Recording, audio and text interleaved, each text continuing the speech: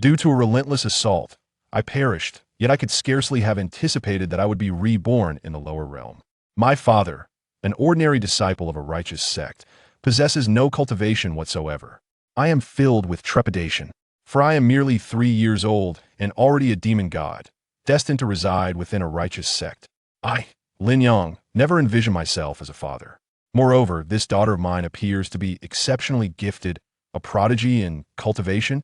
Lin Yang scooped up his daughter and planted a kiss upon her cheek. Lin Wan'er exclaimed, "I must eliminate this man." Chapter 1. Mortal Realm. Ding. Congratulations, host, for chopping wood reward. 10 years of cultivation. Lin Yang paused, wiping the beads of sweat from his brow. He casually bound the cut wood at his feet and hoisted it onto his back, turning towards the small wooden cottage behind him. As for the system notification echoing in his mind, he had long since grown accustomed to it, his heart remaining undisturbed. I wonder how my daughter is faring in my absence. Does she miss me? The mere thought of his daughter brought a subtle smile to Lin Yang's lips. 5 years prior, Lin Yang had traversed into this world, becoming a disciple of the Tianyan sect. His extraordinary talent for cultivation, combined with his striking good looks, led the peak master of Qingyun Peak, Xian, to accept him as her sole disciple. As time passed, Lin Yang and his master gradually developed mutual affection and eventually married. However, their bliss was short-lived. Following the birth of their child, members of her family discovered the union and, in a fit of rage, abducted her, simultaneously stripping Lin Yang of his cultivation, rendering him utterly powerless. If only my cultivation had been stronger back then, I could have prevented Xian's abduction. It was precisely because of his cultivation being destroyed that Lin Yang activated the mortal system, reigniting his hope and granting him the opportunity to reclaim his wife. The so-called mortal system required him to live like an ordinary person, chopping wood, fishing, fetching water, cooking, and caring for his daughter. The more he engaged in these mundane tasks, the more his cultivation would improve, accompanied by random rewards. Upon activating the system, he was also provided with a cultivation method known as desire for mortality. Over the years, through his continuous care for his daughter, chopping wood, and boiling water, he cultivated to the 7th layer, achieving the human sovereign realm. Although his strength reached the human sovereign realm, the nature of his cultivation method rendered him outwardly indistinguishable from an ordinary person, devoid of any visible prowess. "Daughter, father has returned." Lin Yang called out from outside the cottage as he set the wood aside. Upon entering, he beheld his daughter peacefully sleeping, his gaze brimming with affection. This only strengthened his resolve to reclaim Xian, for it was the only way to provide his daughter with a complete home. "Perhaps I should prepare a meal first, so that my daughter can eat as soon as she awakens." Lin Yang turned and walked towards the side room. Since Qingyun Peak was inhabited solely by him and his daughter, coupled with the incident involving Xian, the Tianyan sect had since ceased to pay any attention to Qingyun Peak. As for sustenance, it was entirely reliant on Lin Yang's efforts. Initially, he had received various seeds that bore grandiose names, such as the Millennium Snow, Ginseng, and Starfall Grass, as reward from the system. He had presumed these seeds to be extraordinary, but to his dismay, upon cultivation, they bore no distinction from ordinary vegetables. Thus, he had resigned to using these items as mere ingredients. However, at the moment Lin Yang turned to leave, his daughter, who had been lying on the bed, suddenly opened her eyes wide. Her profound gaze seemed to emanate from the depths of the netherworld, instilling a chilling sense of dread in anyone who met her eyes. Simultaneously, her expression was brimming with hatred and murderous intent, evoking a palpable fear. Such a bizarre scene materialized in a mere 3-year-old child, rendering any normal observer to perceive her as a monster. Where am I? Why is my body transformed into that of an infant girl? Upon regaining her senses, Lin Wan'er surveyed her surroundings in shock. Not only had she become an infant, but all her former powers had vanished without a trace. Even as the revered Zio Demon Lord, one of the 5 great demon emperors acknowledged throughout the realms, she found herself overwhelmed by panic in such circumstances. Yet, there was little time for Lin Wan'er to ponder her situation. She was suddenly engulfed by a torrent of memories flooding into her mind. Even with her millennia of composure, she could not suppress a muffled groan, indicative of the agony she endured. Moments later, as the intense pain began to subside, Lin Wan'er grasped the entirety of her predicament.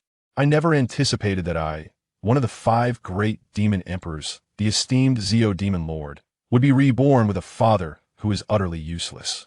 Not only is he a waste, but he couldn't even safeguard his own wife, allowing her to be captured.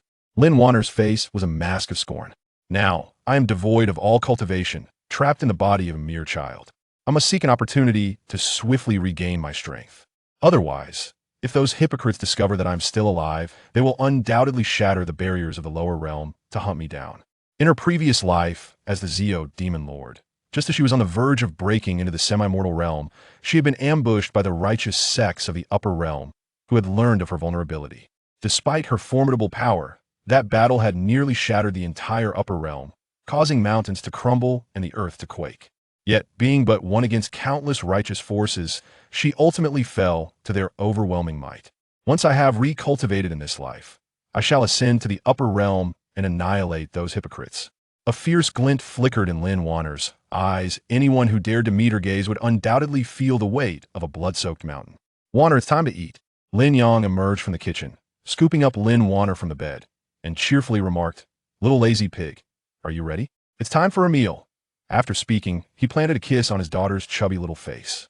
This series of actions left Lin Wan'er utterly unresponsive, her entire being frozen in shock.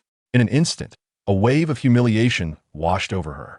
How could she, the illustrious purple mist demon lord, ever be treated with such frivolity? Not to mention being embraced since her birth, she had never had any physical contact with a man. Even more bewildering was the fact that this exceedingly handsome man had dared to kiss her. Even now, she could still feel a lingering trace of saliva upon her cheek. Fury, an unprecedented rage engulfed her.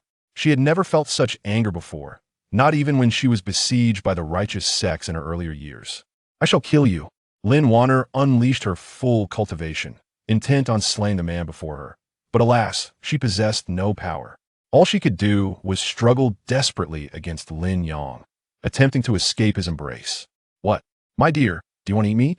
Lin Yang was momentarily taken aback by his daughter's indistinct words and her playful antics in his arms. Chapter 2, Golden Crow, or a Great Bird. Good, good, good. Upon regaining his senses, Lin Yang was filled with delight.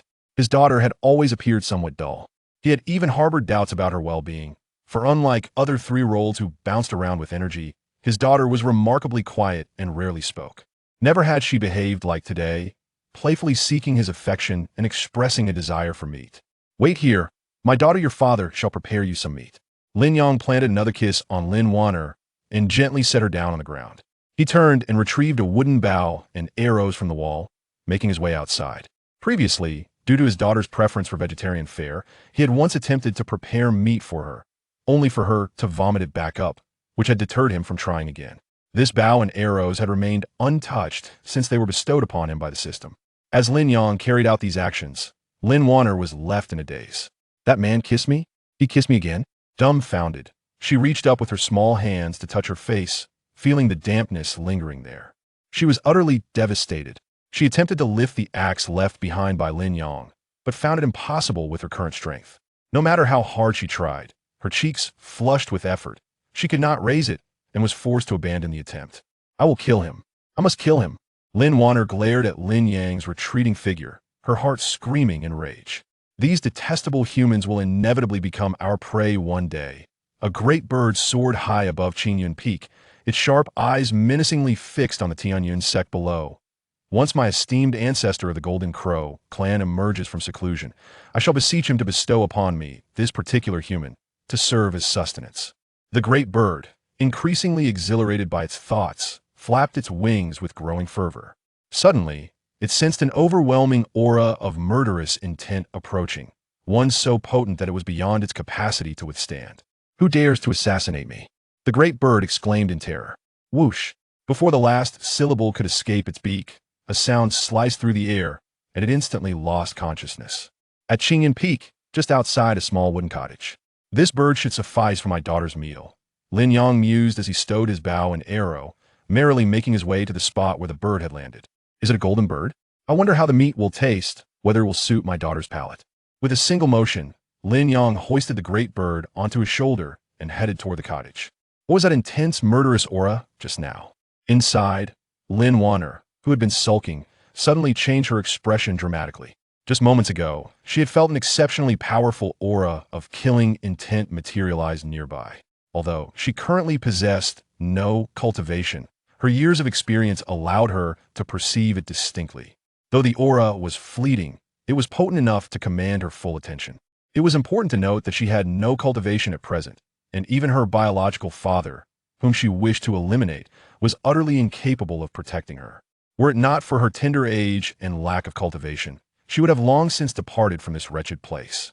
However, the emergence of this murderous intent intensified Lin Wan'er's desire to elevate her cultivation. As for the source of this sudden energy, she had pondered whether it could be Lin Yang, given that they were the only two on the mountain. Yet, as soon as that thought crossed her mind, she dismissed it. A person's lack of cultivation could be discerned even without current power. Her ancient insight allowed her to judge accurately, regardless of her present state. Her father, Lin Yang, was simply a handsome waste of space devoid of any cultivation. "Daughter, I have caught a magnificent bird for you." Upon hearing Lin Yang's excited voice, Lin Wan'er instinctively took a step back. Especially when Lin Yang entered the cottage, she retreated several more steps. Observing her reaction, Lin Yang was momentarily taken aback. Then recalling the bird on his shoulder, he expressed remorse. "Alas, it is my fault for showing you something unsettling. I shall ensure you do not witness such sights again." With that, he hurried to the kitchen, anxious not to frighten his daughter further. Was that truly a golden crow? Lin Wan'er paid no heed to Lin Yang's words. Instead, her gaze remained fixated on the great bird perched on his shoulder. Golden feathers, a rooster's head, 3 legs. Could this not be the ancient demon clan, the Golden Crow? It is known that this clan had long been extinguished in the annals of history in the upper realm. But wait, did they not migrate to the upper realm long ago? Or perhaps I am mistaken. Indeed, I must have misjudged. The father of Lin Wan'er is merely an ordinary man. How could he possibly capture the Golden Crow? Moreover, she had not closely observed whether the magnificent bird possessed a 3rd leg. The more she pondered, the more sense it made to her. This was not a golden crow, it was simply an ordinary bird. Lin Wan'er, with her cherubic face, nodded repeatedly. Subsequently, she dismissed such thoughts and hurried to cultivate her skills, for elevating her cultivation was her most pressing priority. Only by enhancing her abilities could she escape this place and exact vengeance upon the wretched Lin Yang. At the Tianyan sect, within the Grand Hall, the sect leader, Lu Qinglin, along with the esteemed elders and peak masters, gathered in assembly. The hall was filled to capacity, save for one unoccupied seat, the position of the Qingyun Peak. However, the absence of a representative from Qingyun Peak had long ceased to evoke curiosity among the attendees. "What is the purpose of the sect leader summons?" inquired the eldest elder, positioned to Lu Qinglin's left. At this query, all eyes turned toward the sect leader. "I have called you here for 2 matters of significance," Lu Qinglin announced after a brief pause, surveying those present with a sigh. "The first matter is that the barrier to the upper realm has grown increasingly fragile in recent years. We may soon face a momentous event." Upon hearing this, a wave of astonishment rippled through the assembly. "Sect leader, this is indeed a positive development." Indeed, a millennium ago, the path to the upper realm was sealed, leaving countless prodigies and geniuses in despair, while many powerful sects languished as a consequence. Furthermore, sect leader, you have attained the pinnacle of the Earth's sovereign realm. Should the passage to the upper realm be reopened, there's a possibility for you to transcend to that realm. The crowd buzzed with excitement and speculation. "Please, let us maintain silence. The sect leader likely has more to convey," the eldest elder interjected, restoring order as all awaited the sect leader's words. Chapter 3. The spiritual energy storm. In an instant, the atmosphere grew so tense that one could hear a pin drop as all eyes turned to Lu Qinglin. He then spoke slowly. "As everyone has mentioned, our lower realm is severely lacking in spiritual energy, particularly for someone like me who has reached the pinnacle of the earthly sovereign realm. If I wish to ascend further, I must venture to the upper realm." Pausing momentarily, Lu Qinglin continued, "But have we considered the possibility that if the barrier to the upper realm were to break, it might lead to the fusion of both realms? How should our Tianyun sect respond then? Once the realms merge and the ancient clans resurface, what shall we do? The days ahead may not be as easy as everyone imagines." Lu Qinglin surveyed the silent crowd surrounding him, sighed deeply, and added, "Furthermore, I have received news that several demon lords have been reincarnated in our lower realm, one of whom is known as the Purple Ghost Demon Lord. In the upper realm, she was on the verge of immortality, and although she was ultimately eradicated by the major sects, she has still managed to reincarnate here. This individual warrants our utmost vigilance." If her reincarnated identity is discovered, we must unite to eliminate her. As Lu Qinglin finished speaking, the crowd began to disperse, leaving only him alone in the grand hall. The tranquility of the present days may soon be a thing of the past. The only glimmer of hope might lie on Qingyun Peak. For many years, Lu Qinglin had safeguarded Qingyun Peak in anticipation of any potential calamities that could befall the Tianyun sect, hoping that Xian would remember their past bond and preserve the sect. It is essential to recognize that Xian's family is an ancient lineage of remarkable influence. It seems the time has come to pay them a visit. With that thought, Lu Qinglin's figure vanished in an instant. On Qingyun Peak, within a small wooden cabin. "Daughter, it's time to eat," Lin Yang called out as he placed the prepared meal on the table. Lin Wan'er obediently approached, fully aware that despite her desire to eliminate Lin Yang, she needed his support to survive in her current state of limited cultivation. The food was reminiscent of the past, though this time there was an additional meat dish. If she were not still immortal, she would certainly refuse such fare, as the impurities accumulating within her body would be challenging to manage. Lin Wan'er continuously lamented in her heart, "Daughter, come eat some meat, and see how your father's cooking skills fare." Lin Yang affectionately placed a large piece of meat into his daughter's bowl. Although Lin Wan'er felt a strong aversion to the sight of the meat, a warm current surged through her when she inadvertently caught Lin Yang's loving gaze. Having been an orphan in her childhood, she had never experienced the warmth of familial love. Even her adoptive master had only shown her kindness due to her exceptional talent. She had never before encountered such pure affection as she did today. "Daughter, hurry and eat. Look at what your father has prepared. I cannot eat it all by myself." Lin Yang chuckled. Strangely compelled. Lin Wan'er obediently began to consume the meat in her bowl. As soon as it touched her lips, she felt a surge of immense spiritual energy rushing into her body, coursing through her veins and cleansing her within. Could it truly be the flesh of the golden crow? Lin Wan'er could scarcely believe it. She could distinctly sense that with just a bit more meat, she would directly break through to the martial realm. It was worth noting that, having once been a half step into immortality, she was now essentially devoid of any bottlenecks in her cultivation journey. At that moment, Lin Wan'er disregarded everything else and devoured the meat voraciously. Beside her, Lin Yang observed this scene with a smile, his heart brimming with joy. The fact that his daughter relished the meals he prepared filled him with a sense of accomplishment. Ding! Congratulations to the host and daughter for enjoying a perfect meal. Reward: 50 years of cultivation. Ding! Congratulations to the host for bringing happiness to his daughter. Reward: 1 rainbow lollipop. Suddenly, the voice of the system echoed in Lin Yang's mind, leaving him momentarily stunned. What was going on with this system? Why such an unexpected bounty? Lin Yang was somewhat astonished. He had often dined with his daughter before, yet he had never received such generous rewards. Previously, the rewards were typically 10 or 20 years of cultivation, but today it was a staggering 50 years. As for the lollipop, he thought little of it.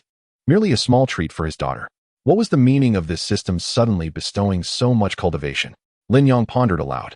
Apologies, the system cannot provide an answer. The host must explore on his own. Lin Yang was left speechless. Since the system offered no explanation, he chose to refrain from further inquiries. However, at that moment, he noticed his daughter, seated directly across from him, enveloped in a massive swirl of spiritual energy. As time passed, the energy surrounding her grew increasingly potent, gradually forming a chaotic tempest of spiritual power. This is bad. She's absorbing too much spiritual energy. If she doesn't manage it soon, she might explode. Lin Wan'er thought to herself, regretting her underestimation of her current capacity for spiritual energy.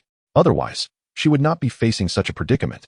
Yet, Lin Wan'er was unaware that even cultivators at the martial realm could be overwhelmed by consuming even a small morsel of meat. She had devoured nearly half a golden crow. It was evident how extraordinary her constitution was. Could it be that my daughter is a prodigious talent?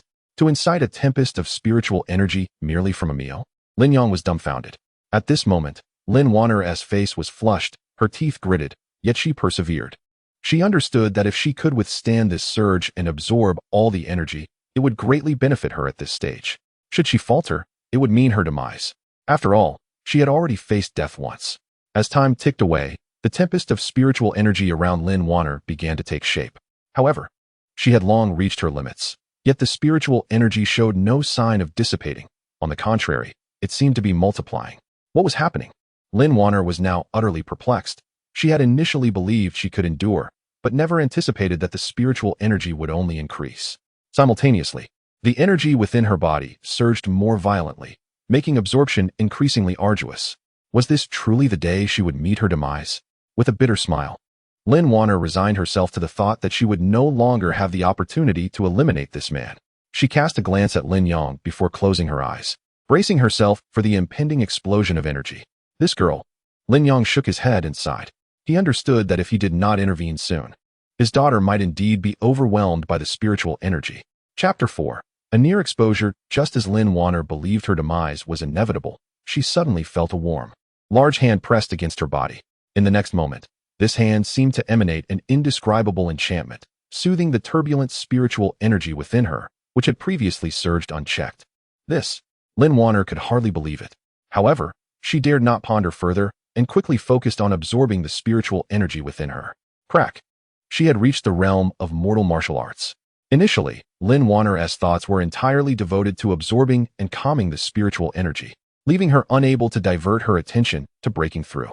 Only after the chaotic energy was subdued could she allocate some focus to her advancement. Yet, her progress did not halt there. As she gradually absorbed the energy, compounded with what she had previously gathered, her cultivation surged dramatically. Mortal martial arts, 2nd layer, 3rd layer, 4th layer, 9th layer, pinnacle of mortal martial arts. As her cultivation continued to ascend, the spiritual energy within Lin Wan'er diminished significantly. Observing this, Lin Yang withdrew his hand and sighed deeply. With his intervention, the spiritual energy within Lin Wan'er stabilized completely, allowing him to relax. He glanced at his daughter, who was still in the midst of her breakthrough, and smiled faintly before quietly tidying up the dishes on the table. Outside the wooden cabin, Lu Qinglin, having concluded the meeting, promptly arrived at Qingyun Peak. As soon as he landed, he sensed a faint aura of demonic energy pervading the entire peak, though it was not overwhelming. However, in the next instant, he felt a surge of malevolent energy emanating from the small wooden cabin where Lin Yang resided. Upon sensing this energy, Lu Qinglin's demeanor became tense, as even he, at the pinnacle of the earthly sovereign realm, felt a chill run down his spine. This is bad. In an instant, Lu Qinglin recalled the formidable demon lords who had been reborn from the upper realm. It was well known that the demon race in the lower realm was far less powerful than their upper realm counterparts. Most demons were relegated to remote corners, their strength not formidable, and with the righteous sect's long-standing suppression, many powerful demons had either perished or fled. The mere presence of a demon warrior within his righteous sect was a dire possibility, suggesting that the individuals inside were indeed demons reborn from the upper realm. If that is the case, with this thought, Lu Qinglin hesitated no longer. He unsheathed his life's treasure, the azure cloud sword, and forcefully burst into the small cabin. At this moment, he held only a sliver of hope for the survival of Lin Yang and his daughter. Due to the overwhelming demonic energy, he was unable to probe with his divine sense whether they were still alive, compelling him to take such a reckless approach to enter the cabin. Bang! Accompanied by the sound of the cabin door collapsing, Lin Yang and his daughter looked on in bewilderment at the intruder. The newcomer, appearing tense and wielding a long sword, stood before them. As Lin Yang continued to wipe the table, he was taken aback upon realizing that it was Lu Qinglin who had arrived. What was this esteemed sect master doing here? However, Lin Wan'er had a different perspective. As she sensed the formidable energy radiating from the newcomer, mingled with a palpable aura of menace, she felt an unspoken dread. Just as she had escaped one trap, another assassin appeared. Furthermore, this individual's strength was at least at the earthly sovereign level. Was this rebirth destined to be so arduous? Yet, having once been the half-step immortal and revered demon lord, Zio, she swiftly collected her thoughts. A glimmer of purple light began to shine in her eyes, and a smile crept onto her lips, revealing a hint of eager anticipation. Lin Wan'er's thoughts were simple. Since escape was not an option, she might as well engage in a fierce battle. Winning or losing was inconsequential. What mattered was to confront death with dignity. The newly arrived Lu Qinglin was utterly bewildered. This situation was far from what he had envisioned. There was no demon lord, and the father-daughter duo of Lin Yang were unharmed. He glanced at Lin Yang, who was still holding a cloth, and then at Lin Wan'er, who appeared eager and brimming with fighting spirit. He felt awkward, not knowing how to position himself. He remained frozen in the doorway, motionless. 1 second, 3 seconds, 10 seconds. The seconds ticked by, creating an excruciating silence within the small wooden house. Were they going to make a move or not? Lin Wan'er felt beads of sweat form on her forehead. Despite her fighting spirit, she dared not act recklessly, finding herself in a stalemate. However, the tranquility of the room was abruptly shattered. I say, Sect Master Lu. This table was crafted from premium wood, and now you've left it in this state. How do you intend to compensate my daughter and me? Furthermore, your sudden appearance startled her, and for that, you must account for the emotional distress as well. And Lin Yang tossed the cloth onto the table, glaring at Lu Qinglin and launching into a litany of grievances. Indeed, within the entire sect, only Lin Yang had the audacity to chastise Lu Qinglin in such a manner. Anyone else witnessing this scene would surely be left agape. This was partly due to the fact that before Xian's departure, she had warned that if she learned of any bullying against Lin Yang and his daughter in Tianyin's sect, she would annihilate it. Additionally, over the years, despite Lu Qinglin's outward indifference toward Qingyun Peak and his lack of assistance, he had privately often met with Lin Yang, and through these interactions, they had developed a friendship. Ah, Lin Yang, I felt a surge of powerful demonic energy emanating from your Qingyun Peak. I was merely concerned for you both. Lu Qinglin chuckled awkwardly, though he was puzzled by the source of the demonic energy and the faint aura of the eerie presence that lingered atop Qingyun Peak. I see you have nothing better to do. Hurry up and compensate for the losses I mentioned earlier, Lin Yang replied, exasperated yet not inclined to elaborate further. All right. I will arrange for someone to handle it shortly. Understanding that Lin Yang was providing him an opportunity to save face, Lu Qinglin quickly agreed. As for Lin Wan'er, witnessing the familiarity between the two men, her fighting spirit gradually diminished. However, when Lu Qinglin mentioned the demonic aura, her entire demeanor tensed once more. Fortunately, at the moment Lu Qinglin entered, she had completely absorbed the spiritual energy within her, causing her aura to retract entirely. Otherwise, Lin Wan'er dared not continue her thoughts. Especially now, with her limited strength and the righteous disdain for the demon clan, any exposure could potentially lead to her demise. What brings you here this time? Lin Yang inquired after tidying the room. Nothing much, except that the barriers between the realms are about to break, potentially leading to a fusion that could unleash countless ancient clans from the upper realms. Chaos will ensue in the lower realms. Lu Qinglin sighed heavily at the end of his statement. I am but a mere mortal. What does this have to do with me? Lin Yang asked. Upon hearing this, Lu Qinglin gave Lin Yang a profound glance before his consciousness began to scan him. Yet, the results were as Lin Yang had claimed. He was indeed an ordinary person, devoid of any detectable cultivation. This outcome had long been anticipated by Lu Qinglin. He fell silent. Lin Yang was fully aware of Lu Qinglin's thoughts. He spoke up. You are contemplating seeking assistance from the Xian family, aren't you? Indeed, Lu Qinglin replied candidly. Our Tianyin sect can only survive through such means in the future. And how do you plan to achieve that? You are aware that the Xian family does not acknowledge me. Lin Yang expressed his curiosity. At this juncture, Lu Qinglin's expression grew conflicted, and after seemingly making a decision, he fixed his gaze upon Lin Yang and said, if our Tianyin sect truly reaches a point of no return and the Xian family is unwilling to assist, I would have no choice but to use you as leverage to compel Xian into aiding our sect, even if there exists but a sliver of hope. Upon uttering this, Lu Qinglin appeared utterly drained, having made a choice between the survival of the sect and his moral principles. Lin Yang was taken aback by this revelation. He had not anticipated that the usually gentle Lu Qinglin would speak such words. Moreover, Lu Qinglin only mentioned threatening Xian and did not implicate Lin Wan'er, indicating that he had not crossed a line that would provoke Lin Yang. Thus, Lin Yang understood Lu Qinglin's predicament and smiled in relief. I understand you, Lin Yang remarked with a smile. If it truly comes to that, I will assist you. At his words, Lu Qinglin abruptly raised his head, incredulity painted across his face. Naturally, he interpreted Lin Yang's assurance of assistance as an indication that, should they reach that critical juncture, Lin Yang would help him orchestrate a FAOD to compel Xian into cooperation. In truth, this was not Lin Yang's intention. Then I thank you, Lu Qinglin nodded. He then turned his attention to Lin Wan'er before addressing Lin Yang once more. Your daughter is a remarkable talent. You must educate her well. With that, Lu Qinglin rose to depart, casting a meaningful glance at Lin Wan'er before his figure vanished from sight. This is my daughter, and naturally, I must educate her properly. Are you instructing me on how to act? Lin Yang muttered irritably as he watched Lu Qinglin's departing figure. Once Lu Qinglin had left, Lin Wan'er let out a long sigh of relief. The pressure exerted by Lu Qinglin had been overwhelming, despite her former status as the demon sovereign. She felt insignificant without any growth. Especially before Lu Qinglin departed, the last glance he cast upon her sent chills down her spine, leading her to momentarily doubt whether he had uncovered some hidden truth. Chapter 5. Lin Wan'er's choice. On the following morning, Lin Yang rose early as usual, preparing firewood and water for cooking, tending to his daughter's daily needs. It was only when the sound of chopping wood echoed outside that Lin Wan'er slowly opened her eyes.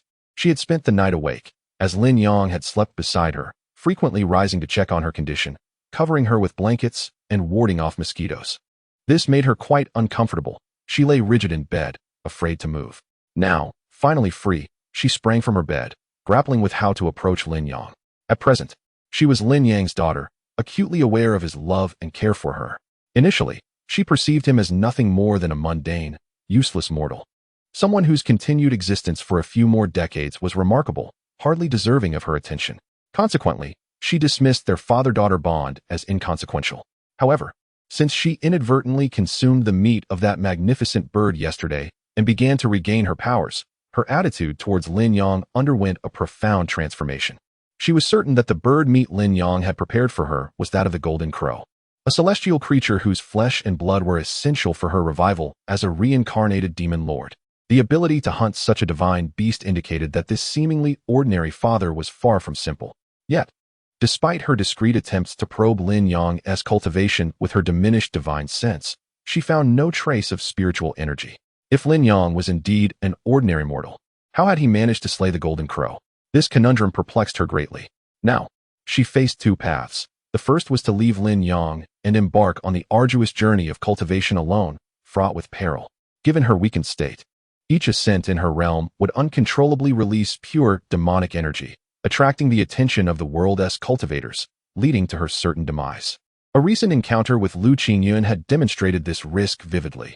Had she not been cloaked in the guise of Lin Yang's daughter, Lu Qingyun would not have let her off so easily.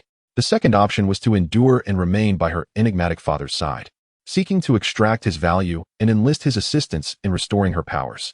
After much contemplation, Lin Wan'er resolved to pursue the latter path, deeming it the more prudent and seamless choice. At this moment, even with her demonic lord's mindset, she could not afford to gamble on the first option, as any misstep could lead to her utter annihilation. Having made her decision, she stepped out of her room and found Lin Yang busy in the kitchen. Upon seeing his daughter, Lin Yang paused, squatted down, and opened his arms with a warm smile, saying, "My dear daughter, what brings you here? Come, let father give you a hug." Lin Wan'er felt a strong aversion to Lin Yang's affectionate demeanor, yet she recognized her role as his daughter, and thus, familial love ought to manifest in such a manner. Reluctantly, she set aside much of her resistance and allowed him to embrace her. Lin Yang, holding her close, beamed and asked, "My dear daughter, are you hungry? I hardly ever see you in the kitchen." Lin Wan'er's dark, expressive eyes twinkled as she contemplated words to please him. "Yes, father, I am hungry." Upon completing her speech, Lin Wan'er felt an overwhelming sense of shame. After countless years of existence and having been invincible for an eternity, the formidable purple mist demon sovereign found herself in a position where she would call someone father. The sweet voice of her daughter filled Lin Yang's heart with immense joy. Simultaneously, a notification from the system chimed in. Congratulations to the host for receiving his daughter's recognition, rewarding him with a century of cultivation and a golden thunder bamboo sword. The host's cultivation had broken through, elevating him to the 6th level of the human sovereign realm and the mid-stage of the 7th layer of the desire of mortality. He never anticipated that his daughter's first words would bring him such benefits. However, at that moment, he was more concerned about why she had suddenly gained consciousness. With delight, he asked Lin Wan'er, who was nestled in his arms, "My dear daughter, how is it that you can suddenly speak?" Lin Wan'er concocted a response. "Father, after I ate the meat of that great bird yesterday, I unexpectedly awakened my intelligence and learned much, realizing that you are indeed my father." The repeated utterance of father was Lin Wan'er's greatest concession to Lin Yang. It was then that Lin Yang began to understand the situation. Lin Wan'er spoke again. "Father, please put me down. I can take care of myself." Upon hearing this, Lin Yang gently set her down, affectionately complimenting her delicate nose, and chuckled. "Ah, my dear daughter has grown overnight. Very well, I respect your wishes." He then turned back to stir the meat of the great bird in the pot. "Since you awakened your intelligence from the great bird's meat, be sure to eat plenty. The bird is large, and there is plenty of meat left for you." Upon learning that there was still a substantial amount of golden crow meat in the pot, Lin Wan'er's eyes sparkled with excitement. Just yesterday, consuming a basin of golden crow meat had restored her cultivation to the peak of the mortal martial realm.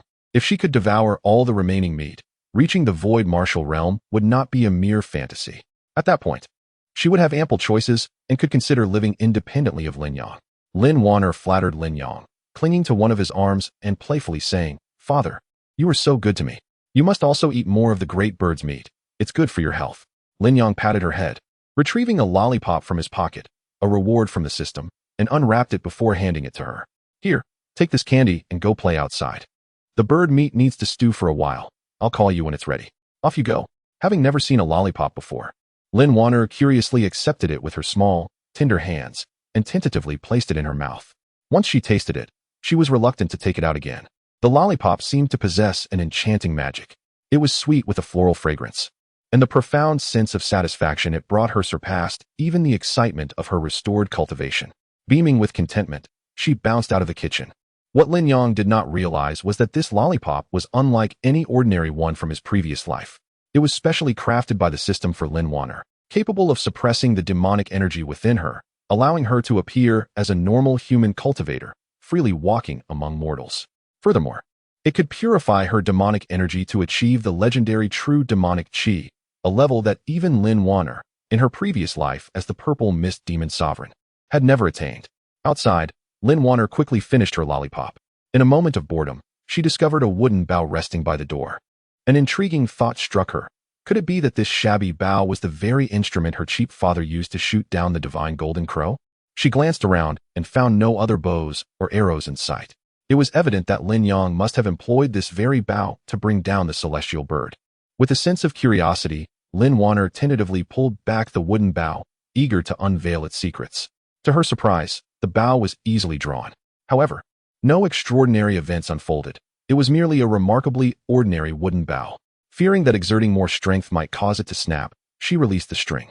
The taut bowstring snapped back with a buzz, creating a vibrating sound as it brushed against the air. Chapter 6. The disappointment of the golden crow's flesh. Lin Wan'er tentatively infused her magical energy into the wooden bow, only to find it absorbed without a trace. Typically, when ordinary items are infused with magical energy, they explode and vanish instantly.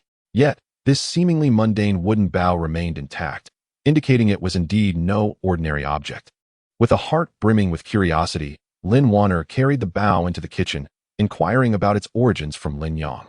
Father, is this the bow you used to shoot down the great bird? Lin Yang, engrossed in stir-frying the golden crow's flesh, replied without turning, Indeed.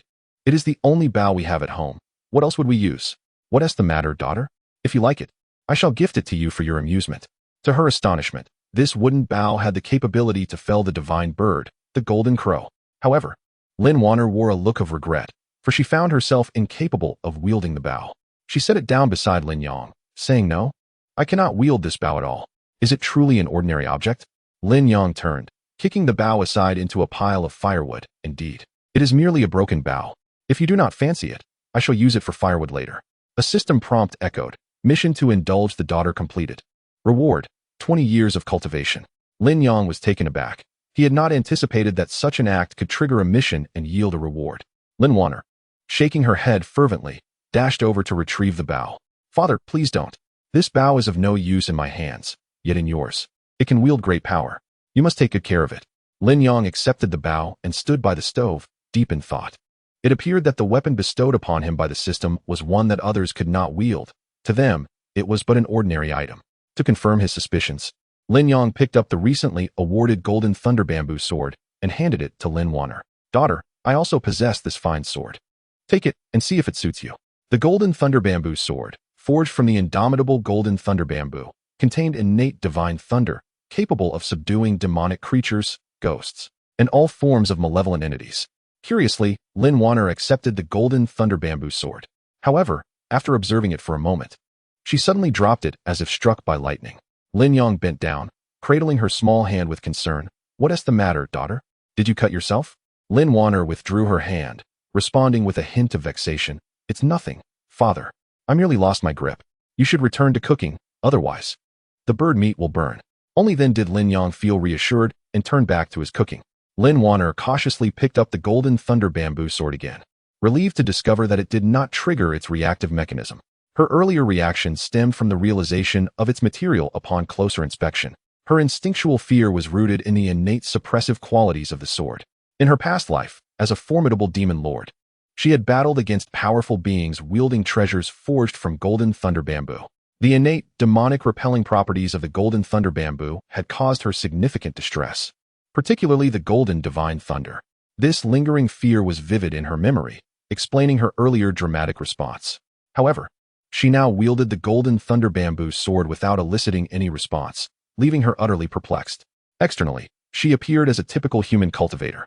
Yet within her resided the genuine power of true demons. The golden thunder bamboo sword could not possibly fail to sense this. Given this, there remained but one alternative.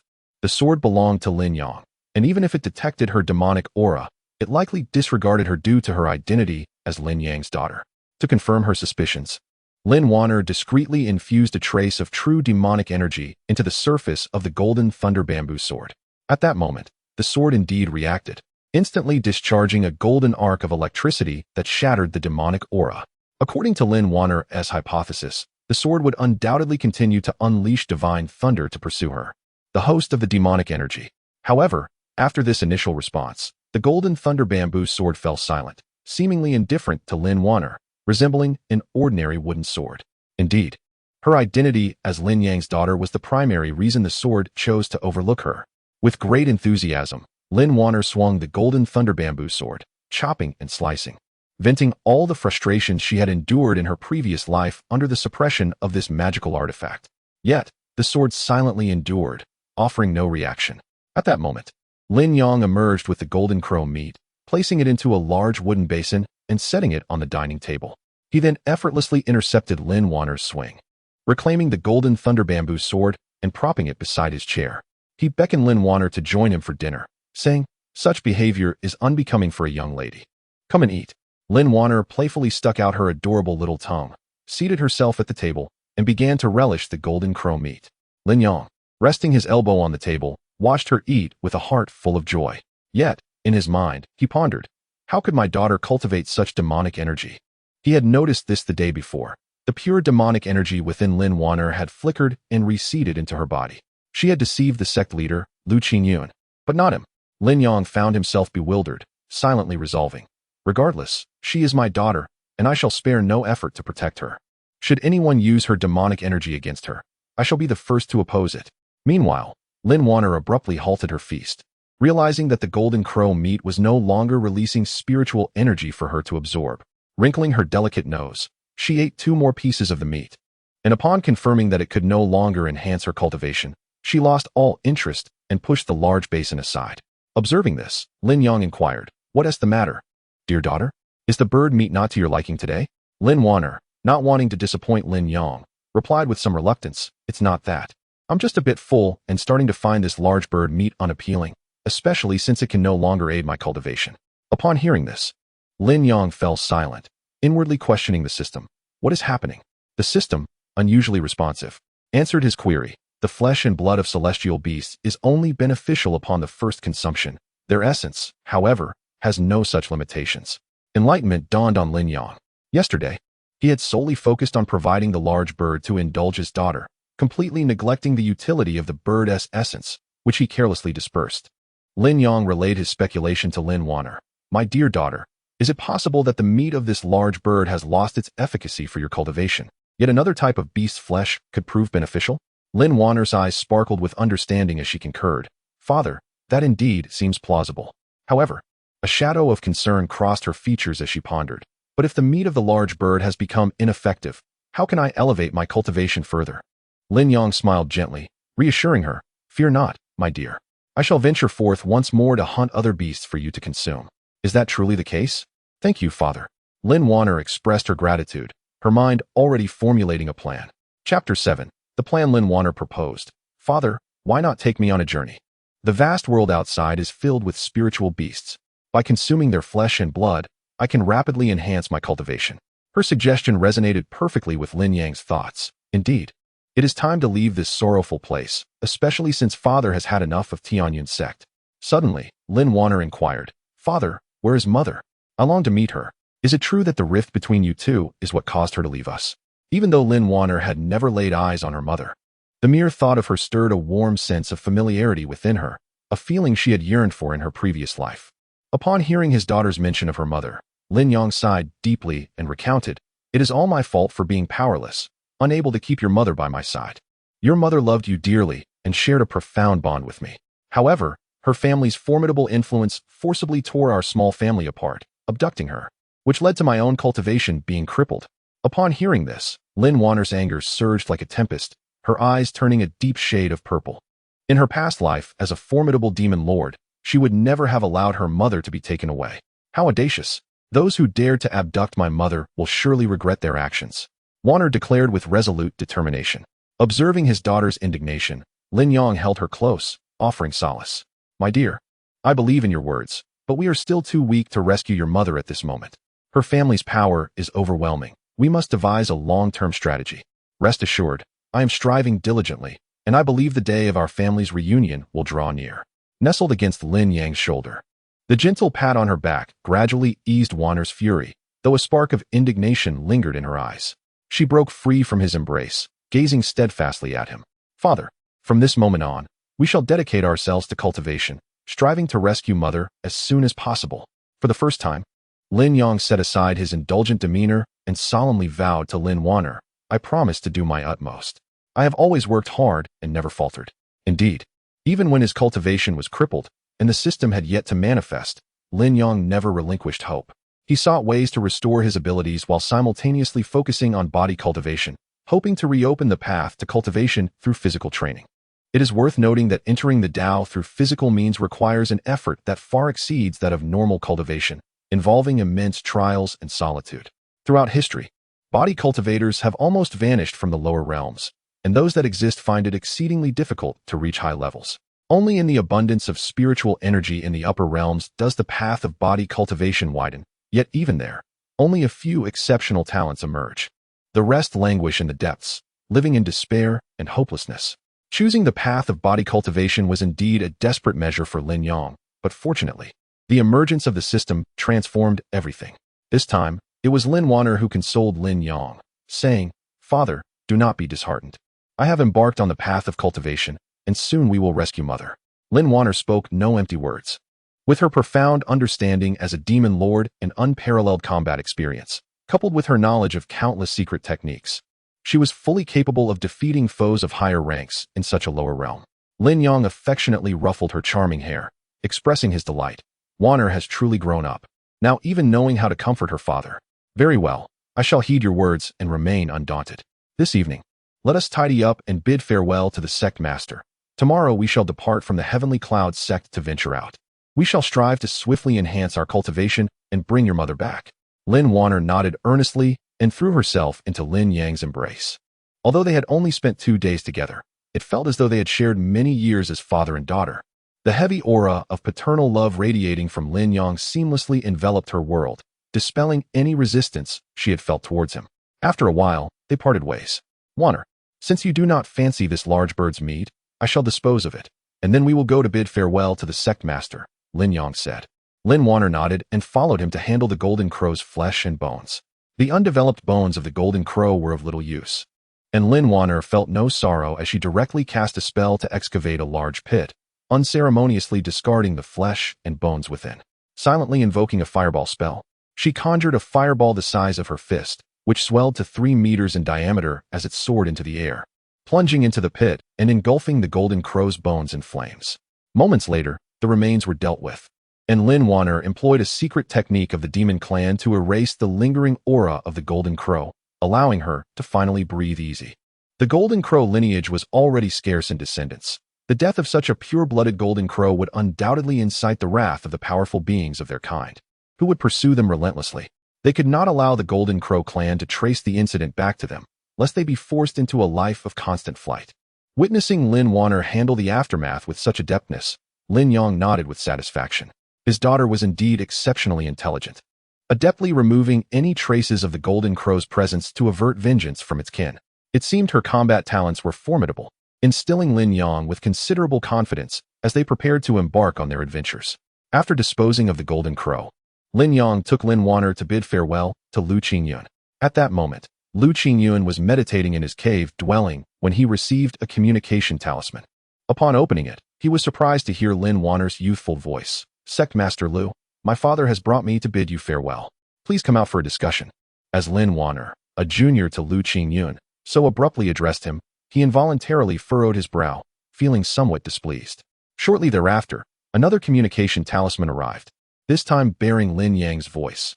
Lu brother, forgive Wan'er for her lack of decorum. She is still young and spoke without consideration. Do you have time for a discussion? Lu Qingyun promptly opened his cave and communicated outward. Lin old friend, you do not visit without reason. Surely you have something to discuss this time. Please come in.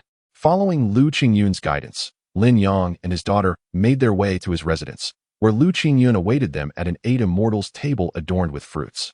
As Lin Yang and Lin Wan'er took their seats, he noticed that Lu Qingyun's gaze towards Lin Wan'er was anything but amicable. She urged Lin Wan'er, dear daughter, quickly greet Uncle Lu. Look, the esteemed Lord Lu appears displeased. Then, half-jokingly, she inquired of Lu Qingyun, isn't that right, great Lord Lu? The two friends often engaged in such banter, and Lu Qingyun, true to form, played along, feigning indignation, indeed, as a prominent leader. It is rather disheartening to be disregarded by a mere child. Lin Wan'er rolled her eyes in response. In the past, she would not have even considered addressing such a minor lord, let alone calling him uncle. However, with her father having spoken, she felt compelled to show respect. In a huff, Lin Wan'er bit her silver teeth and reluctantly called out, hello, Uncle Lu. Chapter 8. Departing from Tianyun's sect. Upon hearing Lin Wan'er affectionately address him as uncle, Lu Qingyun instantly donned a beaming smile, pushing the spiritual fruits and desserts before her.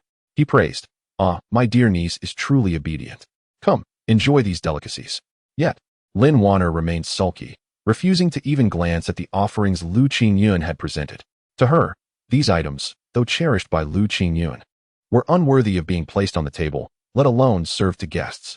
It was only when Lin Yang, fearing for Lu Qingyun's pride, discreetly nudged her that Lin Wan'er reluctantly took a spiritual fruit and swallowed it whole, barely chewing, as a gesture of courtesy to Lu Qingyun. Lu Qingyun inquired of Lin Yang, brother Lin, I just heard from my niece through her thoughts that you are here to bid farewell. Why must you leave? Has Tianyun sect treated you and your daughter poorly? If there is anything amiss, please voice your concerns, and I shall do my utmost to accommodate you. Lin Yang understood Lu Qingyun's apprehension regarding their seemingly unjust departure, which could lead to Tianyun's sect not only losing the assistance of Xian, but also incurring her resentment.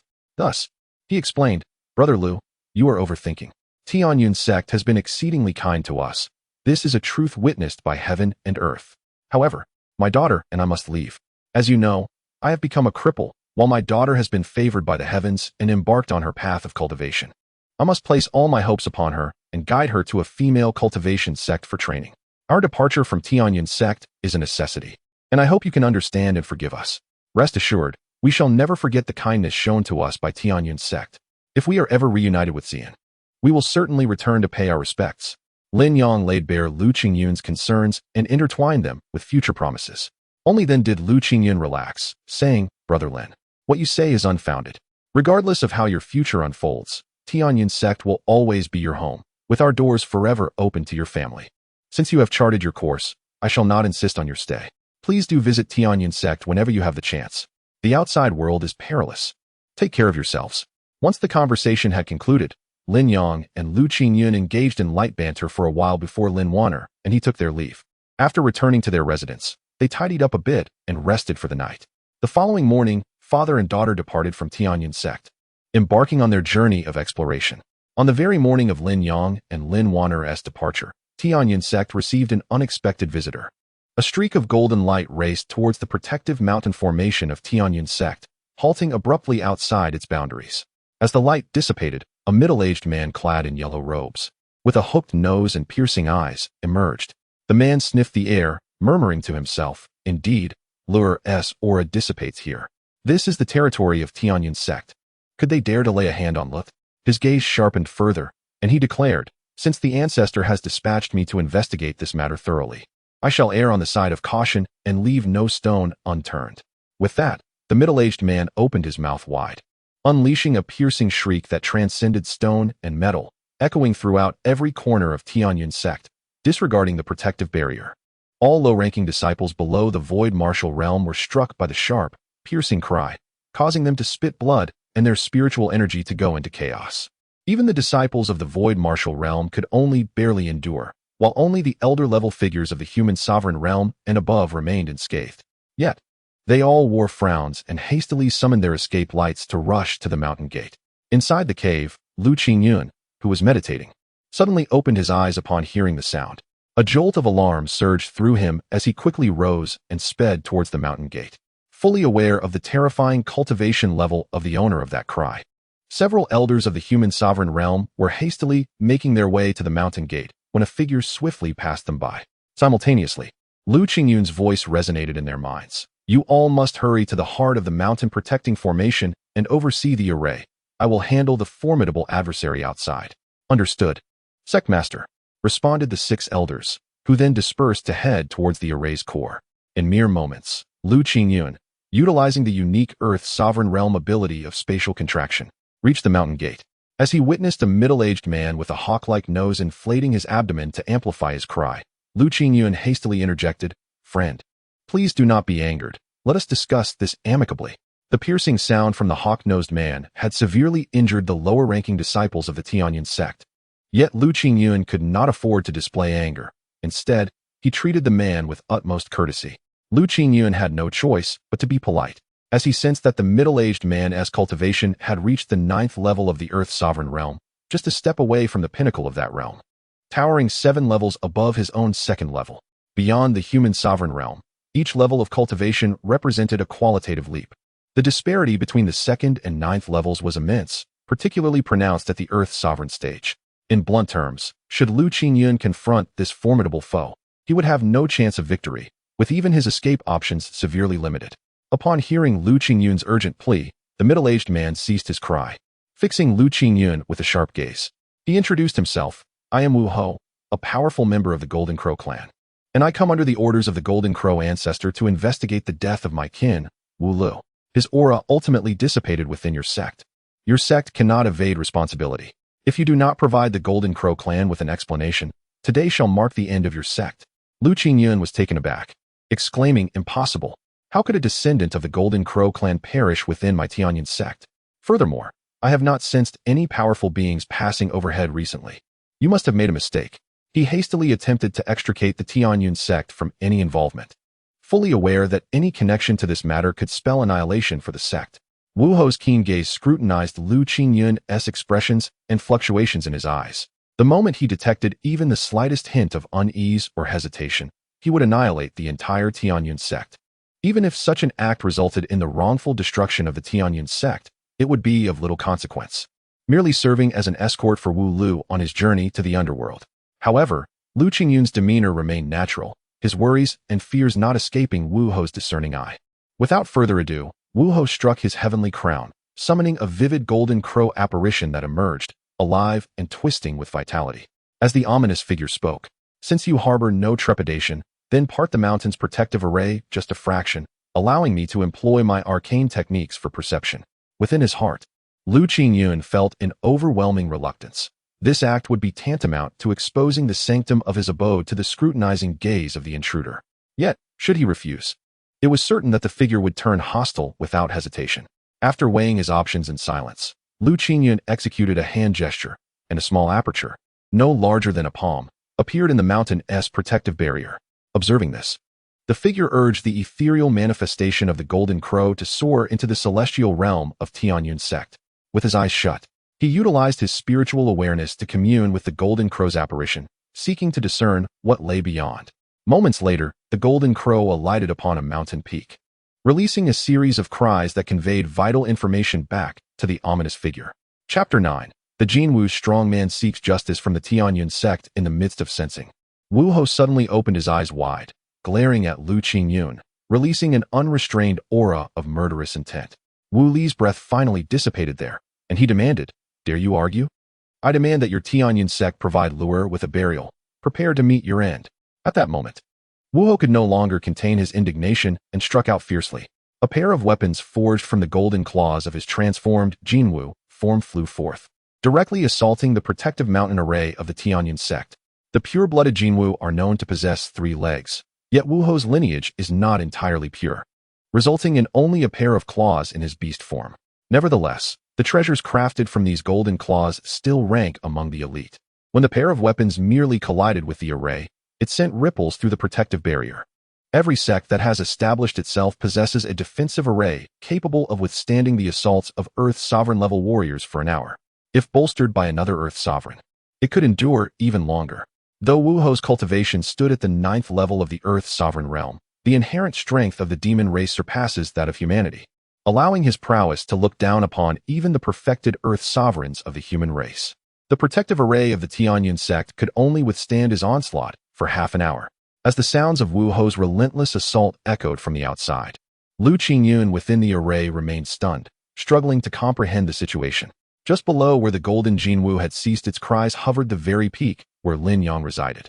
If someone from the Tianyun sect had indeed slain a golden Jinwu divine bird, word would have reached him long ago.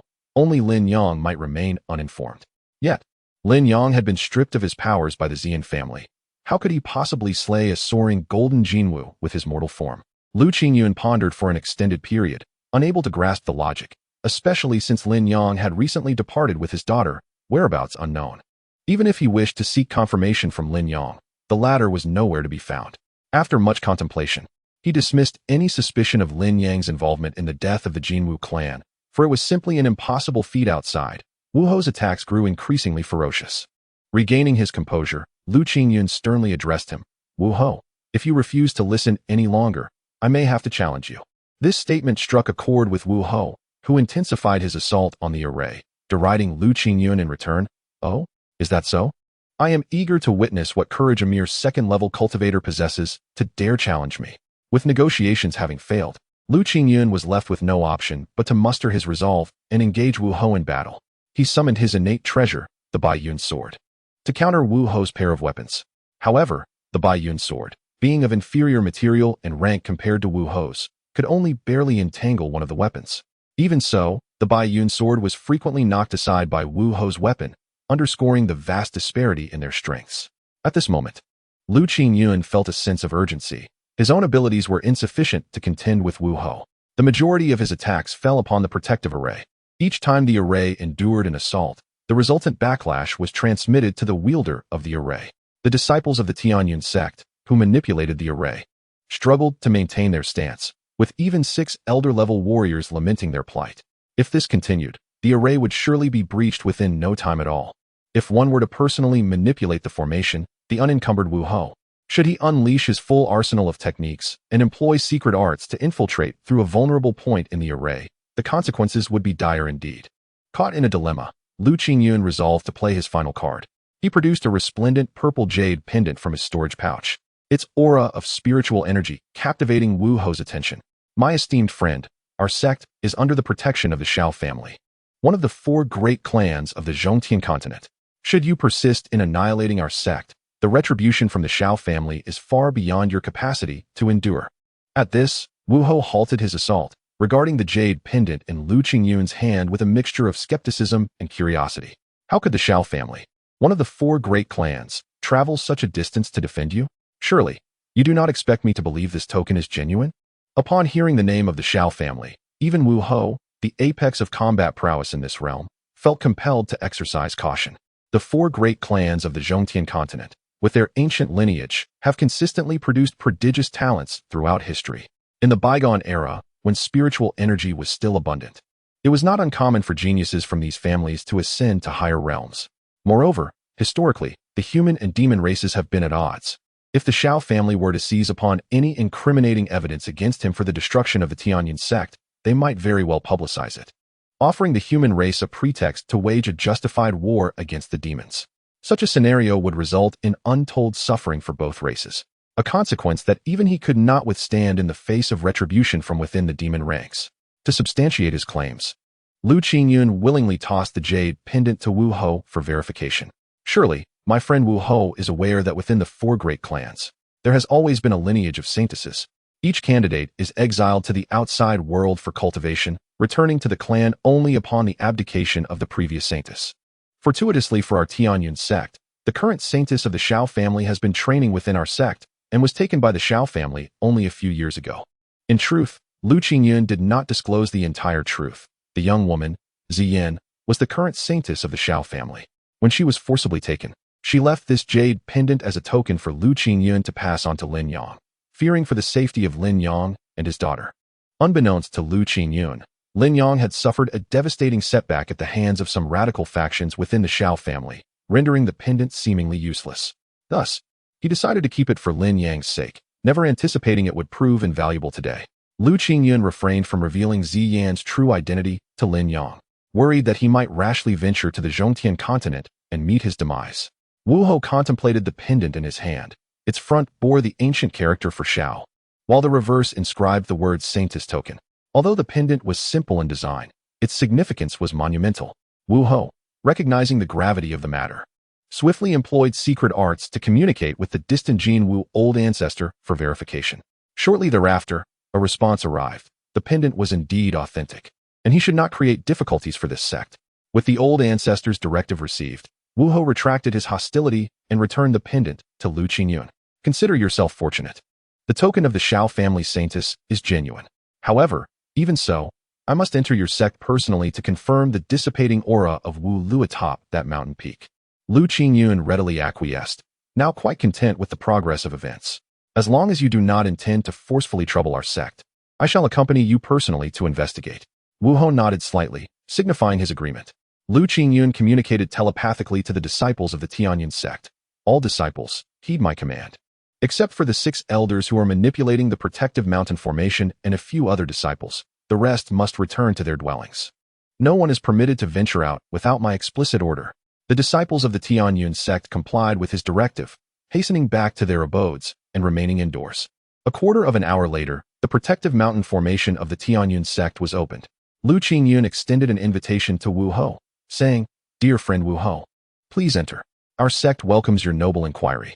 Chapter 10. Qingshifang Market. The protective array of Tianyun sect was activated, allowing Wu Hou to enter. Lu Qingyun personally accompanied Wu Hou to the peak where the golden crow's phantom lingered. Lu Qingyun inquired, "Friend, do not be mistaken. How could the aura of Wu Lu suddenly cease here? If indeed someone from our sect had slain Wu Lu, the traces of his presence would have been eradicated long ago, rather than ostentatiously remaining within the sect." Wu Hou remained silent. His eyes closed as he attuned to the aura in the air. The abrupt disappearance of Wu Li's presence felt as though he had been abruptly transported to a distant place, rendering even the clan's sensing techniques ineffective. Wu Hou pondered whether Wu Lu had encountered a rare natural disaster, perhaps devoured by a seldom-seen spatial rift in this realm. The longevity of the demon race was extraordinary. As a 9th-layer Earth sovereign, he had lived for thousands of years and was privy to many secrets, with spatial rifts being just one of them. Regardless of a cultivator's might, encountering a spatial rift meant certain death. Wu Hou estimated that only a being of the sacred venerable realm from the higher planes could hope to survive. In truth, Wu Hou had misjudged the situation. Wu Li's aura had dissipated entirely due to being shot by the wooden bow rewarded to Lin Yang by the system. All weapons bestowed upon Lin Yang by the system possessed the ability to erase traces of existence, and the golden thunder bamboo sword was no exception. Wu Hou proposed, "Friend, let us descend to the mountain peak below and investigate." Lu Qingyun hesitated as he glanced at the peak where Lin Yang resided. "Friend, the very peak beneath us is where the holy maiden of the Shao clan once cultivated. Do you suspect that the Shao clan has harmed your kin?" Wu Hou raised an eyebrow, intrigued. "Oh, what a coincidence. That makes it all the more necessary to take a look." Without waiting for Lu Qingyun's response, he swiftly vanished and reappeared atop the mountain peak, prompting Lu Qingyun to hastily follow.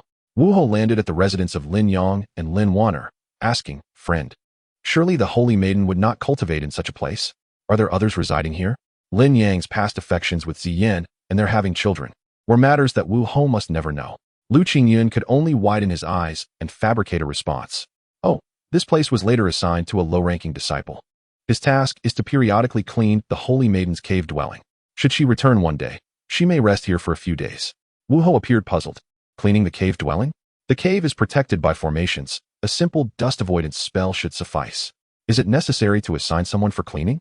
Lu Qingyun elaborated, "Dear friend, you do not understand. Casting the dust avoidance spell is standard procedure. Only by sending someone to clean personally can we convey our sect's regard for her." Wu Hou scoffed. Humans are indeed troublesome. He then proceeded to search Lin Yang's residence meticulously with his spiritual sense, yet found no trace of Wu Lu.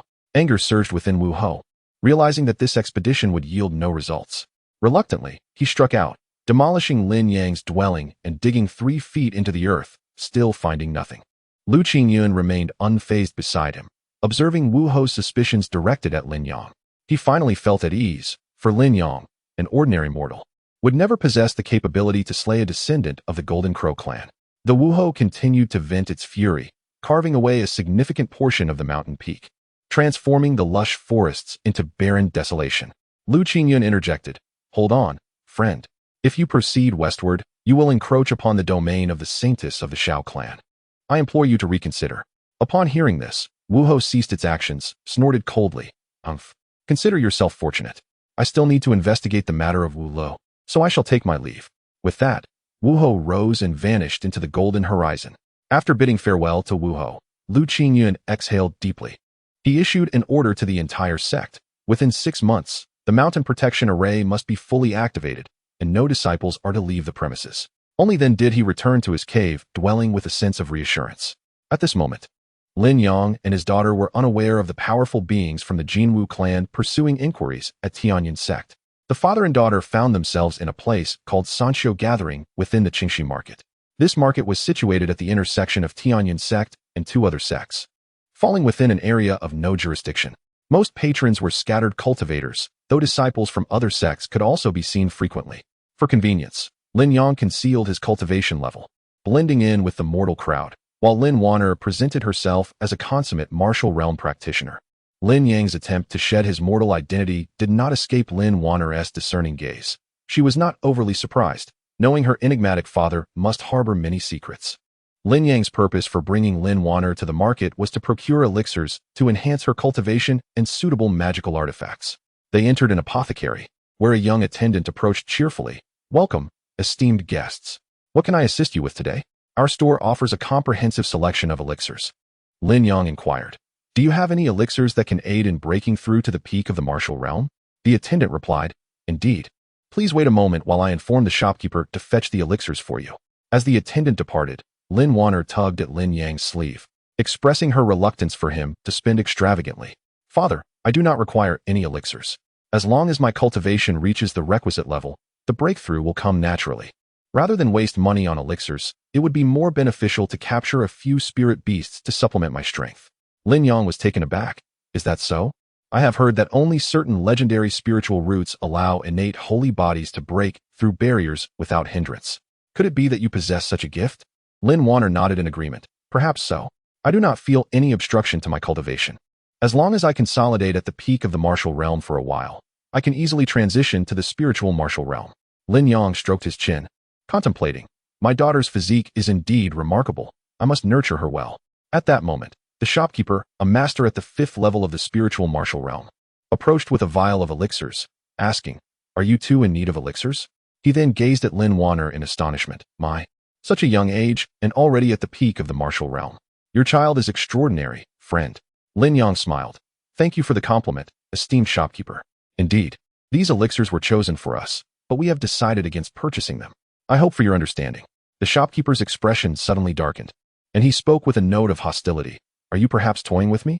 Lin Yang, maintaining a serene smile, replied, "Please do not take offense, esteemed shopkeeper. Although my daughter and I will no longer be purchasing elixirs, we are willing to offer you these 20 low-grade spirit stones in exchange for some desired information." With that, Lin Yang produced a pouch of low-grade spirit stones from seemingly nowhere, weighing it in his hand. Transactions among lower-tier cultivators are typically conducted with low-grade spirit stones. Only those of the human sovereign realm and above engage in exchanges using mid-grade stones. The rarity of high-grade spirit stones is such that they are nearly non-existent in this generation, with some Earth sovereign cultivators spending their entire lives without ever encountering one. Chapter 11. Inquiries for information. Lin Yang generously spent 20 inferior spirit stones solely to acquire some intelligence, a gesture that greatly delighted the shopkeeper of the alchemy store. He immediately responded, "Please, fellow cultivator, do not hesitate to ask. I shall share all that I know without reservation."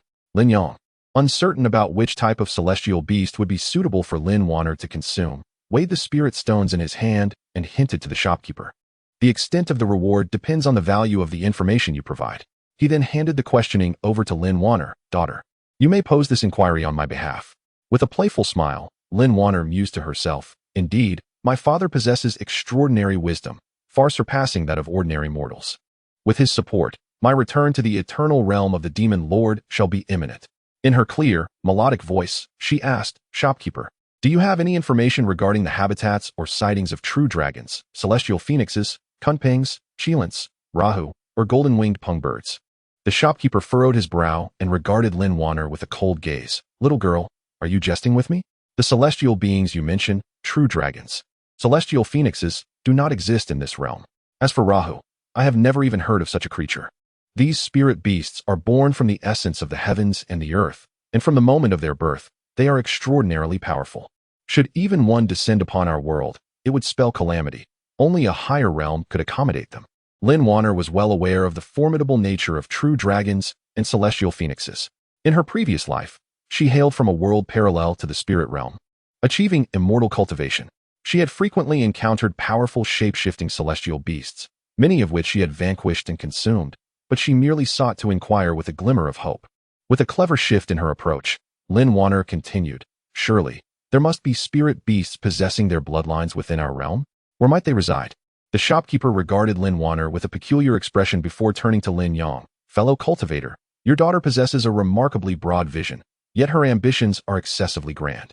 She dares to covet the attention of such celestial beasts. Little does she know that human greed can lead to ruin. Even spirit beasts with their bloodlines are not to be trifled with. Take, for instance, the distant Golden Crow clan of the Southern Sea. They possess the bloodline of the Golden Crow, each one immensely powerful, with their ancestral Golden Crow being a being of unparalleled existence in our realm. Lin Yang, deeply fond of Lin Wan'er, addressed her gently, shopkeeper, answer whatever my daughter asks. As for the reasons behind her inquiries, you need not concern yourself. The shopkeeper, both amused and exasperated, replied, very well, I shall share all that I know. If you venture forth to your demise, it shall not be on my conscience. Listen closely. Aside from the Southern Sea Golden Crow clan, in the vast mountains to the east, there exists the white-headed Golden Eagle clan, which possesses the bloodline of the Golden-Winged Roc, and they are sworn enemies of the Golden Crow clan. In the boundless seas, there resides the Jiaolong clan, boasting the bloodline of the true dragon and ruling over the ocean. Correspondingly, there is the Water Cheelan clan, which jointly governs the boundless seas alongside the Jiaolong clan. Recently, the most notable among the spiritual beasts is the three-headed cold raven, which possesses the bloodline of the heavenly raven. It serves as the guardian divine beast of the spiritual beast sect, boasting a cultivation level of complete mastery in the human respect realm. Are you brave enough to confront it? This is all I know. After hearing this, Lin Yang and his daughter felt a sense of satisfaction, as it at least provided them with a clear target. Lin Yang tossed a handful of spirit stones to the shopkeeper, stating, here is your reward. Additionally, the information we discussed must remain confidential. The shopkeeper, delighted, accepted the spirit stones, eagerly agreeing, of course, my business is built on trust. Nodding in acknowledgement, Lin Yang led Lin Wan'er to the alchemy shop. However, as soon as they left, the shopkeeper's demeanor darkened. He activated a sound transmission talisman, betraying Lin Yang and his daughter. Golden Blade Trio, I have a lucrative opportunity for you. There is a father and daughter duo who are quite generous. The daughter is at the peak of the martial realm, while I estimate her father is at most at the 5th or 6th level of the spiritual martial realm. You could easily overpower them. I will send you their images shortly, and as per our usual arrangement, we shall divide the spoils afterward. Moments later, the Golden Blade Trio replied, send the images over. We have been looking for good business lately. Rest assured, your share will not be lacking once the deal is done. The alchemy shopkeeper hurried to the back, using a mirror artifact to transmit the likenesses of Lin Yang and his daughter to the Golden Blade Trio. Once outside the alchemy shop, Lin Yang and Lin Wan'er turned a corner and entered the refining pavilion. Dear daughter, I shall select a couple of protective artifacts for you. Would you like that? Lin Wan'er responded joyfully. Father, I would love that. A capable artifact would surely bolster my confidence in battle. However, she hesitated. But do you have enough spirit stones? Though these artifacts are the most basic of weapons, they are still quite expensive. In the world of cultivation, anything that enhances one's strength is exorbitantly priced, particularly artifacts and elixirs. Lin Yang, stroking the unassuming ring on his finger, confidently replied, your mother left me a substantial amount of spirit stones. You need not worry about spending. This seemingly ordinary ring was a spatial artifact rewarded to him by the system. Several levels above a storage bag, it contained a vast quantity of spirit stones, some from Xian, and even more from the system's rewards. Lin Wan'er, reassured, accompanied her father directly to the counter of the refining pavilion. The establishment was rather quiet, with only a young man engrossed in a tattered book. Lin Yang inquired, could your shopkeeper come out for a discussion? I have a significant business proposition. To his surprise, the young man closed his book and replied, I am the shopkeeper. What sort of business do you wish to discuss? Lin Yang, taken aback, responded, It is impressive that such a young person is engaged in substantial business.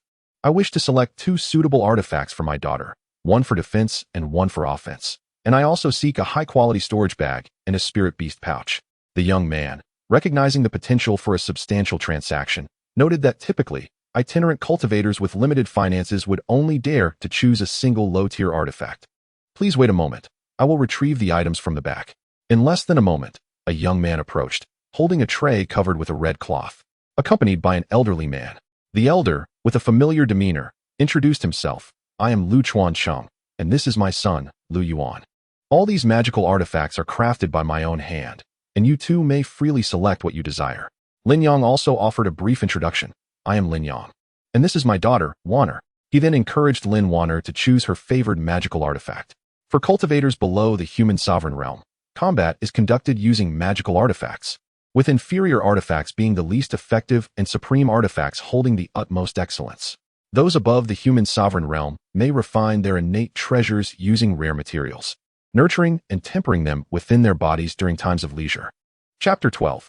Armed Lin Wan'er, it is precisely due to the existence of cultivable and upgradable treasures that those who have attained the human respect realm and beyond can traverse the world with unmatched prowess, capable of severing heads from 1,000 miles away. There exists another category of items, situated between treasures and magical tools, specifically designed to nullify treasures and refine them into talismans. The advantage lies in the fact that cultivators below the human respect realm can wield these talismans, though their power is only 1/3 to half that of the original treasures, with very few exceeding half their might. Moreover, they come with usage restrictions, allowing only 3 to 5 applications. Such remarkable items circulate widely among major sects and prominent families, bestowed by elders upon their juniors as formidable tools for self-defense and strength enhancement. The weapon awarded to Lin Yang by the system belongs to a unique category, one that only he can wield, appearing as an ordinary object during mundane times. Lu Chuancheng unveiled the red cloth covering the tray held by Lu Yuan, revealing several exquisite magical tools. He introduced, esteemed friend, please observe, there are a total of 8 magical tools of above-average quality here. 2 flying swords, 2 flying daggers, 2 shields, a silk scarf, and a folding fan. Among them, this silk scarf is my proud creation, a superior magical tool, while the others are of average quality.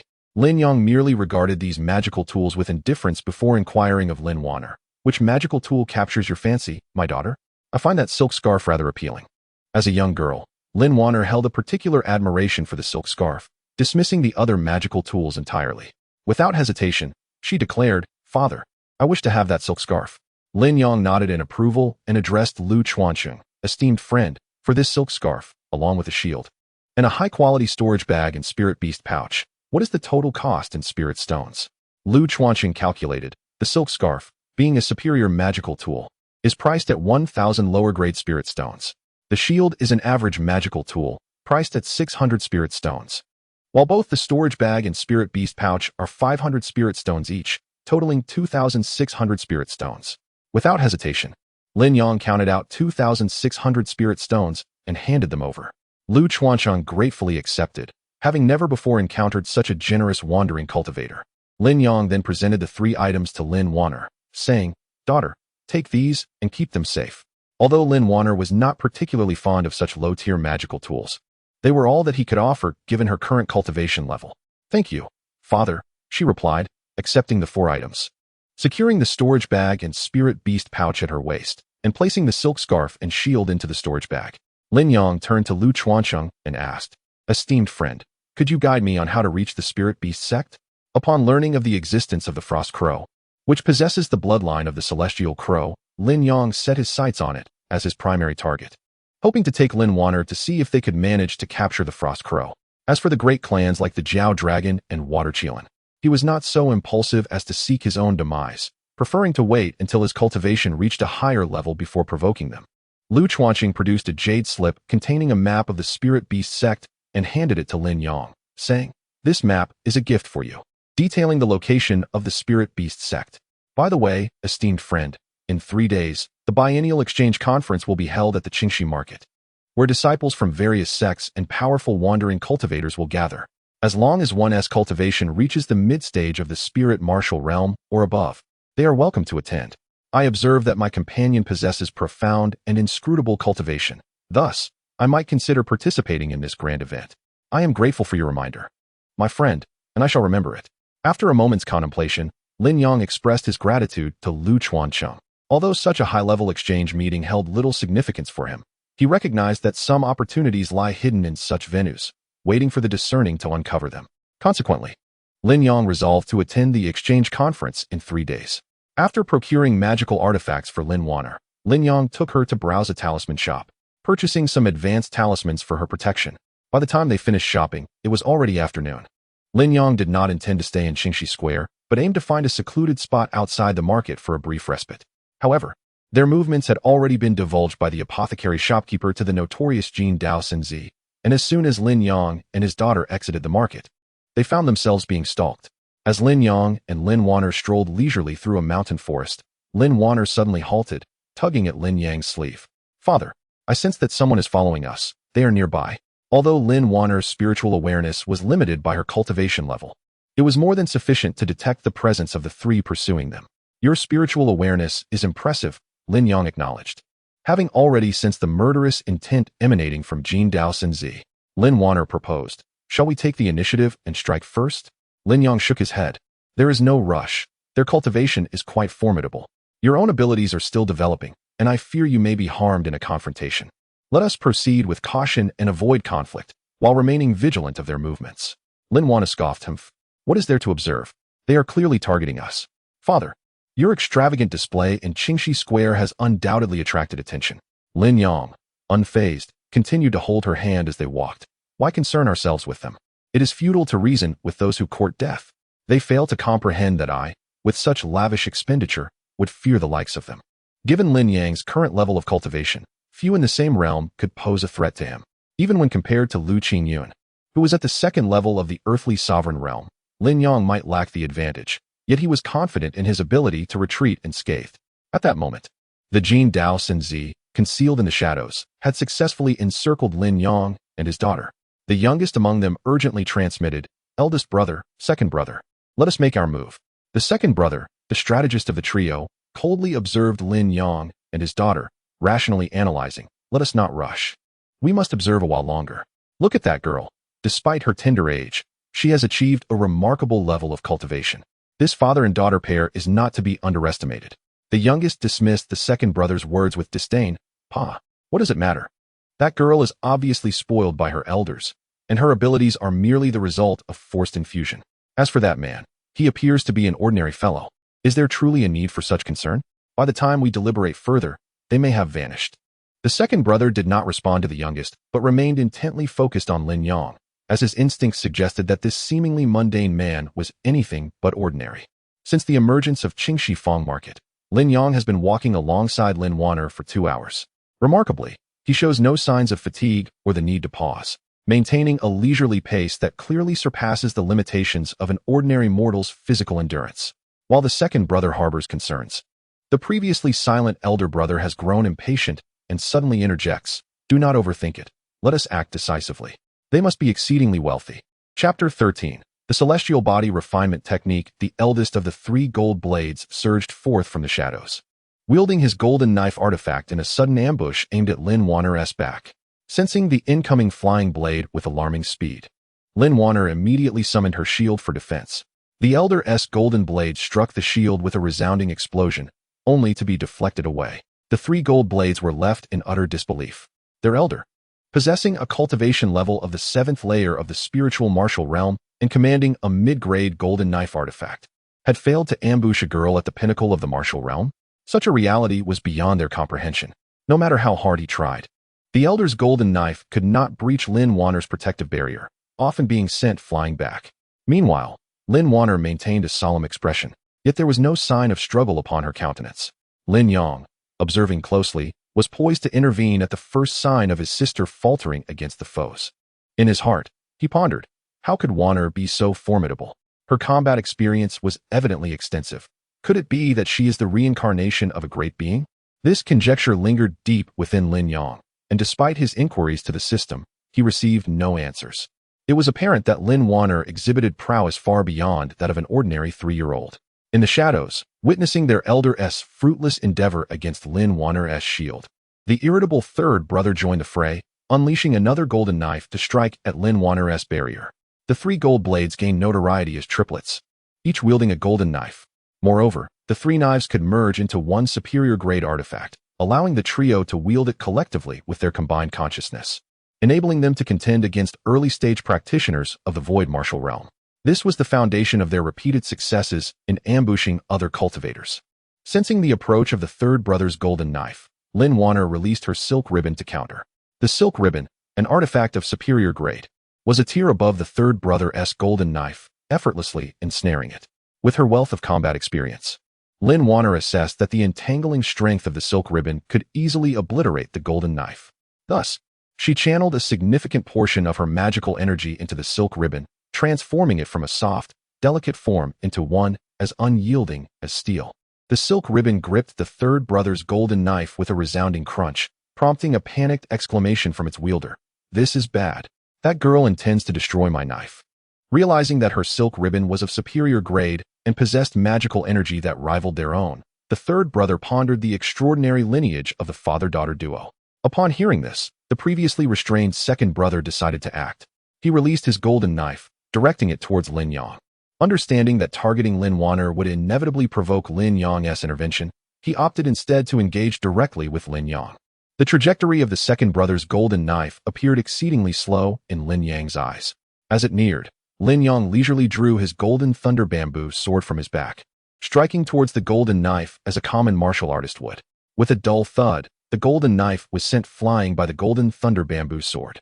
The second brother stood frozen, astonished beyond measure, even more so than when Lin Wan'er had ensnared the other two brothers. The sword strike from Lin Yang seemed devoid of any magical energy, executed with the rawness of a mere mortal. Leaving the second brother utterly perplexed at how Lin Yang accomplished such a feat, the system notification reverberated in Lin Yang's mind. "Congratulations, host, on completing the ordinary sword-swinging task. You are rewarded with 20 years of cultivation and a copy of the Heavenly Body Refinement Technique, now at the first level of progress." Lin Yang mentally absorbed the essence of the bestowed technique. The Heavenly Body Refinement Technique was a method for tempering the physical form, encompassing 9 grand realms, each divided into 9 layers. The first 3 realms pertained to skin, tendons, and bones, while the subsequent 6 realms remained concealed, awaiting Lin Yang's future advancements in cultivation to unveil them. Presently, he stood at the first layer of skin refinement, his physical strength surpassing that of fellow cultivators of the same rank by a third, albeit seemingly of little immediate use. However, once he ascended to the second grand realm, his physical prowess would potentially double that of other cultivators, rivaling even that of the demon race. Further advancement would enable his physical form to match the capabilities of ordinary demons, akin to magical artifacts, allowing him to engage in direct combat using his body. Progressing even higher would elevate his physical strength to the realm of magical treasures, surpassing them, and approaching the might of celestial beasts such as true dragons and phoenixes. Yet, this was not the ultimate destination. Completion of the initial 3 grand realms was merely the prelude. The subsequent 6 realms necessitated entry into the exalted true immortal realm for cultivation. Lin Yang felt a surge of joy. External methods could never compare to the strength of one's own foundation, and the Heavenly Body Refinement Technique perfectly compensated for this shortcoming. Meanwhile, the trio of Golden Blade assassins, lurking in the shadows, began to falter in resolve after repeated failures. The strategist of the group, the second brother, suggested, "Elder brother, third brother, this father-daughter duo is exceedingly peculiar. Shall we retreat? As long as the Green Mountains remain, we need not fear the absence of firewood." The brash third brother, concerned about losing face, retorted, "Retreat? It's easy for you to say. If this matter gets out, our reputation will be in tatters. How shall we face the world?" The second brother scolded him. "Nonsense. Is a mere reputation worth more than our lives? Besides, we are in the wilderness. Who would witness our defeat and flight?" The eldest brother found merit in the second brother's reasoning and commanded, "Then let us withdraw. We shall seek compensation for today's grievances from the pill shop that provided us with this information." The 3 brothers, now contemplating retreat, instinctively began to reclaim their golden blades and flee. However, Lin Wan'er, with her wealth of combat experience, swiftly discerned their intent to escape. She transformed her silk ribbons from firm to supple, intent on ensnaring the 2 golden blades. Indeed, the 2 blades faced relentless entanglement. with only the second brother's blade managing to retreat. Lin Wan'er urged Lin Yang, "Father, they intend to flee. Such scoundrels engaged in heinous acts must not be allowed to escape. Quickly devise a means to eliminate them." Lin Yang nodded, and with a thought, he channeled a surging torrent of undetectable magical energy into the thunder bamboo sword. The sword sprang to life, darting forth in an instant, vanishing from sight. When it reappeared, it had already pierced the unguarded body of the second brother. The second brother of the Golden Blade trio was swiftly slain by Lin Yang, the vast disparity in cultivation leaving him no time to react.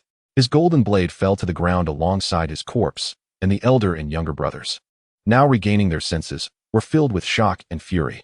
Second brother. No. The death of their brother pierced their hearts, prompting them to become alert, hastily activating their magical shields while summoning their defensive artifacts. The elder brother urged the third, saying, "Third, our opponent is shrouded in mystery and possesses formidable strength. We must swiftly merge the golden blades and jointly confront them." The third replied, "Very well, I shall heed your command."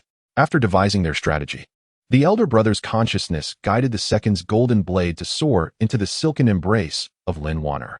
Lin Yang, curious to witness what tricks the two could devise, refrained from launching an immediate attack, allowing the thunder bamboo sword to loom menacingly in midair nearby.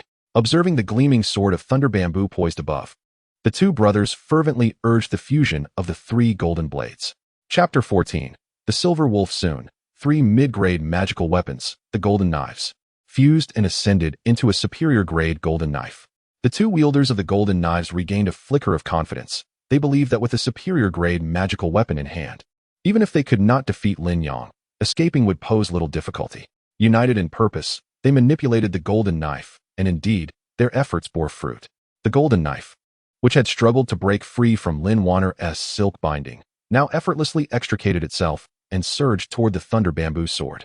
They intended to engage the thunder bamboo sword in a direct confrontation to gauge its capabilities. Should the disparity prove insurmountable, they would hastily retreat. However, Lin Yang was not inclined to grant them such an opportunity. As the golden knife approached the vicinity of the thunder bamboo sword, he summoned forth the sword's formidable might, unleashing the exorcising divine thunder, which effortlessly obliterated the consciousness tethered to the golden knife. In an instant, the once commanded weapon became a drifting, unclaimed object, plummeting to the ground. The two wielders of the golden knife stood agape, for their greatest reliance had been the offensive capabilities of the golden knife. With its loss, they were rendered defenseless, akin to lambs awaiting slaughter. The enigmatic Lin Yang exerted overwhelming pressure upon them, prompting the duo to forsake any attempts to reclaim the golden knife and flee in sheer panic. Lin Wan'er, eager to pursue, urged her silk to follow suit, only to be halted by Lin Yang. "Wan'er, as a young lady, you must not stain your hands with blood. Leave the remainder to your father." Complying with his words, Lin Wan'er retracted her silk, her curiosity piqued at how Lin Yang wielded a wooden bow against foes. As Lin Yang deftly directed the thunder bamboo sword in pursuit, he readied the wooden bow, drawing it to its full arc. In the next moment, the bow, initially devoid of arrows, suddenly coiled with spiritual energy, swiftly transforming into a resplendent arrow that he held at his fingertips, aimed directly at the fleeing duo. With a decisive command, he released "Go." The arrow, born of spiritual essence, hurtled through the air, piercing the bodies of the golden knife wielders in an instantaneous strike, achieving a remarkable 2-for-1. Their protective shields and barriers offered no resistance, and thus, they were annihilated by Lin Yang. Lin Wan'er widened her eyes in astonishment, witnessing such a method of attack for the first time, finally comprehending how Lin Yang had dispatched the golden crow divine bird. A system notification chimed. Due to the host's indulgent affection for his daughter, a reward of 30 years of cultivation is granted. His cultivation advanced to the 8th layer of the human sovereign realm and the later stage of the 7th layer of the mortal desire technique. After vanquishing the three wielders of the golden knives, the thunder bamboo sword returned to Lin Yang, carrying their storage bags and golden knives.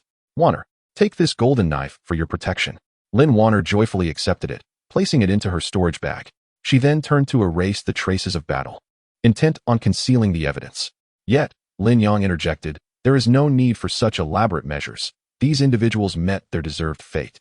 Should their demise be witnessed and recounted, we shall have inadvertently done a good deed." Nodding in agreement, Lin Wan'er followed Lin Yang as they ventured deeper into the forest. Shortly after their departure, the bodies of the golden knife wielders were discovered by a passing cultivator. Observing the three identical lifeless faces, The cultivator quickly recognized them as the infamous Golden Knife Trio, now slain by an unknown formidable force and discarded in the wilderness. With a sense of schadenfreude, the cultivator remarked, "Good. They deserve to die." Uncertain of who has avenged the unjust souls perishing at their hands, I feel compelled to immortalize this scene for posterity. He recorded the gruesome demise of the Golden Blade Trio using a water mirror technique, leaving no trace of their remains before departing to the bustling marketplace of Qingxifang to spread the word. Before long, news of the Golden Blade Trio's brutal ambush and their subsequent annihilation circulated widely. The listeners applauded, and a warning bell tolled for those with ulterior motives lurking in the shadows. Only the apothecary's proprietor felt a pang of guilt, pondering whether Lin Yang and his daughter were aware that it was he who had divulged their whereabouts to the Golden Blade Trio. By this time, Lin Yang and his daughter had discovered a suitable refuge behind a small waterfall, hidden within a cave. They encountered a group of low-tier demonic beasts, the spirit monkeys, which Lin Yang promptly drove away. He then set up a barrier at the cave's entrance to prevent the monkeys from returning to disturb them. Having completed these tasks, Lin Yang and his daughter each settled into a meditative posture to rest.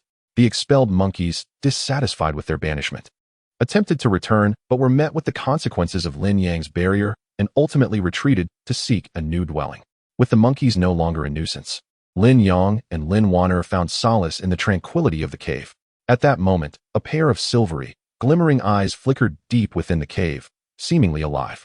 After a while, a small silver wolf emerged, revealing that the luminous gaze belonged to its blinking eyes. The wolf sniffed the air with its crimson nose, cautiously approaching Lin Yang and Lin Wan'er, driven by curiosity. Ordinarily, the barrier set by Lin Yang would have concealed their presence.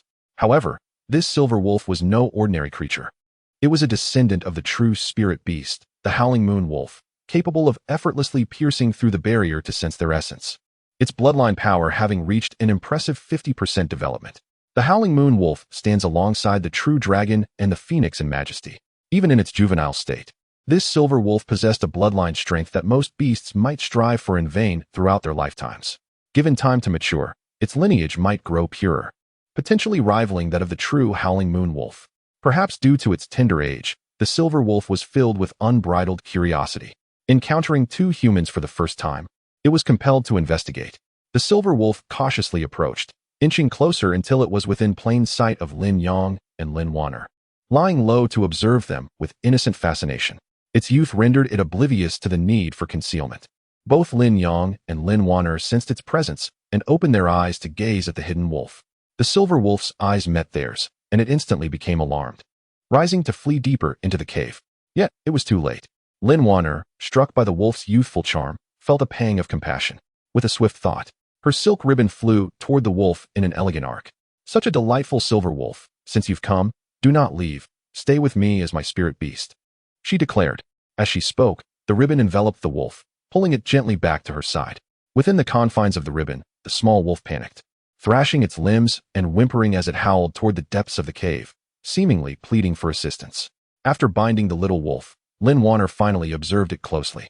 However, in the next moment, her expression drastically changed as she exclaimed, "It is actually a descendant of the Howling Moon Wolf." The Howling Moon Wolf clan nurtures its offspring until they can fend for themselves, which means there must be an adult Howling Moon Wolf deep within this cave. This is dire. Father, we must leave at once. An adult Howling Moon Wolf possesses strength comparable to that of a true dragon or phoenix. And even the weakest female has the cultivation of an emperor's realm, far beyond our current capabilities to withstand. Chapter 16. Abundant rewards the divine lightning arrow, undeterred, relentlessly drilled toward the forehead of the luminescent wolf like a frenzied drill bit, while its shaft emitted golden arcs of electricity to aid in breaching the wolf's defenses. For a moment, the two were locked in a stalemate in midair. The luminescent wolf, sensing the formidable power of the divine lightning arrow, could only endure with great difficulty. Its earlier hope of effortlessly withstanding the arrow completely extinguished. Lin Yang, however, was not idle. He commanded the thunder bamboo sword to strike at the luminescent wolf. Lin Wan'er wished to join the fray but found herself powerless, as her silk-like magical artifact was incapable of harming the wolf's divine essence. With the addition of the thunder bamboo sword's continuous harassment, the wolf's defenses began to falter. In less than a quarter of an hour, the divine lightning arrow was almost upon it. The wolf's gaze grew colder, filled with venomous resentment as it glared at Lin Yang. "You are indeed formidable, young one. I shall use the last vestige of my soul power to explode as a medium, transmitting your images to the higher realm. Should you possess the capability to remain in this realm for your entire lives, aging and perishing here, then so be it. Otherwise, my true form shall pursue you relentlessly to the ends of the earth. With that, refusing to allow the divine lightning arrow to extinguish it, the wolf detonated the final fragment of its divine essence, transforming it into a myriad of radiant sparks that surged out of the cave and vanished into the sky. These sparks appeared unaffected by the constraints of the dimensional barrier, directly breaching the lower realm where Lin Yang resided, ascending towards the more exalted spiritual realm. At that moment, in the previously empty chaos space, a colossal rock seized the radiant sparks with its azure claws and consumed them. After a brief period of digestion, the rock's eyes sparkled with brilliance as it began to speak to itself. How rare to find a descendant of the howling moon sky wolf in this realm. I shall leave a mark here. Should the need arise, I will return to claim the life of that little wolf cub. Following this, it emitted a piercing cry that resonated through the chaos space, as if sensing a direction. Then, with a swift turn of its head, it fixed its gaze on a specific path. With a powerful flap of its wings, it effortlessly tore through the spatial barrier, disappearing from sight. The space then closed once more, as if nothing had transpired. If any cultivator from the spiritual realm were to behold this magnificent rock, they would surely exclaim it to be the Yutian Kuanpung, and a fully matured one at that. The true spirit-level celestial beasts in their adult forms possess a minimum cultivation at the emperor level, making this a hallmark of true spirits. The Yutian Kuanping is indeed one of those true spirits, boasting late-stage emperor-level strength, a formidable presence among its peers. Some exceptionally powerful individuals even possess immortal-level cultivation, such as the leaders of the Dragon and Phoenix clans in the spiritual realm, who have attained peak immortal strength. This far surpasses Lin Wan'er's own late-stage immortal cultivation from her previous life, having reached a state of great perfection, poised to summon heavenly tribulations and ascend to the celestial realm at any moment. The luminescent wolf's secret communication was intercepted by the Yutian Kuanping, rendering it unable to perceive the true form in the higher realm. However, the howling moon sky wolf in the upper realm sensed that something was amiss. In a mysterious location within the spiritual realm, a silver-haired woman, deep in meditation in a secluded chamber, suddenly opened her eyes. Her eyes shimmered like those of a silver wolf, a bright, almost ethereal white that could easily ensnare the unwary in an illusion, drawing them into its depths with an irresistible allure. This was merely the innate ocular technique possessed by the howling moon celestial wolf.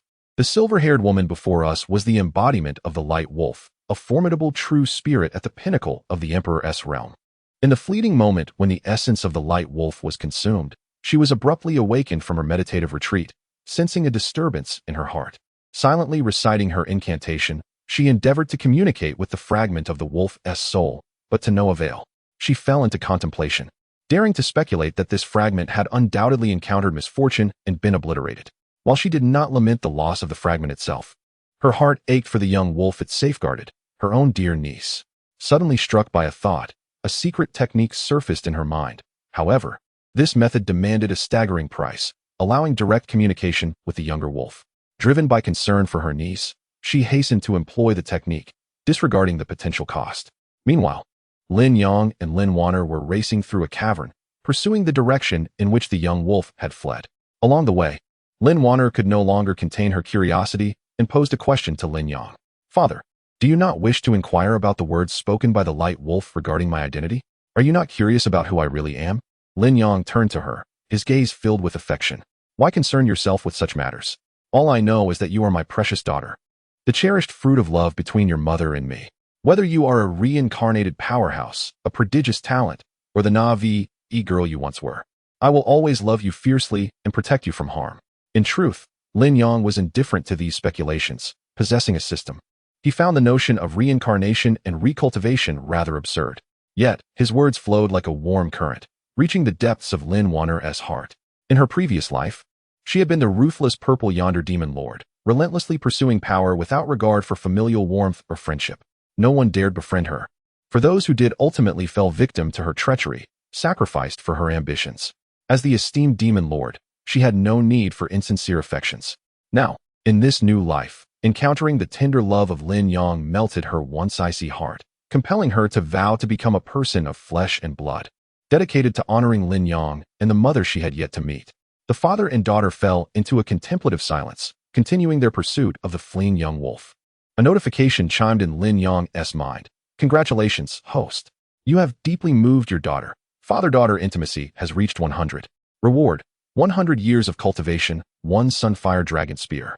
His cultivation ascended to the pinnacle of the human sovereign realm, the 7th level of the desires of mortals perfected, and the 5th level of the heavenly body refinement, rendering his physique comparable to that of a demon beast of the same rank. Lin Yang's heart soared with joy. Previous rewards had always been in the form of cultivation and weapons, yet none had included a true magical artifact, only tools that could not be absorbed into his physique, which he typically carried on his back. This time, however, the system had granted him a true magical artifact known as the Sunfire Dragon Spear. He quickly immersed his consciousness into the spear within his body, eager to ascertain its detailed attributes. Sunfire Dragon Spear, a growth-level magical artifact, currently in its initial form. There exist a total of 9 forms, each unlocking as the Master's cultivation advances. Upon reaching the Celestial Sovereign Realm, one can trigger the activation of the 2nd form. At the Immortal Realm, the 3rd form can be awakened. This progression continues until the 9th form is fully unlocked, granting the power to effortlessly rend the sun and create worlds anew. After perusing this information, Lin Yang's heart brimmed with joy. He had not anticipated that the reward from the system would be so formidable. It was akin to acquiring a malleable divine artifact during the novice phase.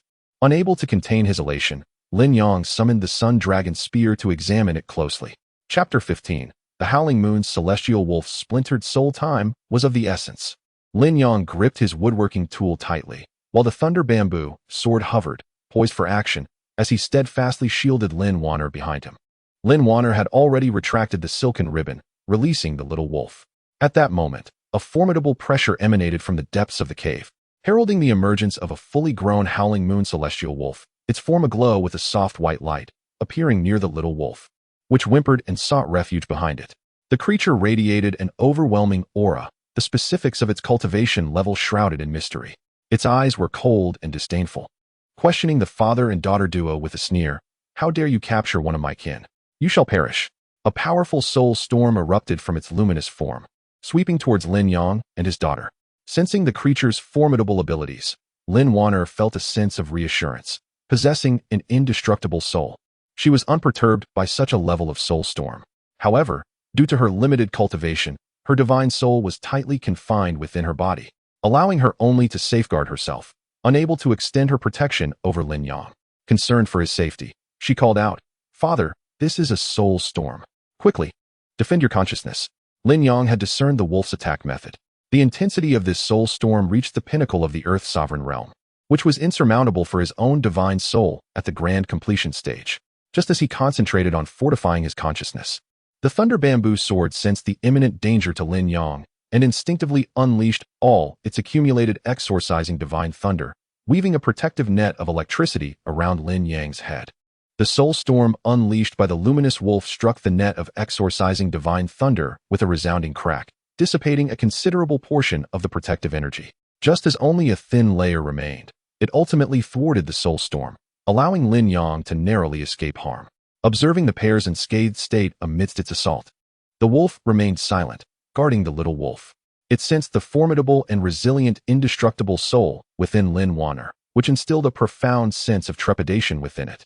It was almost certain that Lin Wan'er was the reincarnation of a powerful being from the indestructible realm.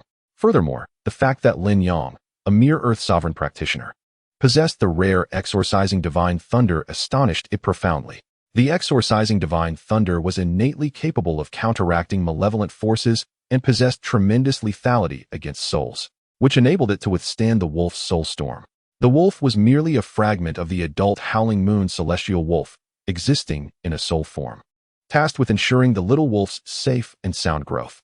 In its current state, its offensive capabilities were limited, relying predominantly on its formidable soul power to crush its adversaries. With its Earth's sovereign-level soul power, few could withstand its might. It was completely unexpected that today, in this desolate wilderness, Lin Yang and his daughter would endure its onslaught unscathed.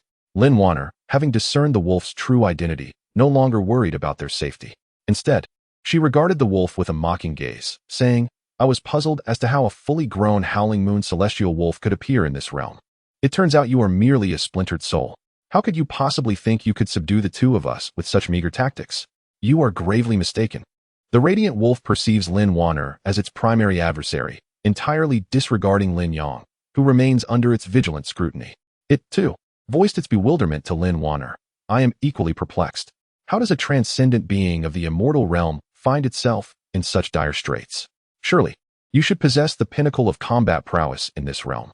Only then did Lin Yang comprehend Wan'er's reincarnated nature, realizing why his formerly simple-minded daughter had awakened her intellect. Nevertheless, he swiftly accepted this revelation. The mere fact that Lin Wan'er willingly referred to him as father compelled him to embrace the responsibilities of parenthood.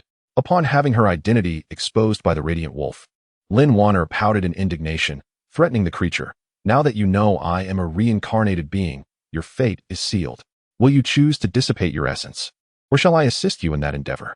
The Radiant Wolf's lips curled into a sardonic grin, mocking Lin Wan'er. Do you possess the strength to challenge me? I am untroubled by you, just as you cannot contend with me. Lin Wan'er chuckled softly. While I may not be able to confront you, my father certainly can. Father, my identity has been revealed.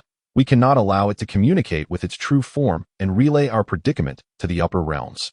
If that occurs, we shall surely face annihilation. You must devise a strategy to eliminate it. The Radiant Wolf regarded Lin Yang with disdain. Him? Does a mere mortal dare to threaten my perfected soul at the earthly sovereign level? Such delusions are laughable. Allow me a moment to regain my strength, and then I shall unleash a soul storm to obliterate him. I am curious to see how much of that exorcising divine thunder he possesses.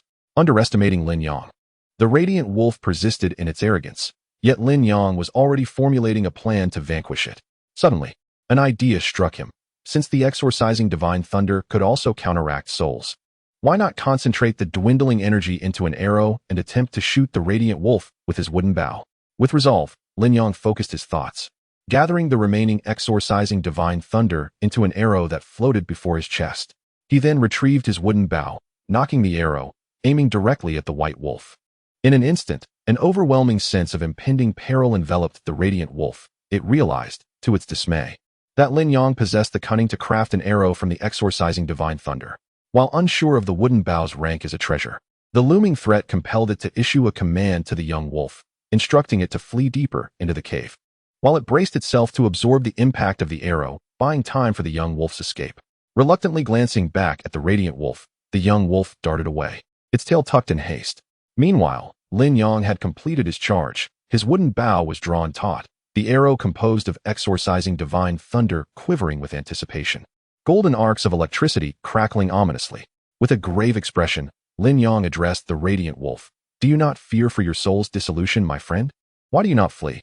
The Radiant Wolf converted all its soul power into a defensive stance, facing Lin Yang's drawn bow with calm defiance. My mission is to safeguard my progeny from harm. Besides, you are not guaranteed to extinguish me, so why should I fear? Even if you were to annihilate this fragment of my soul, my true form would harbor a grudge against you. Should fortune smile upon you and elevate you to the celestial realm, then the latter half of your existence shall be spent in relentless pursuit by my true form. Lin Yang gazed resolutely at it. You have uncovered Wan'er's true identity. Even if it means offending my original self, you shall find no escape from death today. Since you willingly walk towards your demise, I shall escort you on your final journey. Prepare to meet your end. With a flick of his hand, the exorcising divine thunder transformed into an arrow, hurtling with the might of thunder towards the center of the Light Wolf's forehead. The Light Wolf summoned all its spiritual power to shield its brow, halting the exorcising divine thunder arrow in midair. Chapter 17. The Oath with the Silver-Haired Woman. The first form of the Sun Dragon Spear possesses an ancient elegance, its material unknown, measuring over 8 feet in length. The spear's shaft is intricately adorned with 9 dragon motifs, though now it appears dull and lifeless, save for one dragon that has opened its eyes, displaying a flicker of vitality. Curious upon seeing Lin Yang unveil a treasure, Lin Wan'er eagerly requested to examine it. Father, is this a magical artifact? What realm of cultivation do you possess, as I find myself unable to perceive it? With a tender smile, Lin Yang handed the Sun Dragon Spear to Lin Wan'er, responding, Father's cultivation barely reaches the pinnacle of the human sovereign realm, far beneath your previous life's prowess. Upon grasping the ancient spear, Lin Wan'er felt an overwhelming weight. Her magical power coalesced in an attempt to lift it effortlessly. Yet, the more she sought ease, the heavier the spear became, hindering her speed of retreat. Sensing the spear's resistance to Lin Wan'er, Lin Yang's thoughts focused, commanding it to cease its defiance. With that, Lin Wan'er found relief and managed to wield it, performing a few flourishes before returning the spear to Lin Yang. Pouting in displeasure, she remarked, "Father, this artifact possesses a will of its own. It must not favor me. Might you summon its spirit for me to see?" Lin Yang, only partially understanding this notion, nonetheless acquiesced to Lin Wan'er's request and attempted to communicate with the spirit of the Sun Dragon Spear.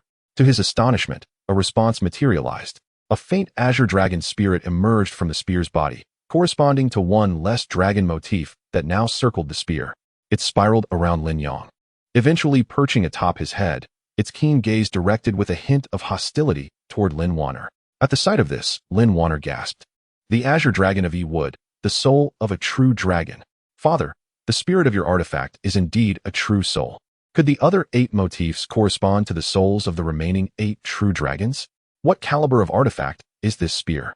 In her past in the demon realm, she had possessed 2 formidable treasures of the Shantian, each born from the essence of a world, yet their quality pales in comparison to the spear her father now held. The Sun Dragon Spear, still in its first form, left Lin Yang uncertain of its true caliber. However, as it was a reward from the system, it undoubtedly bore significance. Lin Yang could only offer a vague excuse to Lin Wan'er, subsequently communicating with the spear to withdraw the azure dragon spirit, before storing the spear within himself to refine it with internal flames. Unsatisfied with his response, Lin Wan'er did not press further, and the two continued their pursuit of the increasingly closer little wolf. At that moment, the fleeing little wolf's brow suddenly transformed, revealing 2 silvery eyes that incessantly scanned its surroundings. At a glance, it appeared as though the little wolf had grown an additional pair of eyes. Yet the creature itself felt no difference, continuing its earnest flight. The pair of eyes belonged to the silver-haired woman, the adult variant of the howling moon sky wolf from the upper realm, who, through arcane arts, had cast her vision upon the young wolf, eager to discern its plight. At that moment, Lin Yang and Lin Wan'er finally caught up with the young wolf, successfully cornering it. The young wolf, in a state of panic, found itself ensnared between the two, howling in fear, its body trembling involuntarily. Noticing the extra pair of eyes that had sprouted from the young wolf's forehead, Lin Wan'er expressed her astonishment. I have never heard that the howling moon sky wolf possesses 4-eyed divine abilities. Where did this pair of eyes come from?" Upon hearing Lin Wan'er speak, the eyes, belonging to the silver-haired woman, turned towards her. In the next instant, the eyes surprisingly articulated words. "The soul force of an immortal realm friend is quite remarkable. You must be a reincarnation of a great being from the upper realm. Am I correct?" Lin Wan'er felt a chill run down her spine under the gaze of those eyes. Given her current lowly strength, she feared that the other party might employ secret arts to obliterate her. Struggling to maintain her composure, Lin Wan'er replied, "Indeed, that is I. You must be the adult howling moon sky wolf from the upper realm, and this young wolf is your descendant?" The eyes blinked twice in response. "Naturally, she is my descendant, and moreover, my niece. Otherwise, I would not have gone to such great lengths to project my consciousness to communicate with you both." Lin Yang inquired, "What do you intend? Then, do you wish for us to spare your esteemed niece?" The silver eyes darted playfully, adopting a human-like smile. "Originally, before encountering you two, that was indeed my intention. However, upon meeting you, I have changed my mind. This young friend of mine will surely one day restore her powers and ascend back to the spirit realm. My niece is still young and lacks the strength to breach realms. It would be prudent for her to accompany you, as it would greatly expedite her journey to transcendence." Lin Wan'er rolled her eyes. "So, you wish for us to babysit? Are you threatening me? I sense that your consciousness lacks the unique aura of the immortal realm. Your cultivation seems to be merely that of a perfected emperor. With such cultivation, in times past, you would not even qualify to converse with me. Do you dare to threaten me?" The silver-haired woman deftly sidestepped the accusation. "You misunderstand. I would not dream of threatening you. My intention is quite simple. For the time being, take my niece as a spirit beast companion. In due time, when you return to the upper realm, I hope you can bring her along. I do not ask for her immediate release, only that you meet with me once your powers are somewhat restored. I am willing to pay a great price to redeem my niece." Understanding dawned on Lin Wan'er as she contemplated communicating telepathically with Lin Yang. "Father, this proposal is quite reasonable. Perhaps we should proceed as she suggests." Lin Yang expressed his concerns. "Wan'er, do you not require the essence of celestial beasts to rapidly regain your strength? If we let her niece go, your recovery will be significantly delayed." Lin Wan'er chuckled lightly. "Do not worry, Father. I possess secret techniques to extract her bloodline power without harming the young wolf's life. Only then did Lin Yang feel reassured and agree to the silver-haired woman's proposal. Very well, we shall proceed as you suggest. Wan'er undoubtedly had numerous formidable adversaries in her past life. To ensure that you do not inadvertently disclose any information regarding her rest, we must enter into a binding contract. You shall guarantee Wan'er's safety, and in return, we shall ensure the security of your niece. The silver-haired woman readily acquiesced, stating, "Very well, it is settled." She proceeded to draft an oath to the heavens, which the three of us would sign. Moments later, a series of unique characters from the spiritual realm floated forth from her eyes, arranging themselves in an orderly fashion in the air. Chapter 18. Taming the Spirit Beast. After reviewing the matter, Lin Wan'er nodded to Lin Yang, indicating that there were no issues. "Father, it's all good." "Indeed," Lin Yang replied, nodding in acknowledgement. The father and daughter then inscribed a fragment of their spiritual essence onto the oath, establishing a bond among the three. The words of the vow, suspended in midair, burst forth like fireworks, dissipating into the ether. The silver-haired woman began to communicate with the little wolf, and after a brief moment, the naive creature separated a third of its primordial spirit. "Esteemed companions, who among you will first take my niece as your master? By controlling this third of her primordial spirit, you will hold dominion over her life and death." Lin Yang did not rush to respond. Instead, he urged her to depart. "There is no need for you to concern yourself with this. You may reclaim your spirit back to your true form now." Understanding that Lin Yang was effectively dismissing her, the silver-haired woman refrained from further discourse, dispelling her secret technique and returning her spirit to her corporeal form in the spirit realm. In her cave, she murmured to herself, "I hope these two uphold their promise. If an immortal being were to break a vow, it would be beyond my control. I must find the time to investigate whether any immortal beings from various races have recently fallen.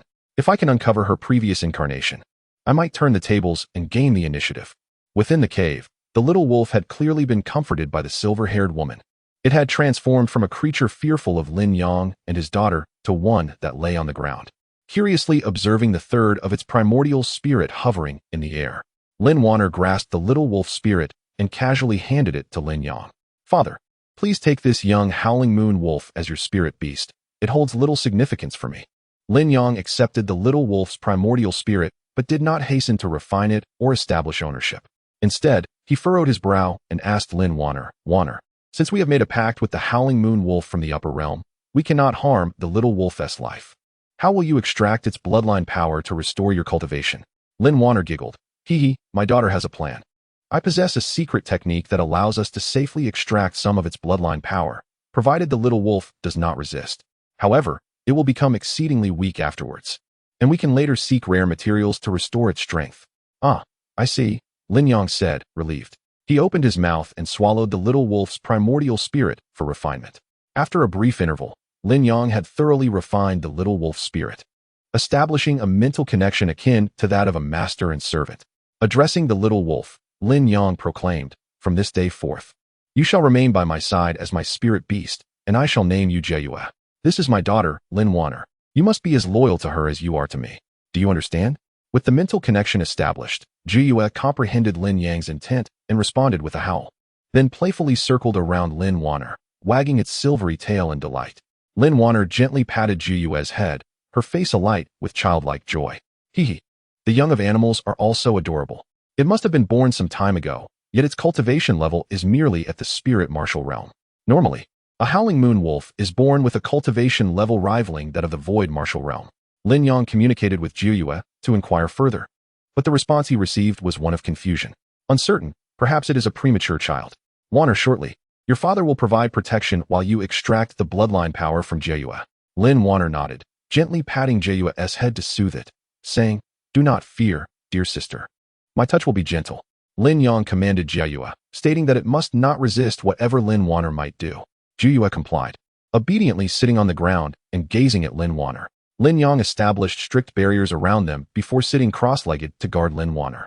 Standing before Jeyue tonight, the young girl placed her delicate hands upon its forehead and began to chant incantations softly. Lin Yang could not comprehend the words, as Lin Wan'er recited an ancient language of true magic. The secret technique Lin Wan'er was about to employ was an exceedingly domineering sorcery, aimed at extracting the target's entire essence and blood, which she would refine and consume for herself. This technique was usually reserved for physically powerful beasts, spiritual creatures, and magical beasts, particularly those with shallow cultivation that were her preferred targets.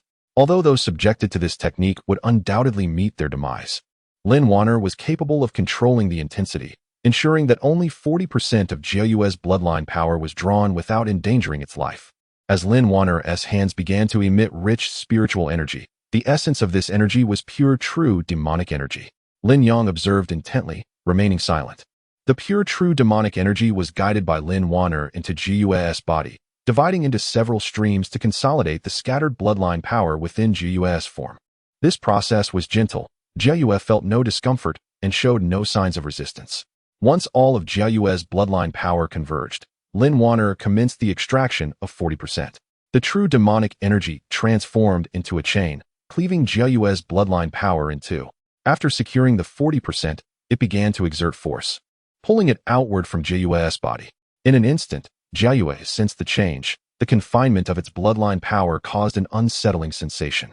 It leapt from the ground, alertly watching Lin Wan'er, emitting a whimpering warning, its lips curling back to reveal sharp fangs.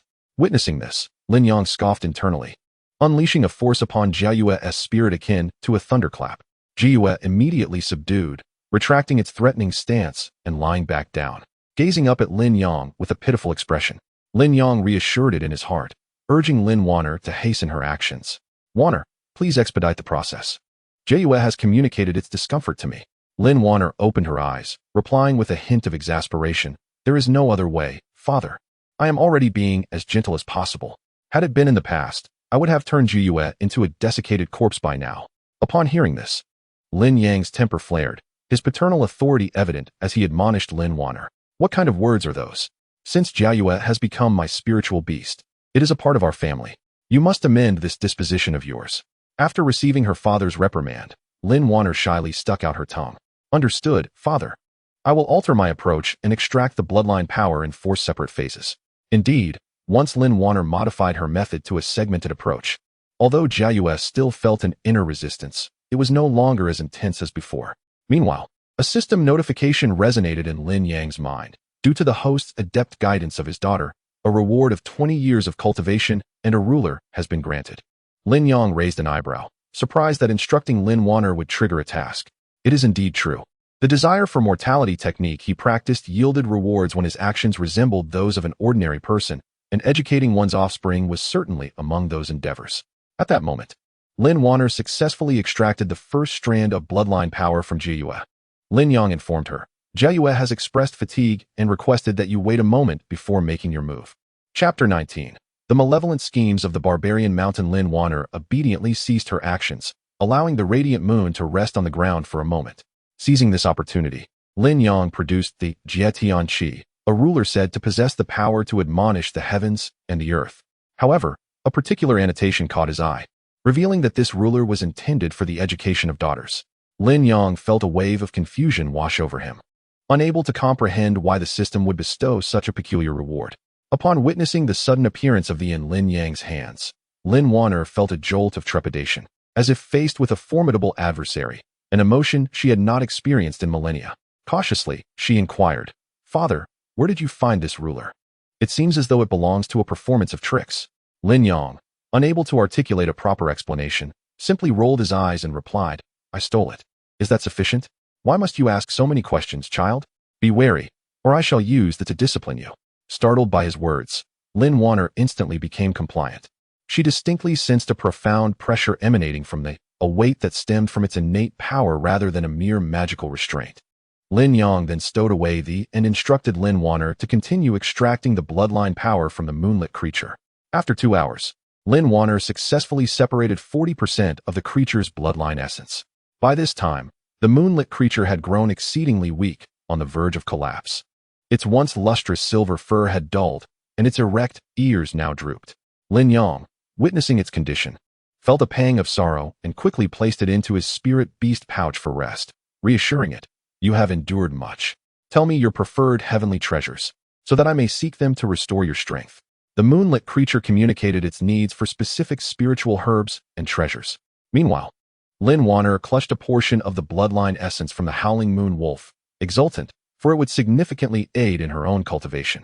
Lin Yang urged her, "Now that you have obtained what you sought, swiftly consume and refine it, so that the suffering of the moonlit creature may not be in vain." With a determined nod, Lin Wan'er opened her mouth and swallowed the essence. Once the essence of the howling moon wolf entered her being, it began to work its magic, releasing a torrent of spiritual energy to nourish her. Her cultivation soared, effortlessly breaking through to the pinnacle of the mortal martial realm and entering the spiritual martial realm. A vortex of spiritual energy manifested above her head, stirring the heavens and generating phenomena that disregarded the restrictions Lin Yang had set, shooting skyward. Yet, this was merely the beginning.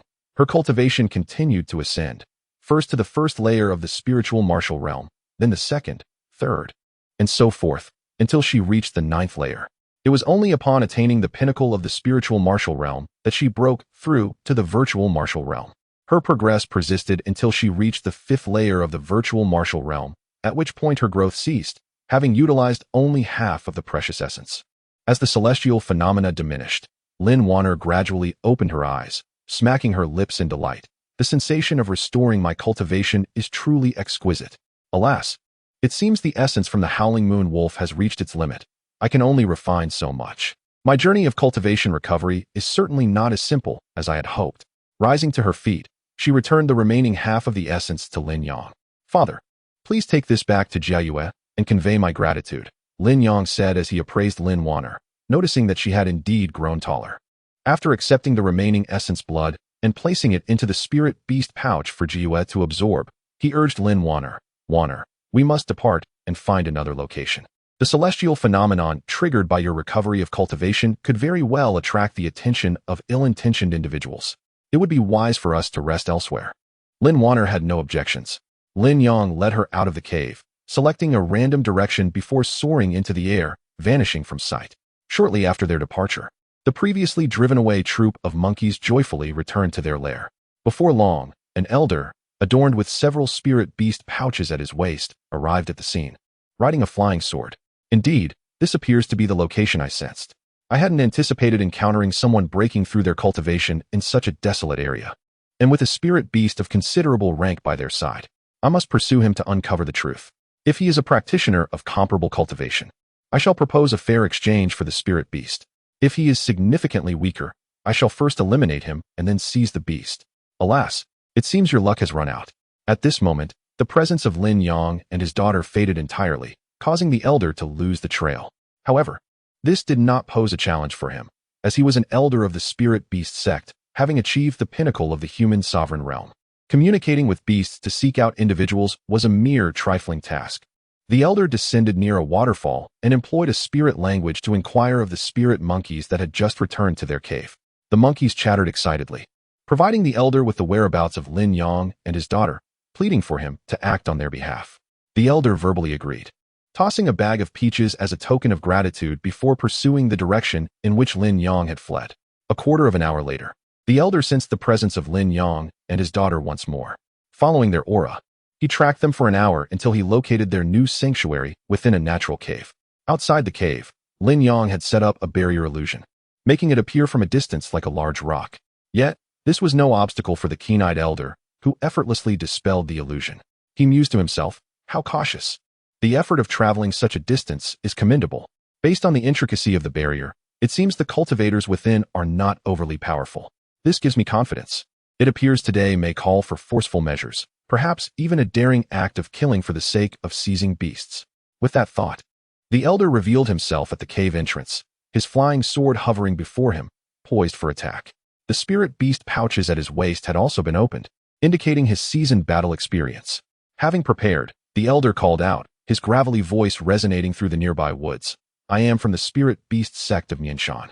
It is a fortuitous encounter to meet a fellow cultivator here. Why not step forth for a meeting?" The voice of Mianshan penetrated the barrier and reached Lin Yang and his daughter. Upon sensing the elder's formidable cultivation, Lin Wan'er's expression turned serious. "Indeed, the phenomenon I triggered has drawn the attention of someone with malicious intent, and he possesses considerable power. Father, should we step out to meet him, or should we fortify ourselves within the cave?" Lin Yang stood up, his gaze piercing through the rock wall towards the elder outside the cave. "Do you perceive him as one who would easily concede? Let us take the initiative and venture forth to discern his intentions." Lin Yang, accompanied by Lin Wan'er, appeared at the entrance of the cavern. Lin Yang addressed Man Shan. It is indeed a fortuitous encounter to meet you amidst the mountains and forests. Might I inquire the purpose of your summons for my daughter and me? Could it be that you have lost your way? Man Shan did not rush to respond. Instead, he scrutinized the cultivation levels of the father and daughter. He discerned at a glance that Lin Wan'er was at the 5th level of the virtual martial realm. Yet the depth of Lin Yang's cultivation eluded his understanding. Chapter 20. You are the body cultivator in a prudent approach. Man Shan chose not to act directly, but instead opted for a probing strategy. This young lady possesses extraordinary talent. At such a tender age, she has already reached the 5th layer of the void martial realm. It is conceivable that her future achievements will be immeasurable. I am inclined to take her as my disciple. I wonder if you would consent to this. Man Shan's words were artfully crafted. On the surface, they appeared benevolent. Yet they concealed ulterior motives. Should Lin Yang and Lin Wan'er agree, they would be led back to the spirit beast sect, where they would be at his mercy. Conversely, if they declined, we are grateful for the elder's kindness. But my daughter has a free-spirited nature and may not be accustomed to the constraints of your esteemed sect. Both Lin Yang and Lin Wan'er understood the implications behind Man Shan's words and, without hesitation, rejected his offer. Indeed, with your prowess, you would hardly find my humble spirit beast sect worthy of your attention. A glimmer of light flashed in Man Shan's eyes. Lin Yang's response was precisely what he had anticipated, or perhaps he even hoped for such an answer. Had Lin Yang acquiesced, he would have been unable to monopolize the benefits of their return to the spirit beast sect. There is no need for further probing. My daughter and I are merely insignificant figures. Lin Yang was acutely aware of Man Shan's true intentions, which were to ascertain their strength before determining how to handle them. Although Lin Wan'er believed that since Man Shan desired to delay, it would be best to engage in a facade of cooperation. She understood that while Lin Yang stood at the pinnacle of the human sovereign realm, Man Shan possessed equal cultivation. Moreover, as an elder of the spirit beast sect, bolstered by the aid of spirit beasts, Lin Yang might not necessarily be his match. In contrast to Lin Wan'er's perspective, Lin Yang believed that a confrontation with Man Shan was inevitable. The greed of such a person is not easily quelled. Furthermore, if Man Shan were to disseminate any information regarding Lin Wan'er, it would spell significant trouble. Thus, Lin Yang resolved to ensure that Man Shan remained here permanently. Only death could best safeguard their secrets. Unbeknownst to Man Shan, the duo was pondering such complexities while he squinted thoughtfully. Although he could not discern Lin Yang's cultivation level, he did not regard him as a formidable adversary. After all, Lin Yang appeared exceedingly ordinary in every aspect. Even a figure of the Earth's sovereign realm would find it impossible to completely mask their presence before him. Furthermore, in the lower realms, no existence surpasses the Earth's sovereign realm. Thus, Man Shan leaned towards the assumption that Lin Yang merely possessed a special artifact capable of concealing his aura. With this thought, a spark ignited in Man Shan's eyes. Initially, he intended to capture a spirit beast of considerable quality. But now it seemed he might be on the verge of an unexpected gain.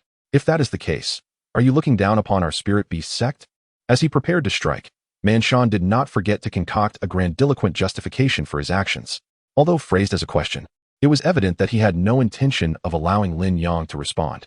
The flying sword beneath his feet sliced through the air, piercing straight towards Lin Yang. Simultaneously, Man Shan released the restrictions on his spirit beast pouch, unleashing several formidable spirit beasts that materialized between him and Lin Yang. Father, be careful. Lin Yang stood motionless, and Lin Wan'er thought he had failed to react. Without further hesitation, she intended to shove him aside. However, upon making contact with Lin Yang, she was astonished to find that she could not budge him in the slightest. This was fortuitous. Lin Yang had not failed to respond. Rather, he deemed it unnecessary to evade. Since acquiring the system, Lin Yang had remained atop Qingyun Peak, rarely venturing out. Therefore, despite his elevated cultivation, he had yet to engage in combat, leaving him entirely unaware of his own strength. Although he had once faced the 3 golden blades, the disparity in power had been so great that it offered no meaningful reference for Lin Yang. Now, the challenge posed by Man Shan presented him with an opportunity to gauge his own capabilities. Although Man Shan held the esteemed title of Elder within the Spirit Beast sect, it was evident that he lacked abundant wealth.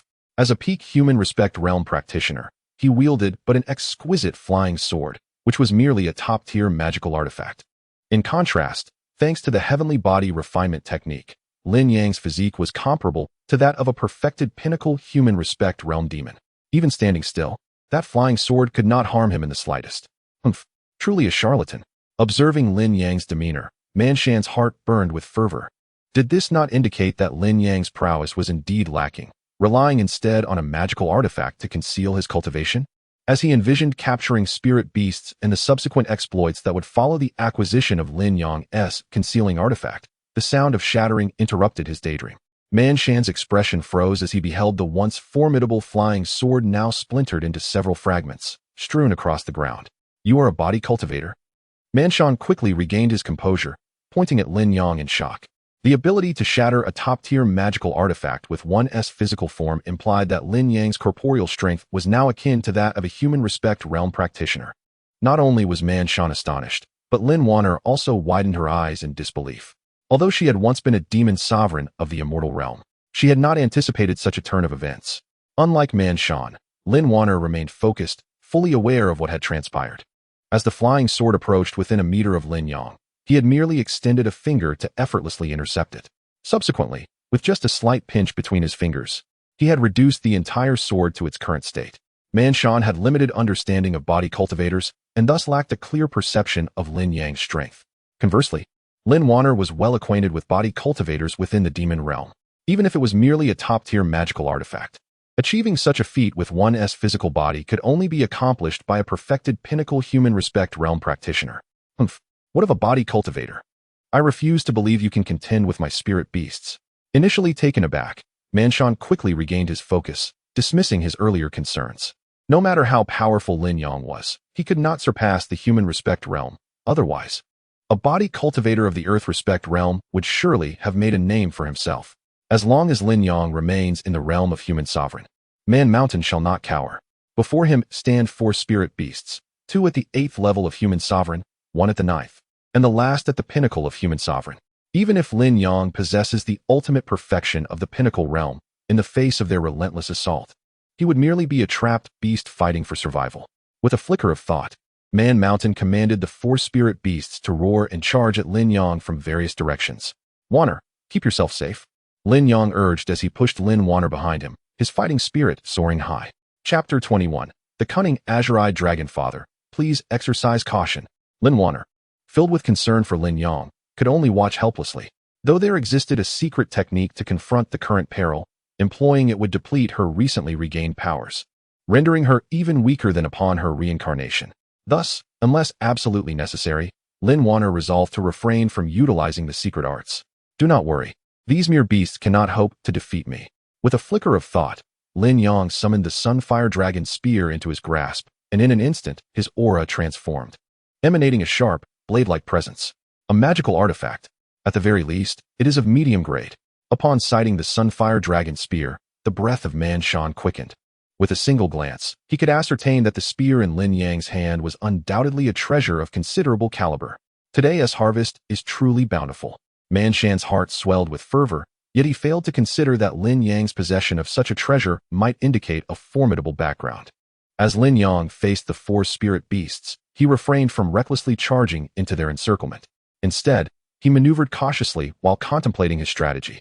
These 4 spirit beasts were not like the previous flying sword. Enduring their attacks would surely force even Lin Yang to cough up blood. Among the 4 spirit beasts, 2 were silver moon tigers at the 8th level of the human sovereign realm. Compared to other feline spirit beasts, they were undeniably swifter, though their strength was somewhat inferior.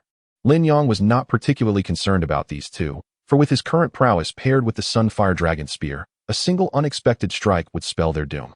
The real source of pressure for Lin Yang came from the remaining 2. The Azure-Eyed Dragon at the 9th level of the human sovereign realm, and the Iron Curtain Diamond at the pinnacle of the human sovereign realm. The Azure-Eyed Dragon could unleash potent venom, possessing both corrosive properties and the ability to obstruct the flow of meridians if inhaled. The Iron Curtain Diamond, true to its name, boasted exceptional defensive capabilities, ranking among the most resilient of spirit beasts in its tier. As Lin Yang's mind raced, a strategy began to coalesce. Given that the Silver Moon Tigers were significantly faster than the Azure-Eyed Dragon and Iron Curtain Diamond, the distance among them had widened. Lin Yang seized this opportunity. Recognizing that the spirit beasts were unable to provide timely support, instead of retreating, he charged boldly towards the 2 Silver Moon Tigers. How foolish. Man Shan observed Lin Yang's bold move, dismissing it. With the speed of the Silver Moon Tigers, Lin Yang would find it impossible to dispatch them swiftly. In due course, he would be ensnared by their grasp, and when the azure-eyed dragon and iron curtain diamond arrived, he would be beset on all sides. Yet, was Lin Yang unaware of this? Of course, he understood the risks, but he chose to proceed nonetheless, for he possessed ample confidence. The first one. As Lin Yang surged forward, one of the silver moon tigers leapt towards him, while the other charged from the ground, its maw wide open and ready to strike. However, Lin Yang seized this opportune moment, leaping into the air to evade the silver moon tiger's attack. He soared higher than the beast, and with a swift motion, hurled his blazing sun dragon spear, perfectly piercing through the creature's abdomen and pinning it to the ground. Without the slightest hesitation, Lin Yang unsheathed his golden thunder bamboo sword and, as it landed, swiftly slashed across the neck of another silver moon tiger. Despite the creature's remarkable speed, it lacked the intelligence to react in time, and thus fell to Lin Yang's effortless strike. Another treasured artifact. The demise of two 8th-tier silver moon tigers would typically cause immense distress to any ordinary being in the Barbarian Mountain. Yet Lin Yang's focus was wholly captivated by the golden thunder bamboo sword, scarcely registering the tiger's deaths. Seemingly wary of Lin Yang's formidable prowess, the azure-eyed flood dragon and iron screen Vajra maintained a cautious distance, refraining from advancing recklessly. Lin Yang, meanwhile, leisurely extracted his sun dragon spear from the ground, his gaze fixated intently on the iron screen Vajra. Although the azure-eyed flood dragon possessed lesser strength than the iron screen Vajra, it was far more troublesome. As a dragon species, the azure-eyed flood dragon, while not as physically robust as the iron screen Vajra, was also not as fragile as the silver moon tiger, and its speed was considerable. To vanquish the azure-eyed flood dragon, Lin Yang would need to exert considerable effort. With the iron screen Vajra lurking nearby, Lin Yang scarcely found an opportunity to strike at the flood dragon. Thus, he resolved to abandon the azure-eyed flood dragon and shifted his focus onto the iron screen Vajra. A sudden realization dawned upon Barbarian Mountain. With the absence of two silver moon tigers to restrain him, Lin Yang's displayed strength might very well turn the tide of battle. His expression darkened as he began to contemplate a strategy. He could never involve himself in the conflict between Lin Yang and the two spirit beasts. The spirit beast sect traditionally relied on directing spirit beasts to fight, which rendered their application of magical power and physical strength inferior to that of ordinary cultivators.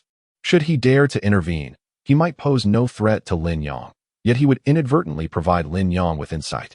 If he could capture the leader and slay him, the remaining two spirit beasts would undoubtedly refrain from attacking Lin Yang in the absence of Barbarian Mountain's influence. After all, the spirit beast sect did not compel spirit beasts through persuasion.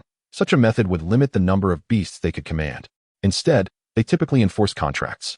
Once freed from such constraints, these spirit beasts would harbor a desire to annihilate the spirit beast sect. Lin Yang had no surplus attention to spare on Barbarian Mountain's situation. Yet Lin Wan'er perceived things differently. Noticing Barbarian Mountain's contemplative demeanor, she felt an unsettling alertness within her. If Barbarian Mountain found himself unable to defeat Lin Yang using spirit beasts, he might direct his wrath toward her. She had witnessed similar occurrences in the upper realm and harbored no doubt regarding Barbarian Mountain's potential actions. Consequently, Lin Wan'er felt a stirring in her heart and retreated toward the cave entrance. In doing so, even if Barbarian Mountain sought to strike at her, she would swiftly evade into the depths of the cave. "Beast, let me see whether your hide is tougher or my blade is sharper." Lin Yang brandished the Sunfire Dragon Spear, propelling himself forward with a burst of energy, leaving a trail of afterimages as he charged at the Iron Curtain Titan. With the spear raised above his head, he brought it crashing down with formidable force. The Iron Curtain Titan, feeling provoked by Lin Yang's audacity in initiating the attack, pounded its chest and let out a furious roar as it charged towards Lin Yang. Meanwhile, the azure-eyed serpent lingered nearby, observing the confrontation without engaging in the clash between these two formidable beings. Though its physical strength was not to be underestimated, it paled in comparison to the might of the Iron Curtain Titan and Lin Yang, thus choosing wisely to refrain from courting danger. Chapter 22. The choice Lin Yang's radiant dragon spear surged with immense power, yet the Iron Curtain Titan lived up to its formidable name, steadfastly resisting the spear's piercing assault, even one capable of easily penetrating the silver moon tiger. However, Lin Yang's own physical strength was equally astounding, perhaps even surpassing that of the Iron Curtain Titan. As a result, despite the Titan successfully blocking the attack, it sank into the ground, leaving a substantial crater beneath its feet from the tremendous force it endured. Truly a monstrous being. Emerald-eyed serpent, engage. Upon witnessing this spectacle, Manshan felt a tremor of unease. He had not anticipated Lin Yang's physical prowess to be so formidable that even the Iron Curtain Titan nearly faltered. Recognizing that, with only the Titan and the emerald-eyed serpent remaining, they might be utterly incapable of overcoming Lin Yang. He grew increasingly dissatisfied as he observed the serpent merely hovering nearby, seemingly indifferent. Consequently, Man Shan issued a command to the emerald-eyed serpent. Though the serpent was reluctant to partake in the clash between two titanic physical entities, it found itself compelled to obey the orders bestowed upon it by the contract with Man Shan. With that, it opened its mouth, and as its tongue danced, a torrent of dark green venom erupted forth. While Lin Yang was engaged in combat with the Iron Curtain Titan, a portion of his attention remained fixed on the movements of the emerald-eyed serpent. Thus, upon noticing the serpent's venomous attack, he swiftly distanced himself from the Titan.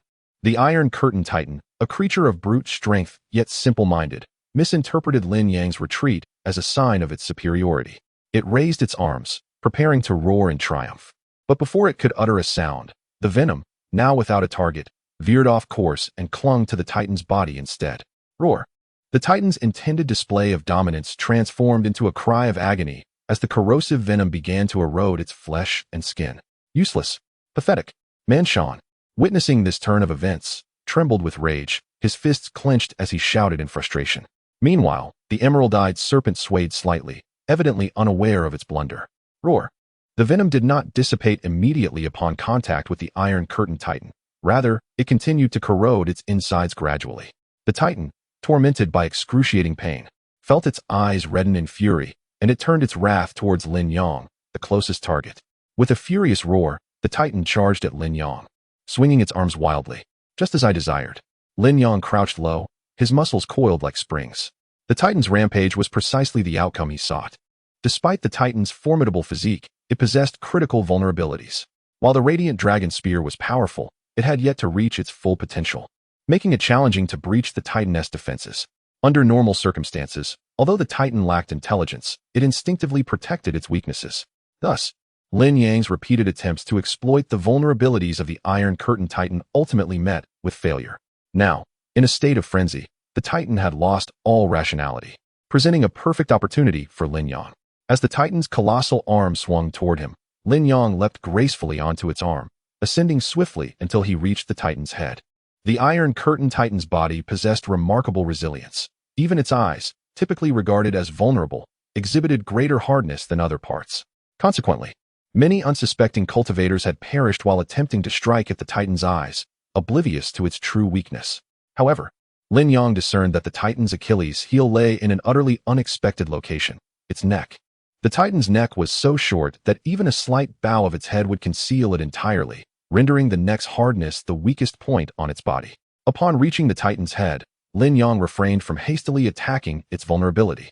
The neck would only be fully exposed when the head tilted slightly backward, and Lin Yang awaited this precise moment. Oh no, if the Iron Curtain Titan is slain as well, it will spell disaster. Man Shan, observing Lin Yang's movements, immediately grasped his intention. Panic surged within him. He had to thwart Lin Yang, for the Titan in its current state could not possibly defend its weak point. What about the young girl? Man Shan's thoughts turned to Lin Wan'er. Given Lin Yang's earlier claim that they were father and daughter, it was evident that he would not remain idle if Lin Wan'er were in peril. Consequently, Man Shan swiftly scanned the surroundings and eventually spotted Lin Wan'er hidden at the cave's entrance. Huh, did she think she was safe? Man Shan smirked silently, seeing through her thoughts. Aside from the 4 spirit beasts, he possessed others. However, their strength was insufficient to pose any threat to Lin Yang, which was why he had not released them. Now, though, it was time for these spirit beasts to fulfill their purpose. As Man Shan unleashed the spirit beasts, he commanded them to attack Lin Wan'er. The moment these beasts emerged, they surged toward her en masse. Although Lin Wan'er had been vigilant against Man Shan, the prolonged inactivity on his part, coupled with the fluctuating circumstances surrounding Lin Yang, had drawn her attention. By the time she noticed the commotion on Man Shan's side, it was already too late. 2 spirit beasts at the second tier of the human sovereign realm raced forward with astonishing speed, closing the mere 10-meter gap to Lin Wan'er. At that moment, she was merely at the 5th tier of the void martial realm, unable to outrun these beasts or withstand their assault. Father! Instinctively, Lin Wan'er cried out. Meanwhile, the Iron Curtain Titan swung its arms in an attempt to strike Lin Yang, who merely leapt slightly to evade the Titan's attack. Instead, the Iron Curtain Titan struck its own head with its arms, thereby revealing its vulnerabilities. Lin Yang, wielding the Sunfire Dragon Spear, needed only to thrust it downward for the Titan to meet its demise. However, in an unexpected turn of events, Lin Yang heard Lin Wan'er's desperate call. He turned his gaze, only to witness two spirit beasts lunging towards her. Faced with a decision that might have been arduous for others, Lin Yang displayed no hesitation. He relinquished the golden opportunity to slay the Iron Curtain Titan and pivoted to rescue Lin Wan'er. Although other spirit beasts obstructed his path, their cultivation was insufficient. With a mere sweep of the Sunfire Dragon Spear, he dispelled the hindrances. Am I destined to perish? Lin Wan'er felt engulfed by the shadow of the spirit beasts, her heart sinking into despair. Chapter 23. You are in the earthly sovereign realm with her eyes closed. Lin Wan'er could only feel the intense pain radiating from her crossed arms. Beyond that, she was devoid of any other sensation. Upon opening her eyes, she discovered Lin Yang standing resolutely before her, his gaze fierce and filled with an unprecedented fury. Man Shan, I shall surely kill you. Fortunately, Lin Yang's speed was remarkable. Just as the claws of the spirit beast were about to tear Lin Wan'er apart, he swiftly dispatched one with a gunshot and sent another flying with a punch. Yet, he was still a fraction too late, leaving a painful gash on Lin Wan'er's hand. Wan'er, are you all right? Lin Yang inquired, lowering the fiery sun dragon spear, his concern evident as he examined her wound. I am fine, merely a small cut. It will heal in a few days, Lin Wan'er replied. Momentarily taken aback by Lin Yang's tender demeanor, so different from his earlier ferocity, an unprecedented warmth surged within her heart. You go inside first. I will eliminate them all and then join you, Lin Yang said, relieved to see that Lin Wan'er's injury was minor. With her family having taken away Xian, Wan'er was now his utmost priority. If anything were to happen to her, he would be overwhelmed with guilt. All right, Lin Wan'er. Recognizing that lingering outside would only trouble Lin Yang further, and impressed by his displayed strength, obediently retreated into the cave. Man Shan, have you contemplated your demise? Lin Yang stood up, directing his gaze at Man Shan, his murderous intent unmistakable. My demise? You should be pondering yours. Man Shan, despite witnessing the slaughter of the spirit beasts, was filled with an exhilarating thrill. For spirit beasts, their death was merely a setback. They could always be tamed again. However, for humans, death was final. Seizing the opportunity while Lin Yang was occupied with Lin Wan'er, Man Shan finally revealed his hidden cards. Did you feed them the violent spirit pill? Lin Yang's expression tightened as he glanced at the Iron Curtain Titan and the azure-eyed Flood Dragon. The violent spirit pill was known for its brutality, being the most merciless method of unleashing a spirit beast's potential. Once consumed, the remaining lifespan and potential of the spirit beast would be fully triggered, often leaving behind nothing but a hollow shell, as even the slightest remnant of power would be drained. However, the effects of the violent spirit pill were commensurate with its cost. Other methods of catalyzing potential merely enhanced a spirit beast's strength by 40 to 60%, while the violent spirit pill could double their power. For instance, the Iron Curtain Titan, already at the pinnacle of the human sovereign realm, would possess the strength to contend with a first-layer Earth sovereign practitioner after consuming the pill. Meanwhile, the azure-eyed Flood Dragon, previously at the 9th layer of the human sovereign realm, would find itself equally matched against the Iron Curtain Titan after its enhancement. Prepare to die? The fierce mountain has succumbed to a certain madness. The spirit beasts he lost in this battle were the culmination of his efforts since he began his cultivation. Yet now, they have all been vanquished by Lin Yang alone. Within the cave, Lin Wan'er gazed toward the entrance, her eyes reflecting both concern and sweetness. Despite the paternal love she had felt from Lin Yang during their time together, the formidable presence of her latent enemies left her devoid of adequate security. However, at this moment, all her worries dissipated. With Lin Yang by her side, her father, no matter the challenges that lay ahead, they would face them together. Father, you mustn't come to harm. Lin Wan'er clenched her fists, her gaze resolute. Beside her, the innocent little wolf lay on the ground, curiously staring at the cave entrance. Ding! Congratulations to the host for saving his daughter and instilling in her a profound sense of security. Reward: 100 years of cultivation and the ethereal movement technique. Just as Lin Yang was desperately contemplating strategies, the system's prompt resonated within him. His cultivation rose to the 1st layer of the earthly venerable realm, with the 8 layers of the mortal decision and the 7th layer of the heavenly body refinement technique. Lin Yang felt a surge of powerful energy erupting within him, filling him with newfound confidence. Once you perish, I shall ensure your daughter is well cared for. I will subject her to every torment, for only then can I avenge my grievances. Unbeknownst to Man Shan, Lin Yang's transformation had gone unnoticed. He remained convinced of Lin Yang's impending doom while envisioning his own future. "Oh, I shall not allow your end to be too effortless." Lin Yang's expression remained calm. Yet beneath lay an ocean of suppressed fury. Man Shan's repeated challenges to his limits had escalated his desire beyond mere murder. "Humph, you too, advance and slay him." Man Shan scoffed, uttering no further words. Although the azure-eyed flood dragon and the ironclad titan had lost their sanity due to the berserk spirit pill, they still obeyed Man Shan's commands under the bond of their contract. "I shall grant you liberation."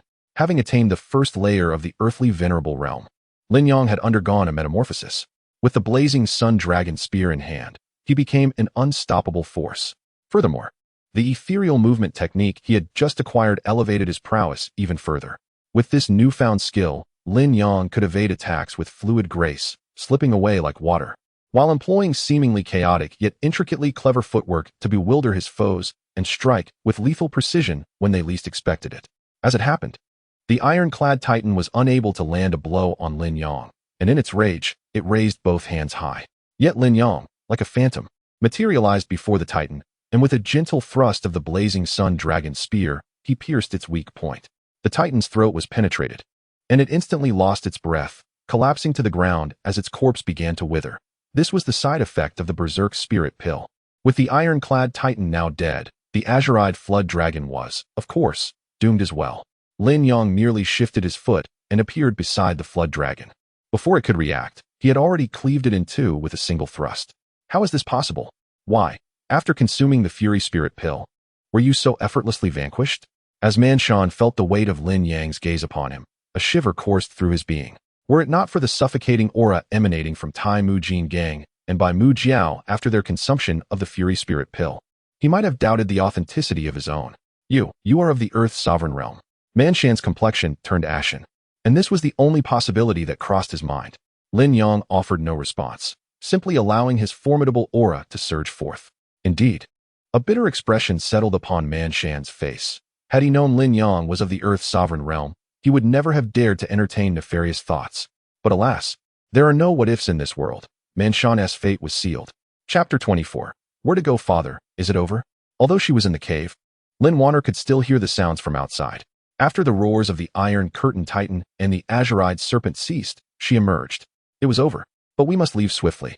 Before them lay the lifeless body of Man Shan, devoid of any visible wounds, for he had met his end by severing his own meridians. Without indulging in unnecessary sentiment, Lin Yang intended to hasten their departure. Although Man Shan was an elder of the Spirit Beast sect, his strength was not particularly formidable.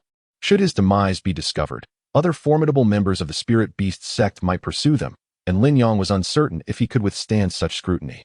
According to Lin Yang's calculations, his current prowess was comparable to an average third-tier Earth sovereign. However, within the Spirit Beast sect, there were certainly individuals surpassing that level.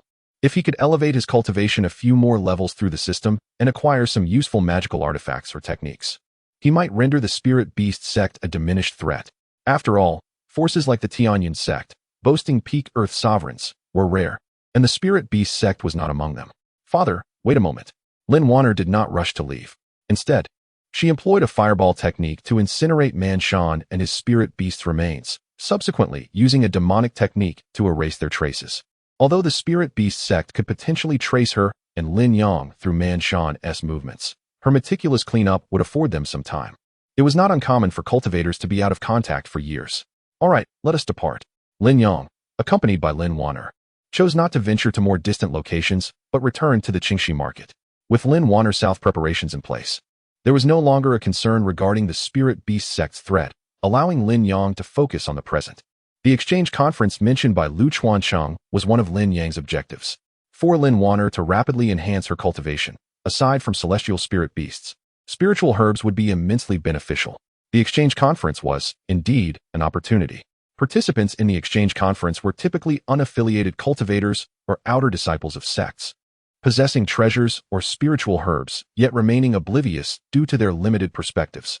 Thus, the conference presented a splendid opportunity for discoveries. Some sects even sent representatives to the exchange conference to scout for potential finds. While Lin Yang himself lacked the ability to uncover hidden treasures, Lin Wan'er was different. Her insight far surpassed Lin Yang's, and she might very well select items at the exchange conference that could aid her in recovering her cultivation. In the Qingxi market, the owner of the alchemy shop had finally breathed a sigh of relief. The extended absence of Lin Yang and Lin Wan'er indicated that they were likely unaware of his connection to Jin Dao Sanzi.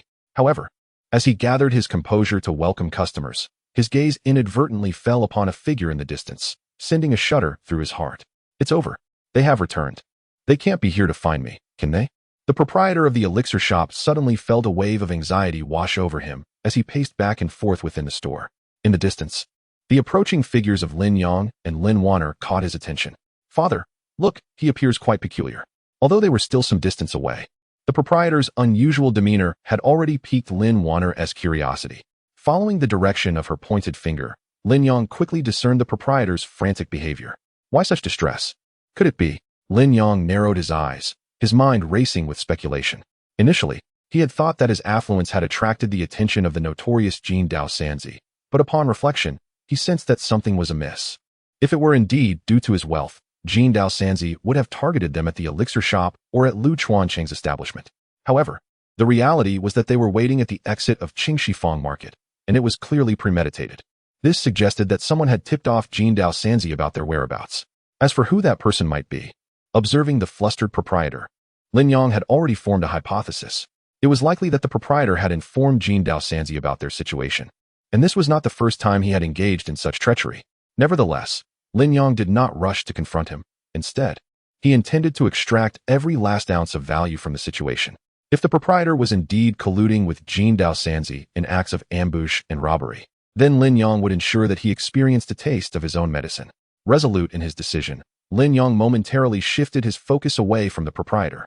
The shopkeeper, relieved to see Lin Yang and Lin Wan'er merely passing by, felt a momentary sense of ease.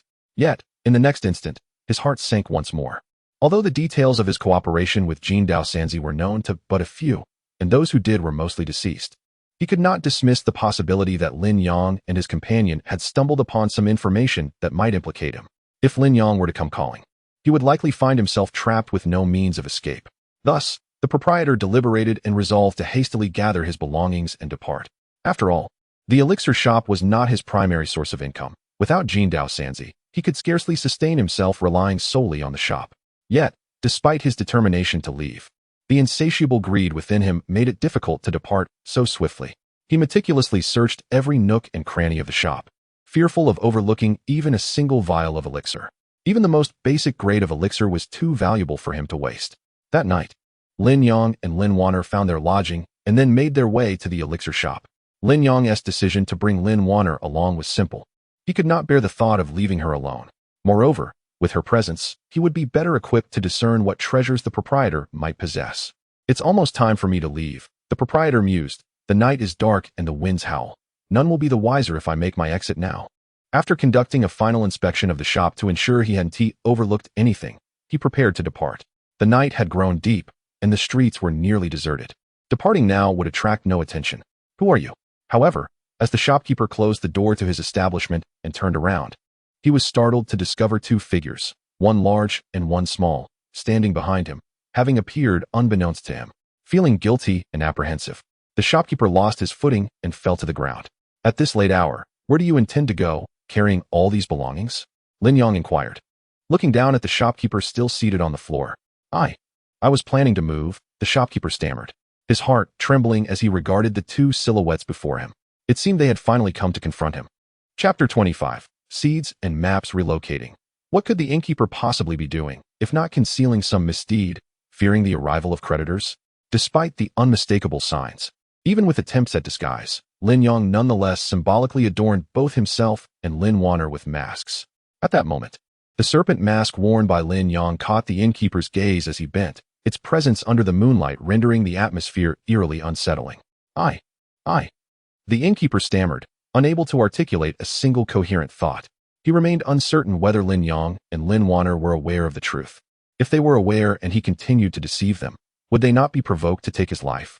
Conversely, if they were oblivious, revealing anything would surely lead to his own demise. Perhaps the burdens you carry are rather weighty?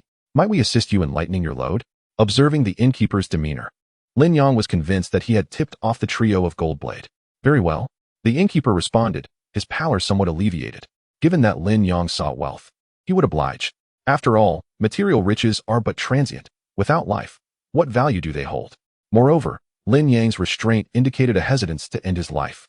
As long as he could survive, he would gladly forfeit all his riches, even serve Lin Yang as a menial. Is this truly all you carry? Is there naught else we might assist with? Lin Yang casually toyed with the innkeeper's storage ring, inquiring indifferently. There is. The innkeeper, trembling under Lin Yang's gaze, dared not conceal anything. Fearful that even a moment's hesitation might lead to his execution, he forced himself to endure the pain and produced another ring from his sleeve. This ring contained rare spiritual herbs and pills, treasures he seldom dared to utilize. Yet now, to preserve his life, he had no choice but to lay bare his entire fortune. Is there any further burden? Lin Yang raised an eyebrow, surprised. He had merely intended to bluff the innkeeper, not expecting him to possess additional valuable items. However, this time, the innkeeper shook his head, tears welling in his eyes. The previous ring indeed contained his last vestiges of wealth. Very well, then let me assist you in resolving your final burden. Lin Yang spoke without inquiry, his tone resolute. Final burden? The innkeeper paused, perplexed. What more could he possibly bear? Yet, in the next heartbeat, his thoughts were abruptly interrupted.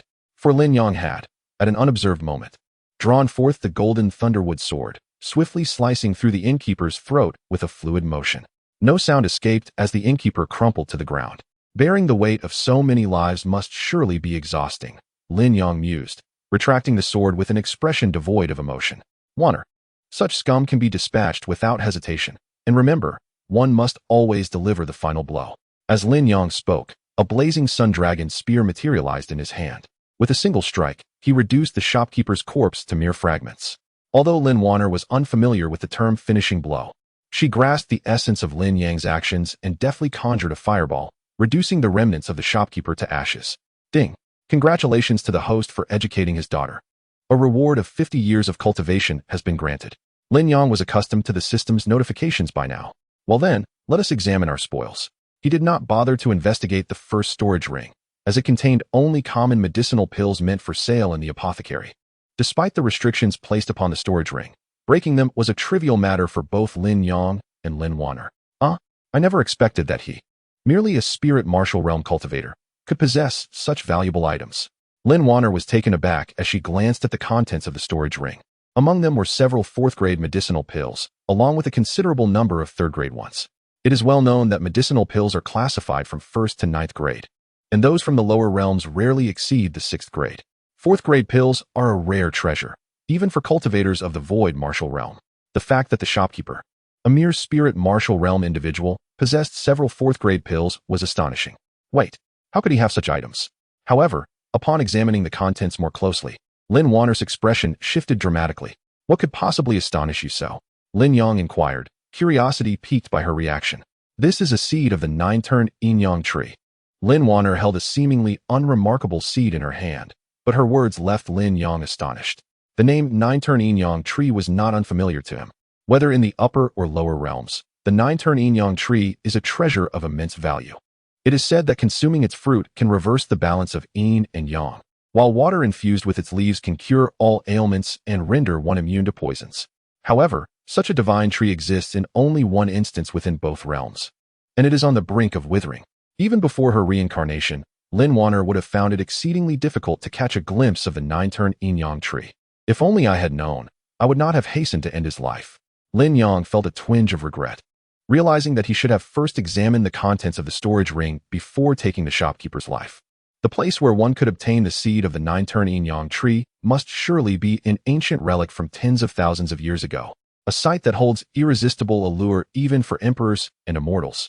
Do not dwell on regrets. There is also a map here. However, Lin Wan'er was not as excited, for she had also discovered a map within the storage ring. This location is. As she scrutinized the markings on the map, her brow furrowed. The place indicated did not belong to the lower realm, but was instead a forbidden zone in the upper realm. It seems there are many matters we remain unaware of. Let us take the opportunity during the upcoming exchange conference to investigate further, Lin Wan'er suggested, prompting Lin Yang to furrow his brow in response to her explanation. Since the map marking resides in the upper realm, it suggests that the shopkeeper merely stumbled upon the seed of the 9-turn yin yang tree along with this map. However, the very existence of the seed raises questions. If there were no unforeseen circumstances, how could these two items have come to be lost? The mystery gradually unfolds before Lin Yang and Lin Wan'er, yet they currently lack the means to pursue the truth. After spending 2 tranquil days in Qingxi Fangshi, Lin Yang has received numerous rewards, elevating his cultivation to the 2nd level of the Earth Sovereign realm. On this day, the already bustling Qingxi Fangshi becomes even more vibrant. As the exchange conference commences, Chapter 26, the peculiar old man 2-tiered gathering spirit pill, in exchange for a 2-tiered obstruction clearing pill. 3-tiered spirit herb, come one, come all. Early in the morning, Lin Yang set out with Lin Wan'er. Although the sun had only just risen, the marketplace of Qingxi was already bustling with activity. Strangely, regardless of how crowded the throngs became, there was always a clear passage for a group of people to pass through. Brother, isn't this merely a transaction among wandering cultivators? Why waste our time? A disciple clad in the garb of Tianyun's sect inquired curiously of the man before him. Do not underestimate this exchange fair. If it lacked significance, why would the sect expend such effort to host it? The foremost disciple of Tianyun's sect replied, shaking his head in explanation. In truth, transactions among cultivators through barter are quite common. Many cultivators actually prefer the exchange of goods over purchasing with spirit stones. However, as Qingxi is situated at the confluence of the Tianyun sect, Spirit Beast sect, and Bailuo sect, the 3 sects share jurisdiction. Since the disciples require time for cultivation, they cannot monitor the marketplace daily. Thus, the 3 sects established a rule. Aside from the scheduled exchange fairs, no bartering is permitted within Qingxi. The intention behind this regulation is to designate specific times for exchanges, allowing the sects to dispatch disciples under the guise of inspection to ensure treasures are not left to gather dust. Wow, that fellow is quite fortunate. He unveiled a mid-grade magical artifact right off the bat. What is this?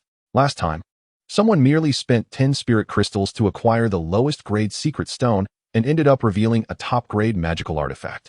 Suddenly, a commotion erupted from a certain area, capturing the attention of everyone in Qingxi. Is that a secret stone treasure hunt?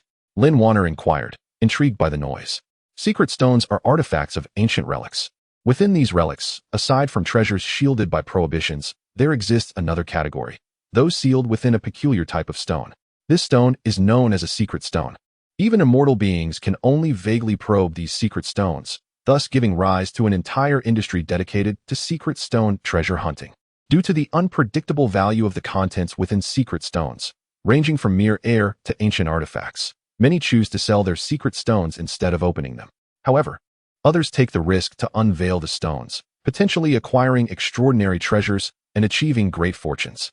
In summary, secret stones are a game of chance. With good fortune, one might attain a priceless treasure, while ill fortune could lead to becoming a victim of circumstance.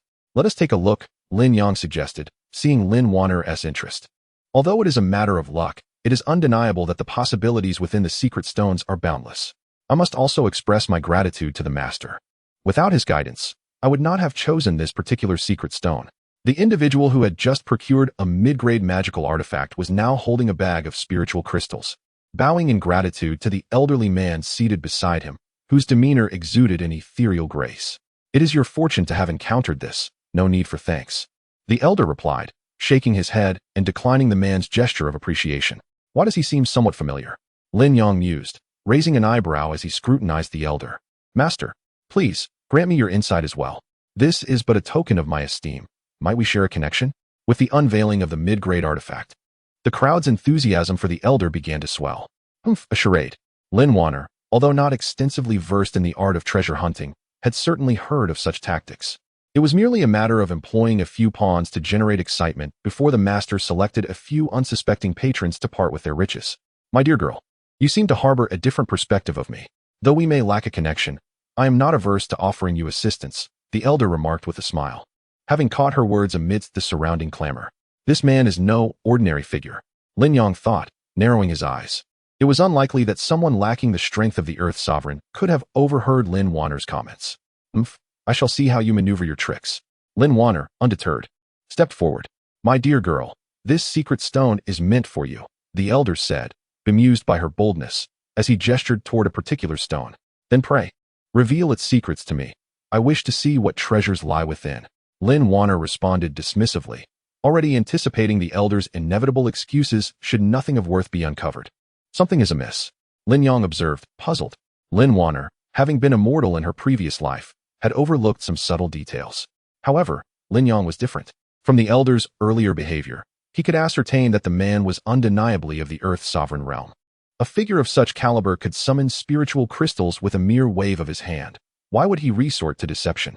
As the secret stone was revealed, gasps filled the air, for it contained a spiritual fruit, which, judging by its aura, appeared to be of the 4th grade. The crowd's eyes ignited with fervor, some already teetering on the brink of action. What?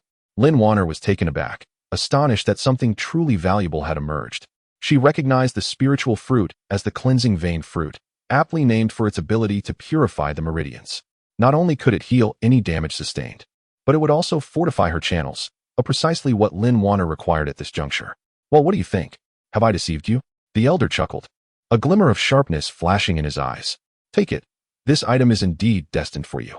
With a wave of his hand, the cleansing vein fruit floated toward Lin Wan'er. Thank you for your kindness, esteemed elder. However, such a precious item is too valuable for us to accept without offering something in return. Please, allow us to provide some form of compensation.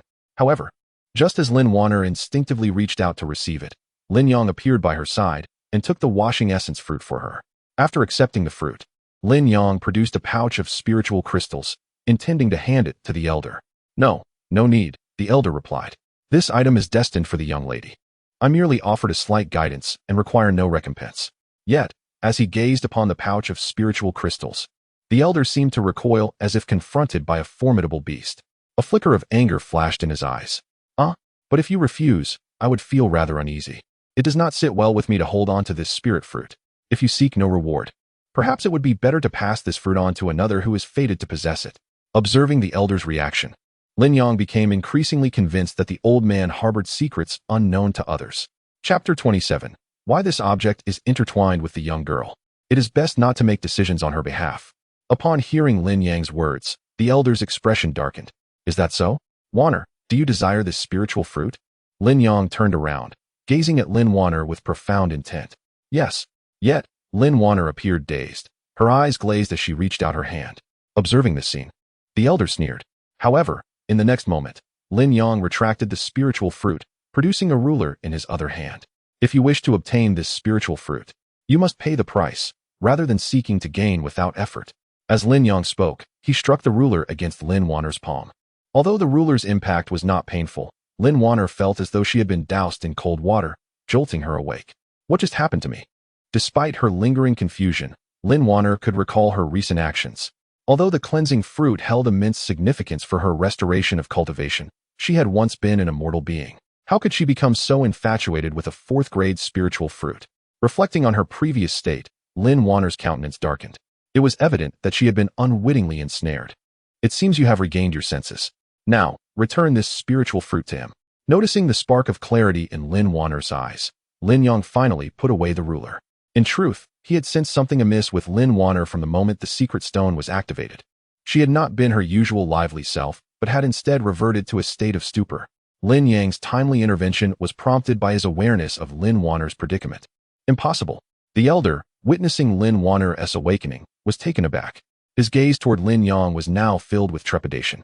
I shall return this spiritual fruit to you. Since you were the one who prompted its opening, and I have yet to pay, this spiritual fruit rightfully belongs to you. However, you must also cover the cost of the secret stone. Lin Wan'er approached the elder, fully aware that the issue stemmed from him.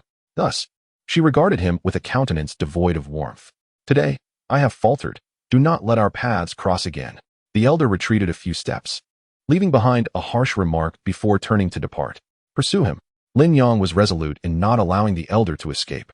Although he recognized the elder posed a threat, he remained uncertain about how he had managed to ensnare Lin Wan'er as well. Such individuals, if left unchecked, could potentially become a significant nuisance. Cursed be it. Why are they pursuing so closely? The elder, feeling the relentless proximity of Lin Yang and Lin Wan'er, akin to being tethered by a rope, grew increasingly agitated. His real name was Lu Fangqi, merely an ordinary rogue cultivator. However, not long ago, he had stumbled upon a technique in a certain ruin. After mastering that particular technique, he became capable of perceiving a line attached to each individual, a line that symbolized the closest and most essential desire of that person.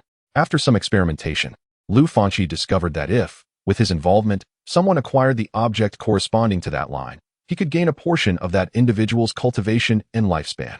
This revelation filled him with immense joy. prompting him to enthusiastically assist others in seeking their fortunes during this period. Today's exchange fair, in particular, heightened his excitement. For at the treasure hunting stall, there lay over 400 secret stones, of which 170 possessed a line. Should he be able to engage with all 170 lines, he might very well ascend to the pinnacle of the earthly sovereign realm today. However, this technique bore a fatal flaw. If the recipient of the object bestowed a reward upon him, it would negate the corresponding karmic connection, rendering him devoid of any gain. Conversely, if the individual returned the object to him, the consequences would be even more dire, for instead of acquiring the other's cultivation and lifespan, he would be compelled to share his own with that person. This was precisely why Lu Fangqi sought no recompense. Almost there, let's hurry and catch up. Behind him, Lin Yang appeared relaxed, showing no signs of distress. In truth, Lu Fangqi was merely at the second level of the earthly sovereign realm, comparable to Lin Yang's cultivation. However, Lin Yang possessed the divine step technique, which not only granted him an extraordinary agility, but also allowed him to travel at a speed 40% swifter than the average individual at the same cultivation level. His previous decision to maintain distance from Lu Fangqi was strategic, aiming to compel Lu Fangqi to vacate the Qingxi market. Lin Yang sensed that Lu Fangqi harbored a significant secret. Suddenly alarmed, Lu Fangqi's expression shifted when he noticed Lin Yang accelerating. Yet, he found himself powerless to escape.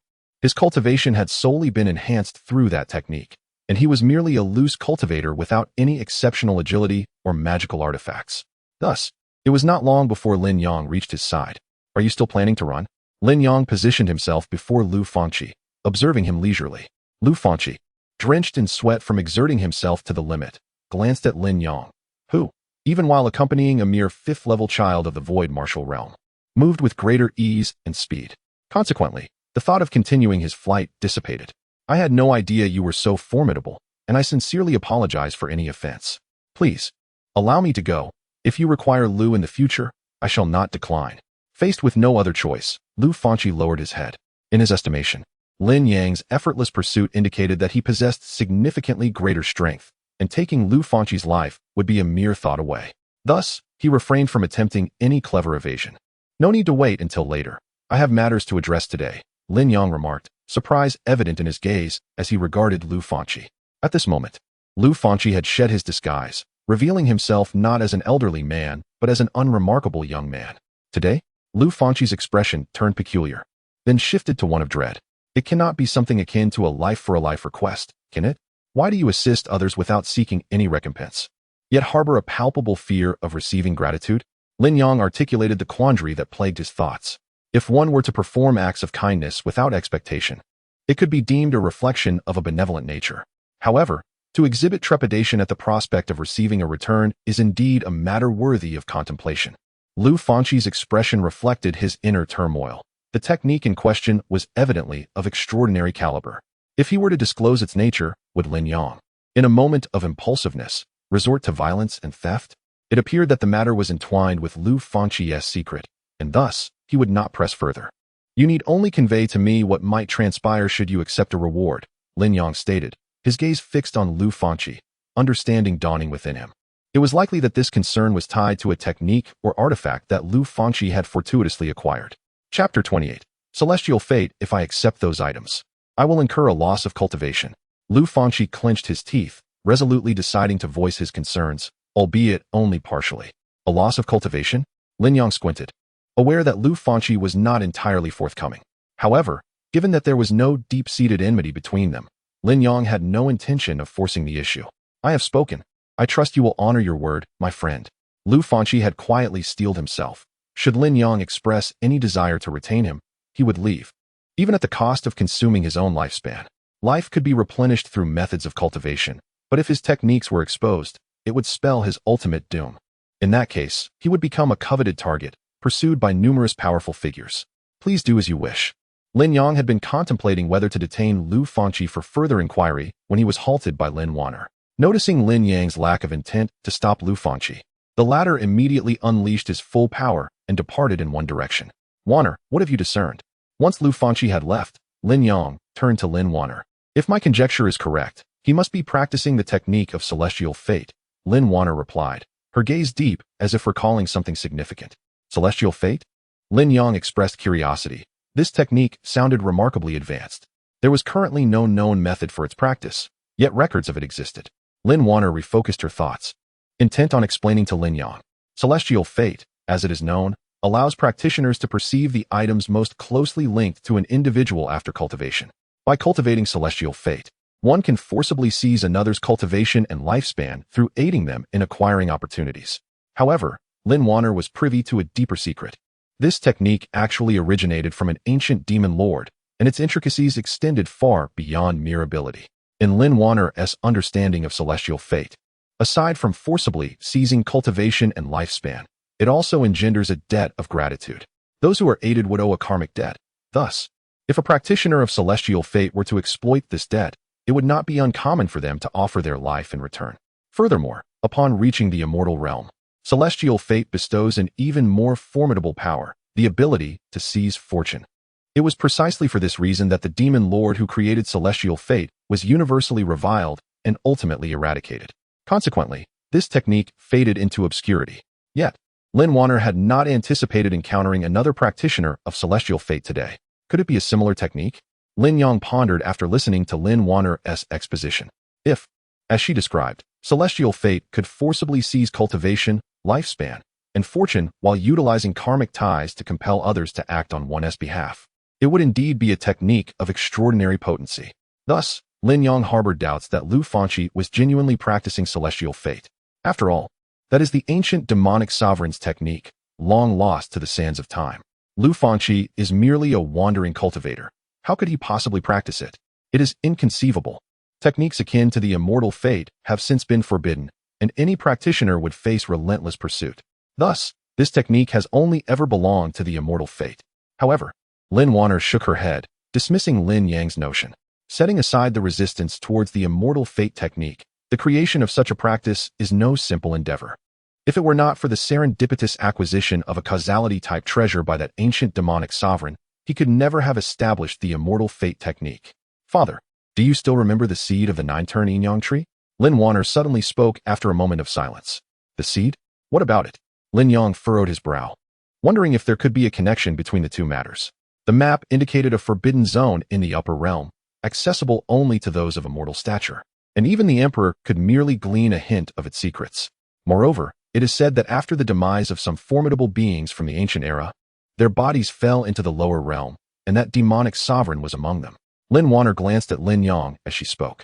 As Lin Yang pondered the connection between the two, a sudden realization dawned upon him. It is likely that the demonic sovereign who created the immortal fate technique fell into the lower realm after his demise, leaving behind a relic.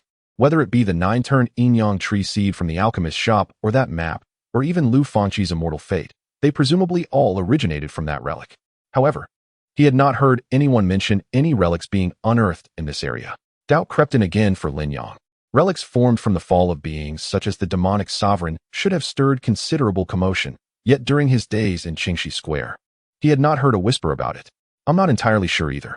For now, let us remain vigilant for any related news. Lin Wan'er replied with a shake of her head, equally perplexed. A relic formed from the fall of an ancient demonic sovereign should cause quite a stir, yet thus far, no one had uttered a word about it. If only she could encounter him again, she would certainly seek clarity. Reflecting on her earlier decision to prevent Lin Yang from retaining Lu Fanqi, Lin Wan'er felt a twinge of regret.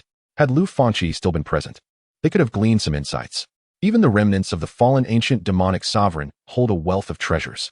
Lin Wan'er was even bold enough to assert that if she could locate the relic of that ancient demonic sovereign, she would be confident in returning to the celestial sovereign realm within 6 months, reclaiming her place in the upper realm. With no leads, the two could only temporarily pause their inquiries and return to Qingxi Square to see if there were any other useful items. Thanks to Lin Wan'er's discernment, everything Lin Yang purchased proved beneficial for her recovery of cultivation, but none could truly be deemed a fortuitous find. Senior brother, I have discovered a peculiar pair. A father and daughter, a plain-looking individual quietly stepped away from the crowd.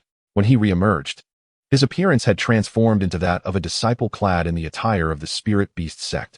He approached the patrol team of the Spirit Beast sect and leaned close to the leading cultivator's ear, whispering softly. Oh, Brother Chung raised his eyebrows, intrigued. The disciple before him was one he had instructed to disguise himself as an ordinary person and observe the surroundings for any suspicious individuals. That father-daughter duo was remarkably precise in their dealings. Although they seldom acquired items of exorbitant value, they consistently purchased various spiritual herbs at prices significantly lower than usual. The disciple succinctly recounted the circumstances he had witnessed, his eyes gleaming with intensity. I shall follow them. A spark of excitement flickered in Brother Cheng's eyes as he patted the disciple's shoulder, then feigned nonchalance while resuming his patrol. Yet, it was evident to all that his mind was elsewhere. Chapter 29. Where is my junior brother? Father. Lin Yang and Lin Wan'er were strolling along the road when they suddenly heard Lin Wan'er call out to him. He initially assumed she had discovered yet another treasure. But following her gaze, he found her fixated on a secret stone for treasure hunting. Can you discern what treasures lie within the secret stone? Lin Yang inquired, somewhat astonished, as he believed Lin Wan'er possessed the ability to peer into the stone. No, I merely sense that there is something within that secret stone that draws me. Lin Wan'er shook her head, her gaze unwavering from the secret stone that had just been displayed at the treasure hunting stall. Something that attracts you? Lin Yang's mood became complex as he regarded the stone. Previously, none of the treasures had elicited a reaction from Lin Wan'er, so what could possibly be inside this stone? It is demonic energy. The stone contains remnants of powerful demonic cultivators' possessions. Even if I merely absorb the residual demonic energy, it would suffice to restore me to the pinnacle of the human sovereign realm. Lin Wan'er's eyes shone brightly as she stared at the stone. Demonic cultivator remnants? Upon hearing this term, Lin Yang couldn't help but furrow his brow. If that were indeed the case, this secret stone could pose a significant danger. If proper precautions were not taken during its opening, the release of demonic energy could attract the attention of righteous sect leaders. While Lin Wan'er could conceal herself effectively in front of these formidable figures, there was no guarantee against exposure. The most perilous aspect was the rule of the treasure hunting stall. All secret stones must be opened on the spot.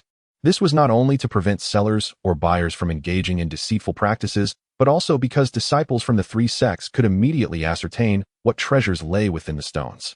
If a superior treasure was uncovered, they would not hesitate to pay a considerable price. For Lin Yang, the inhabitants of Qingxi Square posed little threat. But if the disciples from the three sects summoned their sect leaders, his current strength would be insufficient to confront them. Since adhering to the rules was not an option, he would have to resort to forceful means. This was an item capable of restoring Lin Wan'er directly to the pinnacle of her cultivation realm, a treasure worth risking for, far surpassing the value of countless spirit beasts' flesh. Moreover, as a demonic cultivator, Lin Wan'er had no objections to using force. As long as they could obtain the secret stone, she would not hesitate to wreak havoc throughout Qingxi Square. Shopkeeper, what price do you ask for this secret stone? Lin Yang approached, feigning great interest in the stone as he inquired with the shopkeeper. The onlookers, witnessing Lin Yang's demeanor, realized he was destined to be an easy target for exploitation. 100,000 spirit crystals. As expected, the shopkeeper assessed Lin Yang from head to toe before quoting an exorbitant price. The audacity of this shopkeeper to demand such a figure was astonishing. The highest price for the secret stone sold previously had been merely 10,000 spirit crystals. The onlookers, having lingered for quite some time, could hardly restrain their outrage upon hearing this price. 100,000? Lin Yang feigned a conflicted expression, appearing to hesitate. May I examine it more closely? After a moment of deliberation, Lin Yang made his request to the shopkeeper. Of course, although it is generally inadvisable to allow buyers to handle the goods, the allure of 100,000 spirit crystals evidently clouded the shopkeeper's judgment. Upon acquiring the secret stone, however, Lin Yang furrowed his brow and muttered incantations under his breath. Come here, what do you think of this secret stone? Lin Yang beckoned Lin Wan'er over, as if seeking her counsel. It's excellent, Lin Wan'er remarked, her gaze unwavering. The shopkeeper, on the other hand, could hardly contain his joy. He had only paid 50,000 spirit crystals for this batch of secret stones. If Lin Yang truly intended to purchase one for 100,000, it would be a substantial profit. It's marvelous, but 100,000 spirit crystals is quite exorbitant. Lin Yang appeared reluctant as he gazed at the stone in his hand. If he couldn't afford it, he wouldn't buy it. At that moment, Lin Wan'er grasped her father's intentions and couldn't help but reflect that her father was not merely a pushover. Indeed, perhaps it's best not to buy it. But I truly desire it, so. Lin Yang sighed, feigning to return the secret stone to its original place. The shopkeeper felt a pang of disappointment. A lucrative deal was slipping away, and had he known, he would have lowered his price. I have no choice but to resort to brazen theft. Lin Yang suddenly shifted his tone, seizing Lin Wan'er and soaring skyward, hastily departing from Qingxi Square Market. The onlookers were momentarily stunned, unable to react. He has stolen my secret stone. Quick, pursue him. The shopkeeper was the first to regain his wits, shouting urgently. However, it was futile. Only those who had attained the human sovereign level could fly, and given Lin Yang's speed, he appeared to be a formidable earth sovereign. No cultivator would risk their safety for a shopkeeper they scarcely knew, especially one who had previously wronged them. In fact, seeing the shopkeeper's anxious demeanor brought them a sense of secret delight. After him, the first to hear the commotion was senior brother Chung from the spirit beast sect. Spotting Lin Yang and Lin Wan'er in the distance elicited excitement within him. A disciple who had just reported to him had shown him the images of Lin Wan'er and Lin Yang, so he recognized them immediately. He had been pondering how to justifiably reclaim the items they possessed, and now the opportunity presented itself. Father, there's a human sovereign cultivator following us. Among the disciples of the spirit beast sect, only senior brother Chung had reached the human sovereign level, enabling him to pursue Lin Yang through the skies, while the others dashed along the ground. A disciple of the spirit beast sect, how fortuitous, Lin Yang thought as he glanced back and recognized Chung's distinct attire. Formulating a plan, since he had already offended the spirit beast sect, he might as well seize this chance to take advantage once more. With this thought, Lin Yang deliberately slowed his pace, allowing senior brother Chung to keep up. Soon, Lin Yang halted. They arrived at a relatively secluded cave, perfect for Lin Wan'er to activate the secret stone. He guided her inside, and then set up a simple concealment array at the cave entrance, patiently awaiting the arrival of his target. You cannot escape. Brother Chung initially thought that his magical energy was nearly depleted, and he feared he could not catch up with Lin Yang. To his astonishment, he soon found Lin Yang waiting at the entrance of a cave, concealing his actions. Brother Chung discreetly consumed a pill to restore his magical energy and arrogantly proclaimed to Lin Yang, "You cannot escape." Lin Yang merely smiled, suppressing his aura to the pinnacle of the human sovereign realm. The pinnacle of the human sovereign realm? Brother Cheng's triumphant smile vanished in an instant, replaced by a visage as bitter as a gourd. I am a disciple of the spirit beast sect, and if you dare to harm me, my junior brother will certainly report this to the sect. When that time comes, you will. As Brother Cheng spoke, he intended to summon his junior brother for assistance, but upon turning around, he realized, where is my junior brother? Chapter 30. A good man. The expression on senior brother Cheng's face turned pale as he suddenly recalled that he was at the human sovereign realm. While his junior brother could hardly keep pace with him, he might still be wandering in some far corner. Indeed, what if? Lin Yang observed Cheng's performance with an air of leisure, nearly bursting into laughter. It was fortunate for his group of junior brothers that they had not followed, otherwise, it would have been merely a fleeting moment for Lin Yang to deal with them. If I could survive, possessing such formidable cultivation as yours, I would surely become a distinguished guest of our spirit beast sect. Senior brother Chung, sensing the gravity of the situation, quickly altered his tone. A distinguished guest? I fear I would merely be a turtle on a shelf, Lin Yang mused. Meanwhile, Lin Wan'er continued to absorb the residual demonic energy left by the demon lord within the cave.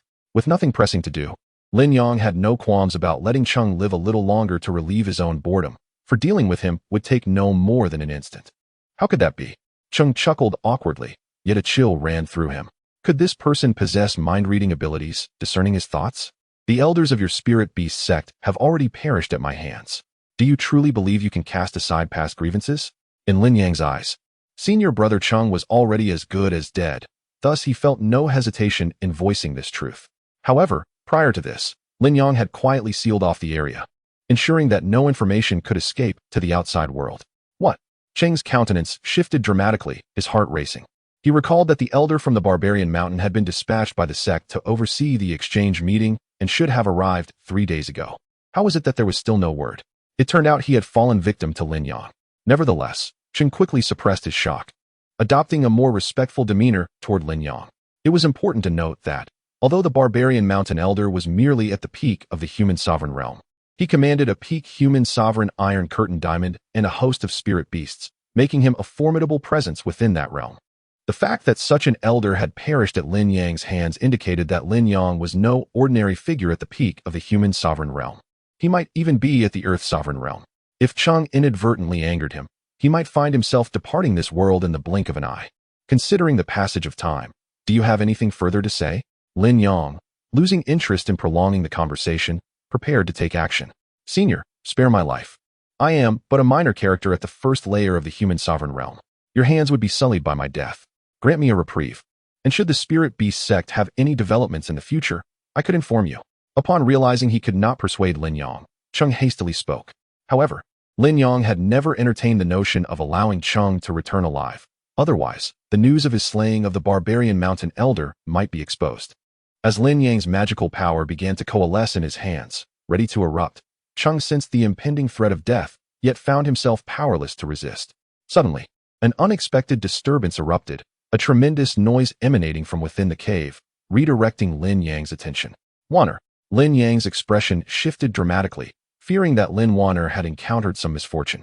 However, before he could enter the cave, an immense force emanated from within, one that even Lin Yang, who had attained the second level of the earthly sovereign realm, could not resist. If Lin Yang struggled against it, there was no need to mention Brother Cheng, who was almost effortlessly drawn into the cave. As the suction intensified, Lin Yang gradually found himself unable to hold on, and he was propelled into the cave. "Father, are you all right?" In a daze, Lin Yang heard Lin Wan'er's voice and slowly opened his eyes. "Wan'er, what just happened?" He shook his head to clear his mind, glancing around the unfamiliar surroundings with confusion. This place appeared to be a relic, and it seemed that after he absorbed the demonic energy, something had been triggered that caused the relic to draw them in. Lin Wan'er was also uncertain, but she had her suspicions. He is coming too? Then we must resolve this quickly. It was only then that Lin Yang noticed Brother Cheng standing nearby, casting a resentful glare at Lin Wan'er, prompting him to furrow his brow and prepare to take action. "Stop, father. He has been marked by my demonic seed. He is now my servant." Lin Wan'er quickly intervened to prevent Lin Yang from attacking. Demonic seed? The term was unfamiliar to Lin Yang, and he instinctively felt averse to it. Lin Wan'er then provided an explanation. The demonic seed was a common technique among demonic cultivators used to control other practitioners. Should Brother Cheng dare to betray her, he would perish on the spot. Wan'er. Upon hearing this, Lin Yang's brows knit even tighter. "Regardless of your past identity, you are my daughter now. Such techniques should be avoided whenever possible." He held a strong disapproval of the demonic seed. While he did not object to Lin Wan'er's acts of violence, given that slaying was an inevitable part of cultivation, manipulating the hearts of others was ultimately a path of wickedness. Lin Yang did not wish for his daughter to become a catastrophic scourge upon the world. Thus, he deemed it essential to correct her misguided notions. But Father Lin Wan'er began to explain further, but upon seeing Lin Yang's resolute gaze, she could only acquiesce with reluctance. At that moment, she had already acknowledged Lin Yang as her true father, and even though she felt discontent, she chose to accept his words. After all, the demonic seed was merely a convenient tool for her. Ding! Congratulations to the host for educating his daughter. Reward: 100 years of cultivation and a layer of the righteous chi technique. The system notification popped up, slightly uplifting Lin Yang's spirits. Upon reviewing the benefits of the righteous chi technique, his mood improved even further. Unlike the desire for the ordinary technique, the righteous chi technique was not a formal cultivation method. It merely served as a means to discern good from evil. However, what truly delighted Lin Yang was the effect of reaching the third layer of the righteous chi technique. The deeper his righteousness, the more he would gain the recognition of the heavenly Tao, enhancing his fortune and comprehension. Moreover, for those enemies whose righteousness is negative, he can also gain an additional boost in power. Utilizing the righteousness determination, Lin Yang observed the righteousness values of Lin Wan'er and senior brother Cheng. To Lin Yang's astonishment, Lin Wan'er's righteousness value was even slightly higher than his own. Even senior brother Cheng possessed a commendable righteousness value. Unbeknownst to him, senior brother Cheng simply perceived Lin Wan'er as a virtuous individual. Had Lin Wan'er not planted the demon seed within him, he would likely have met his demise by now. Furthermore, at such a young age, Lin Wan'er had already reached the pinnacle of the human sovereign realm. Her future achievements are bound to be remarkable. Being by her side might well prove more advantageous than remaining within the spirit beast sect. Consequently, senior brother Cheng's perception of Lin Wan'er underwent a swift transformation. Chapter 31. The Nine-Eyed Golden Heart Lion. By the way, Father, I believe I have discerned the nature of this relic. After a moment of silence, Lin Wan'er suddenly spoke, her excitement palpable. It must be the remnants of that ancient demon lord. However, Lin Yang preempted her, not allowing her the chance to voice her thoughts. How did you come to that conclusion? Lin Wan'er was momentarily taken aback, as she had intended to create a sense of suspense, only to find that Lin Yang was already aware. The only relic that could excite you so is likely this one. Lin Yang smiled faintly, though a hint of gravity clouded his gaze. Since this was indeed the relic of the ancient demon lord, Lin Yang knew he had to exercise caution. According to the usual patterns, such relics typically house the lingering souls of ancient masters, masquerading as harbingers of legacy while secretly seeking suitable candidates for possession and rebirth. Undoubtedly, Lin Wan'er was the most fitting candidate. Then let us hurry. Perhaps this time I can restore my cultivation to the celestial sovereign realm. With Lin Yang having spoken first, Lin Wan'er's enthusiasm visibly waned, her voice lacking its previous fervor. Ding! Congratulations to the host for playfully bantering with your daughter. You are rewarded with 50 years of cultivation. Lin Yang was taken aback, realizing that his light-hearted jest with his daughter had garnered such a generous reward. Amidst their laughter, they failed to notice the continuous changes in the expression of senior brother Chung. Initially, he had believed Lin Wan'er to be exceptionally gifted, which explained her young age and her attainment of the pinnacle of the human sovereign realm.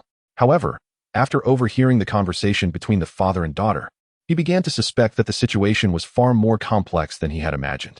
What did it mean to restore one's cultivation to the celestial sovereign realm? It seemed that the master he was following was a reincarnated powerhouse.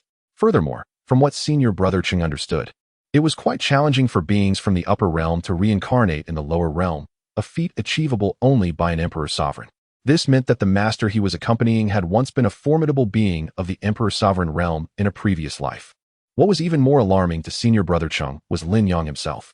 Typically, reincarnated strong beings retained memories of their past lives and tended to be arrogant. Yet, Lin Yang had somehow earned Lin Wan'er's willingness to call him father. Did this imply that he was even more formidable? Was he perhaps the fragment of a supreme being from the upper realm? Such thoughts crossed Cheng's mind. After all, not only in the lower realm, but even in the upper realm, few could compel an emperor sovereign's reincarnation to willingly acknowledge them as a father. The only explanation was that Lin Yang remained Lin Wan'er as father even in the upper realm, and a father of an emperor sovereign, existing in the lower realm, would surely be among the elite of the emperor sovereigns. Contemplating this, senior brother Chung felt that his current predicament should lead him to enlightenment. In an instant, he sensed a breakthrough in his thoughts, shattering his previous barriers and successfully ascending to the third layer of the human sovereign realm. How did he achieve such a sudden breakthrough? Lin Wan'er and Lin Yang exchanged bewildered glances, both astonished. They could discern that Cheng's mindset had been problematic, which had hindered his ascension from the second layer of the human sovereign realm. However, neither of them intended to guide brother Chung, for he should have been dead by all accounts. Yet unexpectedly, he merely stood there in a daze and managed to break through. Could it be that this ancient site possesses a function that assists in cultivation? Lin Yang couldn't help but harbor doubts. I can sense that the demonic energy over there is most potent. Perhaps it is the place of inheritance of the ancient demon sovereign. Lin Wan'er quickly reached a conclusion after a brief moment of sensing. Even if it is not the site of inheritance, the sheer density of that demonic energy is sufficient to restore her to the pinnacle of the Earth's sovereign realm. Then let us proceed. Lin Yang shook his head, feeling somewhat contemplative. The rebirth of a powerful being is akin to having a cheat. Such a rapid ascent in cultivation speed, even with his advantages, he cannot compare. From being a mortal to reaching the peak of the human sovereign realm, Lin Wan'er has accomplished this in less than a month. If she could gain anything further in the ancient site, she might very well reach the pinnacle of the Earth's sovereign realm, or even the heavenly sovereign realm. The trio had scarcely walked a short distance when they encountered an obstruction. The nine-eyed golden heart lion. Upon seeing the spirit beast that had suddenly appeared before them, Lin Wan'er exclaimed loudly. Noticing Lin Yang's puzzled expression, she provided an explanation. The nine-eyed golden heart lion is a spirit beast from the higher realms, possessing the strength of a human sovereign at birth and capable of reaching the heavenly sovereign or saint sovereign realm upon maturity, with fortuitous encounters. It could even attain the emperor's sovereign realm.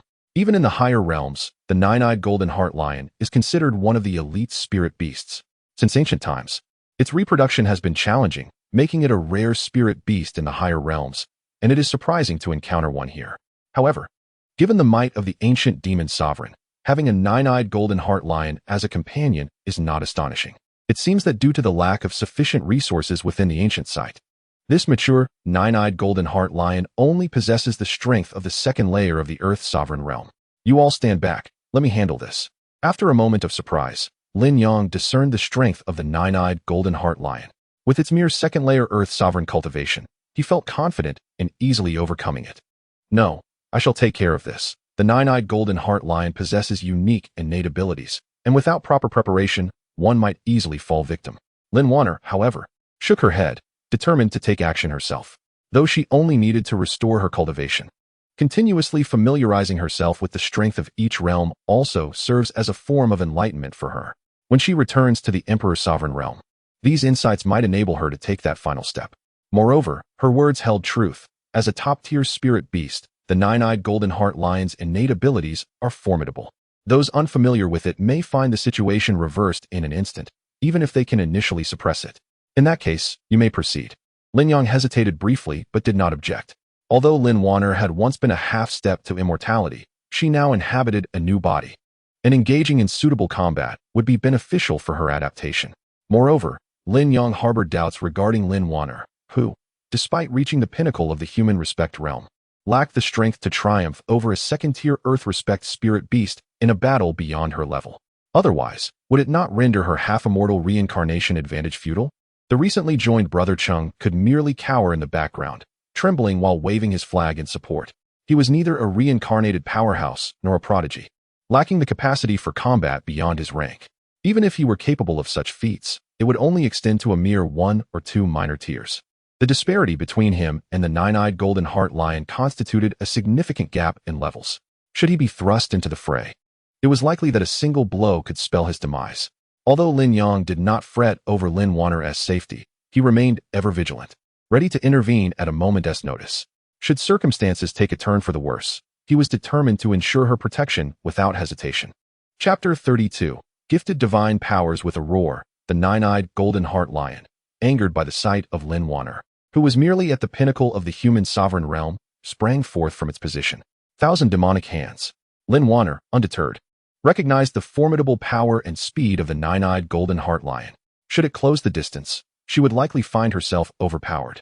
Thus, she deftly maneuvered her small hands, unleashing a surge of demonic energy that took the form of numerous hands grasping towards the lion. With a thunderous roar, the nine-eyed golden heart lion stood unafraid, producing a deep growl that scattered her conjured hands with ease. Lin Wan'er was not surprised by this. The lion possessed a unique talent in the realm of sound. Great Compassion Transformation Finger. Once again, Lin Wan'er raised her hand, gathering demonic energy at her fingertips, directing it towards the nine-eyed golden heart lion. Although it appeared as a mere beam of light, the energy contained within was undeniably potent. The lion halted, shifting to the left, yet the beam adjusted its trajectory to follow. With a gentle smile, Lin Wan'er knew that the Great Compassion Transformation Finger was adept at locking onto its target. Evasion was not an option. The lion, realizing this, ceased its attempts to dodge and began to vocalize once more. This time, however, it unleashed a series of roars that coalesced into an unusual melody. As this melody resonated, the Great Compassion Transformation Finger, which should have struck the lion, began to warp and, in the next moment, was hurtling back towards Lin Wan'er. What sorcery is this? Lin Wan'er gasped, hastily channeling her demonic energy to obliterate the finger before it could harm her. Her knowledge of the nine-eyed golden heart lion, derived solely from related records, was comprehensive. Yet such a divine power had not been documented. It was time to conclude this swiftly. Faced with unforeseen circumstances, Lin Wan'er could no longer afford to delay. Just moments ago, she had been at a safe distance, affording her ample time to react. Were she to draw closer, she might find herself unable to contend with the beast. Invoke demons to empower myself. All things revered. Lin Wan'er mobilized her inner demonic energy in a unique manner, leading to a remarkable transformation. The once innocent Lin Wan'er was now adorned with mysterious patterns, her eyes shimmering with a faint purple hue, exuding an eerie aura even without any movement. There remained but a stick of incense's worth of time. Yet, Lin Wan'er was not without her own struggles. This was a technique of her own invention, capable of temporarily enhancing her strength. However, the altered flow of demonic energy would inflict damage upon her body. The higher one's cultivation, the longer one could endure. Yet, as she stood at the pinnacle of the human sovereign realm, sustaining this state for a stick of incense was already her utmost limit. Should she exceed this duration, irreversible harm would befall her physique. In her days as the purple ghost demon sovereign, the excessive internal injuries accrued from this technique had significantly hindered her overall power. Observing Lin Wan'er's transformation, the nine-eyed golden heart lion appeared to harbor a sense of trepidation.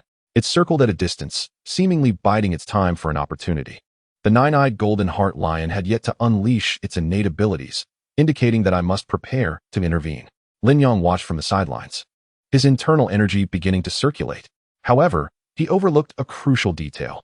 Despite the nine-eyed golden heart lion being merely at the second tier of the Earth's sovereign realm, it was inherently a high-grade spirit beast, its strength comparable to that of a third or even fourth-tier Earth sovereign among humans. It was evident that Lin Wan'er was fighting against insurmountable odds, while the nine-eyed golden heart lion still retained its formidable innate abilities. Without any alternative recourse, Lin Wan'er would undoubtedly find herself outmatched. She was acutely aware of this reality, unless she drew upon more of the resources belonging to the purple phantom demon sovereign. Her chances of defeating the nine-eyed golden heart lion hinged solely on seizing an opportunity. The nine-eyed golden heart lion, being astute, seemed to recognize the temporal limitations of Lin Wan'er's state. Hence it merely observed her from a distance, refraining from any action. The lion could afford to wait, but Lin Wan'er could not. In the next moment, Lin Wan'er transformed into a swirl of demonic energy, surging towards the nine-eyed golden heart lion. Though wary of her, the lion did not retreat. Instead, it opened its mouth wide. No sound emerged, yet an invisible force radiated from its maw, causing the very air to distort. Was this the method of attack through sound?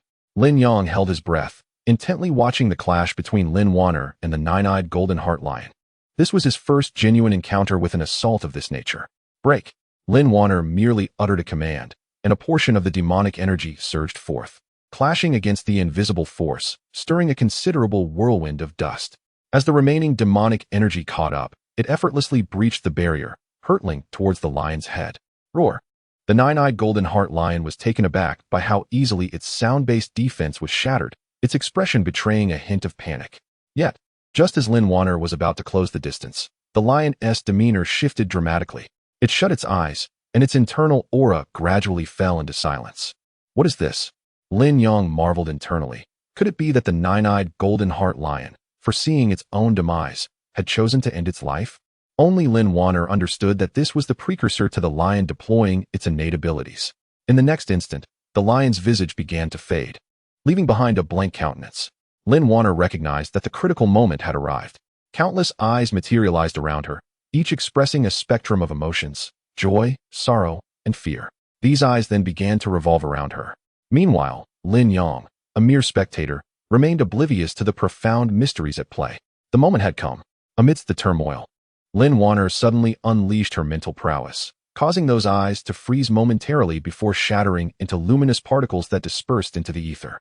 The divine ability of the nine-eyed golden heart lion summons the gazes of its kin, inflicting mental assaults upon its foes. This technique is, in essence, nearly insurmountable. For even to counteract the mental onslaught of these eyes requires one to possess a rank 1 realm superior to that of the nine-eyed golden heart lion. To completely extricate oneself from its grasp necessitates an elevation of 2 realms. It can be asserted that should the nine-eyed golden heart lion attain the status of emperor, there would be no adversary within the higher realms, save for a select few who have approached the threshold of immortality, capable of standing against it. Chapter 33. Encountering a stalwart barrier. Regrettably, although Lin Wan'er had only reached the pinnacle of the human respect realm, she was nonetheless a reincarnated being of a half-immortal powerhouse. Even with some damage to her soul, she was capable of attaining the sacred respect realm. Thus, contending against the innate divine abilities of the nine-eyed golden heart lion was a trivial endeavor for her. Lin Wan'er had been patiently awaiting the opportune moment, which naturally coincided with the nine-eyed golden heart lion unleashing its innate talents. Given her current low cultivation level, even with the enhancement of her techniques, she could only contend with opponents at the second tier of the earth respect realm. She could not overpower the nine-eyed golden heart lion. Had the nine-eyed golden heart lion chosen to confront her solely with its physical prowess rather than resorting to its innate abilities, she might have found herself at a genuine disadvantage. The innate divine ability of the nine-eyed golden heart lion appeared to target the soul. Though junior brother Chung, with his limited realm, could not discern this, Lin Yang sensed it. Just moments ago, Lin Wan'er had unleashed a formidable surge of mental power, which subsequently shattered the divine ability of the nine-eyed golden heart lion. It was reasonable to conclude that the lion's powers were indeed aimed at the soul. Lin Wan'er was no longer surprised by Lin Yang's perception. After all, their time together had revealed that although he seemed ordinary, he harbored many undisclosed secrets. At the very least, Lin Wan'er was baffled by how he could effortlessly break through his cultivation level without any deliberate effort to train. With her tacit approval, Lin Yang finally comprehended why she felt incapable of dealing with the nine-eyed golden heart lion. Both he and the lion were at the earth respect realm, yet the lion's innate ability targeted the soul, naturally making its mental power superior to Lin Yang's. After all, Lin Yang had attained his cultivation through the system, without any means to enhance his mental prowess. In the face of the lion's soul-targeting abilities, Lin Yang found himself utterly powerless, given that his mental strength was inferior. How, then, should he address this predicament? Observing the nine-eyed golden heart lion, now weakened and lying on the ground, he felt a surge of indecision. This was a rare and cherished spirit beast, precious even in the upper realms. If he could tame it as a familiar, it would be splendid indeed. However, it was evident that if Lin Wan'er could consume it and subsequently gain some benefits, she might very well break through to the celestial respect realm. Perhaps it would be best to consider it as a familiar. Although it was a high-tier spirit beast, its benefits to him were limited. Conversely, Lin Wan'er had no desire to consume the nine-eyed golden heart lion, for while its rank was high, it had yet to reach a significant standard. Even if she were to consume it, the enhancement would be negligible. Instead, if she could tame it as a familiar, it would provide substantial assistance once she returned to the upper realms, especially if the nine-eyed golden heart lion could reach the sacred respect realm. Moreover, Lin Wan'er understood that Lin Yang's efforts to capture the descendants of celestial spirit beasts would undoubtedly antagonize numerous factions. While she could rapidly grow stronger, it was unlikely she could remain by Lin Yang's side for long. The enemies she faced were far more formidable than Lin Yang could envision. Until she had fully matured, she had no confidence in her ability to safeguard Lin Yang amidst those threats. The nine-eyed golden-hearted lion indeed serves as a formidable ally for Lin Yang, granting him a broader expanse of survival. At present, in this lower realm, there exists no individual capable of matching the nine-eyed golden-hearted lion in a one-on-one confrontation, not even those at the pinnacle of the earthly sovereign realm. Thus, it is prudent to attend to its wounds first. Observing the lion's precarious condition, Lin Yang resolved to heal it. After all, having discerned its innate divine abilities, even when it regains its full strength, Lin Yang would find it effortlessly manageable. The lion's invocation of its innate powers entails a protracted preparation. As long as one possesses a modicum of awareness, intervention can be executed in a timely manner. How dare you seize our prey? Yet, before Lin Yang could advance, several figures emerged, seizing the opportunity while he was momentarily caught off guard, swiftly capturing the nine-eyed golden-hearted lion into their spirit pet pouch. What do you mean by this? Lin Yang's eyes narrowed as he regarded the individuals before him, a flame of indignation igniting within him. He was no fool. Their intentions were glaringly apparent. They had merely observed the lion on the brink of death, and having just emerged from a battle, sought to exploit the situation. What is the meaning of this? We have pursued this spirit beast for quite some time. It was only through a moment of carelessness that it eluded us just as we were about to secure it. Yet you audaciously attempt to claim our hard-earned success. The audacity of these individuals was indisputable, brazenly appropriating Lin Wan'er's achievements while further casting blame upon them. You boast without fear of retribution, claiming it as your own while your garments remain unsoiled. Brother Chung, unable to endure their insolence any longer, stepped forward and denounced them. Though he had his own flaws, he would never stoop to such depths. Even when taking from others, he understood the necessity of offering something in return. Yet these individuals not only pilfered, but also grotesquely accused the victims. Oh, are you implying that you wish to ascertain whether we possess the capability to retaliate? To them, Brother Cheng's ire appeared nothing more than the antics of a buffoon. No sooner had he spoken than the group unleashed their formidable auras. Comprising 4 members, 1 at the 1st level of earthly sovereign, 2 at the 9th level of human sovereign, and 1 at the 8th level, Brother Cheng's earlier righteous fury faded, leaving his countenance pale. Well then, is this spirit beast not the result of our endeavors? The gleeful expressions of the assailants deepened as they observed Brother Cheng's visage shift. You tread upon the path of heaven but refuse to walk it, yet you willingly plunge into the abyss of hell. Lin Yang shook his head, regarding them with a newfound emotional detachment. Senior, we must teach them a stern lesson. Brother Cheng's spirits soared upon witnessing the emergence of the solar dragon spear in Lin Yang's grasp. The astonishment brought upon him by Lin Wan'er had nearly caused him to overlook the true powerhouse, Lin Yang. Although he appeared to possess merely earthly sovereign strength, could one truly protect the reincarnation of a strong being without possessing exceptional might? The absence of peak earthly sovereign prowess would be utterly implausible. The 4 exchanged glances, their expressions shifting to one of uncertainty and trepidation. It appeared they had inadvertently provoked a formidable opponent. They had initially presumed Lin Yang and his companions to be soft targets, emboldening their advance. After all, Lin Wan'er is merely an individual at the pinnacle of the human sovereign realm, having just emerged from a fierce battle, her breath unsteady. Brother Chung is only at the 3rd tier of the human sovereign realm, and Lin Yang, being an ordinary mortal, is nothing but a burden. In comparison, their lineup appears utterly feeble, which is why they dare to act so arrogantly. However, the situation now seems rather peculiar. If Lin Yang is indeed a mere mortal, then what is it that he wields? A toy? The aura of the Inferno Dragon Spear, a low-grade magical weapon, is unabashedly laid bare before the four of them. Could a mere mortal truly wield a low-grade magical artifact? Chapter 34. The unspoken understanding among, for there is no need for alarm. Together, we shall not falter before a single adversary. Among the four, the only one at the first layer of Earth Sovereign gulped nervously, striving to maintain composure. Yet, a flicker of hope lingered within him. Should Lin Yang be merely at the first or second layer of Earth Sovereign, they would still possess a fighting chance, albeit with losses. The individual at the third layer of Human Sovereign posed no real threat. A mere strike would suffice to subdue him. As for the girl at the pinnacle of Human Sovereign, her fluctuating aura suggested she could only summon 60% of her strength. A combatant at the 8th layer of Human Sovereign could easily withstand her. The remaining two, both at the 9th layer of Human Sovereign, along with him at the 1st layer of Earth Sovereign, could still devise a plan to confront Lin Yang. Having spoken so resolutely before, do you believe there exists an alternative to a direct confrontation now? Noticing his companion's lingering hesitation, the 1st layer Earth Sovereign felt compelled to speak again. Upon hearing his words, the gazes of the other three solidified with determination. Their previous arrogance had left them no escape. Their choices were limited to awaiting their demise at Lin Yang's hands or fighting fiercely for a chance at survival. So, have you reached a decision? Lin Yang stepped forward, unleashing the aura of the 2nd layer of Earth Sovereign.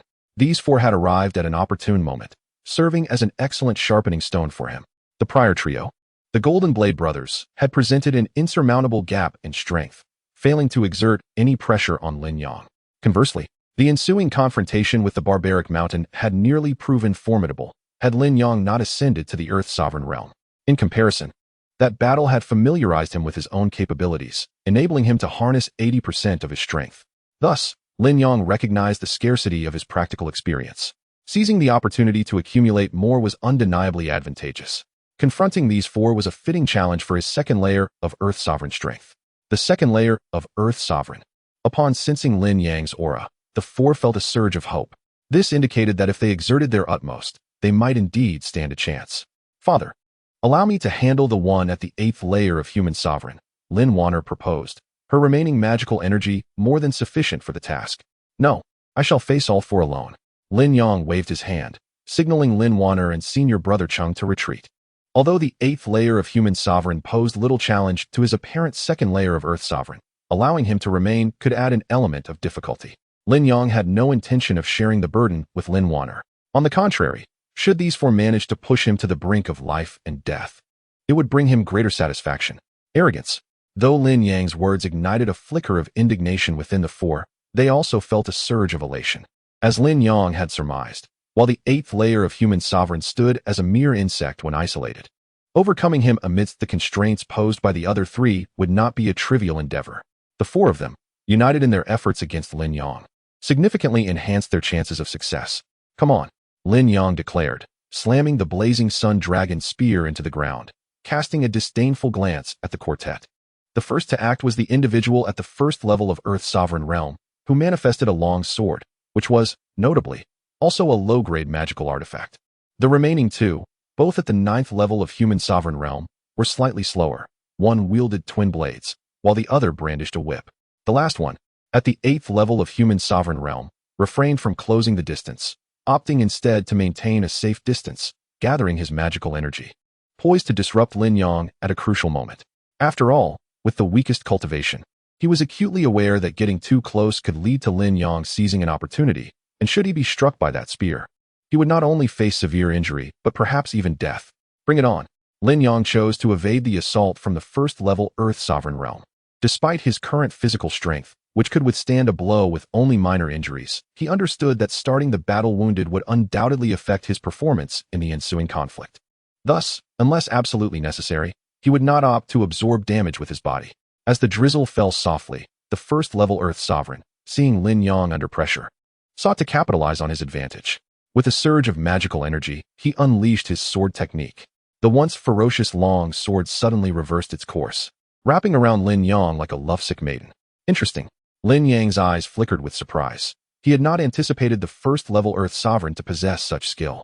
Although he had quickened his pace to evade the sword's onslaught, it was perplexing that the blade managed to remain close to him. Seizing the opportunity, The two ninth-level human sovereigns exchanged a glance, silently coordinating their offensive. The one with twin blades accelerated, aiming to close in on Lin Yang while he was still entangled with the sword.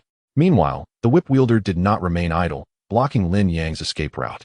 Even the 8th-level human sovereign contributed, directing magical energy not to attack Lin Yang directly, but to strike the ground beneath him, raising a cloud of dust that obscured his vision. Their coordination was impeccable. Lin Wan'er, observing from the sidelines, felt a twinge of astonishment. The four operated in perfect harmony, communicating without words, responding to each other's unspoken cues with remarkable precision. The 8th-level human sovereign understood that any direct attack on Lin Yang would likely be ineffective. Hence, he focused solely on creating distractions to dull Lin Yang's awareness of his surroundings. The 1st-level Earth Sovereign, being the most powerful, chose to close in on Lin Yang to restrict his movements.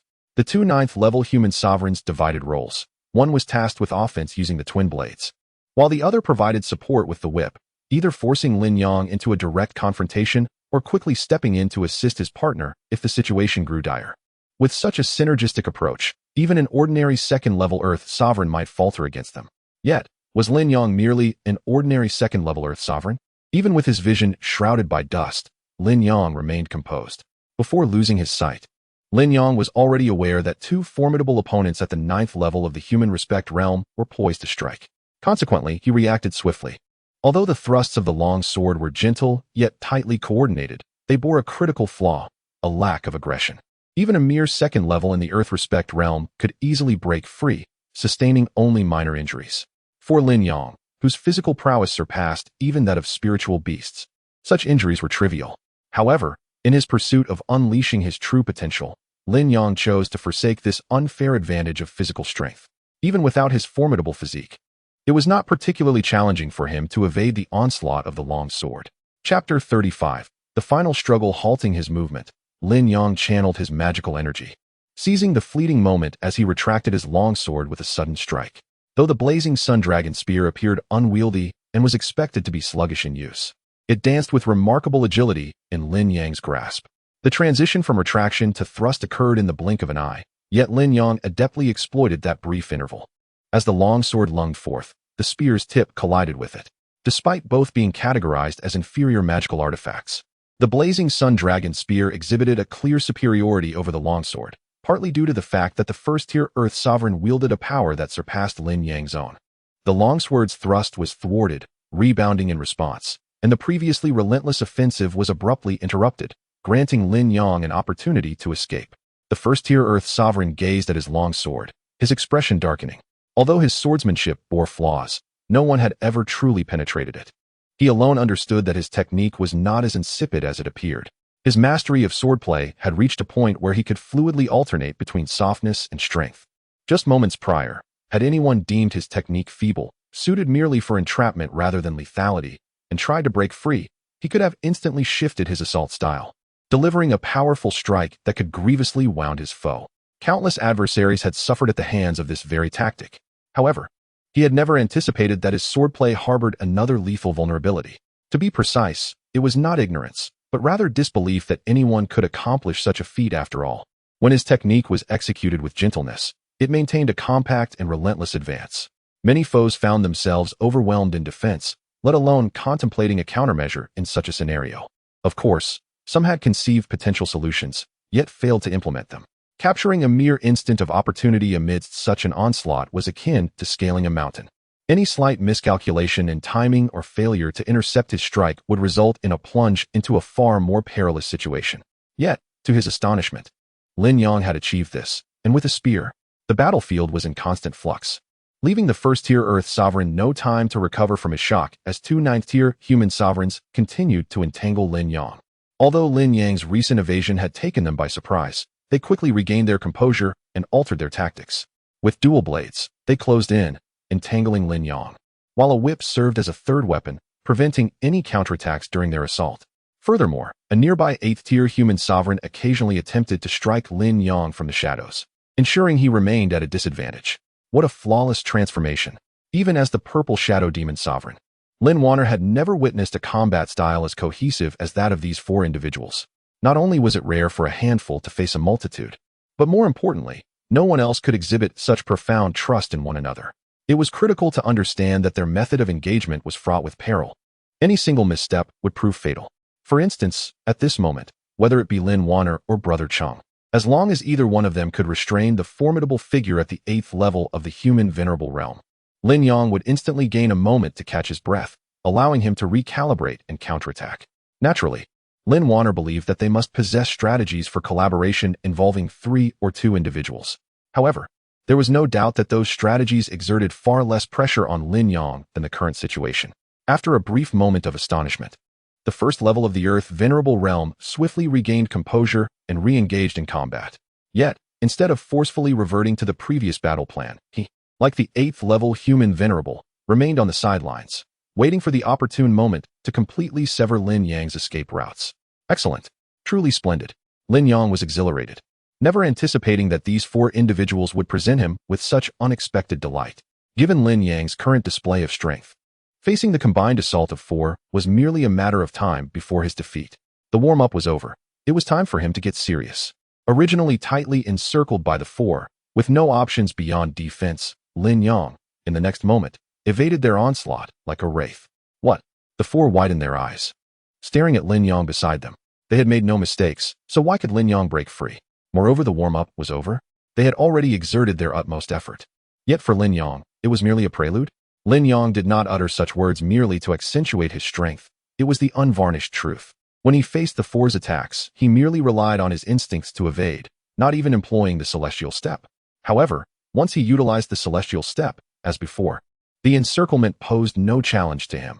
With a mere gentle step, he could extricate himself. It seemed there was no other option. He would attempt once more. If that failed, the first level of the Earth Venerable Realm, being the strongest, had a faint inkling. Lin Yang had not escaped through trickery, but rather through genuine skill. Since Lin Yang's agility allowed him to effortlessly evade their encirclement, it was evident that further pursuit was futile. Their only recourse now was to unleash their most potent techniques for a final stand. One last attempt. Let it be so. Lin Yang's eyes glimmered with interest. A long rainbow piercing the sun. A fatal pursuit of souls. A whip beyond reach. Though it was a last-ditch effort, the 8th level Human Venerable made no move at all. After all, even if he employed his strongest technique, it would merely be inconsequential to Lin Yang. If the other 3 posed a threat to Lin Yang, his presence would be superfluous. Conversely, if they did not, his involvement would change nothing. Furthermore, if he exerted his full strength and subsequently defeated Lin Yang, who would contend with Lin Wan'er afterward? A single shot to subdue all. Lin Yang, too, felt the impulse to call out the name of his technique. However, upon reflection, he realized he had not trained in any spear techniques. Thus, he possessed no name for such a technique. Even wielding the blazing sun dragon spear, Lin Yang could only execute the most rudimentary of moves. Yet, with his mouth agape, he felt compelled to utter something. Thus, he managed to force out this single phrase. In truth, it was merely a demonstration of breaking through myriad techniques with sheer force. Nevertheless, that was sufficient. Confronted by the overwhelming momentum of the trio's formidable attacks, Lin Yang appeared diminutive. This time, he held nothing back. With both hands gripping the blazing sun dragon spear, he summoned all his strength. As the sword, twin daggers, and long whip hurtled towards him, Lin Yang remained resolute and unyielding, merely allowing the spear to slice through the air.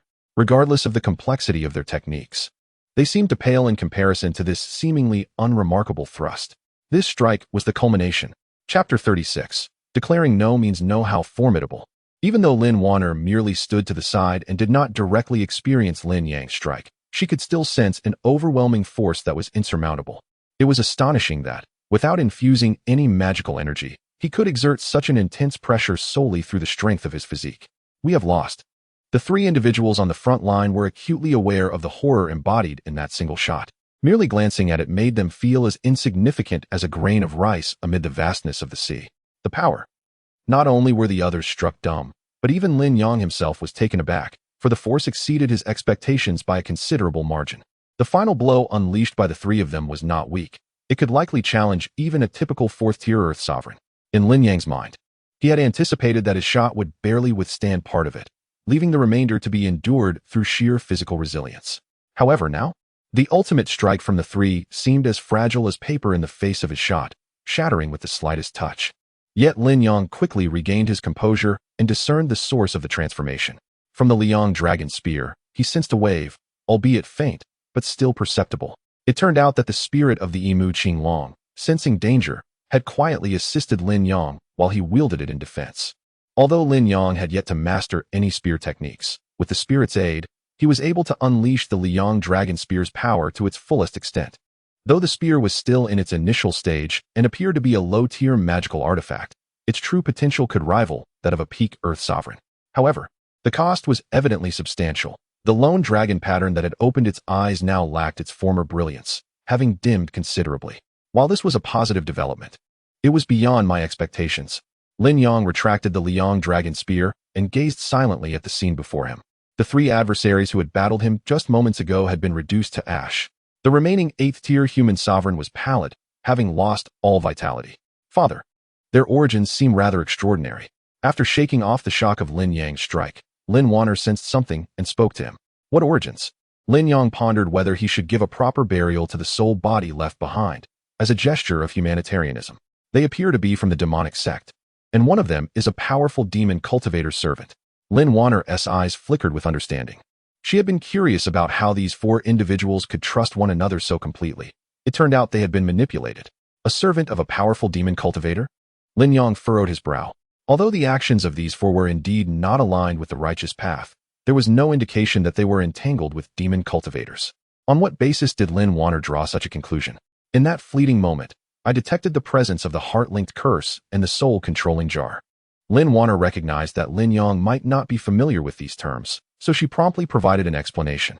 The soul control technique is one of the more sophisticated methods employed by demonic cultivators to exert influence over others. It is an advanced skill that can only be mastered by those of considerable strength and with the backing of powerful factions. Those who fall under the sway of the soul control technique find their consciousness and memories altered, to the extent that one might say a new identity has been forged. As for the heart and life-binding spell, its nature is more easily grasped. This incantation creates an unconditional trust and spiritual connection between the affected individuals, binding their lives together. Additionally, their strengths are enhanced. However, should one perish, the others bound by the spell are destined to share the same fate. Powerful demonic cultivators? Lin Yang harbored little concern, for he was not a mere soft target to be manipulated. Once he tamed the 9-eyed golden heart lion, he would be capable of confronting all adversaries below the celestial realm. Currently, the highest cultivation level in the lower realm was merely at the peak of the earthly sovereign stage.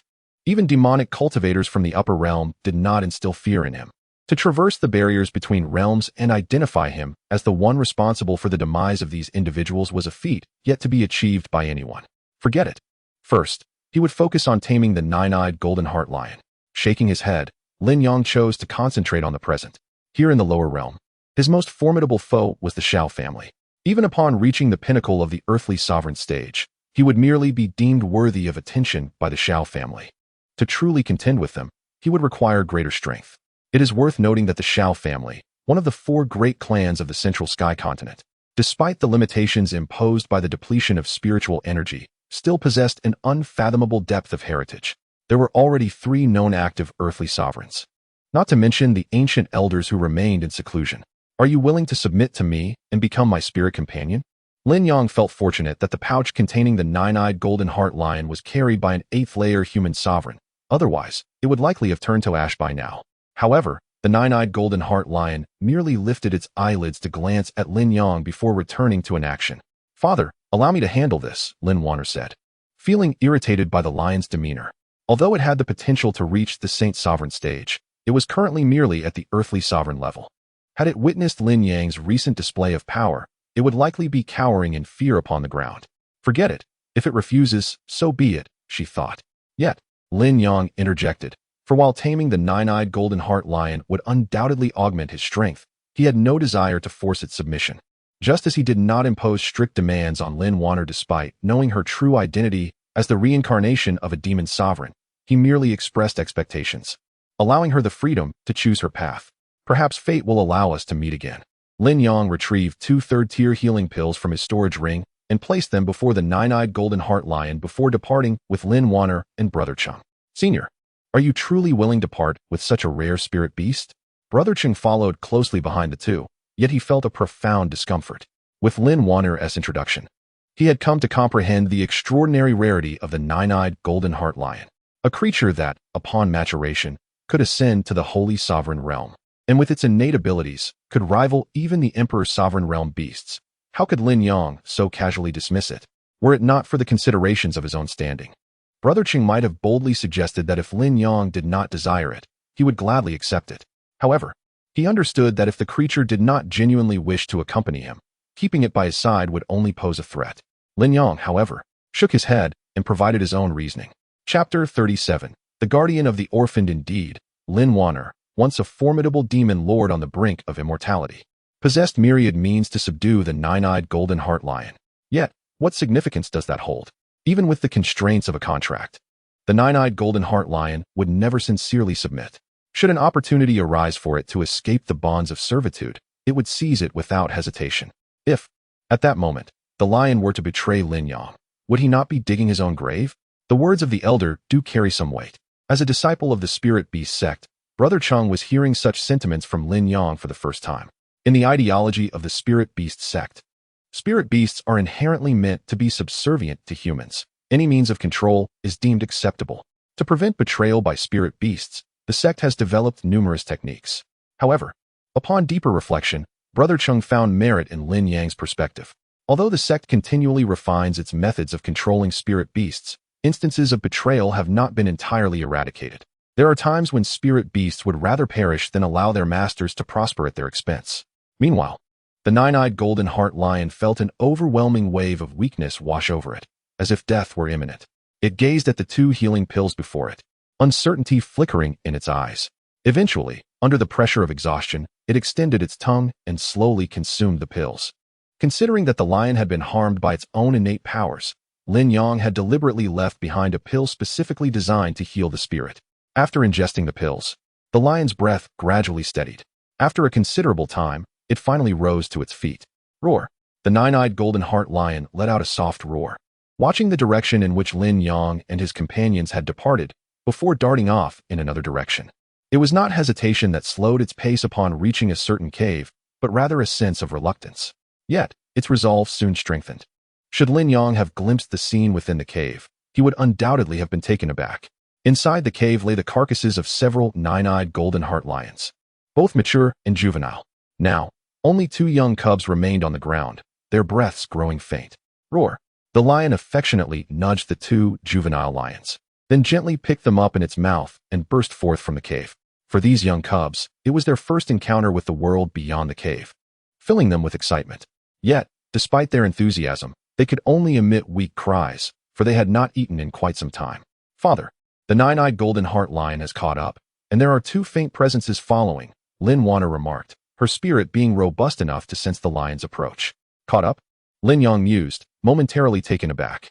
Could it be that the nine-eyed golden heart lion harbored a grudge and sought revenge now that it had recovered? However, he swiftly suppressed that thought. What could the nature of those two faint presences be? This time, the focus was indeed accurate. If it were seeking revenge, the nine-eyed golden heart lion, aware of its inability to best Lin Wan'er, would not be foolish enough to believe that bringing along two feeble companions would ensure victory.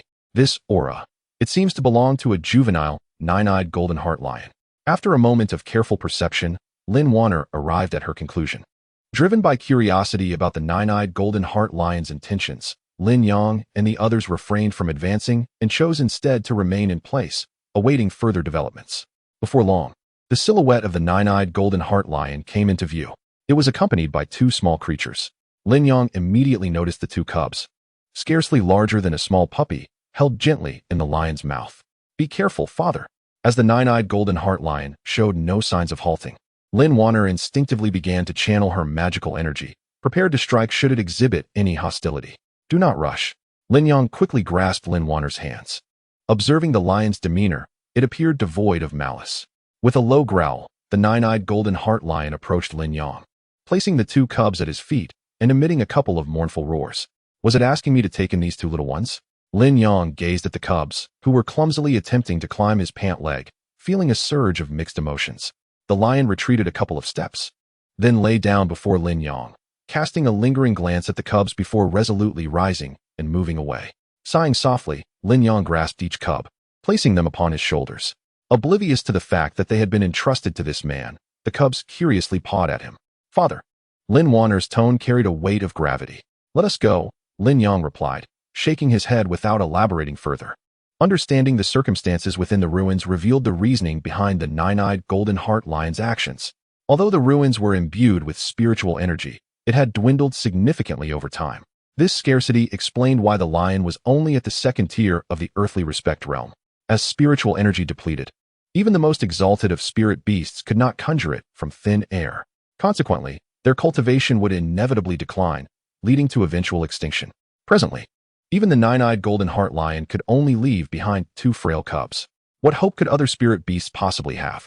Devoid of spirit beasts and spiritual energy, and lacking even ordinary flora and fauna, the nine-eyed golden heart lion faced not only the challenge of cultivation, but also the dire issue of sustenance. It was evident that it had not eaten for quite some time. By entrusting its cubs to Lin Yang, the lion sought not only to repay a debt of gratitude, but also to secure a chance at survival for its offspring.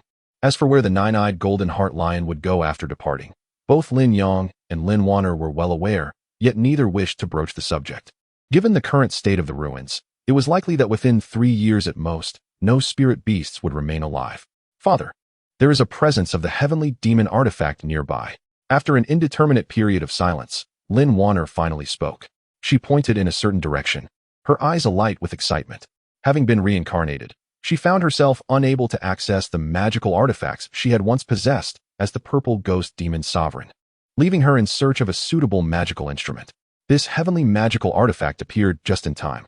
Unlike the distinction made by righteous cultivators for demon cultivators, the treasures of the lower realm are collectively referred to as Xian demon artifacts, while those of the upper realm are known as heavenly demon artifacts.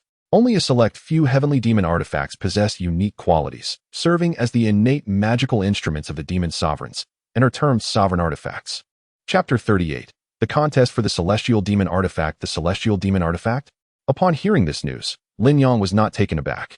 After all, it had already been established that this place was the site of the ancient demon lord's demise. Thus, the existence of a celestial demon artifact was hardly remarkable. It was possible that within the ruins, one could even uncover a demon lord's relic. However, Lin Yang hesitated, pondering whether he should assist Lin Wan'er in acquiring this celestial demon artifact. Unlike treasures of the righteous path, artifacts wielded by demon practitioners were typically malevolent in nature.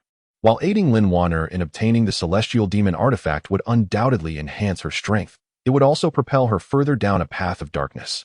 Lin Wan'er, lost in thoughts about the nature of the celestial demon artifact, remained oblivious to Lin Yang's inner turmoil.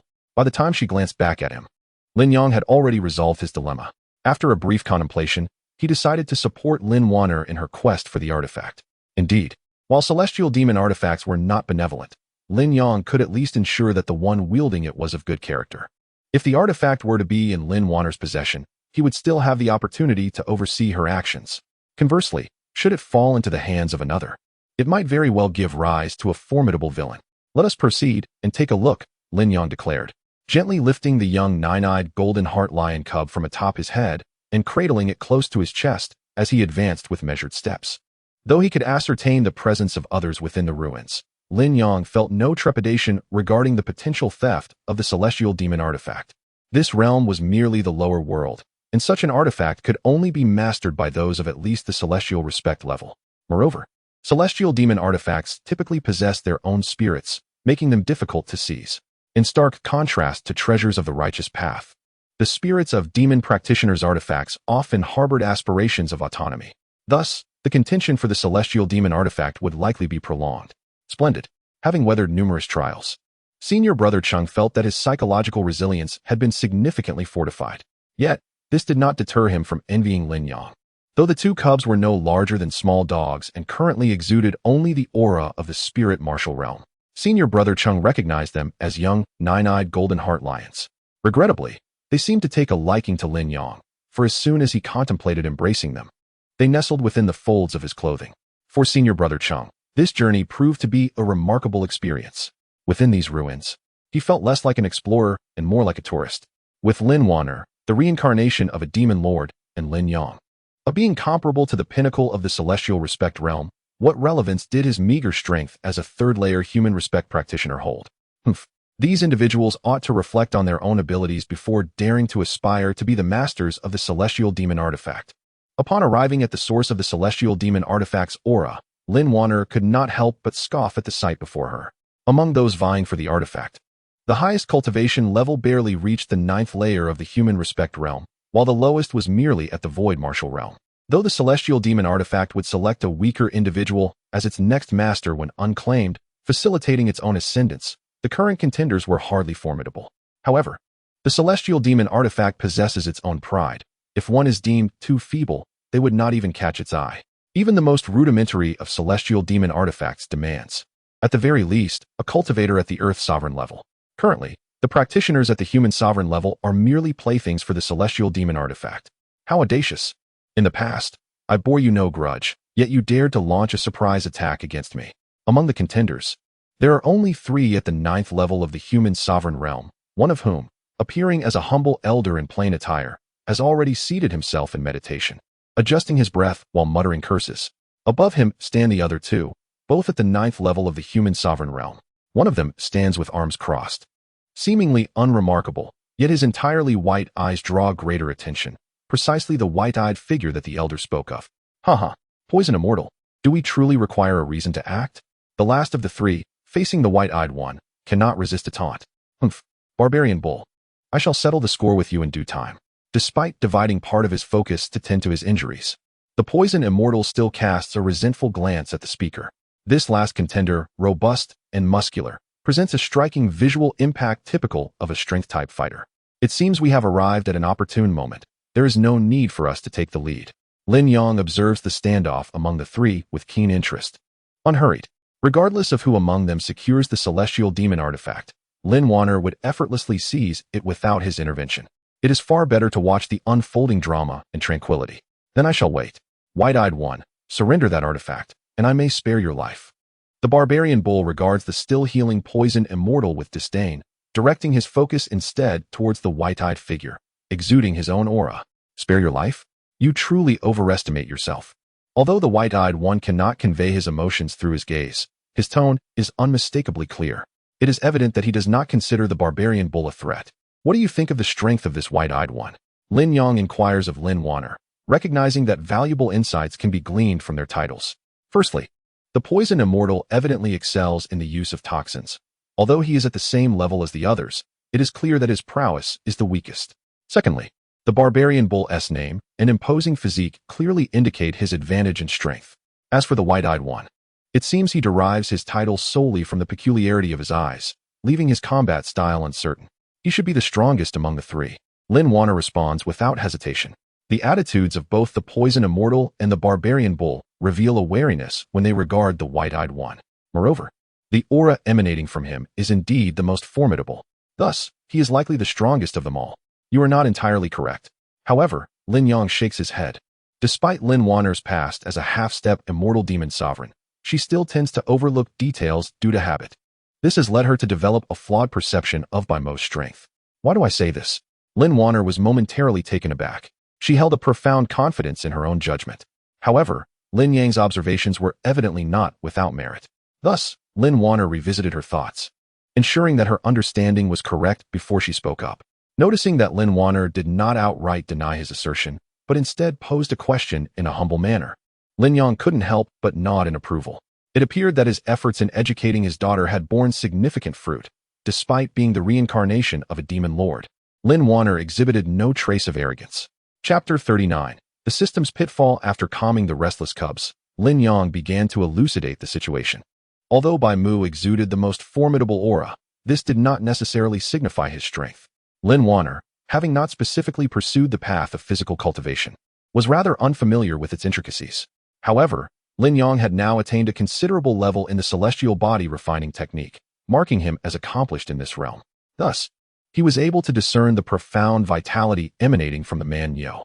While uncertain whether Man Yo belonged to the demon race or possessed a unique bloodline, it was evident that his physical prowess surpassed even that of a 9th-layer human sovereign, possibly reaching the pinnacle of that realm. Consequently, it was Man Yo who was, in truth, the most powerful. His assertion of sparing Bai Mu's life was not mere rhetoric. The caution exhibited by him and the poison immortal when regarding Bai Mu likely stemmed from the latter's possession of special abilities. A moment's carelessness could lead to dire repercussions. Realizing this, Lin Wan'er turned her gaze back to Man Yo, suddenly enlightened. Given the scarcity of physical cultivators and the rarity of those who attain the pinnacle, she had subconsciously underestimated their significance. Furthermore, Man Yo had already demonstrated the cultivation of a ninth-layer human sovereign, which led to the common assumption that, even with his body refinement, he should be weaker than his cultivation level suggested. Thus, Lin Wan'er had entirely overlooked the strength of his physical form when evaluating his capabilities. Ding. Congratulations to the host for discussing matters with your daughter. Reward: 100 years of cultivation and the unnamed spear technique.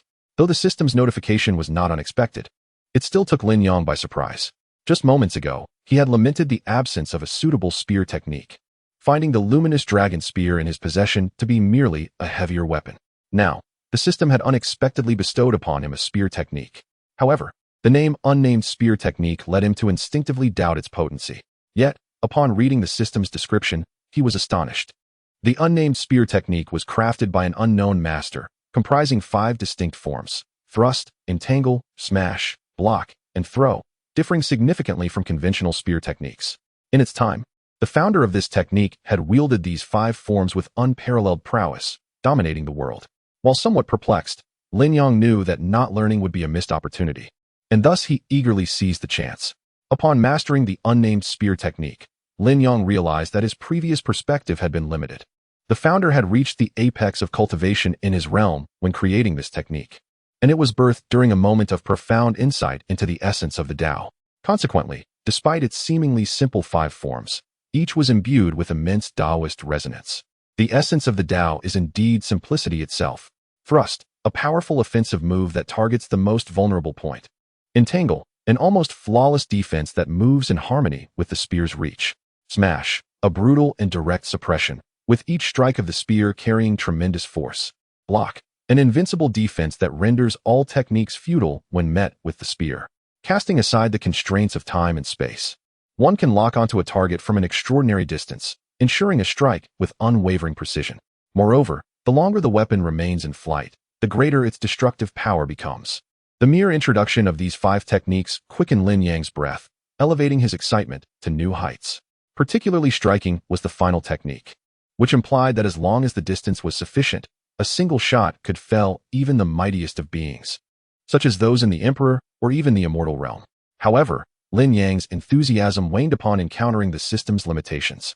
Similar to the fierce Sun Dragon Spear, the nameless spear technique is divided into 10 stages. The first 5 stages unlock a weakened version of the techniques, while only the last 5 stages grant mastery of the complete nameless spear technique.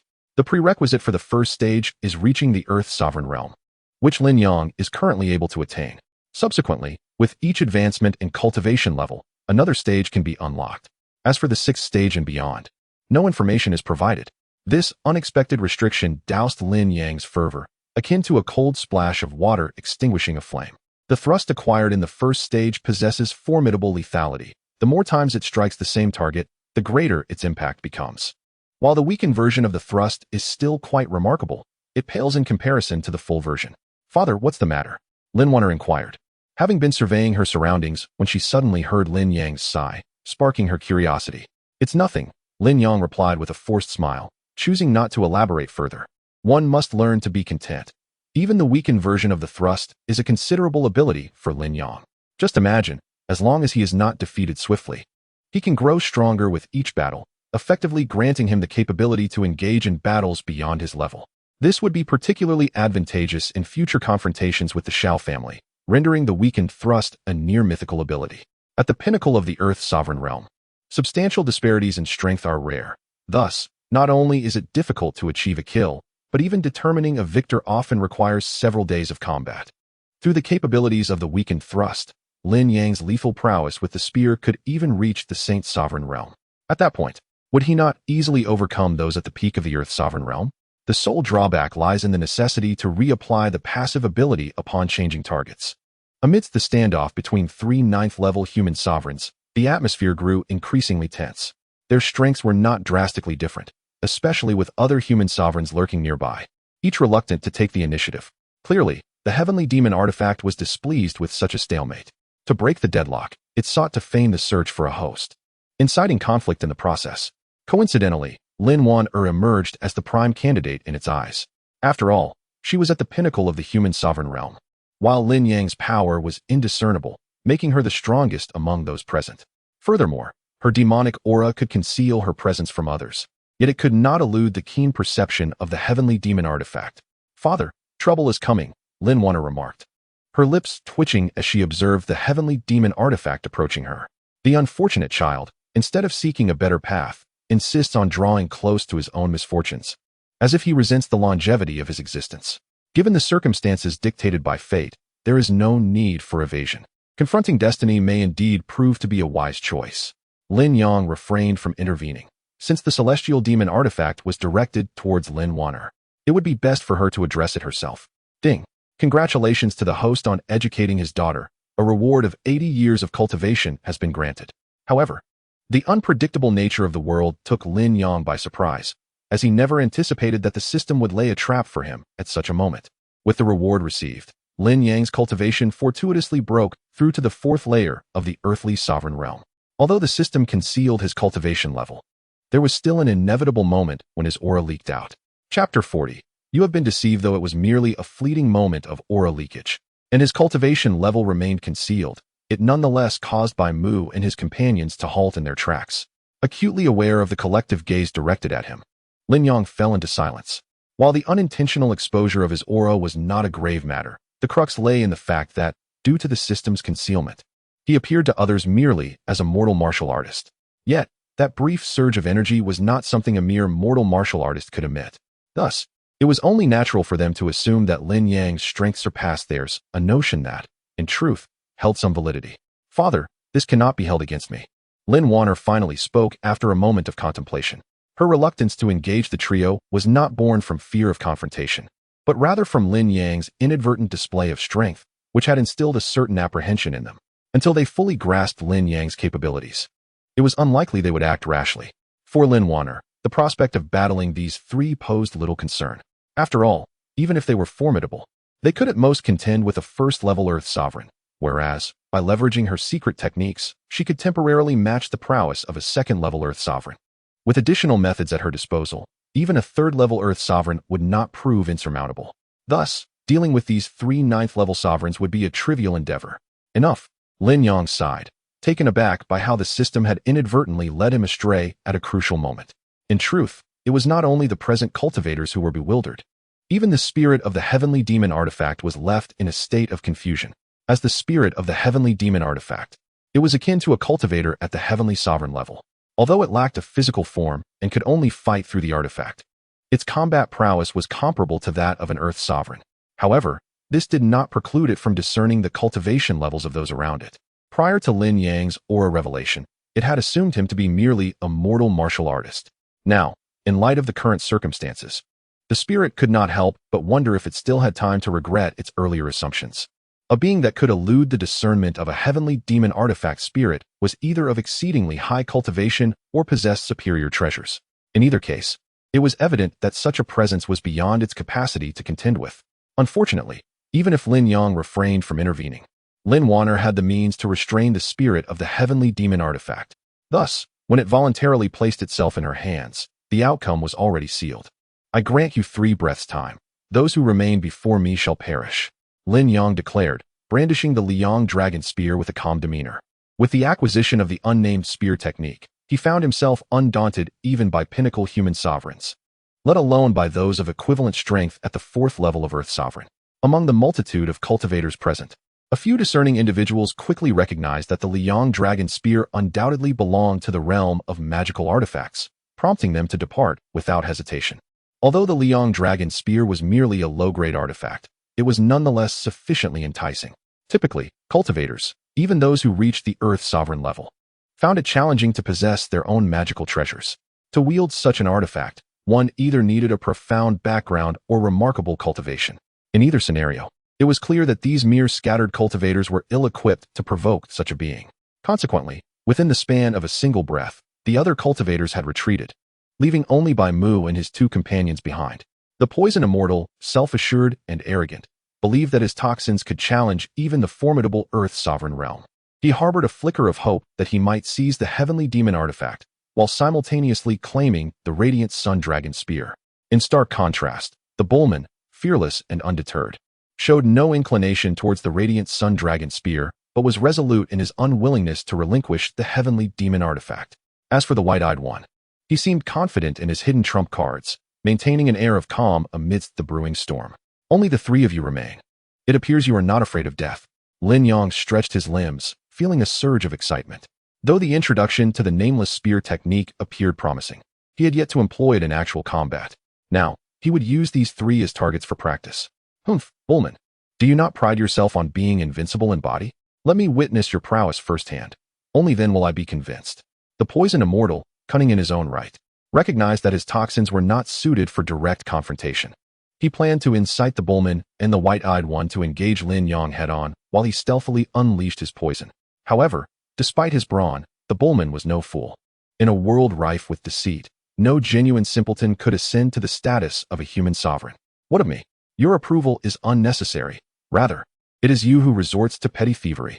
The bullman cast a disdainful glance at the poison immortal before redirecting his vigilant gaze towards Lin Yang. As a fellow body cultivator, the bullman sensed that Lin Yang's vitality surpassed his own. This indicated that Lin Yang was certainly not weaker in physical prowess. Coupled with the enhancement of the low-grade magical artifact, the radiant sun dragon spear, the bullman felt inadequate to combat Lin Yang solely with his physical strength. Let us cease our quarrel. We are all aware of his formidable strength. If we do not unite, our fate will surely be death. The white-eyed one, exhibiting a measure of rationality, recognized that internal strife among the three would be futile at this juncture, as Lin Yang was their most pressing adversary.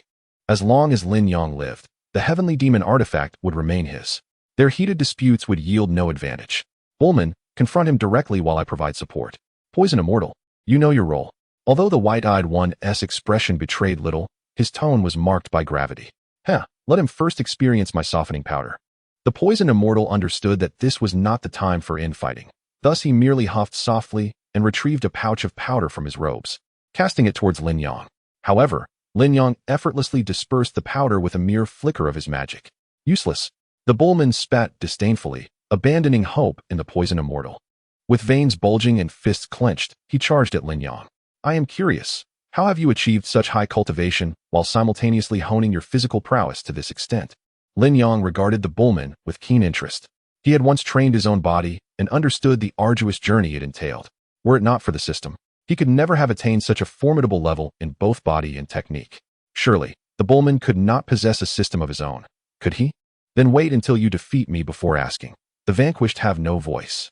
However, the bull did not respond to Lin Yang, instead launching a powerful punch. In the face of the bull's attack, Lin Yang chose not to evade but to meet it with a punch of his own. As a fellow cultivator, Lin Yang's physical strength could rival that of a fourth-tier demon beast in the earthly sovereign realm. How could he fear the bull? His physical prowess was at most on par with the pinnacle of the human sovereign realm beasts, leaving a considerable disparity when compared to Lin Yang. Humph, you've fallen for it. Seeing Lin Yang actually choose to engage in a fist fight, the bull revealed a smile. His fists were far from ordinary. Chapter 41. Are you also a monster beast? Just as the fists of the two were about to collide, an eerie azure hue emanated from the body of the wild bull. In that instant, Lin Yang felt an astonishing surge in his vitality, elevating it by more than 20%. So this is how it is. Realizing the wild bull's transformation, Lin Yang experienced a sudden epiphany. No wonder this creature could achieve both physical and magical prowess. Its innate strength was remarkably formidable. While it is true that demon beasts can assume human form upon reaching the human sovereign realm, such a transformation is exceedingly difficult. Indeed, taking on human shape greatly enhances one's cultivation. However, the endeavor carries significant risks for demon beasts. Typically, they opt for transformation only upon reaching the Earth's sovereign realm, unless they have substantial backing from powerful forces that can provide adequate support. For instance, the Jinwu clan of the South Sea allows its higher-ranking members to transform into human form in the human sovereign realm, thanks to the resources available within their clan. Nevertheless, it was futile. The chasm between us is not trivial. Lin Yang shook his head, making no alterations to his stance.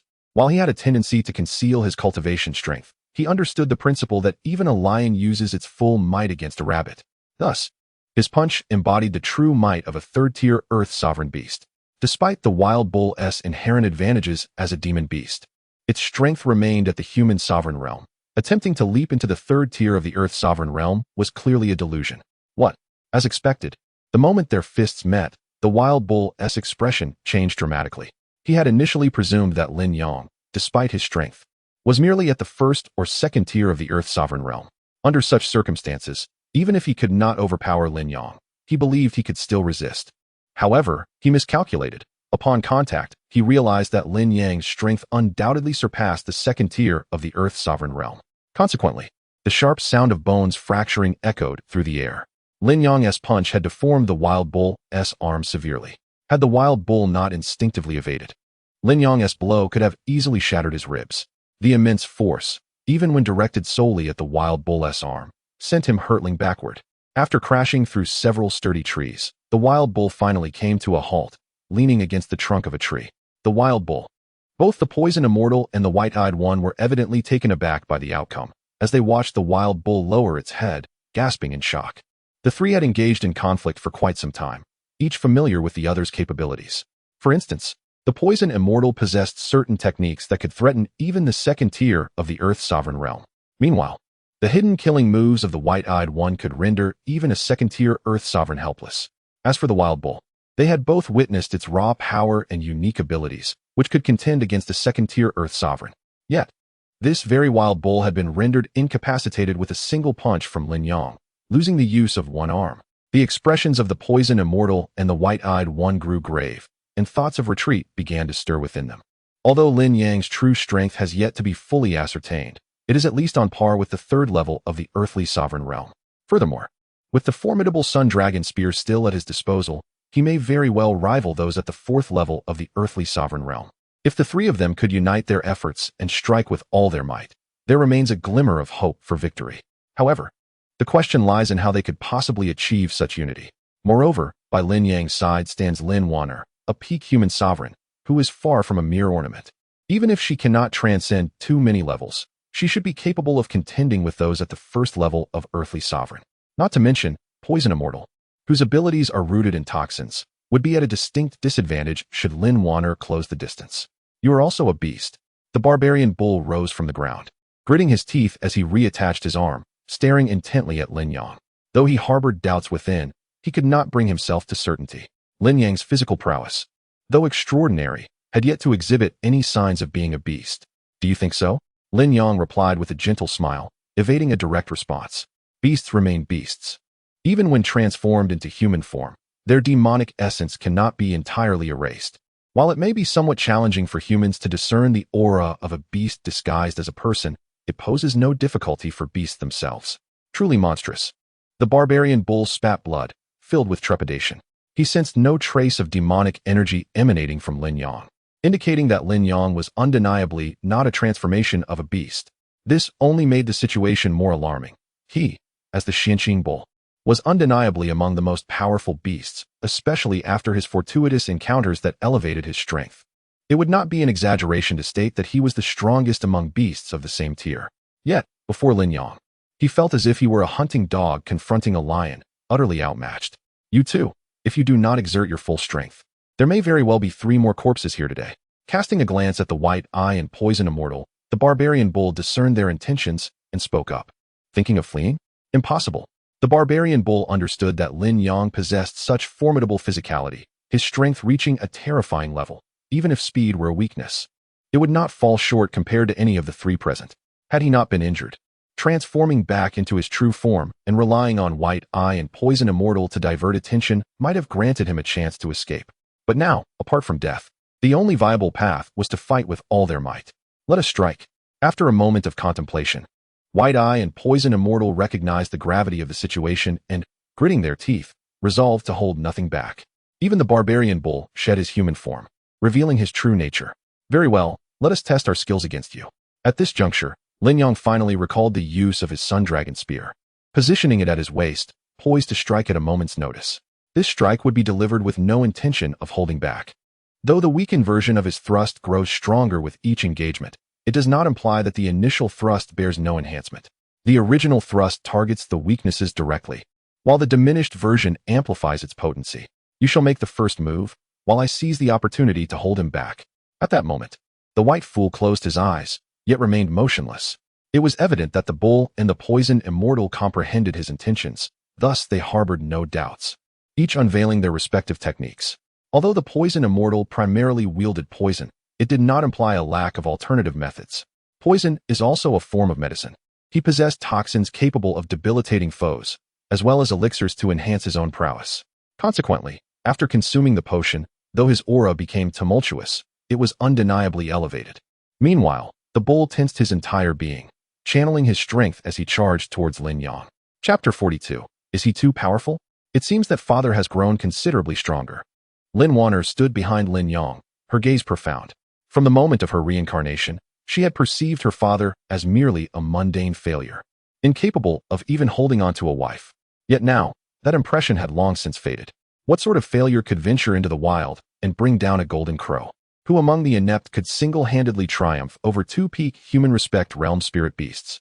Your secrets appear to outnumber mine, Lin Wan'er mused as she observed Lin Yang's silhouette.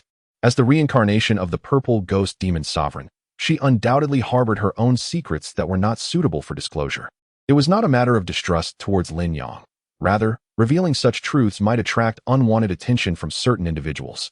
Initially, she felt guilty for concealing things from Lin Yang, for he genuinely regarded her as his own daughter, and she had come to see him as her true father. However, she had not anticipated that Lin Yang's hidden secrets seemed to be even more enigmatic than her own. At the very least, Lin Wan'er was unaware of any method that could enable a person to ascend from the peak of the human respect realm to the fourth tier of the earth respect realm in such a short span of time, merely by eating and sleeping. Furthermore, both the blazing sun dragon spear and the formidable heaven-dispersing ruler were artifacts that could not possibly originate from the lower realms. Lin Wan'er understood that her father undoubtedly possessed an undisclosed side, but perhaps this was for the best. When the time for her vengeance arrived, she need not fear her enemies encroaching upon her home. Unbeknownst to Lin Yang, who was oblivious to his daughter's contemplations, he was solely focused on discovering the true extent of his spear's might. Just as he prepared to unleash his strike against the bull demon and the poison immortal, he heard the voice of Bai Mu. By some strange twist of fate, Lin Yang found his gaze drawn to Bai Mu's, and their eyes met. However, at that moment, Bai Mu's eyes were not merely white, they were eerily filled with darkness. Gazing into Bai Mu's blackened eyes, Lin Yang felt a peculiar sensation wash over him. Suddenly, realization struck him. He had fallen victim to Bai Mu's mental assault. He attempted to avert his gaze, but to his dismay, his body was entirely beyond his control. Observing Lin Yang's stillness, Bai Mu did not immediately close his eyes. Instead, he maintained his stare, despite the crimson droplets beginning to fall from his eye sockets. This was a technique he had mastered, known as eye captivation. After honing this skill, his eyes would remain blind in their ordinary state, only reverting to functionality when the technique was activated. Upon invoking eye captivation, his eyes would turn entirely black. Any who dared to meet his gaze would be ensnared, rendered immobile. The utterance he had just made was a mental incantation specifically learned to complement eye captivation, intended to draw attention. The longer his eyes remained in the white state, the more potent the effect of the black state would become. Under normal circumstances, Bai Mu would be incapable of exerting influence over Lin Yang, who was at the fourth tier of the earth respect realm. However, his eye captivation had been nurtured for a decade in the white-eyed state, just enough to impact Lin Yang. Indeed, the cost was considerable. Forcing a breach of levels to influence Lin Yang resulted in a backlash, causing him to suffer immensely. Had more time elapsed, he would have been irrevocably blinded. Furthermore, at that point, his vision would no longer be usable. However, in the grand scheme of survival, Bai Mu was still aware of the severity of the situation. Panic gripped Lin Yang's heart as he chided himself for his carelessness. His body was immobile, despite its formidable strength. Facing the full force strikes of both the bull and the poison immortal would undoubtedly lead to severe injury. Alarmed, Lin Wan'er noticed Lin Yang's distress the moment Bai Mu made his move. Realizing he was under mental duress, she could not afford to delay her intervention. Given her current capabilities, it was impossible for her to withstand the combined might of the bull and the poison immortal. Thus, she opted to unleash her own spiritual essence to strike at Bai Mu. Bai Mu, who was intently focused on suppressing Lin Yang, was wholly unprepared for a sudden assault on his own spirit. In an instant, his spiritual essence was utterly shattered, leaving him oblivious to the attack. In her desperation, Lin Wan'er acted without concealing her spiritual power. Even though her essence was compromised, she possessed the strength of a celestial sovereign. making the annihilation of Bai Mu a mere formality. Though Lin Yang was initially unaware of the unfolding events, his body regained mobility, prompting him to draw his weapon without hesitation. Upon witnessing Lin Yang's action, both the bull and the poison immortal were momentarily taken aback, turning to see Bai Mu standing upright, yet devoid of any glimmer in his eyes, utterly lifeless. They exchanged a glance filled with astonishment and resignation. The one capable of silently obliterating Bai Mu's spirit could undoubtedly do the same to them. It had become clear that from the very beginning, they had no escape. Lin Yang, however, could not dwell on their plight. In his urgency, he disregarded any restraint. Normally, artifacts could be activated with infused power, but Lin Yang had never needed to do so before, relying solely on the inherent strength of the Sun Dragon Spear. Yet now, in a moment of desperation, he channeled the majority of his mana into the spear. The already charged Sun Dragon Spear intensified with a formidable presence, and the once dim 9 dragon patterns on its surface began to shimmer as if they were about to detach. Realization dawned on Lin Yang as he regained his composure. He had overstepped. With such a significant portion of his mana infused, the spear had grown unstable. If he did not release the energy promptly, it would likely backfire upon him. Without further ado, he executed a weakened thrust with the Sun Dragon Spear. Astonishingly, this single thrust emanated a terrifying pressure. Is it too powerful? Lin Wan'er gazed at the Sun Dragon Spear in Lin Yang's grasp, her heart seized with awe. Meanwhile, the spirit of the heavenly demon artifact, still in her possession and having surrendered upon witnessing her spiritual display, trembled uncontrollably. Could such a strike truly be unleashed by a cultivator of the lower realms? According to Lin Wan'er's conjecture, this shot might well rival the full-force assault of a first-layer celestial sovereign, one who exhausts their entire lifespan and potential. Even a peak celestial sovereign would likely hesitate to withstand it head-on. From the tip of the fierce Sun Dragon Spear emanated a blinding radiance, enveloping the spear's body for dozens of miles ahead. Lin Yang felt as though he were engulfed in a tempest of thunderclouds, with a relentless roar ringing in his ears. After a considerable time, tranquility was finally restored. Yet before Lin Yang, there was no sign of the savage bull or the poison immortal. Only an immense chasm extending for miles, nearly 10 meters wide. Chapter 43. Something is amiss with the system. Brother Chung, who was hiding behind Lin Wan'er, clutched his shoulders tightly, his face drained of color from sheer fright. He now lamented the folly of his past actions, questioning what sins he had committed to dare pursue Lin Yang. Had Lin Yang been in a foul mood at that moment, a single strike would have been sufficient to obliterate him, leaving not even a trace of his soul behind. Lin Yang surveyed the chaos he had wrought with a single shot, falling into a contemplative silence. Although the nameless gun technique he employed bore the essence of the Tao, it was merely a diluted version.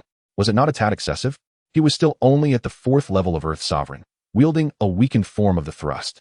If he were to achieve immortality, or even ascend to the realm of the Emperor Sovereign, and combine it with the complete version of the thrust, could he not reduce the entire Central Sky continent to ashes with a single bullet? Father, do tell me, what is your current level of cultivation? Even having witnessed the grandeur of the upper realm, Lin Wan'er found herself momentarily speechless. She approached Lin Yang and, in a daze, inquired, "Is it truly only the 4th level of Earth Sovereign?" Lin Yang retracted the blazing Sun Dragon Spear, uncertain of what words to offer in response. The 4th level of Earth Sovereign? If such destruction could be wrought at this level, the Central Sky continent would have long since been shattered. Surely you refer to the Emperor, Lin Wan'er remarked with a twitch of her lips, unable to suppress her sarcasm. This was not mere hyperbole. While that last shot was akin to a full-force strike from the 1st level of Heavenly Sovereign, context was essential. Although the upper and lower realms fundamentally belong to the same continuum, the disparity in strength leads to differences in environmental resilience. A Heavenly Sovereign descending to the lower realm would still be incapable of producing the kind of disturbance Lin Yang had just caused. Only a powerful Emperor Sovereign could manifest their true might in the lower realm. Enough, let us proceed, Lin Yang declared, preferring not to dwell on the matter further.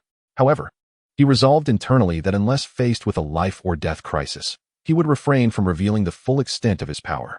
After all, he had only infused half of his magical energy. The thought of unleashing it all left him apprehensive. Being merely at the 4th level of Earth Sovereign, he feared that if he unleashed the entirety of his power at the pinnacle of Earth Sovereign, he might inadvertently pierce a hole through the entire lower realm. Unbeknownst to the unsettled Lin Yang, subtle changes were occurring with his blazing Sun Dragon Spear. Outside the secret realm, the atmosphere was far more animated. That recent fluctuation, could it have been from an Emperor Sovereign of the upper realm? The formidable members of the four great families of the Central Sky continent turned their gazes toward Lin Yang's direction, speculating in their hearts. Though the Central Sky continent was vast, a mere 10 miles was but a pinprick in its expanse. Even at the pinnacle of Earth's sovereign, exerting their utmost would only affect a mile or two at best. It was essential to recognize that the world imposes significant limitations. Otherwise, before the depletion of spiritual energy, the lower realm would have been inundated with Earth's sovereigns, with battles occurring daily, leaving the realm in tatters. The only possibility for such a significant commotion is that a powerful Emperor Venerable from the upper realm has personally descended to the lower realm. In fact, this has not only caused a stir among the four great families of the lower realm, but has also reverberated throughout the upper realm. Although a barrier exists between the two realms, making it difficult for the upper realm to grasp the situation below, the recent weakening of this barrier has fostered a slight connection between them. Consequently, the tumult in the lower realm has not gone unnoticed by the strong beings of the upper realm. Who could it be that ventured down? With a number of Emperor Venerables in the upper realm, they are not entirely unfamiliar with one another. Upon learning of the events in the lower realm, each Emperor Venerable began to visit their acquaintances, eager to discover who had descended. However, to their astonishment, none of the Emperor Venerables were missing. Could it be that a half-step to immortality had ventured down? Since it was not an Emperor Venerable, their focus naturally shifted to the half-step immortals. Yet, these beings are elusive and difficult to track, leaving them unable to ascertain the truth. Regardless, both realms have reached a consensus. The barrier between them has indeed exhibited a flaw. Otherwise, not even an immortal could easily descend. Thus, both realms began mobilizing their forces to search for the breach between them, striving to be among the first to establish contact with the other realm. Unbeknownst to Lin Yang, his single action had inadvertently triggered such a grand misunderstanding. All he was aware of was that he had grown stronger once again. Ding! Congratulations to the host for displaying authority in front of your daughter. Reward: 120 years of cultivation and the divine spirit technique. Gazing at the system's rewards, Lin Yang fell silent. He began to suspect that the system might be malfunctioning. Ever since his daughter's condition improved, it seemed that rewards were only granted during interactions with her. Moreover, this reward was precisely what he needed. Just moments ago, when he was being suppressed by Bai Mu, Lin Yang had contemplated his weaknesses in spiritual matters, wishing for a remedy to address this flaw. In the blink of an eye, the system rewarded him with a technique for cultivating his spirit. The divine spirit technique, as its name implies, is a method for mastering the spirit, divided into 9 stages. Currently, Lin Yang had only attained the first stage. Though merely the first stage, it alleviated his troubles significantly, as it enabled him to learn to wield his spirit. While he could only employ his spirit for defensive measures at present, it was sufficient to prevent him from becoming a mere victim during spiritual attacks. The divine spirit technique appears to be an exceptionally powerful method, with the second stage requiring one to reach the celestial venerable realm to unlock. Wan'er, you have some dirt on your forehead. Let me help you wipe it off. As Lin Yang regained his focus, he noticed a smudge on Lin Wan'er's forehead and, with a thought, helped her remove the dirt. Thank you, Daddy. Lin Wan'er couldn't help but be taken aback. She had encountered dust on numerous occasions. Yet Lin Yang always insisted that she should not be spoiled. Thus it was she who cleaned herself. This was indeed the first time Lin Yang had assisted her in wiping away the dust. However, Lin Yang paid little heed to Lin Wan'er's expression, instead wearing a look of disdain. Just moments ago, the system had issued another notification. Ding! Congratulations to the host for displaying a tender side in front of your daughter. Reward: 50 years of cultivation. Lin Yang gazed at the system panel that only he could perceive, his heart filled with disdain. He had come to a realization. This so-called mundane system would be better off renamed as the Doting Father Madness. In his previously ordinary life, rewards were meager, yet now, upon associating with his daughter, he was bestowed with an array of generous rewards. He had merely sought to test the waters, and indeed, this system was far from ordinary. Chapter 44. The Convergence of Secret Realms. Ah, how astonishing it is to see such a multitude gathered here. Throughout their journey to the location of the inheritance that Lin Wan'er sensed, the trio encountered no further unexpected events. Even when certain treasures emerged, they failed to pique their interest. Lin Yang found the artifacts bestowed by his system far superior to those present, while Lin Wan'er, possessing a discerning eye, would not even vie for the celestial demonic artifact unless it proved useful to her in the current moment. As for senior brother Chung, he remained a servant with no power of choice. Even if he were aware of the treasure's emergence, he could only watch from the sidelines. And thus he relinquished any such thoughts. Upon reaching the so-called site of inheritance, Lin Yang felt a twinge of surprise. According to Lin Wan'er's perception, the atmosphere here was thick with demonic energy, indicative of a legacy belonging to the demon sovereign, yet an uncountable number of righteous cultivators were gathered, awaiting the unveiling of the inheritance. Could it be that these righteous practitioners were on the brink of descending into the demonic path? Father, something is amiss here, Lin Wan'er noted, her attention drawn to this peculiar circumstance, though her focus remained on other matters. The demonic energy was subsiding, while the righteous aura grew increasingly powerful. Lin Wan'er furrowed her brow. This did not align with her expectations. She did not find the presence of righteous energy to be inappropriate, considering that when the demon sovereign fell, he was surrounded by treasures fiercely contended for by the righteous. However, the crux of the matter lay in the diminishing demonic energy. It must be noted that the term demon carries weight, and the demonic energy is certainly not benign. The energy emanating from the fallen demon sovereign was akin to a lost entity. And while it could not disperse, it would instinctively cling to living beings it encountered. Yet here, amidst the throng of cultivators, the demonic energy was remarkably restrained, not adhering to them at all, but rather seeming to deliberately avoid their presence.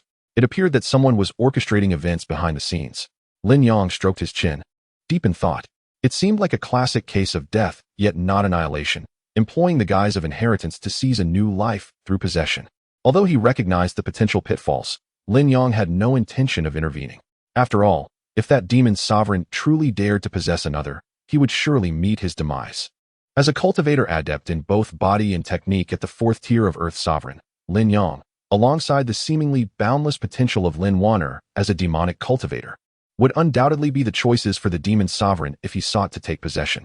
However, Lin Wan'er had once been the demon sovereign herself, thus she would be particularly wary of such an endeavor. Moreover, given that the demon sovereign had perished for so long, his soul must have suffered considerable damage. In comparison to Lin Wan'er, the strength of his soul was uncertain.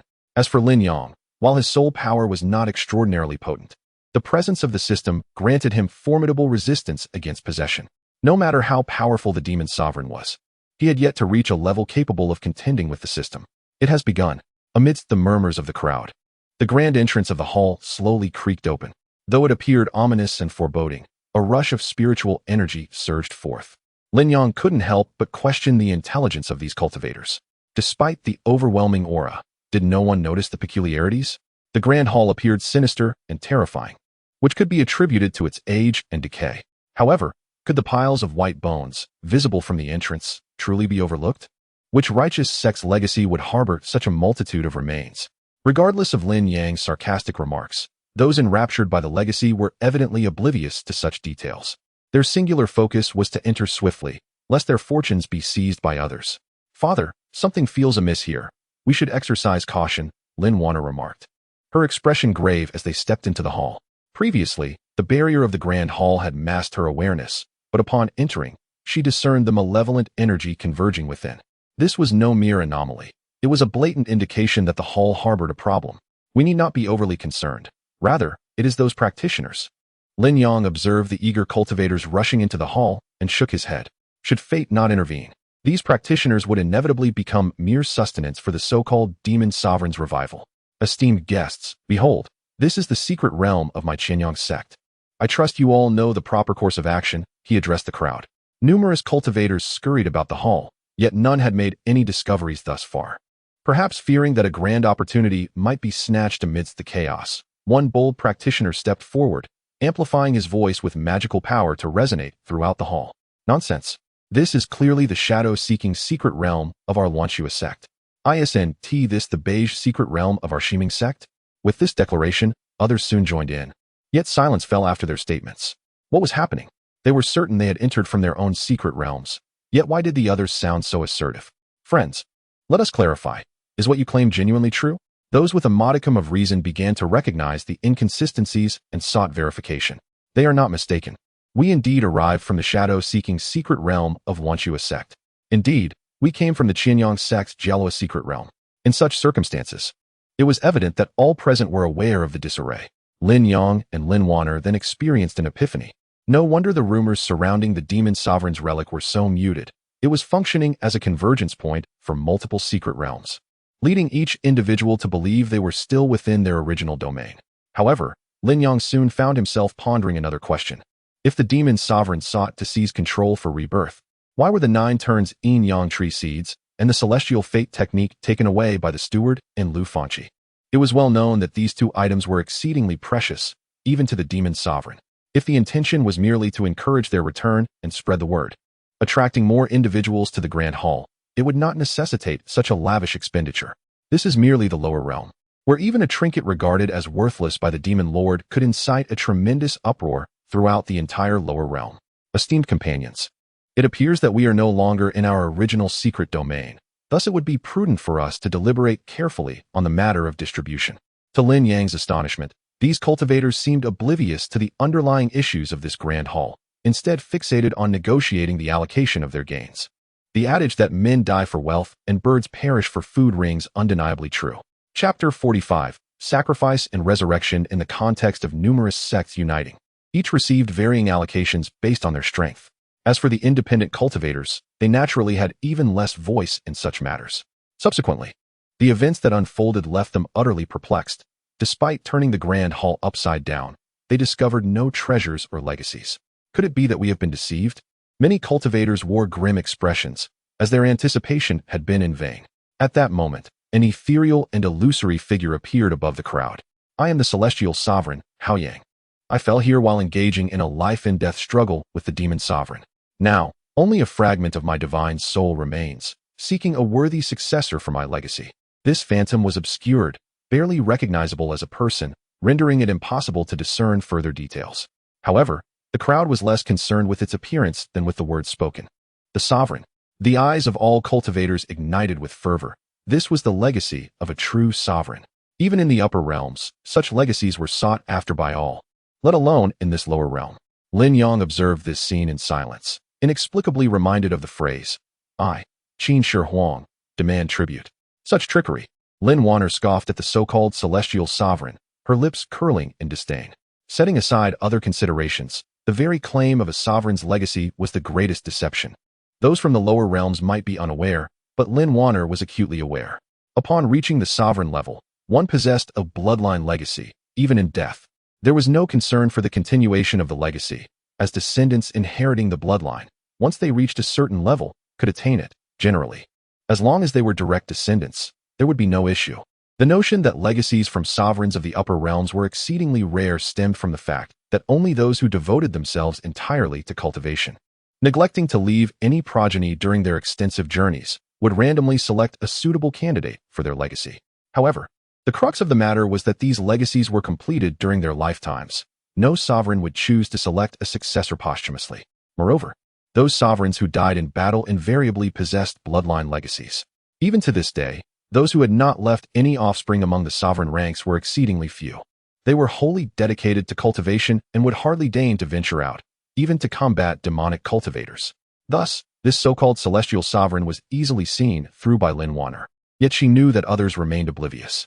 Those who entered the formation were subject to the whims of fate. The phantom gently raised its hand, and a portal materialized before the crowd. Without waiting for further words from the apparition, the cultivators surged forward eagerly. Ha ha ha. After 200 years, the moment has finally arrived. Once the figures of the cultivators vanished, the phantom revealed its true visage. Had anyone been present, they would have been astonished, for this apparition possessed a corporeal form. Although Lin Yang had not intended to enter the formation so swiftly, the overwhelming enthusiasm of the cultivators carried him along with the tide. Upon entering, everyone found themselves in a vast square. Before them stood a tower that pierced the clouds. This was the Tower of Divine Sacrifice, where each level manifested phantasms of varying strength. Defeating these phantasms granted points, and accumulating a certain number of points allowed one to ascend to the next level. One among them discovered a stone tablet at the tower's base and read its inscriptions aloud. Undoubtedly, this tower was designed as a selection mechanism, and the highest levels would naturally yield the most suitable inheritors. Without hesitation, the cultivators began to enter the tower one by one. Wan'er, what is your perspective? Lin Yang squinted, deep in thought. Father, this tower appears to be an illusion. Lin Wan'er tilted her head, her tone quite assured. Rather than deeming the tower itself as false, it would be more accurate to assert that everything here was illusory. Lin Yang understood this more clearly than Wan'er. It was likely that all they perceived was merely a mirage.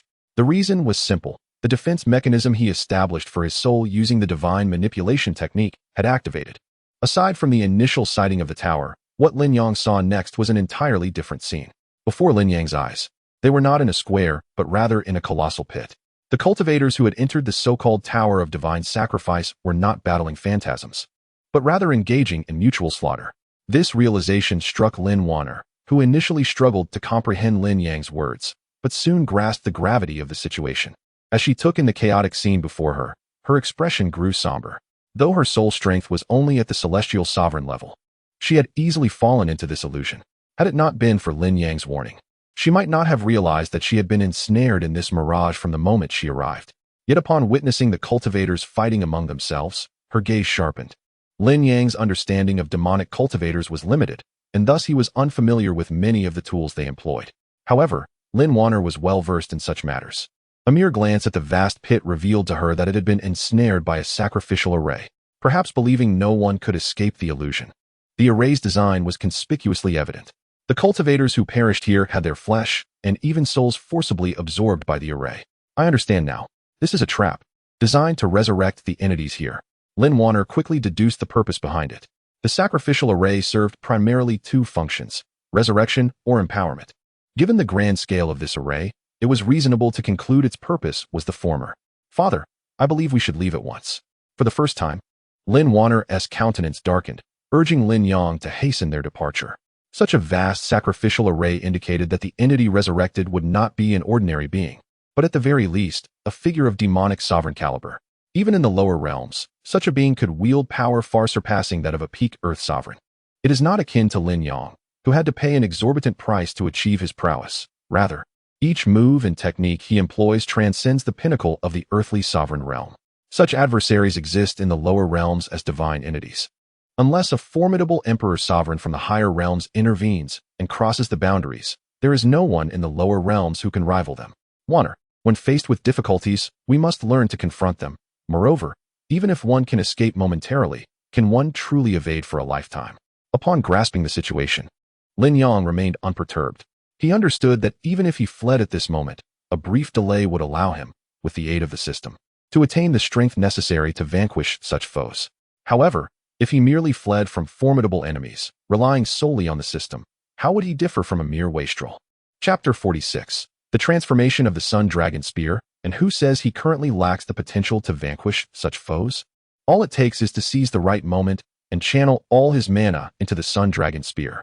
If he can not only defeat them, but also shatter their very souls, it would be a sign of his restraint.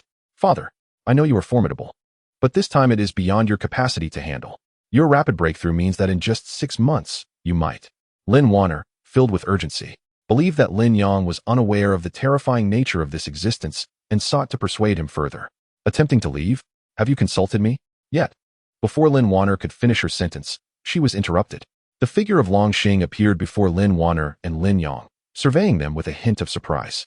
He was the one who had just manifested as the ethereal image of the Emperor of the Sun. He had been executing this plan for 2 centuries and had never encountered anyone like Lin Yang and Lin Wan'er, who could escape from the illusion array. It is worth noting that this was a 6th grade illusion array, capable of ensnaring even those at the Celestial Lord level. What? Lin Wan'er was taken aback upon seeing Long Xing, for his cultivation was evidently at the pinnacle of the Earth's sovereign realm. Whether we can depart is not for you to decide, but rather for him to determine. Lin Yang gazed at Long Xing with indifference, his heart devoid of turmoil. Although he was currently merely at the 4th level of the Earth's sovereign realm, his strength was unparalleled, even surpassing that of a peak Earth sovereign.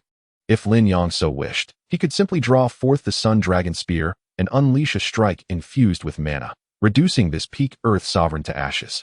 Ha ha ha, how utterly arrogant. Long Xing chuckled at Lin Yang's words. A mere 4th level Earth sovereign dares to utter such claims? However, despite his disdain, Long Xing did not allow himself to relax. He understood that Lin Yang and Lin Wan'er's ability to escape the illusion array indicated they possessed other means, making it difficult to ascertain whether they truly had a trump card against a peak Earth sovereign. Though the highest cultivation level in the lower realms is the peak of the Earth sovereign, it does not imply that artifacts are bound by the same limitations. Otherwise, he would not have been able to set up a 7th grade illusion array. Very well, since fortune is on your side, I shall let you go this time. Hurry and depart. Observing Lin Yang's unwavering demeanor, Long Xing became increasingly convinced that he must indeed have an undisclosed trump card. leading him to reconsider and decide against complicating matters at this critical juncture. Depart? Surely these cultivators still have hope? Lin Yang shook his head and turned to Lin Wan'er, inquiring. His unfamiliarity with the dark cultivators' formation compelled him to seek her guidance. If there was a chance to save these cultivators, he would not hesitate to teach Longxing a lesson while simultaneously halting the resurrection process. There is hope, but it is unnecessary to save them. Lin Wan'er glanced at the grand array, her brow furrowing. This was the first time she had encountered such a formation. Although dark cultivators had previously employed sacrificial arrays, they were typically minor affairs, with at most a handful of sacrifices at a time. A sacrificial formation capable of accommodating thousands of individuals is a rare sight. Even for her. Since the ancient times, the righteous powers of the upper realm have imposed stringent restrictions on demonic cultivators, making it nearly impossible to establish such a vast sacrificial array without being detected. Lin Yang raised an eyebrow. Lin Wan'er, despite her lack of formal education, was not one to regard human life as trivial. Her utterance bore significance, undoubtedly rooted in some rationale. The phrase "those who enter the formation shall not be concerned with life or death" implies that anyone who steps into this grand array, whether alive or deceased, is destined for sacrifice, unless the array is dismantled. Lin Wan'er sighed softly. Her concern for the lives of these cultivators had waned, overshadowed by her fear that Lin Yang would stubbornly refuse to leave. The array had evidently been established for some time, having already facilitated multiple sacrifices. The fact that the demonic energy could autonomously converge indicated that the target for resurrection was likely to be revived imminently. To save these cultivators, the array must be destroyed. However, both the object of resurrection and the formidable peak of the earthly sovereign realm would undoubtedly pose significant obstacles to Lin Yang's success. Prolonging the situation would not only jeopardize the lives of these cultivators, but might also force Lin Yang to confront the resurrected being alongside the peak earthly sovereign. Thus, in Lin Wan'er's view, there was little necessity to rescue these cultivators. Destroy the array? I shall give it a try. Lin Yang gazed at the thousands of cultivators within the array, his mood heavy with apprehension. His desire to save them stemmed not from benevolence, but from his own interests. At present, the resurrection array had yet to fully activate, and should Lin Yang attempt to dismantle it now, he would face only Longxing as resistance. Lin Yang was no fool. The remnants of blood within the array indicated that this was far from the first sacrifice. A being requiring the lives of thousands for resurrection would undoubtedly not be insignificant. Dismantling the array and thwarting the resurrection would lead to the most favorable outcome. You truly underestimate my presence. I am eager to see how you intend to dismantle this array. Longxing, though wary of Lin Yang, felt a surge of indignation upon witnessing their apparent disregard for him. Even if Lin Yang possessed hidden cards, he remained unconcerned about the destruction of the array. It is vital to understand that this sacrificial formation was not merely a means to enhance power, but a conduit for resurrection, categorizing it among the elite arrays of the upper realm.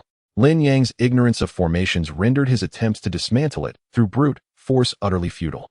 Were he to declare his intent to personally enter the array to rescue the cultivators, Longxing might have felt a twinge of anxiety. After all, these cultivators could turn against one another, primarily due to the illusion array. Yet, for Lin Yang, who could see through the illusions, extracting the cultivators from the formation would clearly not pose a problem. Thus, dismantling it should be a relatively simple endeavor. Lin Yang smiled gently, and the blazing sun dragon spear had inexplicably manifested in his hand. This, Longxing's eyes widened in astonishment upon seeing the blazing sun dragon spear. Although he was unaware of its grade, he instinctively recognized that this weapon was far from ordinary. In fact, even Lin Yang was taken aback. For the singular dragon pattern on the spear, which was the only one with its eyes open, now radiated an even more vibrant energy. Remarkably, the quality of the blazing sun dragon spear had ascended to that of a medium-grade magical artifact. Just a short while ago, it had merely been classified as a low-grade magical artifact. What could have transpired to elevate the spear's quality so dramatically? Chapter 47. The Might of the Dragon Lance. This is indeed far better. My confidence has grown substantially, although the reasons remain unclear. The elevation in the quality of the radiant sun dragon lance is undoubtedly a fortuitous development for Lin Yang. It signifies an enhancement in the upper limits of his power. Yet, despite the lance's commendable attributes, the notion of breaching the resurrection array remains an unrealistic fantasy. After a moment of astonishment, Longxing regarded it with disdain. Though this weapon is remarkable, it presently appears to be merely a mid-tier magical artifact. To dismantle an 8th-tier resurrection array, Lin Yang must exhibit at least the prowess of a holy sovereign. You best keep a close watch. Lin Yang's spirit intertwined with the radiant sun dragon lance, and he soon discerned the reason for its improved quality. The execution of the nameless spear technique, imbued with the essence of Tao, serves as a unique enhancement for the radiant sun dragon lance, allowing it to absorb the aura of the Tao. Furthermore, as Lin Yang infused it with his magical essence, the might of the nameless spear technique intensified, enabling the lance to absorb an even richer Tao aura. While I am not concerned about your ability to disrupt the array, to attempt to act against me in my presence is rather presumptuous. Observing Lin Yang's apparent intention to strike at the array, Longxing hastily intervened. Although the resurrection array is an 8th-tier formation, it is ultimately not an offensive array, and its inherent strength is relatively modest. He has waited 2 centuries for this day, exercising extreme caution to avoid blunders. In this critical moment, even though he believes Lin Yang lacks the requisite power, he remains resolute in preventing Lin Yang from making a move, just in case. Since you stand in my way, then I shall first deal with you. Seeing Longxing attempt to obstruct him, Lin Yang swiftly redirected his lance towards Longxing.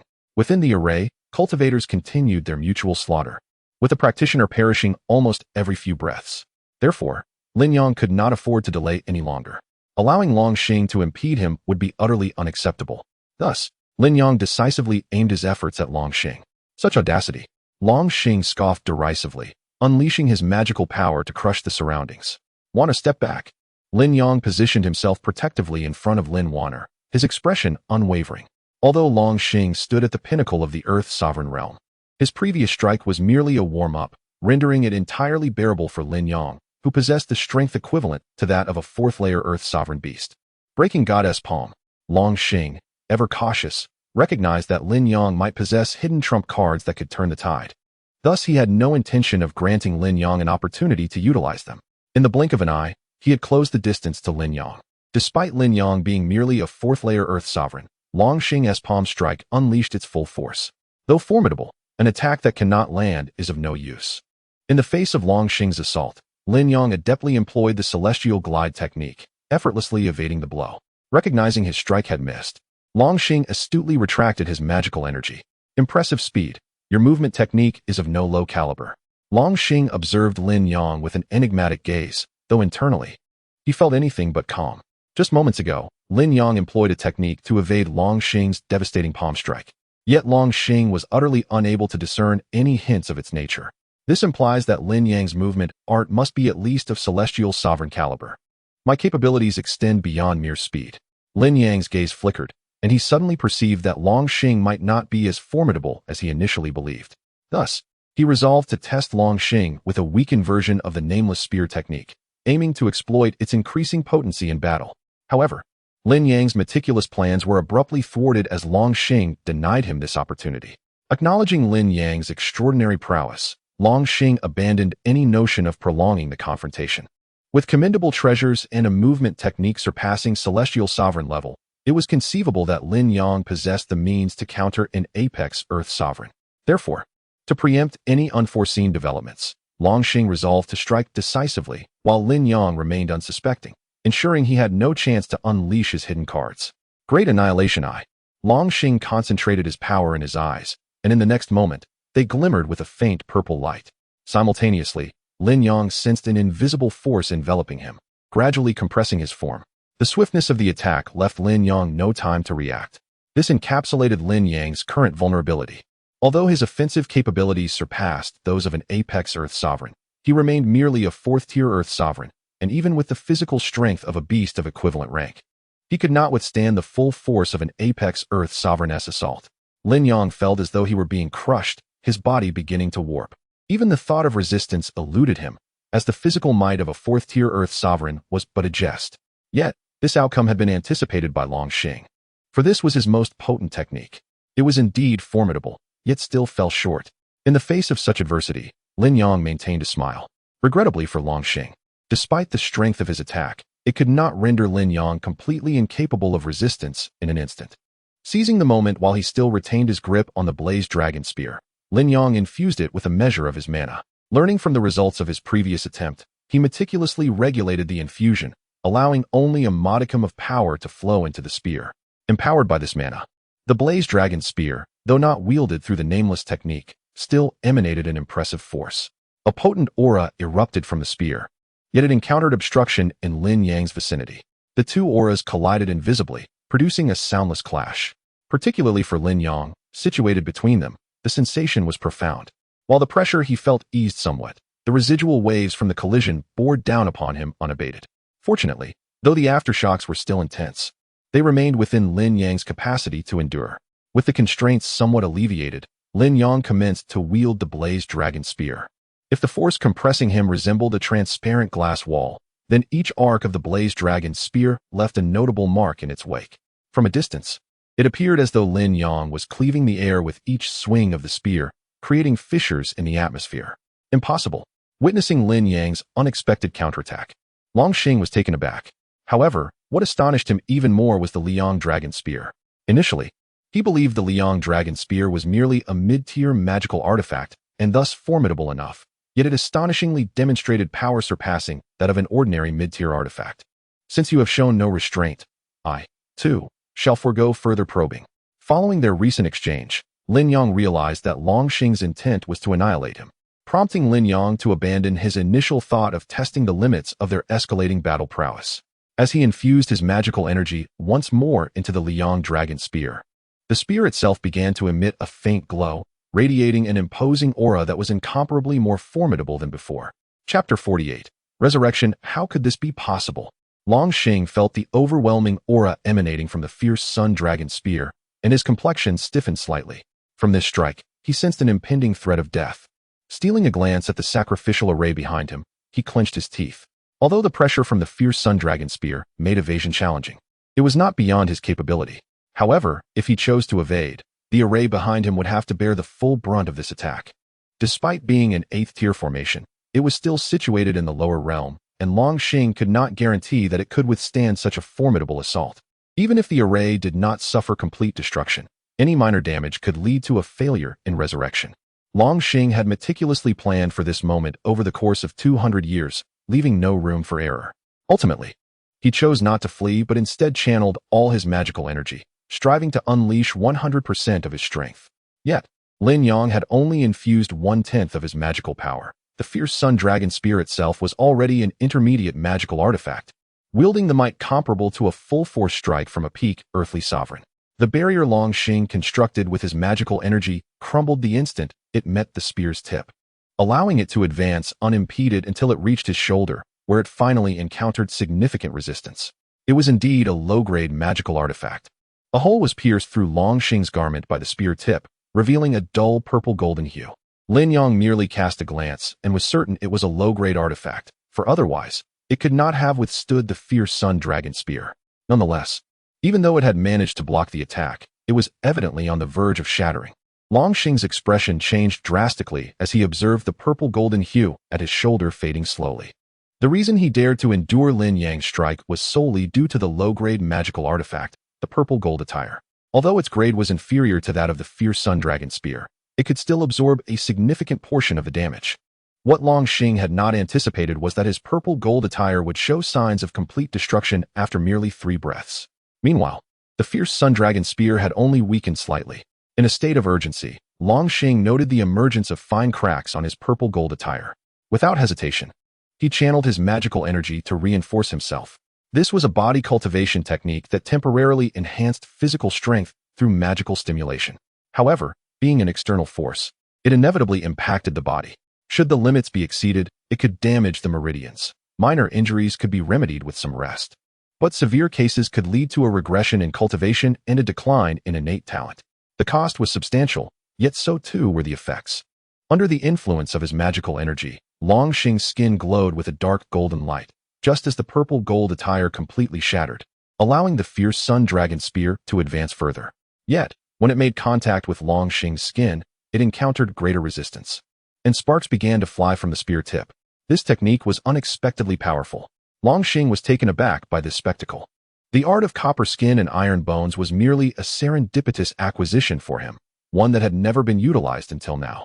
Yet, Longxing believed that the transient enhancement of his corporeal strength would not be overly significant.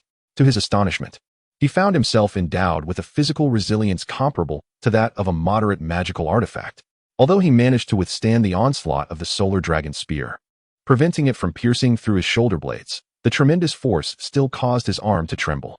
He realized he needed to bolster his defenses further. Lin Yang, too, was taken aback by Longxing's capabilities. However, the sacrificial array behind Longxing radiated an increasingly intense crimson glow, almost tangible, indicating that the resurrection was nearing completion. Thus, Lin Yang was compelled to infuse more of his magical energy. Remarkably, Longxing still had reserves of strength. In his elation at the imminent resurrection, he was unprepared for the sudden surge of power from the solar dragon spear, which, in the blink of an eye, pierced through his shoulder. It was only when blood splattered into his eyes, casting a crimson veil over his vision, that Longxing grasped the reality of his situation. How could his formidable resilience, akin to a moderate magical artifact, be breached in an instant? Despite the solar dragon spear overcoming the obstacle once more, Lin Yang did not share in the joy. For Longxing's formidable resilience was not mere pretense. After the piercing, the remaining might of the spear was significantly diminished. Even though the spear ultimately struck the great array, it merely caused a slight shimmer without inflicting any substantial damage. "This is dire," Lin Wan'er exclaimed, her complexion paling as she attempted to pull Lin Yang away. As if spurred by an unseen force, the array accelerated its absorption of life energy. Originally, around 300 cultivators remained, but within mere moments, only a handful stood upright. The air thickened with blood energy, coalescing into a mist of crimson. "Ha! My objective has finally been achieved." Longxing reveled at the scene, his spirits soaring. At this juncture, even if Lin Yang were to dismantle the array, the outcome could not be reversed. Grasping the solar dragon spear, Lin Yang surveyed the unfolding chaos, a sense of discomfort gnawing at his heart. This scene, in its grotesqueness, filled him with aversion. "Ha ha ha! I, the Blood Ocean Demon Sovereign, have returned." In the next moment, the dissipating blood mist coalesced into a humanoid form. The Blood Ocean Demon Sovereign. Upon hearing this title, Lin Wan'er's pupils constricted. "Is he truly formidable?" Lin Yang inquired. Noting her expression, if Lin Wan'er possessed knowledge of this entity, it was prudent to seek understanding. Throughout history, the Blood Ocean Demon Sovereign ranked among the top 10 of all demon sovereigns. Lin Wan'er's demeanor grew grave, her readiness to fight escalating. Despite the fact that few demon sovereigns were renowned throughout the ages, securing a place in the top 10 was a testament to his strength. However, what truly instilled fear in Lin Wan'er was not merely his illustrious reputation, but rather one of his arcane abilities.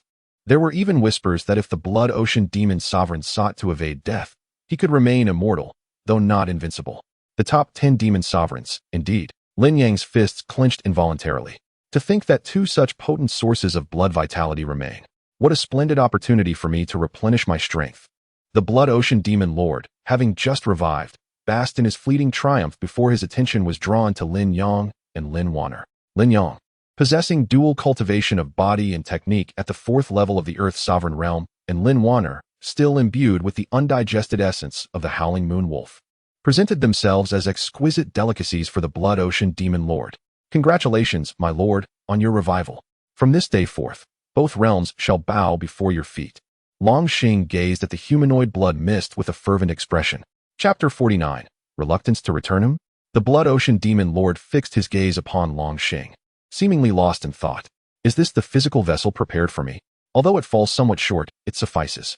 To the astonishment of Longxing, Lin Yang, and Lin Wan'er, the Blood Ocean Demon Lord abruptly plunged into Longxing's body. "My lord." "Why?" Longxing's exterior was marked with crimson patterns, yet he retained his own consciousness. As he felt the searing pain coursing through him, he let out a wail, questioning in despair. However, he was destined not to receive an answer. In but a brief moment, he lost all vitality, his body now adorned with red markings. So this is the advantage of a furnace nurtured for 2 centuries. Before long, the crimson patterns that spread across Longxing's body faded, leaving only a small, vivid scarlet mark upon his forehead.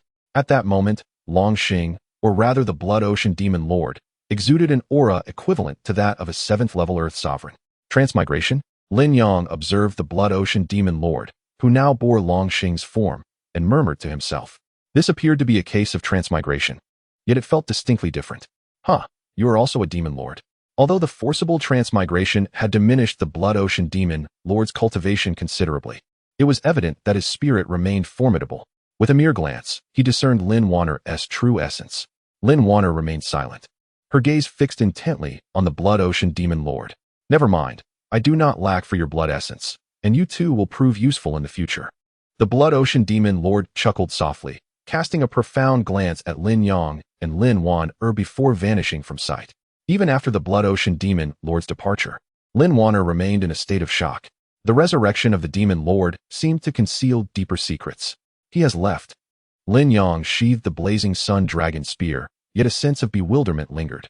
From the outset, the Blood Ocean Demon Lord seemed to harbor no ill will towards him.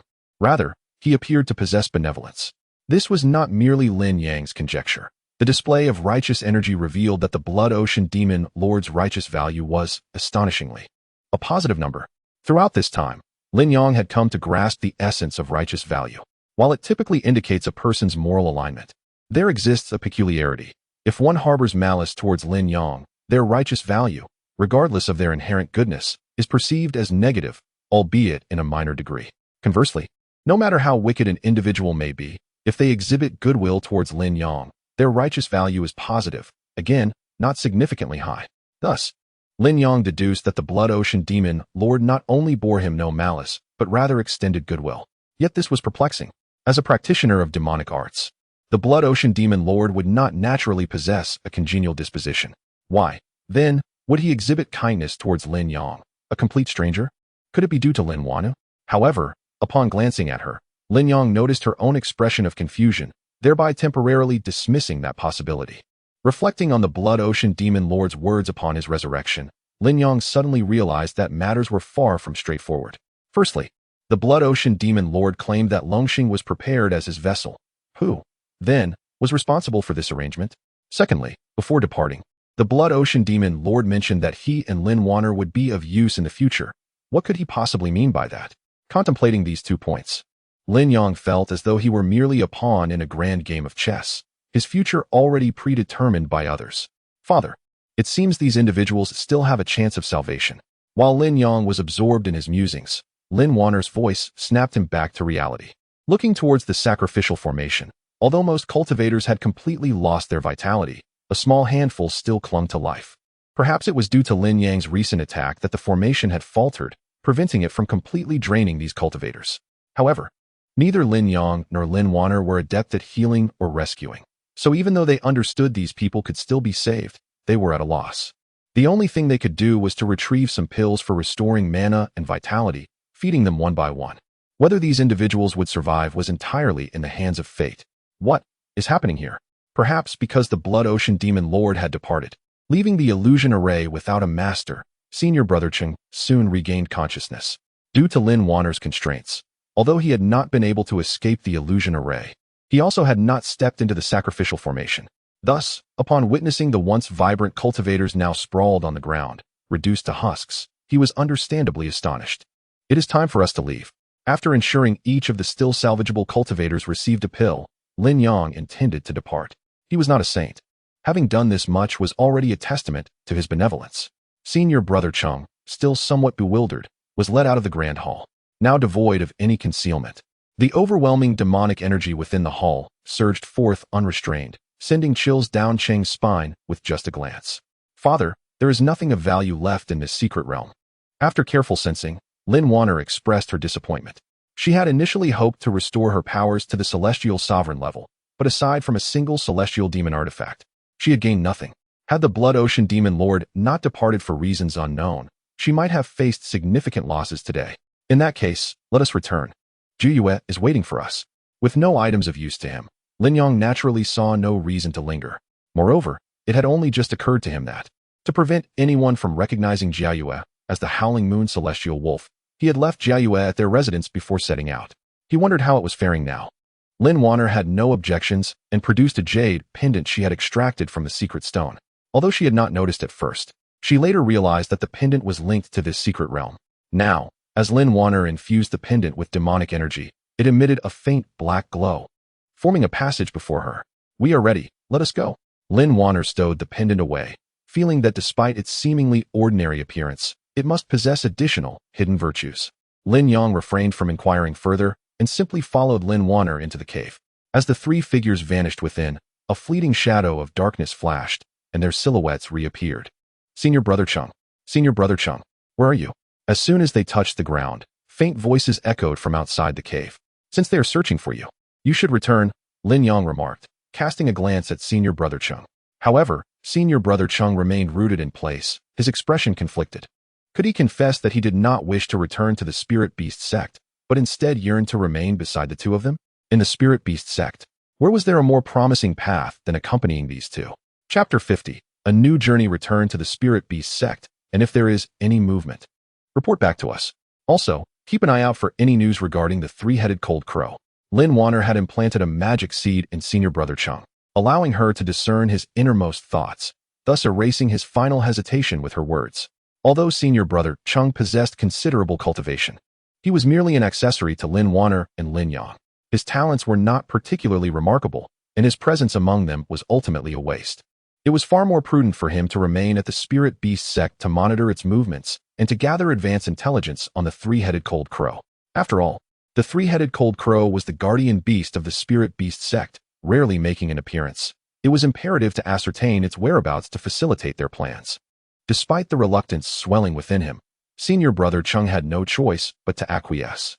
However, before he could turn away, Lin Yang suddenly conceived an idea. Although Lin Wan'er had already reached the pinnacle of the human sovereign realm, and he himself had attained the 4th level of the Earth sovereign realm, confronting a mere 2-level Earth sovereign of the Spirit Beast sect would be a trivial matter.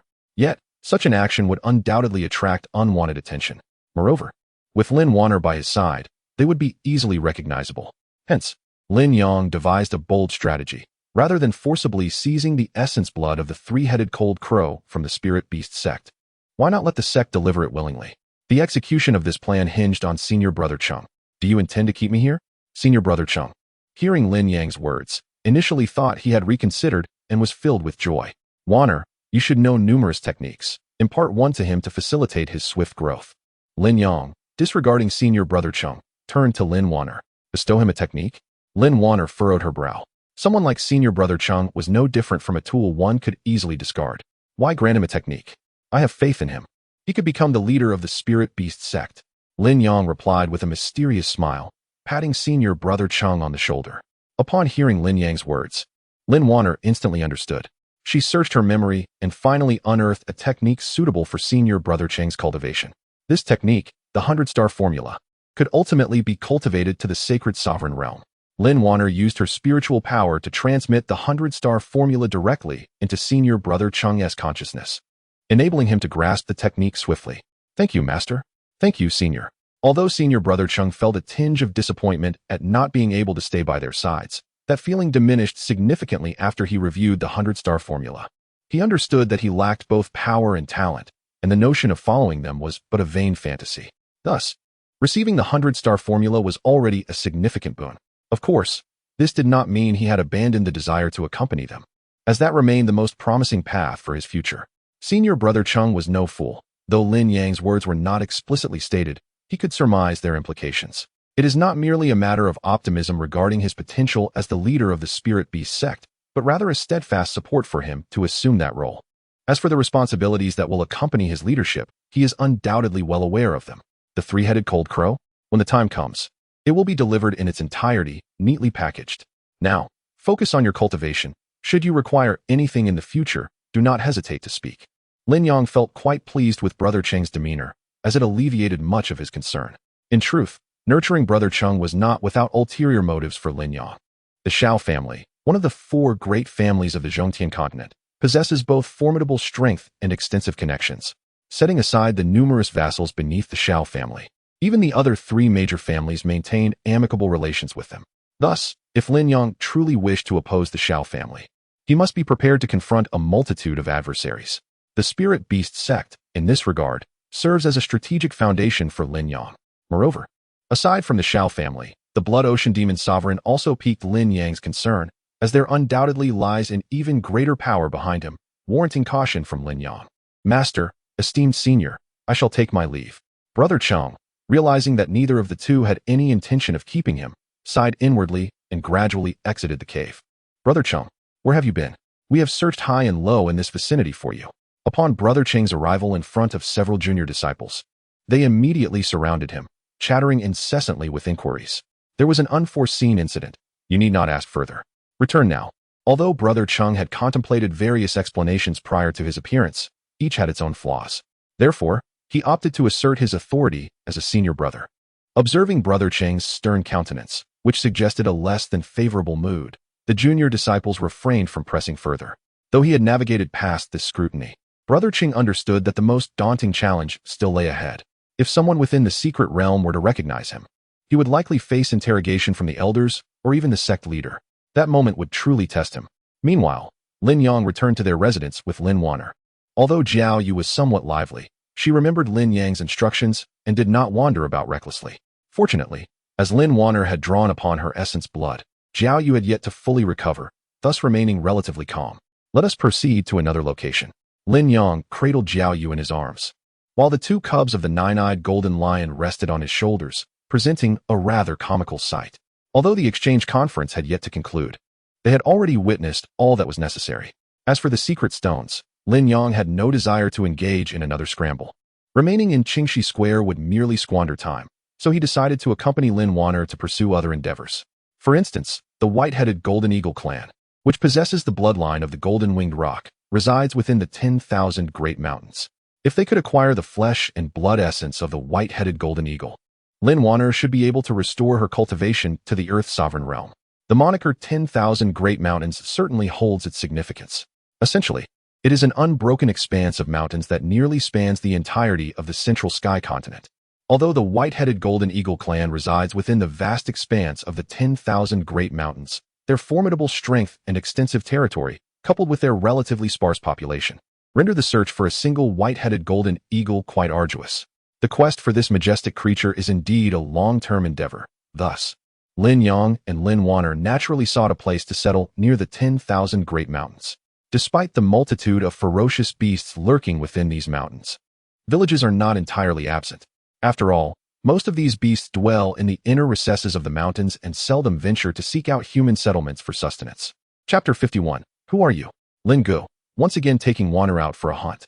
This takes place in a quaint little village beyond the vast expanse of the 10,000 Great Mountains. The village is modest, comprising merely around 40 households. Lin Yang chose this locale precisely because of its proximity to the territory of the majestic white-headed Golden Eagle.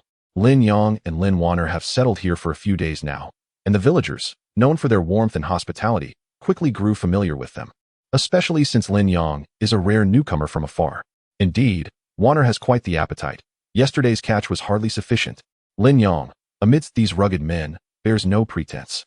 Rather, he finds himself relishing this way of life, far removed from the intrigues and conflicts of the world. He dreams of such a tranquil existence when he brings Xian back home. Your three little ones have quite the hearty appetite as well.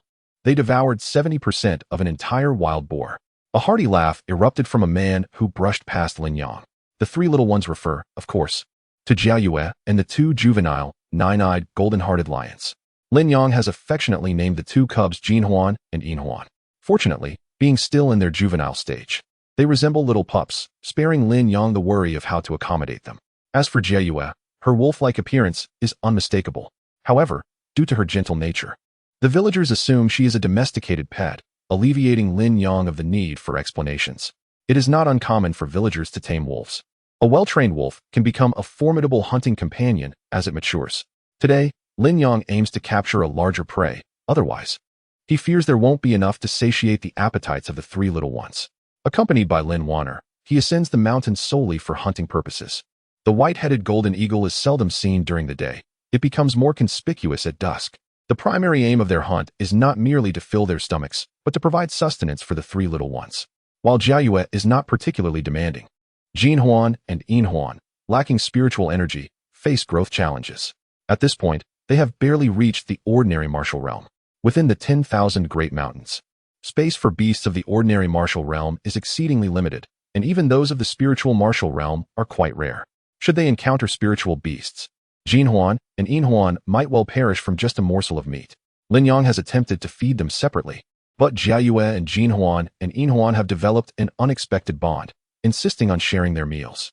Since Jinhuan and Yinhuan cannot consume the meat of spiritual beasts, neither will Jiao Yue partake. For Lin Yang and Lin Wan'er, hunting poses little challenge. Before long, they are dragging a wild boar behind them. Ding! Congratulations, host. On completing the hunt, you have been rewarded with 10 years of cultivation and 1 second-tier spirit-enhancing pill. Lin Yang is unfazed by the system's notification sound. Now, Lin Yang's life can be described as rather mundane, wherein he is rewarded for nearly every task he undertakes on a daily basis. However, recently the rewards have noticeably diminished, spanning from 10 to 20 years, yet none exceeding 50 years. Furthermore, he has not received any profound techniques, only various medicinal pills. With their catch in tow, the two returned to the village. The villagers had long grown accustomed to the sight of them returning with a wild boar after less than an hour in the mountains. Initially, on the first day Lin Yang did this, the villagers were quite astonished. Yet, as he continued this routine on the second and third days, it became apparent to the villagers that Lin Yang was no ordinary individual. Thus, even when he performed remarkable feats, the villagers regarded him with mere curiosity. "Who are you?" Lin Yang inquired calmly, as he and Lin Wan'er entered their home and closed the door, regarding the figure seated cross-legged on the couch. Even before their return, they had sensed an unfamiliar presence within their abode. "Esteemed guests, I have been grievously wounded by treacherous individuals and have come here to rest briefly. I hope for your understanding," the person replied, producing a few pieces of gold from his pocket and setting them aside. It was evident that his injuries were severe. Lin Yang examined him with a measure of astonishment. The individual bore 17 puncture wounds. One of his tendons had been severed, and it was apparent that his 10 fingers were devoid of nails, likely torn off while alive. His voice was hoarse, suggesting damage to his throat. Who could inflict such harm? Lin Wan'er lamented upon witnessing the extent of his injuries. It is often said that demonic cultivators are cruel. However, aside from a few extreme cases, few could commit such atrocities. "May I impose upon you to allow me a moment to recuperate? I shall depart immediately once I regain some strength, and I promise not to cause any trouble." The man spoke, his voice trembling, clearly enduring immense pain. "Father, should we help him or not?" Lin Wan'er found herself uncertain, as she did not know the man before them. What if they saved the wrong person? "Let us assist him," Lin Yang decided, noting the second highest level of righteousness in the man he had encountered. "Thank you, esteemed ones." The man assumed that they had simply agreed, and he resumed his meditative state to recover.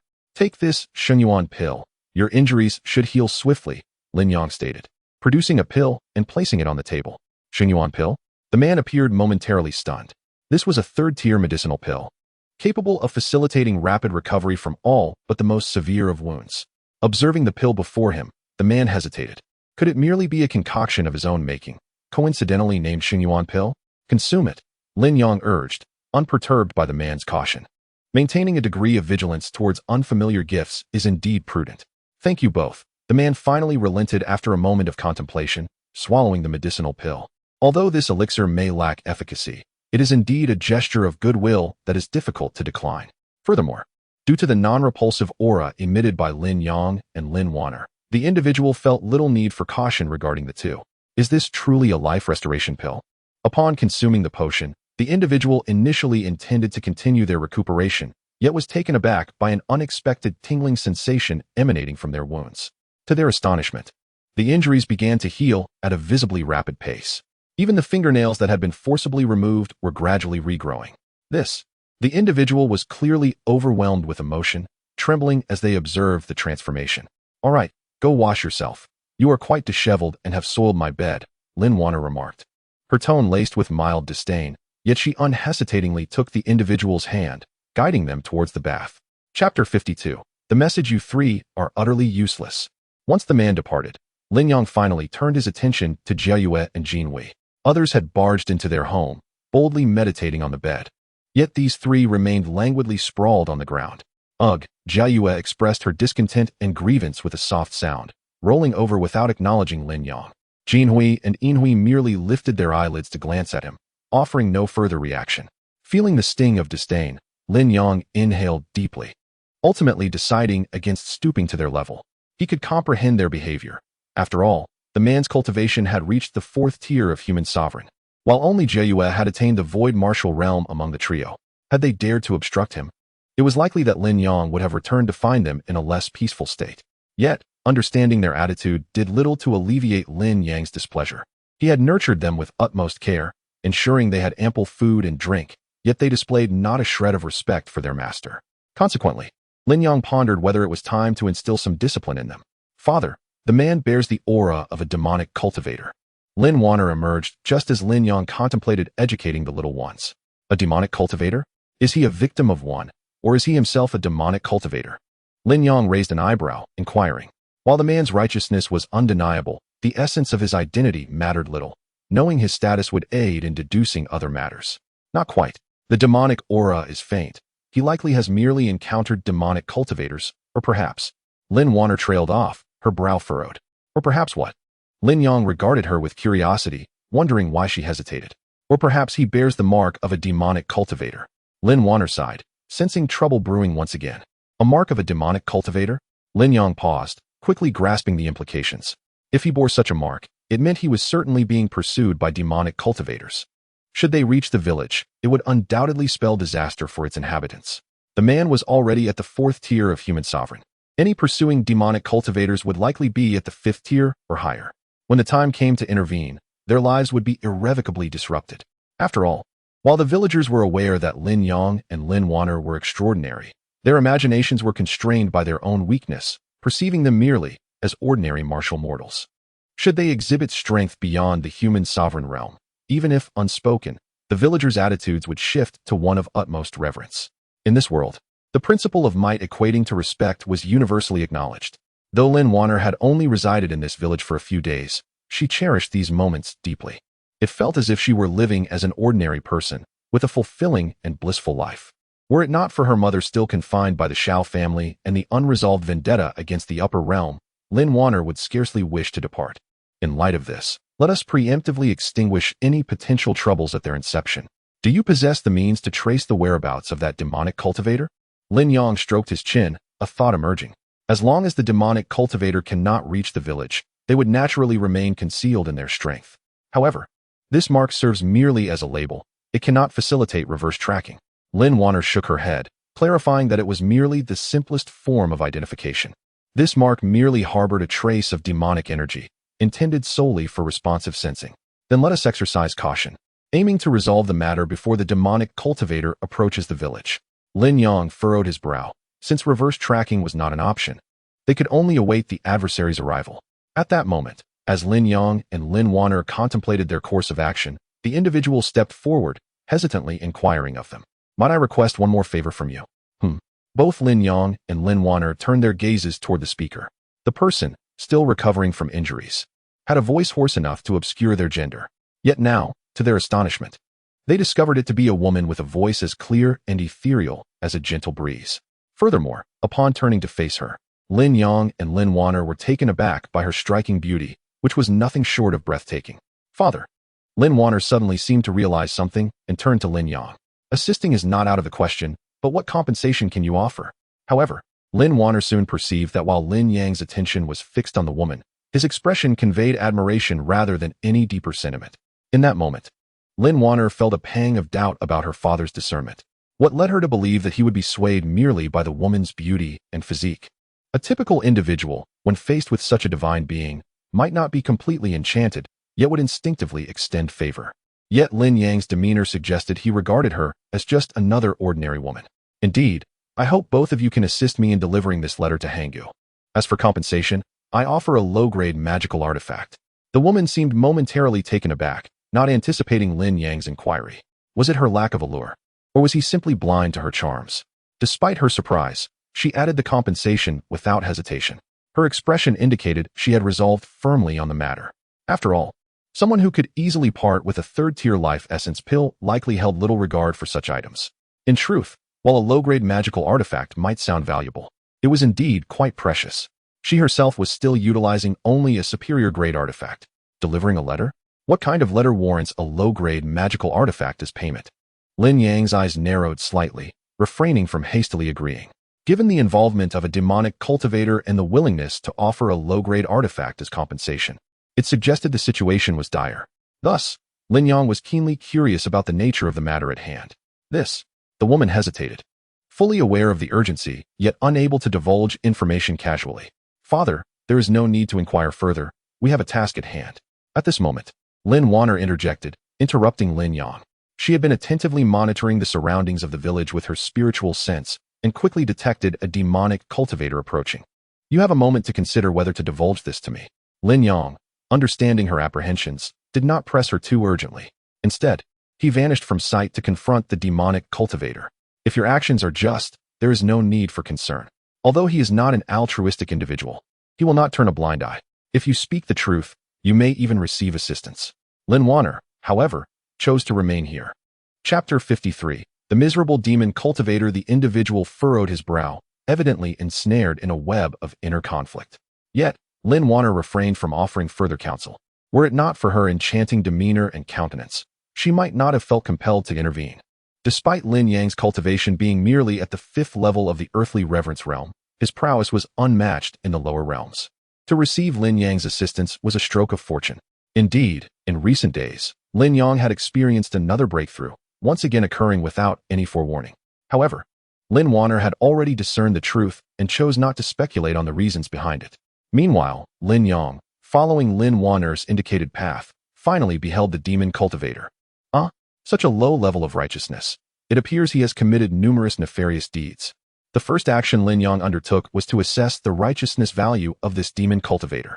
The result was glaringly evident. Among all the individuals Lin Yang had encountered, this demon cultivator possessed the second lowest righteousness value, surpassed only by Long Xing, who had sacrificed thousands, perhaps even tens of thousands, of cultivators to resurrect the Blood Ocean Demon Lord. Given this, there was no need for excessive mercy. Instead of wielding the blazing sun dragon spear, Lin Yang opted for the long and used golden thunder bamboo sword. This sword was particularly effective against malevolent entities, making it the optimal choice for dealing with such a foe. That wretched woman fled with remarkable speed. Had I not left a mark, I might have truly lost her. The demon cultivator, hurrying along, grumbled internally, entirely oblivious to the fact that he was teetering on the brink of the underworld. If she were to convey the news, the bishop would undoubtedly torment me 1,000 times over. The mere thought of the bishop's methods sent a shiver down the demon cultivator's spine. Soon, he began to wonder if perhaps his fear was unwarranted, as he sensed an unsettling atmosphere around him. When did I sustain an injury? The demon cultivator paused and scanned his surroundings, finding nothing amiss, allowing himself to relax slightly. However, without warning, a sharp pain radiated from his arm. It turned out he had unknowingly incurred a small cut at some point. Yet, he dismissed it, attributing it to a careless mishap. However, before he could take 2 steps, he felt a similar pain in his other arm. Upon rolling up his sleeve, he was astonished to find an identical wound. Realizing this, the demon cultivator was suddenly jolted by a chill. No matter how clumsy he might be, such a coincidence seemed implausible. Both arms were injured, and not only were the locations identical, but the shape, size, and length of the wounds matched perfectly. Surrounded by emptiness, the demon cultivator employed his spiritual senses but found no anomalies, causing him to feel as if the shadows had deepened around him. Daring not to linger, he summoned his magical energy, accelerating to his utmost speed. Yet, he soon halted, discovering that with each movement, new wounds began to manifest on his body. And the faster he moved, the quicker they appeared. Now his arms, thighs, back, and even his face bore a myriad of varying wounds. Had I inadvertently wandered into an unusual place? The demon cultivator meticulously surveyed his surroundings, seeking any signs of peculiarity. Yet, ultimately, he discovered nothing amiss. Swallowing hard, he cautiously took a step forward. In the next moment, a sharp pain pierced his chest, revealing a faint scar. Indeed, there was something amiss. Gritting his teeth, the demon cultivator gazed ahead, realizing he had likely stumbled into a secret realm or a formation. With each movement, fresh wounds appeared upon his body. The pressing question, however, was how to extricate himself from this predicament. He pondered whether a full sprint would enable him to escape before suffering a fate of dismemberment. As for retracing his steps, he cast a hesitant glance over his shoulder. He still had to pursue that woman. Returning would indeed allow him to evade danger. Yet, the vastness of this secret realm or formation remained unknown to him.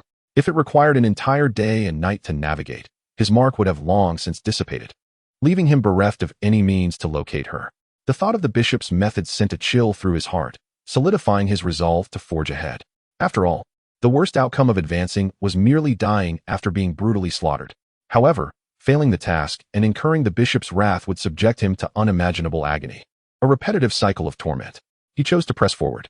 Lin Yang observed the demon cultivator's every move from the shadows, astonished.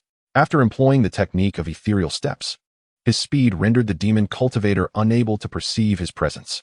Thus, the wounds upon the demon were inflicted by Lin Yang's golden thunder bamboo sword. Originally, He had anticipated that the demon would retreat upon encountering such peril, but to his surprise, after a brief moment of hesitation, he chose to advance. Beyond lay a village. He must not be allowed to cross. Lin Yang had intended to torment this demon thoroughly, yet the latter's reckless charge compelled him to conclude his torment prematurely.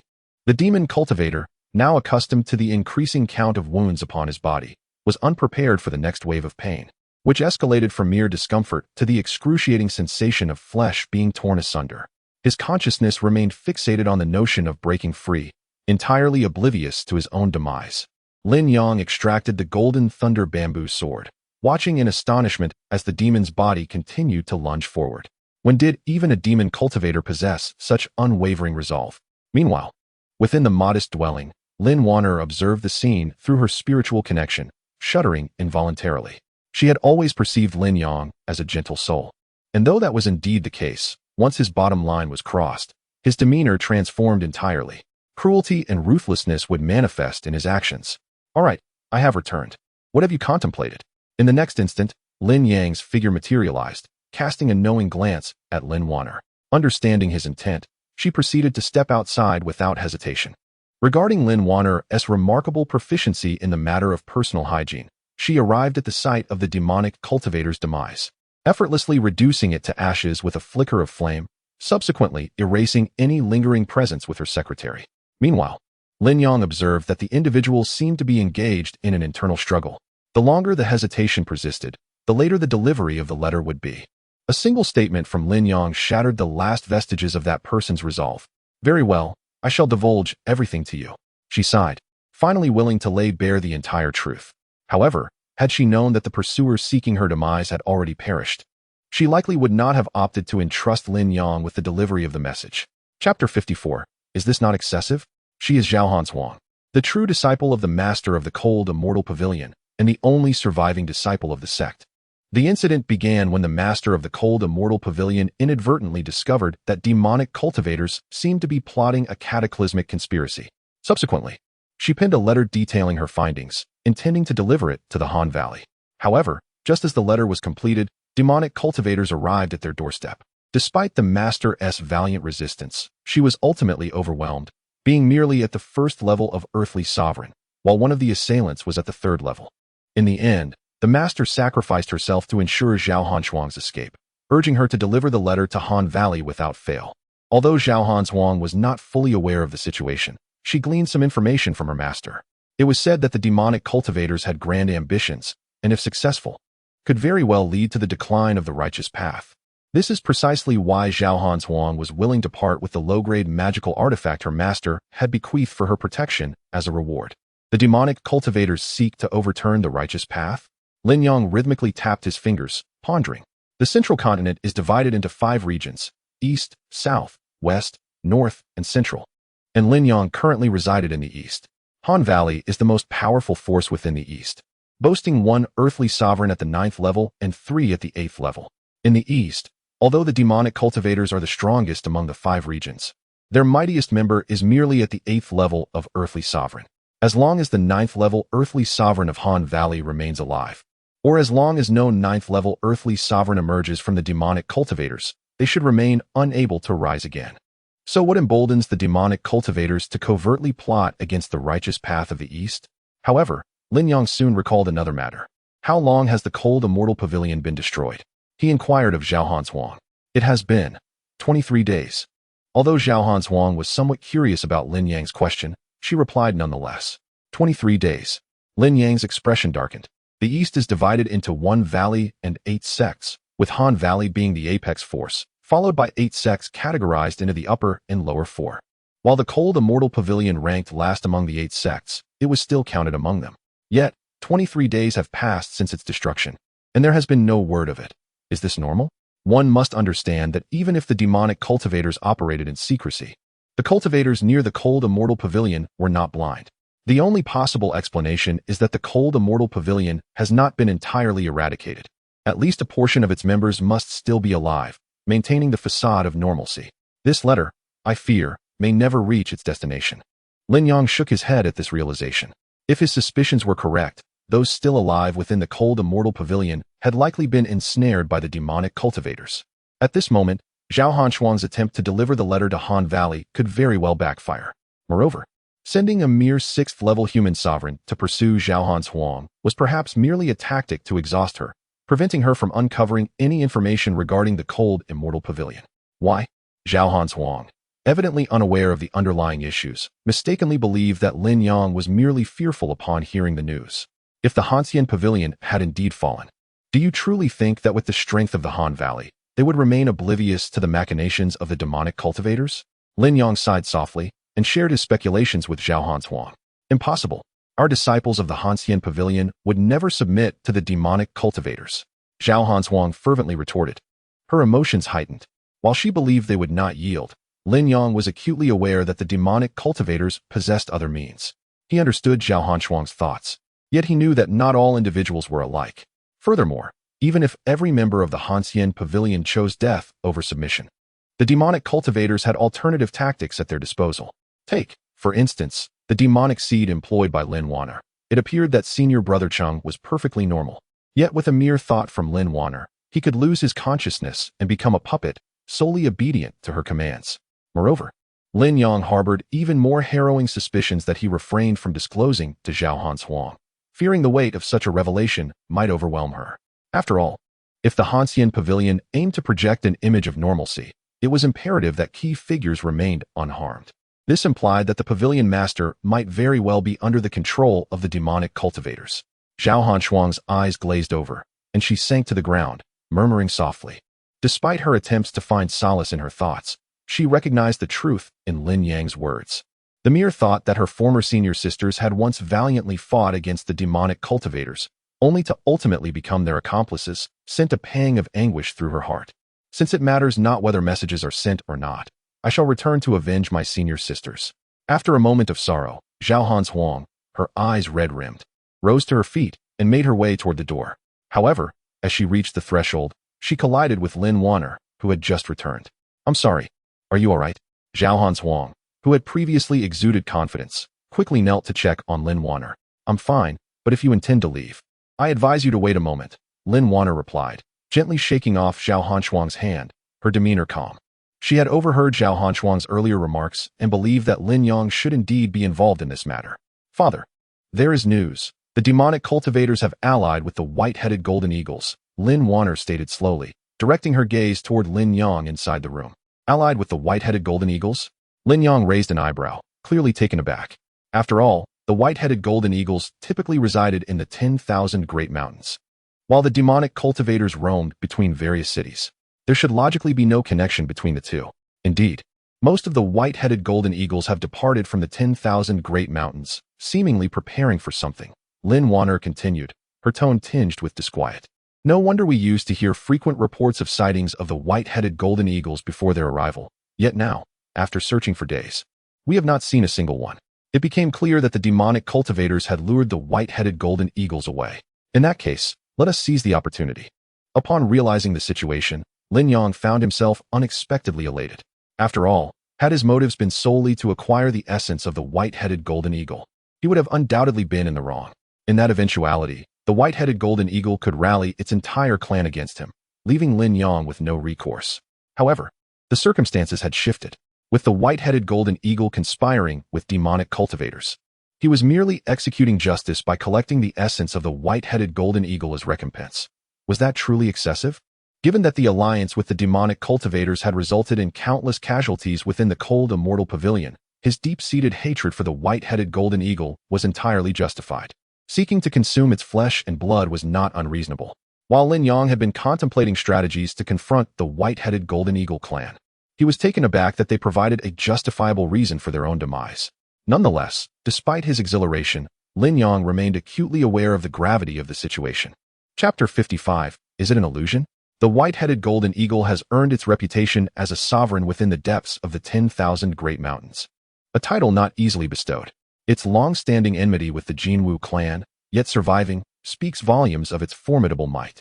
The leader of the white-headed golden eagle tribe has ascended to the pinnacle of the earthly venerable realm, commanding 2 subordinates at the 9th level and 7 at the 8th level of the same realm. Nestled within the mountains, they have cultivated their strength, arguably surpassing even that of the Jinwu clan. Although there are no 9th-level earthly venerables among the demonic cultivators, the 2 9th-level members and the peak leader of the white-headed golden eagles pose a significant threat.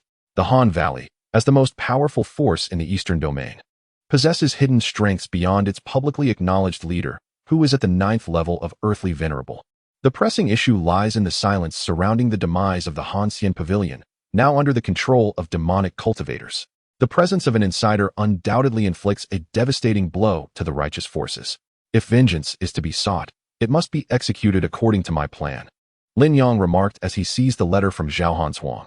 To resolve this matter flawlessly, exposing the identity of the insider within the Hanxian Pavilion is of utmost importance.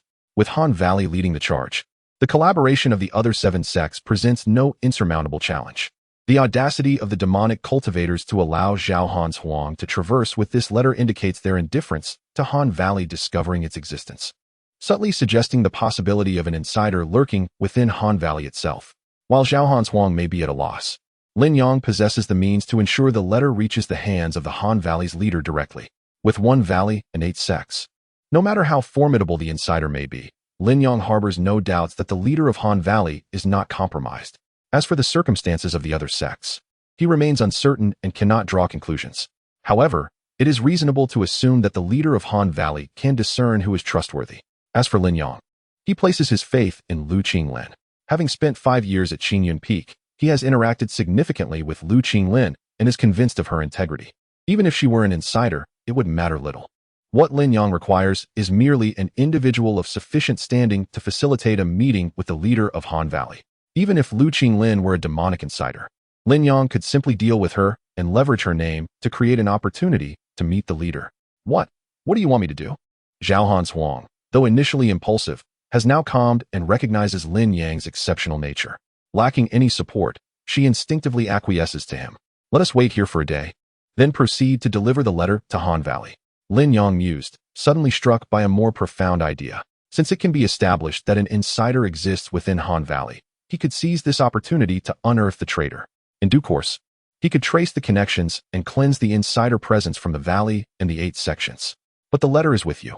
Zhao Hansuang expressed her confusion, realizing that with the letter taken by Lin Yang, what more could she deliver? This is unimportant. This is the letter you are to deliver. Do you understand? Lin Yang suddenly realized that although Zhao Hansuang was a stunning beauty, she seemed to lack the intellect to match. Thus, Lin Yang casually tossed a piece of paper to Zhao Hansuang and spoke curtly. Oh, noticing Lin Yang's irritation, Zhao Hansuang could only pout and refrain from further comment, even though she wanted to retort that it was merely a piece of paper and not a letter. Wan'er, please assist her. I am concerned about her being alone. Ultimately, Lin Yang decided to have Lin Wan'er keep an eye on Zhao Hansuang, fearing she might encounter trouble. No problem. Lin Wan'er, evidently much more astute, grasped Lin Yang's intentions merely from his words. After arranging everything, Lin Yang naturally prepared to return to the Tianyun sect to find Lu Qinglin. At the Tianyun sect, sigh, I wonder how those 2 are faring now. Had I known, I would not have let them leave. Lu Qinglin stood on Qingyun Peak, gazing at the empty little house, feeling somewhat nostalgic. How could he have forgotten? If the Tianyun sect were to encounter danger, he would need to use Lin Yang to threaten Xian. Now that Lin Yang had departed, he had lost all means of contact. How would he locate Lin Yang then? If only Lin Yang were to appear beside me now, I would never let him go. Lu Qinglin silently resolved. Master Lu, what are you daydreaming about? Just as Lu Qinglin was lost in thought, Lin Yang's voice rang in his ears. Am I imagining things? Lu Qinglin shook himself awake, skeptical. Yet, when he turned around, he indeed saw Lin Yang standing beside him.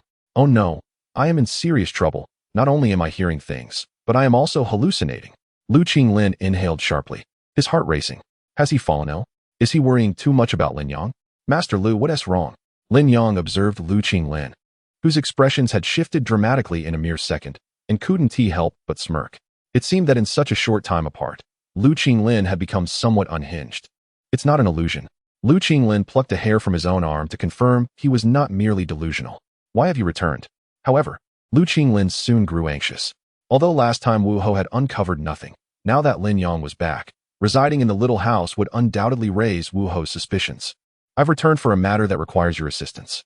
Lin Yang wasted no time and presented the letter. A letter? Could it be that someone admires me and has asked you to deliver a message? Lu Qinglin's eyes sparkled at the sight of the letter. Not quite. It is a letter from the leader of the Hanxian Pavilion, addressed to Lin Yang now realized that his understanding of Lu Qinglin was still rather superficial. A letter from the leader of the Hanxian Pavilion? Oh dear, if she harbors any feelings for me, why not say it outright? Would I refuse? There is no need for such subterfuge, making you deliver a letter. Lu Qinglin's eyes gleamed even brighter. The master of the cold immortal pavilion is truly a goddess in the hearts of all, and Lu Qinglin is no exception. How brazen you are! This letter is intended for the master of the Han Valley. Even Lin Yang, usually of a gentle disposition, could not help but raise his voice at this moment. The master of the Han Valley? Could it be that she has a preference for the more mature? Lu Qinglin seemed to suffer a tremendous blow, kneeling on the ground. Her demeanor considerably subdued. This matter involves demonic cultivators and the white-headed golden eagle. It is serious business, so cease your antics. Lin Yang sighed, feeling utterly helpless in the face of Lu Qinglin's antics. Such a significant matter? When the conversation turned to business, Lu Qinglin instantly adopted a serious demeanor, leaving Lin Yang to question whether her previous frivolity had merely been a figment of his imagination. Chapter 57. The schemes of demonic cultivators. Could it be that the white-headed golden eagle clan has conspired with demonic cultivators? Upon hearing Lin Yang's account, Lu Qinglin furrowed his brow deeply. Nestled within the vast expanse of the 10,000 Great Mountains, the white-headed golden eagles had little interaction with the human race. Thus, Lu Qinglin held a neutral view of this clan. However, he had not anticipated that these two seemingly unrelated groups could forge an alliance. Yet, this was not the moment for contemplation. What weighed more heavily on Lu Qinglin's mind was how to confront the impending crisis. Although the demonic cultivators lacked formidable forces to sway the situation, the white-headed golden eagle clan was substantial in number. Leaving aside the two formidable beings at the 9th level of Earth Sovereign, the clan leader, at the pinnacle of Earth Sovereign, posed a daunting challenge. Even if Han Gu could thwart all adversaries at the 8th level or above, the remaining foes would still prove troublesome. Among the 8 sects, there was no hope left for the cold immortal pavilion, and of the remaining 7, only the top 4 possessed any capability. Even so, the strongest they could muster amounted to merely 9 7th-level Earth Sovereigns and a dozen 6th-level Earth Sovereigns. This strength might suffice to contend with either the demonic cultivators or the white-headed golden eagles, but facing both simultaneously would be quite taxing. Enough. There is no time for further deliberation. We must swiftly inform the master of Han Gu. Lin Yang interrupted Lu Qinglin's thoughts, producing a letter from the cold immortal pavilion's leader. It seemed that through this letter, they might discern the true intentions of the demonic cultivators. Once aware of their plans, they could then formulate a countermeasure. Indeed, let us proceed without delay. Awakening to Lin Yang's reminder, Lu Qinglin understood the urgency and retrieved a token from his storage ring. This token, known as the Han Gu Order, facilitated urgent communication with the master of Han Gu, ensuring that he would receive news promptly, regardless of the circumstances. As Lu Qinglin channeled his spiritual energy into the token, he explained to Lin Yang. As Lu Qinglin's energy flowed, the token flickered twice, and a phantom emerged from it. Although Lin Yang did not recognize this figure, it was undoubtedly the master of Han Gu. Master Lu, what grave matter necessitates the activation of the Han Gu Order? The master of Han Gu appeared with a serious countenance, directing a penetrating gaze at Lu Qinglin. As the leader of Tianyuan sect, Lu Qinglin was expected to understand the appropriate circumstances for invoking the order. Should he fail to provide a satisfactory explanation, the master of Han Gu would have to administer punishment. Master, the situation is as follows. Lu Qinglin did not hesitate and promptly recounted Lin Yang's narrative. Is this information credible? The master of Han Gu turned his focus to Lin Yang, questioning Lu Qinglin. It was evident that he did not place complete trust in Lin Yang. Master, here is a letter from the leader of the cold, immortal pavilion. Once you have read it, you should be convinced of my words. Lin Yang was not taken aback. Rather, the master of Han Gu's demeanor reassured him. After all, maintaining a healthy skepticism could prevent one from falling into a trap. Master Lu, perhaps you should take the lead, suggested the lord of the Han Valley, who refrained from accepting the envelope himself, entrusting the task to Lu Qinglin. This was not only due to his ephemeral nature, but also a concern that the envelope might conceal some peril. Lu Qinglin, without hesitation, channeled his magical essence to dispel the restrictions on the envelope. However, upon opening it, only a token fell out, devoid of any inscriptions. Allow me, Lu Qinglin remarked. And both he and the lord of the Han Valley immediately recognized the token as the Han Valley Order belonging to the leader of the cold immortal pavilion. Though unstated, an unspoken rule among the sect leaders dictated that the Han Valley Order must remain within reach of its bearer unless one met their demise. The presence of the cold immortal pavilion leader's Han Valley Order here with no response from the pavilion, spoke volumes about the circumstances at hand. The Lord of the Han Valley's ethereal form channeled a surge of magical energy into the Han Valley Order, and in the next moment, a graceful figure slowly materialized. Upon witnessing this apparition, Lin Yang understood why the leaders of the other 7 sects revered the cold, immortal pavilion's leader as a goddess. Despite the relentless passage of time leaving its mark upon her visage, it was apparent that in her youth, she must have possessed unparalleled beauty, coupled with her refined demeanor. She indeed embodied the essence of divinity. The specter of the cold, immortal pavilion leader gradually opened her eyes, surveying her surroundings before uttering a soft sigh.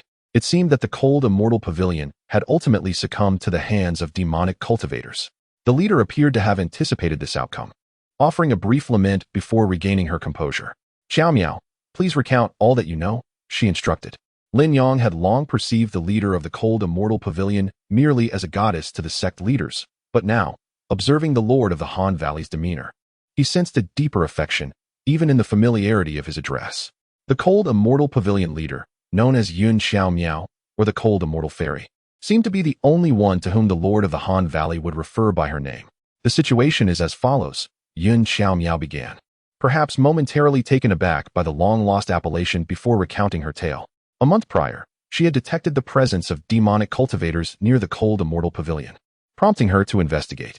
Unexpectedly, she uncovered a conspiracy involving the demonic cultivators and the white-headed Golden Eagle clan, aiming to overthrow the righteous path of the Eastern Domain. However, her probing was noticed by a 5th-tier demonic cultivator, compelling her to escape at a cost. Upon returning to the cold, immortal pavilion, she sought to inform the Lord of the Han Valley, but alas, the demonic forces had swiftly invaded the pavilion.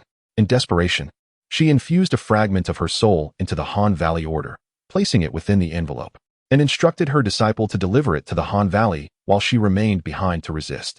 The prior ignorance of the Lord of the Han Valley concerning the cold, immortal pavilion's plight further elucidated the gravity of the situation. As for the demonic cultivator's scheme, Yun Xiao Miao possessed only a fragmentary understanding. In just half a month, the 8 sects martial gathering will commence, during which individuals of notable status and potential from the various sects will converge within the vast valley. The demonic cultivators, it seems, intend to seize this opportunity, aiming to turn all the righteous cultivators gathered in the vast valley to their advantage. The 8 sects martial gathering? With the sacred protection array of the vast valley in place, how could the demonic cultivators possibly gain easy access? The valley master furrowed his brow, for he did not believe that Yun Piao Miao would speak falsely. Thus, there exist only 2 possibilities. Either the information known to Yun Piao Miao is merely a deliberate deception propagated by the demonic cultivators, or they possess means to counter the sacred protection array of the vast valley. Regardless of which scenario is true, neither can be regarded as favorable news. Chapter 58. Preparation Master of the Valley. Though you may find it hard to believe, there is a possibility that the elders of Han Valley have already been infiltrated by demonic cultivators. Yun Piao sighed softly, having contemplated this during her return to the cold, immortal pavilion. Her awareness of the demonic cultivators' schemes came about merely by chance. If everything had been meticulously orchestrated by them, it would indicate a level of cunning that is truly alarming. Thus, the likelihood of the demonic cultivators devising a strategy against Han Valley's protective formation is quite high. Yet, despite her musings, Yun Piao Miao could not fathom how to counteract Han Valley's protective array. It is important to note that Han Valley's protective array was established by a master of formations who had just broken through to the celestial sovereign realm but had not yet ascended to the upper realms. Although time was of the essence back then, the strength of the formation should not be underestimated. At the very least, in the present lower realm, unless dozens of peak Earth sovereigns unite to dismantle it, the protective array can withstand for over a quarter of an hour. Given Han Valley's prowess, that duration would suffice to prepare a substantial counterattack. To breach Han Valley's protective array, one must approach from both internal and external fronts. However, attempting to dismantle the formation from the outside would require power far exceeding that of peak Earth sovereigns. Otherwise, the array would likely repel any such efforts. Therefore, targeting the protective array from within Han Valley seems to be the most expedient and effective approach. The protective array is jointly controlled by the Valley Master and the 7 Elders, and aside from them, no one else possesses the ability to manipulate it. If even one individual among them were to tamper with it, creating a few flaws or weaknesses would be entirely feasible. The 7 Elders have dedicated themselves to Han Valley for many years, and the Valley Master is at a loss as to why they would assist demonic cultivators. The Valley Master appeared troubled, clearly harboring doubts. The 7 elders have been cultivating in Han Valley since childhood, some for over a century, and they are not currently facing the imminent crisis of dwindling lifespans. They have consistently demonstrated diligence towards Han Valley, leaving the Valley Master perplexed as to what could persuade them to betray their home. Valley Master. It is also possible that there is no elder who has defected to the demonic cultivators. Perhaps a spy has been strategically placed within Han Valley to manipulate one of the elders at a critical moment. Lin Yang stepped forward, offering an explanation to the Valley Master. Yet, in Lin Yang's heart, he believed that the confidence of the demonic cultivators implies at least one elder is under their control. Nevertheless, the Valley Master's perspective holds merit. Han Valley is renowned for its strong sense of camaraderie, following an elite path where the Master and the elders, numbering 8 in total, each take on only 1 or 2 disciples to inherit their legacies. The total number of disciples in Han Valley is a mere 1,000, a stark contrast to the tens of thousands found in the other 8 sections. Each generation of masters and elders shares a bond akin to that of siblings, making the prospect of an elder betraying Han Valley and imperiling the righteous path of the entire eastern domain seem rather improbable. Indeed, I shall prepare in advance for this matter, should any of the 7 elders stray from their path. The Lord of Han Valley cast a glance at Lin Yang, fully aware that this was merely a self-soothing pretext, yet he had no choice but to accept it. Lord of the Valley, I possess another thought regarding this issue. Noticing the trust bestowed upon him by the Lord of Han Valley, Lin Yang proceeded to articulate his plan. After a moment of contemplation, the Lord of Han Valley acquiesced. If the situation were truly as Lin Yang described, then this plan would catch the demonic practitioners utterly off guard. Once it was confirmed that there were no further matters to address, the Lord of Han Valley's ethereal form dissipated, his expression fraught with urgency, evidently to investigate the matter of the infiltrator within Han Valley. I must express my gratitude to you, young friend. Were it not for your intervention, my soul might never have had the opportunity to manifest. After the Lord of Han Valley's apparition faded, Yun Piaomiao bowed respectfully to Lin Yang. It is my duty. The demonic practitioners seek to undermine the righteous path, and I cannot remain a mere spectator. Lin Yang shook his head, not perceiving himself as particularly virtuous. This affair entailed the involvement of the white-headed golden eagle and the entire righteous faction of the eastern region. Had it merely been the calamity befalling the cold, immortal pavilion, assisting Zhao Hanshuang in her recovery would have sufficed as an act of benevolence.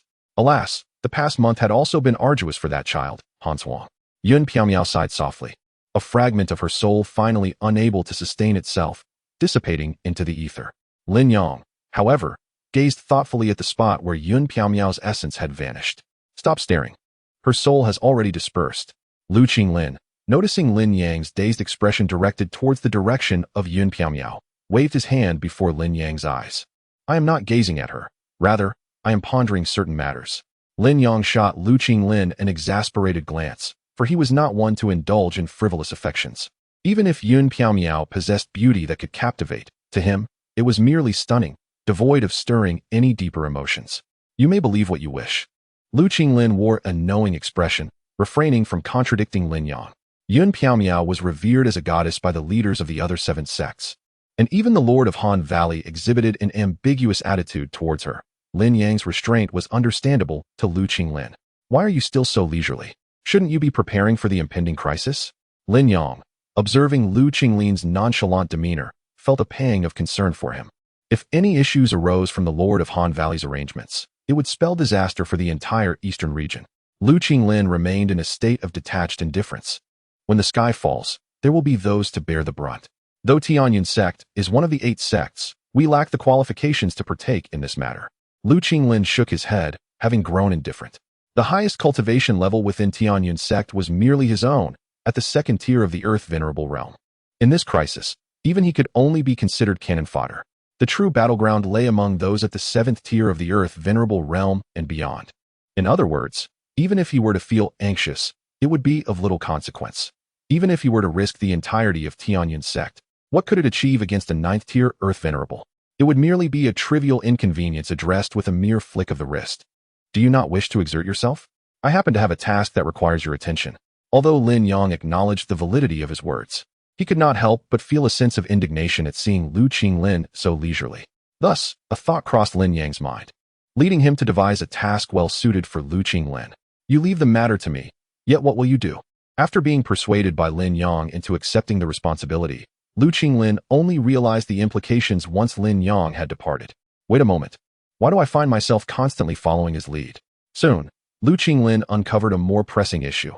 How had he, a mere cultivator at the second level of the earthly venerable realm, become Lin Yang's subordinate, obliged to carry out his commands?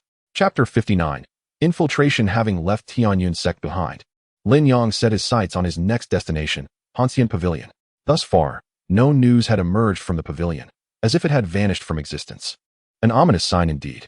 The most plausible scenario suggests that Hanxian Pavilion has fallen under the dominion of demonic cultivators, with its surviving disciples ensnared by their sinister manipulations. If this were the case, it was highly likely that Hanxian Pavilion would still participate in the 8 sects competition in Hanggu, potentially falling into a trap of their own making. However, preparations could only commence upon acquiring accurate intelligence. With no information filtering out from Hanxian Pavilion, Lin Yang resolved to investigate personally. Besides uncovering the situation at the pavilion, he might also glean news regarding the demonic cultivators. Hanxian Pavilion, nestled deep within the mountains, was shrouded in ethereal mist, living up to its name. Yet, upon Lin Yang's arrival in the vicinity, he found the reality to deviate slightly from the legends. The forest was enveloped in an eerie silence, devoid of the chirping of insects or the calls of birds, with no sounds of beasts or humans. The mist coiling around the mountainside was thick, almost tangible, concealing Hanxian Pavilion completely. There was a palpable aura of demonic energy. Furrowing his brow, he silently leapt into the treetops. Soon, he heard distant shouts emerging from the fog. "You spineless wretch, do not dare look back. Hurry, what are you staring at?" The voices grew increasingly closer as 5 or 6 figures emerged from the mist. 3 despondent men clad in black led the way, while 2 elegant women in azure robes followed closely behind. "Sister, we should be near," one of the women remarked, her demeanor reminiscent of Zhao Hanzhuang's innocent naivety, unmistakably indicating their affiliation with Hanxian Pavilion. The men ahead commanded, "Kneel." A sharp command was issued, and the woman referred to as sister raised her right hand, revealing a longsword. One by one, the 3 men were forced to kneel, and in an instant, the cold flash of steel heralded their demise. Master 2 was indeed correct. This group of demonic cultivators strayed from the righteous path, their very essence tainted by a foul miasma. Thankfully, Master had forewarned him, otherwise, allowing such malevolence to linger within Hanxian Pavilion would have been a grave injustice. The 2 women, their expressions darkened, turned away from the lifeless bodies without a second glance and retreated into the mist. Holding his breath, Lin Yang remained concealed among the treetops until they had departed. He then descended to the ground and approached the 3 corpses, examining them closely. Although the bodies had grown cold and rigid, traces of their energy still lingered. This indeed bore the mark of demonic cultivators. Could it be that Hanxian Pavilion had withstood the onslaught of the demonic forces? Was the absence of news a result of their injuries sustained in battle? If that were the case, it would be fortuitous. Though one could not shake the suspicion of deceit, he pondered the current state of the pavilion's leader, Yun Piamiao, as well as the identity of the Master 2 mentioned by the 2 disciples. From their words, it seemed their intent to drive the demonic cultivators into the mountains for execution was to safeguard the sanctity of Hanxian Pavilion. However, this reasoning was entirely foreign to him and sounded quite peculiar. It seemed that the situation at the cold immortal pavilion was likely the worst-case scenario. Yet, this was merely conjecture. Without witnessing it firsthand, he could not rashly draw conclusions. Lin Yang turned and ventured into the thick fog, cautiously making his way towards the cold immortal pavilion. Once enveloped by the mist, he discerned its intricacies. The fog was no ordinary phenomenon. It contained spiritual energy capable of concealing one's presence. However, that was its only purpose. Soon, he emerged from the fog, arriving near the cold immortal pavilion. Though the pavilion was situated on a peak, it was not at the summit. Finding a nearby elevated point, he could behold the entirety of the cold immortal pavilion. From the mountain gate to the high towers within, countless corpses lay sprawled across the ground. Most were disciples of the cold immortal pavilion, while the remainder were presumably bystanders. Along the way, over 100 disciples were tasked with the grim chore of clearing the area, but the number of survivors was negligible compared to the multitude of bodies. It was evident that the battle from over 20 days ago had been cataclysmic.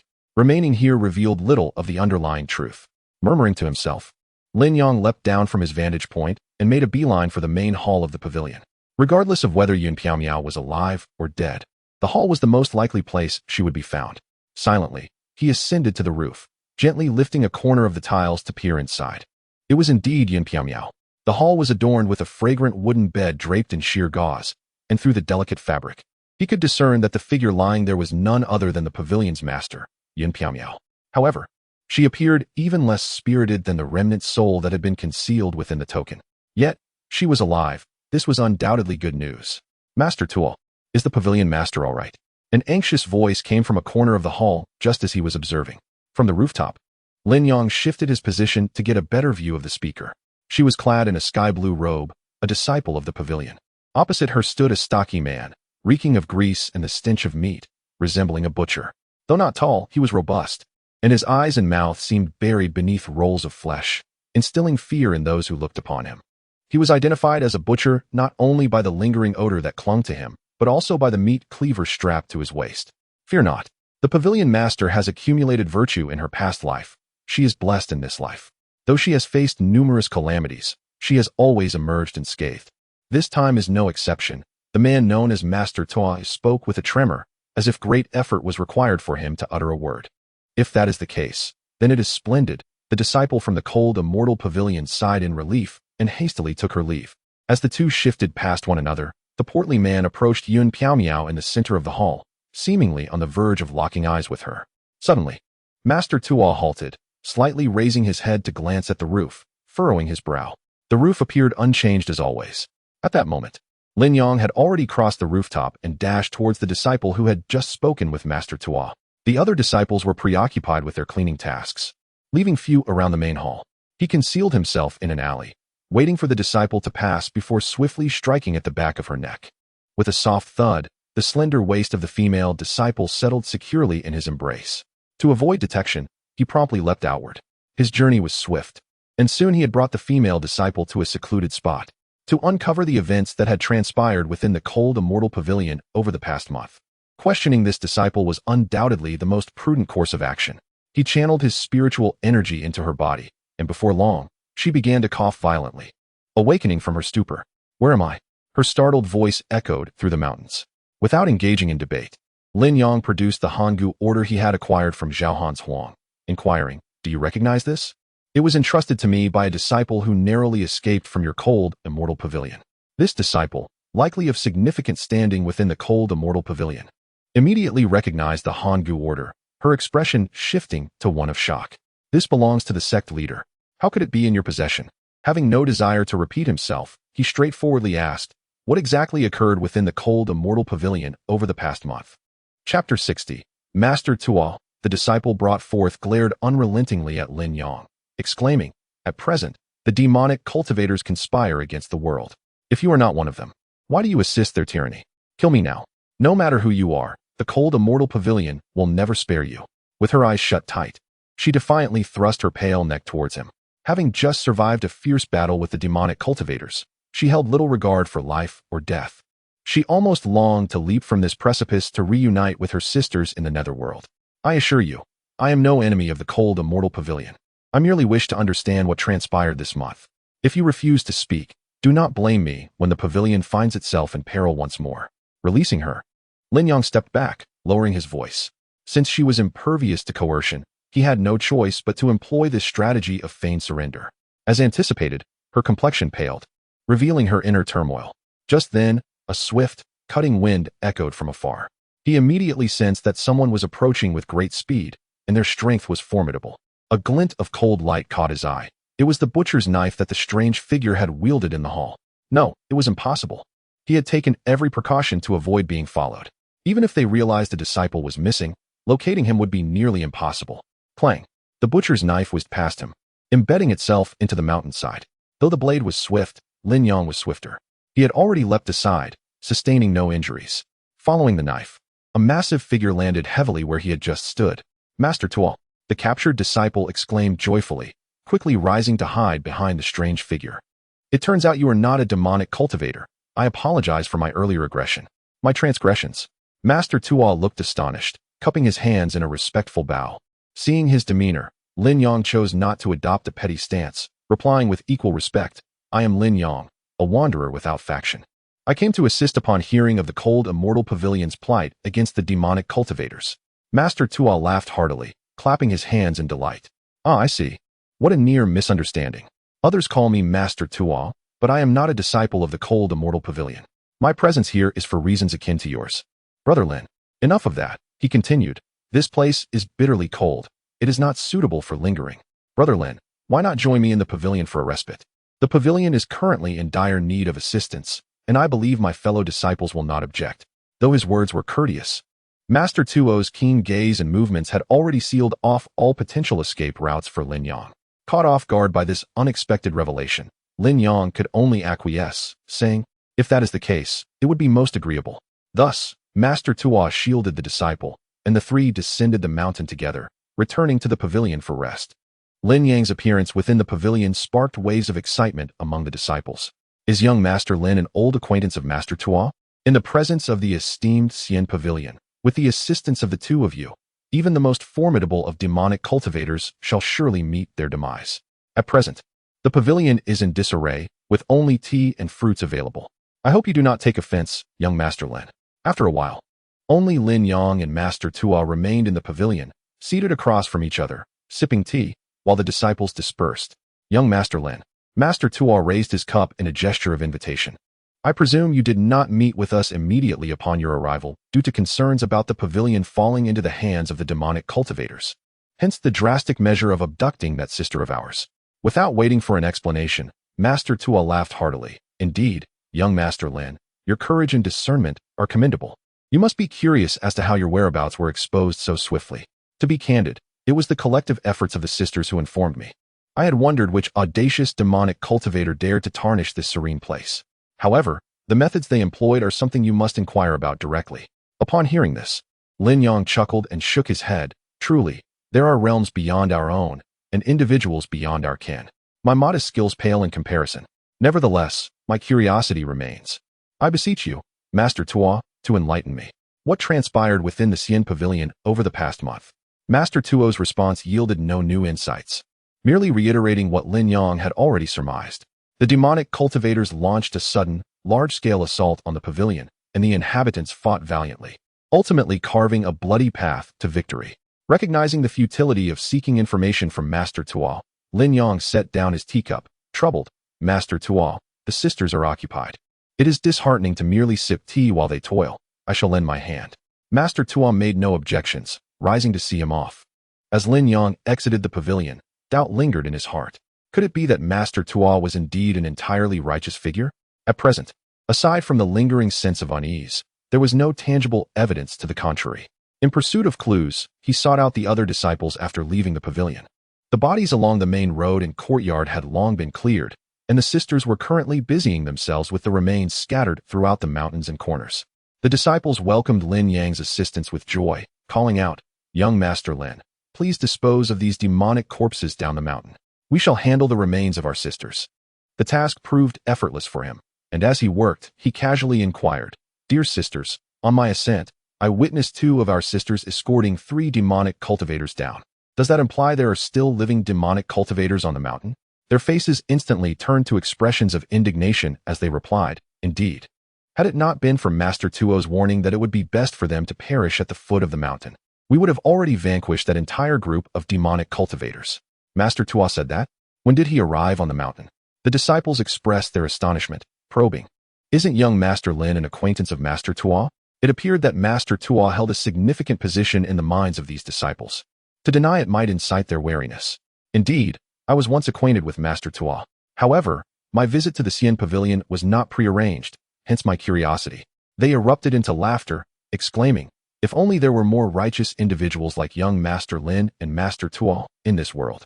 Master Tuo arrived only a few days after the demonic cultivators launched their assault, so there is no need for young Master Lin to take it to heart. After exchanging a few pleasantries, he continued, "Since my ascent to the mountain, I have yet to lay eyes upon the esteemed Lord Yun. I wonder how he fared amidst the chaos of battle." At the mention of this, the atmosphere grew heavy, as if their spirits had been momentarily siphoned away. After a prolonged silence, one person sighed and spoke. During the great conflict, the Lord was besieged by several formidable demonic cultivators. Even with his extraordinary might, he found it challenging to fend off multiple adversaries. Although he managed to repel the attackers, he sustained grave injuries and has since fallen into a deep unconsciousness. Chapter 61. The guardian elder observing the disciples before him, whose melancholic memories had been stirred. Lin Yang coughed softly to redirect the conversation. Is the thick fog at the foot of the mountain intended to thwart a counterattack from the demon cultivators? The disciples nodded. Their smiles strained as they replied, Indeed, that is the defensive formation of our Hanxian pavilion. When the white mist was mentioned, they only referred to it as the formation, unwilling to divulge further details. After posing numerous inquiries, Lin Yang expressed his gratitude with a bow. Although they had personally experienced the battle, they were merely ordinary disciples of Hanxian Pavilion and had already shared all they knew. Pressing further would yield no additional insights. Thus, Lin Yang focused on disposing of the demon cultivator corpses strewn across the ground, swiftly clearing the mountain of their presence. Thank you for your hard work, esteemed sisters. I shall seek assistance elsewhere. After bidding farewell, he ventured deeper into the Hanxian Pavilion. At this point, questioning other disciples seemed futile. The individuals he sought were not among them, but rather the demon cultivators imprisoned in an unknown location. Before Lin Yang could ascertain their whereabouts, a figure suddenly emerged from the shadows. Turning to look, he recognized the disciple he had previously apprehended, though he still did not know her name. Young Master Lin. Follow me, she whispered urgently, glancing around before pulling him into a secluded corner. Soon, they arrived at a remote side chamber of the main hall. Dust-covered miscellaneous items were piled high, suggesting it had not been frequented, especially not during such perilous times. Do you have something to discuss with me? Lin Yang inquired, noting the urgency etched on her face. Previously, she had steadfastly refused to divulge anything. Why had she now sought him out? Indeed. However, I require you to show me the Pavilion Master's Hanggu token once more before I can speak. Her complexion was pale, tinged with an ominous hue, heightening the tension in the atmosphere. This was not an unreasonable request. Lin Yang produced the Hanggu token and handed it over. Her eyes gleamed with excitement as she trembled upon receiving it. I wondered why no other sects had sent aid this past month, she murmured, looking up at Lin Yang with a whisper. Are you our only support? This assertion could not be acknowledged. What if she were an envoy of the demon cultivators, probing for information? As I have stated, I am unaffiliated with any sect. How could I be a messenger of support? Shaking his head, Lin Yang continued. You have seen the Hanggu token. Now it is my turn to inquire. Has Master Tua exhibited any peculiar behavior since his arrival? Her expression shifted subtly, as if she possessed knowledge of some significance. I do not know much about Master Tua. Most of what I know comes from the words of other disciples. Sighing, she bit her lip and added, However, there is one rather strange matter. He seems to possess a considerable understanding of our Hanxian Pavilion.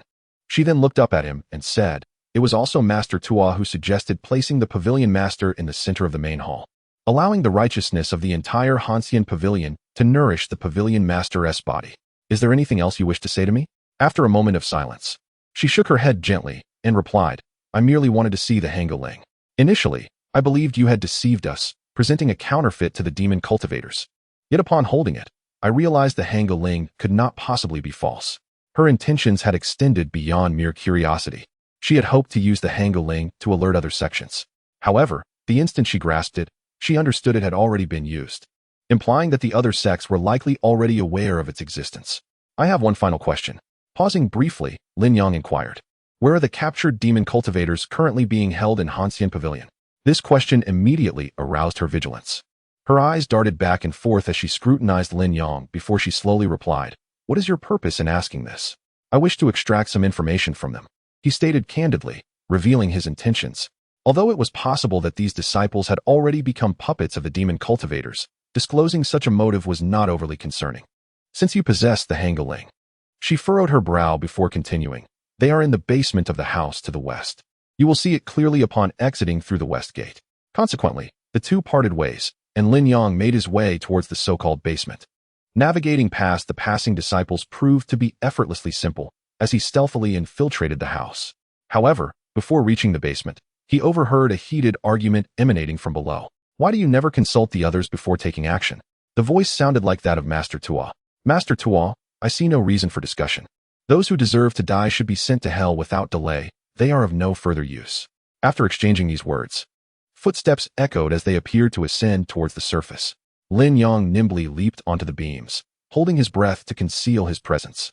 Soon, he observed two figures emerge from the basement passage. One was Master Tua, while the other was an unfamiliar woman. Though she donned the same attire as those from Hanxian Pavilion, her garments bore a purpler hue, suggesting a higher status.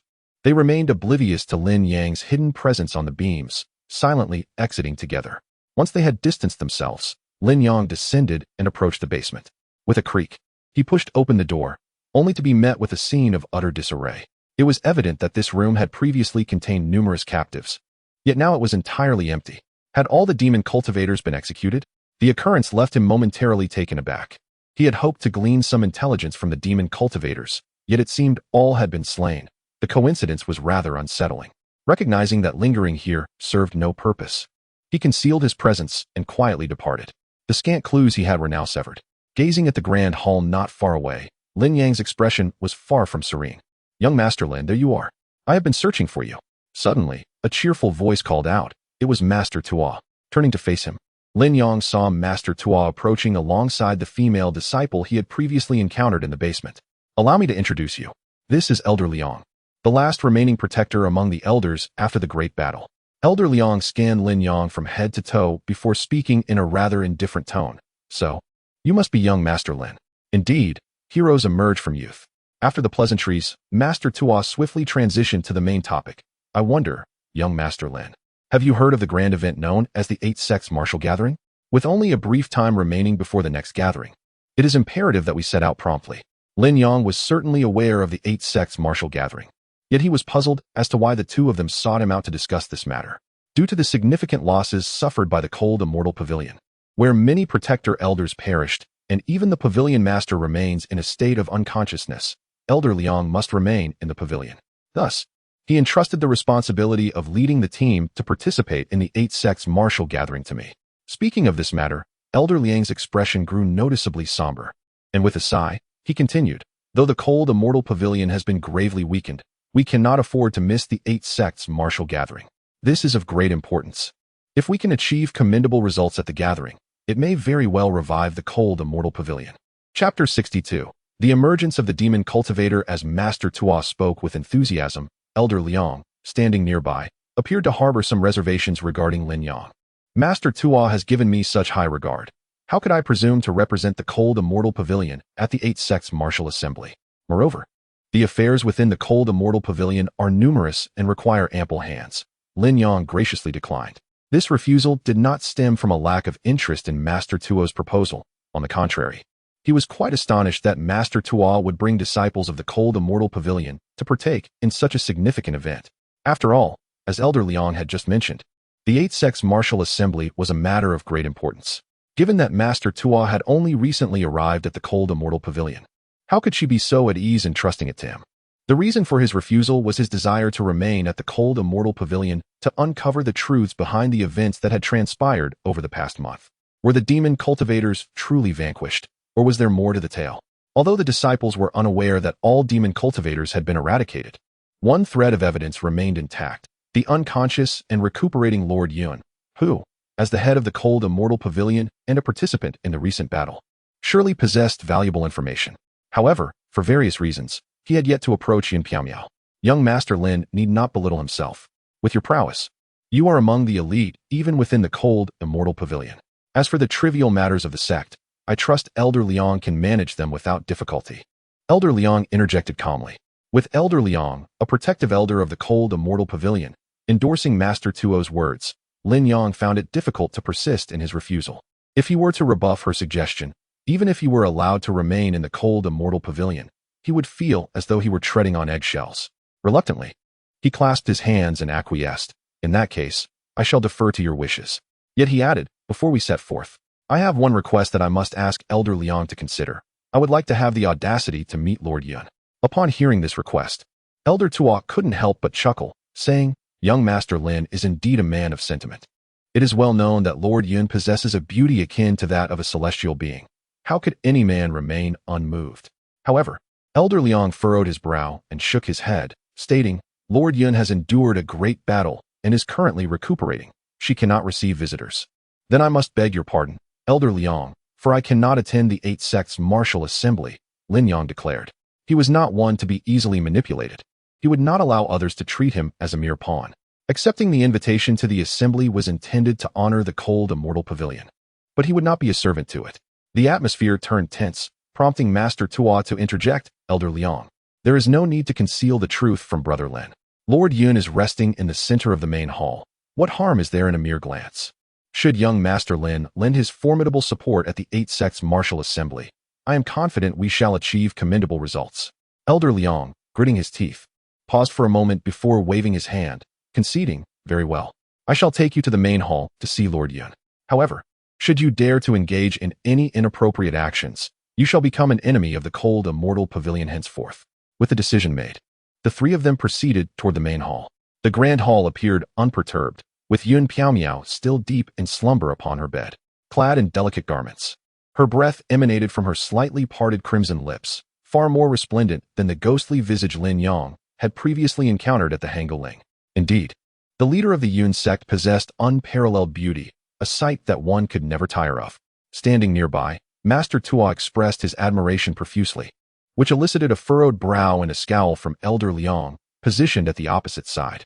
Lin Yang, standing centrally, maintained his composure and soon broke into a smile, saying, I am grateful to Elder Liang for your support. For the sake of the Hanxian Pavilion, I would gladly risk my life. However, these flattering words only served to exacerbate Elder Liang's agitation, who waved his hand dismissively, retorting coldly, given the long journey ahead. You two should set forth as soon as possible. With this prompt, Master Tuo and Lin Yang had no choice but to hasten their departure. In truth, all arrangements had long been made, with 37 disciples from the Hanxian Pavilion accompanying them.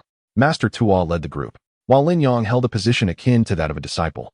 Lin brother, I knew you had come to the Hanxian Pavilion to catch a glimpse of sect leader Yun, Master To remarked jovially during their journey. Was it not a delightful sight? Lin Yang, seated across from him in the carriage, smiled faintly and replied, Indeed, it was most exhilarating. A convoy surged down the mountainside, cutting through the dense fog and heading straight for the main road. At this pace, barring any unforeseen events, they would arrive 2 days prior to the commencement of the 8 sects martial assembly. On the first day, all proceeded smoothly. Master Tuo, it seems that ahead. On this ordinary day of travel, a sudden exclamation pierced the air from the front of the horse caravan, immediately followed by the sound of horses whinnying in alarm. Lin Yang and Master Tuo exchanged a glance and quickly dismounted to investigate. 100 meters away, another contingent of soldiers charged towards them, dressed in black leather armor. Several of them knocked arrows, aiming in their direction. The disciple who had cried out was struck in the shoulder by an arrow, tumbling heavily from his mount. Bandits? No, that cannot be. Mere bandits could never harm the disciples of the Hanxian Pavilion. They are cultivators of demonic arts. As the figures drew nearer, Lin Yang could detect the foul stench emanating from the approaching foes. Kill them. Leave no one alive. Avenge our fallen brothers on the mountain. The demonic cultivators bellowed, their momentum fierce and unyielding. Master Tuo's expression darkened to a shade of purple, and he raised his hand, shouting to his disciples, Rein in the horses and form a formation. Though the Hanxian Pavilion had suffered greatly from previous battles, those selected to participate in the 8 sects martial assembly were far from ordinary. Upon sighting the demonic cultivators, the disciples' eyes turned crimson, each dismounting and roaring defiantly, their spirit matching that of their adversaries. Lin brother, we are not disciples of the Hanxian Pavilion and are not as familiar with formations as they are. Rather than forcing ourselves into a formation, it would be wiser for us to fight independently. What do you think? Master Tuo suggested with a measured tone. This approach aligned perfectly with Lin Yang's intentions, and he readily acquiesced. From their conversation, it seemed that the demonic cultivators present were remnants of those who had attacked the Hanxian Pavilion. Perhaps they could extract some valuable intelligence from them. Without waiting for Master Tuo to take the initiative, Lin Yang immediately leaped forward like a tempest, charging towards the demonic cultivators. Although this group of demonic cultivators roared loudly, their abilities were rather mediocre. With a buzzing sound, Lin Yang broke through their formation and swiftly seized the frontmost steed by its leg. With a single forceful tug, he sent the demonic cultivator tumbling off, crying out in despair. Who was this individual? Among the demonic ranks, a white-haired elder with hawk-like eyes fixed his gaze on Lin Yang, inquiring of his companions. They had long since retreated from the cold immortal pavilion and were unaware of Lin Yang's true capabilities. However, Lin Yang was not inclined to show mercy. Without hesitation, he unleashed a flurry of strikes, quickly toppling 4 or 5 demonic cultivators and throwing their formation into utter disarray. Chapter 63. The white-haired demon cultivator. Thud, thud, thud. Figures fell like rain upon the road, stirring up clouds of dust. Lin Yang carved a path through the chaos, as if a wolf among sheep, while the surrounding demon cultivators scrambled in disarray, fleeing in all directions, too fearful to approach. The reason these demon cultivators were deemed the arch-enemies of the major sects was not merely due to their divergent methods of cultivation, but rather because their practices were insidious and treacherous, contravening the natural order. At this moment, any ordinary cultivator, if injured, would suffer a decrease in strength. Yet these demon cultivators appeared invigorated, their eyes bloodshot, and their ferocity reminiscent of wild beasts. Yet Lin Yang, standing resolutely amidst them, exhibited no sign of weakness. His gaze pierced through the throng of minions, fixating on the frail, white-haired elder stationed at the rear. He was undoubtedly the leader of this band of demon cultivators, and the assault on the cavalry must have been his directive. He was likely engaged in the fray within the cold immortal pavilion. "Young Master Lin, be cautious," came the urgent cries from the disciples locked in battle with the demon cultivators behind him. "That white-haired elder is one of the demon cultivators who once besieged our esteemed pavilion master." Upon hearing this, Lin Yang's heart raced. The months spent within the cold immortal pavilion, shrouded in secrecy, might yield invaluable intelligence if he could extract it from the white-haired elder. However, before Lin Yang could act, a buzzing sound filled the air as Master Tuo, resembling a small mountain, charged forward, bellowing, "Bold demon cultivator, how dare you appear before me? Prepare to meet your end." The white-haired demon cultivator did not recognize Lin Yang, but upon seeing Master Tuo, his pupils constricted and his expression shifted dramatically. "Come, seize this plump pig," he shouted, gesturing fiercely. "Tear him to shreds." Lin Yang's heart sank at the thought of Master Tuo joining the fray. The prospect of extracting information from the elder would become a futile endeavor. A spark of inspiration ignited within him as he charged towards the dazed demon minions nearby. The roar of his battle cry echoed like a tempest. Lin Yang swiftly maneuvered beside them, grasping the collars of the demon cultivators and lifting them into the air. In an instant, he hurled them with precision and ferocity. Boom! Before the demon cultivators could react, they crashed violently to the ground, their bodies punctured with numerous wounds, bleeding profusely. While the injuries appeared severe, they were merely superficial and, for the demon cultivators, hardly significant. Instead, they ignited the ferocity within them, provoking them to roar in rage. This was no whimsy on Lin Yang's part. The demon cultivators he hurled landed precisely in the path of Master Tuo, who was charging towards the white-haired elder. Lin Yang intended to use the enraged demon cultivators to impede Master Tuo. Thud, thud. The sound of impact echoed incessantly around them. Within mere moments, Lin Yang had dispatched dozens of demon cultivators. Yet, to an onlooker, it would appear as though these demon cultivators, lacking self-awareness, had recklessly charged at him only to be ruthlessly thrown aside. Although the demon minions were relatively weak, their numbers and reckless bravery made them formidable. Relying on the fierce and ruthless blood that coursed through their veins, they roared and lunged toward the nearest Master Tuo, who valiantly held his ground against their onslaught with his own body. At that moment, Lin Yang would not let this opportunity slip by. He immediately leaped toward the elderly man with white hair. Arrogant, the old man, seeing that Master Tuo was indeed ensnared, felt a sigh of relief swell within him and intended to swiftly eliminate Master Tuo. However, out of the corner of his eye, he caught sight of Lin Yang hurtling toward him at breakneck speed, prompting an enraged roar from his lips. His position as the leader of these demonic cultivators was no mere fade. With both hands raised in a decisive gesture before his chest, the elderly man's aura surged dramatically. His originally frail and emaciated body swelled as if inflated like a balloon, transforming in an instant into a towering figure over 2 meters high. "Did you truly believe I was merely an old man who could only talk?" He cackled maniacally as Lin Yang closed the distance between them. With astonishing speed, he thrust his palm forward, delivering a fierce blow to the old man's chest without giving him a moment to react. The sound of impact resonated like thunderclaps, sending the old man's form reeling into the air, crashing through countless branches in his wake. "Master Tuo, please hold off these demonic cultivators.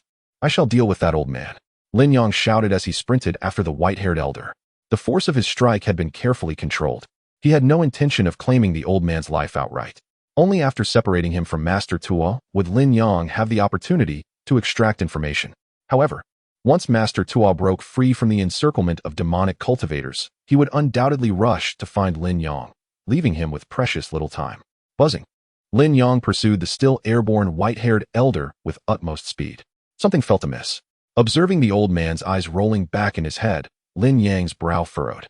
Though the elder spoke with bravado, his strength was merely mediocre. While he was certainly stronger than the average lackey, to think he could contend with the esteemed Lord Yun of the cold immortal pavilion was sheer folly. One strike from Lord Yun would likely send him to his demise. How could one expect a multitude of formidable demonic cultivators, akin to this white-haired elder, to besiege Lord Yun and leave her gravely injured and unconscious? Before the old man could halt his flight, Lin Yang stomped down, pinning him to the ground like a surfboard, stirring up clouds of dust around them. Do you wish to live? Lin Yang's voice was cold amidst the swirling dust. Time was of the essence. As he spoke, he launched a direct punch. Thud! The blow landed squarely on the old man's right shoulder, reducing it to a bloody mess. Speak if you wish to survive, otherwise. The next punch will be aimed at your head. With that, he raised his fist once more. The old man, overwhelmed by excruciating pain flooding his mind, stifled his cries and managed to utter, "I want to live." This was the response Lin Yang had longed to hear. You once led a group of demonic cultivators to attack the cold immortal pavilion, did you not? You were among those who besieged Lord Yun, correct? Fixing his gaze on Lin Yang's iron fist, the old man, sensing the urgency, nodded vigorously as if pounding garlic. With your level of strength, you cannot withstand even a single strike from Lord Yun. How did you manage to inflict such grievous injuries upon the master of the Cloud Pavilion? Dust swirled around, enveloping Lin Yang and his companion. I was merely tasked with holding the line, not engaging her directly, the old man interjected with a sharp tone. Yet, Lin Yang's ire was ignited. Are you implying that the demonic cultivator responsible for the direct confrontation possesses strength comparable to that of the master of the Cloud Pavilion? The old man nodded once more. Witnessing his unwavering insistence, Lin Yang clenched his teeth, reluctantly accepting this assertion. Very well. Given that you have already inflicted severe wounds upon the master of the Cloud Pavilion, why then have you been forced into a retreat? At the mention of this, the old man's pupils suddenly contracted, as if he had glimpsed a terrifying sight.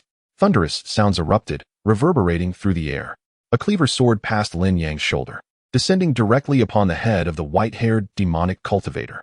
Chapter 64. The injured Master Tuo. The team proceeded according to their original plan.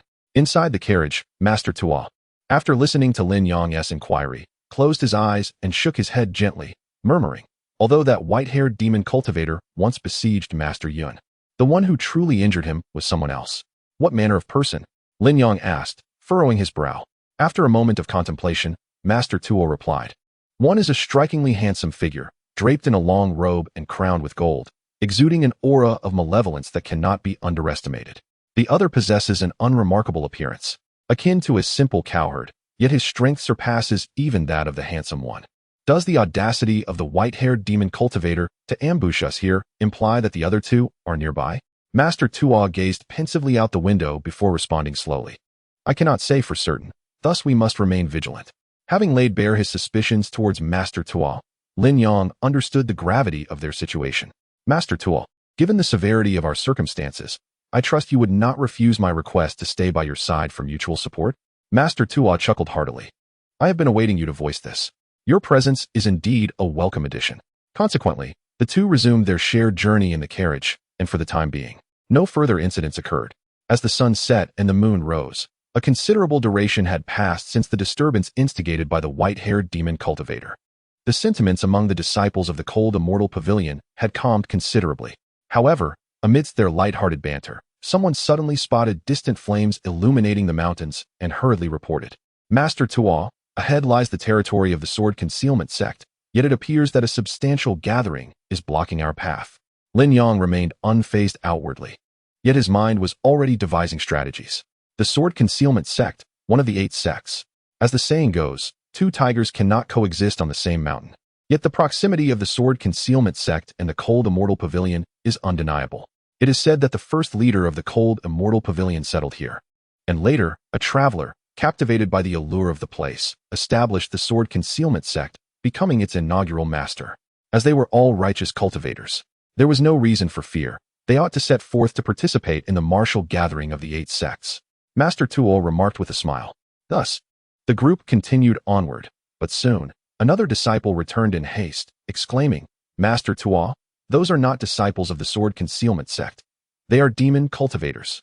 At this revelation, Lin Yang's heart sank. Here, in the domain of the sword concealment sect, the audacity of the demon cultivators to gather in such numbers was a blatant display of their intentions, as obvious as Sima Zhao's heart to the world. First the cold immortal pavilion, now the sword concealment sect, an intricate plan indeed. Tell the sisters to halt their advance. Master Tuo's expression shifted, and he commanded urgently, rising to exit the carriage. The reporting disciple rushed forward to assist him down. Lin Yang remained seated within the carriage, as a greater doubt surged within him. Observing the scene, it appeared that the demon cultivators were merely encircling the sword concealment sect without launching an attack. Clearly, the Hanxian Pavilion has reached the end of its tether. Given that the demonic cultivators still possess such formidable power, why do they not simply uproot the Hanxian Pavilion? Instead, they choose to reignite the flames of war and turn their gaze towards the fully flourishing Sanjin sect. Frowning, he dismounted the carriage. Under Master Tuo's command, the disciples of Hanxian extinguished their lights and concealed themselves in the shadows, remaining unseen. It appears that the Sanjin sect is also unable to escape calamity. Surrounded by the disciples, Master Tuo could not help but sigh, his voice heavy. From a distance, the spectacle of the demonic cultivators today was even more imposing than during their initial assault on the Hanxian Pavilion. Although the Sanjin sect boasts a thriving populace, its strength is ultimately on par with that of the Hanxian Pavilion, both being among the lower three sections.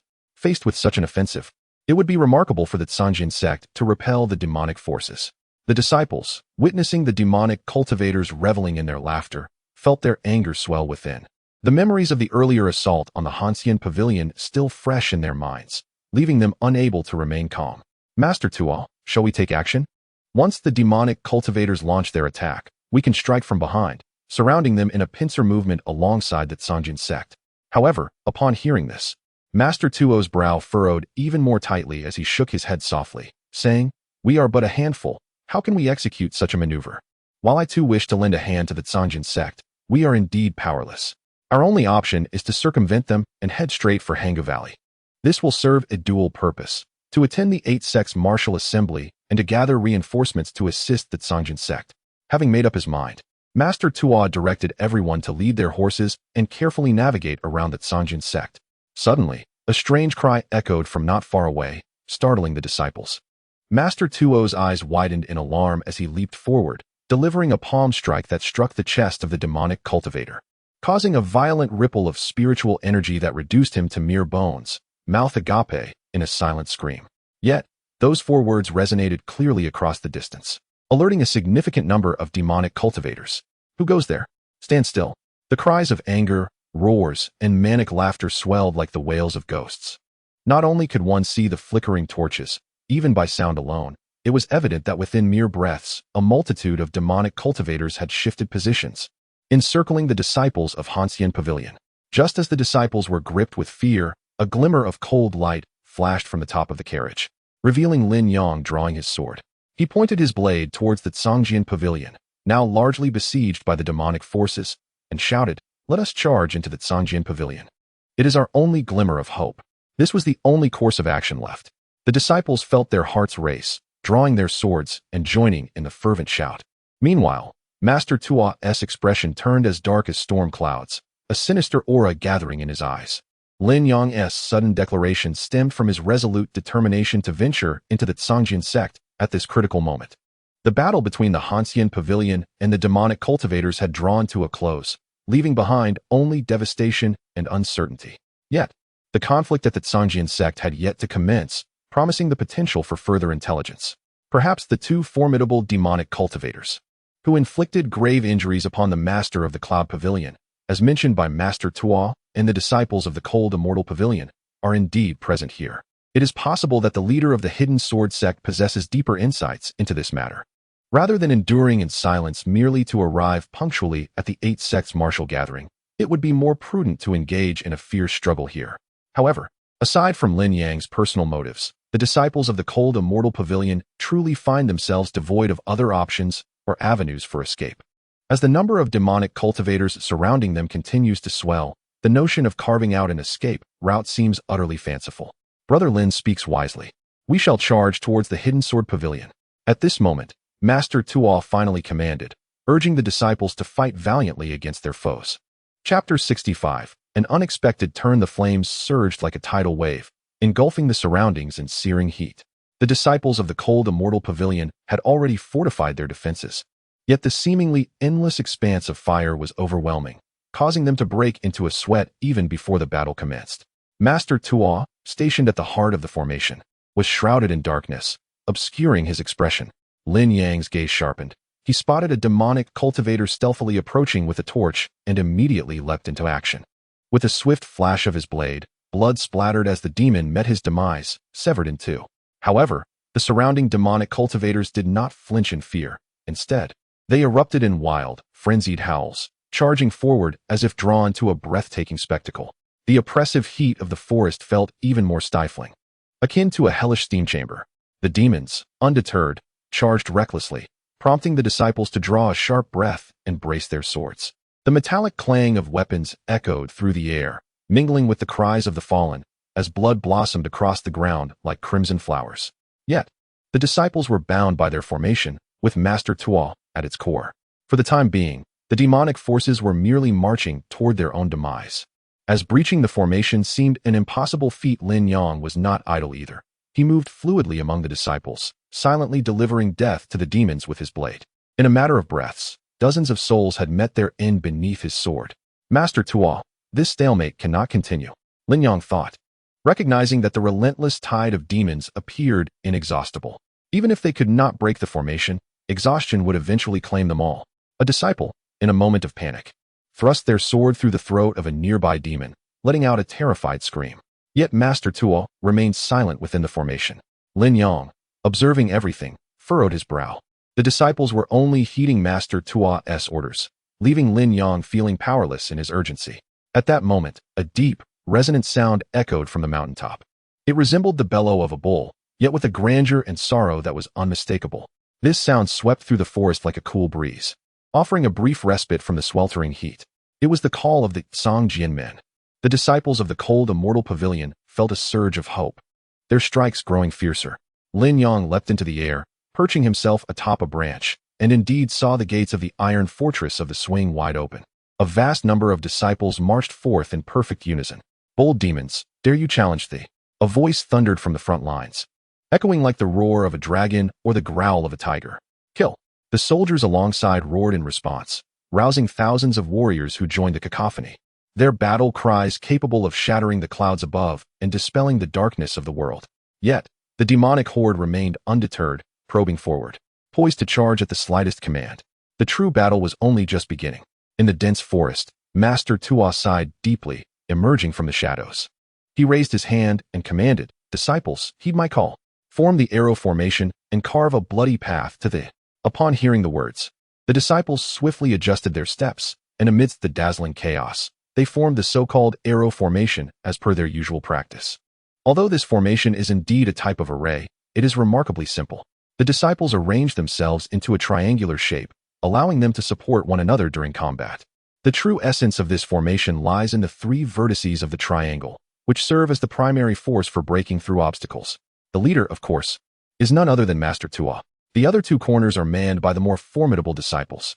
It is not that Lin Yang lacks the understanding of the formation's crucial points, rendering him incapable of taking a position. Rather, the disciples had never considered including him at all. This, in fact, suited him perfectly, and thus he refrained from arguing. Yet, he was not left without a task. On the contrary, he bore an almost paramount responsibility, maintaining vigilance over the surroundings. Currently, the encircling foes were merely lowly demon cultivators, relying solely on their numbers to achieve victory. Breaking free from such a surrounding was not a daunting task. However, since the demon cultivators dared to besiege the Songjian sect, one must wonder if there were any powerful figures among them. If a strong adversary lurked nearby, they would not need to engage in direct combat. They could simply exploit the element of surprise to dismantle the formation, leaving the remaining lowly demon cultivators to handle the aftermath. Therefore, his duty was to probe the auras of the surrounding demon cultivators, positioning himself to intercept should a powerful foe attempt to breach the formation.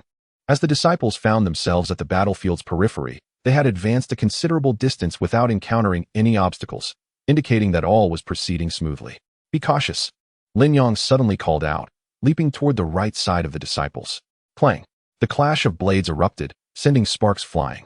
The startled disciples instinctively turned to see a man dressed entirely in black, standing upon a massive tree just a few meters away. The man clutched a steel blade, nearly losing his balance under the force of Lin Yang's descending strike. How could you possibly detect me? Lin Yang felt the man's unwavering gaze upon him. As the black-clad figure demanded, "Who are you?" Those despicable demon cultivators, resorting to such ambush tactics, are hardly heroes. It is of no consequence to inform you. We are from the Cold Immortal Pavilion, one of the 8 sects, here to assist our fellow Sanjin sect. If you have any sense, you will retreat immediately and never return to this land. Before Lin Yang could respond, Master Tuo, leading the disciples forward, bellowed first. "Oh, is that the Cold Immortal Pavilion whose leader is on the brink of death?" The black-clad man let out a cackling laugh, his expression dripping with mockery. Yet Lin Yang showed no mercy. He swiftly channeled his spiritual energy, transforming his form into a streak of lightning that soared over the black-clad man's head. In the next instant, he landed behind him and thrust his sword forward with the force of thunder. With a whoosh, countless black fragments fell like petals. That was close. But alas, I am still quicker. The black-clad man, who should have perished beneath that strike, covered his body with one hand while laughing as he retreated. The myriad of fragments were remnants of his garment, shredded by the sword wind unleashed by Lin Yang. However, Lin Yang was taken aback by the fact that he had managed to escape so easily. If he could evade that sword strike, the man in black, upon mere contemplation, possessed a considerable likelihood of disrupting the formation of the disciples of the Hanxian Pavilion under Lin Yang's relentless pursuit. Furthermore, he would likely emerge with only grave injuries, never to meet his demise. Perched upon a branch, Lin Yang advanced a further dozen meters, fixating his gaze upon the leading figure, Master Tuo, with unwavering intensity. Just before his departure, the man in black had eavesdropped on Master Tuo's seemingly crude tirade, which undoubtedly concealed meanings incomprehensible to outsiders. Chapter 66. The Hidden Sword Sect. Quickly, keep up. Do not fall behind. Although Master Tuo led the charge, successfully carving a bloody path through the chaos, the disciples of the Cold Immortal Pavilion were nonetheless exhausted, their limbs trembling with fatigue. Some, caught in a moment of distraction, narrowly escaped being seized by the lurking demonic cultivators. Lin Yang remained vigilant, having not seen any formidable foes from the demonic ranks approach since his encounter with the man in black. As the group pressed forward, they soon neared the front lines of the battlefield. Behind the gates of Iron Fortress, soldiers of the Hidden Sword Sect surged toward the front line like a relentless tide, while the demonic cultivators pressed on, undeterred and unyielding. At the forefront of the clash, the crimson and black blood pooled over the feet of the living. Yet this gruesome sight failed to halt the relentless movements of both sides. The muffled thud of bodies hitting the ground was nearly drowned out by the cacophony of clashing weapons, yet it echoed eerily in the ears like an unyielding specter, keeping their nerves taut. "We shall not engage head-on," Master Tuo bellowed, gesturing towards a small hillock nearby. "We will take that route." This small elevation also led to the Hidden Sword Sect, but due to its positioning, the troop placements on both sides were sparse, making it an ideal point for their breakthrough. "Master Tuo, look there." Suddenly, a disciple gasped, pointing toward the depths of the demonic ranks. The group followed her gaze and beheld a strikingly handsome man clad in a long robe and adorned with a golden crown, gazing back at them. He was one of the demonic cultivators who had injured the Lord of Cloud Pavilion. Instantly, the group recognized the man, gasping in shock. After the demonic cultivators' retreat from the Cold Immortal Pavilion, many had indeed been captured.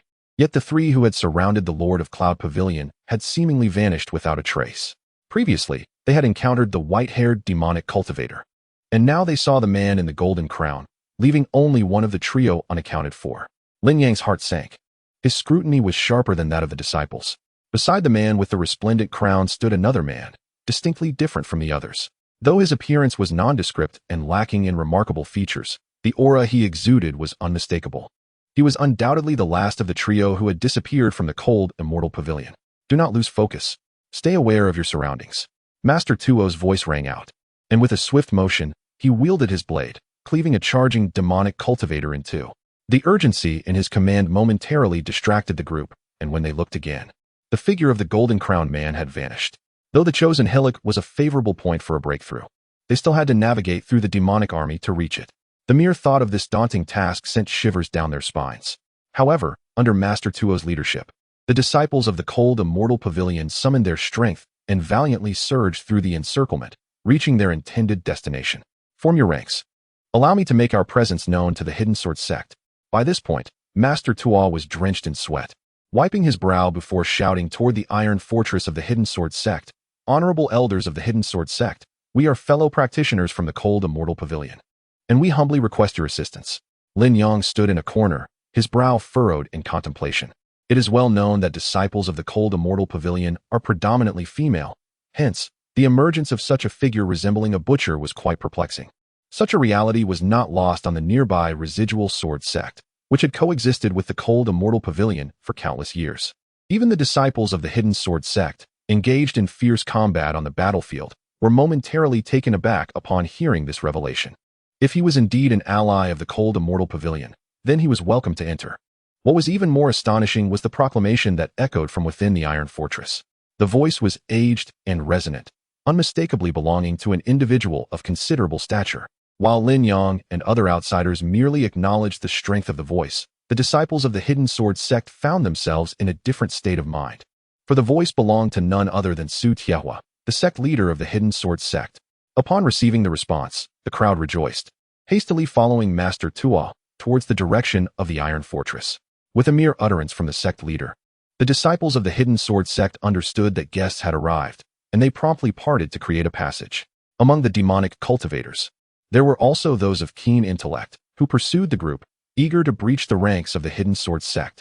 However, Lin Yang, guarding the rear, swiftly drew his sword, cleaving through the foremost assailant, causing his brain to splatter and killing him instantly. Once the group had fully entered the military encampment of the Hidden Sword sect, Lin Yang also slipped inside. The pursuing demonic cultivators, unable to halt their momentum, collided directly with the weapons wielded by the disciples of the Hidden Sword sect, resulting in gruesome fatalities and anguished cries. As the disciples of the Cold Immortal Pavilion brushed past the disciples of the Hidden Sword sect, they felt a measure of reassurance. Navigating against the current, they soon found themselves within the Iron Fortress. Surprisingly, the one to receive them was not the sect leader who had initially called out, but rather a jovial little plump man with a cheerful countenance. Though his appearance was festive, he donned a fitted robe that suited him well. "I am Su Lian, the deputy chief of the Starfire Hall of the Hidden Sword sect. It is a pleasure to meet the esteemed disciples of the Cold Immortal Pavilion," he said, bowing respectfully. "Alas, you have arrived at an inopportune time. We are currently under siege by the demonic cultivators, and thus cannot offer you fine wine or sumptuous feasts. I hope for your understanding." "Not at all. We have come precisely for this matter," Master Tuo interjected, waving his hand. "Deputy Chief, Su may not be aware, but the demonic cultivators previously attacked our Cold Immortal Pavilion. Fortunately, we managed to repel them. We had hoped they would cease their incursions. Yet it appears the Hidden Sword sect has also suffered." Upon hearing this, Su Lian's expression shifted, and he cautiously inquired, "Are you suggesting that the demonic cultivators have already assailed the Cold Immortal Pavilion? How could they muster such forces?" Realizing he had spoken too freely, Su Lian quickly smiled and waved his hand. "My apologies. My eagerness led me to utter an unwise remark. Surely, it must have been the valiant efforts of your sect leader Yun that drove these miscreants away." However, the disciples shook their heads, and after a moment of silence, Master Tuo sighed. Sect leader Yun sustained grave injuries during the battle and remains unconscious. At that moment, a series of thudding footsteps echoed from the adjoining corridor, drawing the attention of everyone present. Approaching was merely a young lad with tousled yellow hair. Though short in stature, his eyes betrayed a surprising level of experience. In contrast to Master Tuo, this boy resembled a fledgling chick, weighing no more than 100 pounds. Yet as he walked, he produced a peculiar thudding sound against the floor, almost as if the very ground beneath him resonated with each step. "Deputy Hall Master Su, has a fellow from the Cold Immortal Pavilion arrived?" He approached and clasped his hands in greeting. "Allow me to introduce, this individual, lacking a name or title, is simply known as the Little Leopard." "Little Leopard, they are."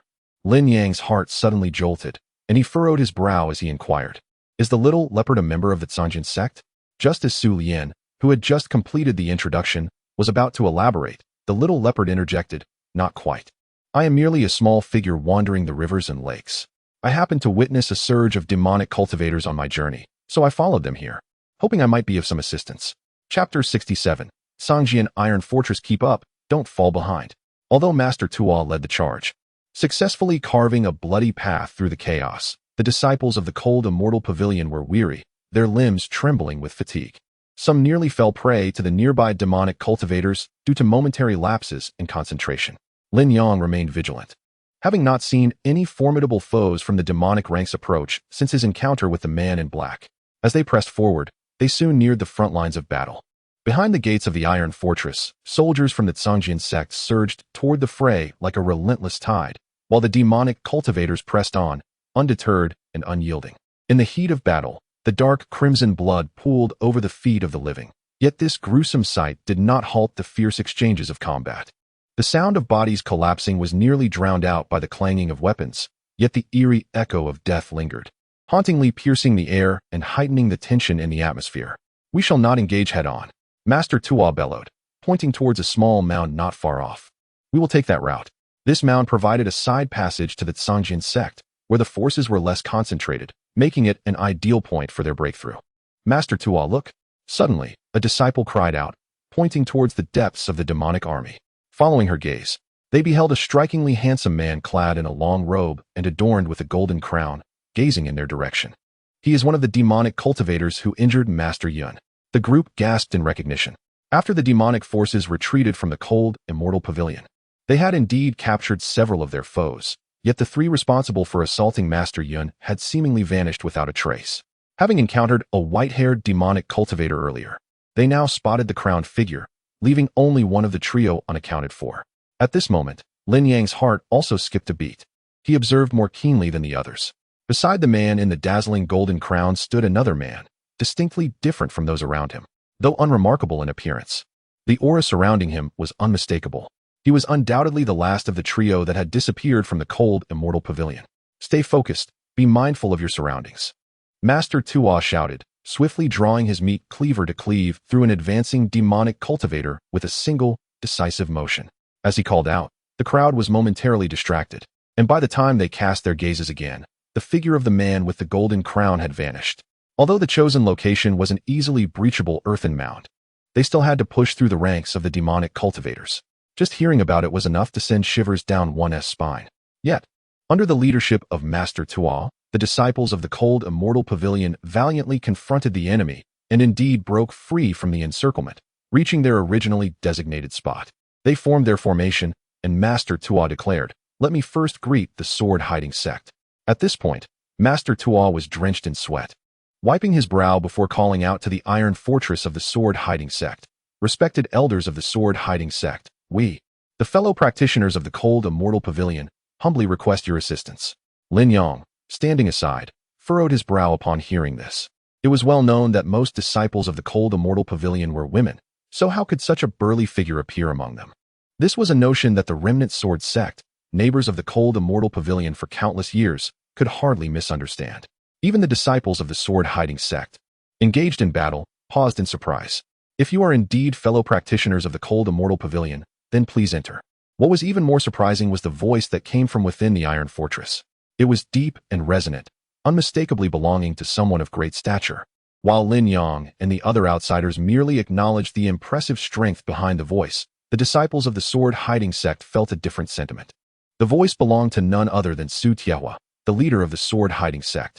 Upon receiving this response, the crowd rejoiced and hurried with Master Tuo towards the fortress. With the leader's words, the disciples of the sword-hiding sect understood that they were welcoming guests and promptly cleared a path.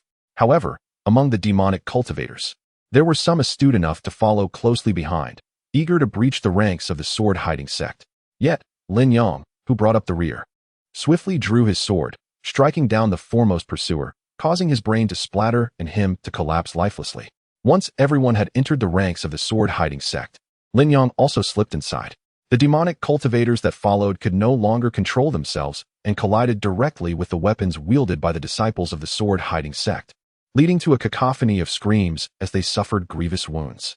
As the disciples of the cold immortal pavilion brushed past the disciples of the sword-hiding sect, they felt a sense of relief. Navigating against the tide, they soon found themselves within the iron fortress. The one who came to greet them was not the leader who had initially called out, but rather a jovial-looking little chubby man. Despite his cheerful appearance, he was clad in a well-fitted uniform. "I am Su Lian, the Deputy Hall Master of the Starfire Hall of the Sword-Hiding Sect. It is a pleasure to meet my fellow practitioners from the cold immortal pavilion." He cupped his hands in greeting and, after a brief pause, led the way with a smile. "You have arrived at a most inopportune time. The demonic cultivators are currently launching a large-scale assault on our sword-hiding sect, so we have no fine wine or sumptuous dishes to offer. Please forgive us." "Not at all. We have come precisely for this matter," Master Tuo replied, waving his hand. Deputy Hall Master Su may not be aware, but the demonic cultivators had already attacked our cold immortal pavilion prior to this. Fortunately, we managed to repel them. We initially thought they would cease their assaults, but it seems they have also targeted the sword-hiding sect.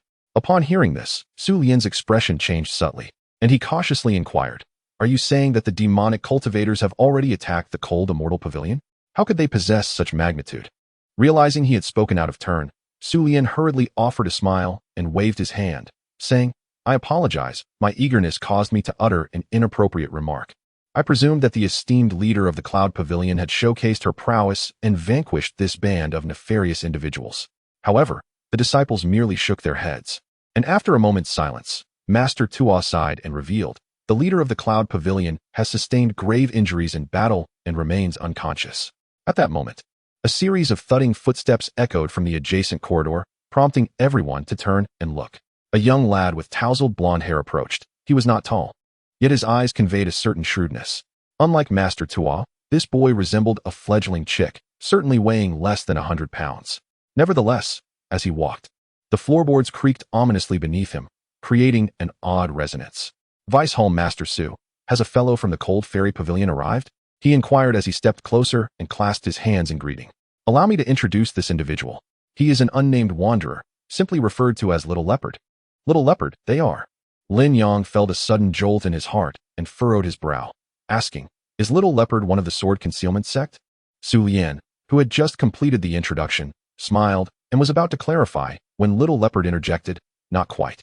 I am merely a small fry traversing the rivers and lakes, and upon witnessing a surge of demonic cultivators, I followed them here, thinking I might be of some assistance." Chapter 68.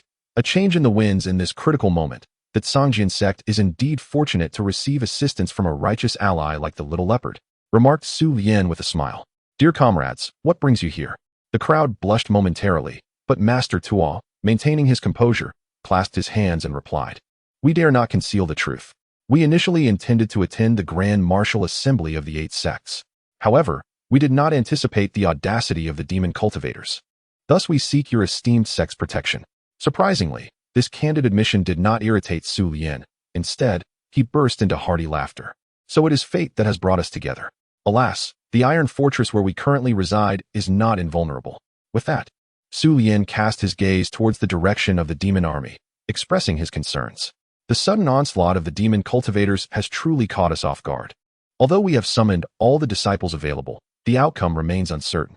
He sighed and continued, "Had we not dispatched our elite disciples to participate in the 8 sects martial assembly just days ago, our situation would not be so dire." Su Lian was not being self-deprecating. Lin Yang and the others, upon arriving from the Sangjian sect, had noticed that there were few disciples of remarkable strength among them, most being rather ordinary. "Brother Su, you are being overly pessimistic. With the sect leader present in the Iron Fortress, how could those demon cultivators breach our defenses?" Little Leopard interjected, seemingly taking on the role of a Sangjian sect disciple. This statement was both right and wrong, and Su Lian could only laugh it off. He then arranged for Master Tuo, Lin Yang, and the others to eat and rest, for they had been engaged in battle for quite some time. The Iron Fortress of the Sangjian sect was vast, with countless paths resembling a labyrinth. "Please rest here. Once inside the Iron Fortress, you are guests of the Sangjian sect. Let the troubles of the demon cultivators weigh upon us," Su Lian declared before making his way to the front lines. After resting, Lin Yang did not relax like the other disciples of the Hanxian Pavilion. Instead, he quietly slipped out of the room and into the streets. What a coincidence! Master Tuo had come to the Hanxian Pavilion, and now the Little Leopard had arrived at the Sangjian sect. Moreover, the Little Leopard was far from the unassuming figure he appeared to be. His strength was formidable, and Master Tuo was but his equal. Additionally, there lingered a troubling question in Lin Yang's mind. What was the current state of the Sangjian sect leader? Why did Su Lian seem less confident about him compared to the Little Leopard? Furthermore, upon hearing Master Tuo's call, the sect leader had readily permitted their entry into the Iron Fortress, as if they were acquainted. These ambiguities seemed unrelated at first glance, yet they were intricately woven together. To unravel them, Lin Yang chose not to interrogate anyone as he had done upon his arrival at the Hanxian Pavilion. Instead, he proceeded directly to the front lines. With the demon army pressing upon them, the sect leader would surely be stationed there, and it was highly likely that the Little Leopard would be present as well. Upon reaching the high walls of Iron Fortress, he could not help but furrow his brow. The current state of the battle was undeniably grim. As Su Yan had previously indicated, all the elite members of the Zhangjian sect had been dispatched to participate in the 8 sects' martial assembly. What remained were merely ordinary disciples. Although the demonic cultivators engaged in the conflict were also of lesser rank, their sinister cultivation techniques often enabled even the most mediocre of talents to surpass those who practiced orthodox methods, resulting in an uneven balance of power. The disciples of the Zhangjian sect, pouring out from the fortress, could scarcely spare a moment to collect the bodies of their fallen comrades, finding themselves in a desperate retreat.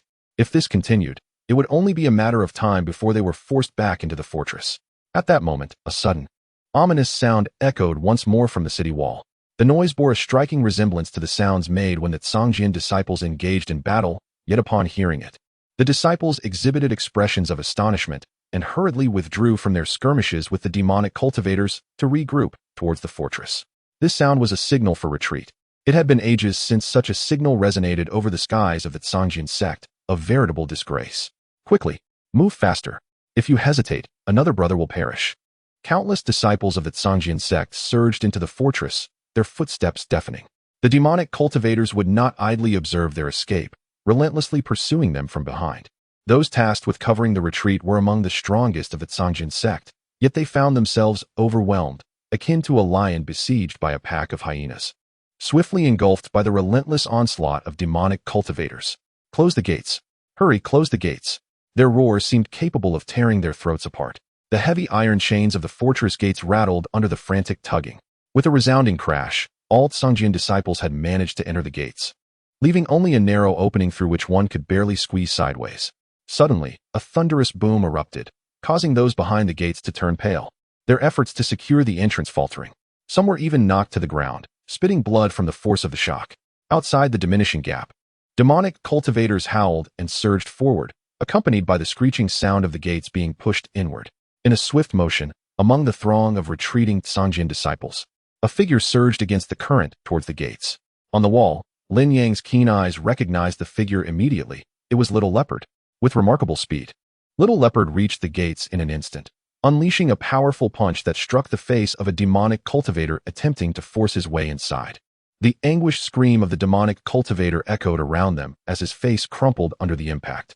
However, in the next moment, a resounding thud reverberated from outside the gates, causing the disciples responsible for closing them to collapse in despair, blood spilling from their mouths. The sound that had struck the gates and pushed them inward was a force that had also injured those attempting to secure the entrance. Even Little Leopard was momentarily stunned, his pupils constricting in fear. Was it the overwhelming imprint? In the critical moment of existence and demise, the ancient, hoarse voice of the master of the Zhangjian sect once again echoed above. Peering beyond the city walls, Lin Yang beheld a flash of golden light darting back into the ranks of the demonic cultivators from the city gate. The one who seized the golden light was none other than the notorious villain, identified by the disciples of the Hanxian Pavilion. It was unexpected that even the demonic cultivators could possess such a remarkable artifact. Reflecting upon the suffering of all beings in the world, I might spare your lives. Simply depart, and do not return. However, should you persist in your folly, then you may face my wrath once more. The master of the Zhangjian sect let out a deep sigh. His voice, though not loud, resonated clearly with everyone present, unmistakably conveying his intent. Chapter 69. A Clash of Titans. As the voice of the master of the Hidden Sword sect faded, the iron fortress erupted with a cacophony of cheers akin to a roaring tidal wave. With the master himself speaking, how could these minor demonic cultivators not surrender? Master, annihilate them all. Avenge our brothers. The shouts and roars intensified, like oil poured onto flames. Boom. In response, the demonic cultivators issued a deafening, thunderous sound that instantaneously drowned out the voices of the Hidden Sword sect disciples. On the city wall, Lin Yang observed clearly as a flash of golden light soared from the ranks of the demonic army, colliding with the city gate, producing that profound sound. As the golden light struck the gate, it finally slowed, revealing its true form, a fist-sized, resplendent seal, intricately carved with a fierce tiger battling a dragon. The engravings beneath known only to the gate that bore the brunt of the impact. Creak. The city gates scraped along the ground, leaving a long trail. And the narrow opening, once barely sufficient for a single person to pass sideways, had now widened to accommodate more than one. How dare you speak so boldly before me? A series of cold laughs emanated from the demonic army, and then a figure adorned with a golden crown and flowing robes leaped into the air. addressing the Iron Fortress with a booming voice. Su Tiehua, in my prime, even your father, Su Yuntian, had to show me some respect. I am eager to see the extent of your capabilities to be so audacious. With that proclamation, the golden light that had struck the city gate sped back towards the golden-crowned demon cultivator and swiftly returned to his grasp. The previously clamorous Iron Fortress was now eerily silent, as an inexplicable fear settled in the hearts of the disciples. They were merely the most ordinary disciples of the Hidden Sword sect, all quite young, with scant knowledge of past events. And the name of the former sect leader was known to them only in passing. Yet, from the demon's arrogant words, it was apparent that he had roamed the world long before the former sect leader's time. That was at least several centuries ago. Although the demon's appearance was strikingly youthful, suggesting he was no older than 20, it was well understood that advancements in cultivation do extend one's lifespan and preserve one's youthful visage. However, for someone to remain unchanged in appearance after centuries was indeed quite alarming. This implied that throughout those centuries, the demon had achieved consecutive breakthroughs, suggesting that his current power must be no less than the 9th level of the earthly sovereign realm. What then? Of the strength of the master of the Hidden Sword sect? The disciples could not help but feel a pang of anxiety. While the disciples remained in the dark, the higher-ups of the sect were well aware of the situation. Just 6 months prior, the master had retreated into seclusion, citing an unexpected surge of spiritual energy that hinted at a potential breakthrough. Before entering seclusion, the master had been at the pinnacle of the 7th level of the earthly sovereign realm, mere steps away from the 8th. Now, although the master had not explicitly stated his intentions, the higher-ups understood that he had decided to emerge due to the pressing threat of the demonic army, and it was likely that his breakthrough had not yet been accomplished. Impudent demon, you spew forth empty words. In an extraordinary display of fury, Su Tihua erupted with a resounding roar.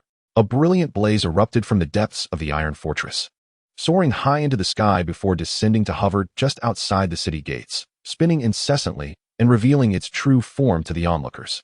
It was an unremarkable circular ring, its surface gleaming with a silvery hue, enveloped in an unquenchable, roaring flame. As the crowd looked on in bewilderment, a second ring flickered into existence within the first. The two rings barely touched at a single point, each rotating independently, gradually coalescing into a semblance of a sphere. With a clang, yet another ring appeared, and thus, what started as a single ring transformed into 7, resembling a delicate orb.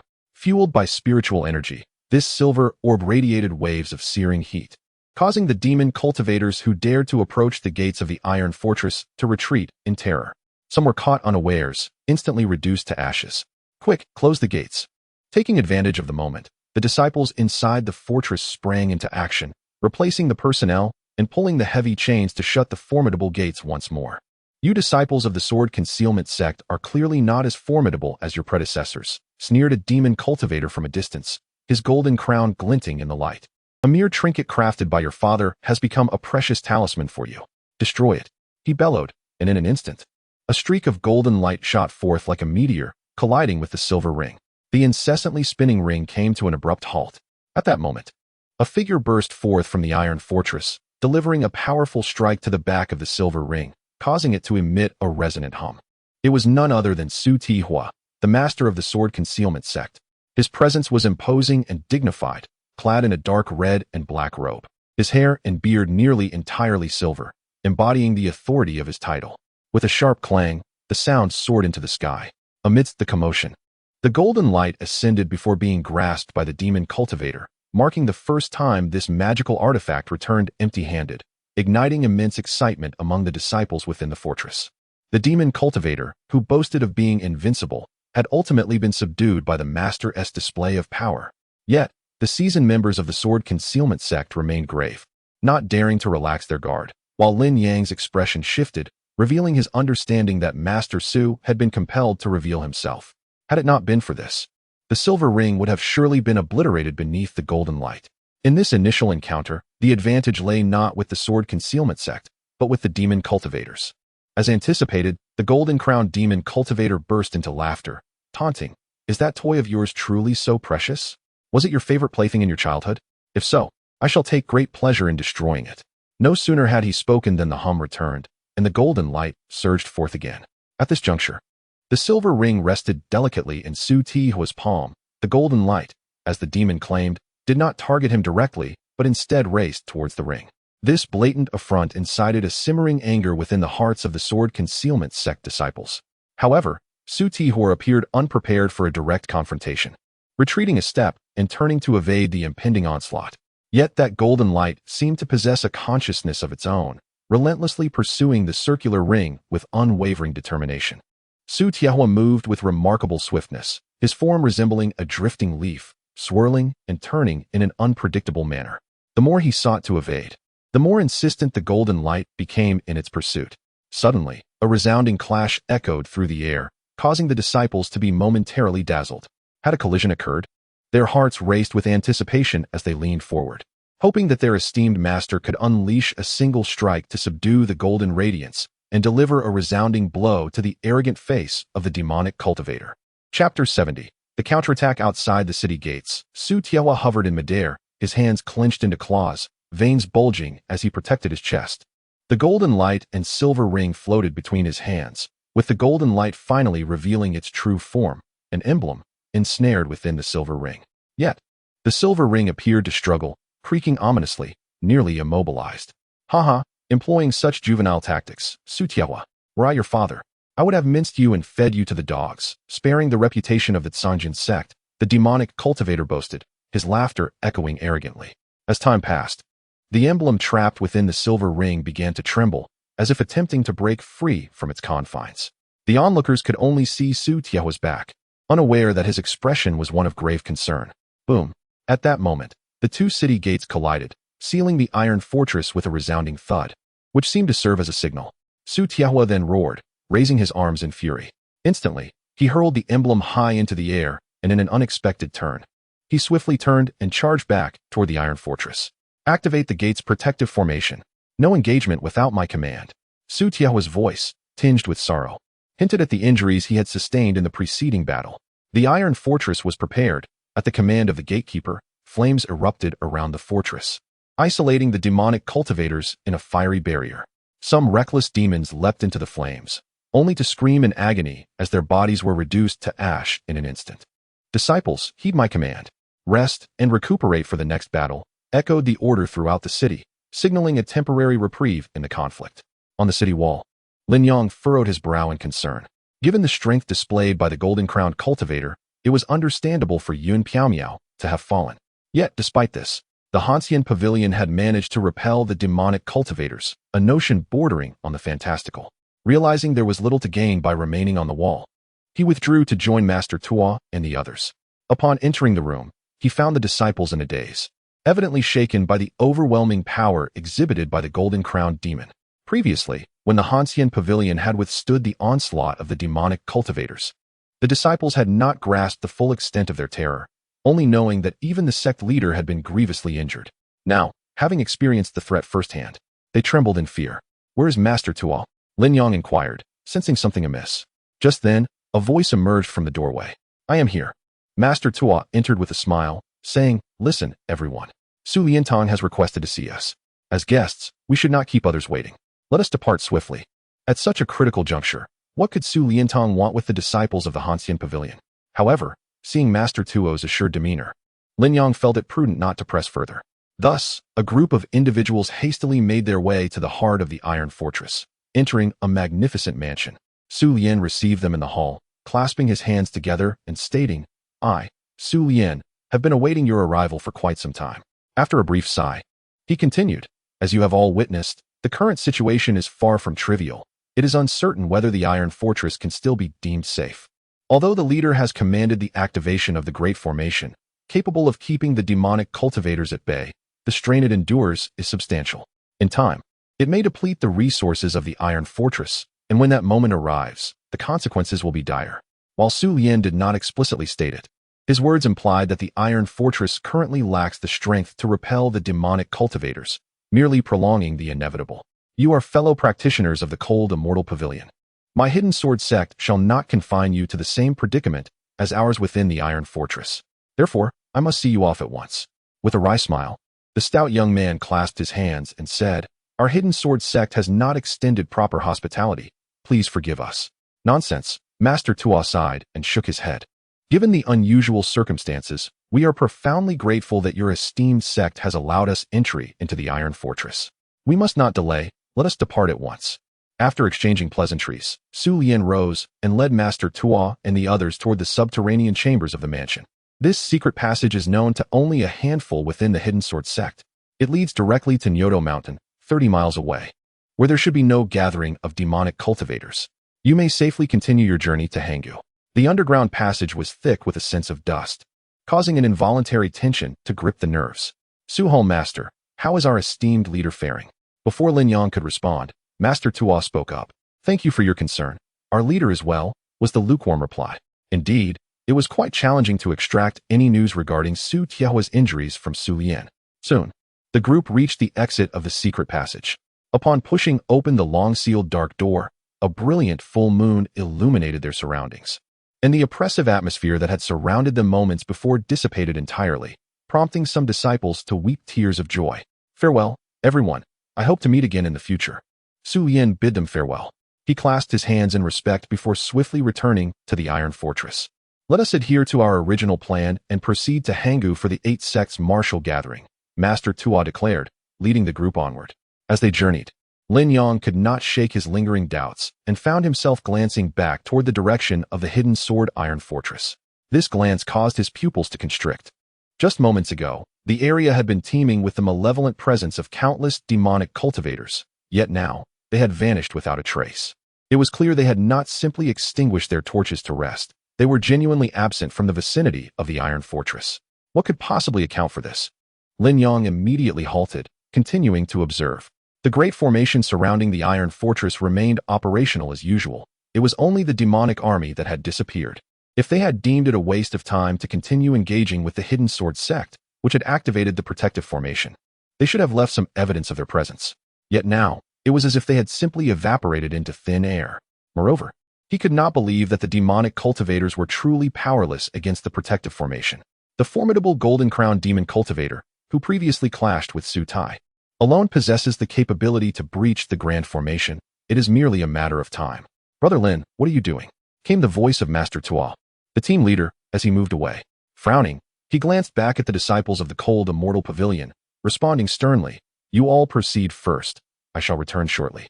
At this moment, he felt an urgent need to hasten back to the Sword Concealment sect. A sense of foreboding stirred within Lin Yang, an unsettling intuition gnawing at him. It was not that he harbored deep-seated feelings for the Sword Concealment sect, but rather a conviction that within the Iron Fortress of the sect, secrets of the demon cultivators lay concealed. Chapter 71. In a critical moment, how fares the Great Formation? Within the chamber, the hearth blazed fervently as Su Tiahua took his seat, eyes closed and mouth opened. He no longer exuded the formidable presence he had displayed in combat against the demonic cultivators. Instead, he resembled a flickering candle in the wind.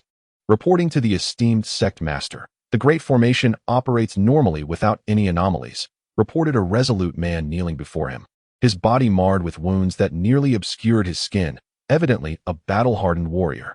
And Su Lian, where are the members of the Cold Immortal Pavilion? Su Lian, seated at the end of the hall, rose respectfully and replied, reporting to the esteemed sect master, they have all left.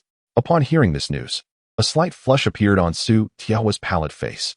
He was about to speak when he was seized by a violent fit of coughs. After regaining his composure, he slowly remarked, the invasion by the demonic cultivators is not a mere whim. If my predictions hold true, the protective formation will only delay them for a day or two at most. Beyond that, it is utterly impossible. As he spoke, a profound sorrow enveloped Su Tiahua. Taking a deep breath, he rose and clasped his hands behind his back, declaring, You must also flee. It is essential to preserve some strength for the future of the Sanjin sect. Perishing within this iron fortress is not the act of a wise person. The assembly fell into a deep silence, their faces flushed with emotion. The resolute man, with tears welling in his eyes, bravely asked, Sect Master, what of you? Su Tiahua let out a hearty laugh, his gaze piercing through the hall and beyond. The Iron Sword sect has never had a sect master abandon the sect to escape alone. Do you believe me to be such a cowardly wretch? His bold words stirred the hearts of those present. Yet Su Tiahua waved a hand and resumed his seat, insisting, You must leave, otherwise, you will be deemed the sinners of the Sanjin sect. I am already at my wit's end. Even if I were to escape, my time would be limited. It is better for me to remain and buy you more time. Silence enveloped the hall once more. After a moment, the resolute man could no longer contain his sorrowful tone, asking, Sect Master, What exactly is this demonic cultivator's origin? Is it truly impossible for the entire strength of the Zhongjin sect to confront them? The others, though possessing more knowledge than ordinary disciples, still dared not ascertain the identity of the impending foe and turned their anxious gazes towards Su Tiehua. After a brief silence, Su Tiehua finally spoke softly. It is highly likely that this demonic cultivator is the blood demon, who instigated a bloody storm 6 centuries ago, during my father's time.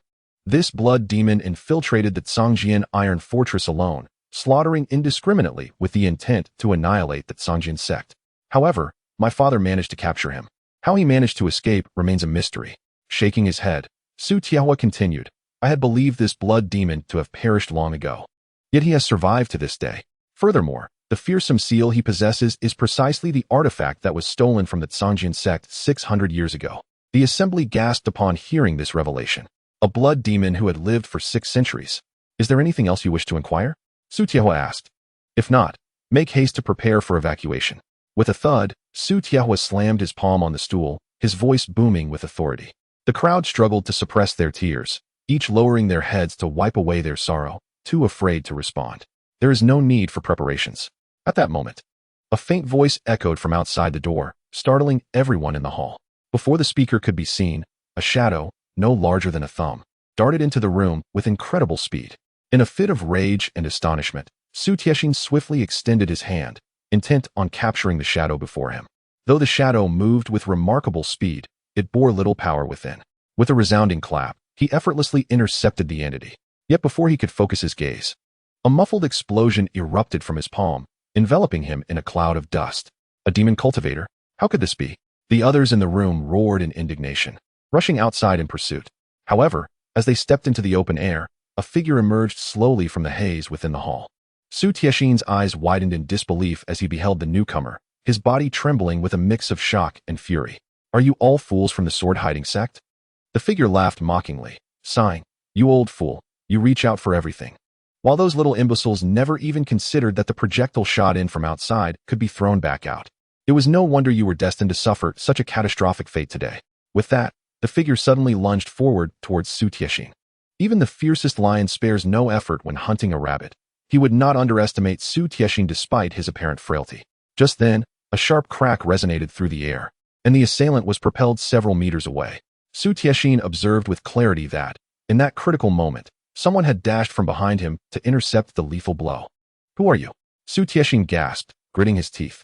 The rescuer was not a disciple of the sword-hiding sect, but a man he had never encountered before. Lin Yang, the sect leader. With a sigh of relief, Lin Yang straightened his posture, positioning himself protectively behind Su Tiexin. The once encircled demon cultivator army had suddenly vanished without a trace. Do you know where they have gone, sect leader Lin? Before Su Tiexin could speak, the demon cultivator, thwarted in his attack by Lin Yang, cackled. I never expected you to remain here. The grudge from before can be settled now.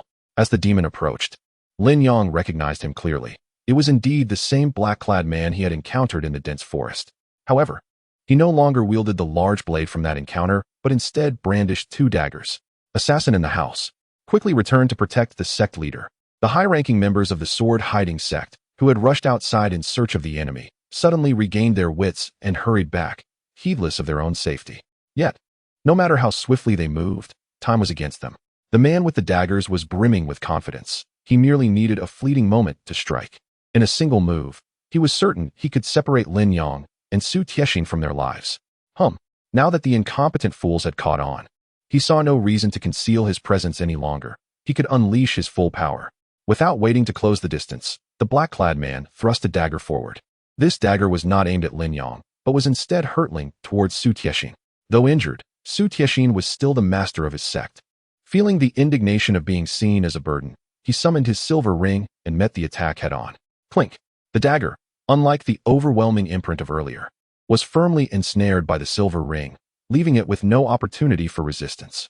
However, the man in black did not retreat. With a swift sidestep, he charged directly towards Lin Yang, hurling the only dagger left in his possession.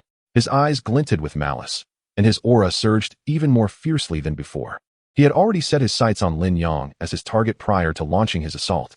The fate of whether Su Tiehua could withstand the attack was no longer of his concern. All he needed was to delay Su Tiehua from aiding Lin Yang, and that would suffice. Heaven has its paths, yet you choose to walk away. Hell has no doors, yet you throw yourself in. This is your own doing. With a hum, the dagger flashed through the air, grazing Lin Yang's unperturbed visage. Chapter 72. The Struggle. Is that so? Lin Yang fixed his gaze on the dagger hurtling towards him and declared, "As long as I am here today, you shall not lay a single finger on Su Min Master." Clang. The clash of blades reverberated through the surroundings, igniting a shower of sparks. His sword, drawn only halfway from its sheath, met the black-clad man's weapon with its edge. In the instant of their collision, the man in black found his advance halted before Lin Yang, unable to take another step forward. Taking a deep breath, Lin Yang's aura surged dramatically. With a powerful push of his left foot, he propelled himself, spinning the man in black through the air, ultimately pinning him beneath him. A heavy thud resonated as the black-clad man crashed to the ground, his complexion paling. Lin Yang did not draw his sword further. Instead, he forcefully thrust it back into its sheath. The blade and dagger scraped against one another fiercely, erupting into a blaze of sparks, with the dagger's edge swiftly emanating a crimson and golden glow. With a sharp crack, before the eyes of both Lin Yang and the man in black, the dagger shattered into two pieces and flew apart. "Get out of the way, you brat." At that moment, a voice called from behind. It was Su Min Master. Lin Yang furrowed his brow slightly and rolled aside. He then witnessed Su Tiehua thrusting forward with both hands, sending a silvery, intricate orb buzzing towards the man in black. Though the dagger was trapped within the orb, it did not diminish its overwhelming momentum, swiftly closing in on the man in black. At this point, the man was unarmed, and even with his superior skills, to attempt to withstand Su Tiehua's full-force strike with mere flesh was but a foolish dream. Boom. The orb created a massive cloud of dust, obscuring the situation within, leaving the fate of the man in black uncertain. "Min Master, are you all right?" At that moment, the various hall masters of the Zhangjian sect, who had rushed back from outside, shouted in unison, "Capture that brat! Protect the Min Master!" They roared as they charged towards Lin Yang. Su Lian, following behind, recognized Lin Yang and felt a tightening in his chest. He quickly leapt in front of the crowd, shouting, "Hold your horses! He is not a demonic cultivator." Though Su Lian was a vice hall master within the Zhangjian sect, he was well aware of his own mediocre skills, often looked down upon by his peers, and the higher-ranking hall masters scarcely acknowledged him. In this moment of crisis, how could they heed his pleas? They retorted, "If you don't step aside, we'll turn you into minced meat." No wonder the demonic cultivator could infiltrate quietly. It turns out you are in collusion. Boom. The dust exploded outward with a deafening roar as the crowd launched a furious assault, dissipating into the intangible haze. The sounds of coughing and choking filled the air. Su Lianyu. How could he possibly? A gust of wind swept through, scattering the dust. The crowd then noticed two figures standing behind Lin Yang. One was Su Lian, and the other was Su Tiehua, the master of the Zhangjian sect. "He has come to assist me, were it not for this young brother's aid." Su Tiehua began, but suddenly his expression shifted dramatically, and he coughed up a mouthful of blood onto the ground. Su Lian hurried forward to support him, saying, "Master, please take care of your health." Meanwhile, the hall masters standing behind exchanged glances, and one, filled with reluctance, voiced his skepticism. "Master, while we have no reason to doubt your words about his assistance, how could Su Lian, who left with us, possibly know of it? Perhaps this is merely a ruse orchestrated by the demon cultivators." Su Lian, filled with indignation, retorted, "He is from the Hanxian Pavilion. How could I be unaware of that?" Instantly, the hall fell into silence, and no one dared to voice further dissent. At that moment, Lin Yang remained unfazed by their discourse, his gaze fixed intently on the surroundings of the room. The dust had settled, yet the black-clad figure that should have succumbed to Su Tiehua's strike was nowhere to be seen. It was highly probable that he had evaded the attack, now lying in wait for another opportunity. While scanning the area, Lin Yang's eyes suddenly locked with those of the two figures, and he instinctively tightened his grip on the hilt of his sword, exclaiming, "The demon cultivators are there." The two figures perched on the beams above were silently observing the assembly below. Upon being exposed, they remained unfazed, merely pointing towards the door. Before the hall masters could turn to look, the anguished cries from outside flooded their ears. The Zhangjian sect had already been infiltrated. You thought your formation was secure, but your disciples must still be resting, unaware of the impending doom, chuckled the demon cultivator clad in black upon the beams. His voice was grating and hoarse, reminiscent of someone who had swallowed a bowl of molten iron. Indeed, the sounds from outside were accompanied not only by the cries of disciples, but also by the derisive laughter of the demon cultivators, indicating that they were not merely bluffing. The most astonished among them was undoubtedly Su Tiehua. The formation was the last bastion of the Sanjian sect and its most reliable defense. He had assumed that even the strongest of demon cultivators would require days to breach it. Yet, it had barely been half a day since the formation was activated. "Let us discuss this after death," came the raspy voice. In the next moment, Su Tiahua's pupils constricted, his heart skipping a beat. Just as panic seized the crowd, the demon cultivator on the beams leaped down and landed in front of Su Tiahua. This demon did not wield a dagger. He bore nothing but his fists. Though Su Tiahua could see clearly, his reaction was evidently lacking. The Linglong ball nearby buzzed frantically, struggling to return to his embrace to protect its master. However, the demon's right fist was already in motion, slicing through the air with a whistling sound. Bang! The dull thud echoed like thunder, sending chills down the spines of the bewildered hall masters. To their astonishment, Su Tiahua remained unharmed, while Lin Yang stood before him, ready to confront the threat. In the corner of the left wall, a deep pit had unexpectedly emerged, from which rustling sounds indicated something monstrous was attempting to crawl out. "Brother!" Su Tiahua exclaimed, panting with excitement. Had it not been for Lin Yang's timely intervention, striking the demon cultivator squarely in the face, sending him careening backward, Su Tiahua feared he would now be lifeless. "What are you standing there for? There is another one on the beam," Lin Yang shouted at the hall masters standing behind him.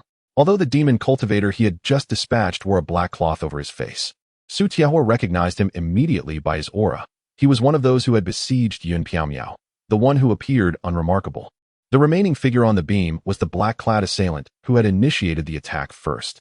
With both hands tucked behind him, he revealed two glistening daggers, grinning at the crowd in a manner that sent shivers down their spines. "Lord Gatemaster, it is unsafe here. We must escort you away." The hall masters, alarmed, stepped forward to urge Su Tiahua. Yet, Su Tiahua's face was ashen, and he pointed angrily outside, gritting his teeth. "My Sanjian sect is now a hell on earth. Where is there any safety? Thunderstorm Hall, Earthfire Hall." He named 5 or 6 individuals, coldly stating, "You shall remain here to protect me. The rest shall go to every corner of the Iron Fortress to eradicate the demon cultivators." Lord Master, a rugged man, marked by scars, stepped forward with a grave expression. "Let me stay. Allow me to join you." He was the master of Thunderstorm Hall, not among those he had named to remain, but assigned to patrol the Iron Fortress perimeter. The others, not named, also stepped forward, their eyes brimming with tears. However, the demon cultivator, wielding his dagger, wasted no time and charged towards Su Tiahua. With a clang, the sound of metal rang out, a flurry of sparks erupting. The previously activated Linglong ball returned to his chest, barely deflecting the incoming dagger. Despite this, Su Tiahua's expression shifted, forcing him to take a half-step back. "Fools! What are you doing? Quickly protect the gate master." The master of Thunderstorm Hall bellowed at the named hall masters, rousing them from their hesitation as they rushed forward to encircle Su Tiahua, shielding him in the center. "Does my command mean nothing?" Struggling to suppress the blood rising in his throat, Su Tiahua turned to the masters of Thunderstorm Hall and urged, "Go now, or the Sanjian sect will be doomed." "I am not the sect itself. It is the disciples who matter." He had deliberately chosen to keep those hall masters, whom he usually kept at a distance, close to him, while sending his trusted allies away. This was to ensure that everyone would strive to protect the Sanjian sect. After all, sending away the distant hall masters left him uncertain of their loyalty. He could not guarantee they would not flee or even betray him. "Understood, Lord Master." Recognizing the urgency of the situation, the master of Thunderstorm Hall wiped away his tears and resolutely led the others to various corners of the Iron Fortress. Thus, only Su Tiahua, accompanied by 6 hall masters and Lin Yang, remained in the hall, a total of 8 individuals, while the demon cultivators numbered merely 2. The demon cultivator, who had been sent flying by Lin Yang's punch, slowly emerged from the deep pit. His brow furrowed in concentration, he swiftly removed the black cloth covering his face, revealing his unremarkable features. Indeed, Lin Yang's conjecture was accurate. This individual was the seemingly inconspicuous demon cultivator among those who had besieged Yun Piaomiao. The other figure, clad in black and wielding a dagger, approached with relentless determination, his hawk-like gaze never straying from Su Tiexin. "What is your name?" The demon cultivator, having discarded his mask, spat out a mouthful of blood and inquired coolly. Unlike his companion, this demon cultivator directed his full attention towards Lin Yang. The oppressive aura he emanated felt as formidable as a small mountain, causing the surrounding air to grow noticeably thinner. "Lin Yang," he replied, adjusting his breath in the process. "Good." The demon cultivator responded with a sharp exhalation, and in an instant, his form fragmented into countless phantoms, hurtling toward Lin Yang. To the left, to the right. Such agility left Su Tiexin unable to discern his movements, and he couldn't help but feel anxious for Lin Yang. Suddenly, a resounding thud echoed through the hall as Lin Yang's fist collided forcefully with the incoming demon cultivator's punch. The clash of two titans resulted in a fierce contest of power. Lin Yang felt as though his fist had struck an indomitable boulder, the recoil sending tremors through his entire being and a metallic taste of blood surging up his throat. "Where are you looking?" At that moment, another demon cultivator seized the opportunity while Su Tiexin and the others were enraptured by Lin Yang's confrontation, charging directly at them. The hall's leaders were taken aback, instinctively parting to allow the demon to advance unimpeded towards Su Tiexin. With a swift thrust, the dagger pierced Su Tiexin's right shoulder, yet he bore a grim smile despite the drastic change in his expression. The dagger had merely passed through the Linglong ball before grazing him. While he could have summoned his spiritual power to activate the Linglong ball and obliterate the assailant, he chose to endure the excruciating pain and propelled the ball forward with great force. With a resounding thud, the demon cultivator's left hand braced against the oncoming Linglong ball just in time, though the impact altered his countenance. He had effectively trapped himself. His intention had not been to engage in such a manner. He had aimed to pierce Su Tiexin's throat with a single stroke to end the farce. However, Su Tiexin's quick reflexes allowed him to evade, resulting in the lethal blow landing on his shoulder instead, with the demon cultivator inadvertently sacrificing himself in the process. "Quickly, kill this demon cultivator," Su Tiexin shouted in desperation, grappling with the dagger that was being yanked from his shoulder while simultaneously urging the Linglong ball forward. He truly lacked the strength to do more and could only roar at the other hall leaders. Awakened from their stupor, the leaders hastily raised their weapons and charged at the demon cultivator. Yet, in that very instant, a deafening roar filled the air and a fierce wind slammed into them, nearly toppling the hall leaders to the ground. Seizing the fleeting opportunity, the demon cultivator bellowed furiously, pushing the Linglong ball away with all his might. Releasing the dagger, he finally managed to extricate himself. Su Tiexin could no longer maintain his footing, stumbling backward before crashing heavily to the ground. "Hall Master, are you all right?" "Those cursed demons." The hall echoed with the fervent cheers and cries of the masters, resembling a heart-wrenching lament. Su Tiehua, rendered speechless, exerted himself to push through the throng before him, only to discover that the obstruction was merely a severed leg of a stool, a trivial consequence of the skirmish between Lin Yang and the demon cultivator. Swallowing hard, Su Tiehua could only manage a bitter smile. Meanwhile, Lin Yang found himself in a precarious situation, grappling with a formidable adversary whose strength posed a genuine threat to his life. It was no small feat to keep the demon cultivator at bay just a few meters from Su Tiehua. When the demon unexpectedly kicked a nearby table, Lin Yang mistook it for a moment of folly and lunged forward, unaware that it was an attempt to assist a comrade. Once engaged, he dared not relent, wielding his sword with the grace of a soaring white dragon. Alas, the demon cultivator evaded his strikes with agility, seeking the opportune moment to counterattack. The corner of the hall soon descended into chaos, yet the demon remained unscathed, his attire immaculate. What was happening? At that moment, a familiar voice thundered from outside, sending a jolt through the crowd. It was the golden-crowned, robed demon cultivator, the blood demon, who had once faced Su Tiehua outside the Iron Fortress 6 centuries ago. Before anyone could react, the blood demon had already stepped into the room. He cast a glance at Su Tiehua, who lay gasping on the floor, and could not help but sneer, though he paid little heed. His gaze then fell upon the cloaked figure nearby, also struggling to regain composure, prompting a frown. Finally, he turned his attention to Lin Yang, who was locked in a relentless struggle with the demon cultivator, and exclaimed with a laugh, "No way, old ape. You can't even handle this young pup? You're really struggling." The demon cultivator, known as Old Ape, remained silent, focusing solely on evasion.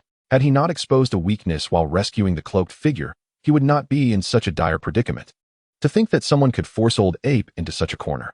The blood demon pondered for a moment before bellowing, "I'm coming, Old Ape."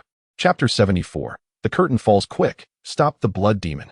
Su Tiehua shouted in near despair, clutching his injured shoulder. Yet, the masters surrounding him were still in shock, while the blood demon surged forward like a tempest towards Lin Yang. Suddenly, a sharp sound cut through the air as the blood demon abruptly changed direction, darting away. "Your opponent is me." A furious roar erupted from the doorway, revealing the imposing figure of Master Tua, charging into the fray. It was he who had previously halted the blood demon with the pork cleaver that had been sheathed at his waist, now plunged into the ground. Close behind Master Tua. A shadow raced towards the halted blood demon. "And me," came the voice of Little Leopard, his fists clenched with the ferocity of a meteor. "Su Master, are you all right?" Following them were several disciples of the cold, immortal pavilion. Originally, Master Tua had led them away from the sword-hiding iron fortress, but upon Lin Yang's unexpected return, they had no choice but to follow. As they emerged from the secret passage, they beheld the demonic cultivators wreaking havoc within the iron fortress. Fortunately, under the guidance of Master Tua, they had surged forth to this very place just in time. All had arrived. What fortuitous timing it was. Not far away, the blood demon let out a sinister laugh, waving his hand and declaring, "Today, I shall ensure your demise." The little leopard had already dashed to confront him, launching a punch aimed directly at his jaw. Though fists are common to all, the might of this strike was unparalleled. The force he channeled allowed his arms, chest, waist, and even legs to converge into that singular blow. Thud! The fist landed squarely, with no deviation whatsoever. Yet, the blood demon remained unfazed, even displaying a mocking expression as his eyes darted about. With a swift motion, the blood demon seized the little leopard's forearm, sending him soaring through the air. In an instant, a resounding crash echoed as the little leopard was brutally kicked, colliding violently with a nearby wall. At that moment, Master Tua, having just picked up a butcher's knife from the ground, felt his pupils constrict in alarm and rushed forward to assist, shouting, "Do not harm my brother. I shall shatter you to pieces." The little leopard, undeterred, managed to struggle free from the pit and rejoined the fray. The two surrounded the blood demon, momentarily preventing him from aiding the elder ape. Meanwhile, the disciples of the cold immortal pavilion formed a formidable formation around Su Tiehua, shielding him at its center. Their adversary was now merely a lone figure clad in black, armed only with a dagger. "Do you truly believe you can stand against me?" The black-clad figure sneered, his face a mask of fury and humiliation after repeated failures. He pointed the dagger menacingly at the disciples of the cold immortal pavilion, bellowing, "You think you can obstruct my path?" With a hum, he disregarded them entirely, intending to break through their formation head-on. The first disciple, filled with trepidation, could scarcely perceive the demonic figure amidst the swirling illusions, instinctively retreating and exclaiming, "Here he comes." In a heartbeat, the formation, rattled by the sound of footsteps, yielded a path for the black-clad figure, leading directly to Su Tiehua, who was safeguarded by the hall masters at the rear. Prior to entering the room, Master Tua had advised them that if confrontation was unavoidable, the members of the Zhongjin sect should take the lead. In this dire moment, there seemed no other recourse. The hall masters were as anxious as ants on a hot skillet, trapped amidst the formation of the cold immortal pavilion disciples, compelled to shield their sect leader with their own bodies. To escape, their only option was to dismantle the formation, yet before they could devise a satisfactory plan, the black-clad figure had already charged toward them. With no choice but to retaliate fiercely, they shouted defiantly, "Our Zhongjin sect is not to be trifled with. Come forth, and I shall pierce you to the core." A sudden thud resounded as the hall masters, with all their might, resisted the black-clad figure, who was unable to disperse them easily, momentarily halting in his tracks. However, the foremost hall master was sent reeling, blood spilling from his mouth. In that instant, the disciples of the cold immortal pavilion, who had initially retreated a few steps, regrouped and encircled the black-clad figure once more, trapping him within their formation. Such tactics indeed render the figures cloaked in black in a predicament, one that cannot be surmounted in a fleeting moment. Within this chamber, although the three demonic cultivators possess formidable strength, even the mightiest fists cannot contend against a multitude of hands. What began as a stealthy ambush has now escalated into a fierce and heated confrontation. Yet, the outcome remains uncertain. Lin Yang and the old ape engage in a fierce battle in a corner of the hall, drenched in sweat. Initially, the old ape exposed a vulnerability in his eagerness to assist his comrades, plunging himself into a perilous situation. Relying on his abundant spiritual energy, he has repeatedly unleashed desperate maneuvers to regain his footing, returning the situation to a stalemate reminiscent of the beginning. Nevertheless, as the confrontation drags on, both combatants grow increasingly cautious. After prolonged combat, neither is at their original peak condition. A minor misstep could lead to catastrophic consequences. Moreover, Su Tiehua, severely wounded in the right shoulder by a dagger, finds himself in a precarious state, his life hanging by a thread. The dagger's potency is not the sole cause of his peril, but rather the culmination of his prior injuries now manifesting as a dire threat. Master. After an indeterminate period, a familiar voice suddenly reaches Su Tiehua's ears. Instinctively, he exerts himself to open his eyes, spotting someone rushing in from outside, the Lord of the Wind and Thunder Hall. Reporting, Master. We have already gained control over the majority of the situation in the Iron Fortress. Grant us a little more time, and we shall clear the demonic cultivators and drive them from the Iron Fortress. Yet, Su Tiahua lacks the strength to respond. Upon hearing this, he merely exhales deeply and gradually closes his eyes. Old ape. At that moment, the blood demon roars, causing the entire room to tremble. Spurred by the cry, the demonic cultivator engaged with Lin Yang recklessly charges forward, disregarding his life.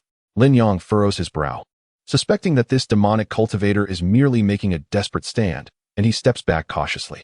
Unexpectedly, the demonic cultivator suddenly alters his trajectory, hurtling towards the roof. The blood demon, seemingly having anticipated this, swiftly breaks free from the siege of the little leopard and Master Tuo, hot on the old ape's trail. Only one demonic cultivator remains in the room, ensnared within a formation by the disciples of the cold, immortal pavilion. He suddenly unleashes a far more formidable aura than before.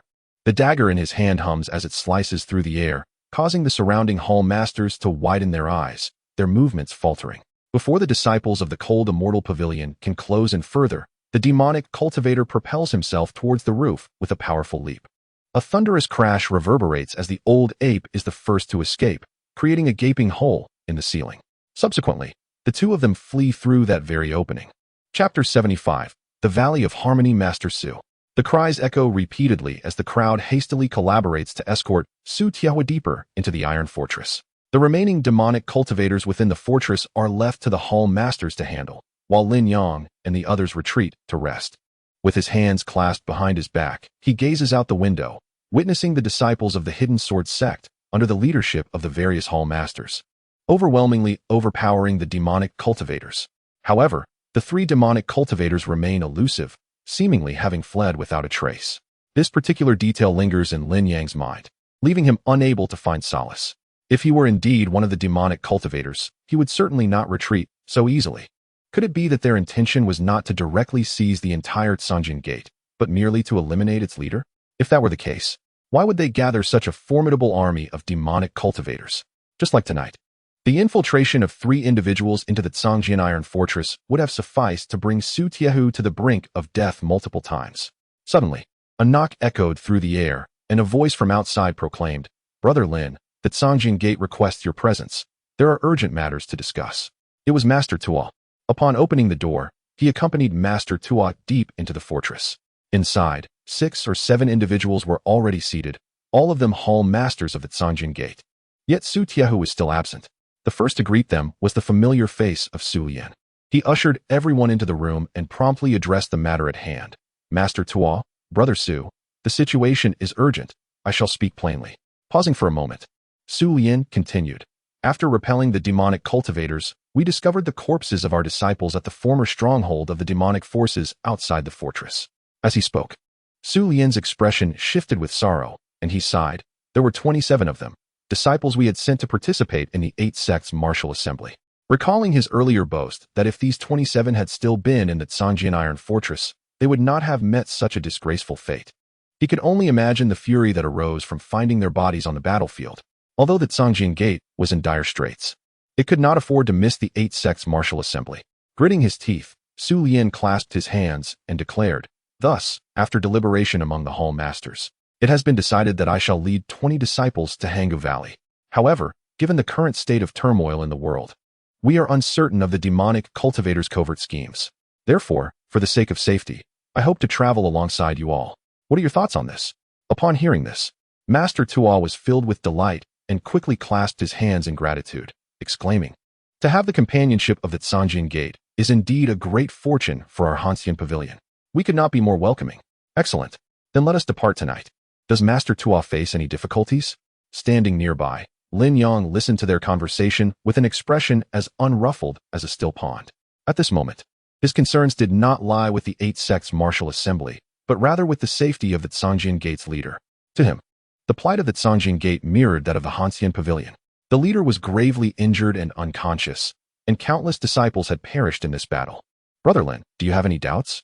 Su Yan suddenly addressed him with a respectful gesture. Without hesitation, Lin Yang returned the gesture and replied, "Hall Master Su, I am troubled by one matter. How is the condition of our esteemed leader?" Upon hearing this, Su Lian sighed and responded, "Our leader has sustained severe injuries from the battle, but there is no immediate threat to his life. However, he requires a substantial period to recuperate. I extend my gratitude on behalf of the entire Tsongjin Gate for your concern, Brother Lin." Indeed, the situation was nearly identical to that of Yun Piaomiao. Realizing further inquiries would yield no additional information, he fell silent and stepped aside. Thus, that evening, Master Tua led the disciples of Hanxian Pavilion, while Su Lian took the disciples of Tsongjin Gate and the young leopard to embark on their journey. Since departing from the sword-hidden sect, the journey has been remarkably smooth. Not even a trace of demonic cultivators has been encountered along the way, as if the world remains in a state of tranquility. After traversing mountains and rivers for some time, we finally arrived near the Han Valley. Indeed, it lives up to its reputation. Su Lian raised his head and took a deep breath, exclaiming, "The concentration of spiritual energy here is significantly higher than in other places." Though the name Han Valley includes the character for valley, it is, in reality, quite expansive, nestled within a continuous mountain range. The minuscule entrance pales in comparison to the vastness of the valley itself. However, before the entrance, there are dozens of smaller sects, each establishing their own enclave to bask in the glory of Han Valley.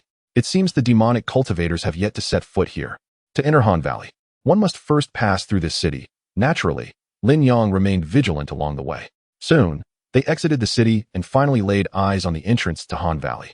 The scenery here contrasted sharply with the clamor of the city, as the guardians were authentic disciples of Han Valley. "Who goes there?" a voice boomed. The disciples standing tall and imposing. Su Lian and Master Tua each stepped forward to present their sect's credentials, and the disciples of Han Valley respectfully bowed and stepped aside. "Welcome to the Han Valley, esteemed members of the Cold Immortal Pavilion and the Sword-Hidden Sect." Just as they were about to pass through, a disciple from Han Valley approached, stating, "Please follow me. Although the valley is small, it is quite easy to become disoriented. Allow me to guide you." While ostensibly citing the risk of getting lost, it was likely a measure to prevent outsiders from wandering aimlessly within Han Valley. However, this was understandable, and they followed along. This suited Lin Yang perfectly. He quickened his pace and lowered his voice. "Has the Tianyun sect arrived?" Upon hearing this, the Han Valley disciple promptly responded, "They arrived a few days ago and are currently resting near the Taoist Hall." With this news, Lin Yang finally felt a weight lift from his heart. Although he had previously warned Lu Qinglin, witnessing the dire situation of the Cold Immortal Pavilion and the helplessness of the Sword-Hidden Sect had left him with lingering concerns about the Tianyun sect. Esteemed guests, ahead lies the Taoist Hall. The resting area for the Sword-Hidden Sect is to the northwest, while the Cold Immortal Pavilion is to the southwest. Following the guiding disciples' gaze, a grand arena loomed in the center, surrounded by towering buildings. Laughter and chatter emanated from the high rises to the northeast and southeast, suggesting that earlier arrivals were enjoying their respite. "This young master," the guiding disciple continued, "the resting area for the Tianyun sect is located to the southeast." Before Lin Yang could speak, the disciple anticipated his needs and articulated the information. Thus, he bid farewell to Master Tua and Su Lian and promptly made his way towards the Tianyun sect's south resting place. Downstairs, Tianyun sect disciples stood guard to prevent members of other sects from wandering about, and they did not recognize Lin Yang's appearance. He had to take a few steps back and call out, "Master Lu, have you forgotten me upon arriving in Han Valley?" As soon as the words left his lips, a head popped out from above. It was none other than Lu Qinglin. "You have finally arrived. Even if you turned to ash, I would still recognize you, Brother Lin." Overjoyed to see Lin Yang, Lu Qinglin leaped down from the building, landing with a thud right in front of him. Chapter 76. Reunion. "Call me Brother Lin." With an arm draped around Lin Yang's shoulder, Lu Qinglin called out to the disciples guarding both sides. Yet, even the sect leader addressed him as brother. So how could they dare to call him the same? They could only bow and smile, uttering, "Greetings, Master Lin." However, time was of the essence, and Lin Yang quickly pulled the playful Lu Qinglin aside and whispered, "Has anything happened in Tianyun sect since I left?" Upon hearing this, Lu Qinglin was momentarily taken aback, but soon became serious, lowering his voice. "Brother Lin, how did you know?" Instantly, Lin Yang's heart sank, prompting him to urge Lu Qinglin to continue. "Not long after I brought my men out, news came from within the sect about an attack by demonic cultivators." Lu Qinglin's expression changed slightly as he continued, "Those demonic cultivators are indeed ruthless. Fortunately, because you had warned me in advance, I was able to prepare. Currently, although the disciples of Tianyun sect suffered casualties under the onslaught of the demonic cultivators, most managed to follow orders and escape to the surroundings." Speaking of this, Lu Qinglin chuckled. Although those demonic cultivators have occupied the area, as long as the Green Mountains remain, we need not worry about the firewood. He added, once the 8 sects competition concludes, with Hanggu leading the counterattack, do we really need to fear that those demonic cultivators will stubbornly cling on? Such a strategy proved effective. The demonic cultivators repeatedly succeeded because the major sects were visible while they remained hidden. Tianyun's sect dispersed its disciples, vanishing like the demonic cultivators, causing the latter to strike at empty air. However, this was undoubtedly a last resort. After all, the illustrious Tianyun sect, one of the 8 great sects, had been forced into such a predicament, and it could easily become a topic for others to exploit. Lu Qinglin was acutely aware of the dire state of Hanxian Pavilion. As a fellow member of the 8 great sects, he was uncertain about avoiding a similar fate, thus resorting to this inferior tactic, which, in hindsight, had turned out to be quite effective. That is indeed good, Lin Yang thought, feeling a weight lift from his heart. He smiled wryly. You have no idea. I visited Hanxian Pavilion, and Yun Piaomiao remains gravely injured and unconscious. On my way back, I encountered demonic cultivators attacking Sanjin sect, and their situation is no better than that of Hanxian Pavilion. At that moment, a voice rang out from a distance, Lin Yang. Why didn't you say you arrived in Hanggu to find me? The two turned to see Lin Wan'er and Zhao Hanzhuang hurrying toward them. Lin Yang had initially parted from her to ensure Zhao Hanzhuang's swift arrival in Hanggu, both for her safety and to clarify the situation at Hanxian Pavilion. Young Master Lin, I heard the disciples of Hanxian Pavilion came with you. How are they? Zhao Hanzhuang asked urgently, having anticipated this question. Lin Yang smiled and reassured her, do not worry. They are well. The situation at Hanxian Pavilion is much better than we initially feared. As he recounted what he had witnessed, Zhao Hanzhuang's expression brightened. Her cheeks flushed with joy.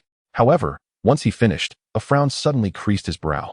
Looking at the tearful yet smiling Zhao Hanzhuang, he asked earnestly, Miss Zhao, do you remember an elder protector with the surname Liang from Hanxian Pavilion? Upon hearing the question, she was taken aback. After a moment of contemplation, she nodded, saying, I have some recollection. Although Elder Liang seldom made appearances at the cold immortal pavilion, she was nonetheless aware of his presence. Her profound cultivation suggested that with her guarding the cold immortal pavilion, the demonic cultivators would likely refrain from their reckless behavior. This statement alleviated some of Lin Yang's doubts. Yet the peculiar feeling within him remained unresolved. However, due to Zhao Hanzhuang's rather blunt nature, it was unlikely that any meaningful conversation would arise from her. Expressing her concerns would merely heighten her anxiety. Once she had learned about the situation at the cold immortal pavilion, it was Lin Wan'er's turn to speak. Father, have we encountered any dangers along the way? Lin Yang shook his head and replied softly with a smile. Let us discuss the remaining matters indoors. He then turned to the side, where Lu Qinglin stood in a daze. After a brief moment, Lu Qinglin, as if awakening from a dream, hurriedly led the way with a smile, saying, Yes, let's talk about it inside. It was not that Lin Yang was being finicky about standing, but rather that the surroundings were filled with unfamiliar individuals, and he feared that any sensitive information might be leaked. Thus, the group proceeded to the specially designated tall building for the Tianyun sect to rest. The arrangements in Hanggu had nearly been completed, awaiting the reckless demonic cultivators to make their move. During this time, Lin Wan'er and Zhao Hanzhuang had remained in Hanggu.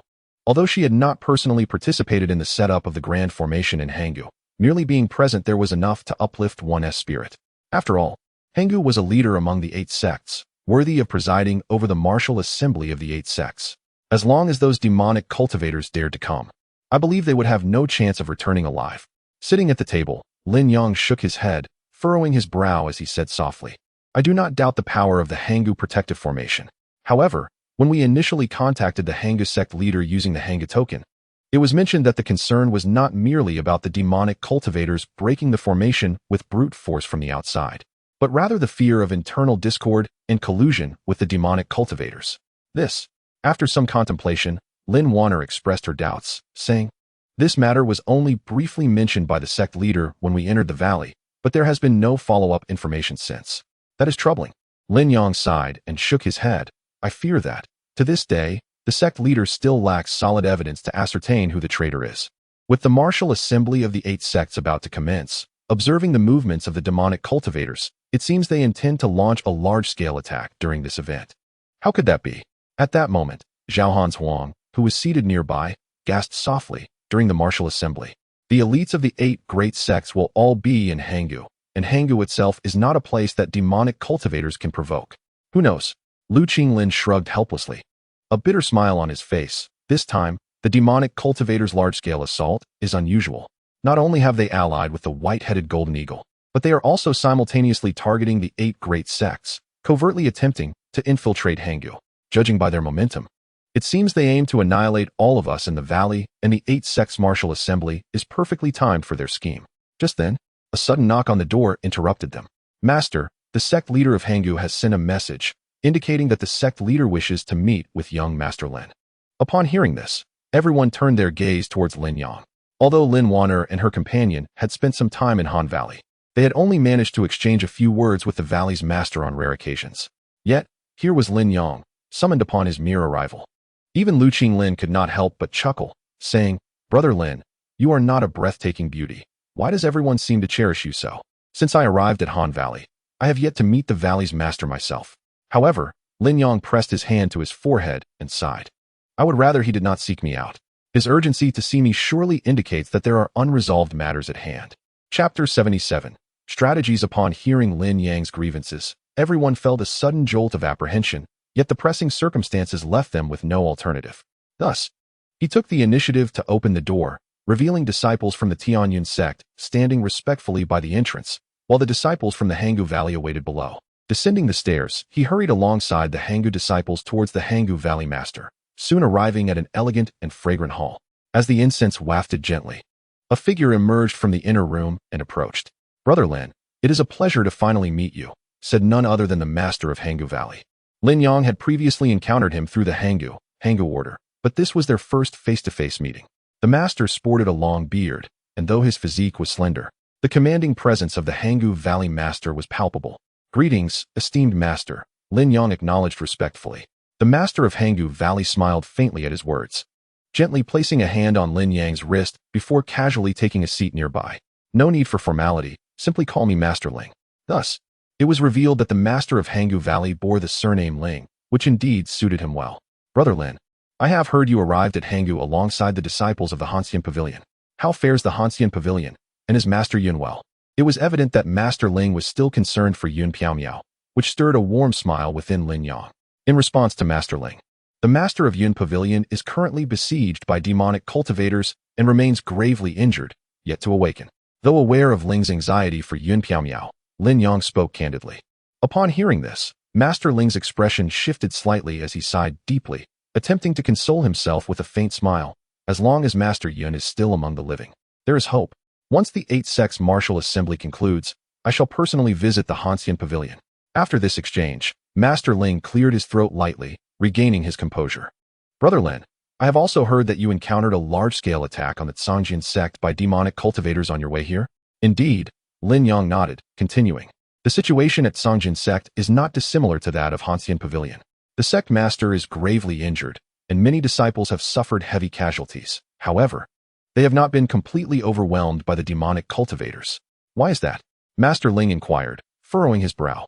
Lin Yang understood the unspoken question. Why? Despite the overwhelming advantage of the demonic cultivators, had they not fully conquered Tsangjian sect? However, he too was hesitant to draw conclusions, opting instead to recount all he had witnessed and heard within Tsangjian sect. "The demonic cultivators suddenly retreated?" Master Ling mused, tapping his fingers thoughtfully against the armrest of his chair. "This indeed raises suspicion. Master Ling, forgive my boldness." It was now Lin Yang's turn to inquire. He clasped his hands together respectfully. Previously, Master Yin mentioned in the Hangul that there seemed to be elders within Hangul who were infiltrated by demonic cultivators. Has there been any progress on this matter? Yet, Master Ling remained unfazed, responding softly, "None. All elders of Hangul are brothers who share life and death with me, and they have not ventured outside of Hangul for quite some time. Even if they wished to, they would not have had the opportunity to encounter the demonic cultivators." "Master Ling, do you imply that?" Lin Yang ventured. Master Ling closed his eyes, taking a deep breath. "What Master Yin knows may be misinformation deliberately released by the demonic cultivators, intended to sow discord among us and create an opportunity for their incursion. If the demon cultivators dare to descend upon the 8 sects assembly, it would indeed simplify matters. Should they choose not to come, the disciples of Hangul would take the initiative to strike, avenging the fallen comrades of the 8 great sects." "Have all the 8 sects faced assaults?" Lin Yang inquired. His brow furrowed. The leader of Ling Valley continued. "Indeed. Moreover, the fate of the upper 4 sects is scarcely better than that of the lower 4. such as the cold immortal pavilion, for the might of the white-headed golden eagle has caught them unawares. If that is the case, it becomes explicable. While the demon forces are formidable, they lack the audacity and resolve to consume the 8 great sects in such a manner. However, with the white-headed golden eagle allied with them, the situation transforms entirely. If the powers of the demon cultivators and the white-headed golden eagle were to unite, how swiftly could they breach the formations? According to Ling Valley's leader, they would not succeed before the disciples of Hangu could eliminate them. He seemed quite confident in this regard. After discussing extensively, Ling Valley's leader rose and said, "Brother Lin, the 8 sects assembly is about to commence. As the leader of Hangu, I have numerous matters to attend to, so I must take my leave. Should you require anything, feel free to approach the disciples of Hangu without hesitation."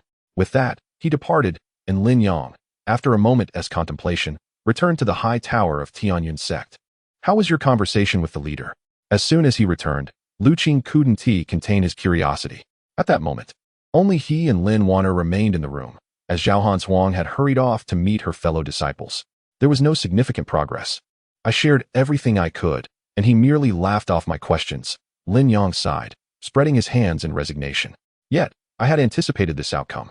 For that surname Ling belongs to the leader of Hangu, and being on another's territory limits one's capacity to complain extensively. What shall we do now?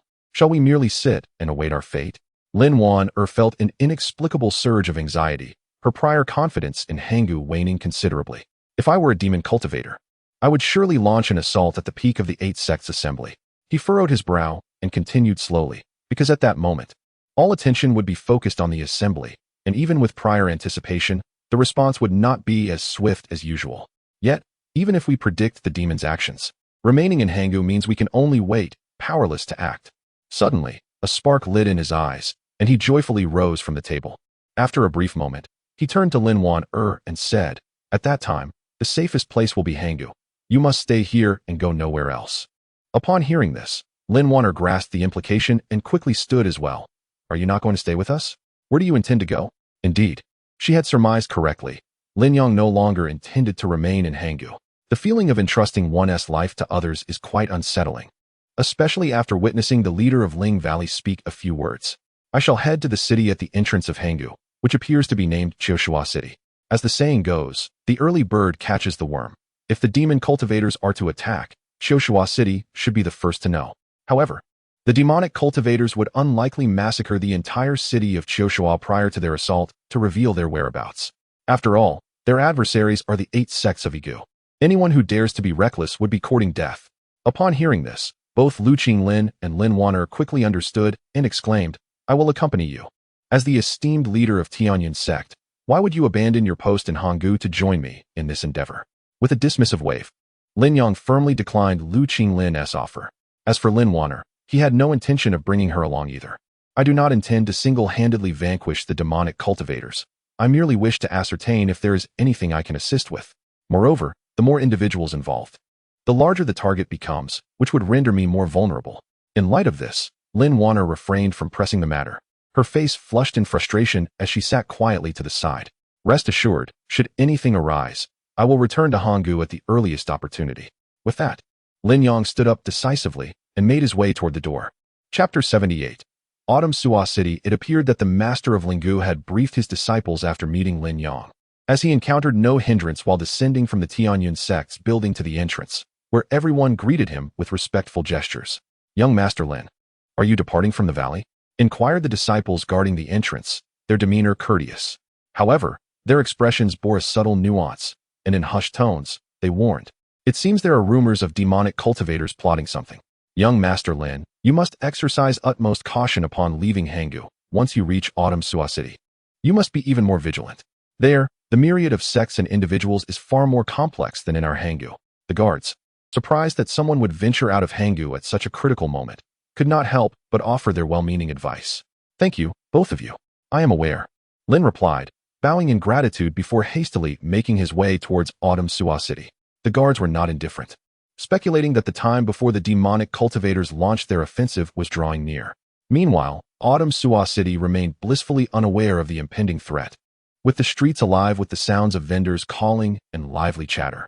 Originally founded by a group of disciples who admired Hangu, The city had once harbored dreams of soaring to greater heights and becoming a part of Hangul. However, the present reality was starkly different. Hangul's strict admission policies meant that even the most talented individuals in Autumn Suwa City were often turned away if fortune did not favor them. Additionally, the original disciples had splintered into multiple factions, effectively dividing the city and extinguishing the hopes of the common folk aspiring to join Hangul. Unexpectedly, amidst this desolate region, the establishment thrived. In a bustling tea house, 3 individuals sat at a table, joyfully indulging in food and drink. Had Lin Yang been present, he would have easily recognized them.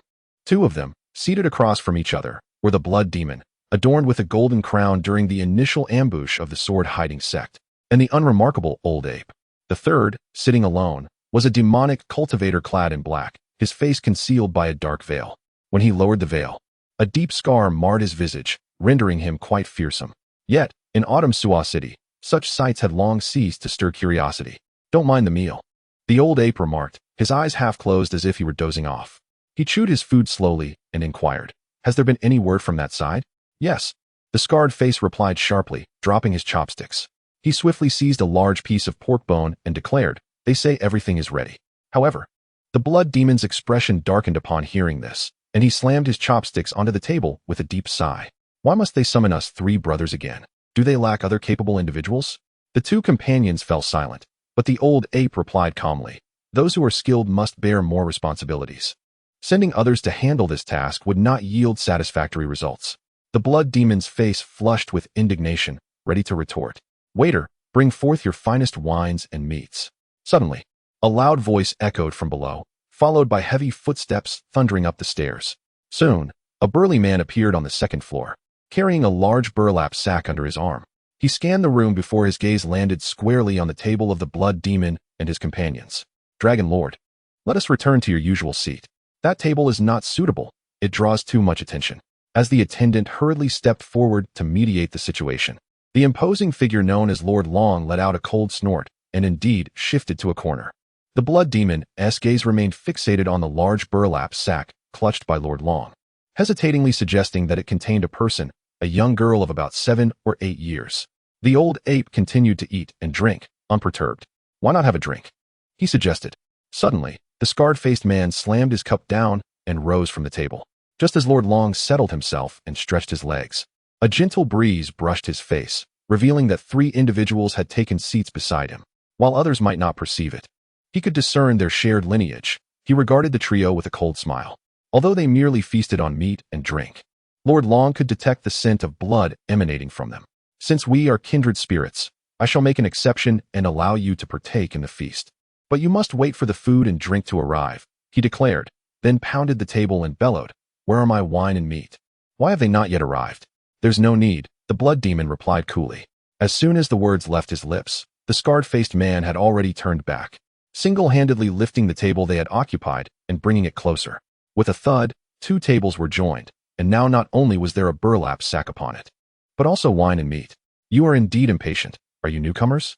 If you wish to survive in Chiosua City, do not hesitate to seek me out," Lord Long remarked, his expression a tempest of emotions as he placed a hand upon the sack, his eyes fixed intently on the Blood Demon and his companions. "Come out," he suddenly bellowed, exerting force that caused the sack to burst open, scattering its contents around them. The captive inside was revealed to all, a heavily made-up young girl. "What do you think?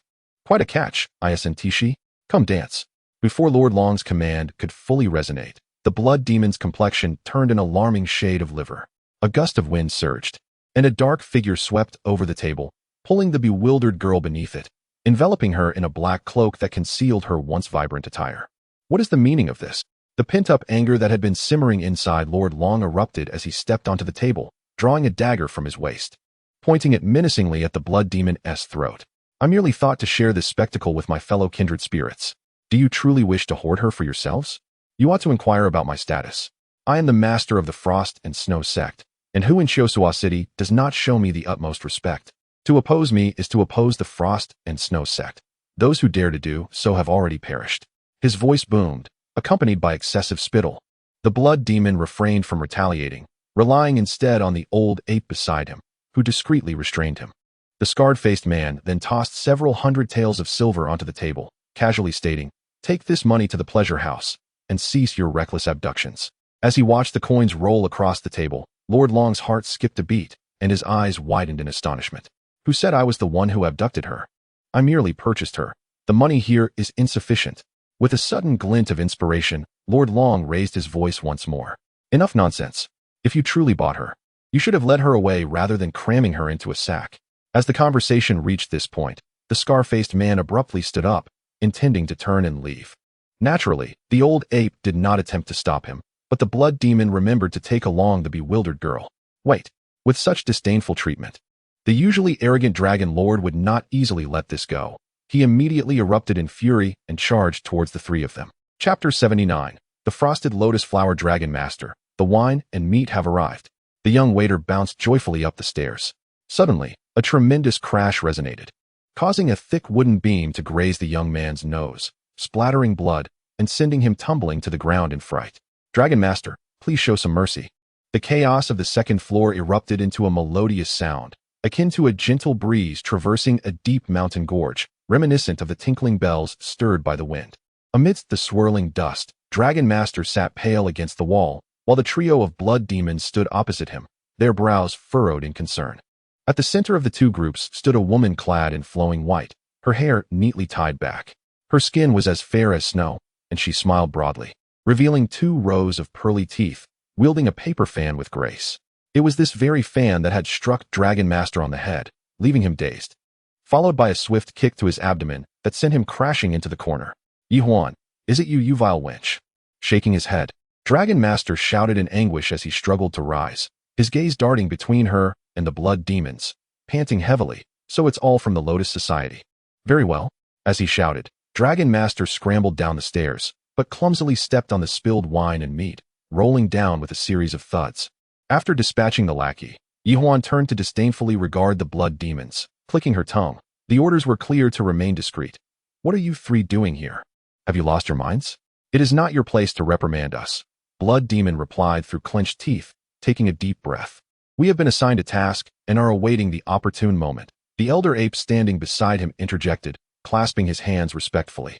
Yi Huan sighed deeply, snapping her fan shut and tucking it behind her waist as she made her way downstairs. "Come with me back to the Lotus Society. Do not draw attention on the way." As they exited and strode away, none dared to obstruct their passage. "Young man, do you have any fine wine or meat?" Not long after, another figure ascended to the second floor. It was Lin Yang. Having just arrived in Xiushua City, he found this modest tavern an ideal resting place and decided to settle in. The once disheveled second floor had now been tidied up considerably. Upon seeing Lin Yang, the young waiter's expression shifted, and he hurriedly smiled. "Please have a seat. As a tavern, we certainly have wine and meat. I shall bring it to you shortly." Choosing a table by the corner window, Lin Yang aimed to observe the happenings on the street. The city appeared tranquil, devoid of any signs of the tension that loomed in the valley. "Brother, they are upstairs." A sudden roar pierced the air, causing Lin Yang's brow to furrow. Just as he settled into his seat, 5 or 6 men charged up the stairs. "Where are they? Surely, you jest at our expense." The leader of the group was none other than Dragon Master, who had recently suffered a severe beating at the hands of Yi Huan. Accompanied by several burly men who overshadowed him, he now resembled a frightened chick, far from his former bravado. "Is it not him?" The imposing figure at the forefront glared at Lin Yang. Dragon Master, his face flushed with embarrassment, seized the opportunity presented by his elder brother and quickly blurted, "It's him. They are all in cahoots." This truly exemplifies the notion of sitting at home while calamities descend from the sky.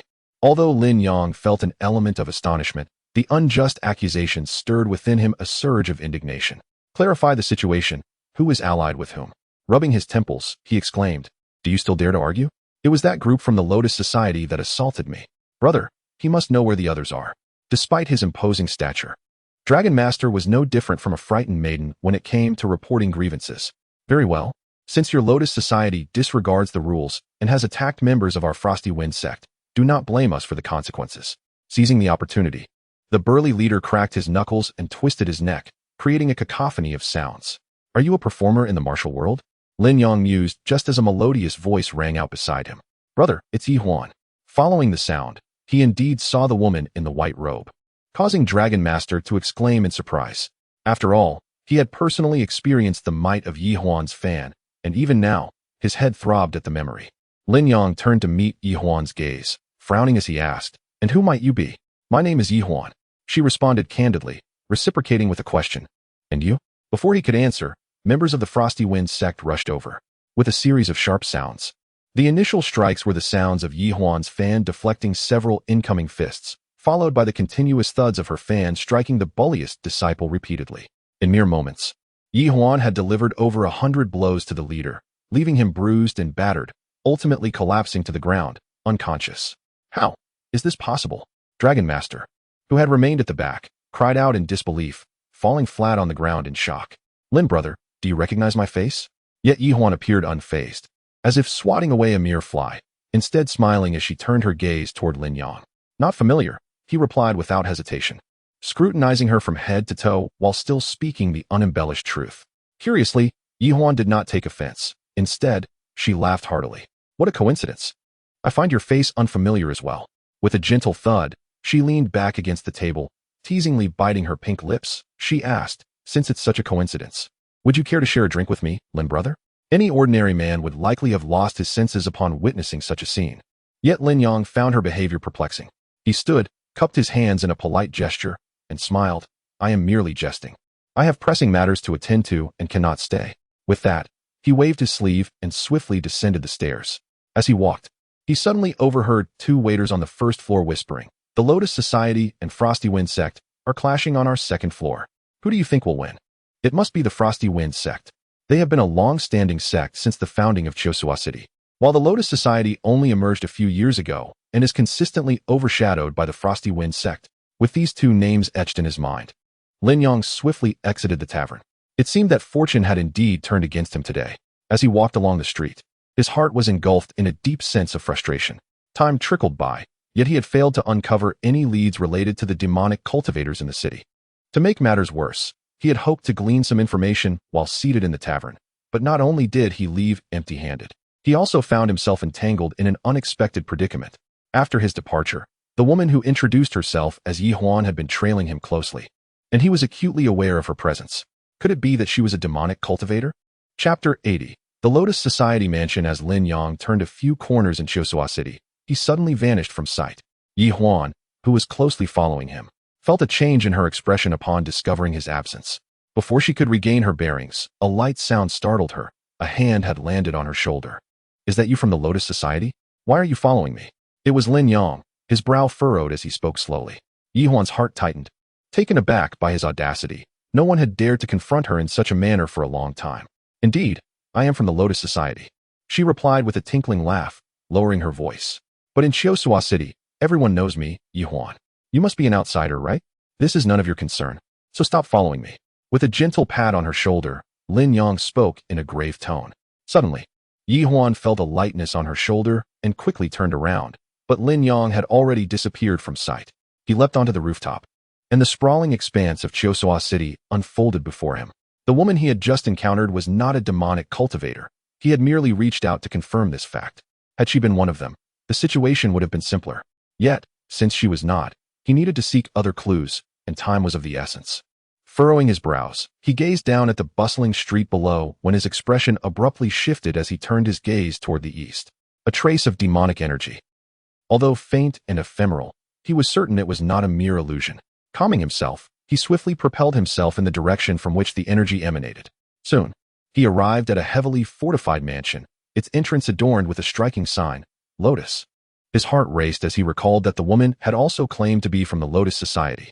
Was it true that the Lotus Society was entangled with demonic cultivators? Despite the mansion's formidable defenses, he resolved to investigate further. 6 guards stood watch at the entrance, and he could see at least 3 patrol teams within the premises. Not to mention the hidden sentinels lurking in the shadows. Quickly, he identified the safest route and stealthily made his way into the mansion. The guards, though vigilant, only felt a fleeting breeze and turned in surprise, failing to detect anything amiss. Lin Yang, however, slipped inside undetected. The mansion was vast, with corridors branching out like a spider's web.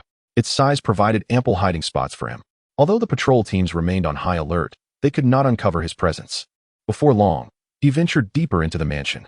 Little girl, what is your name? A clear voice suddenly rang out from a nearby room. He pressed himself against the wall, listening intently. Huang Yue, the girl replied. And where are your family? Do you know where they are? I don't know. Thud, thud, thud. The voices from the room mingled with the footsteps of the patrol team not far away, echoing in his ears.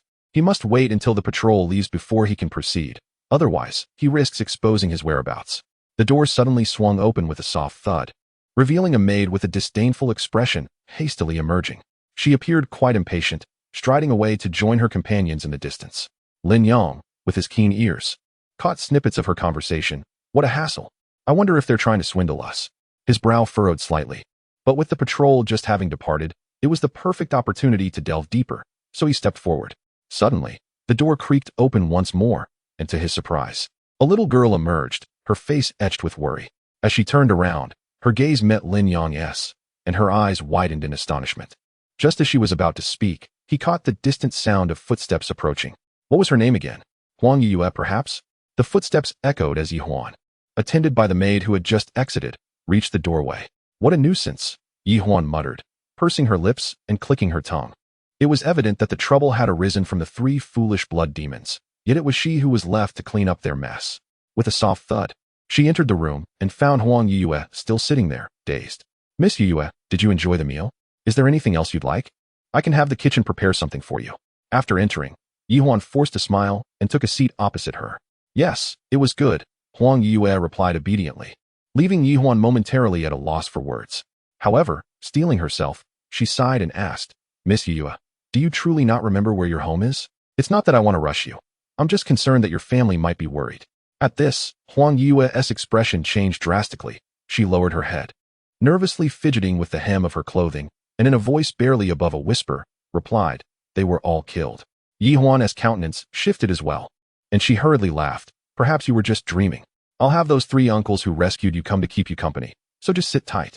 With that, she sprang up, feeling as if she were sitting on needles, and muttered under her breath, those 3 fools. At such a critical moment, they still managed to cause this kind of trouble. I want to take responsibility for this. They can handle it themselves. Miss Yihuan, there are many people outside claiming to be from the Fengshuang sect. A crisp sound echoed in the room as Lin Yang leapt down from his concealed spot within a cabinet. Had he not promptly restrained his aura, he might have been discovered. This was the Lotus Society, so it was natural for Yihuan to be present. But what was the story with this little girl? The two exchanged silent glances, and he felt a deep inner turmoil. There shouldn't be such an ordinary child within the Lotus Society, yet here she was. However, it seemed that the Lotus Society had no intentions of troubling her. But should she encounter a demonic cultivator, the situation would be entirely different.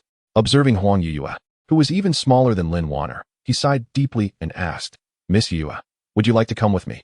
Although the present moment is indeed critical, his visit to Chiosua City this time is not pivotal in the battle against the demonic cultivators. Even returning empty-handed will not significantly affect the response from the Hanga faction. In stark contrast to the quietude within the estate, the scene outside the gates of the Lotus Society is abuzz with activity. Hundreds, if not thousands, of cultivators have gathered with great fervor, nearly surrounding the Lotus Society completely. At the forefront stands a rugged man with golden hair, wielding a bloody blade. Intently gazing at the plaque of the Lotus Society, he is none other than Lu, the leader of the Frostwind sect. Leader Lu, our president is not present. If there is a matter, perhaps it would be better to return another day? The guards stationed at the entrance exhibit no fear, and their tone carries an air of haughty defiance.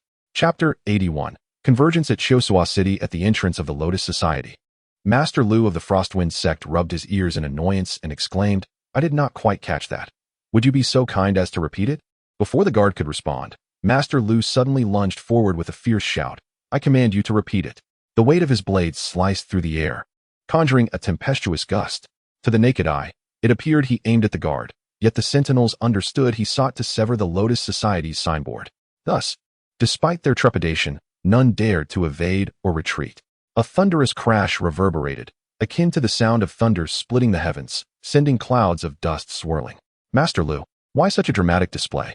Yefan's voice wafted through the haze. As the dust settled, 2 figures emerged in a tense standoff. Master Lu's colossal blade was effortlessly grasped by Yefan, rendering him immobile. Noticing this, Lu's expression shifted slightly, and he bellowed, attempting to retrieve his weapon. Yefan, however, graciously relinquished her grip, much to Lu's surprise, who had anticipated her to cling on. Yet, his excessive force caused him to stagger back, nearly toppling to the ground. Truly remarkable, Yefan remarked, shaking her head in disappointment. You could have been a sect as formidable as the Han Valley, yet here you are? reduced to such a pitiful state. Impossible. Master Lu's heart raced with alarm. He was a sixth-layer, earthly sovereign. He had harbored confidence that a full-force strike would shatter both the guards and the signboard, yet it had been so effortlessly intercepted by a woman. Yefan, you Lotus Society members are too arrogant. Steadying himself, Master Lu declared in a grave tone, to dare injure a disciple of the Frostwind sect. If your leader Yelong does not come forth to address this matter today, I shall raise your Lotus Society to the ground. The mere mention of Yelong filled Lu with an inexplicable confidence.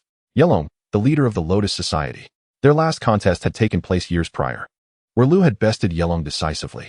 Although he was uncertain how Yefan had absorbed his blow, he merely needed to provoke Yelong into a confrontation. With their leader incapacitated, what could the rest of the Lotus Society possibly say? Lord Leader is preoccupied with more significant matters and has no time for such trifles, Yefan replied, yawning as she leaned against the doorframe. Her words struck Lu like a slap, leaving his expression a tumultuous blend of anger and disbelief. Very well, Lu roared, his voice filled with fury. Today, I shall obliterate your Lotus Society, and I will see where he can hide. With a rallying cry, he commanded his disciples of the Frostwind sect, raising his blade high, pointing it menacingly at the Lotus Society. Flatten the Lotus Society. Though peculiar, today's Yefan remained undeniably a member of the Lotus Society.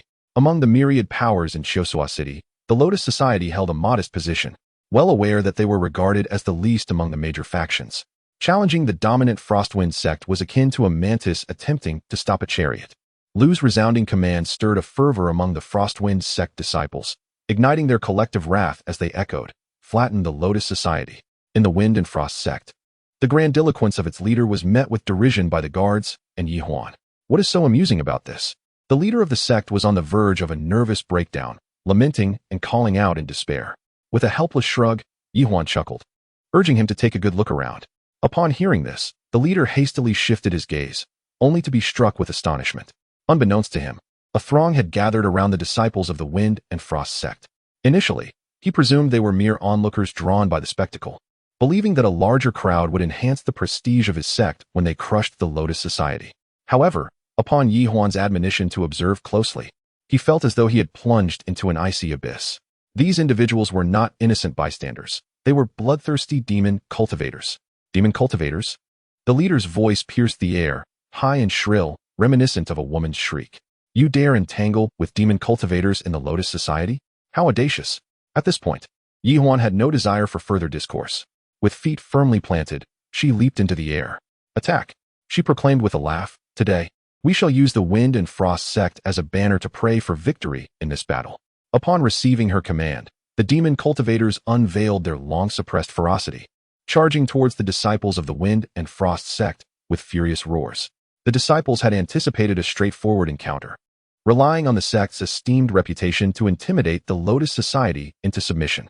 They had never considered the possibility of an actual conflict, particularly as those on the periphery were far weaker than those clustered around their leader. Thus, when the disciples of the Wind and Frost sect faced the ravenous, bloodthirsty demon cultivators, it was akin to sheep thrown into a den of wolves, and soon the air was filled with the chilling echoes of their screams. You.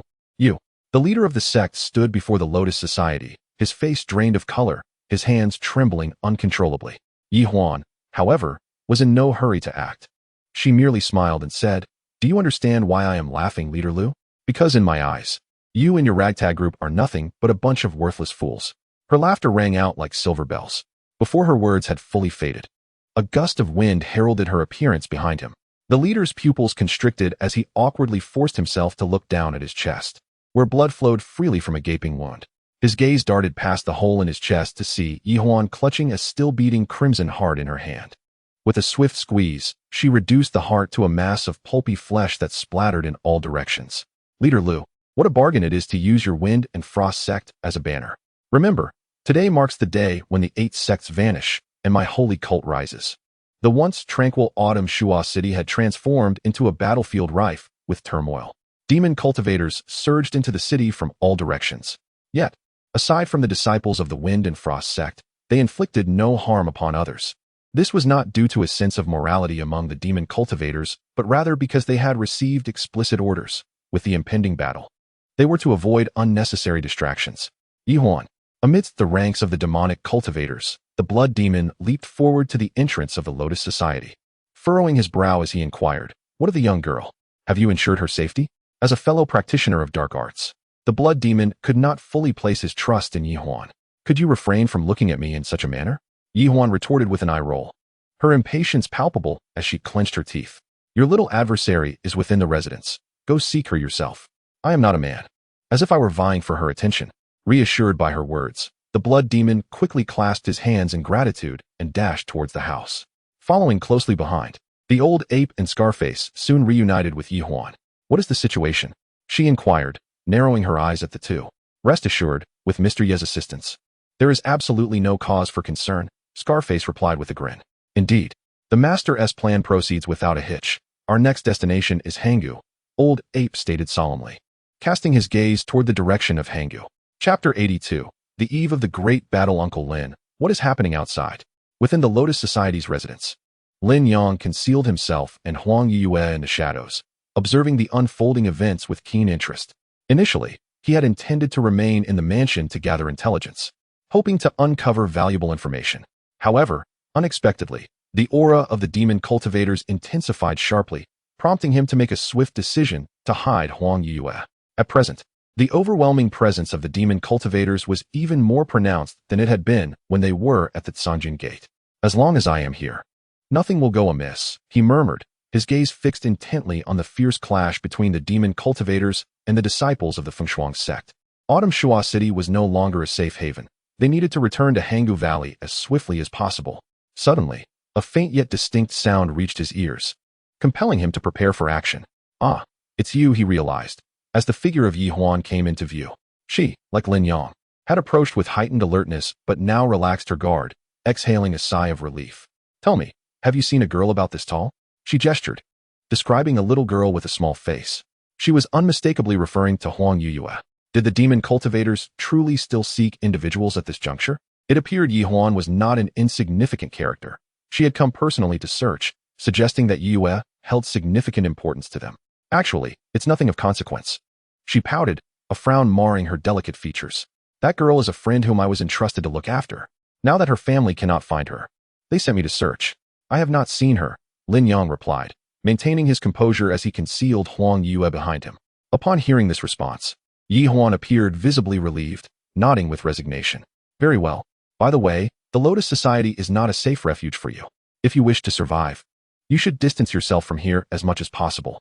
With that, she turned and departed, exhibiting none of the merciless demeanor typical of the demon cultivators. As Lin Yang watched her retreating figure, a cloud of suspicion enveloped his thoughts. The fact that she had managed to locate this place indicated she was far from ordinary.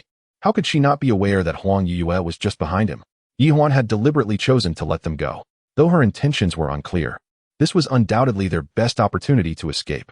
Thus, Lin Yang swiftly lifted Huang Yue and leaped, opting for a less traveled path towards Hanggu Valley. Meanwhile, Yi Huan returned indoors, where the old monkey and the scar-faced man sat to her left, while the blood demon, still seething with anger, occupied the right. "Yi Huan, did you find her?" Upon hearing footsteps, the blood demon rose abruptly, directing an angry shout towards the door. "When we three brothers set out, what did we instruct you? Can you not even keep an eye on a little girl?" "Enough noise," Yi Huan retorted, entering the room without even glancing at the blood demon. She simply took a seat and replied coolly, "The little girl was taken by her family. She is quite safe, so you need not worry." Only after hearing this did the blood demon gradually lower himself back into his seat, grinding his teeth as he muttered, "Is that true? True or not, it matters not." Suddenly, Yi Huan was filled with rage, and with a swift motion, he hurled the teacup to the ground, exclaiming, in the face of significant matters, "How can we concern ourselves with trifles? With such a weighty accusation looming over us, even the blood demon would have to swallow their insults back down." At that moment, someone arrived outside the door, kneeling and announcing, "The third elder of the white-headed Golden Eagle clan has come to Chosua City and will arrive shortly." Upon hearing this, the expressions of those inside the room shifted, exchanging glances before rising to welcome the esteemed guest. Meanwhile, Lin Yang and Huang Yue had reached the entrance of Hanggu Valley, which was already teeming with people fleeing from Chosua City. "Without the command of the Valley Master, no one is permitted to enter," shouted the guards, drawing their swords to secure the entrance. Lin Yang, unwilling to push through the crowd, leaped into the air and called out, "I am Lin Yang, and I have urgent matters to discuss with the Valley Master." The guards, initially taken aback by his audacity, soon calmed down and allowed him entry into the valley. The atmosphere within Hanggu Valley was equally tense, with disciples hastily preparing for the impending confrontation with the demonic cultivators gathered in Chosua City. Nevertheless, the 8 sects martial meet proceeded as scheduled without delay. "Ah, young Master Lin, it is you." Several figures emerged from the side to intercept him. They were disciples from the Hanxian Pavilion, anxiously entangling Lin Yang. "Master Tuo sent us to find you. The competition of the Hanxian Pavilion is about to commence." And without you, the latter half of their statement hinted that they risked finishing last among the 8 sects, a thought too shameful for them to voice. "Where is Master Tuo?" Lin Yang inquired, furrowing his brow at their distress. "After instructing us to find you, Master Tuo became occupied with other matters. However, rest assured, young Master Lin, he will not miss the competition." At that moment, Lu Qinglin and Lin Wan'er hurried over, weaving through the crowd to provide Lin Yang with support. "Please wait a moment. I need to discuss something with young Master Lin," Lu Qinglin said. Yet, upon recognizing the arrival of the sect master of Tianyun sect, the disciples were unwilling to let Lin Yang go. Tianyun sect was set to take the stage first in the 8 sects martial meet, having suffered no significant losses from the demonic cultivators. Thus their performance was bound to shine brightly. "You have already taken the spotlight. Now you wish to delay young Master Lin, preventing him from representing our Hanxian Pavilion?" One disciple protested. "Indeed, what kind of greedy behavior is this? We are all part of the 8 sects. If you wish to stand out in the martial meet, it should be based on strength, not cunning." Amidst the clamor, Lin Yang raised his voice to silence the crowd, turning to Lu Qinglin and furrowing his brow. "Sect Master Lu, this young girl was rescued by me from Chosua City. I kindly ask you to look after her for a while." With that, he entrusted Huang Yue into Lu Qinglin's care. "Father, are you truly going to the arena?" Lin Wan'er discerned Lin Yang's intentions from the situation. He nodded, softly replying, "Stay with Sect Master Lu until I return. Do not wander off." The disciples were filled with immense joy at that moment, and as Lin Yang concluded his words, they hurriedly made their way towards the arena. Surrounded by the crowd, he could not help but glance to either side. However, after surveying the surroundings, he was taken aback to find no sign of Zhao Han's Huang. He promptly inquired, "Where is junior sister Zhao? Did she not come to join you?" Chapter 83, The Insider Zhao Shimi? The disciples listened in utter confusion, inquiring which Zhao Shimi was being referred to. Zhao Han's Huang. Upon hearing this, the crowd collectively shook their heads, with some exclaiming in disbelief, "Isn't Zhao Shimi dead in battle?" Lin Yang furrowed his brow at this remark. Not to mention that Hanggu was teeming with people. Both Zhao Han's Huang and Lin Wan'er had resided here for a time. How could she possibly be lost? As he pondered further, his expression darkened considerably. Soon, he was escorted to the vicinity of the arena, where a fierce contest was underway, the participants from various sects clashing against one another. Due to the imminent threat posed by the demonic cultivators, all 8 major sects appeared distracted, and the disciples competing on stage displayed a level of skill that was markedly inferior to their usual standards. His purpose for approaching the arena was not to compete, but rather to seek out another sect, the Tsangjin sect. Scanning the area, he indeed spotted the disciples of the Tsangjin sect and promptly made his way towards them. "Young Master Lin," a voice called out, "it's almost our turn at Hanjian Pavilion. Where are you off to?" "I'll be back shortly," he replied. The disciples felt a twinge of anxiety. Yet since Lin Yang had previously assured them he would compete on their behalf, and had indeed come, none dared to obstruct him this time. Thus, he strode purposefully toward the disciples of the Tsangjin sect. As he approached, the disciples of the Tsangjin sect noticed him and rose to their feet, glancing in his direction. "Please, do not be alarmed. I am here to seek out your home master, Su Liantong," he explained, raising his hands in a gesture of peace. However, to his surprise, the disciples exchanged glances, unable to articulate a response. "Young Master Lin, our home master is currently absent," one disciple finally spoke, unable to contain himself. Upon hearing this, Lin Yang felt a wave of reassurance wash over him, yet an undercurrent of restlessness stirred within. He lifted his gaze toward the elevated position where the leader of Hanggu, Linggu Master, presided. With an impassive expression, Linggu Master silently observed the battles unfolding in the arena, seemingly unconcerned about the impending invasion of demonic cultivators. If any other sect were to exhibit such audacity, they would undoubtedly be ridiculed. Yet this was Hanggu. The reaction of Linggu Master left many perplexed, uncertain of his true intentions. However, given that this was Hanggu, the most expedient way to ascertain the whereabouts of Su Lian and Master Tuo was undoubtedly to inquire with Linggu Master himself. Congratulations, Wuming sect emerges victorious. The next round features Hanjian Pavilion against the Kusong sect. At that moment, A resounding voice echoed through the surroundings, followed by thunderous applause. The disciples of Hanjian Pavilion, who had been fixated on Lin Yang, hurried over, beseeching, "Young Master Lin, would you kindly take the stage for us and secure an initial victory? We shall handle the subsequent 2 rounds ourselves." At this juncture, Lingu Master seemed to sense Lin Yang's gaze directed towards him and, almost imperceptibly, glanced in this direction. Thus, he had no choice but to leap onto the arena, intent on concluding this battle with utmost swiftness. Below, the disciples of Hanjian Pavilion clapped and cheered in support. "It's done. As long as young Master Lin can triumph in the first match, we shall not be relegated to the bottom," one disciple exclaimed joyfully. Yet, the Kusong sect was not to be underestimated either. Another disciple, with a furrowed brow, lamented, "Though it ranks last among the 4 esteemed sects, it is nonetheless one of them. I have heard that the demonic cultivators have also launched an assault against them. Yet their situation appears far more favorable than ours at the cold immortal pavilion. Junior sister, why do you always highlight the strengths of others? I firmly believe that young Master Lin cannot possibly be defeated." At that moment, a participant from the Withered Pine sect leaped onto the stage. He was a lean man, youthful yet with graying hair, exuding a peculiar aura. "I am Xianmi from the Withered Pine sect," he declared. Lin Yang responded in kind, and both awaited the referee's signal to commence. Cold Immortal Pavilion Lin Yang versus Withered Pine Sect Xianmi. Begin. The resounding voice echoed, and the atmosphere on the stage became charged with tension. After exchanging a glance with Lin Yang, Xianmi understood that his opponent would be formidable, and thus tightened his nerves. Yet, as he focused his gaze, Lin Yang's figure seemed to have vanished. "Is he in the air?" Xianmi exclaimed in his heart, hastily looking up, only to see Lin Yang soaring through the air, charging towards him at an alarming speed. "Oh no," he thought, but before he could react, a thunderous crash reverberated around them. Victory for Lin Yang of the cold, immortal pavilion. As the dust settled, the voice rang out once more. Xianmi had endured Lin Yang's strike, but was now unconscious on the stage, thus conceding defeat. No one had anticipated that the match would conclude so abruptly, leaving the spectators, including the disciples of the cold, immortal pavilion, utterly speechless.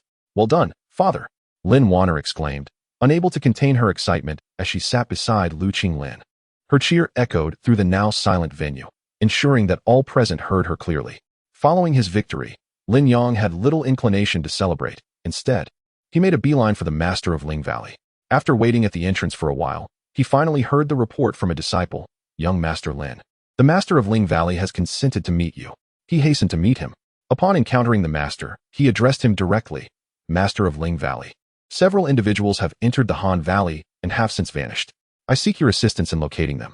The master of Ling Valley, upon hearing this, remained unperturbed, merely sipping his tea with a smile. "Young Master Lin, are you referring to Master Tuo from the Cold Immortal Pavilion and Su Lian from the Hidden Sword Sect?" Lin Yang, surprised yet composed, replied, "Indeed, that is correct. Does the master of Ling Valley already know their whereabouts?" "They have entered my Han Valley's protective formation." The master of Ling Valley sighed, setting down his teacup. "Those 2 are accomplices of the demonic cultivators." Lin Yang was not taken aback by the mention of Master Tuo, but the revelation regarding Su Lian, a legitimate member of the Hidden Sword Sect, being an accomplice was startling. However, upon reflection, it made sense. When the demonic cultivators had appeared in the Iron Fortress while the protective formation was functioning normally, it was likely that Su Lian had already facilitated their entry through a secret passage.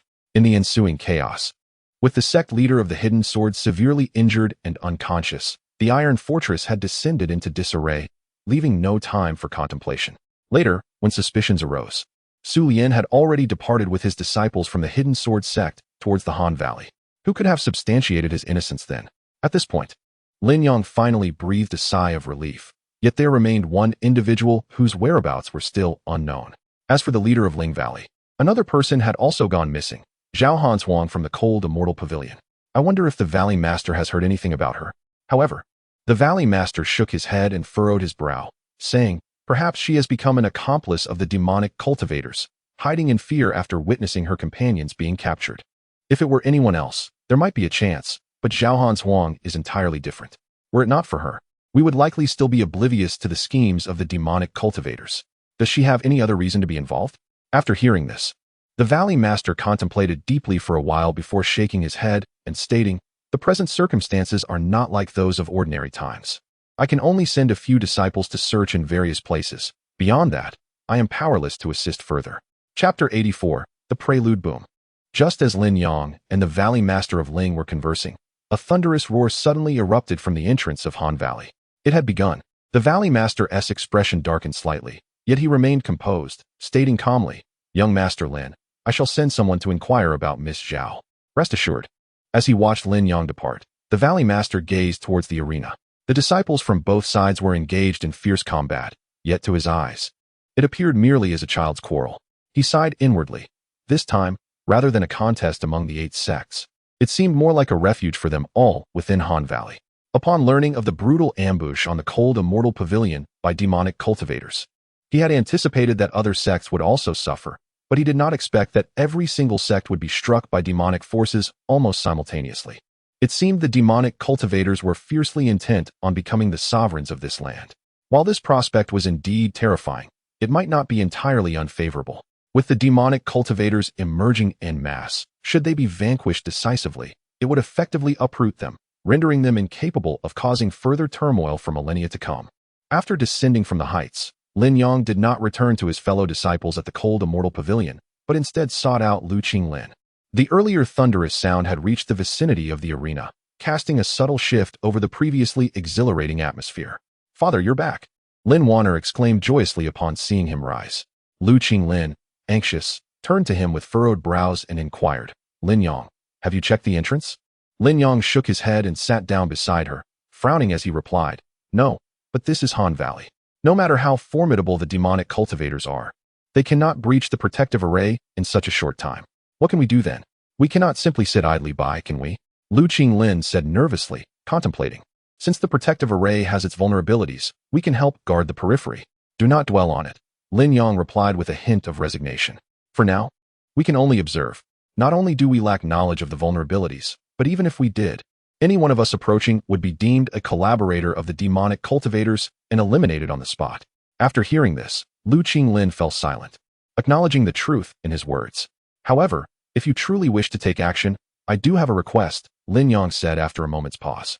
"Didn't Zhao Huanshuang mention that she was to rendezvous with the disciples of the cold immortal pavilion? I inquired earlier, and they have not seen her at all." The expressions of those present shifted noticeably.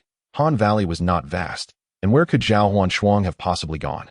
"I just visited the Valley Master to inquire about Zhao Huanshuang's whereabouts, but to no avail," Lin Yang continued. Lu Qinglin nodded, puzzled. At such a perilous moment with the demonic cultivators launching a massive offensive, where could Miss Zhao be? "That is for you to ascertain.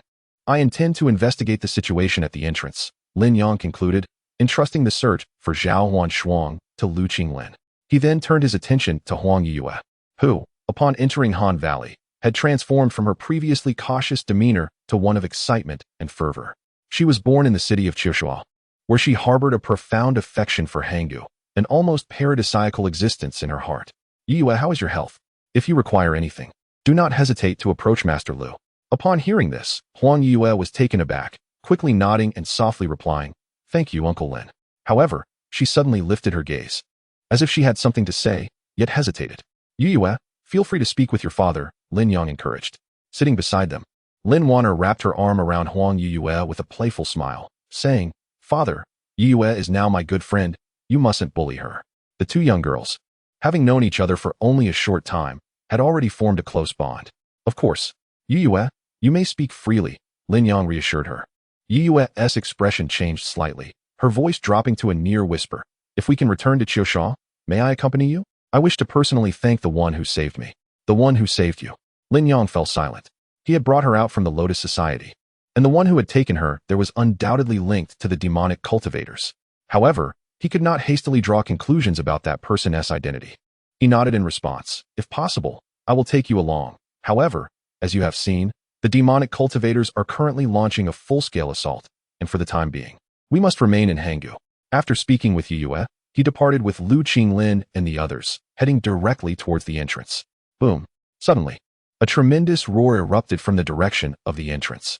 The force of the impact caused the very ground beneath them to tremble, prompting him to pause and look up, where he saw a vast shadow rapidly descending towards Hanggu. Outside of Hanggu, the commotion was far more intense. "Charge into Hanggu and leave no survivors. Kill! Kill!"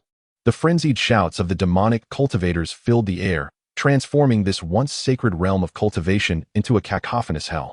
In contrast, Chioshua City remained relatively tranquil. Yuan Guardian, when do you think we can breach the protective array of Hanggu?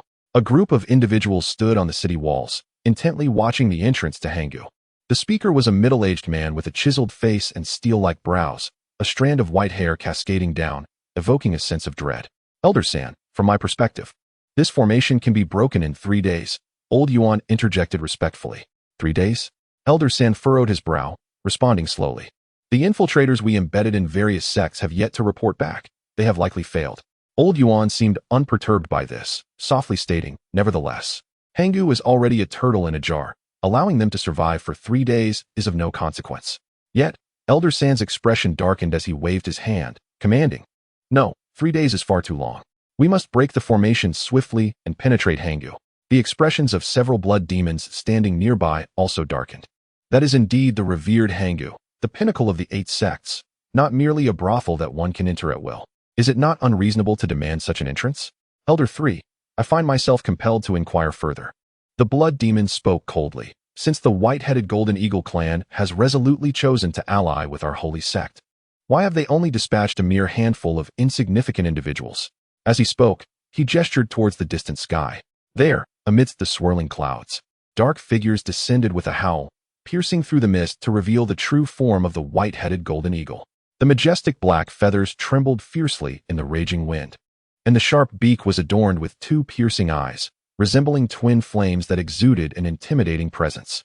With a thunderous roar, the revealed members of the white-headed Golden Eagle clan unfurled their mighty wings, sending a radiant orb of light soaring directly towards Hanggu.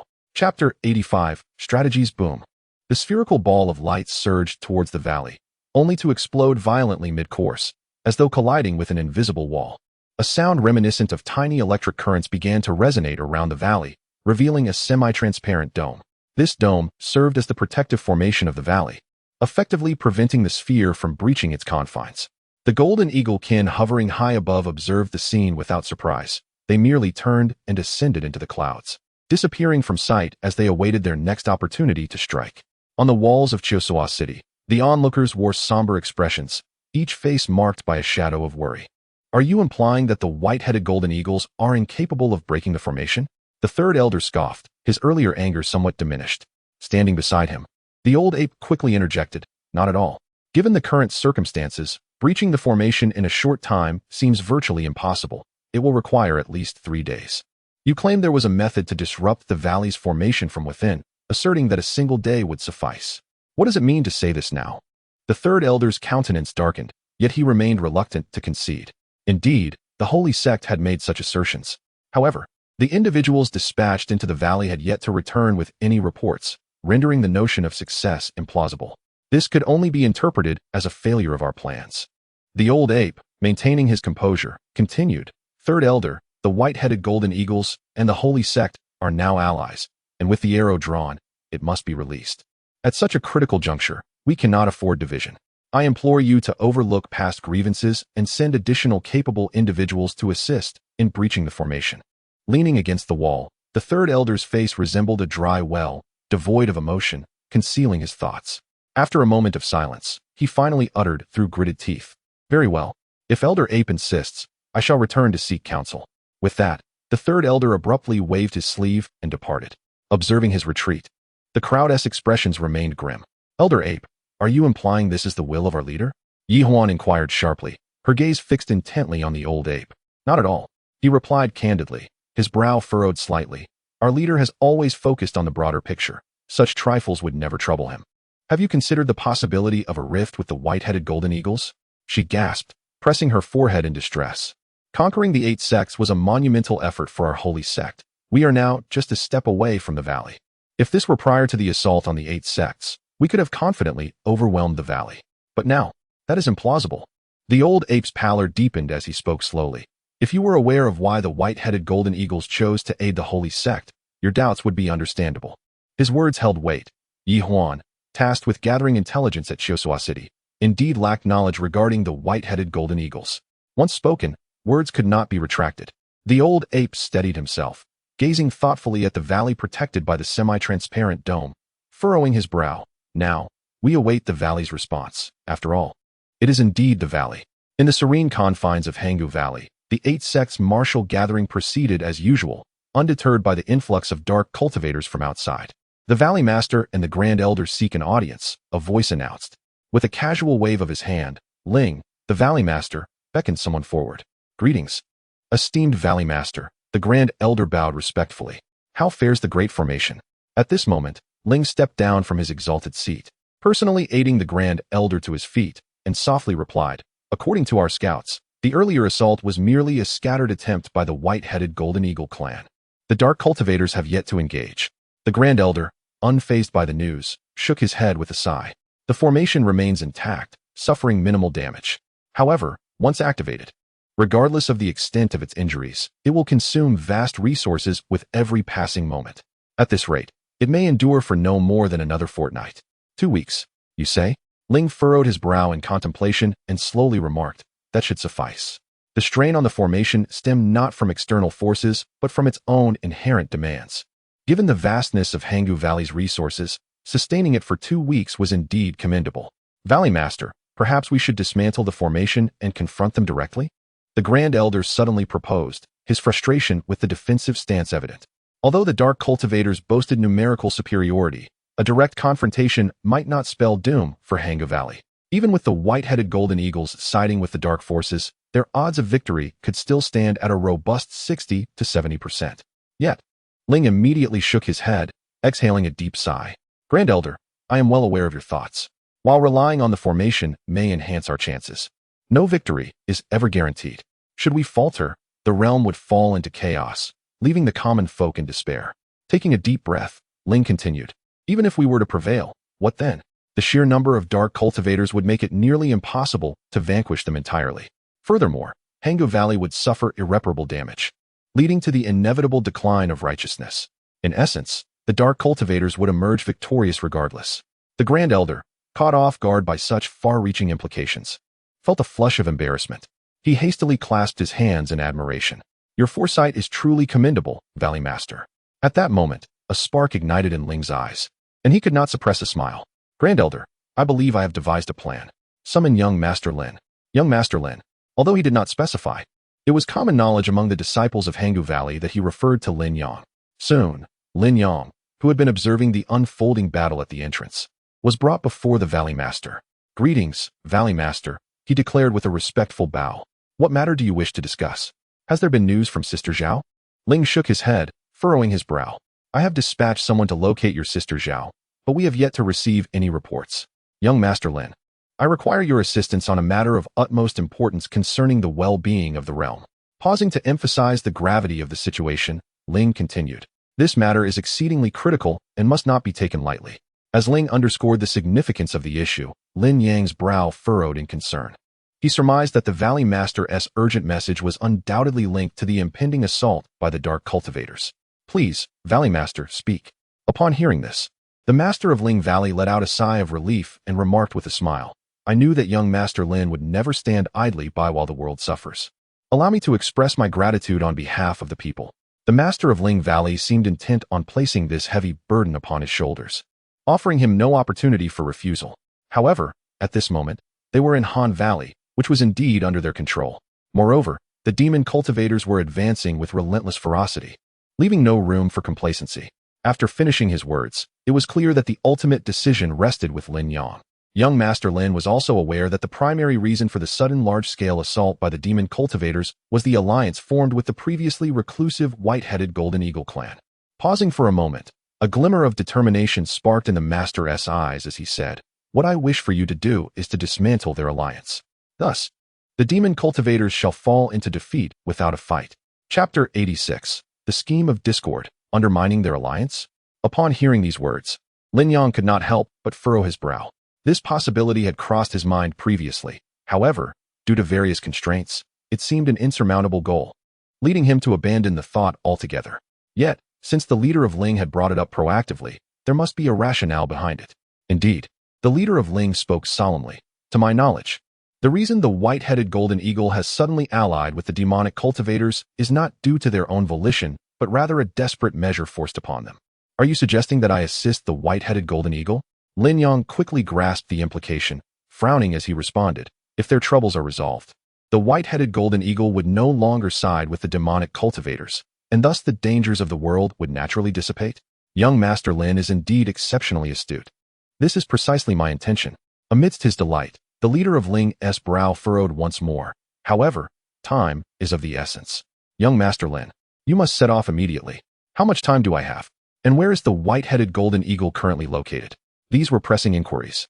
For if matters were not addressed promptly, Han Valley could very well be conquered before the task was completed. Han Valley can hold out for at least another half-month. As for the whereabouts of the white-headed golden eagle, if you head east from Han Valley, you will soon encounter a man with a strand of white hair. Following him will lead you to the white-headed golden eagle clan. The leader of Ling seemed to possess comprehensive knowledge as he spoke slowly. After hearing this, Lin Yang fell into silence. Of course, young Master Lin possesses remarkable courage, willing to take risks for the sake of saving the common folk. Not only will the people of the world and the 8 sects remember your name, but the heavens and earth will also not be ungrateful towards you.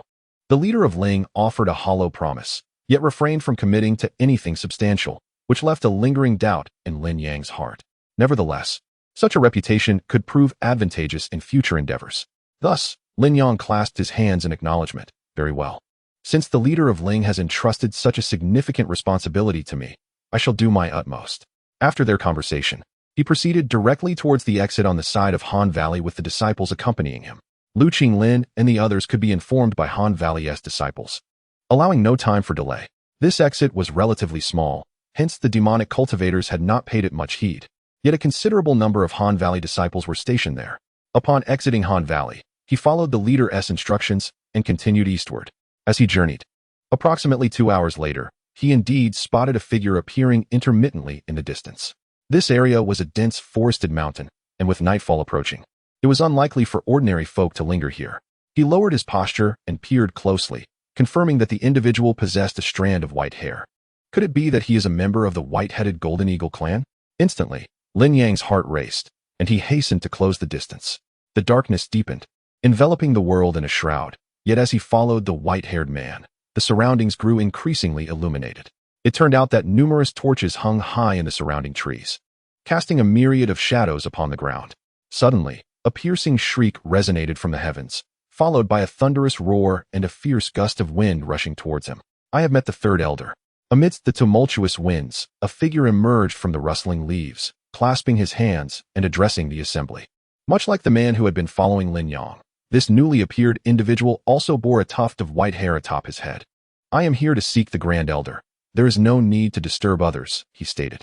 The man known as the Third Elder waved his hand and uttered a low command. Instantly, the newcomer's expression shifted, and he hurriedly responded, "Yes, I understand." With that, he leapt into the air, and with a thunderous roar, the wind surged.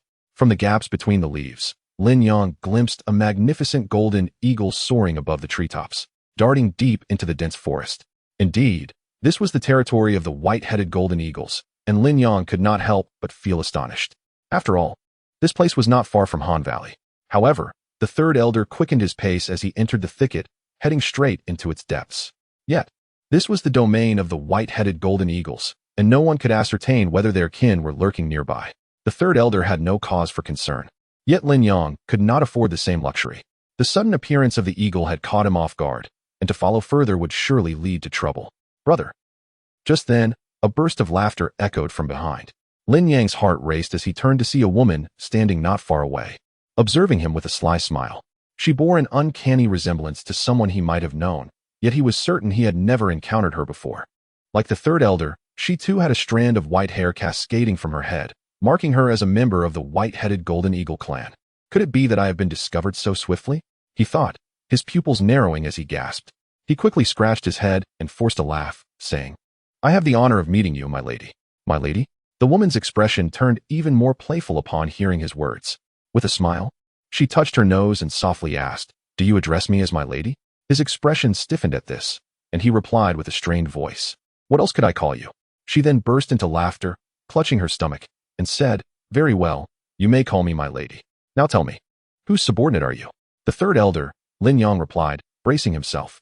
At the very least, he was aware that there indeed existed a third elder within the white-headed golden eagle clan, and he could identify him if questioned. "So you are a subordinate of the third elder? Then follow me," she commanded, taking a few swift steps and almost instantaneously reaching his side, grasping his wrist. "Wait. Hold on," Lin Yang exclaimed, struggling as he added. "The third elder instructed me to wait here. I cannot wander off." Although he was reluctant to follow her into the unknown, he could not resist too fiercely, for a conflict would undoubtedly attract the attention of others, thereby jeopardizing their plans. While the situation was precarious, there remained some room for maneuver. The woman seemed to disregard his protests entirely, pulling him upward with a few strides. The winds roared around them. With a sharp, piercing cry, Lin Yang found himself surveying the entire forest below, and his heart raced. Countless members of the white-headed golden eagle clan flitted through the mists of the thicket. They are indeed the Watchers, and it is likely that no rustle or whisper in the dense forest escapes their keen eyes. Moreover, the inhabitants of the woodland remain oblivious to any signs of disturbance. "You hail from the Han Valley, do you not?" Suddenly, the woman's voice resonated again. It turned out that she had revealed her true form, which was the magnificent golden eagle beneath Lin Yang. Taken aback by the unexpected inquiry, his expression shifted subtly.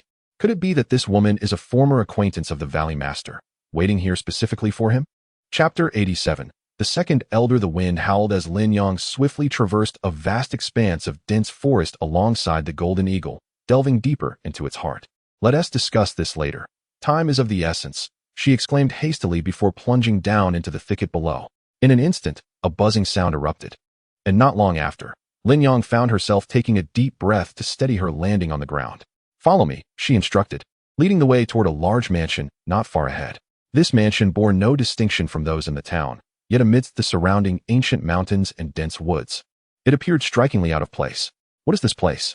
Lin Yang inquired, her nerves tingling despite her curiosity. "That is the residence of the second elder," she replied candidly, without any hesitation. "The second elder?" A cold sweat broke out on Lin Yang's back, not out of fear, but due to the urgency of the situation. Though this was the territory of the white-headed golden eagle, he could escape alone without much difficulty. His worry lay in the unforeseen consequences that might arise, potentially solidifying the alliance between the demonic cultivators and the white-headed golden eagles rather than dismantling it. However, remaining stagnant was not an option either. He had no choice but to press on. Since she could inquire about Hangu, there might be a connection with Lingu Master. Before long, Lin Yang followed her into the mansion. Inside, it was no different from the residences in the town, with servants announcing their arrival and ushering them into the sitting room. Soon, the sound of heavy footsteps echoed from within. "Fifth sister, it has been a long time," greeted a somewhat portly and robust man as he entered the room. Clutching a scroll, upon spotting Lin Yang, his surprise was palpable. "Fifth sister, who is this young gentleman?" Before Lin Yang could respond, she leisurely interjected. "He is a guest from Hangu." Without paying heed to Lin Yang's displeasure, she turned to him and inquired, "May I ask your name, sir?" "Lin Yang," he replied, forcing a smile. Upon hearing this, the robust man erupted into hearty laughter and graciously took a seat at the head of the table. "There is no need for alarm. Lin Gongzi, you come at the behest of Lingu Master, correct? My fifth sister and I do not condone colluding with the demonic cultivators. We are considered the mavericks of the white-headed golden eagle clan." His voice was clear and confident, seemingly untroubled by the presence of others. The notorious cruelty and bloodlust of the demonic cultivators were well known. With a sigh, he continued, "Regrettably, our clan has recently faced a grave calamity. If we survive this tribulation, all will return to normal. However, if we fail, countless members of our clan may vanish into oblivion overnight." Recognizing the gravity of the situation, Lin Yang seized the opportunity and respectfully inquired, "Might I ask what this calamity entails? If there is any way I can assist, please do not hesitate to inform me." It appeared they had been awaiting such a response, as the robust man readily replied, "The Origin Stone. Only the Origin Stone can save the lives of my kin." The Origin Stone? This was the first Lin Yang had heard of such an object, and a frown crossed her brow. "Indeed," the robust man said, rising slowly. "This stone is extraordinary, containing immense opportunities within. Yet its whereabouts remain elusive, and finding it is no easy task.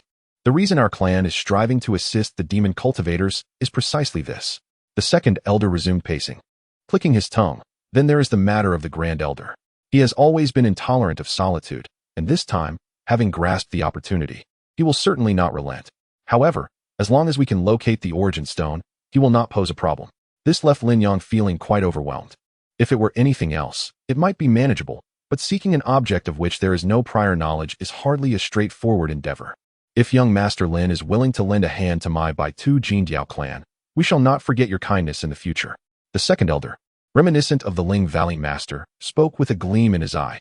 In recent days, I have gathered a considerable amount of information from the demon cultivators. The origin stone is currently in their possession. Speaking with conviction, the second elder did not forget to tap the table, adding, I am even aware of its precise location.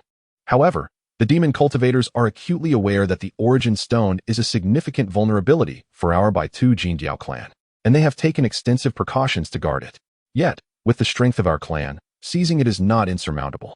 My only concern is that the demon cultivators, being ruthless, may prefer to destroy the origin stone rather than relinquish it to us. Should that occur, our clan would be left with no hope. With a snap, the second elder placed the scroll aside and turned to Lin Yang, saying, Young Master Lin, would you be willing to undertake this task for me? Now that the location of the origin stone is known, the matter is indeed manageable. He pondered briefly before speaking. However, I have one condition. It is imperative that the demon cultivators do not breach Han Valley before my return. That can be arranged, the second elder replied with a nod. To this day, our Baitu Jindiao clan has not mobilized to pressure Han Valley, a result of my and fifth sister's insistence. We shall do our utmost to delay the grand elder and his associates. However, young Master Lin, you must act swiftly, otherwise, the fall of Han Valley may be inevitable. Lin Yang nodded and clasped his hands in acknowledgement. I understand, second elder, rest assured. Very well, fifth sister, please escort him. The second elder sighed and rose to see them off. Once outside the residence, she complied with the instructions, transforming into her true form and soaring into the mist with Lin Yang, heading swiftly into the distance. Young Master Lin, I apologize for not being able to entertain you properly due to the urgency of the situation. Please do not take offense. She seemed quite at ease. Lin Yang, unconcerned, replied, No offense taken. But do you know what the origin stone looks like? Who guards that place? I do not know what the origin stone resembles, as I have never seen it. However, it contains immense opportunities and is unlike any other object. You will surely recognize it upon seeing it. She then added earnestly, The guardian of the origin stone is a formidable figure among the demon cultivators, known as Ku Long. Have you heard of him before? Young Master Lin? The name indeed sounded unfamiliar to him, and he shook his head. That is understandable. He is a figure from an earlier generation among the demon cultivators. For centuries, he has remained hidden, leading those who once knew him to believe he had perished. Yet, it appears he is very much alive. Centuries ago, it was rumored that Ku Long had attained the 8th level of the Earth's sovereign realm, but his current status is unknown. She spoke with grace, concluding with a warning. Young Master Lin, you must exercise utmost caution. Since you were sent by the leader of Ling Valley, we place our trust in you.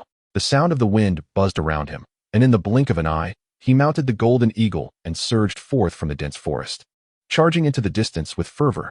This journey bore a weight far greater than when he had departed from Han Valley. Should he fail, not only would Han Valley and the various sects face calamity, but the entire lineage of the white-headed golden eagle would also be obliterated. He could not afford to be anything less than vigilant and prudent. Chapter 88. Infiltration. What manner of place would that be? The protagonist inquired, his voice barely rising above the howling winds amidst the swirling mists.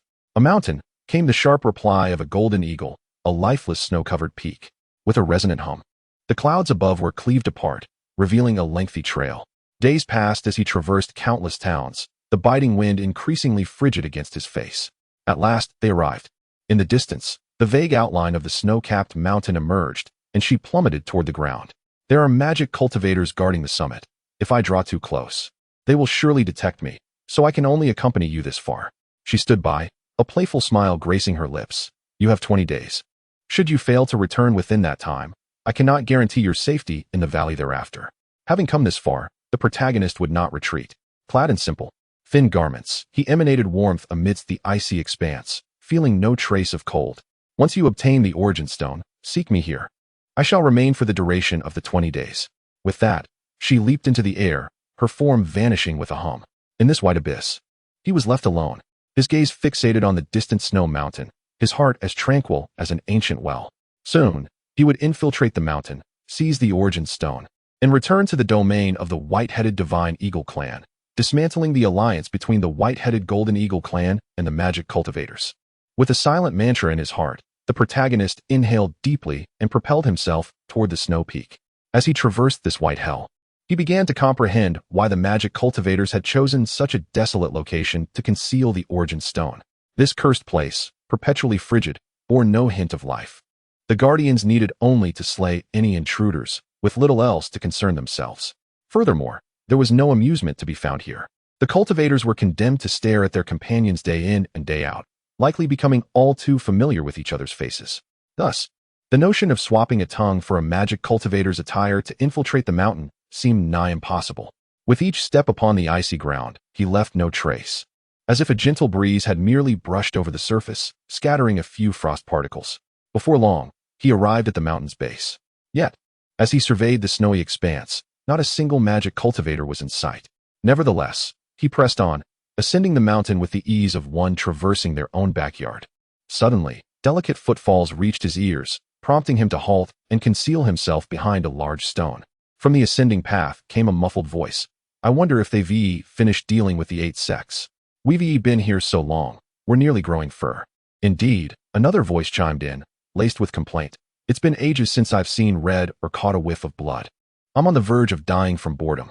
2 magic cultivators approached, one tall, the other short, both of average skill. In an instant, a fierce resolve gathered between the protagonist's brows. With a sudden gust, a whirlwind erupted, and in the blink of an eye, he surged forward, confronting the 2 magic cultivators. The inherently restless demon cultivators had endured an unknown duration in this desolate, snow-covered mountain, their initial tension long since dissipated. When an unexpected turn of events struck, they found themselves momentarily unprepared. Suddenly, 2 sharp sounds pierced the silence, and instinctively, the 2 demon cultivators reached for their cold throats. Their necks had already been slashed open by the male protagonist, and no amount of fingers could staunch the crimson torrents that gushed forth, painting the ground in vivid red. Soon after, the 2 collapsed with a thud into the snow, devoid of life. Having dealt with them, the protagonist did not linger. He turned and waved his hand, stirring a flurry of snow that thickly concealed their bodies and the bloodstains beneath. The wind howled relentlessly, and the landscape was once again blanketed in pristine white, rendering any trace of the earlier incident invisible. He continued his ascent up the mountain. Infiltration, after all, involves remaining undetected until one achieves their objective. Concealment is one method, while eliminating those who have seen you is another. Given the near impossibility of the former in this snowy expanse, the latter would have to suffice. The mountain was vast and empty, its white terrain ideal for decisive action. The path upward was unimpeded, with only minor characters encountered along the way. He pressed on, slaying foes as he approached the vicinity of the summit. However, upon reaching this point, it would be a fanciful notion to act with abandon. For the demon cultivators did not occupy the peak directly. Instead, they had carved a large cavity leading deep into the mountain, with a stronghold situated atop. It was reasonable to assume that the origin stone lay buried in the depths of the mountain, guarded by the stronghold's watchmen, making it an area of utmost importance. Why had the patrol dispatched half an hour ago not yet returned? From afar, a roar echoed from the stronghold. A bunch of useless fools, all too eager to slack off. The remaining patrols were ordered to disregard the returning squad and instead venture into the mountain to locate them. Shortly after the shout, several patrol teams lined up and headed into the depths of the mountain. Yet, it stood to reason that at least a dozen demon cultivators remained within the modest brick structures. Since the demon cultivators had established a stronghold here, those stationed within surely possessed means to swiftly alert their comrades in the mountain's depths. If the protagonist could not eliminate them in an instant, his presence would be unmistakably revealed. However, the challenges were twofold. They numbered over a dozen, and their individual cultivation levels were uncertain, making any attempt at confrontation tantamount to self-destruction. Crouched in the snow, the protagonist's gaze drifted beyond the stronghold to a small snow mound perched higher up the mountain.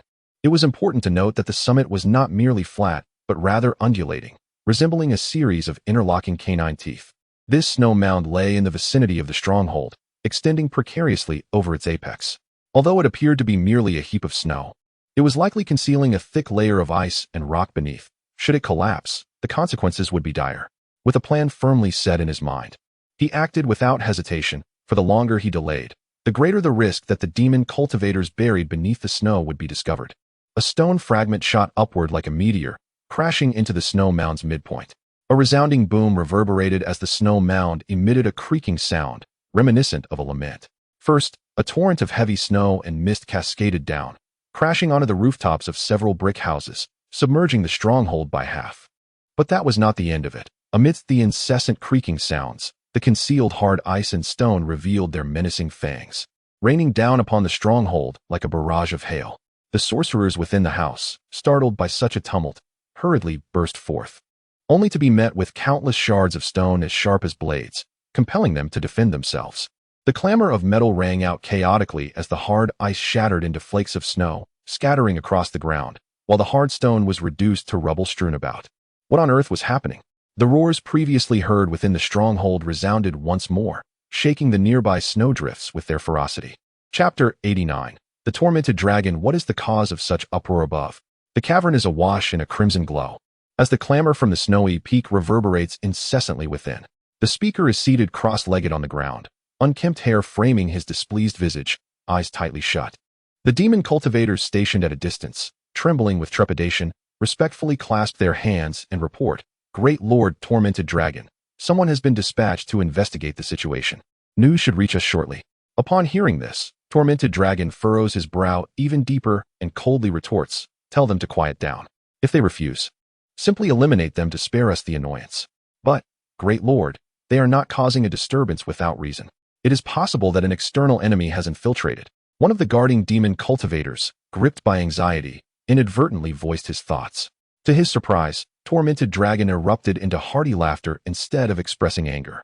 An external enemy? I could simply throw open the doors and let them waltz in. As he spoke, Tormented Dragon gradually uncrossed his legs and rose to his feet. The atmosphere around him instantly surged with energy, humming with an almost imperceptible wind that caused several nearby demon cultivators to pale and hastily kneel, too intimidated to speak. Tormented Dragon remained silent, a cold smirk on his lips as he surveyed the surroundings.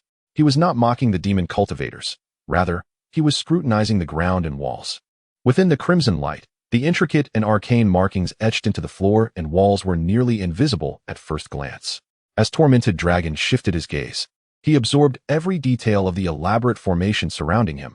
Indeed, it was a grand array, with him at its center. The faint wind's roar arose from this formation, which rendered him utterly unperturbed, even if the mightiest of foes were to confront him. "Great Lord, we have gathered intelligence." At that moment, the demon cultivator sent to scout returned with news. A snowdrift at the snowy peak has collapsed, likely overwhelmed by the fierce winds. It collapsed directly atop our outpost. Hence the commotion. "Please forgive us, Great Lord." Lost in the swell of spiritual energy coursing through him, Tormented Dragon chuckled coldly, nodding, "Understood. Tell them to quiet down. There is nothing else of concern. Your command shall be obeyed." The demon cultivator hurried back to the outpost atop the snowy peak. The crimson glow on the walls flickered like flowing water as Tormented Dragon resumed his cross-legged position, closing his eyes once more. Meanwhile, the male protagonist concealed himself in a corner of the mountain's depths, swiftly scanning his surroundings to ascertain the number and location of the patrolling demon cultivators. He had stealthily infiltrated the mountain's interior amidst the chaos at the outpost, yet the whereabouts of the origin stone remained elusive. A bubbling sound reached his ears. It was the magma river deep within the mountain, continually bubbling away. This river of molten rock illuminated the entire cavern, though a torch was still necessary in the more secluded corners. The fifth elder who had brought him to the vicinity of the snowy mountain had mentioned that the origin stone harbored immense opportunities, and that proximity would allow its essence to be discerned. However, with the sheer number of demon cultivators within the mountain, hundreds, if not thousands, every step was fraught with peril, making it nearly impossible to traverse freely. As the footsteps drew near, a group of patrolling demonic cultivators approached his hiding place. Though they were merely minions, they might possess some clues regarding the whereabouts of the origin stone. He held his breath, waiting for the demonic cultivators to come into view. Soon, the silhouettes of 4 demonic cultivators appeared before him, and without hesitation, he propelled himself forward with tremendous force, crashing into their midst like a cannonball. The speed of the protagonist was astonishing. The demonic cultivators only perceived a flash of darkness before they tumbled to the ground. "An intruder," one of them shouted, regaining his senses. However, the protagonist was not content with merely knocking them down.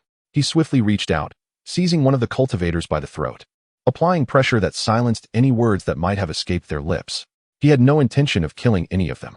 Instead, he grasped the collars of their garments and flung them into a shadowy corner like tossing chicks, before retreating to that same corner himself.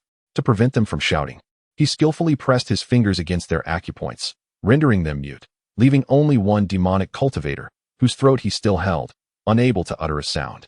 "Where is the origin stone?" he demanded, tightening his grip. The cultivator, gasping for breath and with his face turning as red as a boiled crab, stammered, I don't know. With no time to waste, the protagonist increased the pressure. A sickening crack echoed as the cultivator's head slumped to the side. His eyes devoid of life. With one down and 3 remaining, he turned to them, frowning. Does anyone here know the location of the origin stone? Not if you do. The faces of the remaining cultivators blanched, yet none dared to nod first. Seeing their hesitation, his expression darkened. He unsheathed a dagger from his waist and swiftly slit the throat of another cultivator. The sound of a thud followed as the unfortunate soul's mouth gaped open, seemingly trying to speak, but it was too late. He collapsed lifelessly to the ground. Now, do you recall the whereabouts of the origin stone? Witnessing the grim fate of their companions, the remaining 2 exchanged terrified glances and began nodding vigorously, their mouths fumbling as if to speak. He gestured to release their acupoints, enabling them to breathe freely. They gasped for air, coughing uncontrollably. Before they could regain their composure, a cold blade was already pressed against one of their throats. The protagonist held one cultivator firmly by the neck with his left hand while brandishing the dagger with his right. Now you may speak.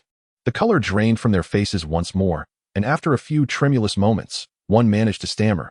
The origin stone is located at the very bottom of the mountain. Upon hearing this, he did not immediately loosen his grip, instead directing his gaze towards the other cultivator. Yes, he speaks the truth. The origin stone is indeed at the very bottom. The second cultivator exclaimed, panic evident in his voice. Their expressions suggested sincerity, leading him to believe that the origin stone was indeed hidden below. Having acquired the necessary clues, he deemed the 2 demonic cultivators unnecessary and swiftly dispatched them to meet the king of hell. Concealing the corpses of the 4 demonic cultivators to prevent their comrades from discovering the situation too soon, he stealthily made his way to the innermost depths of the mountain. Due to the capture of the 4 members of a patrolling team, there lay an unmonitored stretch within the mountain's core. Seizing this opportunity, he silently infiltrated the deepest recesses of the mountain. In this abyss, the river of molten lava glimmered with a crimson hue, while an unseen wind swept through, enveloping him in its searing warmth. The origin stone was here. Chapter 90. The Sweep Who Goes There? Just as Lin Yang had submerged to the depths of the mountain's core, a furious shout echoed not far off. He had been meticulously searching along the walls at the lowest level, and though he could vaguely sense an unusual aura emanating from the front, it was likely the presence of the origin stone. Following the shout, several demonic cultivators charged towards the corner where Lin Yang had temporarily concealed himself. How could there be no one? The approaching demonic cultivator gritted his teeth and managed to utter a few words.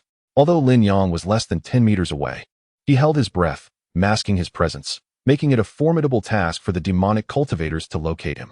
Impossible. Search every corner thoroughly, the master said, if it exists. It certainly does.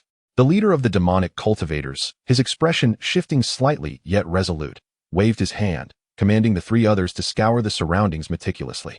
While the demonic cultivators could not detect Lin Yang's location through his aura, their methodical search would undoubtedly leave no stone unturned. Should I eliminate them?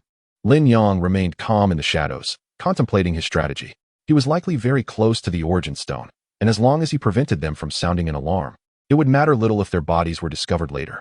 Resolute, he began to patiently wait for the 4 demonic cultivators to reach the position he had in mind.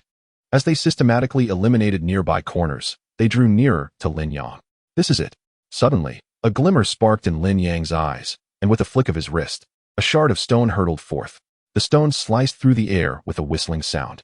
Buzz! The sharp stone struck the forehead of the nearest demonic cultivator. With a squelching noise, the shard did not cease but continued, leaving a spray of crimson and ivory blood as it darted toward the next demonic cultivator. The second one stood directly behind the first, and upon hearing the disturbance, he instinctively turned his head. However, his reaction was far too sluggish. The shard had already reached him, tearing a gaping wound in his abdomen. As the stone burst forth from his body, it collided against the wall behind him and, astonishingly, sped toward the 3rd demonic cultivator. The 3rd, the weakest of the group, was caught off guard and collapsed with a muffled thud. The spiritual energy attached to the shard was now entirely depleted. Yet, there remained one last demonic cultivator who had just turned to witness the gruesome fate of his companions. His face paling in terror. Just as he prepared to scream, a shadow swiftly enveloped him. Lin Yang had charged before him. Without a moment's hesitation, Lin Yang drew his dagger, slicing across the cultivator's throat, causing him to clutch at his neck and collapse to the ground, lifeless. Well done. These 4 demonic cultivators have been dealt with. Yet, The problem was far from resolved. From their earlier conversation, it was evident that their sudden search here was not due to their own instincts, but rather due to orders from someone else. The true trouble lies with the one who sent them to search here. Indeed, Lin Yang's whereabouts have likely been exposed. However, apart from sending people to conduct a search, this individual has taken no further action, which is both his oversight and Lin Yang's greatest opportunity. With a surge of determination, Lin Yang propelled himself forward like a tempest. Time is of the essence. He must seize the origin stone before his position is fully revealed. Nearby the river of magma, there stood a place resembling an altar, flanked by grand and intricately carved statues on either side of the main entrance. The flickering red light cast by the magma danced upon the grotesque visages of these statues, rendering them eerily lifelike. At the center of this altar lay a figure. It was the previously meditative Ku Long, now devoid of his earlier composure. With his ear pressed to the ground and a grave expression upon his face, the sound of footsteps, though faint, resonated in Ku Long's ears like thunder. They have arrived. His brow furrowed as he let out a cold snort. He then slowly rose to gaze towards the right side of the altar, where he spotted a handsome young man looking back at him. "Who are you?" Ku Long inquired, but Lin Yang remained silent. His eyes swept around the altar, his expression darkening. The origin stone is here. He had followed the trail of energy emitted by the origin stone, and this was the source of its strongest presence. Yet, around the altar, there was no sign of the origin stone, only the grotesque statues of demonic cultivators and a bald old man. "Hand over the origin stone. I have no desire to fight you," Lin Yang declared, his voice low as he fixed his gaze on the old man. It was not arrogance that motivated him, but rather a strategic provocation. The one who had sent the demonic cultivators to search must be this old man, who surely possessed some clue regarding the origin stone. If he could incite the old man's anger, perhaps he could extract some information. However, Ku Long's expression remained unchanged as he furrowed his brow and replied slowly, "If you wish to fight me, should you win, I shall grant you the origin stone." As soon as he finished speaking, Lin Yang felt a wave of scorching wind surge from behind him, rushing towards the back of his head. He swiftly sidestepped, noticing a fiery line erupting from the magma river, which then collided with the old man's palm. The once unbearable heat of the lava transformed in the old man's hands, morphing into a serpent that coiled around his neck and arms, glaring hungrily at Lin Yang from a distance. "You have a quick reaction, young man," Ku Long remarked with a smile devoid of humor. But suddenly, his expression shifted, and the fiery serpent erupted into a gust of heat, charging towards Lin Yang. Having guarded this depth of the mountain for a long time, Ku Long had long since turned the river of magma into a formidable weapon. The lava serpent, aside from its extreme temperature, possessed power and speed that rivaled any ordinary magical artifact. Moreover, what sets it apart from ordinary treasures is that the magma itself is an inherently perilous entity. Even if the spiritual energy harnessed within the fiery serpent is dispersed, the molten rock will swiftly cascade upon anyone nearby. Thus, when confronted with this fiery serpent, the only option left is to evade. Yet, Lin Yang remained stationary, his gaze fixated on the old man in the distance. He discerned that this fiery serpent was not the old man's signature technique, but merely a trivial trick born of his ennui. Evasion of such a triviality is undoubtedly simple. However, doing so may reveal subtle flaws. Should the old man seize upon these flaws in an instant, the consequences could be dire indeed.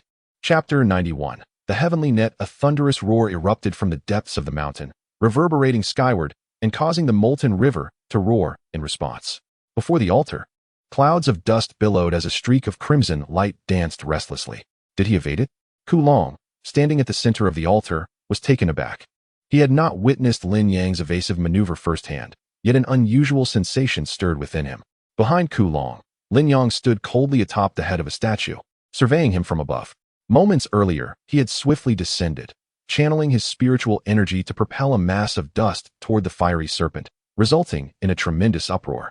Seizing the moment of chaos, he leaped into the altar, landing atop the statue's head. Although the old man appeared unaware of his presence, Lin Yang knew that any movement would surely reveal him, hence his expression was far from pleasant. Remarkable agility. Suddenly, the old man spoke with a booming voice. "You are the first to elude the fiery serpent." This statement held truth. Lin Yang was indeed the first to escape and the first to have encountered the fiery serpent. Before he could finish his thought, Lin Yang sensed a rapid accumulation of spiritual energy beneath him, prompting him to leap into the air. As anticipated, just as he ascended, a resounding crash echoed behind him, and countless crimson beams erupted from the statue, hot on his heels. This was Kulong's true mastery. The speed of the crimson light far surpassed that of the fiery serpent, swiftly catching up to Lin Wan'er. An intricate cage of red light wove itself around him, obscuring his form from view. Alas, if only you had embraced the sacred teachings sooner. Kulong's words trailed off as he closed his mouth. His right hand clenched before him, gradually tightening. As his fist closed, the crimson threads in the air began to constrict with a creaking sound. The once spacious cage, capable of accommodating several hefty individuals, shrank to a size where even a child could scarcely find footing. Yet, there was no sound of despair or bloodshed within. Kulong furrowed his brow, tightening his grip even further. With a hum, the myriad of red threads surged toward the center, intersecting and shooting outward with force. Amidst the thunderous noise, the altar itself began to tremble, dislodging a shower of debris. However, Kulong's heart raced in disbelief. This is impossible. Behind him, a figure approached swiftly. It was Lin Yang. Aside from a tattered hem, he bore no other injuries, yet his aura of menace was even more pronounced than before. One must not underestimate this old man. When the crimson threads had nearly ensnared him, Lin Yang had been startled, but he deftly maneuvered out of their grasp just before they formed an impenetrable cage. Despite his narrow escape, he had lost a portion of his clothing. A stroke of fortune. Before he could close the distance, Kulong sensed the menacing intent behind him and whirled around. Their gazes clashed in midair, unwavering. Kulong, a seasoned warrior unwilling to be caught off guard, propelled himself deeper into the altar with a powerful leap. Originally, there was a considerable distance separating them. At this moment, Kulong was resolutely intent on fleeing. If he did not act swiftly, he would miss this opportunity. Whoosh! The dagger, firmly grasped in his hand, shot forth, aimed directly at Kulong's throat. Is this all you can do? At that moment, Kulong could not help but exclaim in surprise, a surge of joy rising within him. The speed of the dagger was evidently inferior to that of his own crimson thread, appearing to him almost as sluggish as a snail. This delight led him to entertain the notion of biting the dagger to humiliate Lin Yang. However, facing a formidable foe, Kulong could not afford to underestimate the situation. He swiftly adjusted his stance to evade the dagger. Clang! From several steps away, Lin Yang, unable to launch an attack, silently urged himself. Suddenly, the roof of the altar reverberated with a deafening roar as countless fragments of stone cascaded down, targeting the very spot where Kulong was about to land. The descent of the stones was the result of Lin Yang's prior manipulations atop the roof, now coming into play perfectly. Kulong immediately sensed the falling debris, and his heart sank. While the stones posed little threat to him, they would inevitably obstruct his escape, potentially allowing Lin Yang to close the gap. Thoughts raced through his mind like lightning, and Kulong's expression suddenly hardened as he shouted, "You clever rascal." As he uttered these words, vibrant red light erupted from all corners of the altar, and amidst the booming chaos, Kulong, pursued relentlessly by the dagger and the falling stones, came to an abrupt halt. Lin Yang, observing from a distance, furrowed his brow. At that moment, he comprehended the peculiar nature of the altar and the location of the origin stone. The red light emanating from the altar was not chaotic. Rather, it was meticulously organized, although its complexity made it difficult to discern at first glance. Yet, Lin Yang immediately perceived the underlying principle. It was a formation. The source of spiritual energy powering this formation was none other than the origin stone he had desperately sought. In the instant the formation activated, he sensed an immensely powerful and peculiar aura. Clang, rumble. Amidst the wreckage, Kulong slowly straightened his body and coldly chuckled. You guessed correctly. The origin stone lies beneath our feet. Unfortunately, you are destined never to behold it in your lifetime. Kulong erupted into hearty laughter, suddenly extending his hand, causing a massive surge of red light to erupt from his palm. A closer inspection would reveal that this red light was composed of countless swiftly rotating crimson threads, containing far greater spiritual energy than what he had wielded during his earlier assault on Lin Yang. Just a few steps away, Lin Yang fixated on the red light, clenching his teeth in response. If Kulong had not utilized this formation, Lin Yang felt he had a 70% chance of success. But now, with the formation activated, Kulong could draw directly upon the energy of the origin stone. What were his chances now? Lin Yang dared not underestimate the situation. He immediately leaped backward to distance himself, wary of Kulong's sudden strike. Seeing him retreat, Kulong's laugh grew even more boisterous. But his expression abruptly shifted as he unleashed a powerful strike with his right palm. Instantly, the red light that had been swirling in his palm dispersed, transforming into an expansive net that descended upon Lin Yang like a torrential storm. The deafening roar soared skyward, as the red threads collided with the solid rocks, causing the very depths of the mountain to tremble violently. It is precisely this that renders the crimson thread's velocity peculiar. In the blink of an eye, it once again caught up with Lin Yang. This time, however, the circumstances were markedly different. Previously, the crimson threads were sparse and confined, allowing for a timely reaction that could avert disaster. Yet now, the intricate web woven by the crimson threads had expanded into an immense net. Even without the hindrance of the threads, escaping directly would require a moment's time. Witnessing this, Lin Yang felt a surge of defiance swell within him, and he roared in fury, halting in his tracks.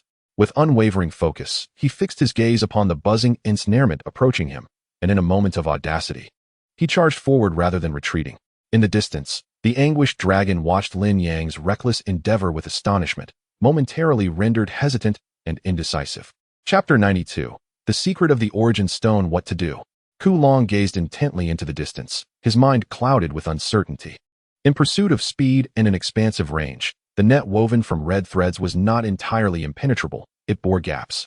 Although these openings were barely large enough for a hand to slip through, before Ku Long could make a decision, the net of heaven and earth descended. Instantly, a cloud of smoke mingled with the scent of blood enveloped the surroundings, accompanied by a cacophony of hissing sounds. Lin Yang had been injured. Ku Long's heart swelled with joy at this realization. However, before he could bask in his triumph, a whooshing sound sliced through the air from afar. His heart sank. He quickly turned towards the source of the sound. Was it Lin Yang? How could he possibly have escaped? In midair, Lin Yang's face was ashen, and he clenched his teeth in determination. At the moment the net fell, he had identified a sizable gap and had channeled his spiritual energy into his hands to tear at the red threads. This was not merely a clash of spiritual forces. It was a struggle between flesh and material. The instant his palm grasped the red thread, agonizing pain surged through his mind like a torrent. Yet, he gritted his teeth against the instinctive tremor of his arm and managed to pull apart 2 threads, widening the gap ever so slightly. Even so, escape was still perilous, and he knew he had to act swiftly or he would lose his chance. With determination, Lin Yang thrust himself through the opening, and just as he emerged halfway, the red threads abruptly constricted, leaving deep, bone-bearing gashes on his forearms. Nevertheless, to have escaped with his life was a stroke of fortune amidst misfortune. Now, he had to contemplate how to deal with the impending return of the net of heaven and earth. With a powerful push from his feet, he propelled himself forward. Ku Long, standing at the center of the altar, was perceptive enough to notice the wounds on Lin Yang's arms, realizing that Lin Yang had not fully evaded capture. This knowledge filled him with delight, prompting him to hastily channel his energy to make the net rise and swirl once more. Buzz! The net's speed outpaced Lin Yang. Although he had gained some distance, it was not long before the net was upon him again. If ensnared once more, even if he were to escape as he had before, he would find it futile.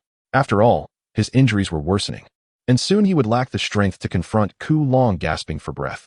Lin Yang suddenly kicked off the ground, altering his course towards Ku Long clever. Ku Long instantly discerned his intent, yet he merely sneered. He made no adjustments to his assault, allowing the net to continue its relentless pursuit of Lin Yang. Closing in on him, buzz! The first gust of wind swept past him as Lin Yang dashed by. It failed to harm Ku Long in the slightest. Yet his expression shifted dramatically, and he hurriedly turned to look back. Buzz! The second fierce wind surged forth. The net, which had been trailing Lin Yang, parted just enough to grant Ku Long the opportunity to evade. At that moment, as Ku Long turned around, he indeed saw Lin Yang, eyes wide, concealed behind him. A thunderous roar erupted as the celestial net collided with the statue behind, raising a cloud of dust. At that moment, Ku Long was consumed by despair. He had believed that Lin Yang was merely intent on capturing him before dealing with the real threat of the net. However, Ku Long, well versed in his own techniques, understood that Lin Yang had no time to strike, for he would soon be overtaken by the net and torn to shreds. Ku Long never anticipated that Lin Yang would not attack him directly, but instead use him as a shield. Just as Lin Yang had predicted, the crimson net passed by them without inflicting any harm. This was the moment of opportunity. Drawing a deep breath, Lin Yang unleashed a powerful swing of his fist towards Ku Long. This was merely a feint. Anticipating that Ku Long would retreat, his punch was aimed at the space in front of him. The force of the punch brushed past Ku Long's nose, and propelled by the momentum, Lin Yang leapt into the air, twisting his body mid-flight to deliver a sweeping kick. This was the true lethal strike hidden behind the ruse. With a resounding crack, his foot connected solidly with Ku Long's wrinkled visage, causing the flesh on his face to jiggle violently. and his eyes to spin uncontrollably. Kulong was sent flying through the air, hurtling away from the altar. To everyone's astonishment, as he exited the altar, he let out a blood-curdling scream. The anguished wail resembled that of a tormented soul from the depths of hell, sending chills down the spine of anyone who heard it. Yet amidst his cries, Kulong's spiritual energy surged alarmingly. The rate of ascension was terrifying. In mere moments, it reached the peak of the 8th layer of the Earth-Venerable realm. Soon after, it burst forth like a flood breaking through a dam, reaching the 9th layer with ferocity. Such overwhelming power caused Lin Yang's expression to shift dramatically, shaking the very ground beneath him and sending the nearby river of lava into a frenzied turmoil. However, the wielder of this immense power bore a face devoid of joy, instead etched with despair and regret as he cried out, "Let me! Let me!" Before Kulong could finish his sentence, he shrieked again, his frail body swelling grotesquely like a balloon, expanding several-fold into a spherical form, his expression twisted in agony, yet he could no longer muster a scream. Every pore on his body stretched open, and a blinding white light surged forth, transforming him into a miniature sun. The altar had long since lost its former brilliance. The crimson glow dissipated without a trace. Lin Yang, standing within the chaos, felt his heart race as he fixed his gaze on Kulong. It was unmistakable. It was the Origin Stone. Previously, when Kulong claimed the Origin Stone was beneath the altar, he was merely fabricating tales. The Origin Stone was indeed embedded within him. The formation within the altar likely served only to suppress and control the vast spiritual energy within the Origin Stone, rather than extracting it for Kulong's use. No wonder he was willing to reveal its location rather than allow Lin Yang to pursue him. It was all for this reason. Regrettably, in the blink of an eye, Kulong's moment of negligence led him to be inadvertently kicked out of the altar by Lin Yang. With the suppression of the grand formation lost, the spiritual energy trapped within the Origin Stone concealed by the suffering dragon surged forth like a tumultuous flood, transforming the individual into a terrifying visage. Yet, even with the truth laid bare, what course of action should Lin Yang take now? A sense of urgency gripped his heart. Should he directly seize the Origin Stone? Setting aside whether he could withstand the overwhelming remnants of spiritual energy, even if he managed to grasp the stone, how could he ensure he would not become a second suffering dragon? As time slipped away, the suffering dragon had long since fallen silent, leaving only the colossal light sphere hovering in place.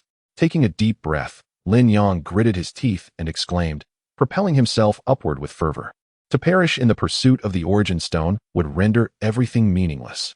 Chapter 93. To place one in a life-or-death situation and then revive at this moment atop the snowy mountain. The hearts of the demonic cultivators were shattered. Only moments prior, they had heard the intense sounds of combat resonating from the depths of the mountain. However, as per the elders' prior instructions, none were permitted to venture a single step into the abyss without his command. Thus, the cultivators did not rush to provide assistance at this juncture. Their primary concern was merely to escape with their lives, a feat akin to a miracle.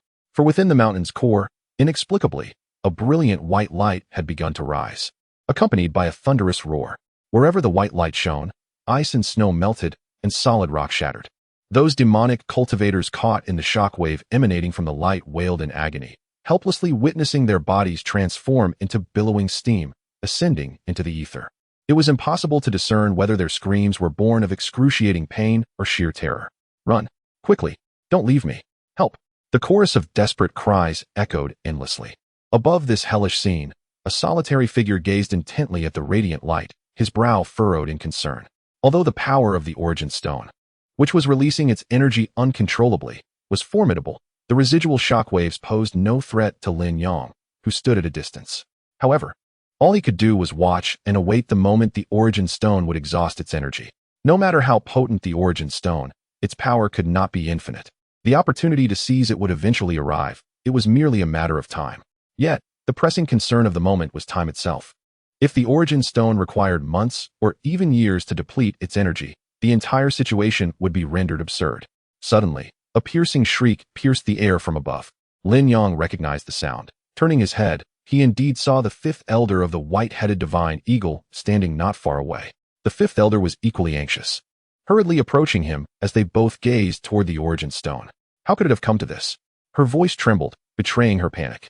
"The Origin Stone is something your clan has sought. Did the second elder not inform you of anything?" Upon her arrival, Lin Yang spoke in a grave tone. But the fifth elder turned to him with a look of confusion and helplessness, saying, My brother did not mention it would turn out this way. It must be that the demonic cultivators activated the origin stone without authorization, causing it to uncontrollably release spiritual energy. At her words, Lin Yang couldn't help but click his tongue in frustration. The bitter dragon was floating above. He couldn't possibly inquire how to halt the rampaging origin stone. Yet, recalling the bitter dragon ignited a spark of insight in his eyes. Boom. Suddenly, a violent tremor resonated from the mountain beneath their feet. We must leave. The origin stone threatens to destroy the entire snowy mountain. If we remain here, we too will suffer. The fifth elder quickly assessed the situation, reaching for Lin Yang's hand in an attempt to ascend into the sky. However, Lin Yang abruptly broke free from her grasp, leaving her wide-eyed in shock. Fifth elder, wait for me here for 1 minute. After hastily uttering this command, he leaped into the depths of the mountain. Indeed, the reason the origin stone was currently spiraling out of control was that Lin Yang had kicked the bitter dragon off the altar. Perhaps the altar itself could contain the rampaging origin stone. Amidst the chaos of flying stones, he swiftly descended to the base of the mountain. The altar, once exuding an aura of inviolable majesty, now lay in shambles, reduced to fragments of its former splendor. Yet, this was the only recourse available. He had to take the chance. Grabbing the fallen swords and blades scattered on the ground, he charged toward the altar. The clanging of metal echoed around him as sparks flew from the blades striking the hard ground, leaving behind numerous deep grooves carved by his spiritual energy. With determination, he stood behind the scars left by the blades, thrusting his hands into the gaps and shouting fiercely as he exerted his strength upward. A resounding rumble reverberated around, and astonishingly, he managed to lift the entire altar. However, this was merely the beginning. Taking a deep breath, he summoned all his might. With a hum, he hurled the altar into the air, which then crashed down heavily upon Lin Yang's shoulder, bearing the weight of the altar, which had been unearthed by the blades. He gritted his teeth and charged toward the ground. The cacophony of stones tumbling around him relentlessly struck the altar. The smaller ones were no bigger than a thumb, while the larger could hardly be embraced by a man. Yet, these obstacles bore little impact on the altar itself. The greatest strain fell upon Lin Yang, who was now gasping for breath, his hands trembling with fatigue. He could not falter. The ground was almost within reach. Clenching his jaw, he inhaled deeply, storing the breath within, and surged upward with all his might. Suddenly, a massive stone, several meters wide, came barreling from an unknown source, crashing down upon the altar. In an instant, Lin Yang's face flushed crimson, and he could not help but spit out a mouthful of blood. His breath faltered, and his strength dissipated in an instant. The altar, once manageable, transformed into an insurmountable burden, dragging Lin Yang deeper into the mountain's core, accompanied by a resonant hum. Abruptly, a fierce wind surged beside him, snapping him back to reality. Before him stood the formidable form of the fifth elder. I shall take you to the origin stone. Do you have confidence? With a flutter of her wings, she ensured Lin Yang landed securely on her back. The altar appeared diminutive upon her expansive form, thudding softly as it nestled into her dense feathers. Who knows if there is any certainty, he murmured, wiping the blood from the corner of his mouth, his resolve hardening. But now, we can only attempt it. With a mighty roar, the fifth elder flapped her wings, soaring toward the origin stone. On her back, Lin Yang fixated on the luminous orb formed by the origin stone. As they drew closer, the emanating waves of energy intensified. Even the fifth elder struggled to advance further, her voice piercing the air. Young Master Lin. After a brief respite, Lin Yang regained his composure. Standing tall beside the altar, he responded with conviction, I hear you. Grasping the edge of the altar firmly, he propelled himself forward, launching like a meteor toward the origin stone. The fifth elder, with a final cry, turned to flee. Yet her gaze remained unwaveringly fixed upon Lin Yang. He was instantly enveloped by the blinding white light along with the altar, rendering him invisible. At this moment, she had already retreated a considerable distance, yet her heart continued to tremble in fear of the terrifying power of the origin stone. Why did Lin Yang insist on obtaining that altar? Was he even still alive? Numerous questions lingered in her mind, refusing to dissipate. But she found herself unable to ponder them further. All she could do was wait in silence for the outcome to unfold. Damn, how is this thing supposed to be used? Within the white light, Lin Yang's garments rustled violently in the howling wind as he could not help but roar in frustration. Approaching the origin stone at such proximity was already quite arduous. Yet the altar showed no signs of reacting, failing to exhibit even the slightest indication of suppressing the power of the origin stone. Chapter 94. The Seizing of the Stone. White, an expanse of white. The surroundings had transformed into a boundless radiance, and within this blinding light, Lin Yang could only discern his position through the increasingly formidable waves of power. At the current velocity, it seemed he would collide directly with the Origin Stone in merely 10 seconds. Moreover, within the next 5 seconds at most, the residual force would shred him to pieces. Damn it! After exploring the altar for a brief moment without success, he could not help but roar in frustration. There were only 2 seconds remaining. The expressions of the statues upon the altar appeared to mock Lin Yang's predicament with cruel amusement. With his brow furrowed and fury in his eyes, he wasted no time and unleashed a powerful punch. Boom! With a resounding crash, less than a second remained. The altar, upon absorbing Lin Yang's full force, shattered into countless fragments, revealing numerous dark red threads within. In an instant, before he could react, these dark red threads surged into his body through his fist. Agonizing pain and relentless itching overwhelmed Lin Yang's mind, prompting him to roar in agony. At that moment, time seemed to slip away. Yet a cold sweat broke out on his back, for he had not been torn asunder by the anticipated aftermath of the Origin Stone. The surrounding white light began to recede like a retreating tide, its pace escalating until it vanished entirely, leaving only a massive sphere suspended in midair. That was the Origin Stone. Though he was uncertain why he remained unharmed, his immediate thought turned to his goal. The Origin Stone, as he had hoped, had diminished in power significantly, enough to allow him to approach without sustaining any harm. This was an opportune moment. Without a hint of hesitation, Lin Yang dashed toward the Origin Stone. As he drew near, the white light diminished once more. In the center of that radiance floated an object the size of a thumb. It was indeed the Origin Stone. Rather than a mere stone, it resembled a piece of jade. Without a second thought, he reached out to grasp it. However, as he clenched his fist, a jolt coursed through him, for he felt nothing in his hand, as if he were grasping a mere wisp of air. He quickly opened his hand to look, and to his dismay, the Origin Stone was nowhere to be found. Instantly, Lin Yang's expression darkened. Had he exerted such tremendous effort only to end up with nothing? Just then, however, a faint glow flickered in his palm. It was the essence of the Origin Stone. A spark ignited in his eyes as he hurriedly channeled his spiritual energy into his palm. Indeed, under the influence of his energy, the radiance within his hand grew more resplendent, allowing him to see with greater clarity.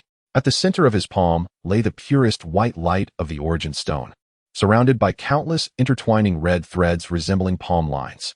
Could it be that the array from the altar had inexplicably transferred itself to his right palm, encapsulating the Origin Stone within its confines? The thought sent a shiver down Lin Yang's spine. Suddenly, a gust of wind rushed towards him. "Young Master Lin, it seems you have succeeded." It was the voice of Elder Wu, trembling with excitement. "Where is the Origin Stone? Hand it over, and I shall take you back immediately." The white-headed Divine Eagle clan would no longer be allies of the demonic cultivators. Lin Yang had anticipated her reaction, and with a resigned gesture, he revealed the Origin Stone. Upon seeing it, the fifth elder's countenance shifted dramatically. After a prolonged silence, she spoke in a trembling voice. "I am uncertain how this came to be, but the Origin Stone is undeniably in our possession now. Let us return and discuss this further. Perhaps our second elder knows how to extract the Origin Stone." With a sharp cry from the fifth elder, she hastily transported Lin Yang back to the domain of the white-headed Divine Eagle clan. The journey back felt significantly shorter than the initial one, and soon, they found themselves amidst the dense forest. "Subordinate, I have seen the fifth elder." A hidden sentinel emerged to speak. "Where is the second elder?" "I urgently need to see him," the fifth elder replied anxiously. While the clan members conversed, Lin Yang remained vigilant, scrutinizing his surroundings with an uneasy heart.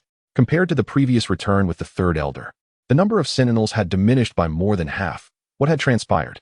"All right, you may proceed." The fifth elder dismissed the sentinel and continued onward, with Lin Yang closely following. In no time, they arrived at the residence of the second elder, where after yet another round of announcements, they were finally granted an audience. However, the meeting took place not in the familiar parlor, but in a concealed underground chamber after navigating several twists and descending dozens of steps. "Second elder, what has transpired?" Even the fifth elder, her thoughts muddled by the Origin Stone, sensed the gravity of the situation and inquired urgently. The second elder shook his head and gestured softly. "How have you returned so swiftly? What of the Origin Stone?" Under the fervent gaze of the fifth elder, Lin Yang stepped forward, extending his hand to reveal the Origin Stone. "I have brought back the Origin Stone," he stated confidently. Upon witnessing its radiance, the second elder responded emphatically. "But why has the Origin Stone fused with your right hand, young Master Lin?" Lin Yang recounted the events that transpired in the snowy mountains. The second elder sighed repeatedly. Ultimately scoffing, I knew the demonic cultivators were utterly untrustworthy. My elder brother is a fool. Second elder, I have fulfilled your request by bringing back the origin stone. Shouldn't the conditions we discussed be honored now? Lin Yang stated plainly. The second elder regarded him with a profound gaze, yet remained silent. Instantly, the atmosphere in the underground chamber grew tense, and the fifth elder, feeling like a restless ant in a hot pan, hurriedly intervened. Rest assured, young Master Lin, our white-headed divine eagle clan is not like the demonic cultivators who speak with empty words. We shall certainly honor our commitments. She then turned to her brother, speculating. Second elder, has something occurred in the clan during our absence? The second elder nodded and looked at Lin Yang, asking, do you recall whom you followed here? The third elder of your white-headed divine eagle clan, Lin Yang replied curtly. Indeed, he returned that day not for any other reason but to take more of our kin to the battlefield, in hopes of swiftly breaching the Han Valley. That evening, apart from the fifth sister, the rest of us elders argued throughout the night. The second elder sighed repeatedly, lamenting that our bickering yielded no resolution. Ultimately, it was my elder brother, in his obstinacy, who made the decisive call, acquiescing to the third brother's demands. In recent days, nearly all the formidable members of our clan have been led by the third brother to the Han Valley. Thus, I found myself at a loss for words. The second elder continued, speculating that the Han Valley may have already fallen. Even if we were to obtain the origin stone, our white-headed divine eagle clan would possess no power to resurrect. Chapter 95, Peril at Dawn. Quickly, commanded the sect leader. All disciples of the Han Valley, assemble at the entrance path. The serene atmosphere of the Han Valley from days before had dissipated, replaced by a palpable tension that could cloud one's mind. The shouts echoed incessantly, a cacophony of urgency. This atmosphere permeated even the grand mansion deep within the valley, where the esteemed Ling Valley Master sat at the center. Flanked by the leaders of the 8 sects gathered for the martial assembly. Listen to my words, he began, his voice resonating like a thunderclap amid the profound silence. Due to the sudden and overwhelming support from the white-headed Golden Eagle clan to the demonic cultivators, the grand formation, which was originally intended to hold for a month, has suffered grave damage. At this revelation, the faces of those present shifted, each contemplating the implications. Given the current circumstances, it was anticipated that the formation would be breached by nightfall. When that time comes, we of the Han Valley shall fight valiantly until the last moment. However, you, the elite of the 8 sects, are under no obligation to remain here. Therefore, I kindly request that you prepare your disciples for a swift exit through the side path once the formation is breached. With a deep breath, the Ling Valley Master slowly rose, seemingly intent on leaving the chamber. Outside the mansion, countless disciples of the Han Valley were shouting and rushing about. Master Ling, a nearby individual could no longer contain himself, rising abruptly to assert, it is well known that the 8 sects are united as one. How could we allow the Han Valley to face danger alone while we escape? Brother Gua speaks wisely. We understand the principle of mutual reliance, another added earnestly. The Ling Valley Master's expression shifted slightly as he shook his head, raising a hand to dismiss their protests. Staying here would only lead to certain death. This is a truth that I trust you all comprehend. If you can survive, allowing the righteous path to endure, even if it means languishing under the grip of the demonic cultivators, then it shall be worth it. For one day we may restore the brilliance of righteousness. Upon hearing these words, many were moved to tears, their sorrowful sobs resonating throughout the room. The martial assembly had concluded, yet none cared for its outcome. Their sole concern lay with the multitude of demonic cultivators and the complicit white-headed Golden Eagle clan surrounding the valley. Suddenly, a thunderous boom echoed through the Han Valley. Looking up, they beheld a tumultuous sky, darkened by countless shadows circling ominously, their gaze fixed hungrily upon the valley. The demonic cultivators outside were more emboldened than ever, their cheers and jeers ringing out without pause. Meanwhile, the atmosphere in Xiaoxua City had lightened considerably. Ha ha ha, third elder, please have some tea.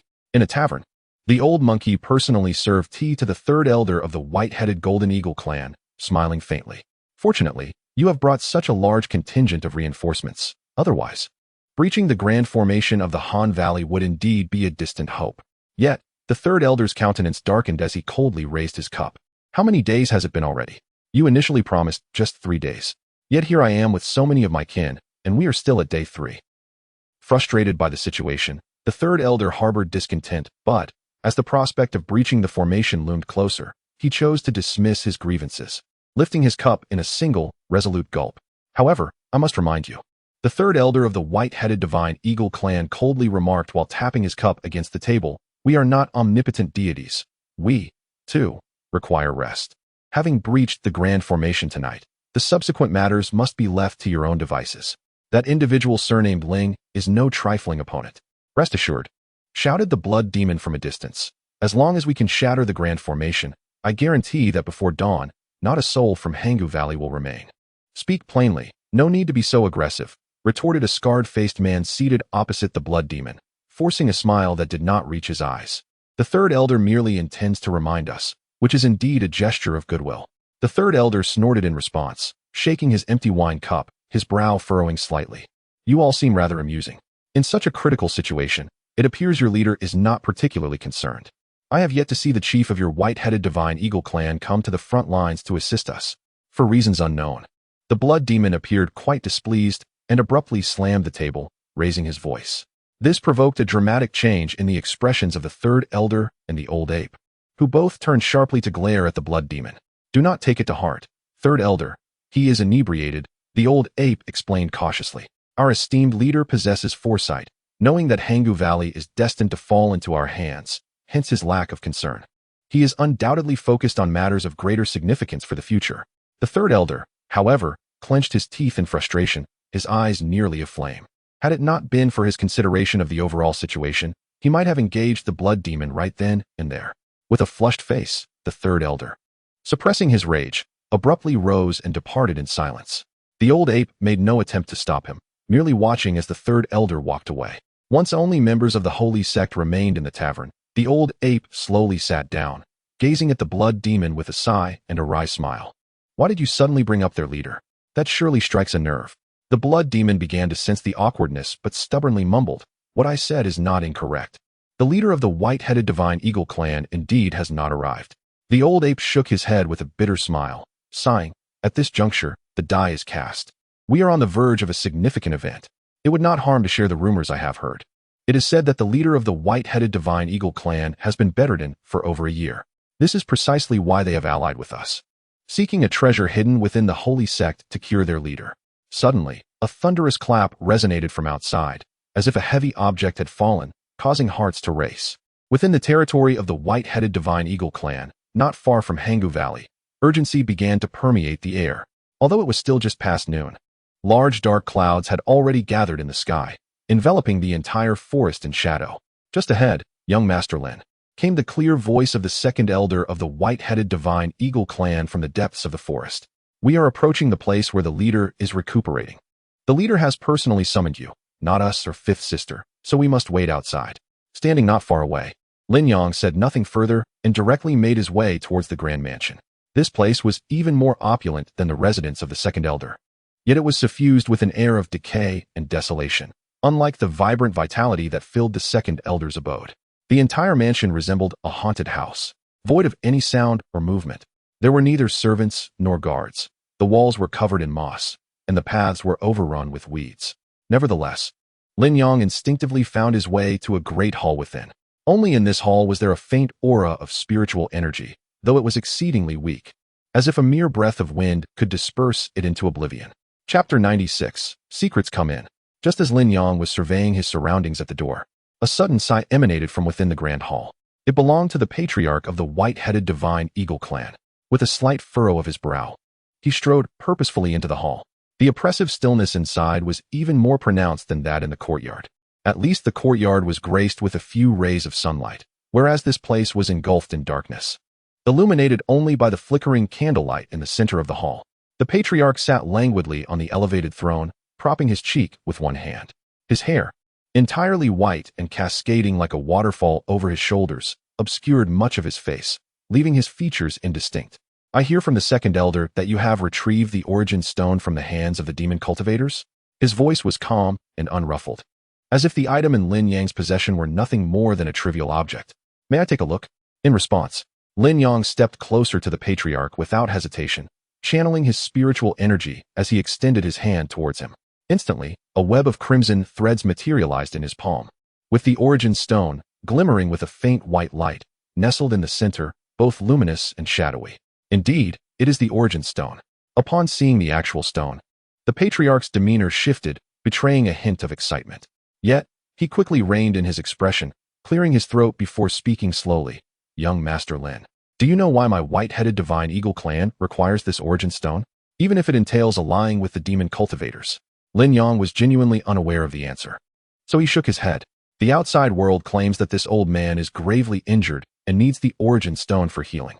The patriarch chuckled coldly from behind his cascading white hair. But the true circumstances are known only to me.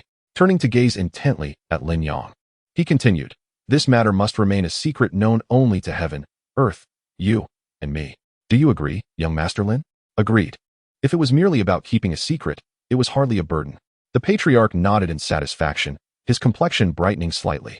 The genuine reason my white-headed divine eagle clan needs the origin stone is not solely for our own sake, but for the welfare of all beings.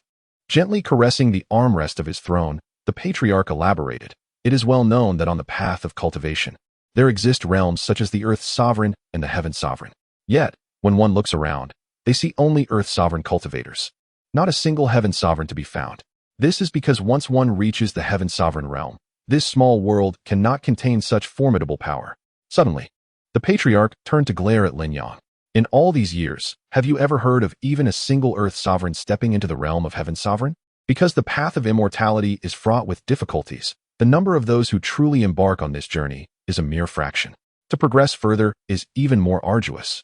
And those who reach the pinnacle of the 9th layer of the Earth Sovereign realm are exceedingly rare. Crossing beyond the 9th layer is an even greater challenge. He replied softly, this is a widely accepted understanding among the populace. Seemingly anticipating his response, the patriarch couldn't help but chuckle at his words. That is not entirely incorrect. After a pause, he continued, however, there exists yet another layer of truth behind it. The upper realm passage has been completely sealed off. Upon mentioning this matter, the patriarch's fury was palpable, and an uproarious wind swept through the lavish yet decaying hall, turning it into a scene of chaos. Lin Yang, standing nearby, felt a change in his expression upon hearing this. The white-haired patriarch before him had undoubtedly reached the zenith of the earthly sovereign realm, making him one of the most formidable figures in existence. Over a year ago, feeling a sense of completeness, I instructed my kin to prepare for my imminent breakthrough into the heavenly sovereign realm. The patriarch's hands trembled uncontrollably as he coldly remarked, yet on that day, as my momentum surged, the upper realm passage remained elusive, while this world gradually buckled beneath my overwhelming power. The collapsing world fragmented into countless shards, each concealing an array of terrifying energies.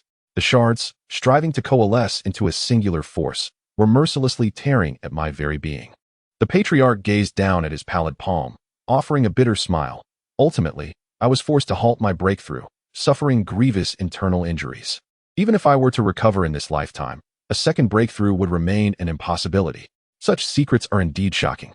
If the upper realm passage is utterly blocked, then this world has become an enormous prison, with us as its captives.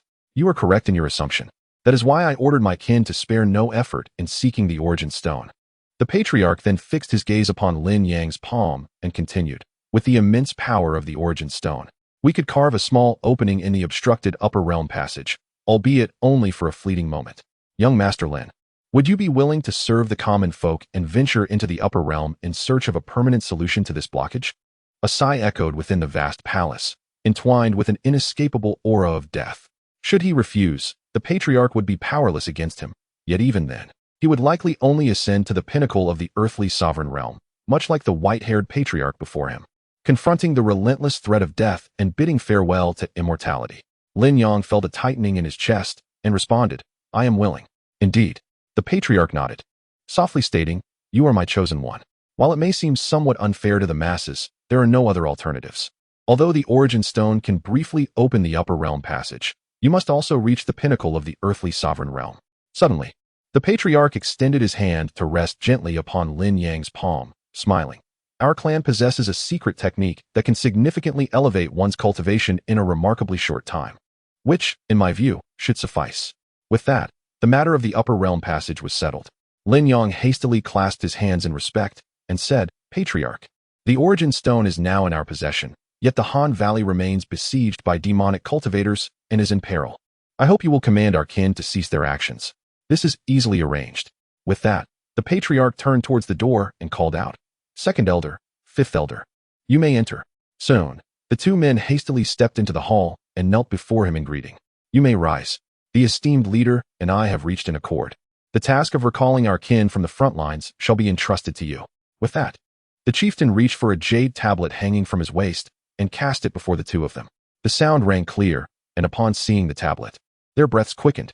"Indeed, esteemed chieftain, we shall execute this task flawlessly, without the slightest error." After bowing repeatedly, the elder finally dared to bend down and retrieve the jade tablet. "Young Master Lin, you shall accompany them on this journey. I shall instruct our kin to prepare the secret arts while you are away." The chieftain's hearty laughter filled the palace, infusing it with a newfound vitality. Chapter 97. A crisis unfolds. What has transpired, Second Elder? In the midst of the dense forest, a cacophony of voices erupted, with one irate individual bellowing above the din. Instantly, the tribespeople's expressions shifted, retreating to the sides to clear a path leading directly to the Second Elder and the Fifth Elder. At the opposite end of this path, 4 or 5 figures approached with an imposing demeanor, striding purposefully.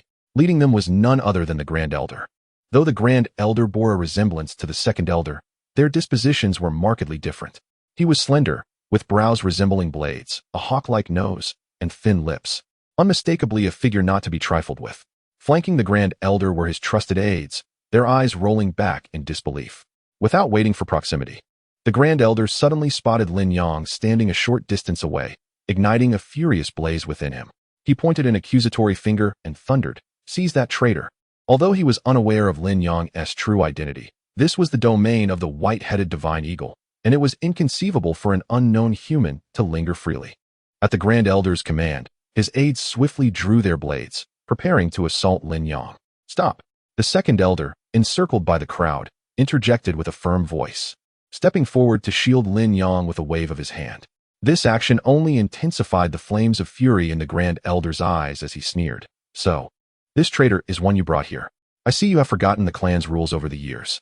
Today, as your elder brother, I shall personally enforce our clan's regulations." With that, the Grand Elder's presence surged ominously as he readied to strike the Second Elder. He believed that swift action was essential to regain control of the situation. As the Grand Elder of the white-headed Divine Eagle clan, his strength was formidable. Suddenly, a tempest erupted within the forest, causing the surroundings to roar violently. The Second Elder, feeling the intensity of the winds, couldn't he help but change color, hurriedly raising his hand to summon his spiritual energy to block the Grand Elder's advance. "Grand Elder, look at this." With a resounding clash amidst the howling winds, a sharp sound shot into the sky, and in an instant, the gale subsided, leaving an eerie silence. The Grand Elder came to an abrupt halt before the Second Elder, his gaze fixated with trembling intensity upon the jade pendant swaying before him. "It belongs to the clan leader," the Second Elder affirmed. "Indeed," he continued, "the so-called traitor you just accused is a distinguished guest personally received by the clan leader.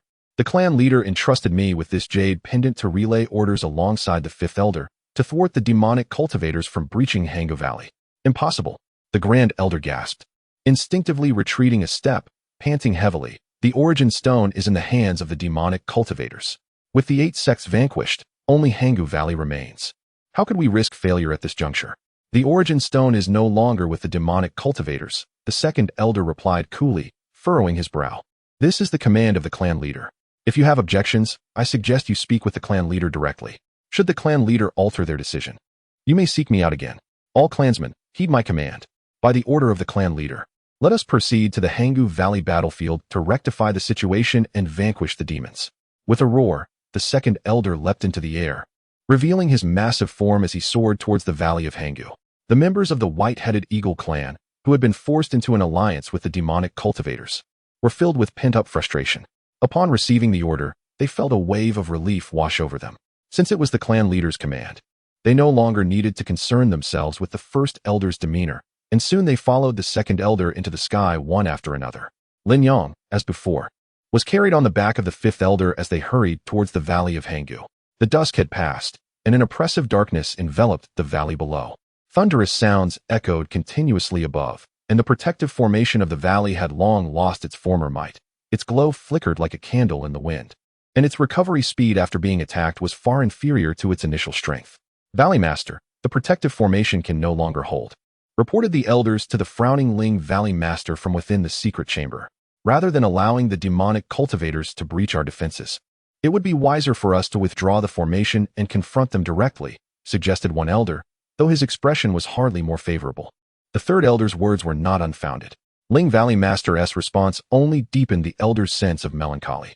In recent days, the formation had not been used to guard against the demonic cultivators, but rather to ward off the white-headed eagles from above. By now, the strength of the white-headed eagle clan had been nearly depleted by the formation, and it was indeed time to withdraw it. With that, Ling Valley Master abruptly stood and declared, "Send my orders.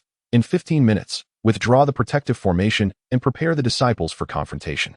At this moment, the representatives from the 8 major sects, having been persuaded by Ling Valley Master to retreat, meant that the Valley of Hangu would stand alone against both the demonic cultivators and the white-headed eagle clan, a prospect fraught with uncertainty. 15 minutes, a brief span under the weight of escalating tension, flew by like an arrow, with a resonant hum. The protective formation that had shrouded the Valley of Hangu for several days gradually dissipated into the air. Ha ha ha, they can't hold on any longer. The blood demon on the walls of Chiosua City laughed boisterously, earning an eye roll from Yi Huan, who stood nearby. This was to be expected. What was there to be joyful about? Yi Huan scoffed, dismissing the matter as she turned to leave. Are you not pleased that the Valley of Hangu is on the verge of being breached? My holy sect has been suppressed by those so-called righteous paths for countless years. And now we finally have the chance to rise again. How can you not be happy? The blood demon, feeling insulted, could hardly swallow the insult and called out as Yi Huan attempted to walk away. Where are you going? Speak clearly. Suddenly, a sharp wind howled. A glint of cold light grazed the blood demon's throat, leaving a thin line of crimson in its wake. If you follow me, you better consider the consequences. Yi Huan warned coldly as she walked ahead. The blood demon seethed with resentment but could only watch helplessly, knowing that Yi Huan's status within the holy sect was equal to theirs, if not slightly superior. Forget her, it's about to be our turn. Standing firmly in place, the venerable old ape let out a hearty laugh, proclaiming, "Let us adhere to the original plan. Each of us shall break through. Not a single disciple of Hangu shall escape." Spitting disdainfully, the blood demon composed himself and, alongside the old ape and the scarred-faced man, leaped from the city wall toward the front lines. "Disciples of the sacred sect, heed my command." The old ape's voice resonated across the battlefield. "The Hangu formation has been breached. Follow me into Hangu and eradicate this vile pack." Instantly, the furious roars and shrieks of the demon cultivators surged forth like a tsunami, shaking the very clouds above. Kill. Annihilate that wretched horde. The 98th Zhuang formation had fallen. With the formation shattered, countless demon cultivators surged forth like a relentless black tide, leaving desolation in their wake. Kill, kill, kill. Spare not a single one.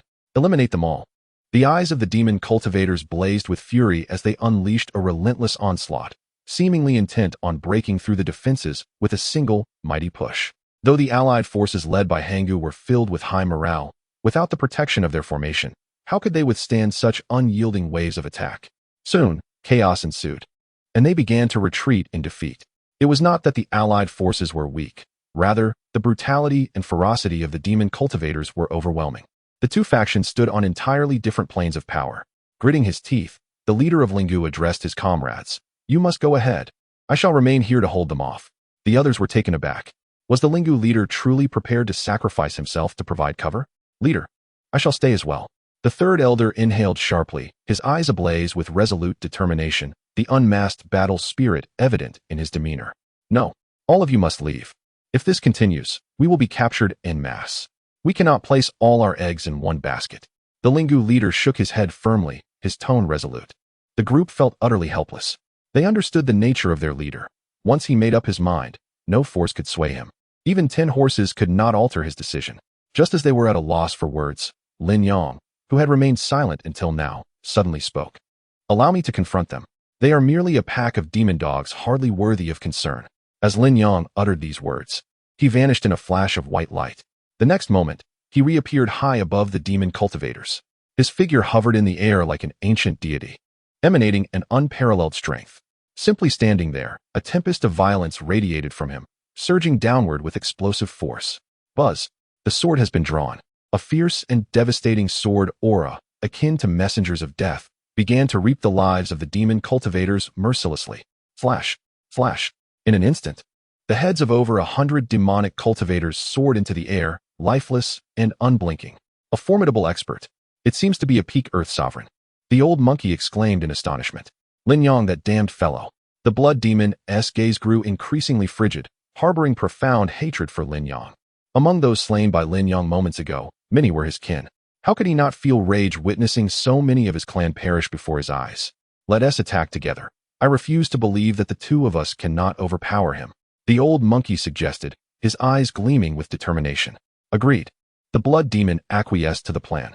Subsequently, a brilliant light flashed from the old monkey's hand, revealing an immensely heavy wolf fang club.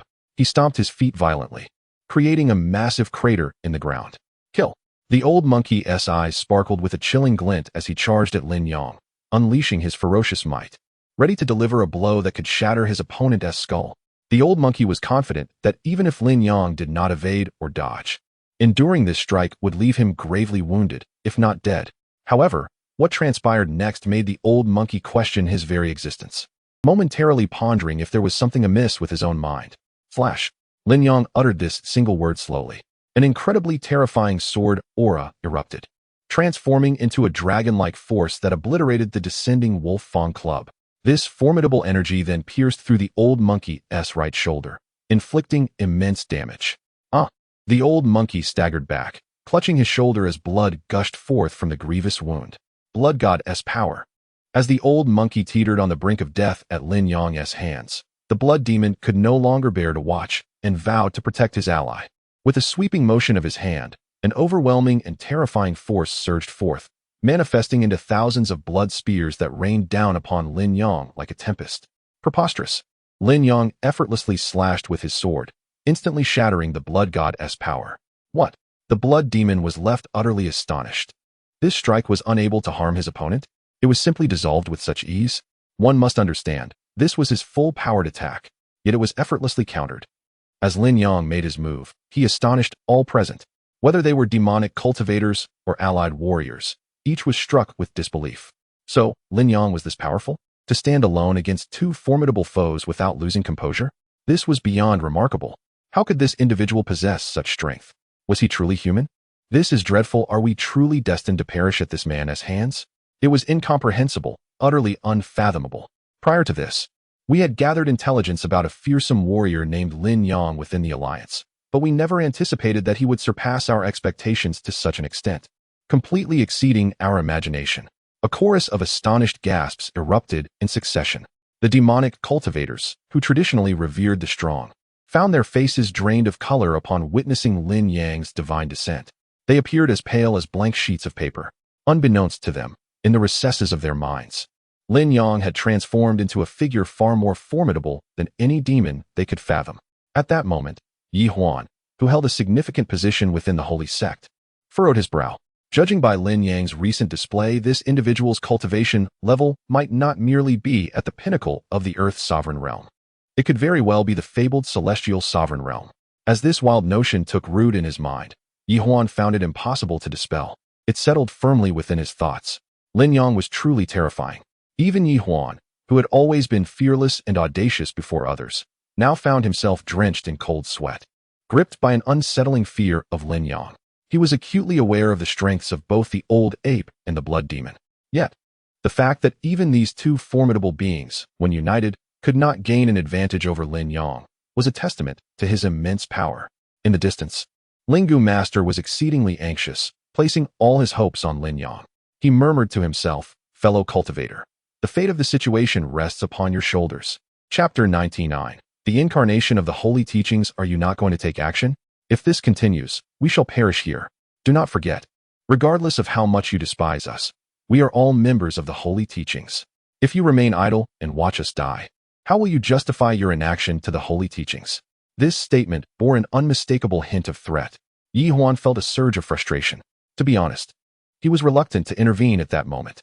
He had discerned that the individual known as Lin Yang was genuinely formidable.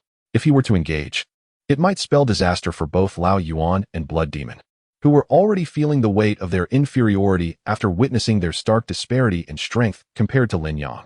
Continuing this battle, they were uncertain of their chances of victory. How infuriating. This individual is far too powerful. Lao Yuan felt both anger and a profound sense of dread. Instinctively, he cast a wary glance at the wound on his right shoulder, his eyes filled with trepidation. Subsequently, Blood Demon fixed a penetrating gaze upon Yi Huan and spoke in a hushed tone, urging him to refrain from further discourse. Yi Huan was acutely aware of his own strength, yet in the presence of such a powerful adversary as Lin Yang, he felt woefully inadequate. He did not wish to act. Do not engage him in further conversation. Clearly, he is a coward who will not intervene. Lao Yuan scoffed, looking down upon Yi Huan with disdain. Yi Huan was exasperated, veins throbbing on his forehead. How could he not be angry? Lao Yuan was openly mocking him in front of everyone. If word of this spread, how would the entire holy teachings perceive him? Fine, I shall take action. Yi Huan relented, his tone heavy with resignation. As soon as he spoke, a flash of light emanated from his hand, revealing a divine sword entwined with arcs of lightning, radiating an awe-inspiring power, akin to a thunderous deity capable of shattering all obstacles. Oh, Lin Yang's eyes narrowed, seemingly intrigued.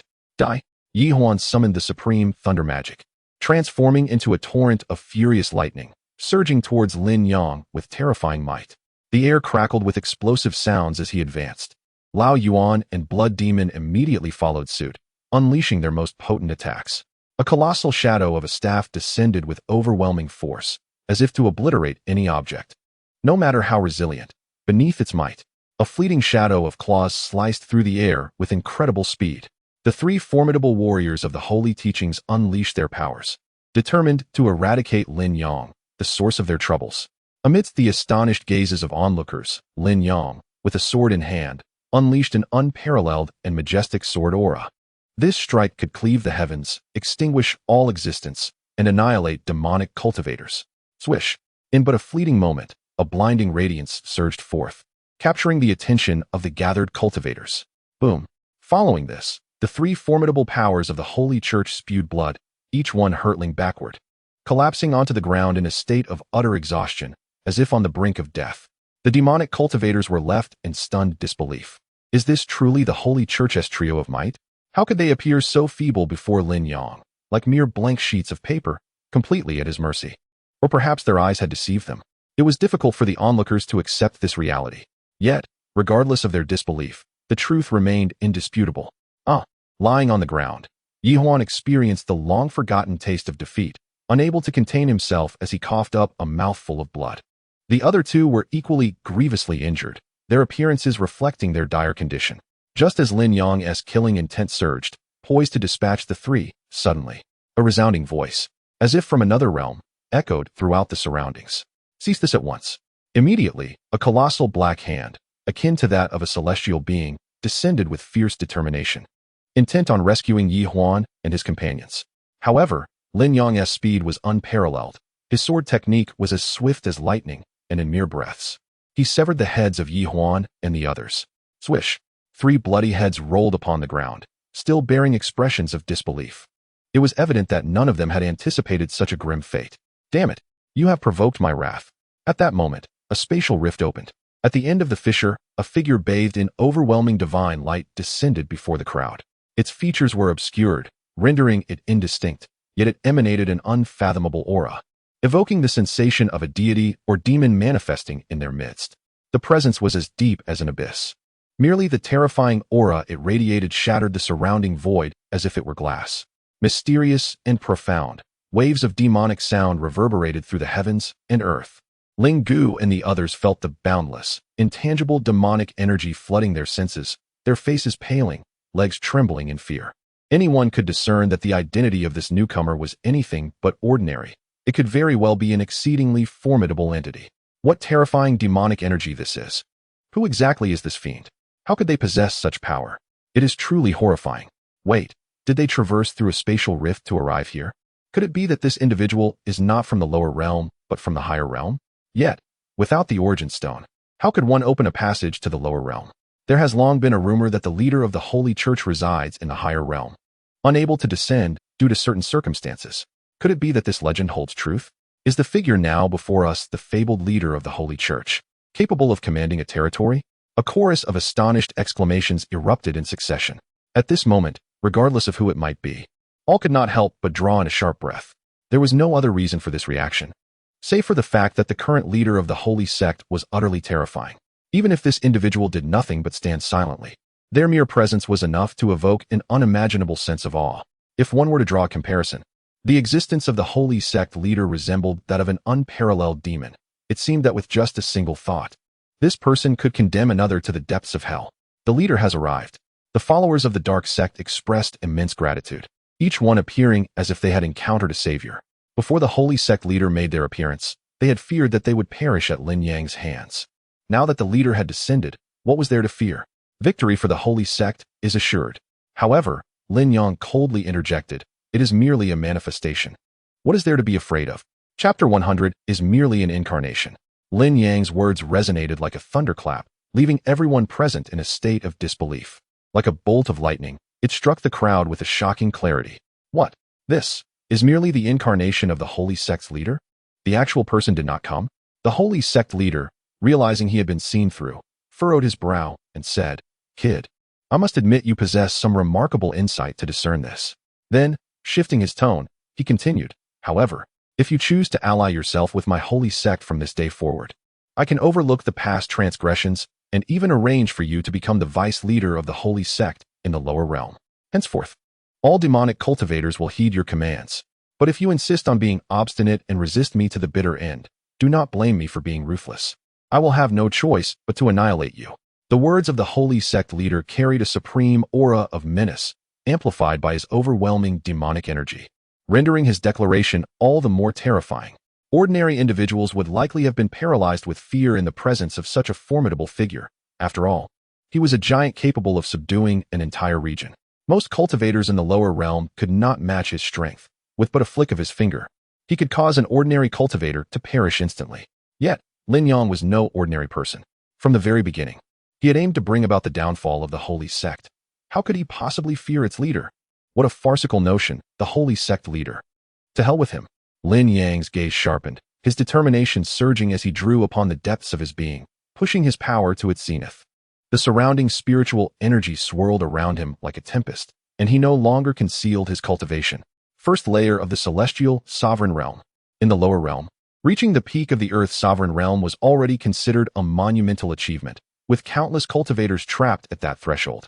However, Lin Yang had accomplished what most cultivators in the lower realm could only dream of, ascending from an ordinary cultivator to the third layer of the celestial sovereign realm.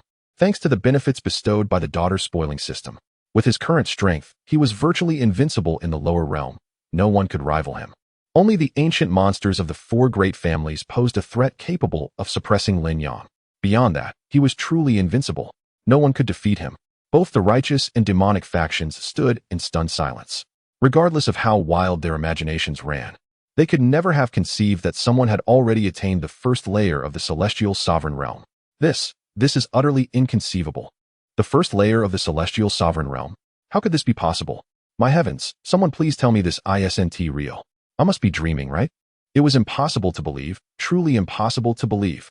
At first, the leader of Lingu shared the same disbelief as the others, thinking Lin Yang had genuinely reached the celestial sovereign realm, but upon closer inspection, he realized the situation was not as it appeared.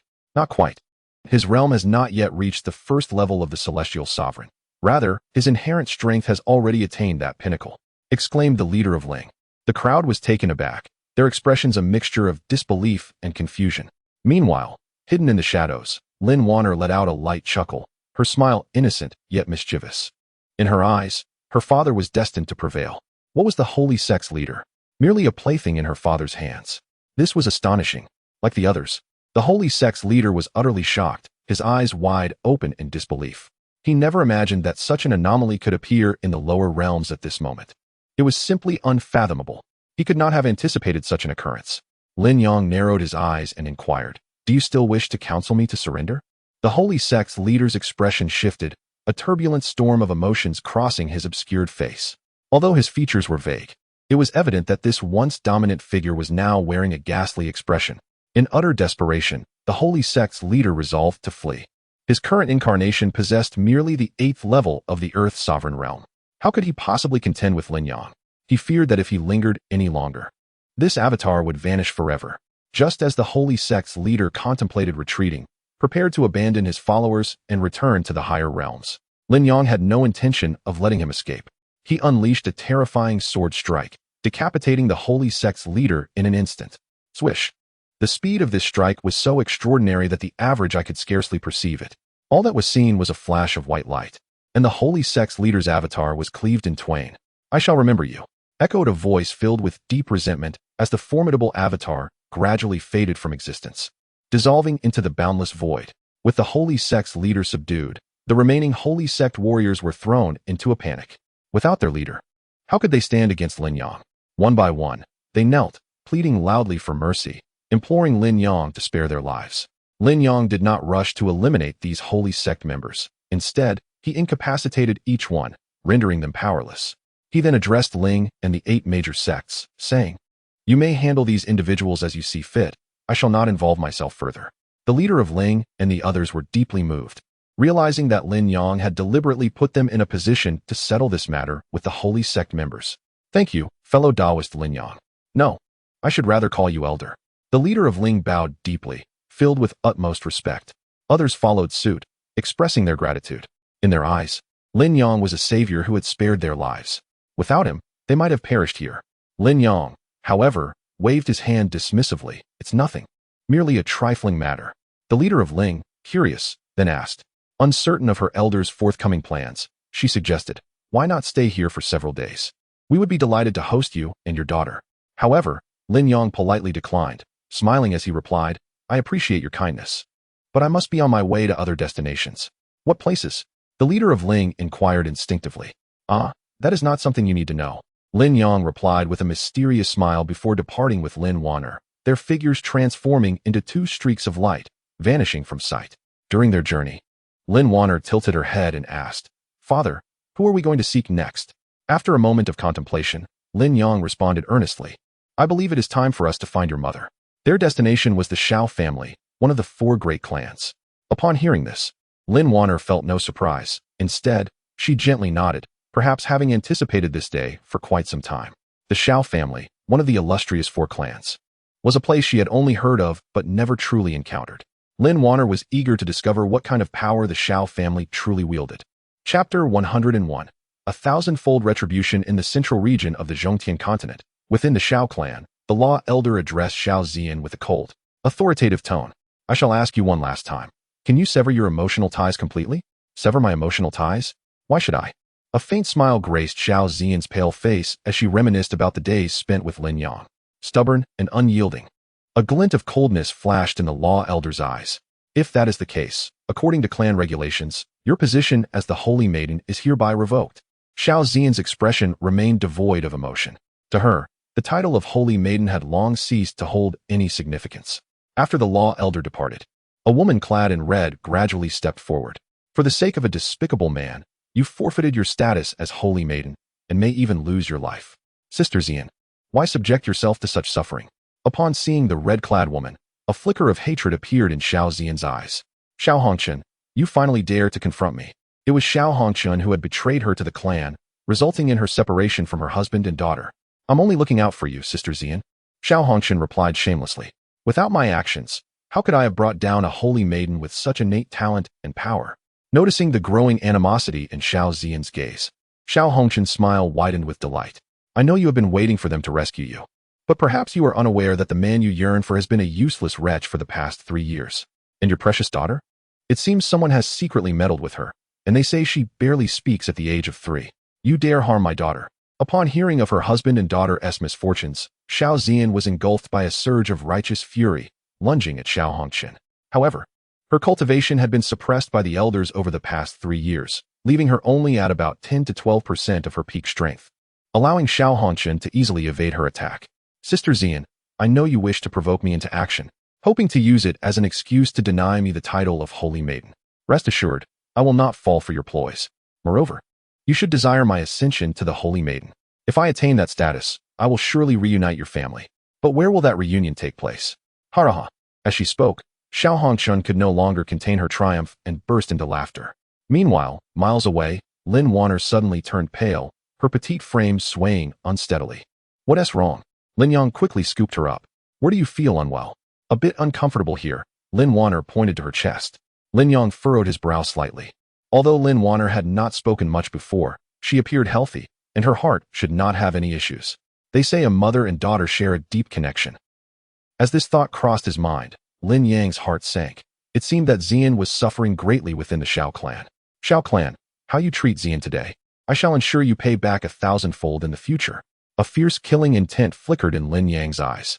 In Lin Yang's embrace, Lin Wan'er trembled at the overwhelming aura of his murderous intent. Such formidable killing intent. Even though Lin Wan'er was once one of the 5 great demon emperors, the esteemed Zio demon sovereign, she had never before encountered such an overwhelming aura of murderous intent. Do not be afraid, Wan'er. Lin Yang quickly reassured her upon sensing her fear. Ding. Congratulations to the host for soothing his daughter. Reward. A divine dust whisk. A dust whisk? Lin Yang pondered. As it was typically an instrument of Taoists, what use would it be to him? Yet, knowing the system always produced exceptional items, he surmised that this dust whisk must possess extraordinary qualities. System, what makes this dust whisk special? He inquired in his mind. This dust whisk is named the Tranquil Dust Whisk, capable of dispelling all forms of malevolence and impurities, thus calming the mind. So that is its purpose.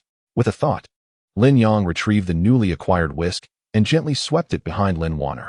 Still in shock, Lin Wan'er suddenly felt enveloped in a warm sensation, and her fright gradually dissipated. What is happening?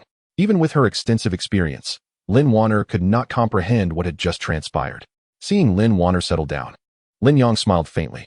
The system's gifts are remarkably useful. At that moment, a series of piercing sounds sliced through the air from behind. Lin Yang furrowed his brow and turned to investigate. He beheld a group of dozens, armed and with serious expressions, rushing towards him, their keen gazes scanning for something. After a moment, their expressions relaxed as they focused on Lin Yang. My friend, did you just sense an exceptionally fierce aura of killing intent in this vicinity? One of the individuals, who appeared to be of similar age to Lin Yang, approached politely inquiring. Lin Yang understood that the killing intent must have originated from him. The reason they did not suspect him was likely due to his holding Lin Wan'er. Since they had not detected the source, Lin Yang would naturally not reveal himself. Did I? I felt nothing, he replied. A flicker of doubt crossed the other's gaze. The intensity of that killing intent was so profound that it was implausible to have gone unnoticed. If it were just him, he might have misperceived it. But given that their group comprised dozens, all had sensed it. The man's skeptical eyes landed on Lin Yang. Lin Yang recognized that suspicion was directed towards him, yet he remained unfazed, maintaining his composure. He practiced the desire for the mundane technique produced by the system, and as long as he wished. Even a powerful being in the immortal realm would find no flaw in him. The man indeed released his consciousness to probe Lin Yang, and what he discovered left him astonished. The man holding the little girl was, in fact, an ordinary individual. My apologies for the interruption, the man chuckled to himself. How could an ordinary person emanate such fierce killing intent that even those miles away could perceive it? As he turned to leave, Lin Wan'er suddenly spoke up. Uncle, I just sensed something running from that direction. She gestured towards the right front. The man glanced at Lin Wan'er in astonishment, his eyes nearly popping out in disbelief. Fifth layer of the virtual martial realm. The man himself possessed the formidable prowess of a 7th-tier human sovereign, rendering the ordinary 5th-tier void martial realm practitioners beneath his notice. Yet, the child before him, seemingly no more than 3 or 4 years of age, astonishingly exhibited the strength of a 5th-tier void martial realm. Such a phenomenon he had only encountered in whispers of legend. Moreover, the protagonists in those tales were invariably the prodigies of the 4 illustrious families. Take, for instance, the current heir of the Lin family, one of the 4 prominent clans to which his own family was subordinate. Lin Tianlang ascended to the human sovereign realm at the tender age of 4. However, the resources Lin Tianlang benefited from were derived from the Lin family's millennia-old legacy. The man could scarcely fathom how this exquisitely crafted little girl had attained such a remarkable level of cultivation. Chapter 102. The Plan Uncle. If you do not pursue it any further, that thing will surely escape. Lin Wan'er spoke once more. The man, regaining his composure from his astonishment, clasped his fists in gratitude to Lin Yang and Lin Wan'er, saying, "Thank you." He then returned to his companions, whispering a few words before they set off in the direction indicated by Lin Wan'er. Once they had departed, Lin Yang could not help but ask, "Wan'er, why did you deceive them?" Lin Wan'er pouted, replying, "If I hadn't said that, they would have investigated thoroughly, which would have been a hassle. You little clever one." Lin Yang chuckled, ruffling Lin Wan'er's hair. After dispatching the group, he continued on with Lin Wan'er in his arms. Not long after, they heard a voice calling loudly from behind, "Friend, wait." Lin Yang halted, turning to see that it was the same man from earlier, somewhat surprised. Had Wan'er's fib been uncovered? Contemplating this, Lin Yang began to gather his spiritual energy, ready to act should the situation turn hostile. Accompanying the man was a young woman, and together they swiftly approached Lin Yang, both clasping their fists in respect. "Friend, I am Ding Jianggong, and this is my wife. Whom may I ask for your name?" Noticing no ill intent from them, Lin Yang relaxed and dispersed his gathered energy, saying, "I am Lin Yang. And this is my daughter, Lin Wan'er." He introduced Lin Wan'er because he noticed that the woman named Hu Min had been gazing intently at her. "Another Wan'er?" Ding Jianggong remarked, his attention drawn to Lin Wan'er as well. The young girl, with her bright, agile eyes, observed the two adults. After a brief moment, Ding Jianggong snapped back to reality, wiping away the redness from his eyes. "I apologize for my rudeness." Lin Yang remained silent, aware that Ding Jianggong had more to say. As expected, Ding Jianggong continued, "My wife and I also have a daughter named Wan'er. Unfortunately, a year ago, she fell victim to an unknown ailment and has remained in a deep slumber ever since." Lin Yang understood at once, realizing the reason behind the couple's lingering gaze upon his daughter. As a father himself, he could empathize with their sorrow. There is no need for excessive worry. In this world, there are many talented individuals. Surely, a renowned physician will be found to heal your precious daughter, he reassured them. Hu Min shook her head slowly, tears welling in her eyes. "My husband and I have sought out all the renowned physicians in the central domain, but to no avail." Ding Jianggong added, "On this journey to the eastern domain to fend off the demonic invasion, we also sought out several physicians. Alas, upon hearing our description, they all declared themselves powerless to help." Lin Yang furrowed his brow, inquiring, "Since the renowned physicians have proven ineffective, have you considered other methods?" Ding Jianggong replied, "We have tried numerous approaches, yet none have succeeded in awakening Wan'er." As he spoke, Hu Min began to quietly weep. Seeing their profound parental affection, Lin Yang recalled the talisman he had recently acquired. The system had mentioned its ability to dispel all forms of corruption. Perhaps it might prove beneficial. "To be honest, I have encountered a similar affliction afflicting your daughter in the past." Lin Yang's words immediately filled Ding Jianggong and Hu Min with hope. Yet they couldn't help but ask, "Brother Lin, you are not jesting, are you?" Lin Yang chuckled, "It is merely a resemblance. If Brother Ding is willing, I can accompany you to take a look. However, I cannot guarantee a cure." "No problem, no problem. Please, Brother Lin, follow me," Ding Jianggong eagerly replied. Over the past year, he had sought the expertise of renowned physicians and extraordinary individuals, and now he had exhausted all options. Lin Yang's words were akin to a beacon of immense hope for him, especially since Lin Yang claimed to have witnessed a similar ailment. Trailing behind Ding Jianggong and Hu Min, Lin Wan'er softly inquired, "Father, why are you doing this?" Lin Yang chuckled, "Firstly, I see that they genuinely care for their daughter. Secondly, I am still unfamiliar with this central domain and need to find someone knowledgeable about it. If I cure their daughter's illness, they will surely regard me as a benefactor and be forthcoming with information, right?" Lin Wan'er suddenly understood. "My dear Wan'er is truly astute," Lin Yang remarked, playfully pinching her small nose. Having grown accustomed to such affectionate gestures from Lin Yang, Lin Wan'er no longer felt the initial resistance. Perhaps having a father like him was indeed quite wonderful, she mused. If those from the higher realms were to learn of Lin Wan'er's thoughts, it would surely leave them astounded. Who could forget that the Purple Abyss Demon Lord was the most ruthless among the 5 demon lords? Yet now, she entertained such notions. Following the couple, they soon arrived at the Ding family residence. Lin Yang observed the impressive estate, a flicker of surprise crossing his eyes. It seemed that by mere coincidence, he had forged a connection with a family of notable strength. "Greetings, young master and young mistress." 2 guards stationed at the entrance respectfully addressed Ding Jianggong and Hu Min. "This is Lin Yang, young master Lin, a distinguished guest of our Ding family. Do you understand?" Ding Jianggong instructed the guards with utmost seriousness. "Yes." The guards were taken aback, who was unaware of the young master's proud nature. Even scions of the 4 great families would only be referred to as guests if he deemed them unworthy. Yet this unfamiliar name was now regarded as a distinguished guest by the young master. The guards quickly committed Lin Yang's appearance to memory, not daring to show any negligence. Upon entering the estate, Lin Yang interjected before Ding Jianggong could speak, "Brother Ding, let us first see your daughter." Noticing the couple's eagerness and understanding that he needed to glean information about the central domain promptly, Lin Yang decided to delay no further. All right. Ding Jianggong and Hu Min were elated, expressing their profound gratitude to Lin Yang. Accompanying the couple, Lin Yang, holding Lin Wan'er, swiftly arrived at a door. "It is right in here." At a glance, Lin Yang could discern that the materials used for this room were of much higher quality than those of the other houses, and several servants awaited outside, a testament to Ding Jianggong and his wife's deep care for their daughter. Upon entering the dwelling, Lin Yang beheld a diminutive figure lying quietly. utterly unaware of the commotion caused by the arrival of several individuals. As soon as she stepped into the room, Hu Min could not restrain her tears. Ding Jiangong's eyes also glistened with emotion as he anxiously remarked, "Brother Lin, look." His gaze was filled with hope. Fearful of witnessing Lin Yang shake his head in denial. "Do not worry, leave this to me." Lin Yang offered Ding Jiangong a reassuring glance, which instantly relieved his tension. Approaching the small figure, Lin Yang first employed his spiritual awareness to probe Ding Wan'er, confirming that her condition bore no additional complications. He then resolved to retrieve his feather duster. Before he could extract it, a sudden commotion of footsteps echoed from outside. Even before any figures could be discerned, a fervent voice resonated from beyond, exclaiming, "Elder brother, you have returned." Chapter 103. A silent slap in the face upon hearing the voice. Ding Jiangwo's face broke into a faint smile as he exclaimed, "Second brother." Shortly thereafter, a young man entered, bearing a striking resemblance to Ding Jiangwo. Following him was an elderly physician, carrying a medicinal case on his back. "Brother, was your journey smooth? Did you encounter any dangers?" Ding Jianya inquired with genuine concern.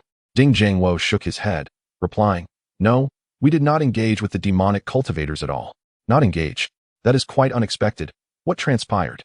Ding Jianya was taken aback. "Before we even arrived, we heard that the demonic cultivators had already been defeated," Ding Jiangwo explained. How is that possible?" "I heard there were several existences of the earthly sovereign realm among those demonic cultivators. Could it be that such formidable experts exist in the eastern region?" Ding Jiangwo nodded and said, "It is said that the demonic cultivators initially held the upper hand, but out of nowhere, a person emerged and directly slew several of their strongest members. One person slew multiple powerful foes." Ding Jianya was utterly astonished. "Indeed," Ding Jiangwo affirmed with a firm nod. "It is said that even the avatar of the demonic sect's leader was slain by that individual." "Ah," Ding Jianya gasped in disbelief. "The avatar of the demonic sect's leader? That must be at least of the 8th level of the earthly sovereign realm, and yet it was vanquished?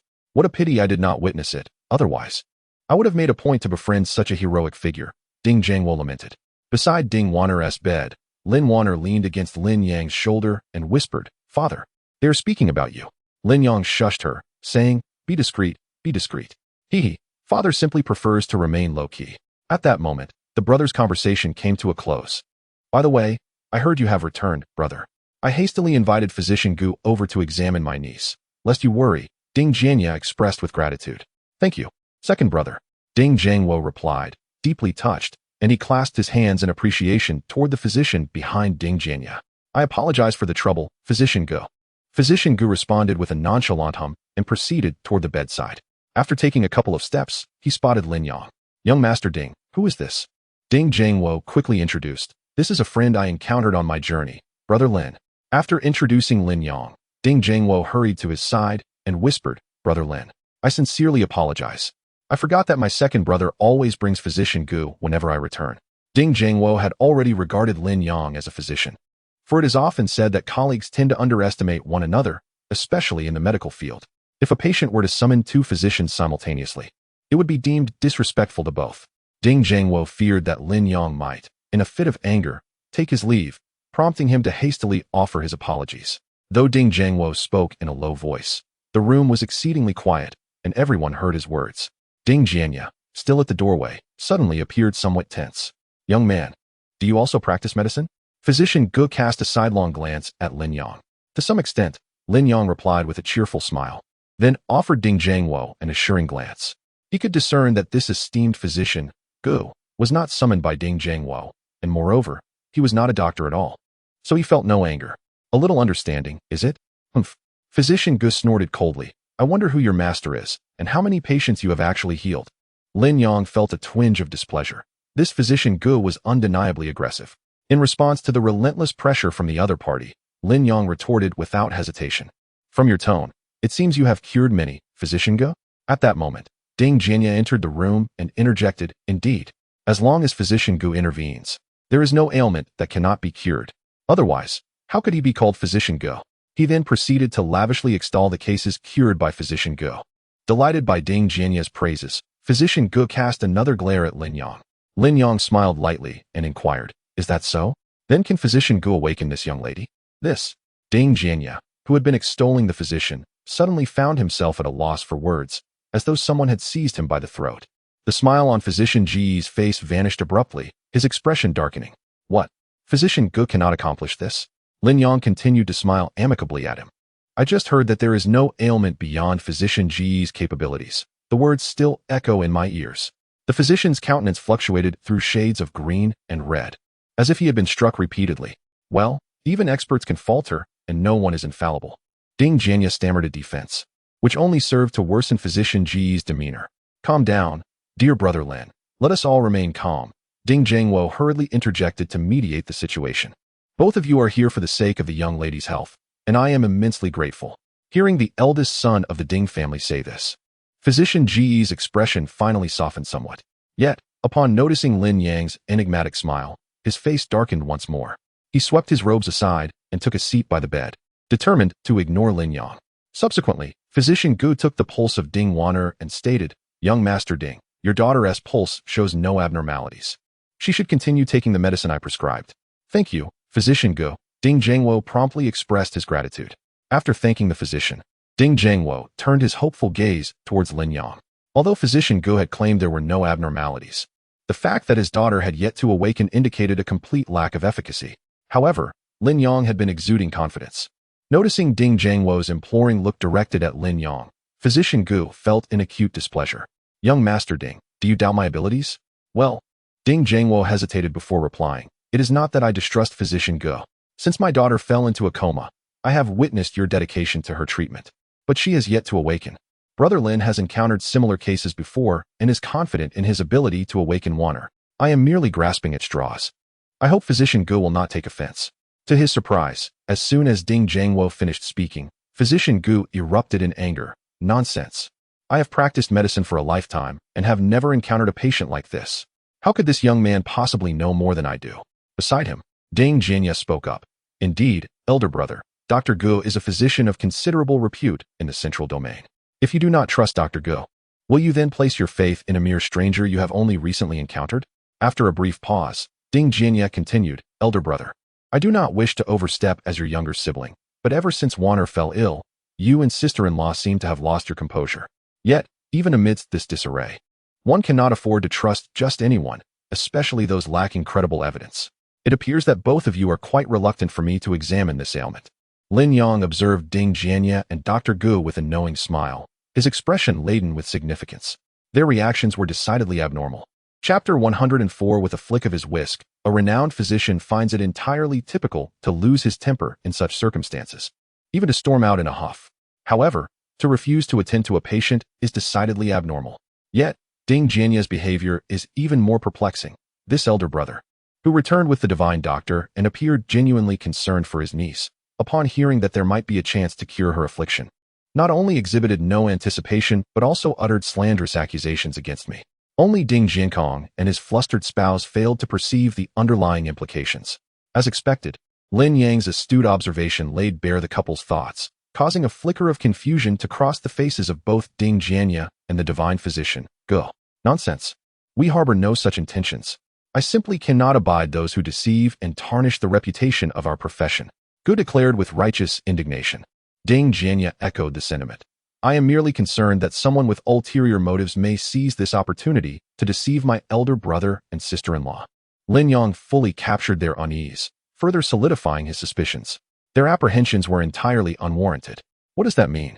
The others present turned to Lin Yang, including Lin Wan'er, who gazed at him with curiosity. As the esteemed purple ghost demon lord, she had encountered countless bizarre ailments, yet she had never witnessed Ding Wan'er's particular condition.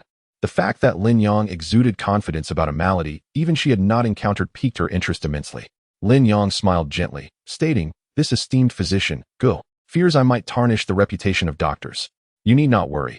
If I were to sully a reputation, it would not be that of a physician, for I am not one. Ding Jianya was taken aback by Lin Yang's admission of not being a doctor and quickly exclaimed, Elder brother, look, he has confessed. He is no doctor at all, merely a fraud. Ding Jiankong and his spouse, Hu Min, directed their attention to Lin Yang. Brother Lin, what is the truth of this matter? Lin Yang chuckled, replying, Dear Ding, please do not take offense. I merely stated that I have encountered similar patients before. I never claimed to be a physician.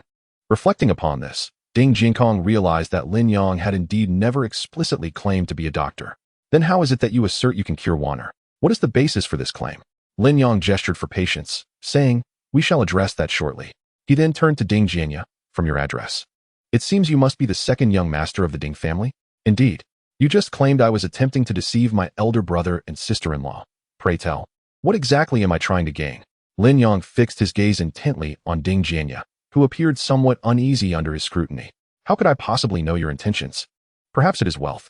Ding Jianya began, only to be interrupted. "I do not accept payment," Lin Yang interjected. "Then it must be an attempt to ingratiate yourself with the Ding family.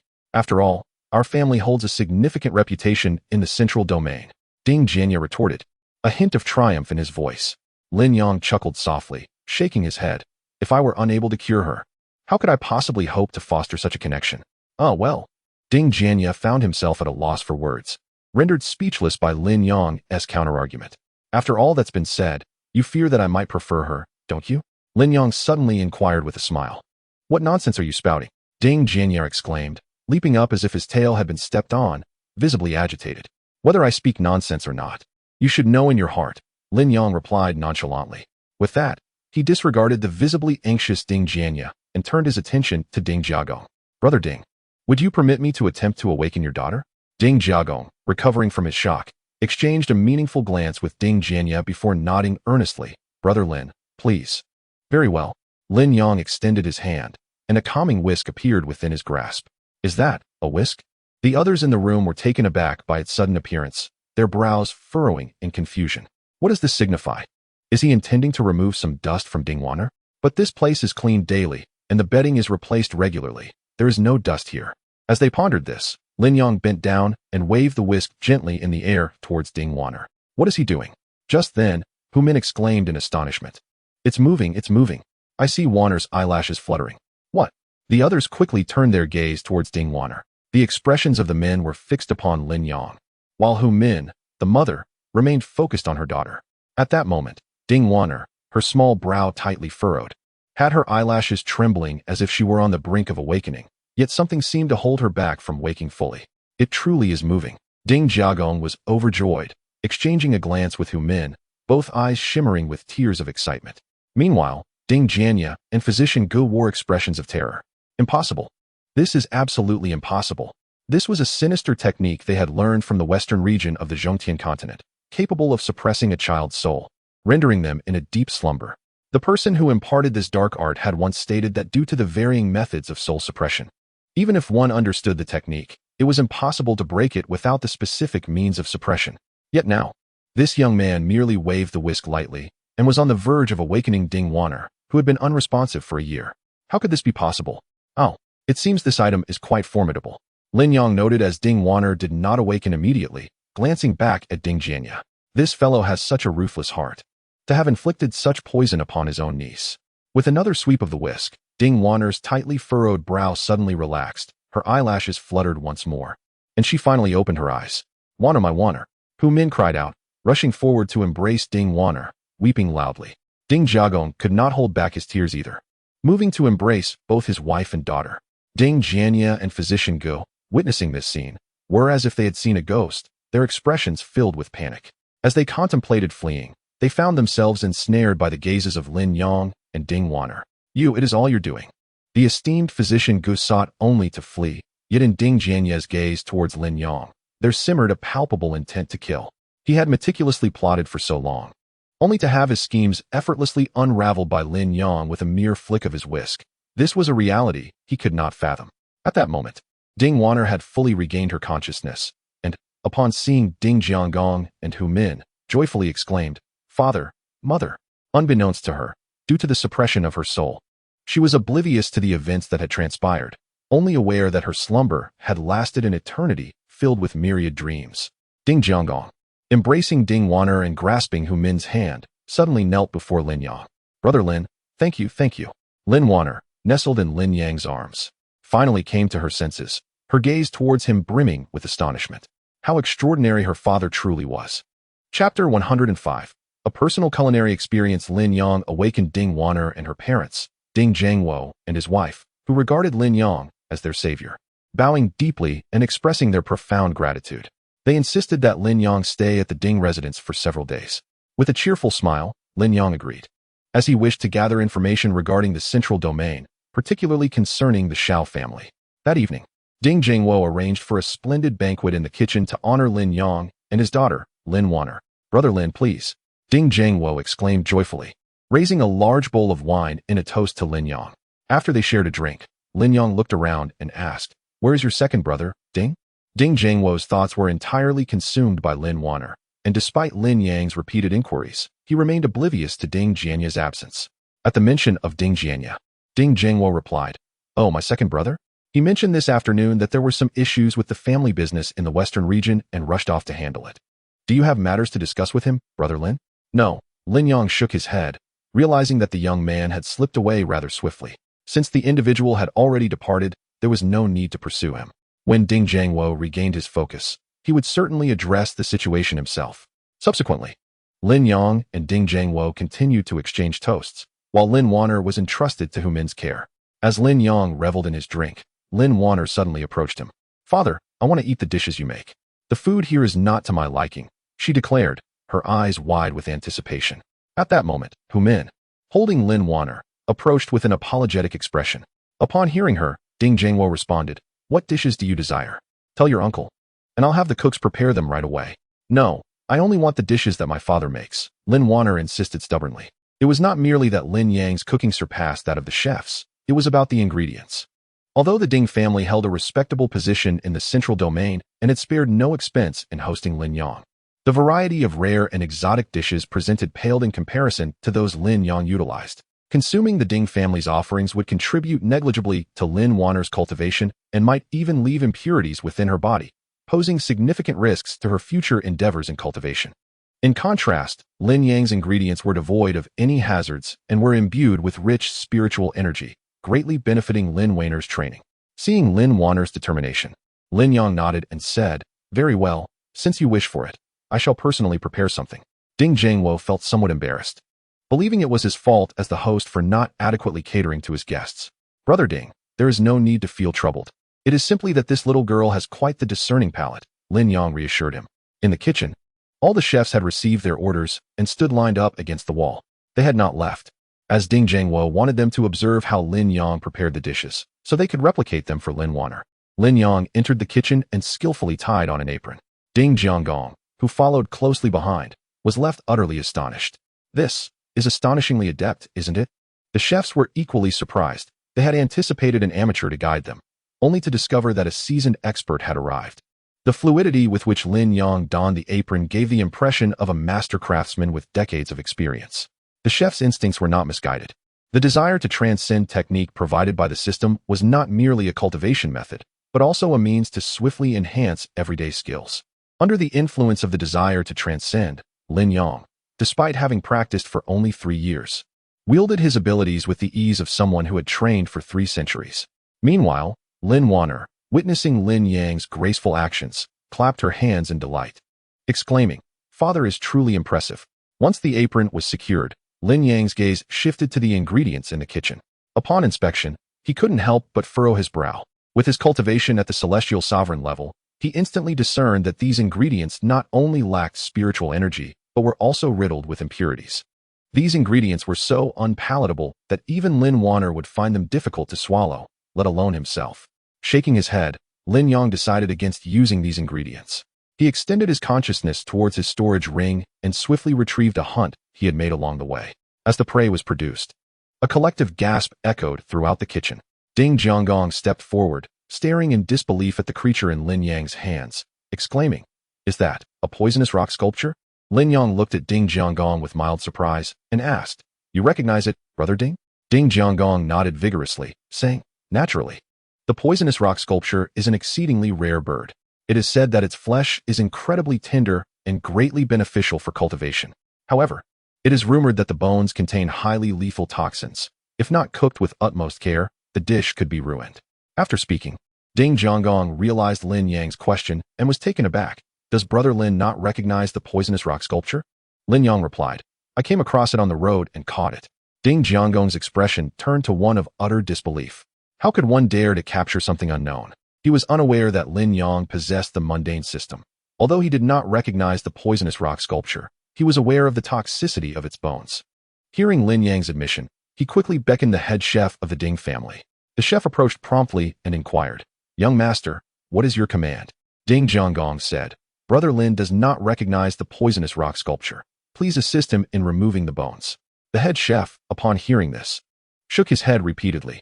"Young master, I cannot do that.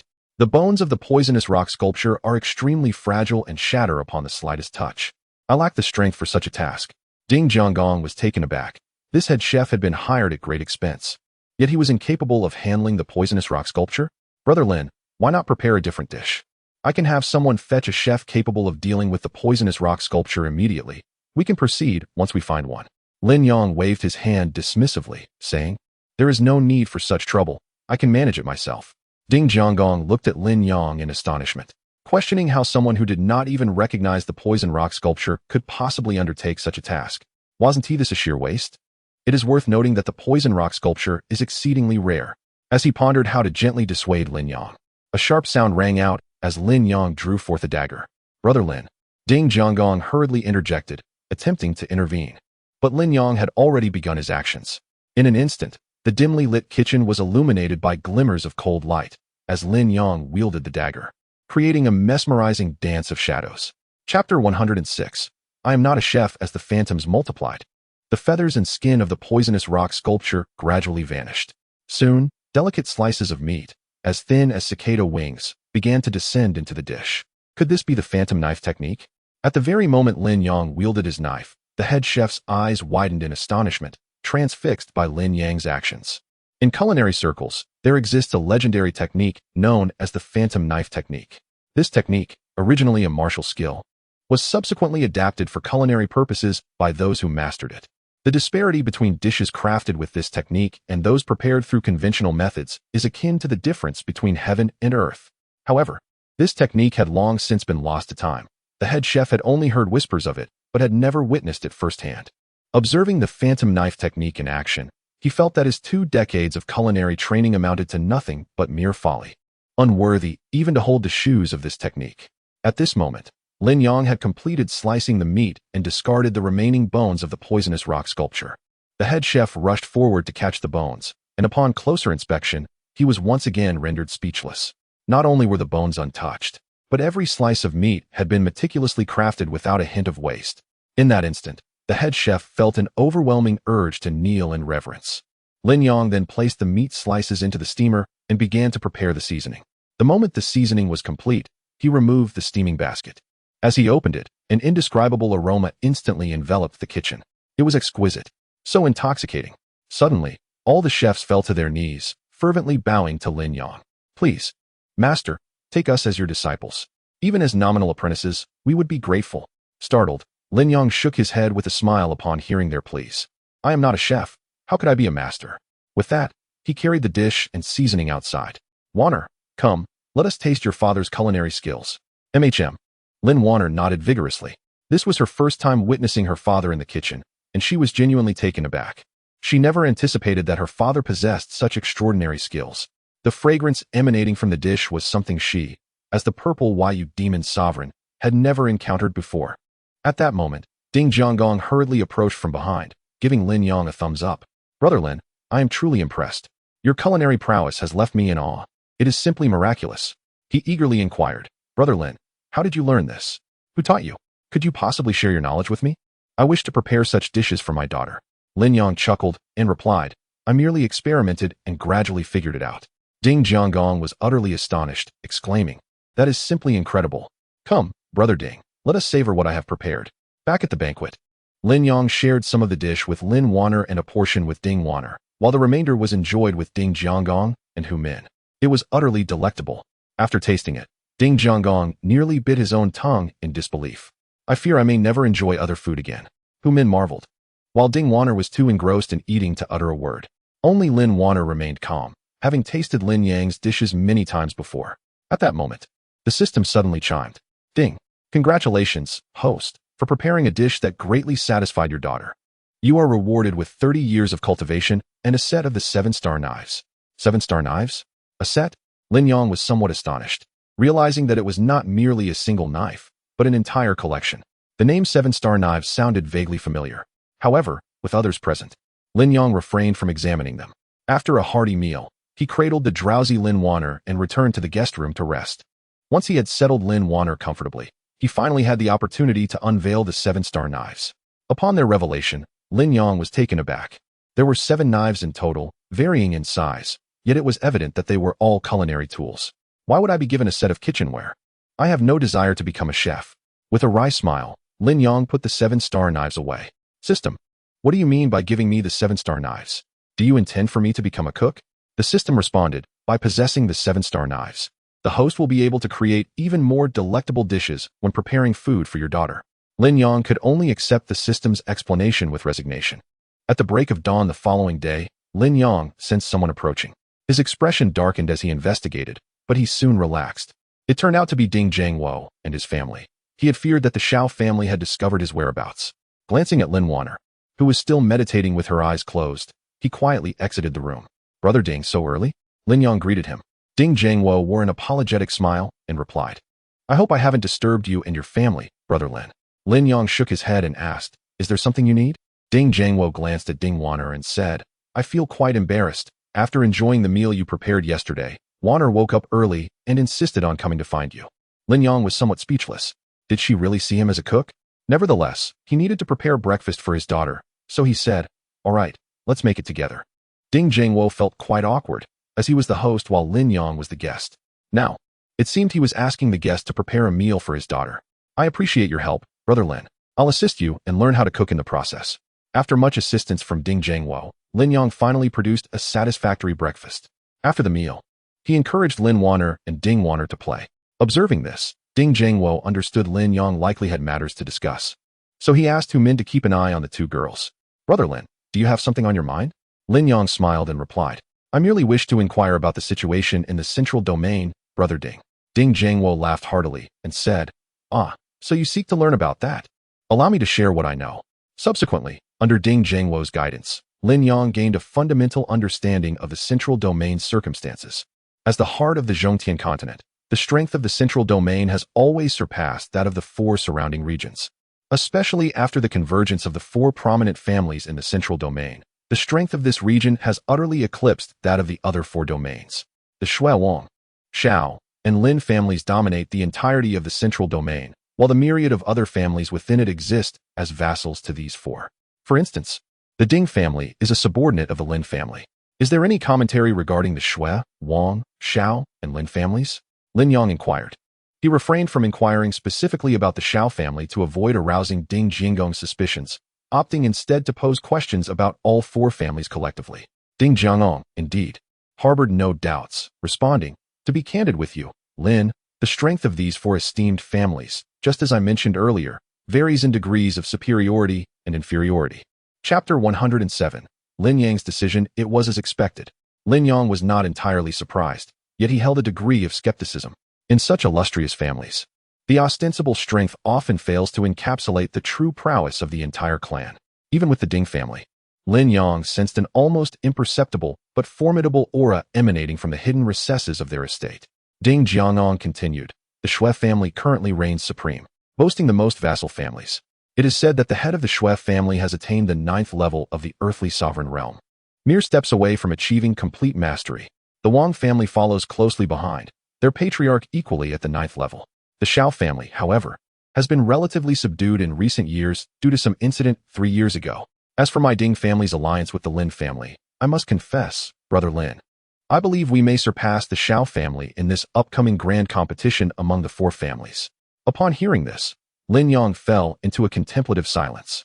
The incident concerning the Shao family 3 years prior was undoubtedly related to him.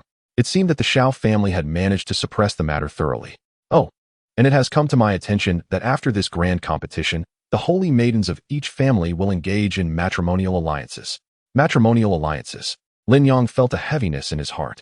Should this indeed come to pass, it would mean that Xian, the holy maiden of the Shao family, would inevitably be present. Unaware of Lin Yang's thoughts, Ding Jiangong continued, It is a pity that my Ding family lacks the qualifications. Otherwise, I would eagerly wish to witness the grandeur of this joint competition among the 4 great families. At that moment, Lin Yang had already made up his mind. He intended to publicly declare his relationship with Xian during the grand competition of the 4 families. Just as Lin Yang was about to subtly inquire for more information, Human approached. Jiangong, father has returned, and he does not seem to be in good spirits.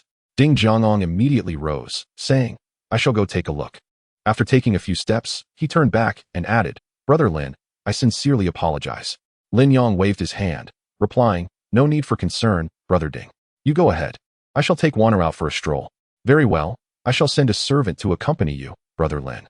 Once Ding Jiangong and Humin departed, Lin Yang picked up Lin Wan'er and instructed the servant to lead him through the city.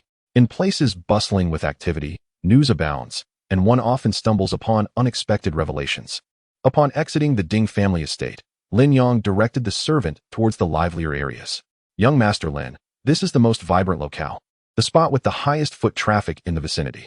The servant led Lin Yang to a renowned trading hub, frequented by rogue cultivators, disciples of sects, and members of various families alike. Lin Yang found little interest in the goods for sale. Rather, he navigated through the throngs of people, keenly attuned to the conversations around him, searching for valuable information. Before long, he overheard a heated argument nearby.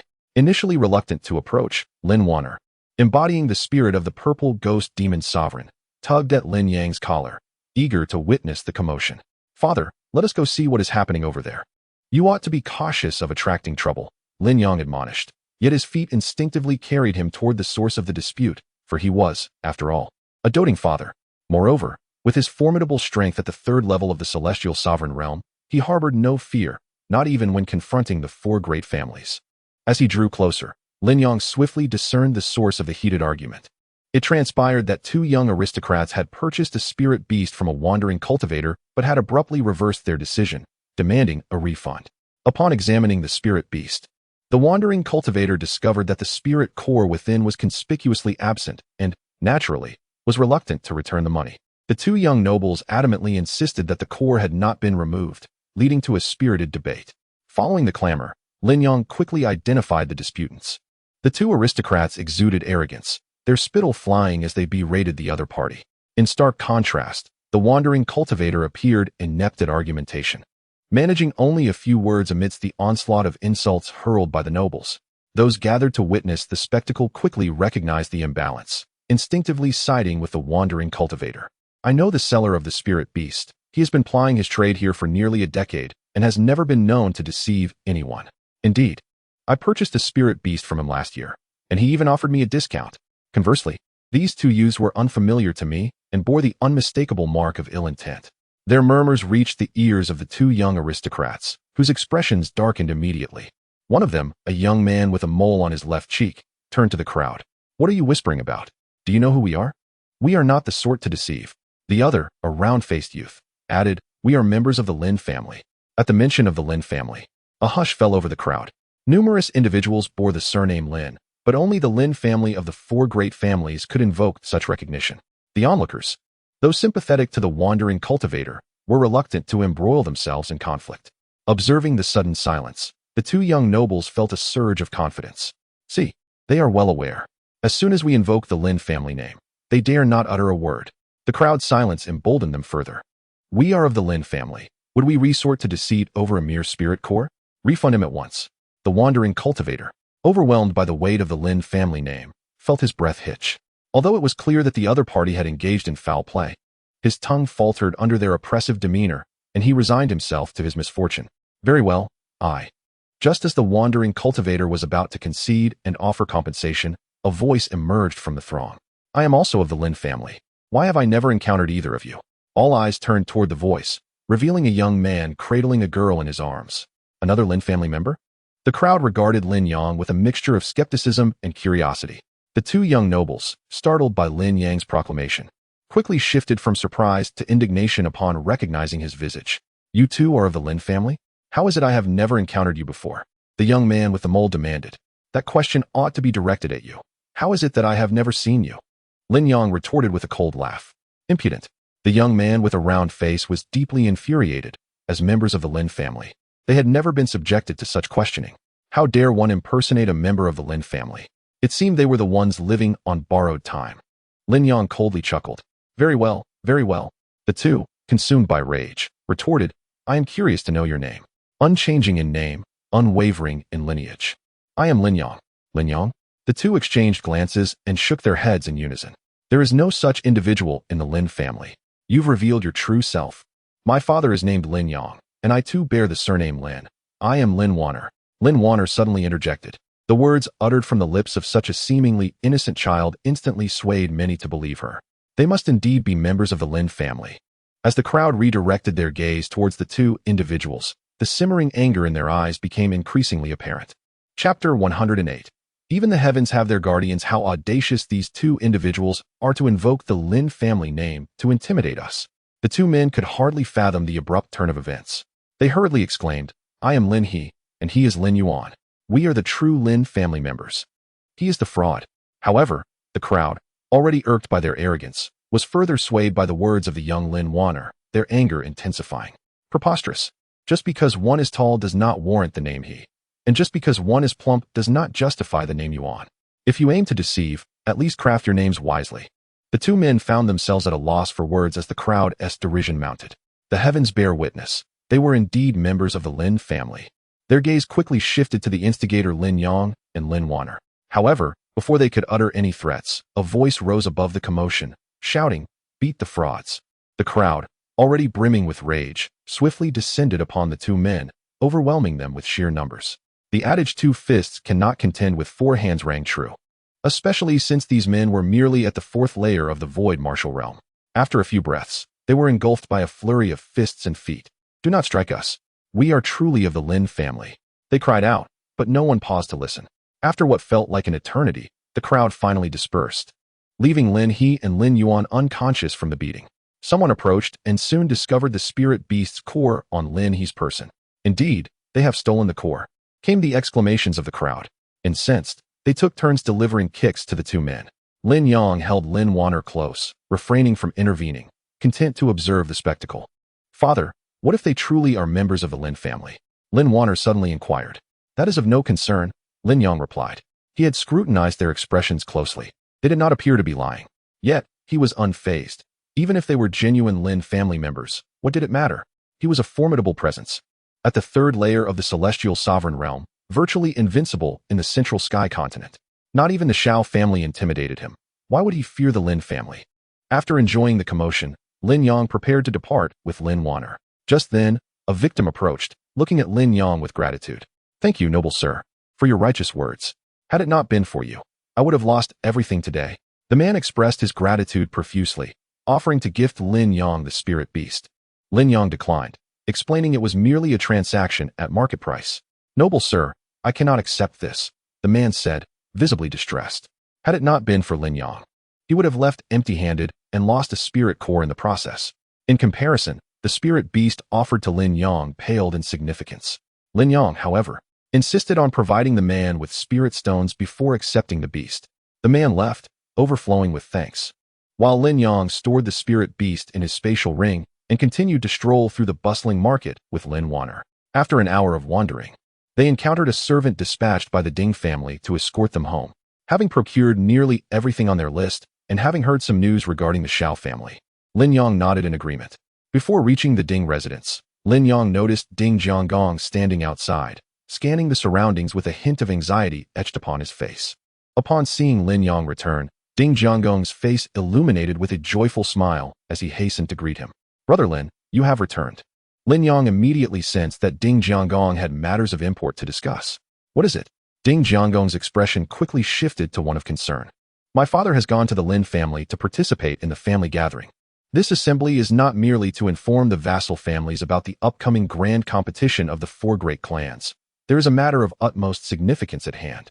The 4 great clans have discovered a hidden realm, but a spirit beast guards its entrance. Research has revealed that this spirit beast exhibits little interest in anything but food. The 4 clans hastily dispatched their chefs, yet to their dismay, the spirit beast showed no interest in the delicacies prepared by renowned chefs. In desperation, the 4 clans had no choice but to inform the vassal families of this predicament.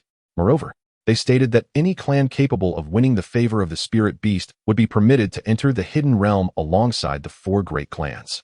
This is indeed a fortuitous opportunity, my brother. Why the furrowed brow? Ding Jianggong sighed deeply. It is a good opportunity, indeed. The Lin family has even arranged for 2 of their young members to assist my family. As Ding Jianggong spoke, he sighed again. Upon hearing of the two Lin family members, Lin Yang exchanged a glance with Lin Wan'er, a sense of uncanny coincidence washing over them. Ding Jianggong continued, just moments ago, those two Lin family members were discovered in the bustling market, gravely injured and unconscious by some of the servants. Should this news reach the Lin family, my Ding family would face dire consequences. Lin Yang's brow furrowed at this revelation. The Lin family was being unreasonably harsh. Do not worry, brother Ding. This matter shall not implicate the Ding family. Lin Yang offered a simple assurance, recognizing the direct connection he had to the unfolding events.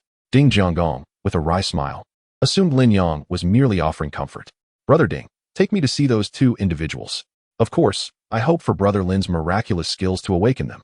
Ding Jianggong then recalled the reason for his wait. After witnessing Lin Yang effortlessly revive Lin Wan'er, he had come to regard Lin Yang as an omnipotent healer.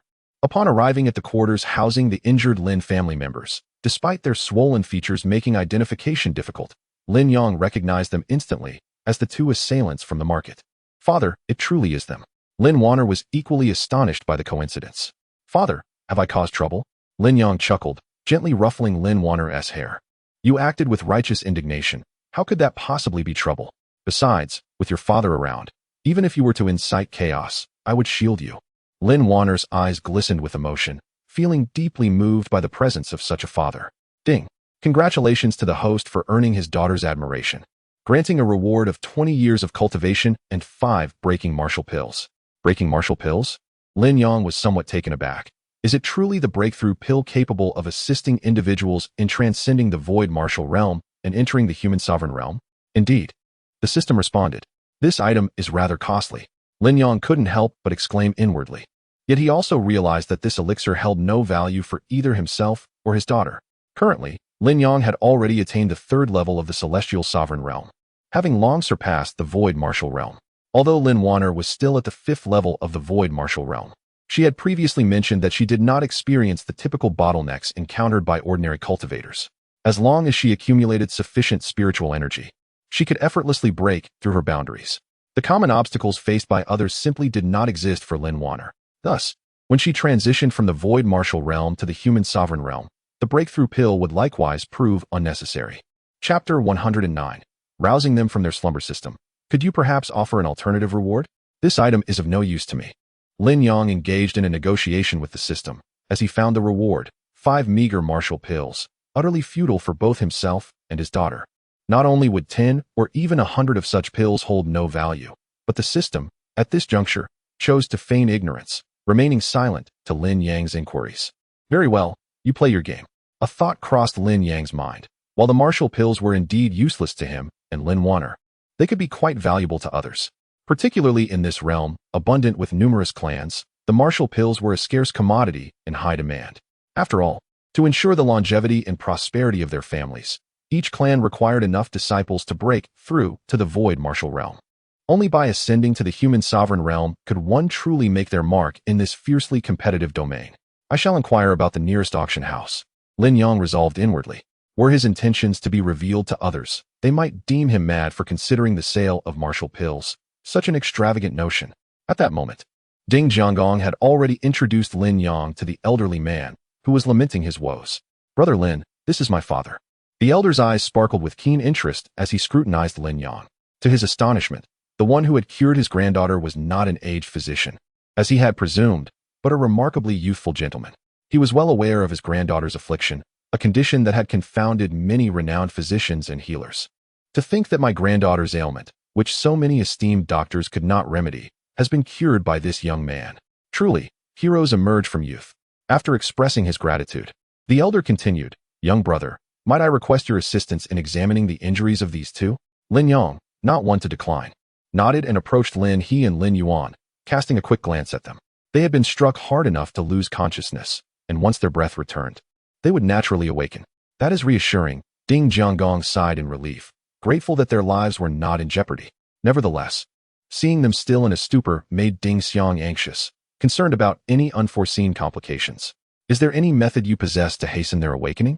Lin Yang nodded affirmatively. Indeed, I do. Ding Xiang's expression brightened, and he clasped his fists in gratitude.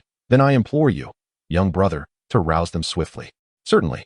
Lin Yang turned to the Ding family servant standing nearby. Fetch me 2 basins of water. Water? The servant looked at Lin Yang in astonishment. Not only was the servant bewildered, but Ding Xiang was equally taken aback. What purpose does the water serve? Though Ding Jianggong harbored his own doubts, he did not question Lin Yang's intentions. Father, do as Brother Lin suggests. If he believes it will work, then he must have confidence in his method. Having witnessed Lin Yang revive his daughter with just a few gestures of his feather duster, Ding Jianggong had complete faith in him. Encouraged by Ding Jianggong's words, Ding Xiang suppressed his curiosity and waved his hand at the servant. Go and bring 2 basins of water. The water was soon delivered, contained in 2 large basins filled with clear liquid. Lin Yang nodded with satisfaction and said, splash water on their faces. If they don't wake up after the first splash, do it again. If that fails, try a 3rd time. We shall keep splashing until they regain their senses. The servants of the Ding family were taken aback, exchanging glances with one another before looking towards Ding Xiang. Both Ding Xiang and Ding Jianggong were equally astonished. They could hardly believe that Lin Yang's proposed method was merely to splash water. Was this not a technique reserved for dealing with criminals? Brother Lin, is this truly your solution? Ding Jianggong could not help but inquire. If it were merely the offspring of the Ding family, such treatment might be permissible. However, these 2 were descendants of the illustrious Lin family, one of the 4 great clans. Even if they were but collateral branches rather than direct lineage, the Ding family had no right to handle them so casually. Indeed, this is the swiftest method to rouse them, Lin Yang replied. Ding Jianggong immediately turned to his father, who quickly shook his head, signaling that such an action could not be undertaken. Should they proceed, the Ding family would face dire consequences. The wrath of the Lin family was not something the Ding family could withstand. Before the servants could carry the water away, Lin Yang suddenly stepped forward, seizing a basin of water and dousing Lin He and Lin Yuan without hesitation. Brother Lin, no? Ding Jianggong attempted to intervene, but his speed was no match for Lin Yang. By the time he reached to stop him, Lin Yang had already emptied both basins. This. Ding Jianggong's face fell in despair. It was over. They were finished. Ding Xiang's countenance similarly turned pale. Initially, he thought Lin Yang was a commendable fellow based on his son's description. Yet now, it appeared he was far too audacious and reckless. How could he dare treat the scions of the Lin family so rudely? Was this not akin to courting death? At that moment, the unconscious Lin He and Lin Yuan, startled awake by the cold water, coughed a few times. Upon regaining consciousness and noticing figures standing nearby, they instinctively shielded their heads and cried out in fear, "Please, no more. Don't hit us." Ding Jianggong was startled and quickly retreated, not forgetting to pull Lin Yang along with him. Splashing water could be justified as an attempt to revive them, but if they perceived it as an assault, it would spell disaster. After a moment of waiting, when no punches or kicks followed, Lin He and Lin Yuan exchanged furtive glances, realizing they were no longer in the bustling market. They could not help but breathe a sigh of relief. At this juncture, Ding Xiang stepped forward and asked, "Gentlemen, are you unhurt?" The 2 had accompanied Ding Xiang from the Lin family, but upon arriving here, they had requested to explore the surroundings, only to be ambushed and beaten. Seeing the vassals of the Lin family now, they found a point to unleash their fury. "Do we appear unscathed? Old man, what on earth is happening here? How dare anyone lay a hand on the Lin family? Is this no longer within your Ding family's jurisdiction?" With their voices raised, they unleashed a torrent of scorn upon Ding Xiang. Although Ding Xiang was older and far more powerful than the 2 individuals, he dared not utter a single word in retort to their scornful insults, nor could he even allow a semblance of anger to cross his countenance. Upon hearing that they intended to report him to the head of the Lin family, his face turned ashen, while Ding Xiang remained silent. Ding Jianggong could no longer tolerate the humiliation of having his father insulted directly. "Is it not excessive for you both to speak in such a manner?" Ding Xiang, alarmed, quickly intervened to restrain Ding Jianggong, simultaneously offering an apologetic smile to Lin He and Lin Yuan. "Please do not hold his youth against him. He simply lacks the words to express himself. I implore you, esteemed envoys, to disregard his inexperience." Following this, he sharply admonished Ding Jianggong, "Fool, how dare you speak to the envoys in such a way?" As he scolded, Ding Xiang's hands trembled uncontrollably, not from rage, but from sheer terror. It was precisely because he had witnessed the formidable power of the Lin family at this family assembly that he felt such profound fear. Chapter 110. Are you looking for me? The Lin family, a force capable of effortlessly annihilating the Ding family. Father. Ding Jianggong had never been berated so harshly by his father, leaving him momentarily stunned. "Get out. Leave this place. Do not obstruct the envoy's view." Ding Xiang continued to scold him vehemently. The reason Ding Xiang lashed out at Ding Jianggong was, in fact, to protect him. The harsher he scolded, the more pleased the 2 envoys would be. thereby transforming this significant matter into a trivial one. Otherwise, if the other party truly pursued the issue, Ding Jiangong could very well face fatal consequences, such as the fate of being a vassal to another family. Indeed, Lin He and Lin Yuan felt a sense of satisfaction upon hearing Ding Xiang berate Ding Jiangong. Look, this is the power of the Lin family. Who dares to show them disrespect? As soon as they relaxed their guard, the pain throughout their bodies surged, causing them to involuntarily gasp. These lowly peasants dared to strike me. I shall not spare them. After uttering a fierce remark, they could not help but cry out in pain. Ouch, it hurts terribly. Quickly, fetch a doctor. Ding Xiang hurriedly tried to amend the situation, but Lin He and Lin Yuan refused any assistance. Do not call anyone. We cannot let this humiliating incident be publicized. After wailing in pain for a while, Lin He bitterly remarked, "It is all the fault of those two unknown father and daughter. If I find them, I shall not hesitate to kill them." Just as he was uttering his threats, a voice from above interrupted, "Are you looking for me?" Lin He impatiently looked up, ready to chastise the speaker. However, upon seeing Lin Yang, his irritation instantly transformed into fury. "It's you, brat. How dare you show your face?" Lin He shouted, leaping from the ground to pounce on Lin Yang. He loathed Lin Yang even more than those who had struck him. Before Lin Yang's appearance, those individuals had been intimidated. But once Lin Yang arrived, the situation had taken a complete turn, resulting in their being soundly beaten. This resentment was something Lin He could never forget. Lin Yuan also recognized Lin Yang. Yet instead of joining Lin He in attacking him, he sought out Lin Wan'er. In his eyes, this little girl, just 3 or 4 years old, was as despicable as Lin Yang. Suddenly, Lin He and Lin Yuan charged forward, catching Ding Xiang and Ding Jiangong completely off guard. In the blink of an eye, Lin He and Lin Yuan had lunged at Lin Yang and Lin Wan'er, respectively. "Brat, die!" Lin He bellowed. Lin Yuan similarly shouted, "Little girl, take my punch." Lin Yuan, who was already rotund, had fists as large as Lin Wan'er's head. At that moment, Ding Jiangong and his son finally reacted, shouting, "Have mercy." Yet their pleas fell on deaf ears, as Lin He and Lin Yuan showed no sign of stopping. With their strikes poised to land on Lin Yang and his daughter, they emitted triumphant howls. "Dare to strike my daughter." Lin Yang was not angered by an attack on himself, but the audacity of Lin Yuan to strike his daughter ignited a fierce wrath within him. The terrifying power of the third tier of the celestial sovereign realm was palpable. As Lin He charged aggressively toward him, Lin Yang did not even spare him a glance. With a mere lift of his foot, he sent Lin He flying. Lin He did not have time to utter a sound before losing consciousness and soaring through the air. With a thunderous crash, he collided heavily with the wall, causing the entire room to tremble. Subsequently, Lin Yang rushed toward Lin Wan'er. However, Lin Wan'er flashed a sweet smile at him, assuring, "Father, you need not worry about me." As she spoke, her small hand had already reached out to grasp Lin Yuan's fist, which could only be described as a lump of flesh. "You are far too naive, little girl." Lin Yuan sneered, confident in his fourth-tier strength of the virtual martial realm. Dealing with a mere child should be a trivial matter. How dare she attempt to block his strike? Was she not courting disaster? Yet, when his fist collided with Lin Wan'er's delicate hand, his expression shifted dramatically. With a sharp crack, accompanied by a wail reminiscent of a slaughtered pig, Lin Yuan's fist contorted grotesquely. My hand! My hand!" he screamed.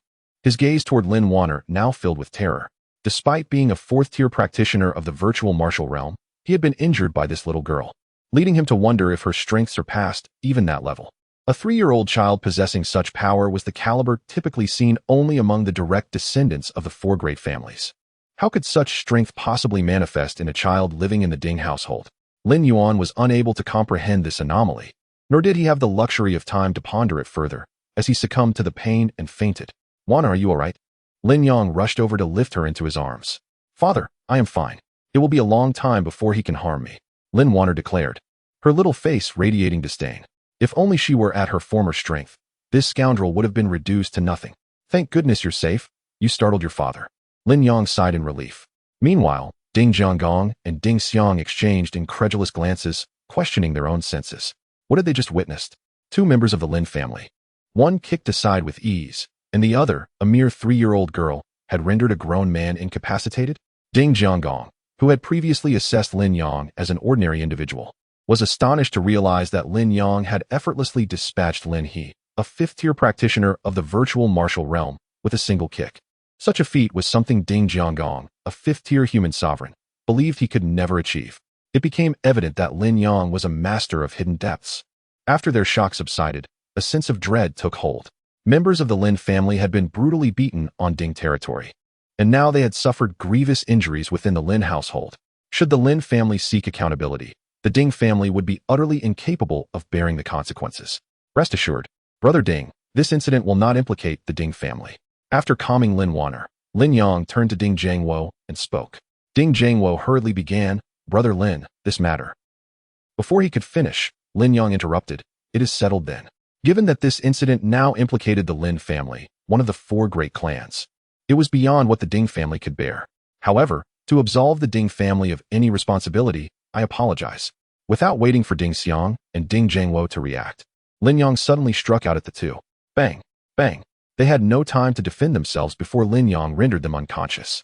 Subsequently, Lin Yang subdued all the servants of the Ding family and dragged them out. After setting the house ablaze, Lin Yang finally departed the Ding residence, carrying the still unconscious Lin He and Lin Yuan. Chapter 112. You cannot discern. Lin Yang summoned a waiter to inquire about the location. Cradling Lin Wan'er in his arms as they strolled leisurely to the entrance of the Wang family's Li Yuan auction house. Upon observing the scene outside the auction house, Lin Yang was taken aback. Is there truly an auction house here? Doubt crept into his mind. The exterior of the auction house was not bustling with activity. Rather, it could be described as desolate. Even Lin Wan'er could not help but question, Father, have you been deceived? Lin Yang looked up at the signboard, which indeed bore the 4 prominent characters Li Yuan auction. Let us venture inside first. If it proves unworthy, we shall proceed to the Shui family's auction house, he resolved. Stepping into Li Yuan auction house. Typically, a large auction house would have personnel designated to welcome guests. However, upon entering, Lin Yang found not a single soul in sight. Clearing his throat with a deliberate cough, a figure eventually poked their head out from a room ahead. Initially, the person's gaze was filled with anticipation, but upon recognizing Lin Yang's appearance and the child in his arms, their enthusiasm faded. This is an auction house. You must have taken a wrong turn, the person remarked. We're here to sell items, Lin Wan'er chimed in with a bright voice. Sell items? The individual's eyes suddenly lit up, and they hurried over to Lin Yang, exclaiming, You truly have items to sell? For days, he had been in despair, as the auction business in Ryu City had been thriving, with the Shui family maintaining their dominance and the Lin family rising to prominence, leaving the Wang family's auction house in a state of languor. As a clerk at the auction house, his earnings in spiritual stones were directly tied to the house's profits. When business flourished, his share of spiritual stones increased. Conversely, during lean times, his gains dwindled. Over the past 2 years, he had only acquired a mere 12 spiritual stones, all of the lower grade. He had heard that the clerks of the Shui and Lin families could earn 10 stones in a month. He was envious beyond measure. Lin Yang's arrival was, for the clerk, akin to a portion of his wages, thus sparking immense excitement. Lin Yang felt uneasy under the clerk's fervent gaze. What is his deal? Is his reaction a tad excessive? Seeing Lin Yang nod, the clerk joyfully leaped, proclaiming, Excellent, splendid. Come in quickly. With that, he warmly ushered Lin Yang into the room, serving him tea and water with meticulous care. Please, sit for a moment. I shall fetch the appraiser right away. Without waiting for Lin Yang's response, he dashed out, fearing that any delay might cause Lin Yang to depart in dissatisfaction. How peculiar. Lin Yang could not help but shake his head. The clerk hurriedly made his way to a lavish room and took a moment to compose himself before knocking on the door. Master Yan, are you there? A young voice soon replied from within, Coming. The door opened swiftly, revealing a young man frowning at the visitor. What is it? The young man inquired. The clerk, seeing the young man, offered a humble smile. Ah, it appears Master Zhang is here as well. A visitor has arrived, claiming to have something for sale, prompting me to invite Master Yan to take a look. Yuing, what is it? Came a frail voice from within. Master, it's an attendant from the auction house, saying a guest has arrived. Oh, the elder replied, emerging from the inner room while holding a jade talisman. The young attendant bowed deeply before the elder, showing even more respect than he did to the youth. Master Yan. The elder placed the jade talisman on the table and said, All right, I shall accompany you to have a look. However, Zhang's apprentice interjected, Master, I suspect the item brought isn't particularly valuable. You should rest. I will go and see. Very well, you go and take a look. If you're uncertain, have someone come and fetch me. The old appraiser nodded, agreeing with his apprentice's suggestion. After all, each time he ventured out, he returned disappointed. The young attendant had no objections. As long as the business was successful, he promptly led the way.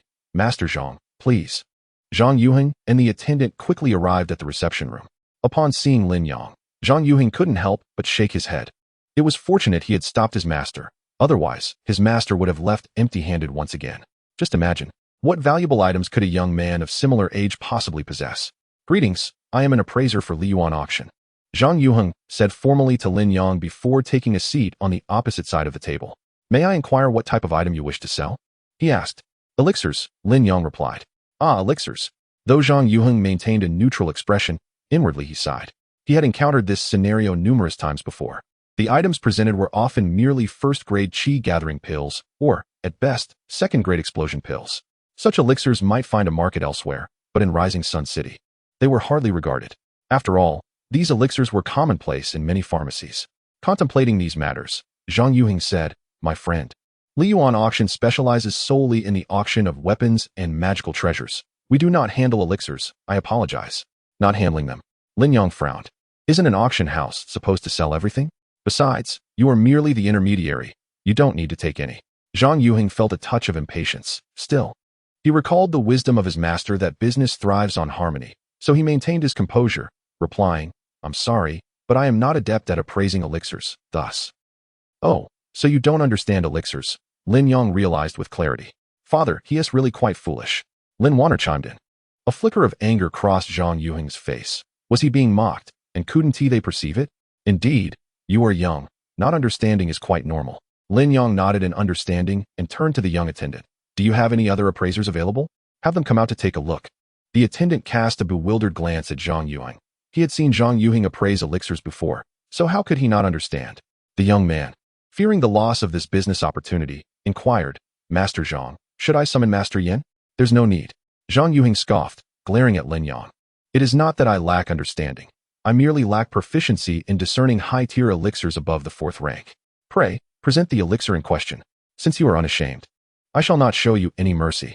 Zhang Yuheng anticipated that his words would leave the other party embarrassed and retreating in shame. After all, he had stated that he was unfamiliar with elixirs of the 4th rank and above, having only encountered 3 such elixirs during his time with his master. To his surprise, Lin Yang had indeed come to sell high-tier elixirs. You claim to lack the ability to appraise elixirs above the 4th rank? Then I suggest you hasten to bring forth Master Yin. You are incapable of discerning my elixirs. Chapter 113. The unsettled Zhang Yuheng stared at Lin Yang in astonishment. Are you implying that I am incapable of discerning? Indeed, Lin Yang affirmed with a nod. What I am offering is a 5th-grade elixir. And did you not mention that your expertise is limited to identifying only those of the 4th grade or below? What? Zhang Yuheng abruptly rose from his seat, his eyes wide with disbelief. A 5th-grade elixir?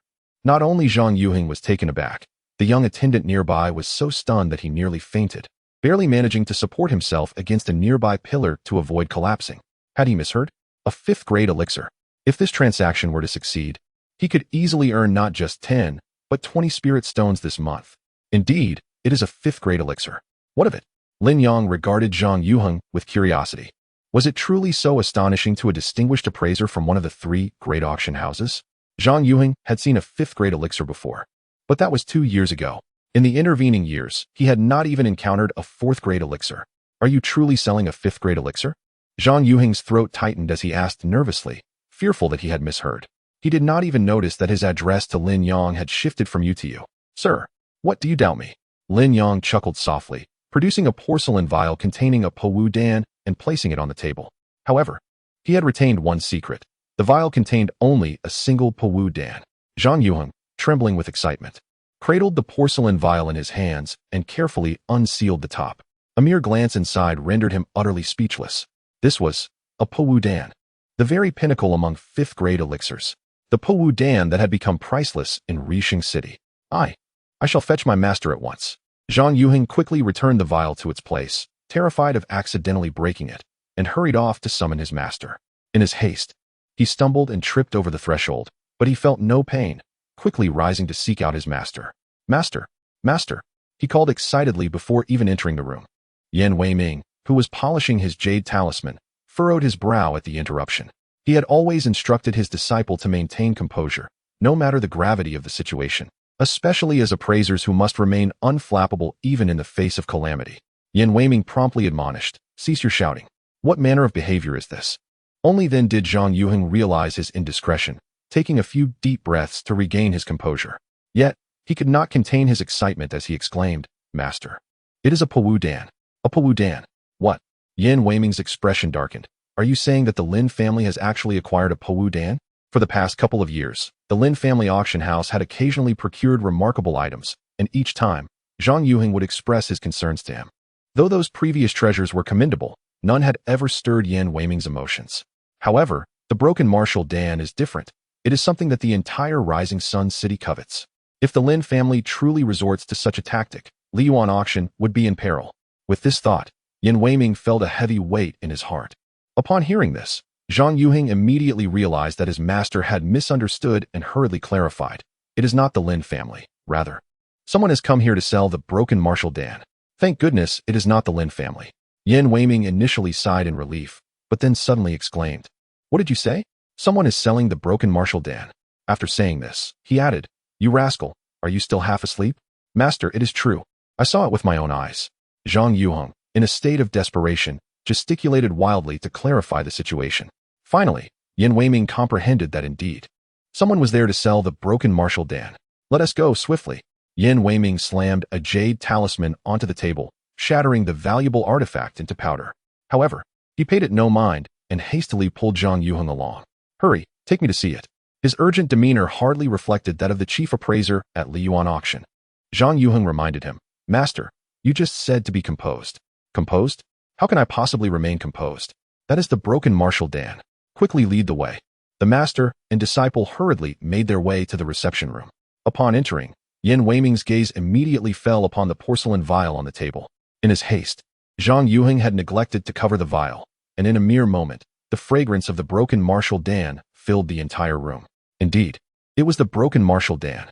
Yin Weiming's eyes lit up as he approached the table, picking up the vial and closing his eyes to take a deep whiff. "Good, splendid." After inhaling, he turned to Lin Yang and said, "This precious elixir belongs to you, does it not?" Lin Yang nodded, replying, "Yes, it is mine." "May I take a look at the elixir?" He continued, "Aside from the classification by major grades, there are also several appearances to distinguish. To ascertain its value, it is necessary to examine its appearance first." Zhang Yuheng chimed in, "This is my master, Yin Lao, the chief appraiser at Liyuan auction." Lin Yang understood that this was the protocol of the auction house and said, "Please, Yin Lao." "Excellent, excellent." Yin Lao opened his palm and tilted the vial, causing a perfectly round elixir to roll out. The moment it made its appearance, the eyes of both Yin Weiming and Zhang Yuheng sparkled with astonishment. The quality was simply outstanding. Zhang Yuheng was filled with wonder. He had not spoken falsely earlier, for he could indeed only appraise elixirs of grade 4 or below. Although he could discern that this broken martial Dan was exceptional, he could not articulate why. As the chief appraiser of Liyuan auction, Yin Weiming's perspective surpassed that of Zhang Yuheng. Consequently, the astonishment reflected in his eyes was even more profound. The quality of this elixir was simply extraordinary. Apart from the classification of 1st to 9th grades, each grade is further divided into minor success, major success, and perfection. The elixir crafted by Xiao Chang possesses 100% efficacy. However, it retains a certain degree of impurities that must be expelled post-consumption. Failing to do so may lead to the accumulation of these impurities over time, significantly impacting one's cultivation journey. The elixir of greater mastery not only boasts an efficacy exceeding 100%, but also contains fewer impurities than that of Xiao Chang's creation. Meanwhile, the flawless elixir elevates its effectiveness to an astonishing 120. The impurities present are merely half of those found in the greater mastery elixir. Yin Weiming, with a cursory glance, could discern that the quality of this exceptional martial elixir far surpasses that of the greater mastery level, having undoubtedly reached a state of perfection. Desiring a closer examination, he held the elixir up to the light. Suddenly, delicate, almost ethereal patterns began to emerge on the surface of the elixir. Yin Weiming's eyes widened in astonishment. Chapter 114. Are you reckless? Yin Weiming hurriedly grasped the elixir, scrutinizing it under the light with utmost care. Elixir patterns, indeed. There were elixir patterns. Once he confirmed he was not mistaken, Yin Weiming stood there, utterly astonished. A legendary tale surfaced in his mind, a tale that spoke of a mythical grade of elixirs beyond the realms of minor success, major success, and perfection. This grade was known as perfection. Elixirs of the perfect grade boast effects far superior to those of minor success, being 1.5 times as potent. More significantly, perfect grade elixirs contain no impurities, posing no future risks. The most distinguishing feature of a perfect grade elixir is the subtle, almost ethereal patterns that adorn its surface, commonly referred to as elixir patterns. Having served as an appraiser for a staggering 80 years, Lin Wan'er had evaluated countless elixirs. Among them, those of minor success accounted for 60%, major success for 30%, while those of perfection comprised a mere 10%.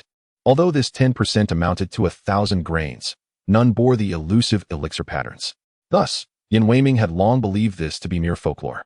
Yet today, he was witnessing the legend with his own eyes. Master, master. It was not until he heard Zhang Yuheng's repeated calls that Lin Wan'er snapped back to reality. Master, what's wrong? Zhang Yuheng inquired, puzzled. Despite the recent downturn in the Liyuan auction house's business, leading to a scarcity of remarkable items, there had been years when 5 great elixirs had made an appearance, and even 6 great elixirs had surfaced. Yet, even with 6 great elixirs, his master had never exhibited such a loss of composure. Lin Wan'er immediately discerned the confusion in his devoted disciple's expression and chuckled. Yuheng, do you recall the tale I once shared regarding elixirs? Zhang Yuheng, after a brief moment of recollection, became agitated. Are you referring to the elixir patterns? The perfect grade elixirs? Precisely. It appears your memory serves you well, Lin Wan'er affirmed with a nod of satisfaction. Master, why do you suddenly bring this up? Did you not state that it was merely a legend, non-existent in reality? Lin Wan'er's countenance shifted to one of grave seriousness. Yuheng, I was mistaken. It is not a legend. It exists in reality. What? Zhang Yuheng stared at Lin Wan'er in disbelief, before his gaze shifted to the elixir in Lin Wan'er's hand. Master, are you saying? Lin Wan'er nodded emphatically. Indeed, this is a perfect grade elixir. You and I are fortunate to be among the only 2 appraisers in the Central Sky continent to have beheld a perfect elixir. Zhang Yuheng gasped in astonishment, his body trembling as he staggered back a few steps, nearly losing his balance. His capacity for acceptance was not on par with Lin Wan'er's. He struggled to comprehend such news. Regaining his composure, Lin Wan'er hastily approached the table, carefully placing the elixir back into its container before turning to Lin Yang. Young brother, do you truly intend to sell this elixir? Lin Yang had listened intently to the preceding conversation between Lin Wan'er and Zhang Yuheng. He never anticipated that the reward from the system would be a perfect grade medicinal pill. Back when he was on good terms with Xian, she had once mentioned such matters. Yet, even she believed that the so-called perfect medicinal pills were merely a legend. Little did they know, it was indeed a reality. However, even if it were true, this broken martial pill held no value for Lin Yang. Thus, without a moment's hesitation, he nodded and stated, sell it. Yuan Weiming was equally elated but continued, young brother. Our auction house has 2 types of auction regulations. The first option allows your pill to be auctioned at our event, regardless of the selling price. We will take a 10% commission. The second option is for our auction house to offer a suitable price to buy your pill outright, after which any profit or loss would no longer concern you. Lin Yang decisively replied, I choose the first option. Yuan Weiming was not surprised. Anyone capable of presenting such a remarkable pill would naturally know which approach was more lucrative. It was merely a formality. Very well. Then please sign an auction agreement with us. With a wave of his hand, a nearby excited assistant promptly brought forth 2 copies of the contract. Yuan Weiming took a pen, wrote down 1 perfect grade broken martial pill in the auction item section, and then signed his name. Here, young brother, you may review the contract, he said. Lin Yang nodded, took the contract, and glanced over it, then remarked, this is incorrect. What is written here is wrong. What is wrong? Yuan Weiming's heart skipped a beat, fearing Lin Yang was seeking an excuse not to sign. To his surprise, Lin Yang clarified, you have written 1 broken martial pill, which is not accurate. What is inaccurate? Yuan Weiming looked at Lin Yang in bewilderment, for there had indeed been only 1 broken martial pill in the ceramic vial. Could there possibly be others? At that moment, Lin Yang produced 4 additional ceramic vials and stated, it is not 1, but 5. 5 broken martial pills. Yuan Weiming's jaw nearly dropped to the table, his voice shifting in pitch. Indeed, 5 perfect grade broken martial pills. Thud. This time, Yuan Weiming could no longer maintain his composure and toppled from his chair. After a laborious effort to sign the contract, he finally managed to calm his racing heart. Young brother, your pills will appear at tomorrow night's auction. Here is a VIP card. Guests can come to observe. Very well, Lin Yang replied. Since he had nothing else to do, it would not hurt to bring Wan'er along. Who knew? Perhaps there would be something she fancied. After Lin Yang departed, Yuan Weiming gestured to Zhang Yuheng behind him and commanded, gather all the staff. Master, do you intend to? Humph. Such a golden opportunity to not show the Lin family a thing or two would be a tremendous waste. Zhang Yuheng instantly grasped Yuan Weiming's intent, his eyes lighting up. All right, I will go summon them right away. Just as Zhang Yuheng was about to leave, he suddenly turned back. What is it? Yuan Weiming inquired.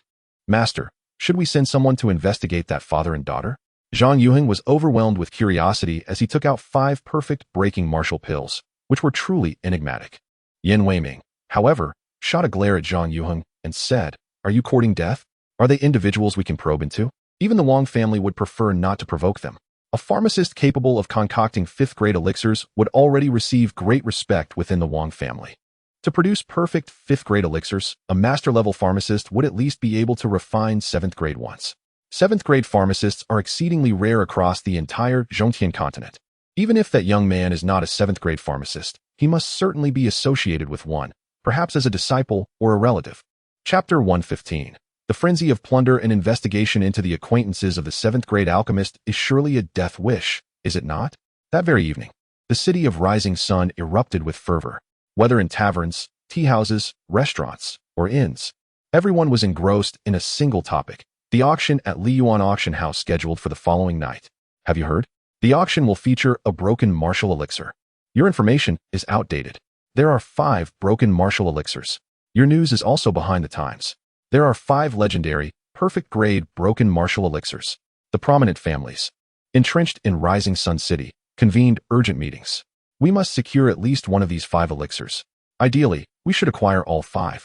Immediately convert all valuables into spirit stones. Promptly notify the main family to send an ample supply of spirit stones. This perfect-grade broken martial elixir is a prize I must possess. In stark contrast to the fervor outside, the atmosphere within the Shui and Lin family auction houses was notably tense. The Shui family was relatively composed. The manager hastily relayed the news back to the family, lamenting the fortune of Liyuan Auction House, before dispatching someone to gather information about the elixir's owner. Conversely, at the Lin family auction house, the manager and staff were all huddled in the main hall, the manager's expression icy and formidable. Who can tell me where Liyuan Auction House procured these 5 elixirs? No one dared to respond. Heads were bowed, avoiding the manager's gaze. His ire intensified. Did I not instruct you all to keep a vigilant watch on every newcomer to Rising Sun City? Anyone heading to Wang family auction house should be stopped immediately. Such incompetence. Just as he was berating his subordinates, a sharp voice pierced through the air. Manager He, what has you so incensed? Upon hearing this, Manager He's anger dissipated instantly. He hurriedly stepped outside, bowing and scraping. Young master, what brings you here? A haughty young man cast a disdainful glance at Manager He and replied, Why shouldn't I come? Manager He quickly chastised himself, apologizing. I misspoke. Please disregard my words. As the manager of the Lin family's auction house in Rising Sun City, he held a certain status within the family. Yet, compared to the individual before him, he was nothing. This young man was none other than Lin Tianlang, the direct heir of the Lin family. One could even say that Lin Tianlang was the future patriarch of the Lin family. Naturally, Lin Tianlang had no reason to be angry with Manager He. As a scion of one of the 4 great families, he would not stoop to quarrel with a mere steward. Manager He, what is the situation? Though Lin Tianlang's tone was inquiring, it carried an undeniable authority. Manager He, not daring to conceal the truth, promptly recounted the events. Upon hearing the report, Lin Tianlang's eyes flickered with surprise. Perfect-grade broken martial elixirs? Even I, the heir of the Lin family, have yet to consume one. When he transcended the void martial realm and stepped into the realm of human sovereign, he merely consumed a pill, the broken martial pill, which was infinitely close to perfection. Have you discovered the origin of this elixir? Lin Tianlang promptly posed the crucial question. We have yet to uncover that information. I have already intensified efforts to investigate. Came the anxious reply from Manager He, whose forehead was beaded with cold sweat, fearing that Lin Tianlang's displeasure might cost him his life. Little did he know, even if Lin Tianlang harbored intentions to eliminate him, he would not sully his hands in such a manner. Lin Tianlang pondered for a moment and instructed, Call them all back. Young master, what do you mean? Manager He was perplexed, unable to fathom Lin Tianlang's intentions. Is it within your capacity to investigate someone capable of producing a broken martial pill, especially one of perfect quality? A mere sentence from Lin Tianlang caused beads of sweat to cascade down Manager He's brow. He realized, in his eagerness, he had made a misstep. Yes, I shall summon them immediately. With that, Manager He hastily departed. Wait, Lin Tianlang suddenly called out to him. Young master, is there anything else? Lin Tianlang nodded and said, Make arrangements. I intend to attend the Wang family's auction tomorrow night. The news that Lin Yuan auction would be auctioning 5 perfectly refined broken marshal pills had spread throughout the city of Rising Sun overnight, reaching everyone from centenarians to toddlers. Families were mobilizing, preparing for the evening's auction. This news continued to disseminate, drawing people from distant locales. Hearing the reports flooding in, Yin Weiming could not suppress his laughter. Excellent, excellent. Lin Yuan auction is about to experience a turn of fortune. Lin Yang awoke to find that the inn he was staying in was now bustling with individuals of considerable strength, people who had not been present the previous night. After ordering a couple of dishes, it dawned on him that these individuals had come specifically for the 5 broken marshal pills he was offering at Lin Yuan auction, leaving him both amused and bewildered. The pills he deemed unworthy were now the objects of such fervent desire. Splendid, they have come to line my pockets. Lin Wan'er had also heard the news and couldn't help but chuckle. As the purple shadow demon sovereign, she was no stranger to pills of perfect quality. However, she hadn't anticipated Lin Yang producing 5 at once. Lin Wan'er was well aware that Lin Yang would never engage in alchemy, nor knew any master alchemists. The secrets surrounding her father were truly multiplying. With the influx of visitors, complications naturally arose. To avoid any disturbances, Lin Yang chose to remain in the inn with Lin Wan'er until nightfall. As darkness enveloped the sky, the inn suddenly emptied. Noticing this, Lin Yang picked up Lin Wan'er and made his way to Lin Yuan auction. At that moment, everyone at Lin Yuan auction, from Yin Weiming to the young attendants, was overwhelmed by the commotion. Various families dispatched representatives to participate in the auction, yet the seating at the venue was limited, making it impossible for everyone to be accommodated. Ladies and gentlemen, please lend me your ears, Yin Weiming proclaimed with a commanding voice. It brings me great joy to see you all here in support. However, as you are all aware, the seating at Lin Yuan auction is quite constrained, and I must apologize for the inconvenience. The moment Yin Weiming uttered these words, the crowd erupted in uproar. Old Yin, how can it be that you, as the organizers of the auction, have not arranged sufficient seating? This is simply unacceptable. Indeed, Old Yin, I am a distinguished member of Lin Yuan auction. I do not concern myself with others, but I must insist on having a seat today. Why should that be? I am also a distinguished member. I too must have a seat. The members of these prominent families began to quarrel over a mere seat, while others, who were less connected, obstructed the entrance of Lin Yuan auction entirely. Chapter 116. Unprecedented frenzy. The attendants at Lin Yuan auction stood clustered at the entrance, their expressions tense and foreboding. The allure of the broken marshal pill was simply overwhelming. In the entire Rising Sun city, every notable figure had come in person. For those who could not attend, they dispatched significant representatives with explicit instructions to exert every effort to secure the acquisition of the broken marshal pill. Esteemed individuals approached Yin Weiming directly, while the commoners could only vie for entry tickets. A young attendant, drenched in sweat, surveyed the chaotic crowd. Feeling a sense of panic begin to set in. It was not only that Lin Yuan auction had fallen on hard times over the past 2 years, even during its heyday. Such a scene was unprecedented. The line for entry tickets seemed to stretch endlessly. Everyone, please line up orderly. It is first come, first served, the young attendant called out. Upon hearing this proclamation, the crowd behind erupted in dissatisfaction. Why should it be first come, first served? If that were the case, those of us at the back would stand no chance of acquiring tickets. The individuals at the front, initially pleased at their opportunity, suddenly found themselves embroiled in the discontent of those behind them. I arrived before you. That is reason enough. Someone shouted. A voice from the back recognized the speaker. You? Even if you secure a ticket, you will merely glimpse the event. What value is that? With a leader emerging, the agitation in the crowd intensified. What is this first come, first served nonsense? Why not hold an auction for tonight's tickets? Highest bidder wins. This way, those lacking the means won't be able to infiltrate. This suggestion was met with approval from those behind who possessed the necessary resources. Indeed, it should be this way. What purpose does it serve for the incapable to occupy spots? The individuals at the front fumed in outrage. What? Do you wish to fight? Come on. Who fears whom? Under the magnetic pull of the broken marshal pill, all semblance of decorum vanished from these individuals. The young attendant, terrified, thought to himself that if a brawl broke out, it would throw the entire Rising Sun city into chaos. He hurried back to seek out Yin Weiming, only to find him equally overwhelmed. What do you think of my arrangement? Yin, having observed the escalating conflict, had conceived an unprecedented idea to open the VIP boxes. Previously, the luxury boxes at Lin Yuan auction were designated solely for esteemed guests, typically accommodating only one faction. However, given the current circumstances, there simply weren't enough boxes. Yin suggested adding a few more chairs within the boxes. After a moment of contemplation, the crowd reluctantly nodded in agreement. After all, being in a box was far superior to jostling with others in the main hall. Yin Weiming exhaled in relief and bowed slightly to the crowd. Thank you all for your understanding. Observing the young attendant's anxious demeanor from afar, he hastened over. What is the matter? The young attendant recounted the unfolding situation outside, causing Yan's heart to race with urgency as he promptly made his way outside. At the same time, he felt an exhilarating thrill within. Lin Yang auction was on the cusp of a resurgence. As he approached the entrance, he immediately spotted the two parties on the verge of confrontation and quickly called out, "Everyone, please listen to me." Those who recognized Master Yin Weiming promptly shouted, "It's Master Yin from Lin Yang auction. Let's hear what he has to say." Yin Weiming first clasped his hands in greeting and said, "Everyone, let's remain calm. This incident is due to our insufficient preparations at Lin Yang auction, so please do not let your tempers flare." Although his words quelled some of the anger among the crowd, their primary concern remained whether they could obtain an entry ticket. "Master Yin, how do you propose to resolve this?"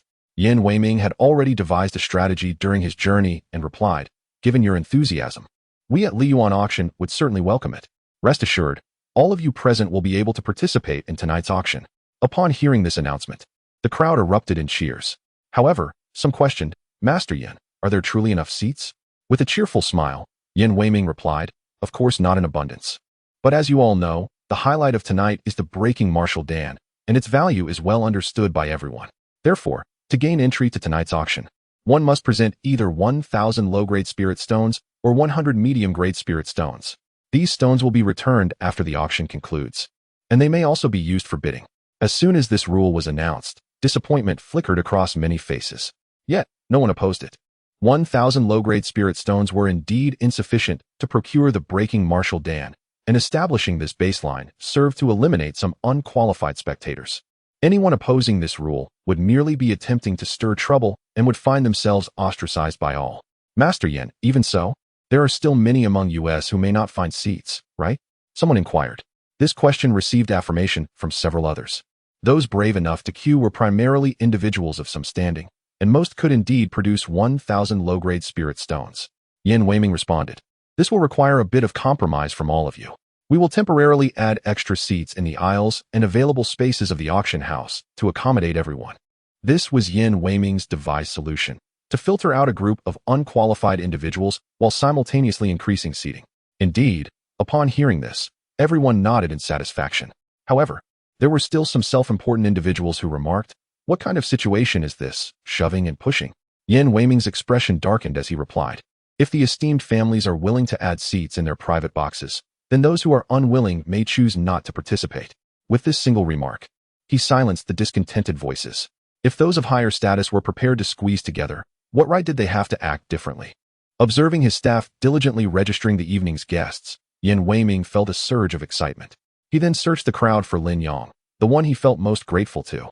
The fervent pursuit of a seat by these individuals was not directed at him, nor at Lin Yang auction, but rather towards those precious breaking martial dawn.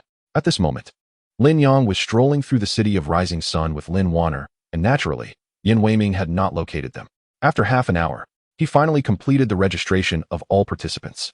Not having spotted Lin Yang, Yin Weiming had no choice but to return and prepare for the auction. Just as he turned around, he suddenly heard someone call out, "Old Yin." Turning back, he saw manager He of Jotai auction house jogging towards him. Although a smile adorned manager He's face, his heart was bleeding. He had been discreetly observing the situation at Lin Yang auction, and upon witnessing the imminent conflict among the crowd, he had felt a sense of delight. He believed that Lin Yang auction lacked the capability to successfully conduct this auction and would ultimately tarnish their reputation by transforming a fortunate event into an unfortunate one. To his surprise, however, the old man, Yin Weiming, stepped in and resolved the matter with just a few words. Chapter 117. The Rise of Chickens and Dogs. Despite harboring deep-seated resentment, He Guanxi managed to muster a smile as he approached Yin Weiming, recalling Lin Tianlong's words. "Ah, it's you, He Guanxi. What brings you here?" Yin Weiming replied somewhat nonchalantly. Years ago, when Jotai Auction House had just transformed from Jotai Auction House, He Guanxi had covertly employed certain tactics to usurp clients who originally patronized Lin Yang auction. Consequently, Yin Weiming held a rather unfavorable impression of He Guanxi. Fully aware of his reputation, He Guanxi did not expect any cordiality from Yin Weiming. He merely sought to fulfill the task assigned by Lin Tianlang. I've heard that Lin Yuan auction is holding an auction today, and I wish to attend this evening. I wonder if it would be convenient? Yin Weiming suddenly let out a cold, piercing laugh. What has prompted your newfound interest in Lin Yuan auction? He Guanxi felt a flush of embarrassment wash over him. Having served as the head of Zhoutai auction for 2 full years, he had never even set foot in Lin Yuan auction, let alone participated in an auction. Though unspoken, he understood that Yin Weiming was mocking him. Nevertheless, as this was a directive from the young master, he steeled himself against his own disdain and resolved to carry out the task. Failure to do so would likely result in dire consequences. I'm a bit busy these days. He Guanxi gritted his teeth and replied. Yin Weiming felt a rush of satisfaction as the pent-up resentment from the past 2 years finally found its voice. Since you have come to seek my assistance, how could I refuse? He Guanxi sighed in relief. I appreciate your kindness, Master Yin. However, what is it? The single word from Yin Weiming sent He Guanxi's heart racing once more. I presume you have noticed that the number of attendees for tonight's auction is overwhelming. Space is indeed at a premium. Conceit, pure conceit. He Guanxi seethed, his teeth nearly grinding to dust. What do you mean, Master Yin? It seemed that He Guanxi would have to endure the discomfort of squeezing into a private room alongside others. What? Squeeze in? Absolutely not. He Guanxi exclaimed, nearly leaping from his spot. If it were just him, squeezing in might be tolerable. However, the attendees included the young master. He dared not allow the young master to be crammed into a room with others. Not possible. Yin Weiming sneered. Then do as you wish. With that, he flung his sleeve and turned to leave. Unwilling to squeeze in? I am equally unwilling to accommodate you. Seeing Yin Weiming attempt to depart, He Guanxi panicked and hurriedly grasped his arm. Master Yin, please do not take offense. After a moment's hesitation, He Guanxi resolved to reveal the truth. To be honest, if it were just me, squeezing in would be manageable.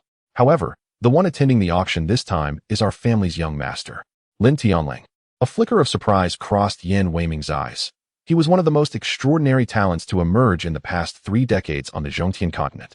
He is coming to Rixing City. Yin Weiming's vigilance heightened. Could it be that the Lin family had news regarding the concoction of the perfect breaking martial pill?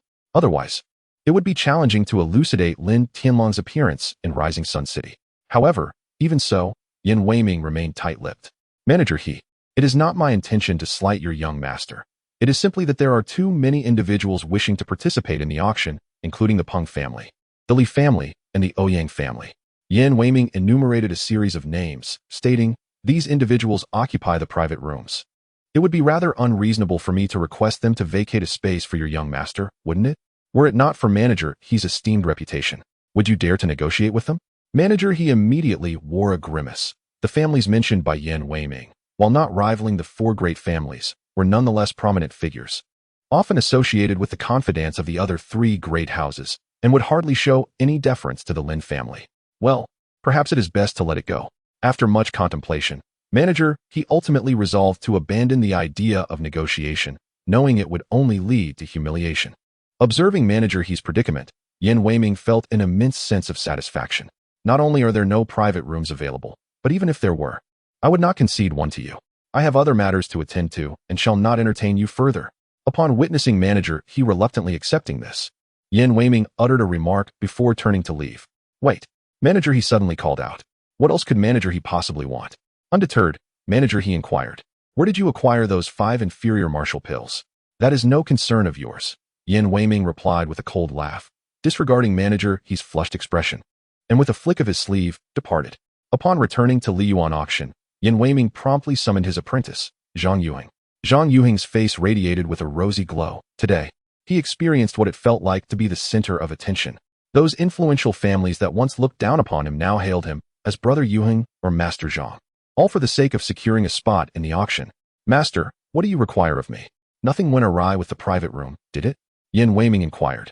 No, everything is fine, but Master. A smile broke across Zhang Yuheng's face as he proudly announced. We purchased all the benches in Rising Sun City for our auction. That is not what I asked. I meant to inquire whether you reserved a private room. Of course I did. Zhang Yuheng exclaimed with excitement.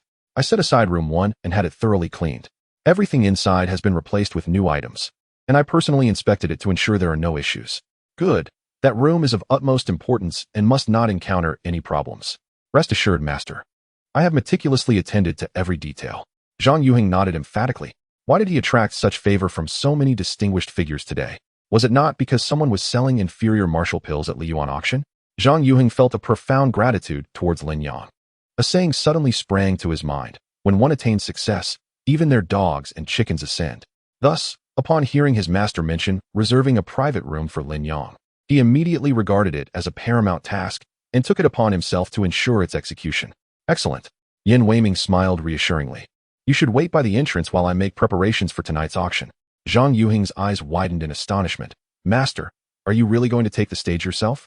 Of course, Yin Weiming replied with a nod, his smile unwavering. This is a perfect grade-breaking martial Dan. How could I possibly miss such an opportunity? As the clock struck a quarter past the hour of dusk began to settle in. Normally, at this hour, the bustling city of Rixing would gradually quiet down after a day of clamor. However, today was distinctly vibrant. Outside Liyuan auction house, throngs of eager individuals entered with palpable anticipation. The attendant at the entrance wore a smile that was nearly frozen in place, having finally welcomed the majority of the guests.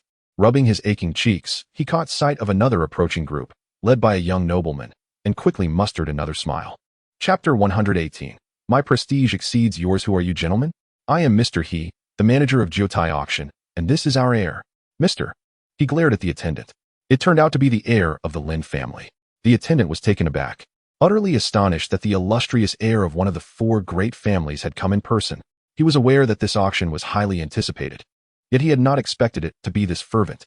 Stunned, the attendant stood frozen in place. Why are you still standing there? Quickly, take us inside. Mr. He bellowed. Regaining his composure, the attendant hurriedly led Lin Tianlang and his entourage into the auction house. Upon arriving at box number 2, the attendant said, Lin Young Master, Mr. He. This is your box. Lin Tianlang's expression darkened immediately. What did you say? This is our box. Mr. He exclaimed, his voice brimming with indignation. The attendant, startled by the sudden outburst, quickly glanced at the ledger in his hands. Indeed, this is your box. Wretched fool. Mr. He kicked out. You dare to assign us to box number 2. Sharing a box with others is already a disgrace to the Lin family's heir. And now, we are not only crammed in with others, but in box number 2. What does this mean?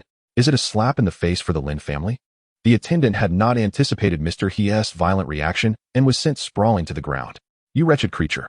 If you do not provide us with a reasonable explanation today, the auction shall be cancelled. Mr. He seized the opportunity to berate him, hands on hips. Such a commotion immediately drew the attention of many. Some recognized Mr. He and shook their heads disapprovingly. No one was foolish. They could all see that Mr. He was merely taking advantage of the situation. However, it was of no concern to them. Their sole purpose for attending was to obtain the breaking martial pill. Curiosity about the young man beside Mr. He grew among the crowd. Though Mr. He was scolding, he treated the young man with utmost respect, further piquing their interest. This curiosity did not last long, as Mr. He unveiled the truth. How audacious to place the Lin family heir in box number 2. Gasps echoed through the crowd. Is it truly the heir of the Lin family? He has come here for the breaking martial pill as well? Everyone inhaled sharply.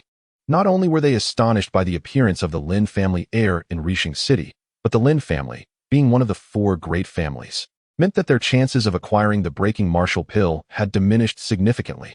Amidst the uproar, Yin Weiming arrived, positioning himself in front of Mr. He. Mr. He, if you have any grievances, direct them towards me. Yin Weiming. There is no need to vent your anger on the attendant. He is merely following my instructions. Saying this, he helped the attendant to his feet and asked, Are you all right? The attendant nodded, shaken but unhurt from the kick. Mr. He, observing this scene, could not help but feel disdain. A distinguished appraiser associating so closely with an attendant was truly embarrassing. Unbeknownst to him, the reason these attendants had not left during the 2 years of poor business at Liyuan Auction was precisely due to Yin Weiming's character. Though Jiotai Auction offers generous salaries to its staff, manager He is quick to resort to harsh words and punishment, leaving no one with a kind word for him. After dismissing the staff, Yin Weiming turned to manager He, remarking on his grandiose authority. Manager He truly wields considerable influence. Managing Jiotai Auction is not enough. He has even extended his reach to the Wang family's Liyuan Auction. Yan's statement was delivered with a dignified composure. While Liyuan Auction may not flourish, the Wang family behind it remains one of the 4 great clans. As a distinguished appraiser, Yin Weiming holds a status within the Wang family that is equal to that of its direct descendants, which emboldens him. Manager He, merely a servant of the Lin family, felt his authority wane under Yan's imposing gaze. Meanwhile, Lin Tianlang concealed his disappointment in manager He, realizing that the renowned master Yin was not to be trifled with. It was imperative for Lin Tianlang to speak up, lest they be completely overshadowed. The heir of the Lin family is esteemed, Yin Weiming casually acknowledged. Having been labeled by the Wang family, he no longer cared for Lin Tianlong's opinions, knowing full well that he would not forge friendships with the Lin family. A flicker of anger crossed Lin Tianlong's eyes. May I inquire, Master Yin, whether any elders from the four great clans have arrived in Rixing City? Yin Weiming shook his head, replying, there should be none, at least not to my knowledge. In that case, who among us is more deserving than me, Lin Tianlang, to occupy box number 1? Lin Tianlong's tone turned sharp as he pressed on. Although his words were unsettling, none among the onlookers dared to voice their dissent. Outside the elders of the four great clans, no one in the central Tian continent could claim a more prestigious status than the heirs of these clans. Yin Weiming, however, did not respond directly to Lin Tianlong's inquiry, but rather stated, logically, box number 1 should indeed be reserved for young Master Lin. However, it is regrettably unavailable for public use today, thus young Master Lin must make do with box number 2. This explanation only served to intensify Lin Tianlong's ire. Is Master Yin implying that my Lin family is lacking in respect? Lin Tianlang glared at him. Presently, among the four great clans, the Shui family remains subdued. The Wang family is consistently suppressed by the Lin family, and the Xiao family has kept a low profile for 3 years, while the Lin family is at the height of its power. As the heir of the Lin family, Lin Tianlang felt no need to temper his demeanor. Annoyed by the pressure from a junior, Yin Weiming was about to respond when the door to box number 1 swung open. Lin Yang emerged, carrying Lin Wan'er, and regarded Lin Tianlang coolly. It is not that Master Yin disrespects you. Rather, my standing surpasses yours. Behind Lin Yang, a visibly anxious Zhang Yuheng followed closely. Shortly after Lin Tianlong's group entered, Lin Yang had finally arrived at Liyuan auction. Zhang Yuheng, stationed at the entrance, promptly guided Lin Yang through a secret passage into box number 1. Following that, there was the incident with the young staff being reprimanded, which prompted Yin Weiming to intervene. Lin Yang had been fully aware of the unfolding events within the box. However, Zhang Yuheng obstructed him, asserting that Liyuan auction could manage the situation effectively. Yet, upon reflecting on the current circumstances, Lin Yang felt compelled to intervene. Otherwise, the matter would likely remain unresolved for some time. He was indifferent to the outcome. But Lin Wan'er was at a critical stage of her growth, and any disruption to her sleep would be intolerable for him. After all, he had already offended the direct descendants of the Lin family. What difference would it make to add a prince to the list? More nuisances do not necessarily lead to discomfort, especially when they are merely insignificant ones. Lin Yang's arrival captured the attention of all present, particularly as they noted he emerged from the first private box. Everyone stared in astonishment at Lin Yang's unfamiliar visage, speculating about his identity. Chapter 119. You had better not cross me. Lin Tianlang scrutinized Lin Yang, his gaze revealing a hint of uncertainty. He was already quite arrogant, yet the individual before him exuded even greater audacity. Words like my influence surpasses yours are not uttered by those lacking confidence. Conversely, those who dare to speak such words undoubtedly possess sufficient backing. Given his status as the heir of the Lin family, Lin Tianlang believed that Lin Yang was already aware of this. The fact that Lin Yang could boldly proclaim such statements, displaying no fear upon recognizing his lineage, caused Lin Tianlang to hesitate. Could he be the heir of one of the other 3 prominent families? The 4 great families boast both saints and saintesses. Similar to the saints, these gifted individuals are sent to various sects in the Zhongtian continent during their youth for training and refinement. Hence, while the names of the saints and saintesses are known, they have rarely been seen. Lin Tianlang had heard of the heirs from the other 3 families, and it was rumored that their prowess was equally formidable. Though Lin Tianlang was internally conflicted, he masked his emotions and turned to Yin Weiming, inquiring, Master Yin, is this the guest of box number 1? At that moment, Yin Weiming found himself in a predicament. He had not anticipated Lin Yang's emergence. Had Lin Yang remained concealed, he could have adamantly denied revealing his identity, stalling for time, and if necessary, invoking the Wang family to navigate through the situation. After all, the Lin family was not bold enough to openly confront the Wang family. Yet with Lin Yang's appearance, such assertions became untenable. Lin Tianlang, being astute, noted Yin Weiming's expression and immediately deduced that Lin Yang could not possibly be the heir of one of the other 3 families. Otherwise, Yin Weiming would have revealed that information long ago. How dare he intimidate me? A flicker of ruthlessness flashed in Lin Tianlong's eyes. Father, he seems quite menacing. Lin Wan'er, cradled by Lin Yang, sensed Lin Tianlong's murderous intent and instinctively recoiled. Do not be afraid, Wan'er, Lin Yang reassured her while coldly regarding Lin Tianlang. How dare he threaten his daughter? As Lin Tianlang met Lin Yang's gaze, he was unable to conceal a trace of astonishment. What had he just witnessed? A child merely 3 or 4 years old exhibiting the strength of a 5th-tier martial void realm practitioner. How could this be possible? Such power was typically reserved for the heirs of the 4 great families. After observing Lin Wan'er, Lin Tianlang's perception of Lin Yang transformed. Although this father was an ordinary man, his daughter was an extraordinary talent. Resolutely, Lin Tianlang decided, this father who dared to undermine him must perish. However, the child must be brought back to the Lin family, with proper cultivation and a reconditioning of her memories. She would undoubtedly become a significant asset to the Lin family in the future. Contemplating this, Lin Tianlang's gaze towards Lin Wan'er grew tinged with greed. Father. His stare is quite repulsive. Lin Wan'er, being one of the 5 great demon emperors, the Zio demon lord, instantly perceived Lin Tianlang's intentions upon feeling his gaze. Upon hearing her words, Lin Yang's expression turned frigid as he directed his attention towards Lin Tianlang. So, you are the heir of the Lin family? You had better not provoke me. Otherwise, he would not hesitate to let the other party experience the prowess of a 3rd-tier celestial. However, in Lin Tianlang's eyes, Lin Yang's threat bore no weight. How audacious for an ordinary individual to dare threaten the esteemed heir of the Lin family. It was truly laughable. Nevertheless, Lin Tianlang chose to remain silent and directly stepped into the 2nd private room. This unforeseen turn of events took everyone by surprise. Initially, the crowd assumed that the person emerging from the 1st private room was someone lacking both strength and influence, and they anticipated that Lin Tianlang would teach him a stern lesson. However, they were astonished when the situation abruptly concluded with Lin Tianlang himself entering the 2nd private room.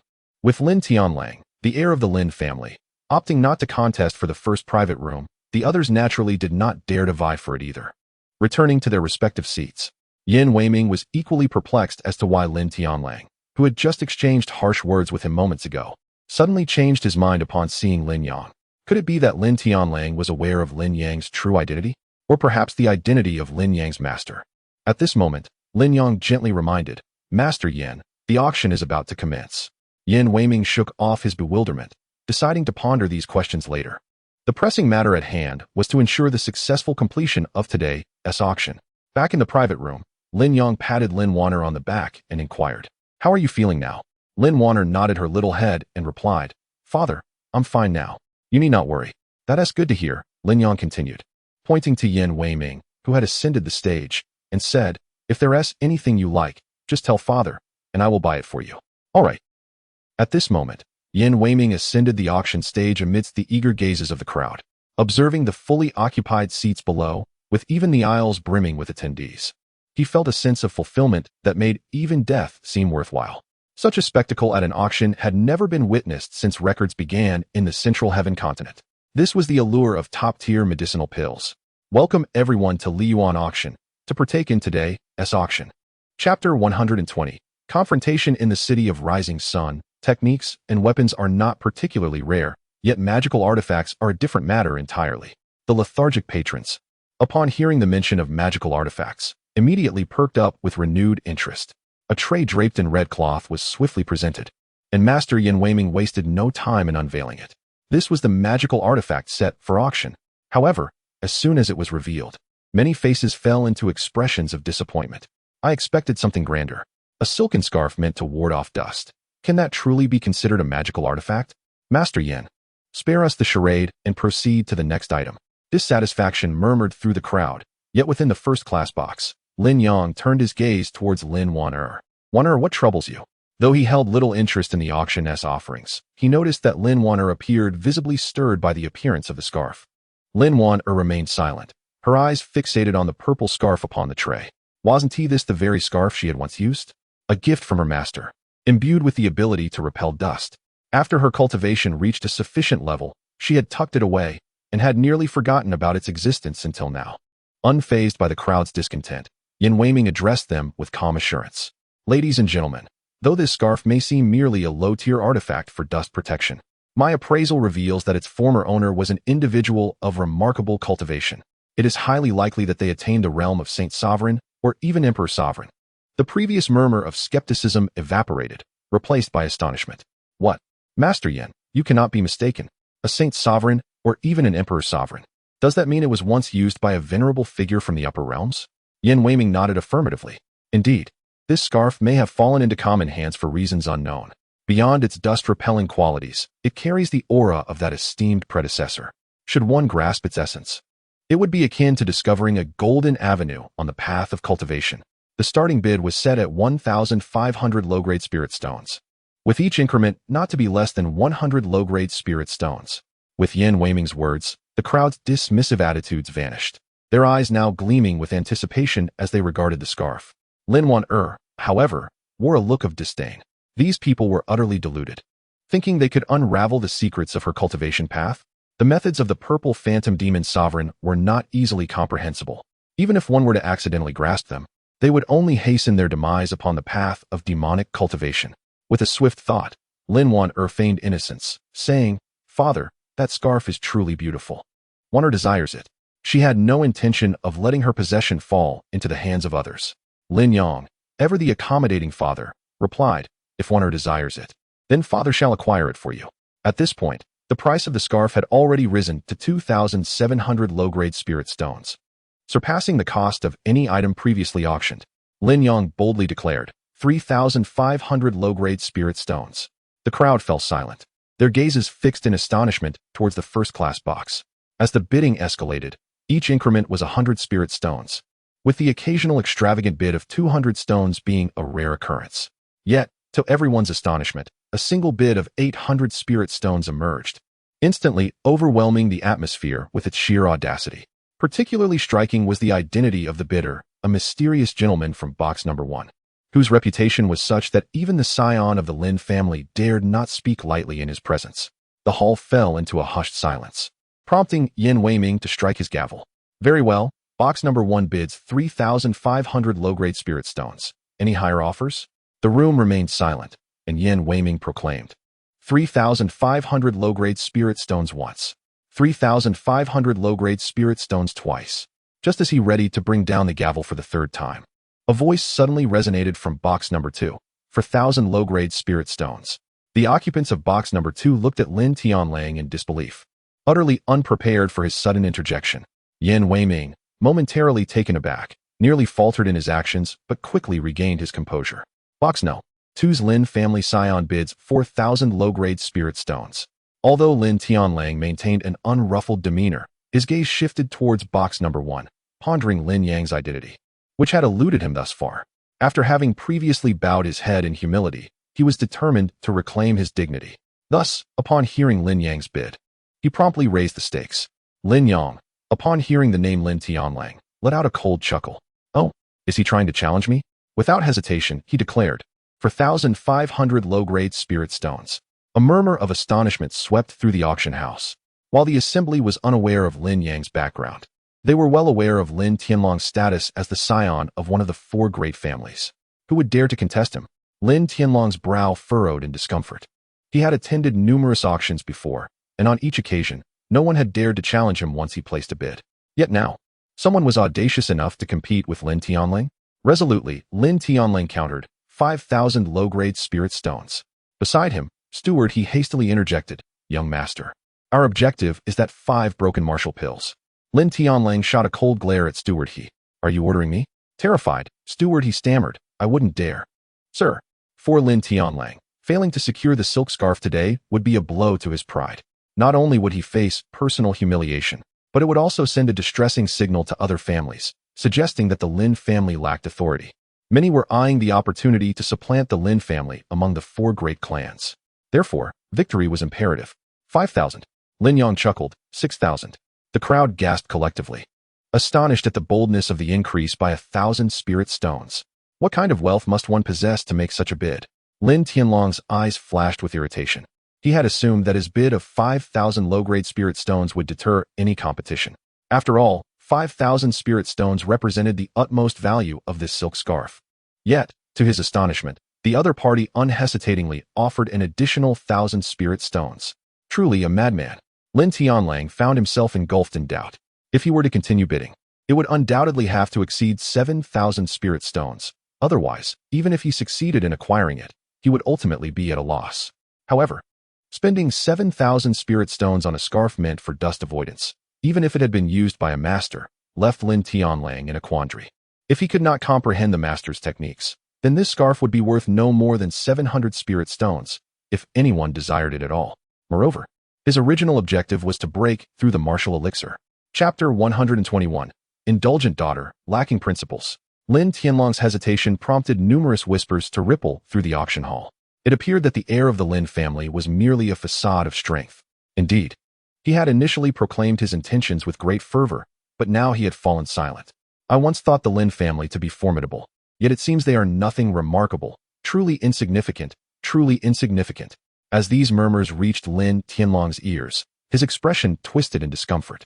A suffocating aura suddenly erupted from him, sweeping across the entire auction venue in an instant.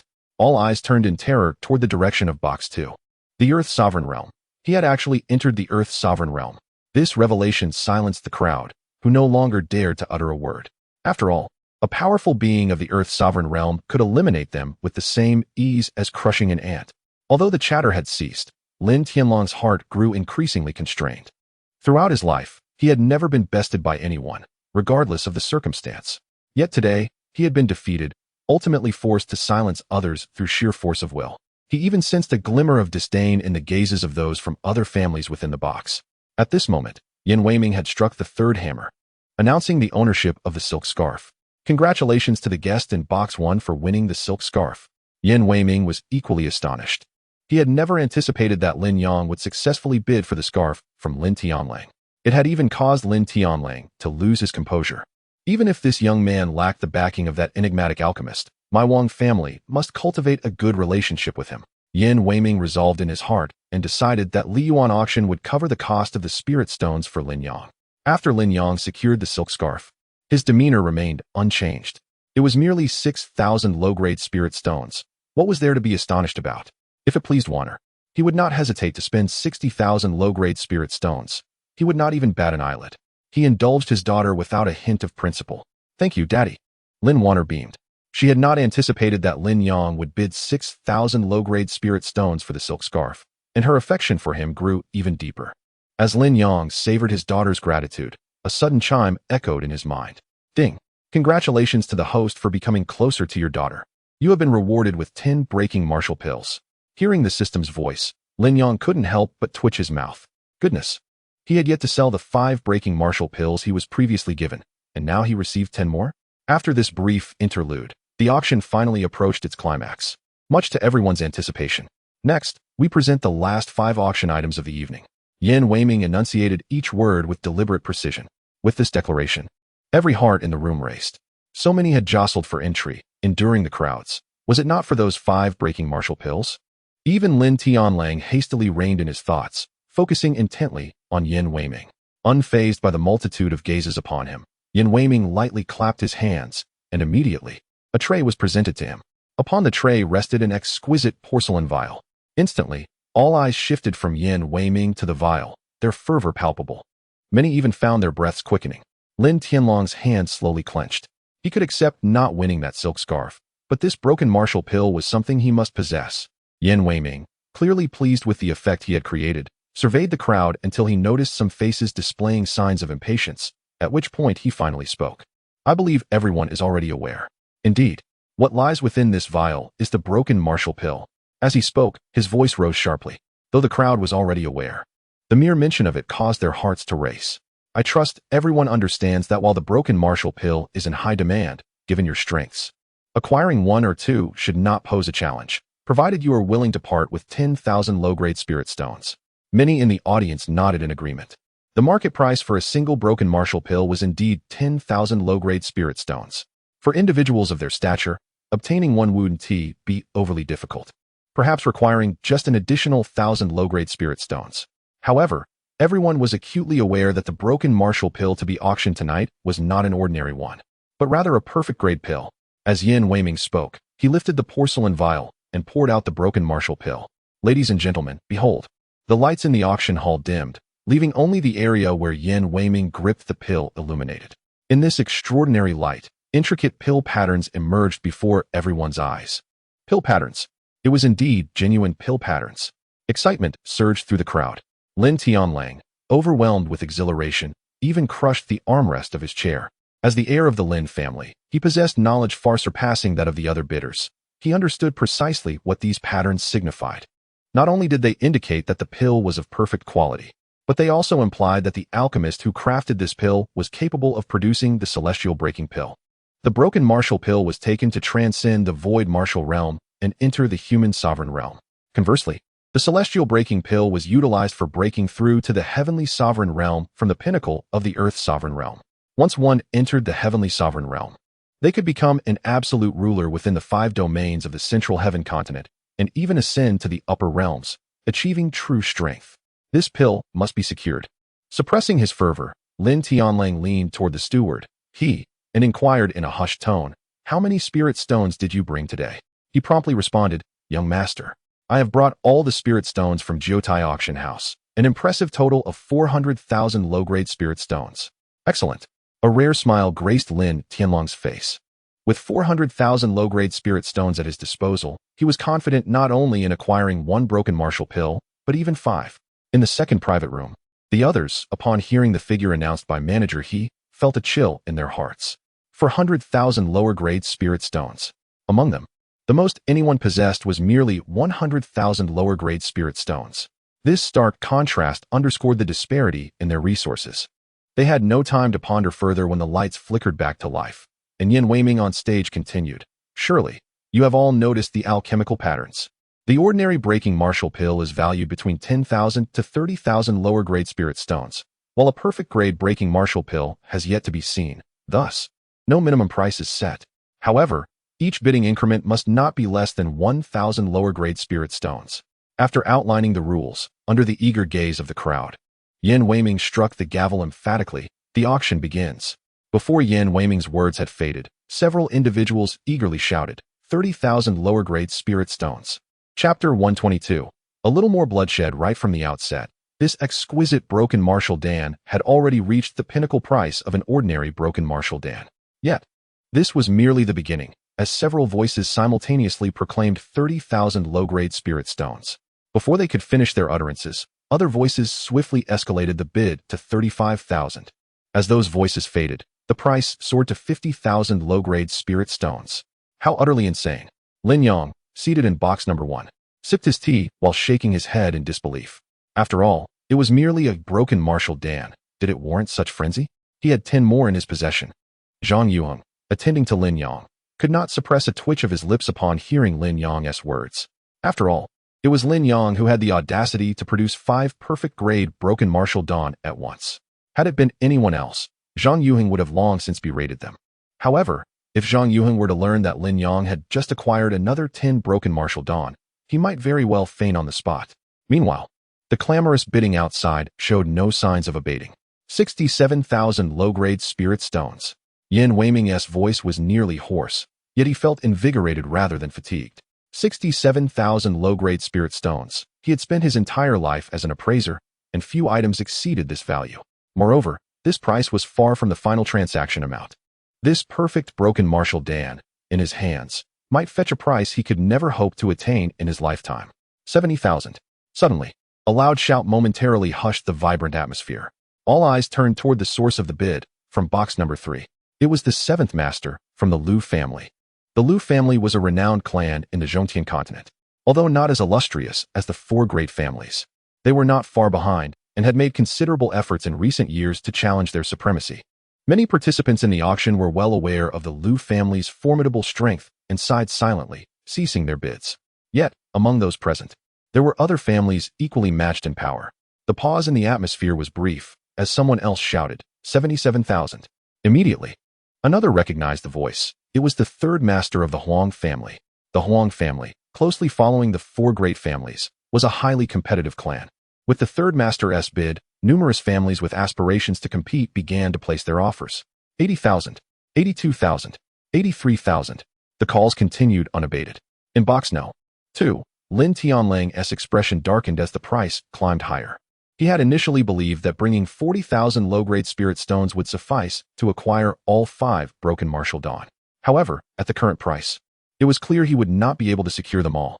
If he allowed this bidding to continue, he feared he might be limited to just 3, which was utterly unacceptable to him. 100,000.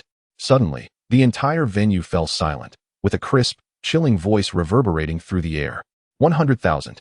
Everyone present gasped in astonishment. The price has unexpectedly surged from below 90,000 to 100,000. Such audacity can only be displayed by the scion of the Lin family, can it not? Indeed, as Lin Tianlang proclaimed the figure of 100,000, the venue fell into a profound silence. The expressions of the heads of the Liu family, the Huang family, and several other clans were exceedingly grim. The Lin family's conduct was astonishingly brazen. They had effectively ambushed them midway.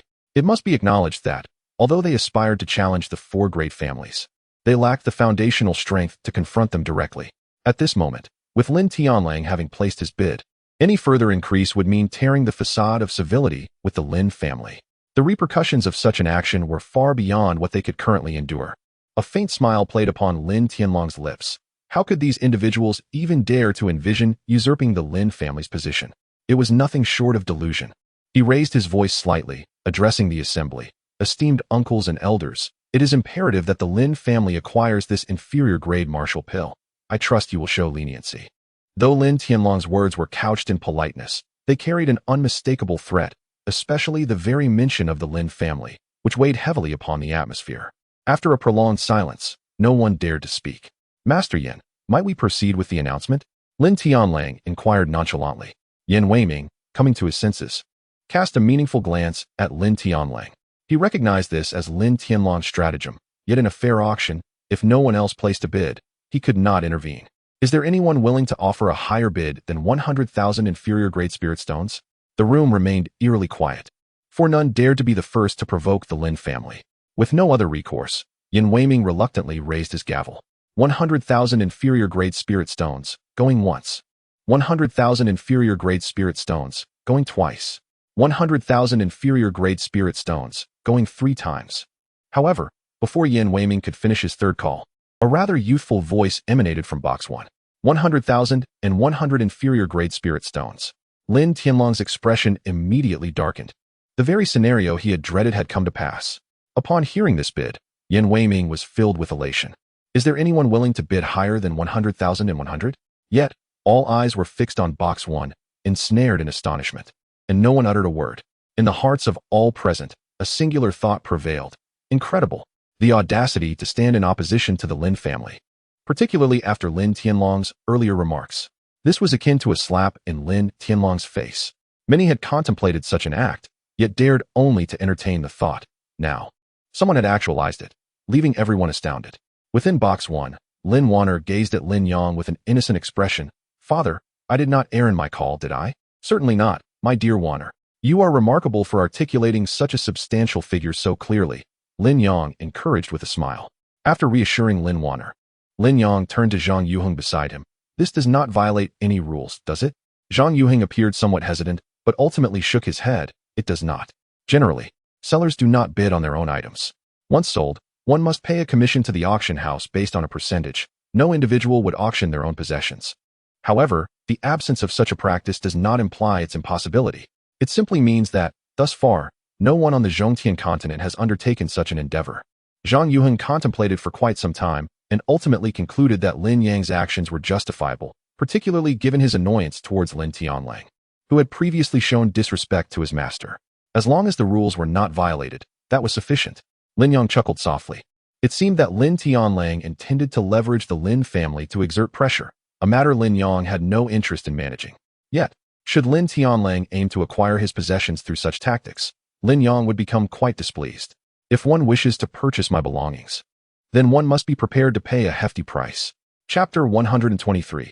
Deception. At this moment, Lin Tianlang's expression was exceedingly grim.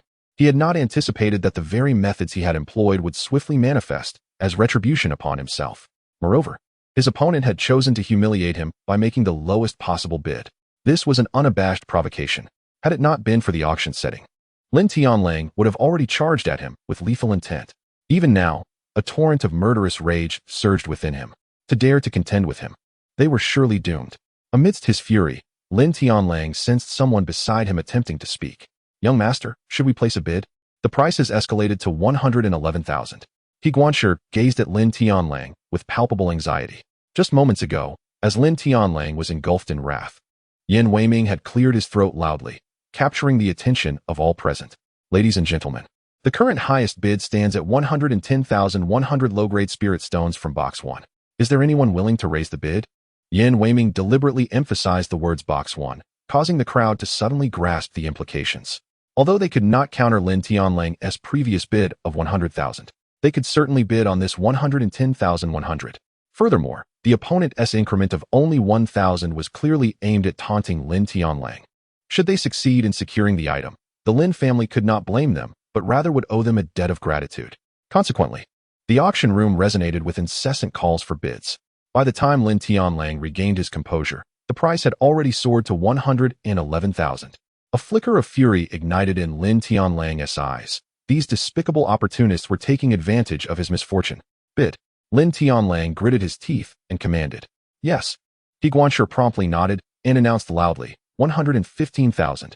Upon this declaration, the venue fell silent once more. There was no choice, for it was the Lin family that had raised the bid. However, before Lin Wan'er could even inquire, a youthful voice rang out once again from Box 1. 116,000. Once more, it was Box 1, with yet another increment of 1,000 spirit stones. The crowd was once again astonished, pondering the relationship between the owner of Box 1 and the Lin family. Surely, there must be some enmity for such targeted hostility. Yet, this thought flitted through their minds only for an instant before they resumed bidding, following Lin Wan'er's lead. 118,000. 200,000. As the others continued to echo Lin Wan'er's bids, Lin Tianlang's countenance grew increasingly grim. 130,000. Lin Tianlang nearly shouted. However, his outburst did not intimidate Lin Yang in the slightest. 131,000. After making her bid, Lin Wan'er added, Uncle, you seem quite upset. Lin Tianlang's fists clenched tightly, clearly infuriated by Lin Wan'er's words. The other occupants of Box 2, upon hearing her comment, struggled to suppress their laughter. Their faces contorted with the effort. Lin Tianlang's expression finally reached an unbearable peak. 200,000. After he uttered this figure, the realization of what he had just declared washed over him, draining the color from his face. Beside him, He Guanxi was utterly stunned. 200,000. This amounted to half of all the spirit stones. Yet, once the challenge was issued, Lin Tianlang could not retract his words. His face twisted in anger as he harbored a fervent hope. Call out 200,001. If you do, I shall concede. However, a remark from the first private booth nearly drove Lin Tianlang to the brink of apoplexy. 200,000. The heir of the Lin family is indeed affluent. We humble folk cannot compete. Let the heir have it. Fine, fine. Lin Tianlang, filled with rage, laughed bitterly. I, Lin Tianlang, shall remember this. Witnessing this, Lin Wan'er hastily inquired 3 times, and with 3 hammer strikes, the first broken martial pill transaction was successfully concluded. Inside the first private booth, Lin Yang and Lin Wan'er exchanged jovial high-fives. Father, you are truly wicked. Though Lin Wan'er chided Lin Yang, the smile in her eyes betrayed her true feelings. Would Wan'er ever forsake her father? Of course not. Lin Wan'er nestled against Lin Tianlang's shoulder, affirming Wan'er would never abandon her father. At this moment, the auction for the second broken martial pill was announced. With the precedent of the first pill fetching a price of 200,000, the second pill swiftly surpassed the 100,000 mark upon announcement, continuing its ascent. Lin Tianlang, having regained his composure, shot a meaningful glance at manager He. The latter promptly declared 130,000. This proclamation abruptly halted the lively atmosphere. Yet, before Lin Tianlang could exhale in relief, Lin Yang's voice rang out once more, 130,001. This time, others swiftly followed suit, raising their bids without hesitation. In the blink of an eye, the price soared to 150,000, led by the previously mentioned Master Huang. Young master, shall we continue to bid? Manager He inquired. Lin Tianlang took a deep breath and replied, bid. Young master, are you truly bidding? Manager He's heart trembled. Should this bid be placed? All the spiritual stones accumulated by Jiotai auction over the past 3 years would vanish. Bid. A glimmer of calculation flickered in Lin Tianlang's eyes. He had resolved that if the other party continued to maliciously inflate the price, he would withdraw. He must reclaim his earlier losses. However, just as manager He stammered out a bid of 160,000, the first private booth fell silent, with no one daring to speak. A smile adorned Lin Yang's face, his eyes gleaming with triumph. You wish to outmaneuver me? Dream on. He had already consulted Zhang Yuheng and learned that the perfect broken martial pill ceiling price was approximately 150,000. Thus, he was solely responsible for keeping the price around that figure. Lin Tianlang remained oblivious to Lin Yang's counsel from Zhang Yuang, unwittingly lifting a stone to crush his own foot. Fine, fine. Lin Tianlang, witnessing Lin Yang's reluctance to raise the bid, felt an urge to commit homicide. The other families, naturally, dared not raise Lin Tianlang's bid. Consequently, the second broken martial pill fell into Lin Tianlang's hands, albeit at a significantly inflated price. Just as Yin Weiming announced that the second broken martial pill had been secured by Lin Tianlang, he cheerfully remarked, "Congratulations to the heir of the Lin family. Your foundation is indeed profound, having secured 2 broken martial pills."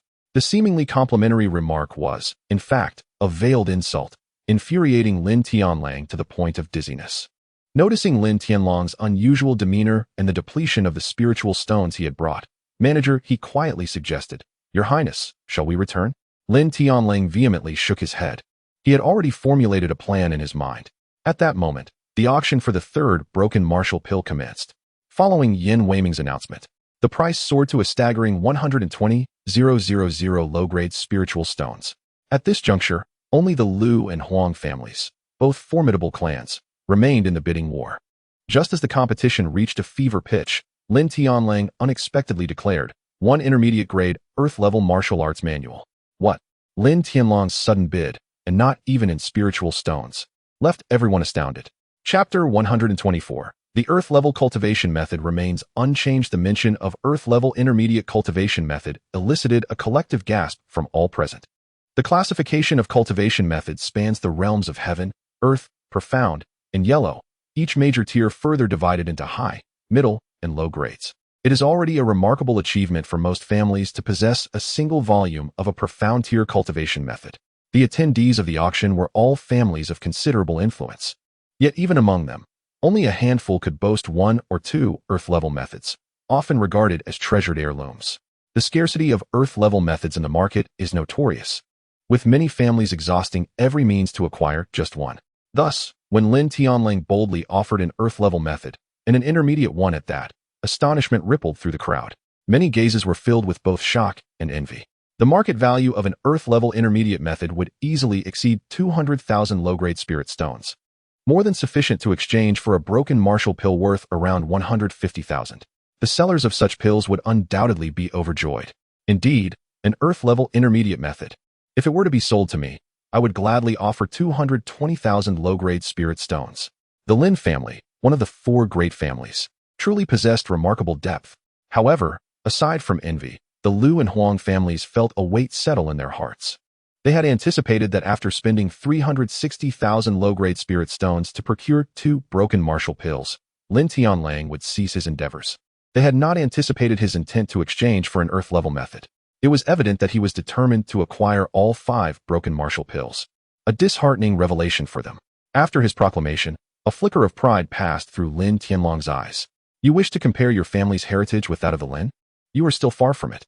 After a brief pause, seeing no one bidding and Yin Weiming remaining silent, he urged, "Master Yin, shouldn't you inquire now?" Yin Weiming, taken aback by Lin Tianlang's audacity, realized that the Lin family was not to be underestimated.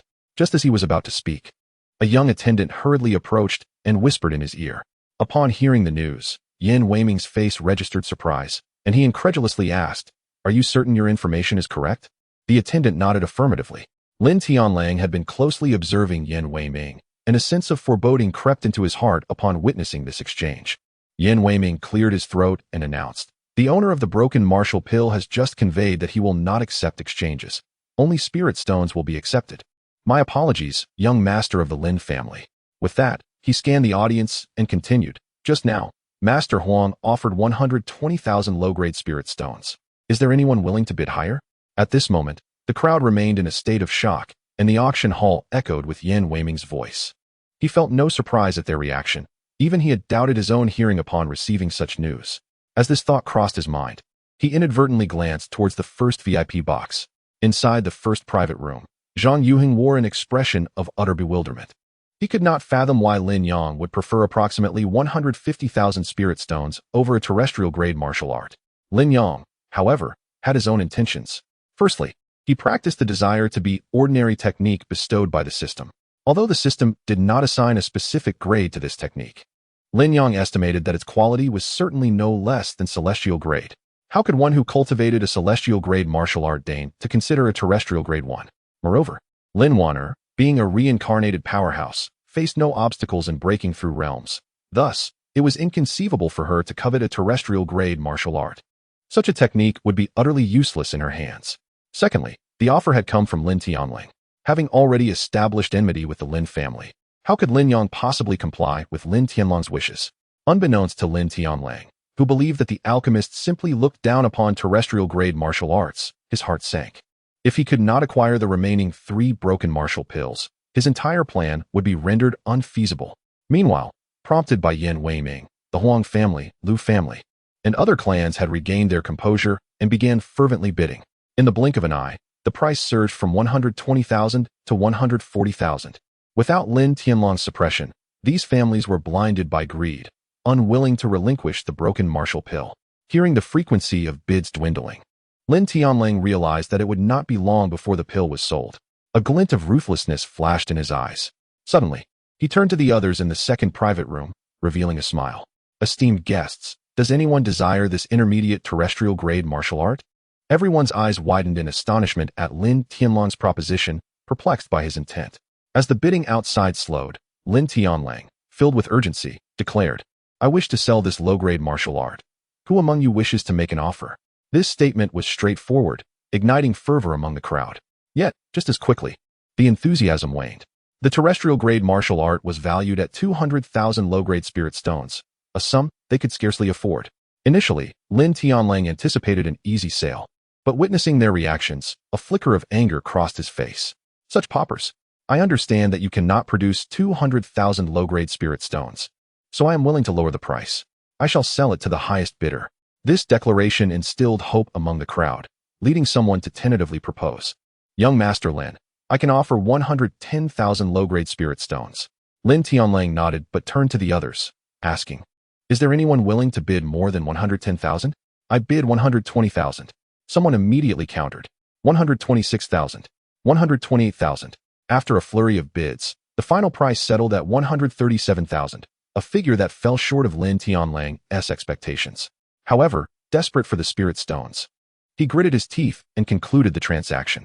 The family that acquired the intermediate terrestrial grade martial art was overjoyed. They had managed to procure it for merely 137,000 spirit stones, a sum significantly lower than the market value by over 60,000. Others lamented their lack of additional spirit stones. Yet unexpectedly, Lin Tianlang, after receiving a staggering 137,000 spirit stones, produced a high-grade profound artifact and inquired, who among you desires this artifact? At this moment, the auction for the 3rd broken martial pill had reached its final stages. The 7th master of the Lu family bid 153,000. Was there anyone willing to offer a higher amount? Yin Weiming's gaze settled upon box 6. The only remaining bidders were the 7th master of the Lu family and Master Huang from box 6. After a brief pause, noticing that Master Huang remained silent, Yin Weiming declared 153,000 once, 153,000 twice, 153,000. Chapter 125. Soon you shall understand the meaning of being deceived. However, before Yin Weiming could bring down his 3rd hammer, a voice unexpectedly emanated from box number 2. 160,000. This startling bid caught everyone off guard. What? The scion of the Lin family is bidding again? Had he not just intended to exchange a martial technique for it? Where did he procure such spirit stones? Yin Weiming was equally taken aback. Had Lin Tianlang not just claimed he lacked spirit stones and sought to barter with an earth-tier martial technique? How could he suddenly possess spirit stones? In box number 3, the 7th master of the Lu family, who had previously exuded confidence, now wore an expression of dismay. Not him again. Yet this time, he could not concede defeat. 165,000.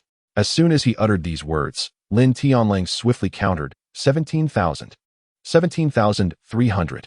The 7th master of the Lu family felt his heart tremble as he declared this amount, which was already the highest he could muster.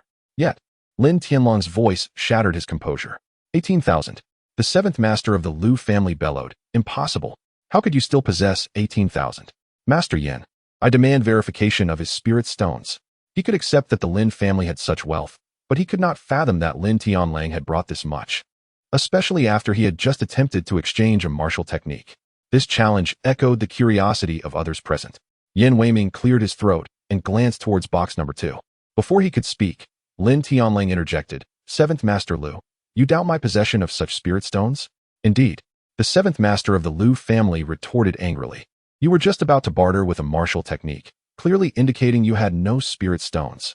With a sardonic laugh, Lin Tianlang replied, "Am I required to inform you if I sell the martial technique to someone else?" At that moment, understanding dawned upon the crowd. It became clear. Within box number 2, aside from the individual who had purchased the martial technique, another person wore a broad smile, having secured a high-level profound treasure at a price significantly below market value. Lin Tianlang had sold 2 items and now possessed a total of 233,000 spirit stones. Upon hearing Lin Tianlang's words, the seventh master of the Lu family suddenly slumped helplessly into his chair. He had not anticipated such a move. Yin Weiming was equally astonished. Lin Tianlang remained remarkably composed under pressure, having discovered a way to turn the situation to his advantage. Truly remarkable. The Lin family must be approached with caution. Listening to Lin Tianlang's explanation, Lin Yang was somewhat surprised. Yet, a smile soon graced his face. For Lin Tianlang's relentless pursuit to acquire all the broken martial pills had unveiled his intentions. If that were the case, then soon he would learn what it truly means to be deceived. "Father, what are you smiling about?" Just as he was laughing, Lin Yang suddenly felt 2 small hands grasp his face. "Oh, it's nothing." Father was merely contemplating something rather amusing. The third broken martial pill ultimately fell into Lin Tianlang's hands for the price of 18,000. This outcome was unforeseen by many. As the fourth broken martial dan emerged, the Huang and Lu families, along with several others, could no longer remain passive. With only 2 broken martial dan left, the urgency was palpable. Missing this opportunity would mean a loss of chance forever. Thus, when Yin Weiming announced the commencement of the auction for the 4th broken martial dan, the 3rd master of the Huang family swiftly raised the bid to 150,000. This was quickly countered by the 7th master of the Lu family, who raised it to 152,000. Meanwhile, the Yu family, comparable to the Huang and Lu families, entered the fray, pushing the price to 154,000. As the 3 families stood in stalemate, Lin Tianlang's voice floated through the air once more. 18,000. Again 18,000. Good heavens! How many spirit stones does the heir of the Lin family possess? The 7th master of the Lu family, visibly shaken, retorted angrily, "Young Master Lin, where did you acquire this 18,000 from? Just sold a few items, what of it? Do you wish to come and take a look, Lu 7th master?" Lin Tianlang replied with a cold smirk. This statement not only made Lu 7th master's heart sink, but also weighed heavily on the minds of Huang 3rd master and Yu master. In the midst of this silence, Yu master suddenly entered the 6th private room where Huang 3rd master was situated. "3rd master, my Yu family will lend your Huang family 150,000 spirit stones." Initially taken aback, Huang 3rd master clenched his teeth and replied, "All right." At this moment, Lin Tianlang urged, "Master Yin, it's time to strike the hammer." Before Yin Weiming could react, Huang 3rd master suddenly shouted, "Wait." Lin Tianlang cast a cold glance towards the 6th private room. "What is the matter? Are you questioning whether I possess 18,000 spirit stones?" "Huh, of course. Young Master Lin would not lack for 18,000 spirit stones," Huang 3rd master retorted with a similar scoff. "Then what does 3rd master Huang intend to do?" A flicker of confusion crossed Lin Tianlang's eyes. Did he wish to elevate himself with grandiosity? Dream on. Just as Lin Tianlang's thoughts wandered, Huang 3rd master declared, "I will offer 200,000. "What?" The crowd gasped in astonishment. 200,000. That was the price of the first broken martial dan. And it was Huang 3rd master who had called it out. Lin Tianlang's smile vanished without a trace. "Huang 3rd master, I wonder where you've procured 200,000? "This need not concern young Master Lin," Huang 3rd master replied, echoing Lin Tianlang's earlier words. "I'm merely learning from young Master Lin." A flicker of anger crossed Lin Tianlang's eyes. "Ah, so you wish to openly challenge my Lin family? Then do not blame me. 220,000. Lin Tianlang calmly stated the new price. To his surprise, Huang 3rd master immediately followed suit. 230,000. At present, Huang 3rd master possessed 300,000 spirit stones, rendering him unafraid of Lin Tianlang. Feeling a twinge of urgency, Lin Tianlang declared, 250,000. Huang 3rd master, suddenly gritting his teeth, bellowed, 300,000. This roar silenced the entire venue. Then, with a resounding cheer, the excitement erupted. 300,000. They had actually reached 300,000. Where did the Huang family acquire such an abundance of spirit stones? Lin Tianlong's complexion turned a deep shade of ashen gray. Previously, his cultivation techniques and magical treasures had amassed over 230,000 spirit stones. After deducting 180,000, he was left with 50,000. Subsequently, he sold 2 more treasures for 200,000 and 250,000, which represented his utmost limit. He had presumed that the Huang family would be unable to afford such a sum, yet unexpectedly, Old Master Huang directly offered 300,000. The audacity of the Huang family to oppose him was infuriating. In a fit of anger, Lin Tianlang hastily produced another magical treasure, selling it at the remarkably low price of 90,000 spirit stones. Upon receiving the spirit stones, Lin Tianlang felt a surge of confidence. 320,000. Old Master Huang, having noticed Lin Tianlong's apparent silence, had already risen in excitement. Finally, he was on the verge of acquiring this wretched martial pill. However, upon hearing the bid of 320,000, Old Master Huang's vision darkened, and he fainted. In box number 6, chaos erupted instantaneously. Chapter 126. No negotiation in deception. Listening to the chaos emanating from box 6, Lin Tianlang could not help but burst into laughter. Beside him, Steward He, already restless, leaned closer and inquired, "Young master, is this price not a tad excessive?" In a buoyant mood, Lin Tianlang cast a sidelong glance at Steward He and replied, "This heir has his own plans, so you need to worry." He had firmly resolved to acquire all 5 of the perfect grade Powu Dan. Subsequently, 4 of them would be presented at the Jotai auction. By then, he intended to recoup double the amount of spirit stones he had spent today. In box 1, Lin Yang was also taken aback upon hearing the price Lin Tianlang had called out. 320,000. It was a figure that surpassed the market price by a factor of 2. Lin Tianlang, you truly are generous. However, I do hope you will still be smiling later. As the 5th Powu Dan was brought to the stage, the audience seated in the ordinary section immediately directed their gazes toward box 2. The 4th Powu Dan had already fetched the astonishing price of 320,000. What would the final one command? At the commencement of the auction, the doors of box 3 were pushed open by Master Yu. Lu Qi, the 7th master of the Lu family, promptly rose and exclaimed, "Master Yu?" Master Yu handed over a spatial ring to Lu Qi, speaking in a grave tone, "7th master. 3rd master instructed me to convey that this final Powu Dan must not fall into that young man's hands." Lu Qi, sensing the 30,000 spirit stones within, nodded vigorously, declaring, "Rest assured, Master Yu." Meanwhile, the others in box 2, witnessing this, also removed their spatial rings, saying, "7th master, we are counting on you." Lin Tianlong's actions had already incited widespread resentment. Lu Qi gathered all the spirit stones together, his confidence soaring as he proclaimed, 700,000 spirit stones will suffice. On the other side, Lin Tianlang was instructing Steward He to sell his personal treasures, techniques, and elixirs. "Young master, a total of 720,000 spirit stones." Steward He reported. "Well done," Lin Tianlang responded casually. 720,000 spirit stones. What gives you the audacity to contend with me?" As Yin Weiming announced the official commencement of the auction, Lin Tianlang immediately shouted, 300,000. This time, no one was astonished. Instead, they swiftly turned their gazes toward box 6. From box 2, however, Lu Qi called out loudly, 350,000. Lin Tianlang quickly followed suit, 400,000. The rapidly escalating price left all hearts racing. Ultimately, Lin Tianlang secured the final Powu Dan for 710,000 spirit stones. And only then did the crowd realize, unwittingly, their palms were clammy with sweat. After Yin Weiming announced the conclusion, Lin Tianlang could not suppress his laughter. Though he had spent nearly 160,000 spirit stones to acquire these 5 Powu Dan, he was confident that, following the promotional efforts, Jotai auction would undoubtedly earn far more than 160,000. Thank you all for attending tonight's auction. At this moment, Yin Weiming was delivering his closing remarks, but the audience below was scarcely listening. Everyone is abuzz with discussions about tonight's auction, a spectacle that is truly astonishing. At that moment, Lin Tianlong's voice suddenly resonated.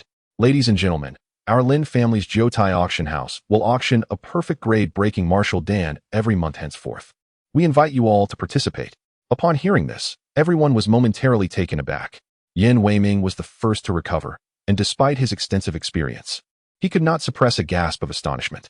This young man from the Lin family possesses remarkable skills. The rise of the Lin family seems unstoppable. As Yin Weiming marveled inwardly, a young attendant hurriedly approached him, whispering a few words. "What?" Yin Weiming exclaimed in surprise. forgetting to lower his voice.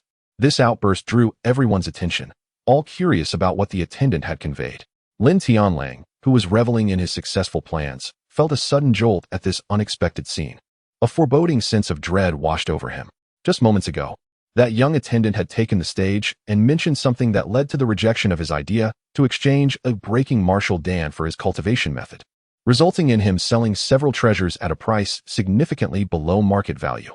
It can't be. It can't be. Lin Tianlang continually reassured himself. The auction has concluded. What further mishap could arise? There must be no mistakes. Just as Lin Tianlang's heart settled, he observed Yin Weiming, his face alight with joy, exclaiming in an excited tone, "Ladies and gentlemen, I bring you good news, splendid news." What could this good news be? Everyone looked at Yin Weiming in astonishment. After witnessing the perfect grade breaking martial dan, any ordinary piece of good news seemed incapable of stirring their emotions, unless another perfect grade elixir were to emerge. But how could that be? The appearance of 5 perfect grade breaking martial dan at once was unprecedented. Many believed the term unprecedented was not an exaggeration. What other good news could possibly be deemed splendid? Impatiently, some urged, "Master Yin, what is the news? Please do not keep us in suspense." Yin Weiming smiled and nodded, casting a glance at box No. 2 with a hint of enigmatic significance. The good news is that the owners of the 5 breaking martial dan auction today have sent in 10 additional perfect grade breaking martial dan. Thus, in the upcoming 10 months, each month Liyuan auction will feature a perfect grade breaking martial dan for sale. The announcement transformed the previously solemn auction hall into a bustling marketplace. Amidst the clamor, nobody noticed the sound of Lin Tianlang coughing up blood and collapsing in box number 2. This was a purchase made by the young master, along with the remaining sum of 143,100 spirit stones after deducting the handling fee. In the VIP room, Yin Weiming handed a silk scarf and a space ring filled with spirit stones to Lin Yang. Wait a moment. 5 breaking martial dan sold for 159,000. After a 10% fee, it indeed amounts to 143,100 spirit stones. However, this scarf was acquired for 7,000 spirit stones. Did Master Yin forget to calculate? Previously, Lin Yang had calculated the potential amount of spirit stones he could obtain. Upon hearing that the sum had increased, he inquired further.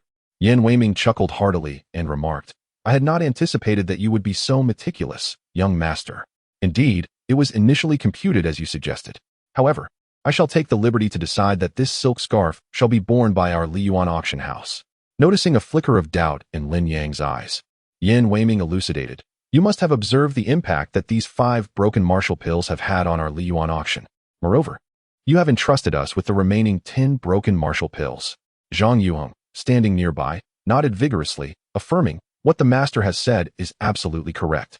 Chapter 127. Gratitude. Today alone, the sale of 5 broken martial pills has garnered nearly 160,000 in handling fees for Liyuan Auction House.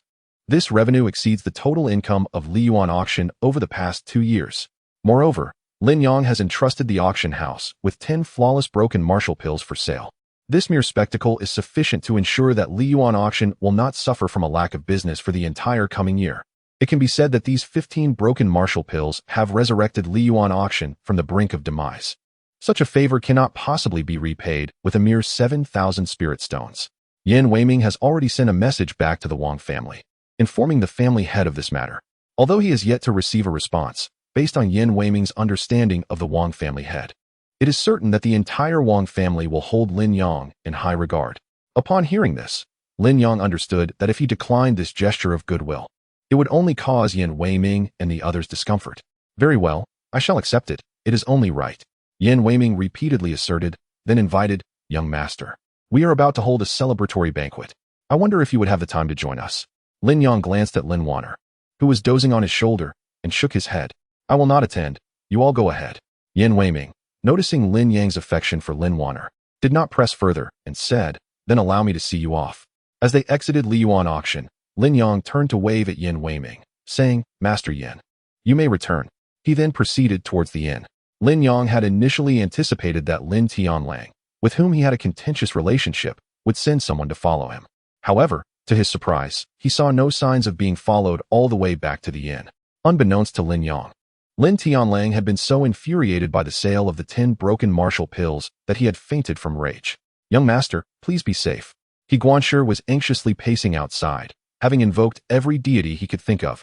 He had originally believed that becoming the steward of Jotai auction in Rising Sun City was the greatest fortune of his life. The last 2 years had indeed been as smooth as he had envisioned. However, today marked a turning point. If anything were to happen to the young master, he feared he would not only lose his position as steward, but also his very life. At that moment, the door swung open, and Lin Wan'er hurried forward to inquire of the doctor, "How is the young master?"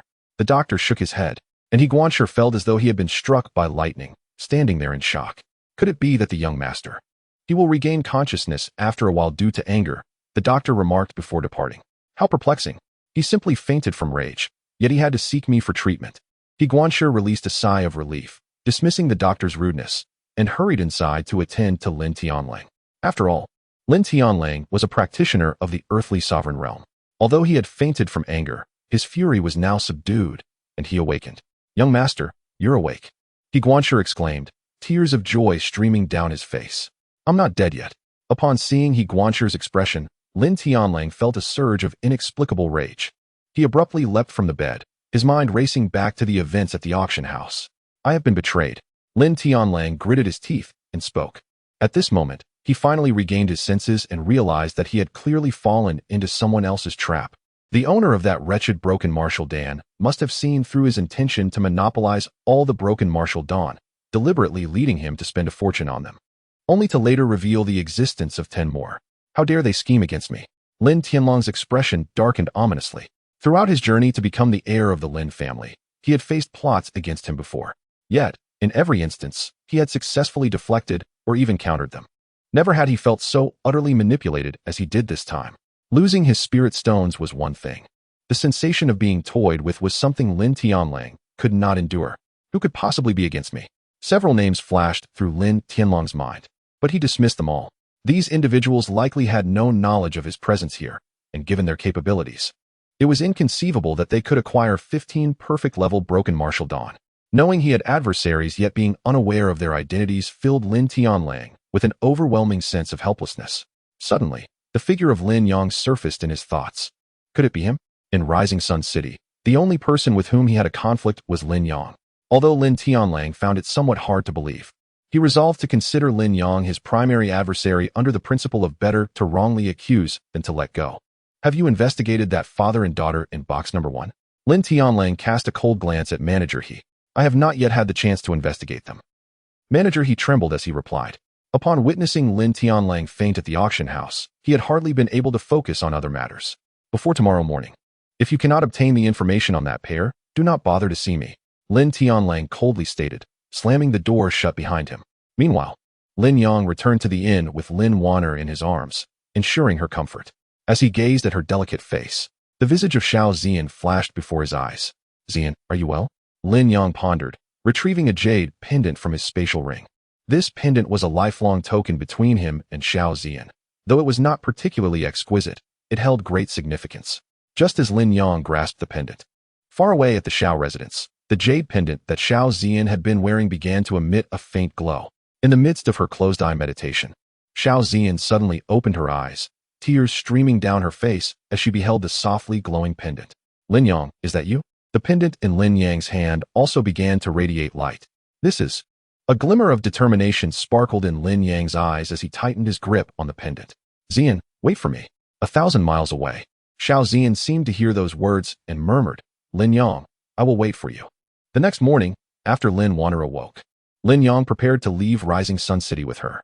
Although he still had 10 broken martial pills unsold at Liyuan auction, the auction house had already advanced him 150,000 low-grade spirit stones at a price of 150,000 for a single pill.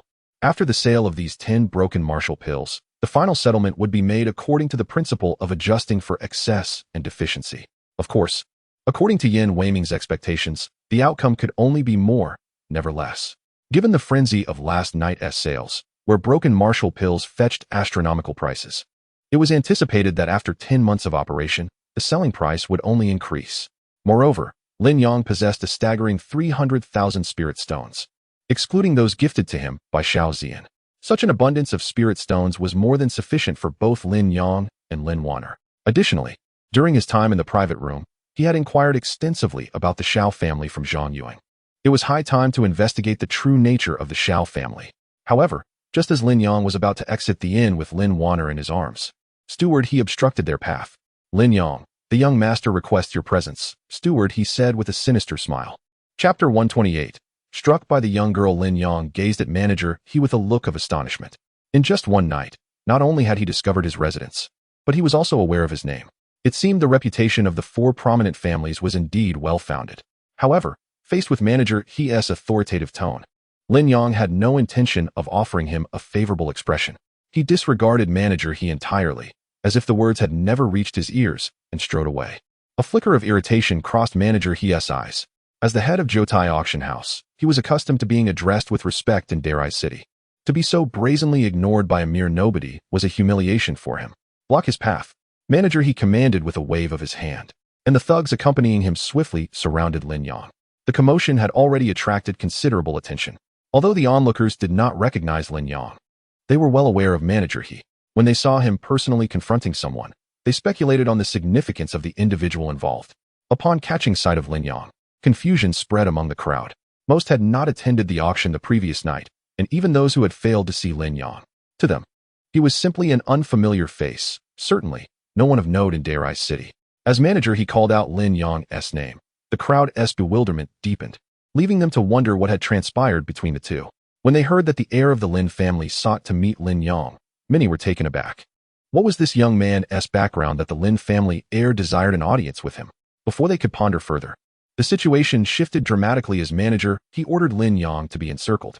Those who had considered befriending Lin Yang immediately distanced themselves, fearful of being mistakenly associated with him in manager he's eyes. Simultaneously, the crowd felt a wave of sympathy for Lin Yang. How had he managed to provoke the Lin family heir? It seemed he was courting disaster. The gazes directed at Lin Yang resembled those reserved for the deceased. Particularly, when they noted the delicate Lin Wan'er in his arms, they lamented the impending loss of such a lovely young girl. Lin Yang, indifferent to the thoughts of others, felt a glimmer of coldness in his eyes as he observed the encroaching figures. Were they preparing to strike? Manager he, wearing a sinister smile, declared, "You wish to leave? Without my consent, you shall not." Lin Yang chuckled, tinged with sarcasm, and replied, "Do you truly believe you can dictate my movements?" Manager he narrowed his eyes and coldly retorted, "Humph, in Darai City, there is nothing I cannot manage." Despite manager he's bravado, none of the onlookers doubted the validity of his claim. Though Darai City was bustling with activity, only a handful of individuals wielded genuine influence, primarily from the Shui, Wang, and Lin families. As the head of Jotai Auction House, manager he certainly counted himself among them. The crowd could not help but feel a sense of pity for Lin Yang, who had provoked none other than manager he, one of the most influential figures in Rising Sun City, especially considering that the heir of the Lin family was still present in the city. "Come along with me, won't you?" Manager he disdainfully regarded Lin Yang, thinking him too inexperienced to challenge him. Just as manager he was filled with ambition. Preparing to return to seek credit from Lin Tianlang, a sudden childish voice interrupted. "Daddy, these people are so annoying. Let me down, and I will help you teach them a lesson." Manager he followed the sound, his gaze landing on Lin Wan'er. Upon realizing that the speaker was a mere 3-year-old girl, he could not help but burst into laughter. The henchmen surrounding Lin Yang and the onlookers also joined in the mirth. How amusing it was that a toddler would utter such words. The henchmen surrounding Lin Yang wore expressions of disdain. A 3-year-old girl, wanting to strike them? "Little girl, if you manage to hit us, we might as well find a slab of tofu to die on." One henchman scoffed. Others nodded in agreement, thinking it more honorable to perish than to be struck by a child of such tender age. However, their disdain was short-lived as they suddenly perceived a shadow darting towards them. An ambush. These henchmen, all possessing strength at the virtual martial realm, would have been formidable in any other family, yet here, they were merely the muscle for an auction house. Startled by the attack, the henchmen quickly maneuvered aside. Their movements were remarkably swift, prompting gasps of admiration from the onlookers. Indeed, as one of the 4 great families, even their auction house henchmen displayed impressive agility. Yet, just as the crowd marveled at their prowess, a cacophony of sounds erupted, leaving them dumbfounded. The henchmen had failed to evade the onslaught, each bearing a palm print roughly 3 inches in size upon their faces. The size of these marks. As they beheld the evidence, a collective gasp escaped the crowd, their incredulity directed toward Lin Wan'er in Lin Yang's arms. Among them, only Lin Wan'er possessed hands so small. This meant that these henchmen of the virtual martial realm had been struck down by a mere 3-year-old girl? Did this imply that the little girl was at least of the virtual martial realm herself? As this thought took root in the minds of the onlookers, expressions of shock and disbelief flooded their faces. A 3-year-old child at the virtual martial realm. Such a prodigy would be a rare phenomenon across the entire central Tian continent. The crowd's gaze swiftly shifted back to Lin Yang. What kind of power could one possess to nurture such a gifted child? Many felt their throats dry, unable to suppress a swallow. On the opposite side, Manager He instinctively leaped back, widening the distance between him and Lin Yang's family, his face a mask of trepidation. He never anticipated that the thugs he brought with him would be bested by a mere 3-year-old child. Moreover, the manner in which he dispatched them was astonishingly swift and decisive. Lin Wan'er's tender voice rang out. What did you just say? If I were to strike you, would you seek to crash against Tofu to end it all?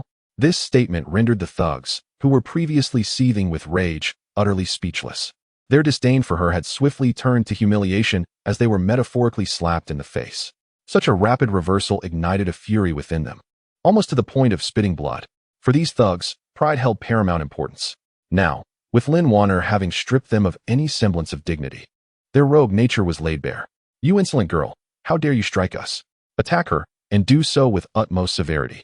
Let her understand our true power. Chapter 129.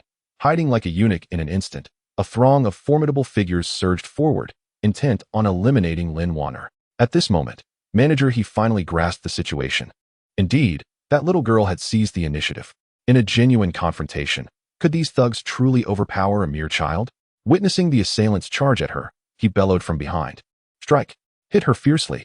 However, no sooner had Manager He issued his command than one by one, the attackers were sent tumbling backward. Each thug bore the distinct imprint of a small foot upon their chests.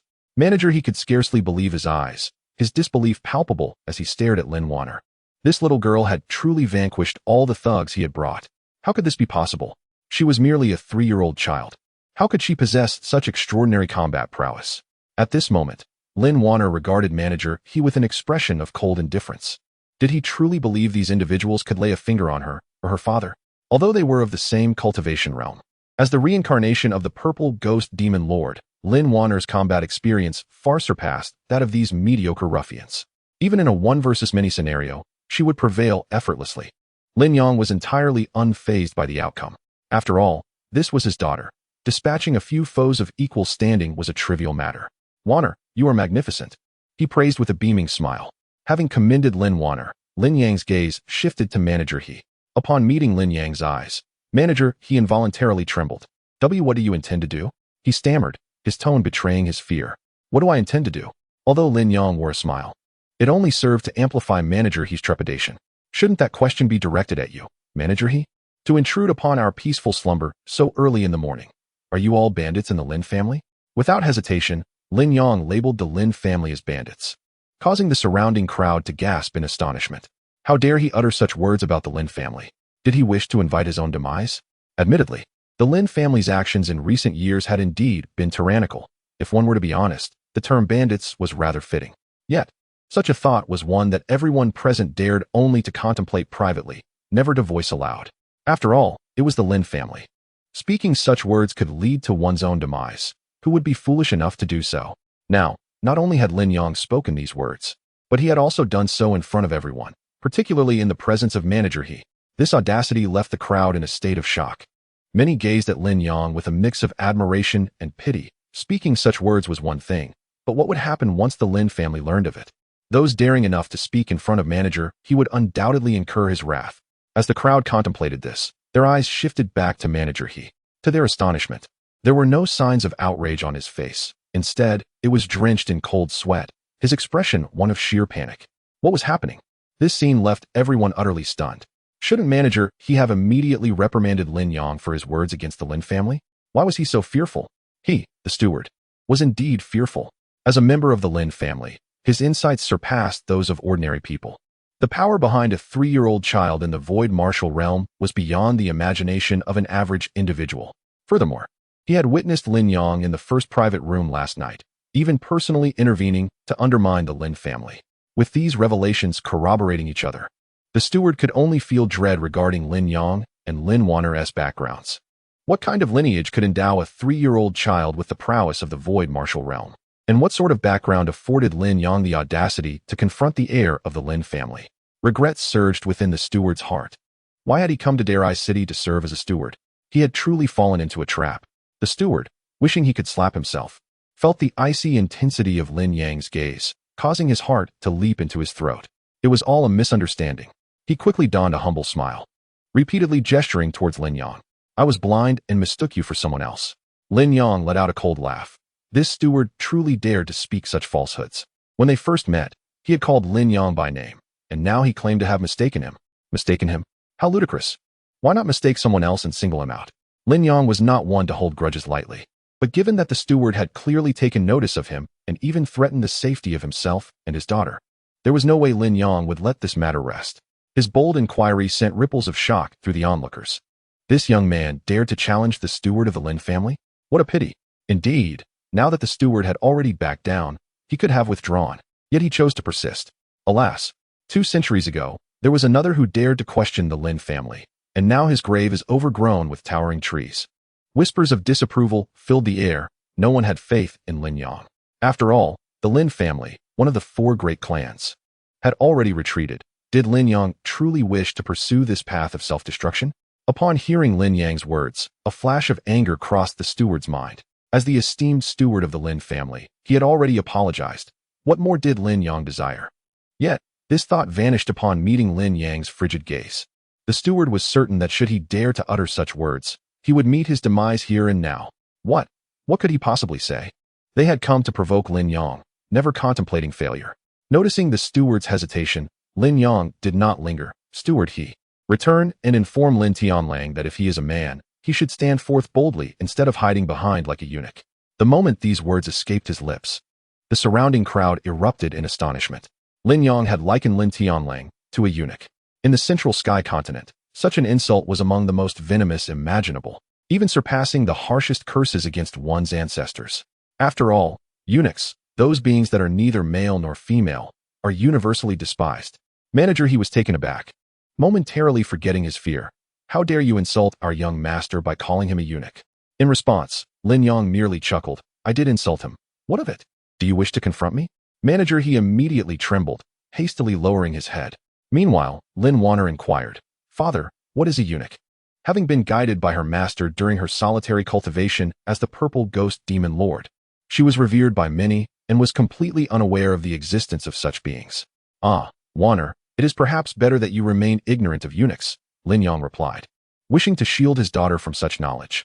Chapter 130. Why must I flee? Why? Lin Wan'er inquired with curiosity. Because eunuchs are not human, Lin Yang vaguely explained. Oh, if they are not human, then what are they? Lin Wan'er pondered aloud, nodding her little head. That is not quite right. Eunuchs are not mere objects, Lin Yang corrected her. If they are neither human nor objects, then what exactly are they? Lin Wan'er was thoroughly perplexed. The exchange between father and daughter elicited muffled laughter from the onlookers, who stifled their amusement, caught in an awkward predicament. Manager He's face resembled a painter's palette, shifting from red to blue to white in a most entertaining fashion. After addressing Lin Wan'er's question, Lin Yang cast a sidelong glance at Manager He, saying, Aren't you leaving? Do you intend to linger here while waiting for an invitation to dine? Manager He, as if granted a reprieve, hastily retreated, repeatedly muttering, I wouldn't dare. Once he deemed himself at a safe distance, he turned and scurried towards the Jotai auction house, his expression transforming from fear to a smoldering resentment. How dare he embarrass him in front of the crowd and insult their young master as a eunuch? This grievance would not be forgotten. He would report it to the young master without delay. Lin Yang was well aware of Manager He's thoughts. Initially, he intended to depart from Rising Sun City, but upon reflection, he decided to tarry a while longer, until he resolved matters concerning Lin Tianlang. He would remain vigilant against potential ambushes. The spectators, witnessing Lin Yang's leniency towards Manager He, surmised that he was simply intimidated by the Lin family's influence and felt compelled to let him go. They believed he would soon flee. A few among them, harboring grievances against the Lin family, approached Lin Yang and quietly suggested various escape routes. Finding their goodwill amusing, Lin Yang smiled and acknowledged their intentions. However, he shifted the conversation, stating, But why should I flee? The crowd was taken aback, and the concerned individuals urgently whispered, If you do not escape now, you may lose your chance. Lin Yang shook his head, responding, While your reasoning holds merit, fleeing is not in my character. The onlookers sighed, feeling that Lin Yang was perhaps overestimating his own capabilities. even if he triumphed over the few henchmen. The terror of the Lin family was beyond the comprehension of ordinary individuals. "Daddy, I'm hungry," Lin Wan'er said, rubbing her little belly and tugging at Lin Yang's hand. All right, Wan'er, do not fret. Father will prepare breakfast for you right away." Originally, Lin Yang had intended to have breakfast after leaving Rising Sun City, but manager He's delay had made it quite late. He felt guilty for allowing his precious daughter to go hungry. It was all the Lin family's fault. Lin Yang silently added another grievance against them. The food provided by the inn was utterly beneath his standards. He approached the innkeeper, requesting to use the kitchen, and handed over 100 low-grade spirit stones to a waiter, saying, "Please procure 2 green phoenixes from the market for me. The surplus spirit stones shall be yours." The so-called qingfeng refers to a blue-hued avian spirit beast, perfect for making soup. The price for a qingfeng typically hovers around 40 lower-grade spirit stones. The innkeeper was overjoyed. The earnings from this transaction surpassed his 2 years' worth of salary. He repeatedly expressed his gratitude to Lin Yang and swiftly dashed out, returning shortly with 2 qingfengs in tow. Lin Yang took one of the qingfengs, prepared it, and placed it into the pot for soup, while the other was treated using the method of beggar's chicken. After seasoning it with spices, he wrapped it in freshly picked lotus leaves, encased it in yellow clay, and placed it into the oven as per the recipe. Witnessing Lin Yang's deft techniques, both the innkeeper and the chef were utterly astonished. Could this man truly be the father of the girl who had bested several burly men, rather than just a mere cook? The method for preparing the beggar's chicken particularly astounded the chef. Was this truly cooking? Was mud truly a necessary ingredient? While the soup required a longer time to simmer, the beggar's chicken was much quicker to prepare. As the flames in the oven dimmed, the chicken was ready. Lin Yang extracted the now solid clay casing, drawing the attention of all present. Lin Wan'er widened her eyes, captivated by her father's actions. She had never witnessed such a cooking method. Yet, her trust in her father was unwavering. Anything he prepared was bound to be delicious. As Lin Yang cracked open the outer layer of clay and slowly unfurled the lotus leaves, an enchanting aroma permeated the kitchen, mingling with the fragrance of the qingfeng meat. Exquisite, delightful. The innkeeper and chef could not help but swallow hard. Lin Yang was pleased with his creation. Indeed, dishes made with spirit beasts were incomparable to those made with ordinary poultry. "Wan'er, do give it a try," he urged, tearing off a chicken leg and offering it to her. "Thank you, Father." Lin Wan'er beamed as she accepted it and took a bite. With just one taste. Her eyes widened in astonishment. This was simply divine. Beyond the inherent flavor of the meat, the freshness of the lotus leaves added a delightful touch. More importantly, due to the careful wrapping, the spirit energy contained within the qingfeng was preserved intact, infusing the meat entirely. "Is it delicious?" Lin Yang inquired with a smile. "Yes, it's exquisite."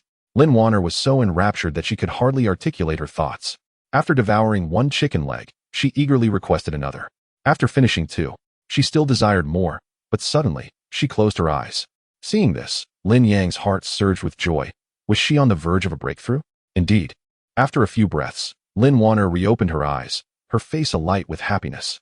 "Father, I have broken through to the 6th layer of the virtual martial realm." Lin Yang was elated, exclaiming, "Excellent. Truly, you are your father's wonderful daughter." The innkeeper, observing this spectacle, was left utterly speechless. Having interacted with countless cultivators in his role, he had heard many tales regarding the arduous journey of cultivation. From those practitioners, it was often said that the path of cultivation was as challenging as ascending to the heavens. To elevate oneself to a higher realm requires months or even years of diligent accumulation, coupled with the right opportunity to fortuitously break through. These words led the shopkeeper to believe that cultivation is indeed a formidable endeavor. However, just moments ago, he witnessed Lin Wan'er effortlessly ascend to the 6th layer of the void martial realm within mere breaths, akin to the simplicity of eating or drinking. This starkly contrasts with the experiences of those who have labored for decades. They seem to pale in comparison to a mere 3-year-old child. As the shopkeeper pondered this, he noticed Lin Yang rising to retrieve the soup that had been simmering. A rich aroma wafted through the air, tantalizing his palate. A sip of soup aids digestion. With a cheerful demeanor, Lin Yang served a bowl to Lin Wan'er, then poured one for himself, and together, the father and daughter began to savor the warm broth. Chapter 131. Resembling a eunuch, the shopkeeper could no longer bear the sight, and hastily retreated from the kitchen, fearing that should he linger, he might be compelled to voice his grievances. As he stepped out, he collided with another person, and a frown creased his brow, ready to reprimand. However, he was met with a swifter rebuke. "How dare you bump into the heir of the Lin family?" The shopkeeper's legs weakened, nearly causing him to kneel before the speaker, who was none other than the esteemed manager he of Rishing City. The individual he collided with bore an expression as frosty as the winter's chill. I am terribly sorry. The shopkeeper's mind blanked, fear rendering him incoherent as he repeatedly apologized. At that moment, Lin Tianlong's mood was exceedingly foul. He had been immersed in his training at a critical juncture when manager he had abruptly barged in, nearly causing him to lose his breath. Upon hearing manager he's account, Lin Tianlong's ire surged to unprecedented heights. How dare one insult him, Lin Tianlang, as a eunuch? Without a moment's delay to chastise manager he hastened forward, only to collide with a lowly shopkeeper. Manager he, though lacking in strength, excelled in reading the room. Noticing Lin Tianlong's expression, he immediately shouted, "How dare you collide with the heir of the Lin family? Seize him and beat him to death." "Yes," the henchman responded, advancing to apprehend the shopkeeper. Terrified, the shopkeeper collapsed onto the ground, his eyes vacant. At that moment, a voice laced with sarcasm emanated from the kitchen. "What is this? The heir of the Lin family is causing such distress to an ordinary person. Such behavior is truly reminiscent of a eunuch." Lin Tianlong's countenance grew even colder. "Stop." With Lin Yang's words, if Lin Tianlang continued to torment the shopkeeper, would he not be affirming the very title of eunuch? He shot a frigid glance at the shopkeeper and commanded, "Get out at once." The shopkeeper felt as if he had been granted a reprieve and glanced back toward the kitchen, his eyes filled with gratitude. Lin Tianlang scoffed and addressed manager he. "You stay here." With that, Lin Tianlang entered the kitchen alone. Upon entering, he was greeted by an unfamiliar yet alluring fragrance that wafted through the air, eliciting a flicker of surprise in his eyes. As the scion of the Lin family, he had indulged in countless culinary delights, yet this aroma was unprecedented, surpassing all the exquisite flavors he had previously encountered. He then heard the sounds of Lin Yang and Lin Wan'er sipping soup, a flash of anger crossing his features. How audacious that these two were leisurely enjoying their meal, while the illustrious heir of the Lin family had arrived. Sensing Lin Tianlong's palpable hostility, Lin Yang set down his bowl and regarded Lin Tianlang with an air of indifference. "What brings the heir of the Lin family here?" Lin Tianlang glared coldly at Lin Yang, searching for any sign of trepidation on his face. However, he was soon met with disappointment, instead of panic. Lin Yang's expression radiated calmness. A flicker of confusion crossed Lin Tianlong's mind as he pondered the source of Lin Yang's unshakable composure. "Are you not aware of the reason for my visit?" Lin Tianlang spoke each word with an icy tone. "Last night, you opposed me at every turn, and today you have the audacity to insult me in public. Such indignity is intolerable." In response to Lin Tianlong's increasingly harsh demeanor, a faint smile appeared on Lin Yang's face. "So you have come to vent your frustrations?" Indeed, Lin Tianlong's eyes glimmered with a fierce light, as though he were poised to strike Lin Yang at any moment. Just then, Lin Wan'er finished her soup and approached Lin Yang, taking his hand in hers, standing resolutely against Lin Tianlang. Initially, Lin Tianlang had not noticed Lin Wan'er, but a casual glance at her left him momentarily stunned. This is impossible." His eyes were filled with uncontainable astonishment. Just last night, this young girl was merely at the 5th level of the void martial realm, and she had not even reached the pinnacle of that stage. How could she have ascended to the 6th level overnight? Such rapid advancement left even Lin Tianlang in shock. This child must be harnessed for the benefit of the Lin family. Otherwise, she must be eliminated. Resolutely, Lin Tianlong's gaze towards Lin Yang turned increasingly menacing. The father of Lin Yang must perish for Lin Tianlang to obtain what he desired. Those who dare to insult me, Lin Tianlang, must face death. Lin Tianlong's gaze turned frigid as he regarded Lin Yang. "You are no exception." Suddenly, the overwhelming aura of a sovereign erupted, enveloping the entire kitchen in an instant. Crash, clang, thud, pots and pans clattered to the ground. But this force inflicted no harm upon Lin Yang and Lin Wan'er. "What?" Lin Tianlang was taken aback, astonished that his sovereign aura had failed to affect his adversaries. Lin Yang, too, was puzzled. He had yet to make a move, yet the opponent's pressure was inexplicably blocked. At that moment, a resonant voice rang out from the rooftop. "Lin Tianlang, you truly live up to your reputation for being so tyrannical." Lin Tianlong's expression darkened as he struck the roof with a fierce blow, demanding, "Who dares to show themselves?" With a resounding crack, a large hole appeared in the ceiling, and a young man clad in gray robes descended. Upon landing, he maintained his smile, though his left cheek bore several distinct claw marks that extended from his brow. Lin Tianlong's eyes narrowed. "So it is the heir of the Wang family." Wang Song chuckled heartily. "I never anticipated that the heir of the Lin family would recognize me."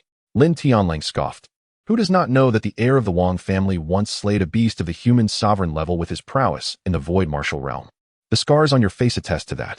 Wang Song touched the scar on his face, smiling without further comment, instead directing his attention to Lin Yang and his daughter. You two must be young Master Lin Yang and Miss Wan'er. Upon hearing Lin Tianlang identify the young man in gray, Lin Yang realized that Yin Weiming must have informed him. It was no surprise that he knew their names. That is correct. Indeed, as Master Yin had remarked, his audacity and courage are unparalleled. Wang Song discerned no hint of panic or astonishment on Lin Yang's face. This remarkable composure alone surpassed that of the scions of the Wang family. When Wang Song's gaze fell upon Lin Wan'er, he exhibited the same profound astonishment as Lin Tianlang. Achieving the 6th layer of the void martial realm at merely 3 years of age is a feat that would undoubtedly cause a stir anywhere. Upon noticing Wang Song's attention directed at Lin Wan'er, Lin Tianlang felt a weight in his heart. With Wang Song present, his plans for the day would inevitably be thwarted. Lin Tianlang was acutely aware that although he and Wang Song were both at the 2nd layer of the Earth's sovereign realm, should a confrontation arise, he was highly likely to be the one to succumb. Chapter 132. Truly extraordinary individuals at this moment. Lin Tianlang could only cast a resentful glance at Lin Yang, saying, "It seems you have found a formidable ally." With that, he turned away in anger, not bothering to look back. Once Lin Tianlang had departed, Wang Song discreetly exhaled a sigh of relief. Although he was not afraid of Lin Tianlang and was quite confident in his ability to surpass him, the Wang family was currently strong in name only. Engaging in a confrontation with the Lin family would be exceedingly detrimental. Fortunately, Lin Tianlang chose to retreat to preserve his undefeated reputation. Once he was certain Lin Tianlang had left, Wang Song turned back and clasped his fists in gratitude towards Lin Yang. "Thank you for those medicinal pills last night, Brother Lin." Lin Yang smiled in response, saying, "I also gained a fair share of spirit stones." Wang Song was momentarily taken aback before bursting into hearty laughter. "You are absolutely right, Brother Lin." In just a few exchanges, Wang Song discerned the essence of Lin Yang's character. His words expressed gratitude, while Lin Yang's indicated that he was merely interested in selling spirit stones, not seeking thanks from the Wang family. A person devoid of greed significantly heightened Wang Song's admiration for Lin Yang. At the same time, his curiosity about Lin Yang grew. He was aware of the tense situation moments ago when Lin Tianlang had clearly intended to strike. What would Lin Yang have done had he not intervened? Wang Song held back his question, instead scrutinizing Lin Yang. Could this individual truly be an ordinary person? After observing him, Wang Song was astonished. Having seen Yin Weiming's letter, he initially believed Lin Yang to be an enigmatic figure who concealed his true power through some secret technique. However, even with his own secret methods, he was unable to ascertain Lin Yang's strength. Did this imply that Lin Yang was indeed an ordinary individual? What Wang Song did not realize was that Lin Yang's desire for the mundane technique was beyond the detection of any secret method. Not even the 5 exalted demon emperors could perceive his true nature. An ordinary person maintaining composure in the presence of a formidable earth sovereign. In Wang Song's eyes, Lin Yang suddenly transformed into someone extraordinary. Then, Wang Song sniffed the air and remarked, "What is that delightful aroma?" The previous tension had obscured his awareness, but now, relaxed, he noticed the unusual fragrance. His gaze quickly fell upon a damp patch on the ground, which was the overturned chicken soup from earlier. Wang Song suddenly became excited. Someone capable of creating such a fragrant soup could undoubtedly prepare food that would satisfy the spirit beasts. To think that such a remarkable individual was hidden in this small city of Sunrise. No wonder Lin Tianlang had come to Sunridge.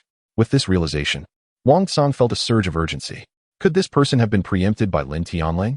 He anxiously turned to Lin Yang and asked, "Brother Lin, who made this soup?" "What is it?" Lin Yang inquired, puzzled. "I need to find this person urgently." Wang Song replied hastily, reiterating, "It is truly of utmost importance. The 4 great families have agreed that the family capable of meeting the spirit beast requirements will have surplus quotas. This was made by my father." Lin Wan'er suddenly exclaimed. "What?" Wang Song was taken aback, first glancing at Lin Wan'er, then looking at Lin Yang. Upon seeing Lin Yang indeed nodding, his astonishment deepened. He simply could not fathom how Lin Yang could create such exquisite dishes. It was not that Wang Song underestimated Lin Yang. Rather, he could not perceive any culinary talent in him whatsoever. Could it be that this Lin brother was not only connected to the alchemist, but also to some culinary master? At that moment, Lin Yang remarked, "It's just something I've honed while cooking for Wan'er." Lin Yang was not lying. The method of cultivating the ordinary desire technique indeed revolved around living as an ordinary person. Yet, Wang Song remained skeptical. Could an ordinary person possess such profound culinary skills? Lin Wan'er, however, corroborated, "Truly, my father is remarkable." Ding. Congratulations to the host for earning the admiration of his daughter. Reward: a blaze blade. A blaze blade? Lin Yang's consciousness probed into the spatial ring, and indeed, he discovered a new blade within. However, this blade, why does it resemble a chopping knife so much? The host is not mistaken. This is indeed a chopping knife, the system responded. Lin Yang was somewhat speechless. The system truly lived up to its name, providing such down-to-earth items. But that was fortuitous. Lin Yang suddenly produced the blaze blade and said, "Look, I even carry a wood-chopping knife with me." Upon seeing the blaze blade, Wang Tsang's expression became rather complicated. To casually produce a chopping knife. This young master Lin Yang truly was as extraordinary as Master Yin had described. In that case, would Lin brother be willing to assist my Wang family once? Before Wang Tsang could finish, Lin Yang interjected, "Are you in need of food for a spirit beast?" Lin brother knows. Wang Tsang looked at Lin Yang in astonishment, while inwardly becoming wary. This information was only known to their 4 great families and a few closely allied vassal families.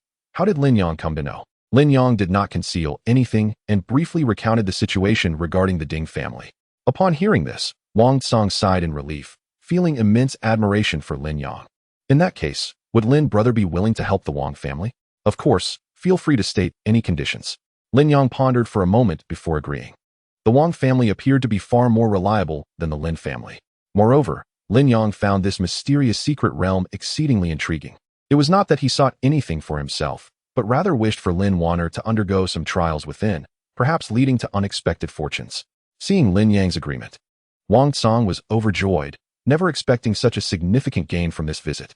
Lin brother, given that you have already formed ties with the Lin family, why not take refuge at my Wang family's Liyuan auction for a while? Lin Yang contemplated and nodded again. Residing here would not only bring danger to the inn, but also, if Lin Tianlang were to disrupt their meals midway, who could endure that? Thus, Lin Yang took Lin Wan'er and, accompanied by Wang Tsang, headed towards the Liyuan auction. As soon as they stepped out of the inn, a large crowd caught their attention, craning their necks to peer inside. What could have captivated this gathering? Lin Yang, Lin Wan'er, and Wang Tsang were all perplexed. However, upon spotting Lin Yang, the crowd erupted in a chorus of cheers. Excellent. Truly marvelous. This brother has survived. I was right, wasn't I? How incredible to have emerged unscathed from the clutches of the heir of the Lin family.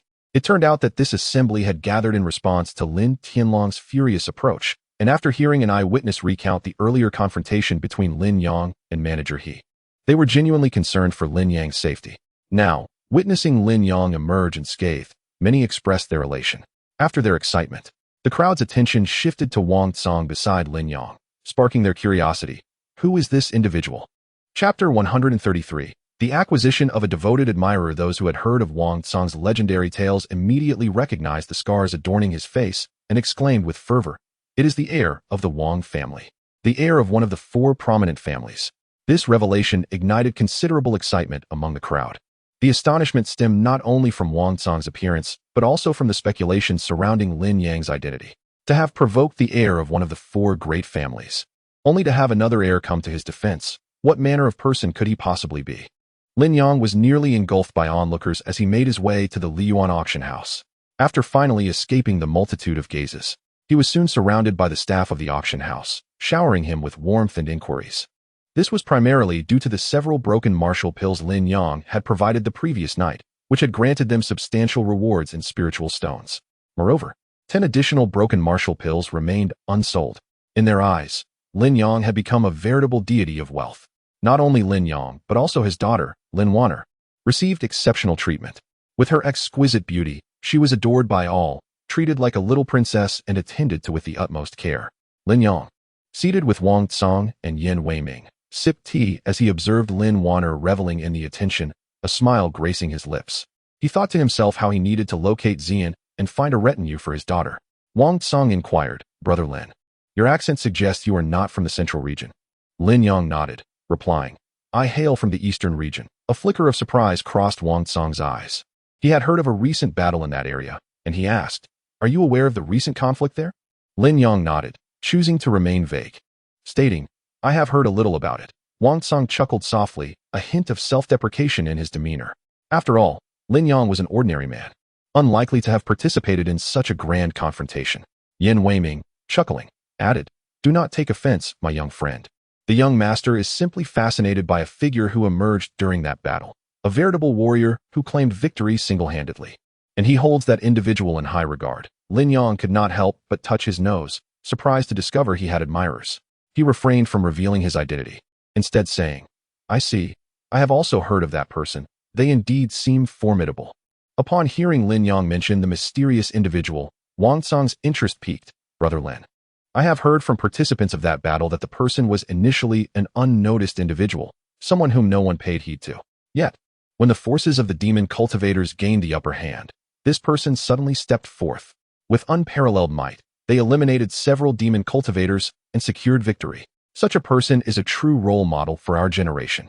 Wang Cong's eyes sparkled with envy, lost in reverie, embodying the essence of an ardent admirer. Lin Yang raised his teacup, choosing not to join Wang Cong in boasting. Speaking of oneself was somewhat uncomfortable for him. After a prolonged silence, Wang Cong emerged from his daydream, offering an apologetic smile before inquiring, "By the way, Brother Lin, what brings you from the eastern region to the central region? If there is anything you require, Brother Lin, do not hesitate to speak. The Wang family shall surely lend you a helping hand," asserted Yin Weiming, who nodded vigorously in agreement, adding, "Indeed, I have several acquaintances who would be more than willing to assist should you have any needs." Observing their sincere expressions, Lin Yang did not decline, but merely remarked, "If the need arises, I shall reach out to both of you." Having concluded that topic, Lin Yang suddenly inquired, "Master Yin, I wish to request your expertise in appraising a few items. May I inquire about the fees involved?" Aware of the auction house's customs, he understood that appraisers earned a commission from each treasure they authenticated. Yet, Yin Weiming chuckled, "If you seek my appraisal, it is an honor for this old man. I could never dare to accept payment." Recalling the 5 flawless breaking martial pills Lin Yang had casually presented before, Yin Weiming felt a surge of excitement. Pondering what astonishing item Lin Yang might unveil this time, Wang Cong chimed in, "Indeed, Brother Lin, Master Yin serves our Wang family. A trifling sum of money is of no consequence." "Then I shall take advantage of this," Lin Yang replied with a smile, retrieving the recently acquired flame blade and presenting it. The expressions of Yin Weiming and Wang Cong were filled with anticipation as they gazed at Lin Yang. However, upon witnessing the flame blade, both were momentarily taken aback. Wang Cong, having seen the blade before when Lin Yang claimed it was merely a tool for chopping wood, now pondered if there was a deeper significance to this seemingly ordinary axe. Yin Weiming, on the other hand, was captivated as the blade came into view. His seasoned instincts sensed its extraordinary nature. Carefully accepting the flame blade, he examined it meticulously, starting from the hilt and gradually scrutinizing the back and edge. With each glance, Yin Weiming's brow furrowed deeper, and once he had completed his examination, he fell into contemplative silence. Wang Cong's eyes flashed with confusion. What could be the matter?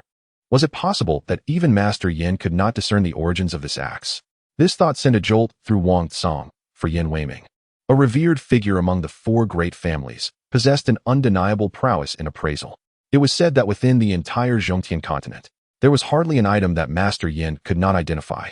In all his years, Wang Cong had never witnessed such a somber expression on Yin Weiming's face. Could it be that this axe held a remarkable lineage? Seeing this, Lin Yang finally felt a sense of relief. His intention in seeking Yin Weiming's appraisal of the axe was to ascertain whether the system's bestowed item could be recognized for its uniqueness by others. At that moment, while Yin Weiming might have sensed a hint of its extraordinary nature, he had certainly not grasped its full essence. This realization brought Lin Yang comfort. At that juncture, Yin Weiming gently placed the axe on the table, sighed, and stated, "Forgive this old man for his inability to discern the origins of this axe. Might I inquire if the young friend would be willing to share its story?" Hearing Master Yan's candid admission, Wang Cong was taken aback, and Zhang Yuan, who had been serving tea, was equally startled. Was there truly an item in this world that even a master could not identify? Lin Yang smiled gently and replied, "Master, this is merely a jest of mine. It is simply my axe for chopping wood at home." Upon hearing Lin Yang's words, Wang Cong and Zhang Yuheng immediately breathed a sigh of relief. So that was the case. It was entirely understandable that Master Yin could not discern its origins. After all, Master Yin must have assessed it based on its intrinsic value. However, in Yin Weiming's eyes, there was not a trace of ease. He merely smiled and remarked, "So that is the situation. My young friend certainly enjoys jesting." Despite Lin Yang's assertion, Yin Weiming remained unwavering in his belief in the acuity of his own vision. This scythe was undoubtedly no ordinary tool. After spending a day at Liyuan auction house, Wang Tsang resolved to set forth on his journey back to the Wang family. Chapter 134. I have a request at present. Lin Yang had already incurred the wrath of the Lin family, and the distance from Rising Sun City to the Wang family was considerable. The longer he lingered, the greater the peril. Just as Wang Tsang was escorting Lin Yang and Lin Wan'er back to the Wang residence, Lin Tianlang received the news. Your Highness, they have set forth. Judging by their direction, they are likely returning to the Wang family. A flicker of resentment crossed Lin Tianlang's eyes. In his view, Wang Tsang's decision to take Lin Yang and Lin Wan'er to the Wang family was undoubtedly motivated by his admiration for Lin Wan'er's extraordinary talent. Although he had been the one to discover her first, he felt deeply aggrieved that Wang Tsang had seized the opportunity. Wang Tsang, do you believe you are safe now? I have prepared a grand surprise for you on the road. Lin brother, once we cross Mount Shao, we will arrive at Ning Mountain Prefecture. Ning Mountain Prefecture is the territory of my Wang family. We can ride flying beasts and return directly to the Wang residence. Wang Tsang unfolded a map to explain to Lin Yang. Lin Yang nodded, saying, I shall follow Wang brother's arrangements. Excellent. Wang Tsang was delighted by Lin Yang's willingness. Let us first find a place to eat. We must be well fed for our journey ahead. By this time, they were nearing the base of Mount Shao, where both pedestrians and residences had diminished significantly. After walking for some time, they finally discovered a dining establishment. Please, gentlemen, come inside, the waiter greeted them warmly. Upon entering and taking a seat, Wang Tsang instructed, please prepare all your signature dishes. The waiter, elated at the prospect of serving such esteemed guests, responded, please wait a moment. I will inform the kitchen and ensure your satisfaction. Just as the waiter was about to leave, Lin Yang suddenly interjected, saying, wait a moment. Sir, what else do you require? The waiter inquired. Lin Yang replied, you need not prepare the dishes. We shall cook ourselves. The waiter was taken aback, momentarily unable to comprehend Lin Yang's intent. Lin Yang clarified, may I borrow your kitchen? I shall prepare our own meal. This, sir, isn't that against the rules? The waiter hesitated. It was customary for patrons to either come for the signature dishes or as passers-by. He had never encountered anyone wishing to borrow the kitchen. This commotion drew the attention of several diners. A regular patron chuckled, young man, I have been a frequent visitor to this establishment, and their dishes are indeed delectable. Indeed, I have been dining here for 5 years and have never grown weary of it. Lin Yang smiled and explained, my daughter cannot acclimate to dishes prepared by others, so I must cook personally. As he spoke, Lin Yang handed a spirit stone to the waiter, saying, go purchase a spirit beast for us. Any excess may serve as payment for our use of the kitchen. Upon receiving the spirit stone, the waiter beamed with joy, saying, very well. I shall attend to it immediately. Soon, the waiter returned with a spirit beast the size of a goat, handing it over to Lin Yang, who then entered the kitchen. That is a red spirit goat. Someone recognized the creature. It was rumored that while its meat was tender and infused with abundant spirit energy, its strong gamey flavor rendered it nearly inedible. What a waste of spirit stones. He is still too young. The elderly patrons who had previously advised Lin Yang shook their heads in disbelief. Lin Wan'er, unable to tolerate disparaging remarks about her father, interjected, I am confident that my father will create something truly delectable. Wang Tsang echoed her sentiments, stating, I too have faith in Brother Lin. Upon hearing this, the crowd fell silent, though skepticism lingered in their hearts. Yet, within a mere quarter of an hour, an irresistible aroma wafted from the kitchen, permeating the entire hall. The very patrons who had doubted Lin Yang's culinary skills now felt their cheeks flush upon inhaling the delightful scent. The fragrance alone surpassed that of the restaurant's signature dishes. Waiter, someone called out loudly. The waiter hurried over and inquired, esteemed guest, how may I assist you? The patron asked, are these dishes truly the signature offerings of your establishment? Indeed, they are genuine, and we pride ourselves on our integrity. The waiter responded promptly. I suspect you're merely making empty claims. The patron slammed the table in frustration. Please, calm down. I assure you, it is the truth, the waiter replied, feeling quite aggrieved by the sudden outburst. The patron pointed toward the kitchen, demanding, then what accounts for this tantalizing aroma? This patron had arrived only after Lin Yang had entered the kitchen, unaware of the prior discussions. Mistaking the restaurant for a charlatan, he was taken aback by the enticing scent emanating from Lin Yang's dishes. The waiter, at a loss for words, could hardly fathom that the seemingly inexperienced young man could produce such fragrant cuisine. After a brief explanation, bolstered by those who had overheard Lin Yang's declaration of preparing the meal himself, the patron's ire began to dissipate. However, after a moment's reflection, he declared, waiter, Tell him that I shall take his dishes. The waiter suddenly appeared troubled, responding, esteemed guest, that may not be appropriate. What could possibly be inappropriate? The patron retorted, irritated. Do you not know who I am? Observing the waiter's hesitation, he exclaimed, have you never heard of the heir of the Wang family, one of the 4 great clans? At the mention of his name, Wang Tsong, who had been watching over Lin Wan'er, glanced up. Upon seeing the patron's face, his brow furrowed in concern. The patron's left cheek bore a ghastly scar, unmistakably a knife wound. Do you see the scar? He pointed out. Can you not recognize who I am? Gasps erupted throughout the restaurant. While none had encountered the heir of the Wang family, they were all aware of the distinct scar on his left cheek. Could this individual truly be the heir? Numerous guests immediately directed affable smiles toward him, with several rising to assert, rest assured, young Master Wang, I shall fetch your dishes at once. These individuals swiftly made their way to the kitchen, but within moments, they were sent flying back out. Shortly thereafter, Lin Yang emerged from the kitchen. He glanced at Wang Tsong and Lin Wan'er before surveying the hall, inquiring, which one of you is the heir of the Wang family? The scarred face stood up abruptly, declaring, that would be me. Lin Yang scrutinized the man before him, asking, are you the heir of the Wang family? The scarred-faced man pointed at his scar, retorting, is it not obvious? A hint of a cold smile appeared on Lin Yang's face as he replied, so, you are indeed the heir of the Wang family. This smile, however, was interpreted by the scarred man as a sign of Lin Yang's intimidation. He boldly settled back, declaring, today, I have taken a liking to the dishes you have prepared. Be swift in presenting them to me. If I am pleased with the meal, there is a possibility that I might grant you entry into the Wang family and bestow upon you our protection. It became clear to Lin Yang, who then responded, that is certainly feasible, but I have one condition. Chapter 135, Overpowered by a 3-year-old Speak. The scarred-faced man said impatiently. Lin Yang chuckled and waved to Lin Wan'er, saying, Wan'er, come here. Lin Wan'er jumped off the stool and ran over with her little legs, asking Daddy, what do you need me for? Lin Yang pointed at the scarred man and said, this gentleman is the heir of the Wang family, one of the 4 great clans. I know you enjoy practicing martial arts, and if you could receive some guidance from the Wang family's heir, it would be immensely beneficial. After speaking to Lin Wan'er, Lin Yang turned to the scarred man and proposed, as long as you spar with my daughter and impart some of your insights on martial arts, I shall promptly serve you a feast. What do you say? The scarred man burst into hearty laughter at these words and, without hesitation, declared, you have my word. Fearing Lin Yang might retract his offer, he swiftly exited the restaurant, exclaiming, come on. He had not anticipated such a simple request. After all, sparring with a 3-year-old was hardly a challenge. Lin Yang watched the scarred man outside with a smile, then nodded slightly at Lin Wan'er. She beamed back, saying, Wan'er knows what to do. As she stepped outside, many patrons followed, eager to witness the heir of the Wang family in action, for it was a rare opportunity to behold. Outside, the two stood facing each other, the small and the large. Lin Wan'er smiled sweetly and said, please go easy on me, uncle. The scarred man laughed heartily, responding, don't worry, little one. I won't hurt you. Then thank you, uncle. With that, Lin Wan'er suddenly leaped into the air, swinging her tiny fist towards the scarred man's face. Gasp!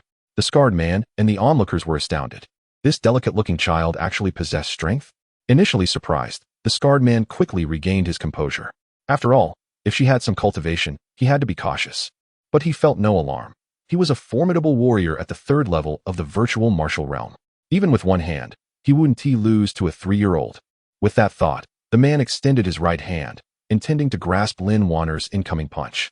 Lin Wan'er did not evade. Her small fist struck directly into the scarred man's palm, and in an instant, his expression changed. You, he gasped, and like a cannonball, he was propelled backward. Bang! He crashed heavily against a large tree before finally coming to a stop. Hiss! A collective gasp echoed through the crowd. The heir of the Wang family had been sent flying by a mere child? This was utterly unbelievable. Some even pinched themselves, fearing they were dreaming. At that moment, Lin Wan'er giggled and remarked, Uncle, it seems you cannot guide my training after all. You couldn't even defeat me. Is this truly the capability of the Wang family heir? Her words enlightened the crowd. This man was nothing but a fraud. The scar-faced man never anticipated that he would be so thoroughly defeated by a mere 3-year-old child. Upon witnessing the gazes of those around him, he dared not utter a word and swiftly retreated from the ground. However, before departing, he cast a resentful glance back at Lin Wan'er, as if to engrave the moment in his memory. With the excitement dissipated, the crowd soon dispersed, and Lin Yang approached to lift Lin Wan'er into his arms. Lin Wan'er proudly raised her chin and exclaimed, Father, Am I not impressive? I truly am remarkable, having sent that person flying. Lin Yang generously praised her, then carried Lin Wan'er back to the restaurant, stating, Father will fetch the dishes now. Before long, Lin Yang emerged with a fragrant roasted crimson spirit sheep, captivating the attention of everyone in the restaurant, their eyes brimming with envy as they swallowed hard. The aroma was simply irresistible. Observing Lin Yang and his companions indulge in their feast, many patrons gazed longingly at the signature dishes before them, which, despite being delectable, suddenly seemed far less appealing. Amidst the resentful glances from the proprietor, the waitstaff, and the other guests, Lin Yang, with Lin Wan'er in his arms, departed the restaurant, contentedly burping. Once outside, after walking for a while, Wang Tsang remarked, Brother Lin, that scar-faced impostor earlier was likely not a mere coincidence. Lin Yang nodded in agreement, saying, I share your sentiments. Particularly that last glance he cast at Lin Wan'er. It appeared less like hatred and more akin to seeking confirmation. Wang Tsang suggested, Shall we take a longer route or delay our departure until tomorrow? Although he was the heir of one of the 4 prestigious families, he remained notably cautious. If he were alone, he would feel no fear, but considering he was accompanied by an untrained Lin Yang and a 3-year-old Lin Wan'er, he had to contemplate the broader implications. Yet Lin Yang smiled and shook his head, stating, Brother Lin, since they have already sought us out, even if we alter our route or postpone our journey, they can adapt accordingly. We cannot find peace until we resolve this matter. Wang Tsang recognized the validity of Lin Yang's analysis, which left him enlightened and increasingly curious about Lin Yang. How could an ordinary individual possess such extraordinary insights? Coupled with the exceptional quality of the broken martial pills, Lin Yang appeared ever more enigmatic in Wang Tsang's eyes. Brother Lin, do not stray too far from me. As they entered Shao Mountain, Wang Tsang's expression grew grave. It was midday, and typically, the mountain would be alive with the sounds of birds and beasts. However, an unsettling silence enveloped the area. Not only were the birds and animals silent, but even the foliage seemed still. Lin Yang sensed this eerie calm as well. Cradling Lin Wan'er, he nodded at Wang Tsang. They cautiously proceeded for another half an hour when suddenly, Wang Tsang's countenance darkened, and he whispered, Brother Lin, be careful. Almost immediately, the sound of crunching leaves echoed from ahead, and a figure emerged from behind a large tree. Indeed, you have come. The figure cloaked in an ebony robe, with a face obscured by a dark cloth, rendered their features indistinguishable. Only a pair of eyes, akin to those of a venomous serpent, incessantly scanned the trio of Lin Yang. The moment this individual appeared, a flicker of astonishment crossed Wang Tsang's gaze. The opponent's prowess was astonishingly at the 4th level of the Earth-Venerable Realm, surpassing his own by 2 tiers. A sense of foreboding crept into Wang Tsang's mind. Who, indeed, had sent this person? Who could possibly dispatch a master of such caliber to eliminate them? In an instant, the name Lin Tianlang surfaced in Wang Tsang's thoughts. Has the Lin family sent you? He dared not relax his scrutiny, beads of cold sweat forming on his brow. In response to Wang Tsang's inquiry, the figure let out a chilling laugh. No wonder you are the scion of the Wang family. You have deduced it so swiftly. Chapter 136. All must die. Wang Tsang's expression darkened considerably. The adversary's bold admission suggested either a confident assurance of their ability to slaughter them all, or that this individual was not dispatched by Lin Tianlang at all. Regardless of which conjecture held true, Wang Tsang felt a chill run down his spine. Brother Lin, I will hold him off. You must retreat at once. Wang Tsang positioned himself protectively in front of Lin Yang, his teeth clenched. This was the only recourse available. He would stall the enemy while Lin Yang and Lin Wan'er made their escape. However, the figure in black merely sneered, Young Master Wang, do you think I am alone? As the words left his lips, 3 additional figures clad in black emerged from the sides and rear, encircling Lin Yang and his companions. 3 more formidable warriors of the earthly sovereign realm. Wang Tsang's heart sank to the depths. The deployment of 4 earthly sovereigns at once clearly indicated an intent to silence them permanently. Were it only the earthly sovereign of the 4th level before him, Wang Tsang might not have been able to claim victory, but he could certainly defend Lin Yang. Yet now, with the presence of 3 more earthly sovereigns, albeit of the 1st level, he realized he was utterly outmatched. Young Master Wang, it would be prudent to acquiesce. The figure in black said with a dispassionate smile, If you cease your resistance, we shall not make things difficult for you. As our objective is solely the father and daughter. Wang Tsang's heart jolted once more. Their aim was Lin Yang and his daughter? How had Lin Yang's family drawn the attention of such formidable foes? The figure in black, growing impatient, pressed, Have you made your decision, young Master Wang? Is it worth sacrificing your life for 2 acquaintances? Wang Tsang gritted his teeth defiantly. You threaten me? I refuse to yield. The cold glint in the black-clad figure's eyes intensified. If that is your choice, do not blame us for what follows. Attack. In an instant, all four figures lunged at Wang Tsang. Meanwhile, in the rising sun of Daybreak City, Lin Tianlang wore a serene smile. By now, the confrontation should be underway. The four earthly sovereigns from the Lin family were bound to succeed. Wang Tsang, should you be wise, I could grant you a few more days of life. But if you persist in your obstinacy, Shao Mountain shall become your grave. On Shao Mountain, Wang Tsang found himself facing four earthly sovereigns while simultaneously trying to protect Lin Yang and Lin Wan'er. Within mere exchanges, he was already on the defensive. Young Master Wang, if you do not depart immediately, we shall be forced to resort to lethal measures. The black-clad figures issued their final ultimatum. Wang Tsang felt an overwhelming sense of frustration. For the first time, he realized that his once proud strength amounted to little. In a fit of rage, he abandoned all defense and launched a desperate assault against the figures in black. Be cautious, he has gone mad. The black-clad figures recognized that Wang Tsang's reckless abandon made him a perilous opponent. While he could afford to risk his life, they could not sustain any significant injuries. For their Lin family aspired to ascend as the foremost clan in the central continent. For powerful warriors of the earthly respect realm faced a single opponent of the same tier. Even considering the constraints of their situation and the fact that Wang Tsang's combat prowess surpassed that of his peers, time began to turn against him. First, we must restrain him. He may prove useful later, commanded the leader of the cloaked figures. Hearing the unmasked intentions of the assailants, Wang Tsang roared in defiance, akin to a cornered beast. However, it was not long before one of the cloaked figures exploited a flaw in his defense, striking him at the back of the head with a decisive blow. Wang Tsang collapsed onto the ground, unconscious. With Wang Tsang incapacitated, the cloaked figures shifted their focus to Lin Yang and Lin Wan'er. Brother, is this kid stunned into silence? He shows no emotion at all. One of the figures remarked in bewilderment. The leader, observing Lin Yang's demeanor, felt an unsettling premonition stir within him. Stop wasting time. Eliminate this brat swiftly. At that moment, Lin Yang spoke up. Wait, I have a question. The leader furrowed his brow. What question? You intend to kill me, which comes as no surprise. But why take Wan'er with you? Lin Yang voiced his concern. Having offended Lin Tianlang, he expected a thorough retribution. Why then had they chosen to spare his daughter? The ambiguity gnawed at his mind. The cloaked figures had not anticipated such a query from Lin Yang, and a flicker of astonishment crossed their eyes. However, dismissing it as irrelevant since Lin Yang would soon meet his demise, the leader chuckled, Rest assured, after your death, we shall take good care of your daughter. After all, such extraordinary talent would be a pity to waste. Upon hearing this, Lin Yang suddenly grasped the underlying motive. They coveted Wan'er's talent. It was no wonder. Considering she had achieved the 6th level of the virtual martial realm by the age of 3, her future seemingly limitless. However, this revelation ignited a fierce anger within him. Lin Tianlang may have sought to eliminate him, which he could accept, but targeting his daughter was intolerable. Wan'er was his Achilles heel. Wan'er, close your eyes. Lin Yang whispered to his daughter. Simultaneously, one of the cloaked figures sneered and lunged a punch towards Lin Yang's back. Now that you understand, go meet your fate in hell. Yet, in that split second, Lin Yang turned with incredible speed, and a flash of dark blade light emerged.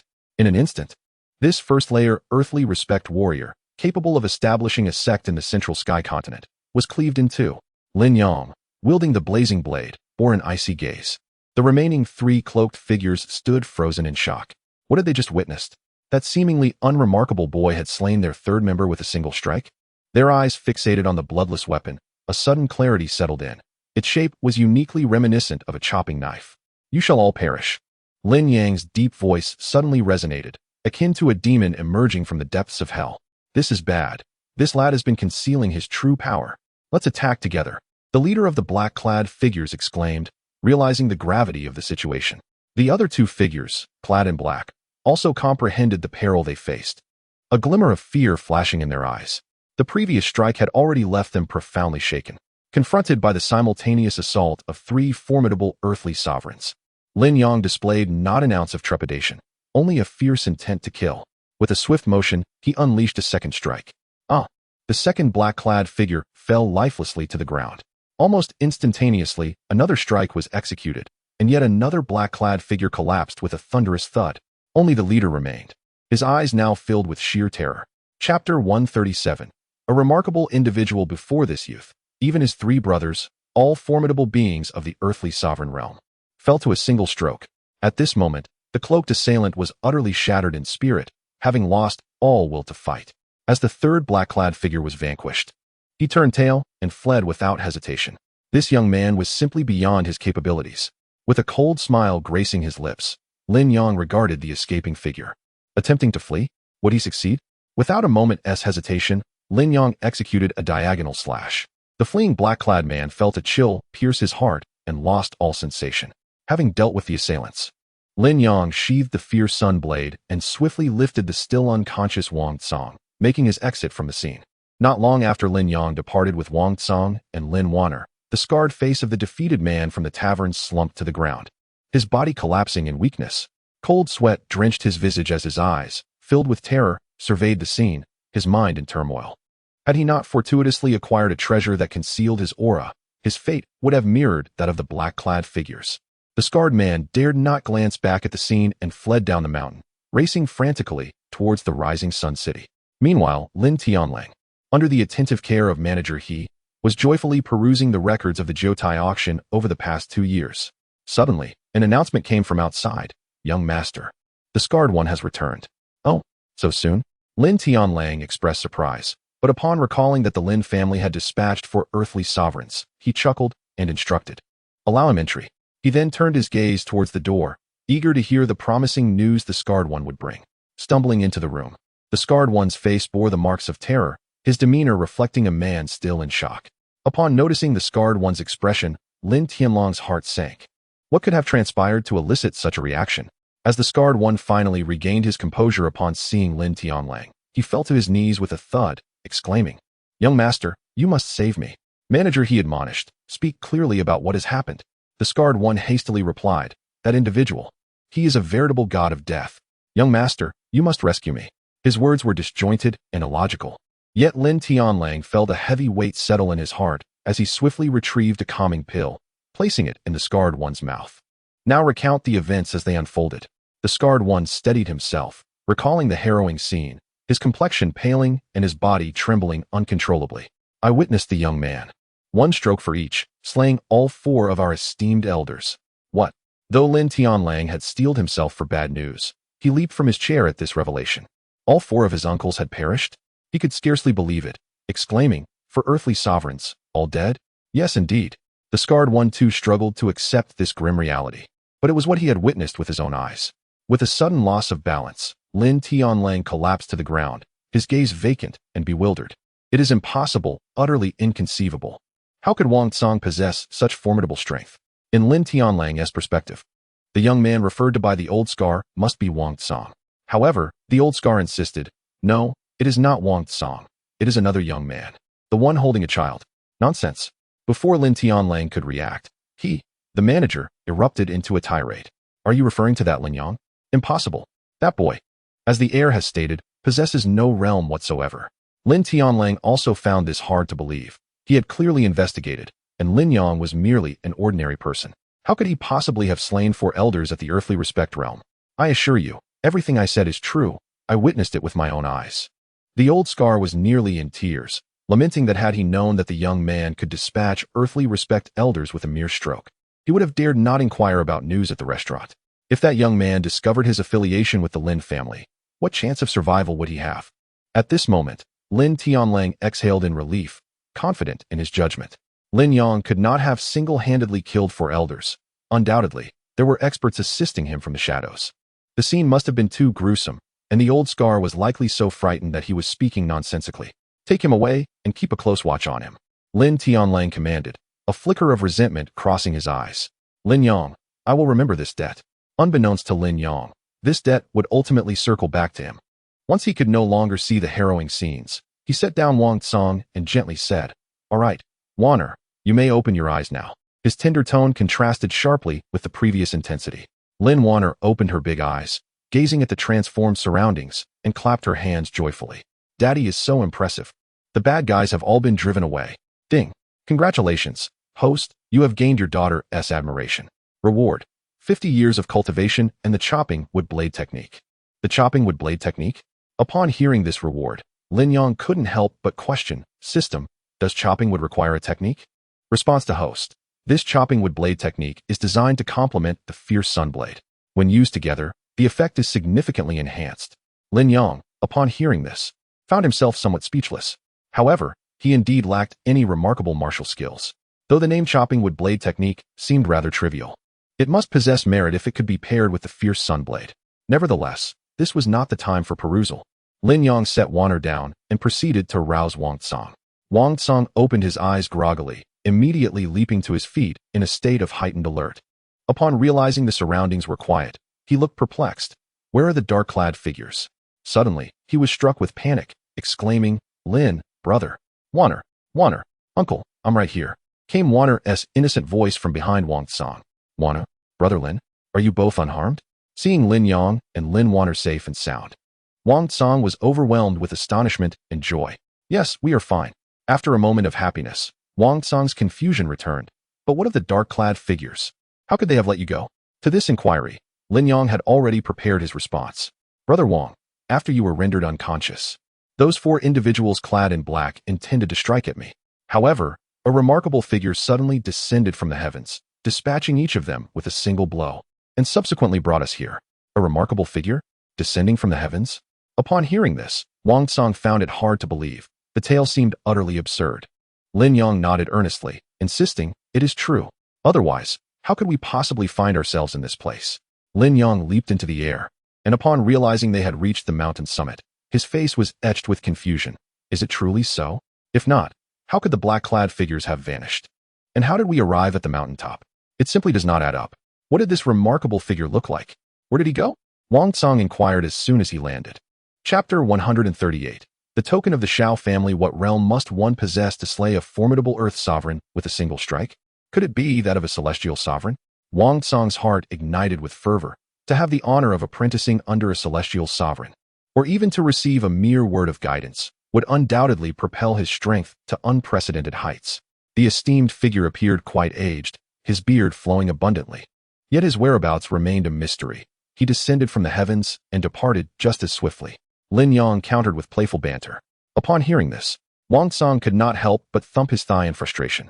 If only he had lingered a moment longer, might he have encountered that sage? It was entirely his own inadequate prowess that thwarted him. Wang Tsang lamented inwardly, sighing intermittently. Observing this, Lin Yang couldn't resist interjecting, "Brother Wang Tsang, it seems a mere missed encounter with a sage need not evoke such sorrow." Wang Tsang exhaled another heavy sigh, responding, "Brother Lin Yang, you who do not cultivate, cannot fathom the path of cultivation. Beyond innate talent and resources, the guidance of a great master is paramount. If I could have received even a casual remark from that esteemed figure, perhaps I would have ascended to the 3rd tier of Earth Sovereign by now." "Such prowess?" Lin Yang exclaimed, his tone tinged with exaggeration. "Precisely why I feel such regret," Wang Tsang replied, his heart sinking deeper into despondency. Fortuitously, after traversing Shao Mountain, they soon arrived at the Ning Mountain Prefecture, as Wang Tsang had mentioned. From afar, he noticed a throng of people queuing outside the city, which perplexed him. What is happening? Why is there a queue? Wang Tsang pondered, having visited Ning Mountain Prefecture several times without ever hearing of a requirement for inspection to enter the city. Approaching the line, he overheard the grumblings of those waiting, prompting him to send Lin Yang and Lin Wan'er to queue while he inquired further. After a brief interval, Lin Yang saw Wang Tsang return with a furrowed brow. "What troubles you?" Lin Yang inquired. Wang Tsang replied, "The lord of Ning Mountain Prefecture was slain just days ago. Now, entry and exit from the city necessitate inspection to prevent the imminent heir, the young lord, from meeting a similar fate." "The lord was murdered?" Lin Yang expressed his surprise. It was unfathomable that one who achieved the status of a city lord, likely at least an earth sovereign, could be so easily dispatched. Wang Tsang shared his bewilderment. First, a mysterious sage had effortlessly vanquished 4 earth sovereigns, and now the city lord of Ning Mountain had met his demise. Moreover, this city lord was a vassal of the Shui family, the foremost among the 4 great clans. In that moment, a jolt of realization struck Wang Tsang. Could it be that the city lord's death was at the hands of that sage? "Brother Lin, do you suppose that esteemed figure could be the perpetrator?" Wang Tsang expressed his suspicions. Lin Yang, stifling a chuckle, thought to himself how absurd it was. This sage was merely a figment of his imagination. How could he possibly be responsible for the city lord's murder? Yet, before he could voice his thoughts, they suddenly found themselves surrounded. One of the guards, with a menacing glare directed at Wang Tsang, demanded, "What were you just saying? Have you encountered the murderer?" Wang Song was initially taken aback, but quickly regained his composure. Responding, "It seems the guard has misheard us." The captain of the guards suddenly grew cold, surveying Wang Song from head to toe. As the captain of the guards in Ningxuan Prefecture, he had encountered many individuals, and he noted that Wang Song displayed no sign of fear upon seeing him, which clearly indicated a certain level of confidence. "Who are you? What business do you have in Ningxuan Prefecture?" Upon hearing this, Wang Song felt a surge of joy and replied, "I am a member of the Wang family, here to board the flying beast of my clan." The captain's eyes narrowed at Wang Song's words. A member of the Wang family? The esteemed Wang family among the 4 great clans? Indeed, Wang Song nodded. "I kindly ask you to facilitate my passage." "Of course," the captain responded, signaling to his soldiers, "Allow them to enter the city." Wang Song let out a sigh of relief, nodding to Lin Yang as the 3 of them proceeded into the city. Once inside, Wang Song expressed his gratitude to the captain. However, the captain merely smirked coldly and said, "No need for thanks. Please follow me." Wang Song was taken aback, sensing the captain's unfriendly demeanor. What does the captain mean by this? The captain's expression turned frosty. "We suspect that it was members of your Wang family who murdered the city lord." "Nonsense," Wang Song immediately retorted. "The Wang family would never commit such an act." The captain chuckled coldly. "Never? Just because you say it's impossible, does that make it so? Guards, seize them." Wang Song seethed with anger. "How dare you? I am the heir of the Wang family." The captain laughed mockingly. "How amusing. Why didn't you declare your identity outside the city? If you are truly the heir of the Wang family, then I must be the heir of the Shui family." Wang Song trembled with rage. The past few days had been nothing short of disastrous for him. First, he had been impersonated. Then he was ambushed by 4 experts of the earthly venerable realm, causing him to miss the opportunity to meet a great master. Now, a mere captain of guards dared to apprehend him? Get lost. The pent-up fury within Wang Song erupted, and he promptly knocked the captain to the ground. "Rebellion! Rebellion!" The captain, taken aback by Wang Song's audacity, shouted, "Someone is attempting to act unlawfully. Guards, come quickly." Following the murder of the city lord, there were guards stationed in every shadowy corner of Ningxuan Prefecture, and upon hearing the call, hundreds quickly surrounded them. All of them were at least of the martial void realm. As a powerful earthly venerable, Wang Song looked down upon those of the martial void realm. However, facing hundreds of them, along with some experts of the human venerable realm, he felt his confidence wane. If a confrontation ensued, he feared it would be he who would suffer. At the same time, he couldn't help but be astonished. The Shui family truly deserved their reputation as the foremost among the 4 great clans, even in a mere Ningxuan Prefecture. So many experts of the martial void and human venerable realms resided. Lin Yang, who had been observing from the sidelines, suddenly produced a token and said, "Do you recognize this?" Upon seeing the object Lin Yang held, the captain was momentarily taken aback. "This is..." He stepped closer, and a glint of surprise flickered in his eyes as he immediately waved his hand to the encroaching guards. "Stand down." Beside them, Wang Song was rendered speechless, gazing in astonishment at Lin Yang, then shifting his attention to the token in Lin Yang's hand. "Lin brother, what is this?" Wang Song could scarcely fathom why the captain of the guards would treat him with such courtesy upon seeing this item. At that moment, the captain approached Lin Yang and whispered, "Young master, please do not misunderstand. I was merely fulfilling my official duties." Lin Yang nodded in acknowledgement, saying, "I understand." The captain sighed in relief and added, "Then I shall not disturb you any further." After the captain departed, Wang Song could no longer contain himself and exclaimed, "Lin brother, how could he possibly let us off the hook?" Lin Yang briefly displayed the token to Wang Song, explaining, "This is a token belonging to a direct descendant of the Shao family." Wang Song's expression shifted to one of realization, as he recalled the amicable relations between the Shui and Shao families. Chapter 139, The Anomaly of the Flying Beasts. However, Wang Song found himself even more intrigued. Lin Yang had mentioned that he had journeyed from the eastern domain to the central domain. So how had he come into possession of the token that was exclusively reserved for direct descendants of the Shao family? At that moment, Lin Yang gazed at the token in his hand, feeling a wave of nostalgia. This token was, of course, left to Lin Wan'er by Shao Zian. Over the years, Lin Yang had kept a low profile, wary of retaliation from the Shao family. This was the first time he had taken the token out. Now that he had reached the 3rd level of the heavenly sovereign realm, he was no longer intimidated by the Shao family. Fortunately, Brother Lin came to our rescue. Otherwise, we would have surely been captured today, Wang Song lamented. As the heir of the Wang family, it was quite embarrassing to find himself outmatched by a visitor from the eastern domain, such as Lin Yang. Thankfully, unlike Wang Tianlang, who bore the arrogance of nobility, Wang Song felt he had not done enough and held deep admiration for Lin Yang rather than envy. Lin Yang, however, was not as contemplative as Wang Song. Observing the hurried passers-by and the soldiers with grave expressions, as if anticipating an imminent threat, he furrowed his brows. The situation in Ning Mountain City is quite chaotic. We should leave this place promptly, Lin Yang suggested. Wang Song nodded resolutely. Brother Lin is right. Let us head to the Wang family's stronghold and depart from here. The three of them made their way directly to the Wang family's outpost, encountering no issues along the way.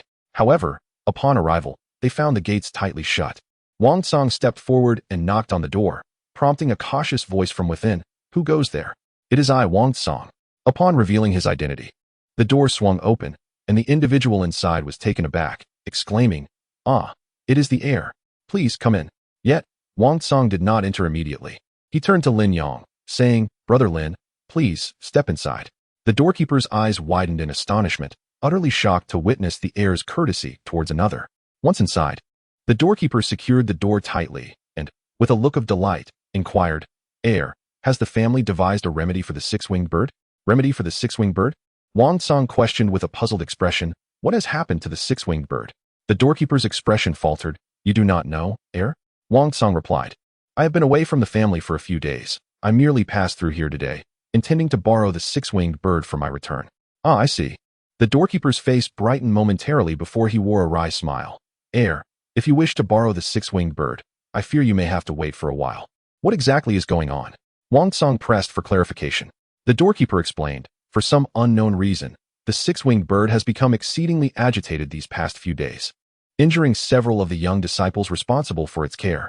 We summoned the renowned beast tamers of Ning Mountain City, but none could ascertain the cause. Thus, we sought assistance from the family 2 days ago." Upon hearing this, Lin Yang's brows knitted together in concern.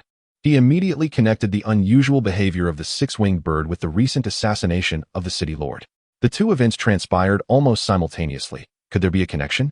Lin Yang promptly inquired, "Have there been any unusual occurrences in recent days?" The individual glanced at Lin Yang, then at Wang Song, still unaware of Lin Yang's identity. Wang Song introduced, "This esteemed guest is Lin Yang, whom I have invited to the Wang family, and this is his daughter." He then introduced Lin Yang to the other person, saying, "This is Wang Hong, a scion of the Wang family, and incidentally, my cousin." "No offense taken." Wang Hong quickly responded with humility. Lin Yang nodded and asked, "Brother Wang Hong, have there been any unusual happenings around here lately?" Wang Song then urged, "Cousin, feel free to answer Lin Yang's inquiries." Wang Hong nodded and replied, "Unusual? I have also inquired with several disciples responsible for caring for the six-winged birds. They take turns attending to them and reported nothing out of the ordinary. Everything has been as usual." "When did the six-winged birds start exhibiting signs of agitation?" Lin Yang pressed further. Wang Hong pondered for a moment before responding, "I became aware of this matter 3 mornings ago. To pinpoint the exact moment something went awry, I would need to consult those disciples." Lin Yang nodded and turned to Wang Song, stating, "This matter does not appear to be a mere coincidence. I recommend a thorough investigation." Wang Song nodded vigorously, expressing no doubt regarding Lin Yang's words. "Cousin, please lead us to those disciples so we may inquire further." "Very well. Please follow me," Wang Hong said as he took the lead, unable to resist glancing back at Lin Yang. In his 30 years of life, he had never witnessed such a scenario. The heir of the Wang family was, indeed, following the reasoning of an outsider, truly unprecedented. The several disciples injured by the six-winged birds were recuperating in a single room. Upon seeing Wang Hong's arrival, they attempted to rise and pay their respects. Wang Hong waved his hand, briefly introducing Wang Song and Lin Yang before stating, "Brother Lin has a few questions for you. Please answer truthfully, understood?" "Yes." Upon entering the room, Lin Yang observed the reactions of the 6 individuals, finding no signs of abnormality thus far. However, this was to be expected. If they were so easily exposed, they would have been discovered long ago. Lin Yang remained patient. As long as the mastermind was among these individuals, he was confident he could uncover the truth. "Which of you was the first to notice the six-winged birds behaving strangely?" A man named Wang Li, lying on the far left bed, immediately responded, "It was I. The night before last, while delivering food to the six-winged birds, they suddenly went berserk and clawed my back." Lin Yang nodded and turned his gaze to the other 5, asking, "How did you all sustain your injuries?" Knowing the six-winged birds were already agitated, "How could you be so careless?" The 5 quickly replied, "The six-winged birds have previously exhibited unstable emotions, injuring disciples. We believed it was merely a temporary episode and that they would recover in a few days." We never anticipated that this time it would persist, leading to our injuries. Lin Yang's gaze swept across the faces of the five, noting their expressions. He then looked at Wang Hong, who promptly affirmed, "Indeed, that is the case." Lin Yang nodded, on the verge of speaking, when suddenly someone rushed in from outside, exclaiming, "This is terrible. The six-winged bird has gone berserk again." Again? Wang Hong's expression shifted dramatically. Wasn't it stabilized this morning? The newcomer wore a bitter smile and replied, "We are at a loss as well." Wang Hong immediately decided to investigate, and upon noticing this, Lin Yang said, "Let's go and see together." The group swiftly made their way to the enclosure of the six-winged bird. At that moment, the creature was ensnared, its wings and claws entangled in massive iron chains, confined within a large iron cage. Its eyes glowed crimson, and it incessantly screeched, filling the air with a cacophony of ominous sounds. Chapter 140. Master Zheng's misstep. How could this happen? Wang Hong and the others found themselves at a loss, while Wang Tsong furrowed his brow in concern. If the six-winged bird remained unwell, they would have no means to depart on it. "Shall I give it a try?" Lin Yang suddenly inquired. "Does Brother Lin understand the art of beast taming?" Wang Hong gazed at Lin Yang with astonishment. Wang Tsong was equally taken aback. He had never anticipated that Lin Yang would proactively offer to examine the frenzied six-winged bird. Could it be that, despite not having cultivated, Lin Yang was a beast tamer? In the realm of Zhongtian continent, the art of beast taming was not regarded as a particularly advanced skill. It was precisely for this reason that no comprehensive methodologies had been established, relying instead on the oral traditions passed down from master to disciple. This scarcity of beast tamers explained why only a handful of families possessed flying strongholds.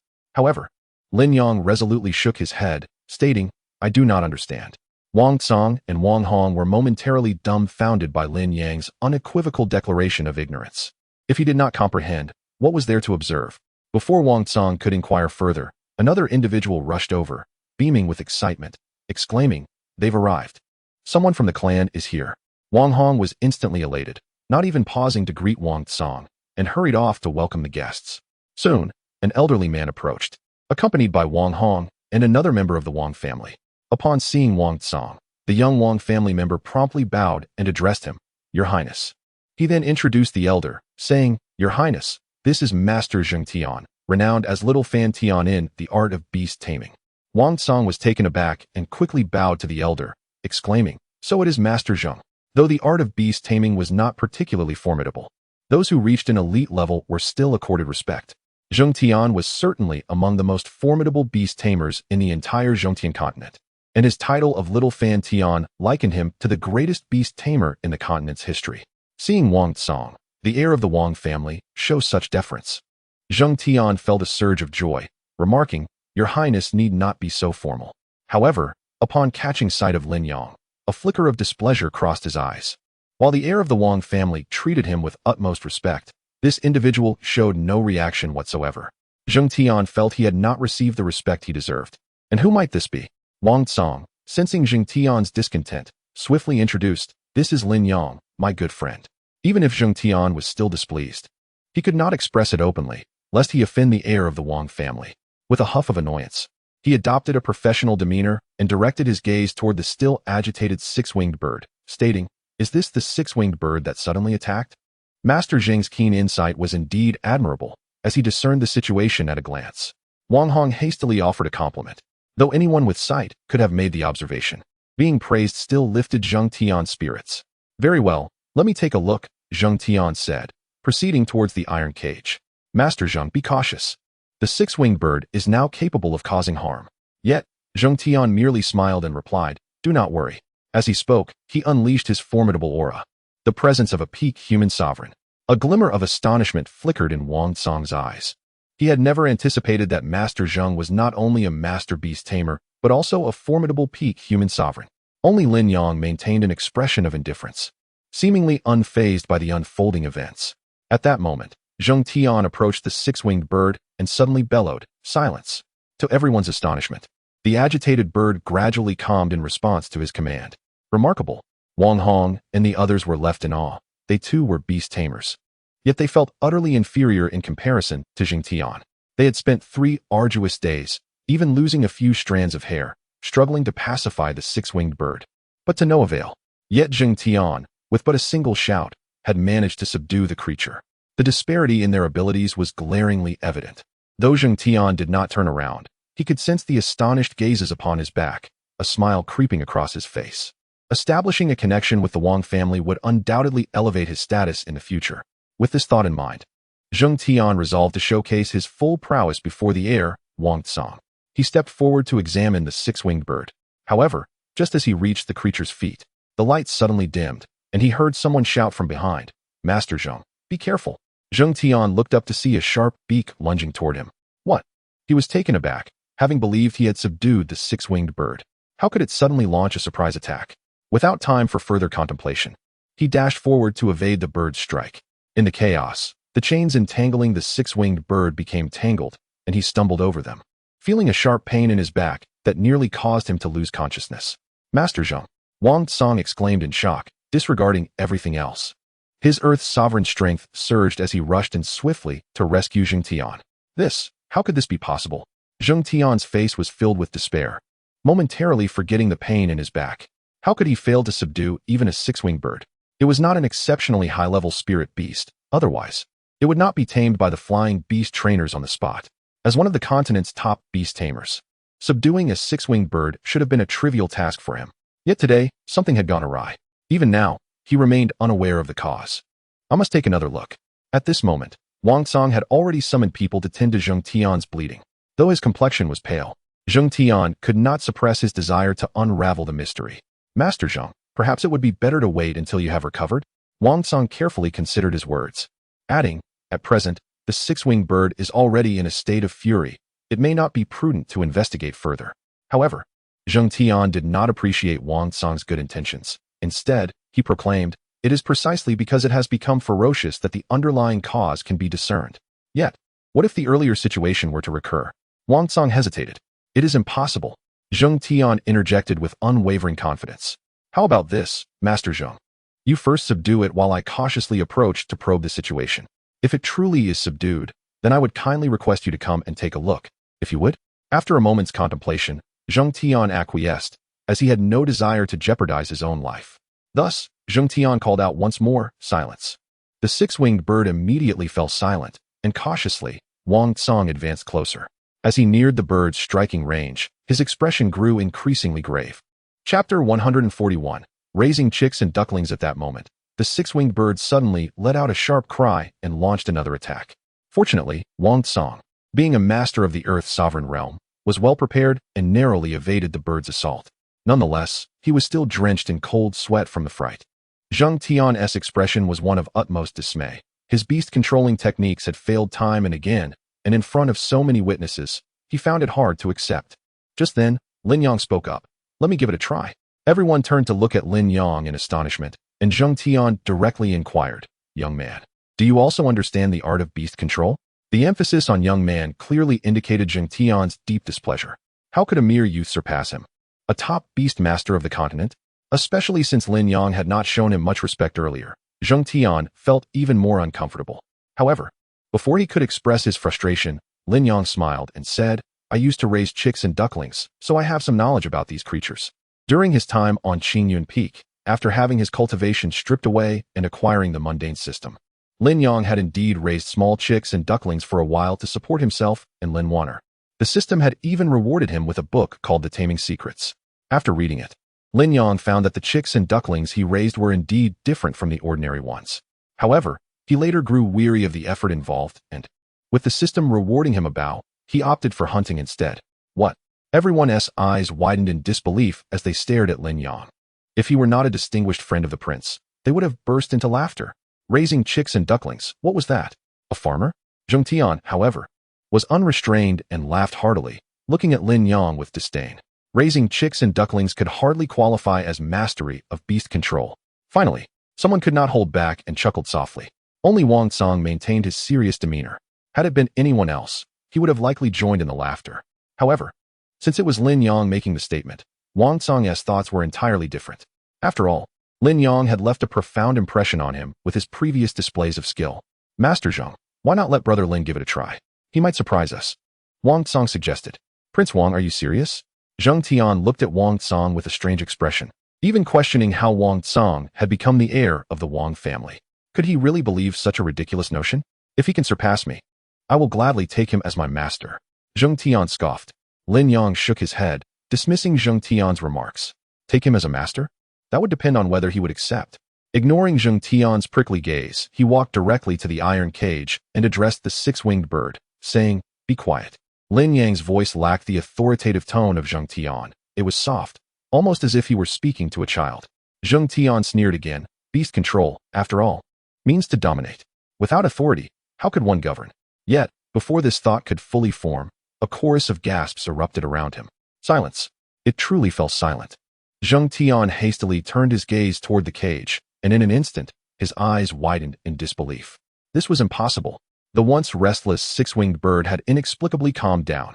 However, Zheng Tian quickly dismissed his own notion. Surely, like himself moments ago, the six-winged bird had merely entered a fleeting state of tranquility. Once approached, it would revert to its former frenzy. Just then, Lin Yang had already begun to stride toward the iron cage. "Brother Lin, be cautious. Let me handle this," Wang Tsang exclaimed, his face a mask of alarm, for he perceived Lin Yang as merely an ordinary person. Should the six-winged bird suddenly lash out, it would undoubtedly spell doom for Lin Yang. Lin Yang's clear voice rang out, "Do not worry, I shall exercise caution." Instantly, everyone held their breath, fearful of any unforeseen developments. Only Zheng Tian wore a trace of a sinister smile, thinking to himself that this fool was courting death. But as Lin Yang reached the spot where Zheng Tian had stood, the six-winged bird remained eerily calm, showing no signs of aggression. This scene filled the spectators with astonishment. The six-winged bird had indeed settled into a state of tranquility. Zheng Tian was utterly flabbergasted. The creature had truly quieted down, not merely feigning calm as he had. How could this be?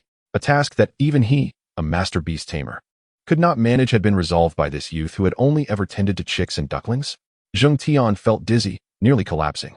"Brother Wang, please summon Master Zheng to examine this six-winged bird and discern what ails it," Lin Yang called out, though he could quell the creature. He could not ascertain the cause of its earlier agitation. Zheng Tian finally steadied himself, and upon hearing this, he could not suppress a pat on his own head, questioning whether he had misheard. After so mockingly deriding Lin Yang, the latter was now offering to share the credit? When he beheld the sincere smile upon Lin Yang's face, a hint of guilt arose within him. It appeared that Lin Yang genuinely wished for him to come forth, rather than to mock him. Zheng Tian composed himself and circled the six-winged bird, arriving at a conclusion. However, before articulating his findings, he regarded Lin Yang with an apologetic expression. "I was overly arrogant before, I apologize."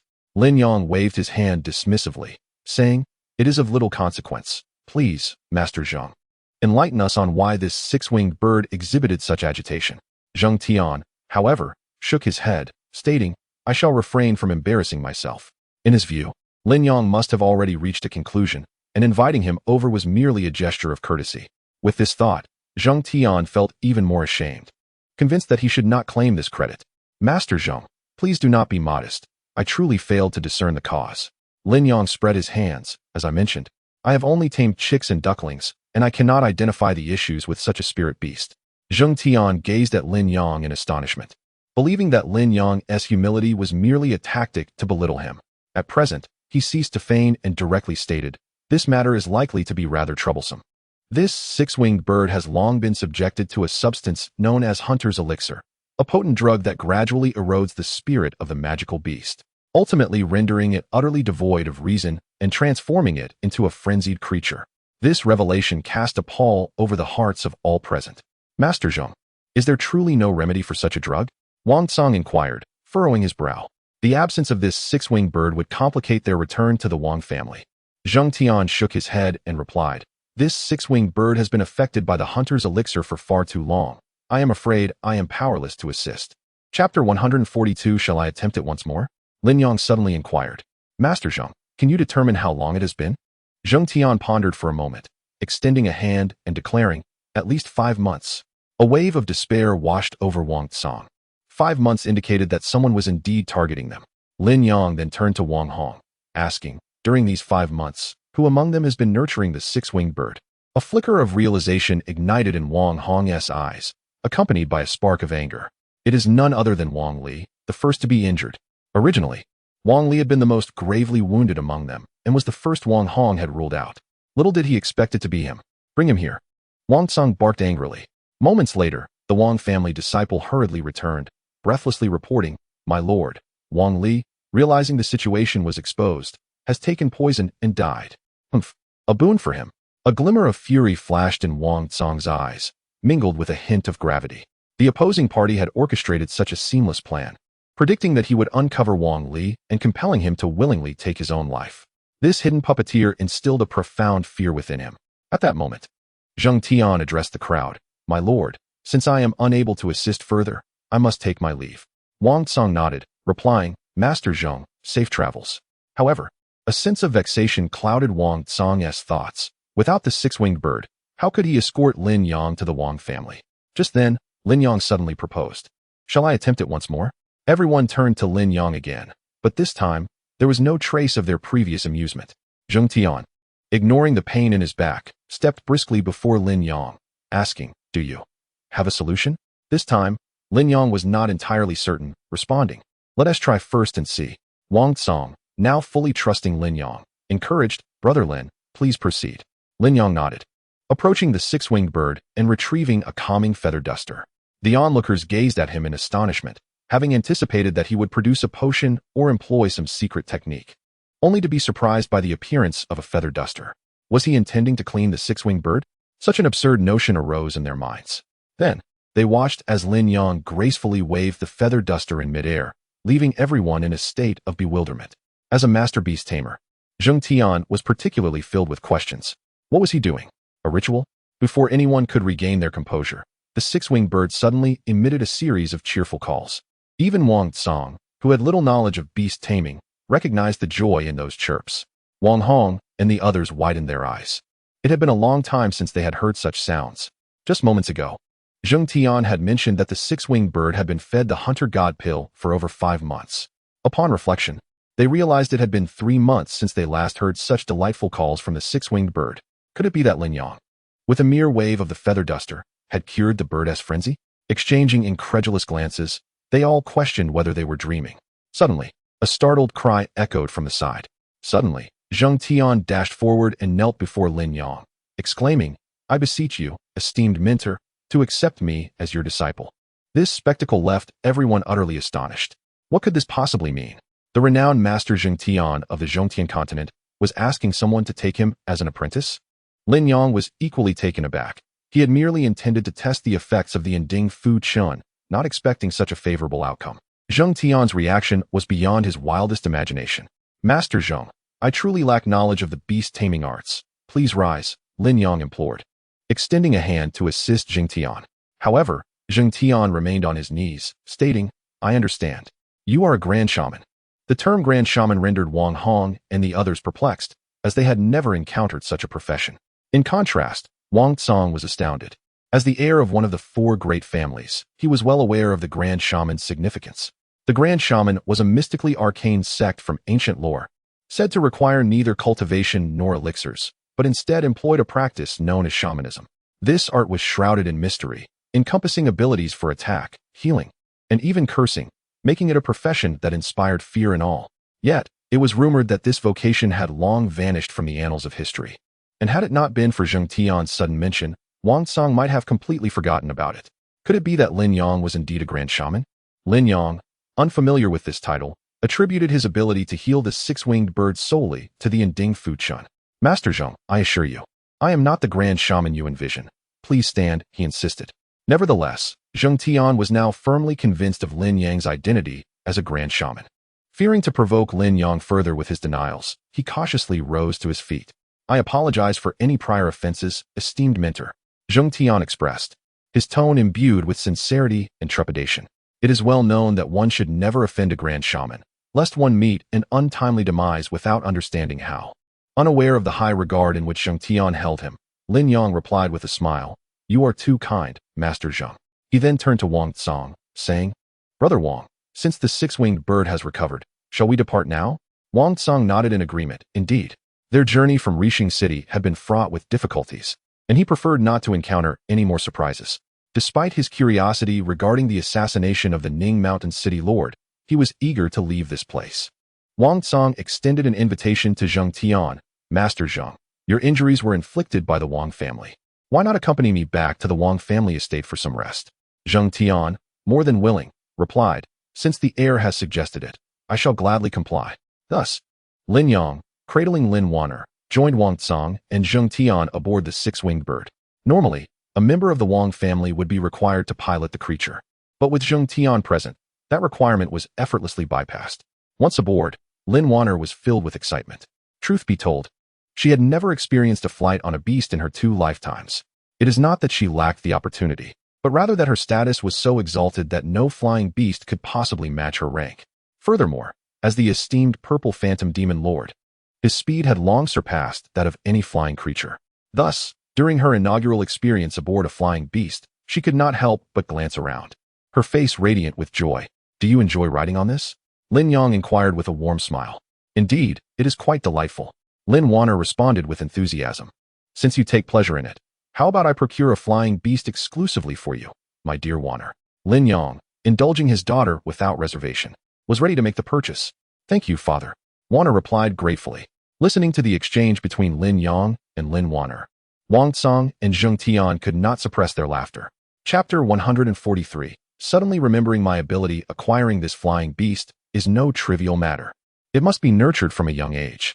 Otherwise, once it matures, its wild nature becomes difficult to tame, and those already domesticated often struggle to accept new masters, especially practitioners who lack the art of beast control.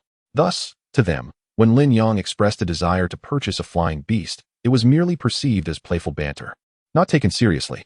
The six-winged bird derives its name from its possession of 4 additional wings compared to ordinary avian creatures, allowing it to surpass other flying beasts in speed.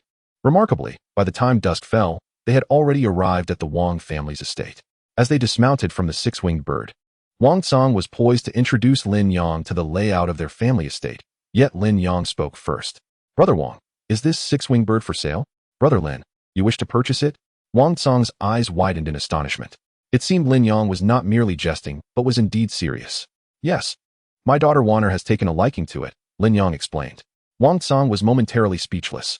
Did a 3-year-old truly need to be so earnest? What if one day Lin Wan'er declared her ambition to become the greatest figure in the Middle Sky continent? Would he be expected to fulfill that wish as well?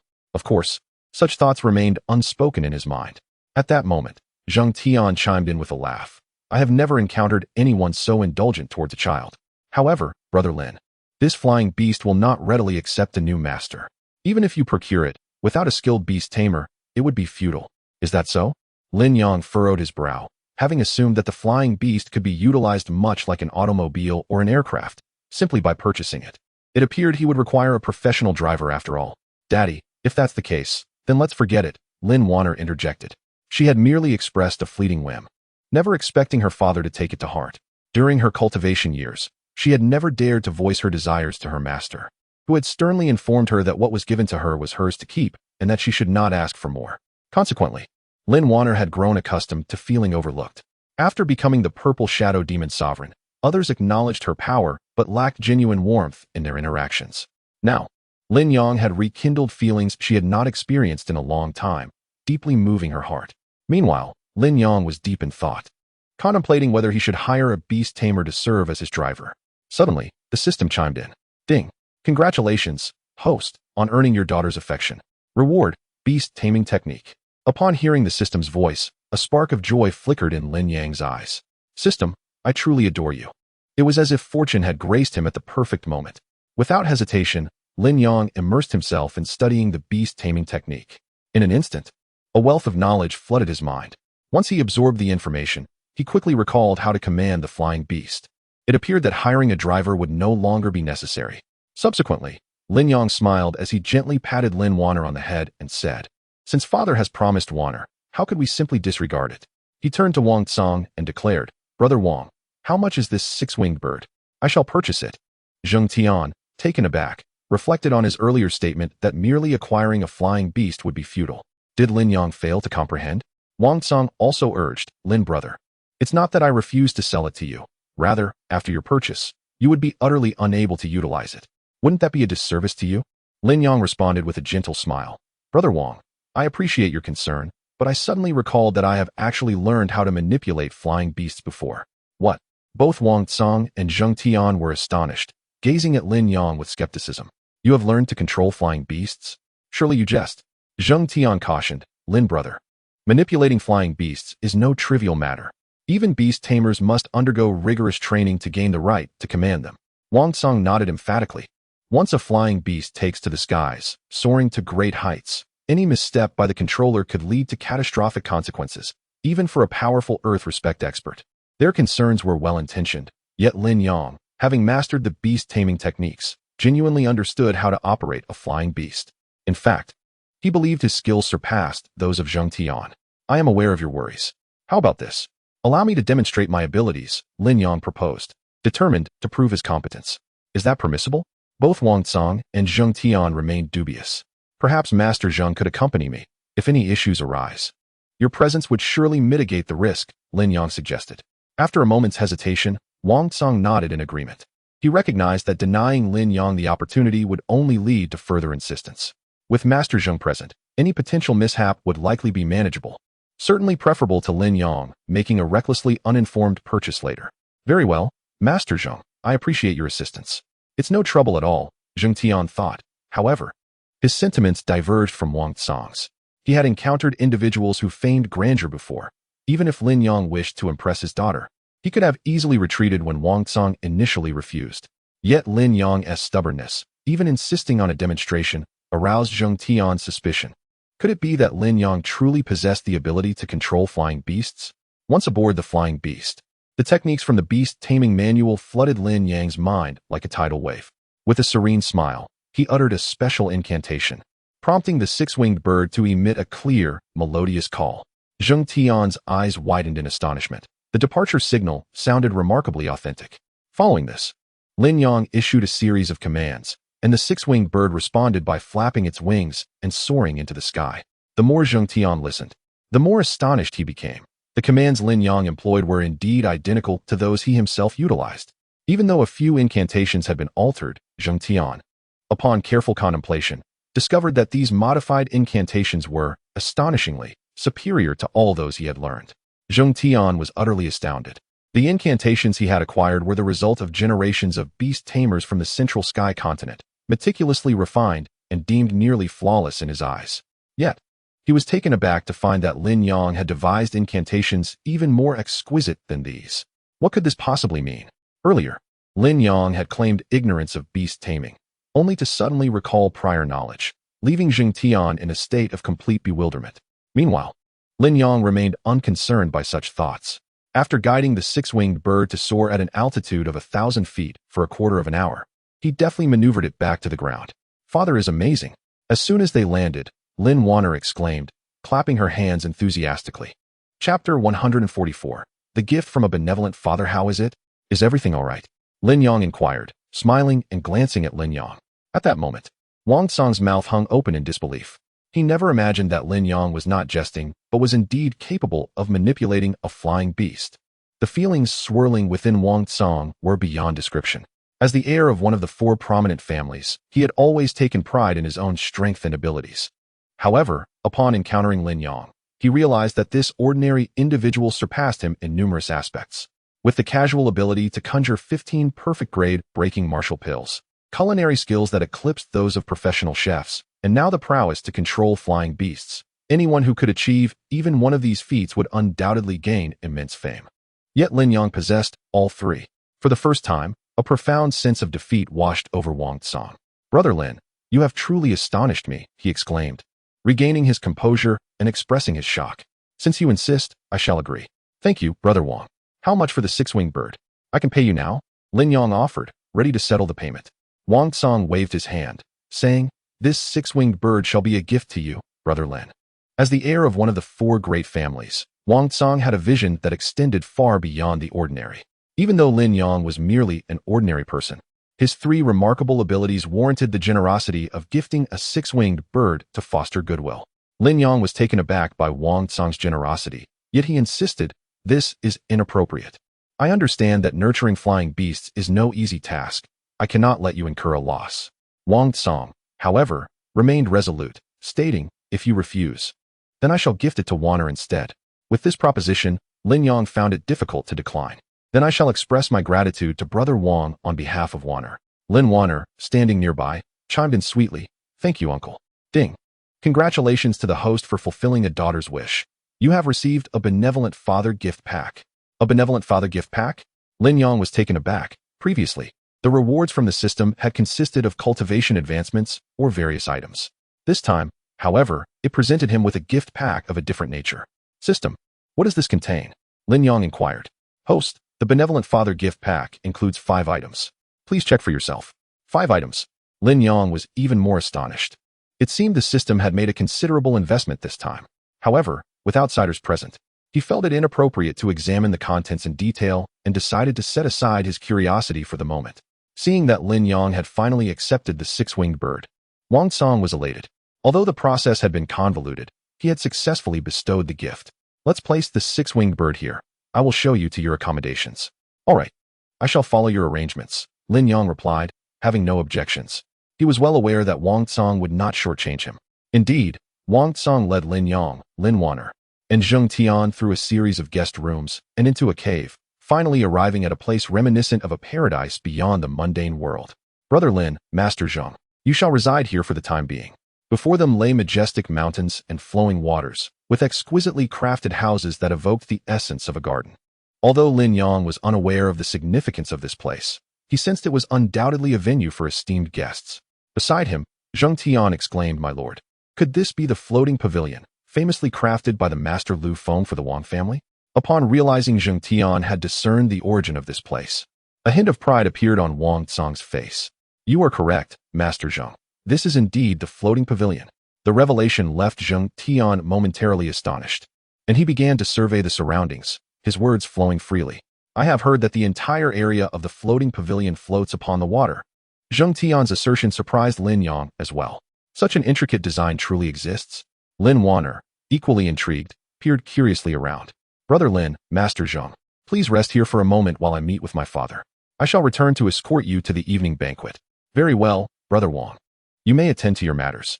After bidding farewell to Wang Song, Lin Yang led Lin Wan'er into one of the rooms, while Zheng Tian entered another. Despite Zheng Tian's claim that the entire structure floated on the water, walking upon it felt as stable as solid ground. As Lin Wan'er crossed an arched bridge, she spotted fish swimming beneath it. Once Lin Yang had set down his belongings, she eagerly pulled him outside to fish. "Wan'er, these fish are not from an unmanaged pond. We cannot fish here indiscriminately," Lin Yang chuckled, explaining to her. At that moment, Zheng Tian approached Lin Yang and remarked, "Brother Lin, I have visited the Wang family before, and they indeed have a designated fishing area." "Oh, then we would be grateful if Master Zheng could show us." "Certainly." Thus, Lin Yang took Lin Wan'er by the hand and followed Zheng Tian to the fishing spot. On the way, Zheng Tian cautioned, "However, Brother Lin, I must clarify that while it is called a fishing spot, it is primarily a place for the Wang family's disciples to cultivate their mindset." "Fishing as a means of cultivating one's mindset?" Lin Yang inquired, puzzled. "How does that work?" Zheng Tian laughed heartily and replied, "Actually, I have only heard tales about it. The fish there possess a remarkable intelligence and are quite difficult to catch. Thus, one might spend an entire day without reeling in a single fish. I believe Brother Lin can understand how exasperating that can be." Lin Yang suddenly grasped the concept. "Wan'er, do you still wish to fish? Or shall we seek another location? Perhaps a simple pond?" Children typically delight in immediate rewards, and Lin Yang worried Lin Wan'er might not enjoy herself. However, upon hearing this, Lin Wan'er became even more eager. "As the illustrious purple ghost demon lord, how could I fear such a challenge? Father, I want to go." "Very well, but do not cry if things do not go as you wish." Lin Yang chuckled as he playfully pinched Lin Wan'er's small nose. "Humph, father, shall we make a wager?" "Oh, what does Wan'er wish to wager?" "Let us bet on who can catch more fish." Upon hearing this, Lin Yang couldn't help but chuckle and said, "Is Wan'er truly eager to compete with her father in this regard?" Naturally, it is because her father underestimates her. Lin Wan'er, feeling a hint of petulance, thought to herself that although Lin Yang was her father and treated her well, he should not belittle her. All right, I accept your challenge," Lin Yang conceded. After a brief pause, he added, "However, what if you were to lose?" "How could Wan'er possibly lose?" Lin Wan'er retorted, growing increasingly indignant at the notion of defeat. "As the esteemed purple ghost demon lord, I cannot be bested. If you were to lose, you must grant me a request, and should I lose, I shall fulfill one of your wishes. What do you say?" "Not a problem." Lin Yang, who already adored his daughter immensely, was more than willing to indulge her whims. caring little for the stakes involved. Soon, they arrived at the fishing spot, which was a vast pond, boasting a diameter of no less than 30 zhang. Chapter 145. The Heritage of the Four Great Families. Upon arriving at the designated location, Zheng Tian instructed Lin Yang to wait with Lin Wan'er while he retrieved some fishing gear. During Zheng Tian's brief absence, Lin Yang took the opportunity to observe his surroundings.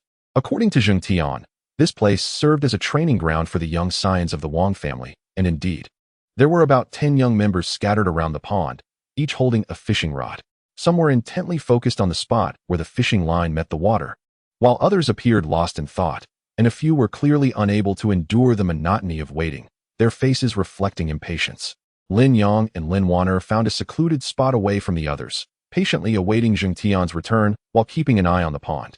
During their time on Qingyun Peak, Lin Yang had acquired nearly all the essential life skills of an ordinary person through the system, including fishing.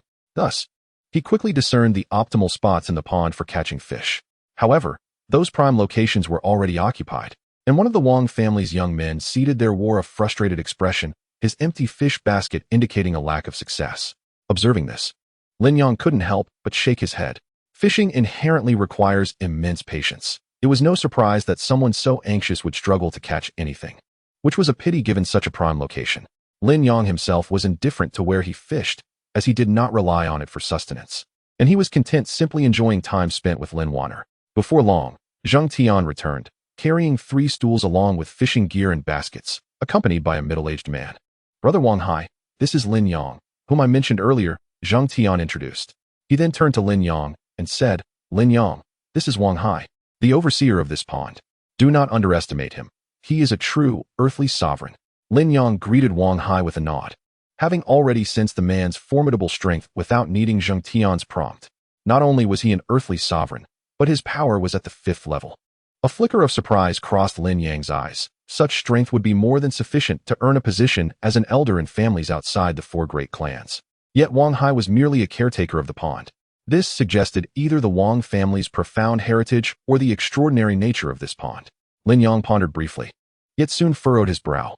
Whichever the reason, it indicated a disparity between the actual strength of the 4 great families and his earlier assumptions. He had believed that with his 3rd-level heavenly sovereign strength, rescuing Xiao Zian from the Xiao family would be a manageable task. However, taking Xiao Zian along would complicate matters significantly, especially considering Lin Wan'er had not yet entered the human sovereign realm. It seemed he would need to devise an alternative plan. These thoughts flitted through Lin Yang's mind in an instant. His current focus was to enjoy a delightful time with Lin Wan'er. Wang Hai also greeted Lin Yang with a friendly smile, but after assessing Lin Yang's strength, a hint of perplexity flashed in his eyes. As the overseer of this pond and a figure of some standing within the Wang family, he was intrigued to hear from the beast master Zheng Tian that Lin Yang had been brought back by the noble heir, Wang Tsang. He approached with the intention of forming an acquaintance. However, upon discovering that Lin Yang was merely an ordinary individual, Wang Hai's interest waned. Yet, when his gaze fell upon Lin Wan'er, a flicker of astonishment ignited in his eyes. This young girl possessed the remarkable strength of the 6th layer of the void martial realm. His own son, at the tender age of 10, had only just reached the pinnacle of the spirit martial realm, yet to step into the void martial realm. In that moment, Wang Hai came to a profound realization, understanding why the heir had chosen to bring them back. As one of the 4 great families, the Wang clan had many descendants. However, in order for a family to thrive and endure, it must also embrace some peripheral forces, particularly those with potential or strength. Clearly, Lin Wan'er belonged to the latter category. With this understanding, Wang Hai felt compelled to regard Lin Yang with greater respect. It was not merely the interest of the heir in Lin Yang and his daughter that held significance. The potential embodied by Lin Wan'er alone warranted his esteem. Initially, Wang Hai intended to introduce himself to Lin Yang and then take his leave. Yet, he found himself in no hurry to depart. He needed to cultivate a rapport with Lin Yang. "Brother Lin Yang, the fish here are rather elusive," Wang Hai remarked with a smile. Lin Yang nodded in acknowledgement. "I have already heard from Master Zheng. However, if one could catch them easily, what would be the point? The challenge is what makes it intriguing." Wang Hai was taken aback by Lin Yang's perspective. The young heirs of the Wang family who came to this pond typically did so under the instruction of their elders, or out of a restless spirit. In his decade of overseeing this pond, he had never encountered a Wang heir who came merely for leisure. In fact, many of those who completed their tasks often lamented their boredom in his presence. Lin Yang, however, viewed fishing as a captivating endeavor, a refreshing outlook that Wang Hai had never witnessed before. Yet, Wang Hai suspected that Lin Yang might not fully grasp the true difficulty of catching fish in this pond. And thus he cautioned, "Brother Lin Yang, when I say it is difficult, I mean it is exceptionally so." Just then, an elderly man approached, swaying slightly as he carried fishing gear and a stool. Wang Hai pointed towards the old man, saying, "Brother Lin Yang, this gentleman is renowned in the outside world for his fishing prowess, reputed never to return empty-handed. Like you, he has come here to test his skills. And today marks his third day. He has only managed to catch 2 fish in total, each merely this size." He gestured with his fingers to indicate a size of about 3 inches. Lin Yang followed Wang Hai's gaze to observe the old man, making his way to the prime fishing spot Lin Yang had previously identified. Upon noticing that it was already occupied, the elder promptly shifted to a secondary location, which Lin Yang recognized as the second-best spot, leaving him somewhat surprised. It seemed that the fish here were indeed elusive. Otherwise, how could such an adept fisherman only catch 1 fish in a whole day? "I'm merely here for a bit of fun," Lin Yang said, not boasting but assuring Wang Hai that he was well aware of the situation. Seeing Lin Yang's determination, Wang Hai said nothing, but instead sought out a young member of the Wang family to fetch another fishing rod, as he wished to join the competition as well. How delightful. It was originally just a contest between Wan'er and me to see who could catch the most fish. But now let us make it a competition among the 4 of us, Lin Yang proposed with a smile. Zheng Tian and Wang Hai exchanged glances, and naturally, had no objections. Zheng Tian thought to himself that, as a beast master, he possessed a slight advantage in fishing. Wang Hai agreed, confident that they would not catch a single fish until nightfall. Just as the 4 were about to commence their contest, a frail voice emerged from behind them. Might this competition include an old man? Chapter 166. The art of angling. Lin Yang turned around to see that the speaker was none other than the elderly angler who had previously demonstrated remarkable fishing skills. Wang Hai was taken aback upon recognizing him. This elder, who had come here to fish with permission, had not spoken to anyone for days, maintaining a rather aloof demeanor. Now, unexpectedly, he had approached them with the intention of joining their company. Wang Hai found himself perplexed, uncertain if the elder had ulterior motives, and he hesitated, looking towards Lin Yang for guidance. Lin Yang nodded. He held no particular thoughts about the elder, merely appreciating the liveliness that an additional companion would bring. Observing this, the elder beamed and brought over his fishing gear and stool. The 5 of them cast their lines simultaneously, falling into a silence while their eyes remained fixated on the fishing lines, brimming with anticipation. Only Lin Yang, after casting his line, appeared unfazed, extending his hand to shield Lin Wan'er from the sun's glare. "Daddy, this is so boring," Lin Wan'er pouted after less than half an hour. In that brief period, she had checked her bait no less than 10 times, her initial excitement having morphed into a sense of torment. "Wan'er, remember, this was your suggestion. If you choose to stop now, it means you concede, and you must grant your father a request," Lin Yang said with a smile. Lin Wan'er was momentarily at a loss for words. She had no qualms about conceding to Lin Yang, trusting that his requests would be reasonable, considering his fondness for her. However, as the proud daughter of the purple mist demon sovereign, she could not allow herself to yield. Daddy is being naughty. Wan'er will not lose," she declared, reinvigorated as she turned her attention back to her fishing hook. After conversing with his daughter, Lin Yang's gaze shifted to the elder who had joined them. He had noticed that the elder frequently cast astonished glances at Lin Wan'er, a reaction that seemed rather unusual. Did the elder uncover something? Lin Yang felt a surge of alarm. He alone knew the truth about Lin Wan'er being the reincarnation of a formidable being. He had even discerned from her occasional actions and demeanor that this great being might not have been virtuous. As Lin Wan'er's father, he accepted all aspects of her existence. However, if this elder were to discover her secret, it would spell grave trouble for Lin Wan'er. A glint of cold determination flashed in Lin Yang's eyes. If that were the case, the elder could not be allowed to remain. Yet, before taking any action, Lin Yang needed to ascertain exactly what the elder had uncovered. After a moment's contemplation, Lin Yang turned to Wang Hai and inquired, "What is the elder's name?" Wang Hai, still focused on his fishing hook, casually replied, "Do you mean Elder Qi? I only know his surname is Qi. I am unaware of his full name." Wang Hai's voice was not low, and the elder naturally overheard him. He interjected, "I am Qi Heng, an old man." Lin Yang seized the opportunity to engage the elder further, saying, "So it is Elder Qi Heng. I noticed your previous position was evidently a prime spot for fishing." Upon hearing this, Qi Heng's eyes flickered with surprise as he regarded Lin Yang with curiosity. "Young man, do you also possess knowledge of the art of angling?" Wang Hai and Zheng Tian could not help but chuckle inwardly at this exchange. Fishing was merely fishing, yet here it was elevated to the art of angling. Unbeknownst to him, he initially thought it to be some remarkable skill. Lin Yang, however, nodded and remarked, "In my earlier days spent in the wilderness, I undertook some research to catch fish." The so-called research Lin Yang referred to was not his own invention, but rather the eclectic tome titled The Art of Angling provided by the system. After studying it, Lin Yang could confidently claim that he could catch any fish he desired, even determining their sizes before casting his line.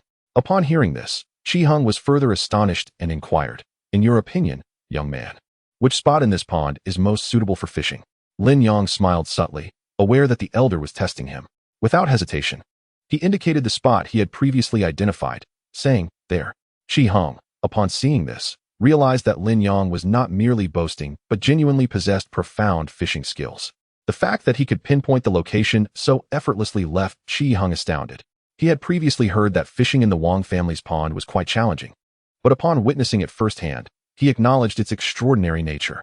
He had spent half a day merely searching for the optimal fishing spot, yet Lin Yang, who had only recently arrived, was able to locate it with ease. This alone made Chi Hung feel somewhat inadequate. Despite his amazement, Chi Hung harbored a lingering doubt. Could this young man's fishing prowess truly surpass his own? Just as the elder's thoughts wavered, Lin Yang suddenly displayed a glimmer of delight. "I've hooked one." "What?"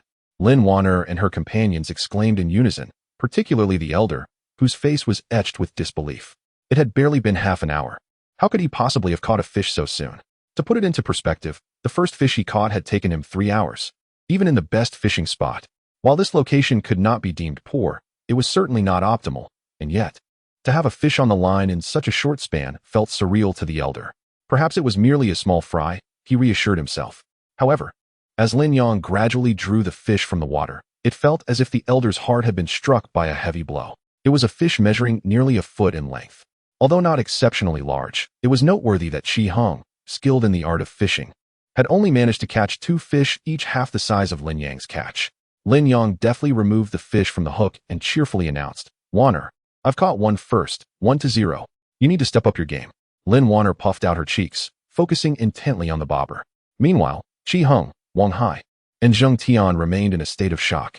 Here were 3 individuals, one a master angler, another managing this pond for over a decade, and the last a beast master, outperformed by an ordinary person with no cultivation. If this were to be revealed, it would surely invite ridicule, especially for Chi Hung. He felt a mixture of urgency and relief. He was anxious to catch a fish quickly to catch up to Lin Yang, yet relieved that he was in the Wang family's company.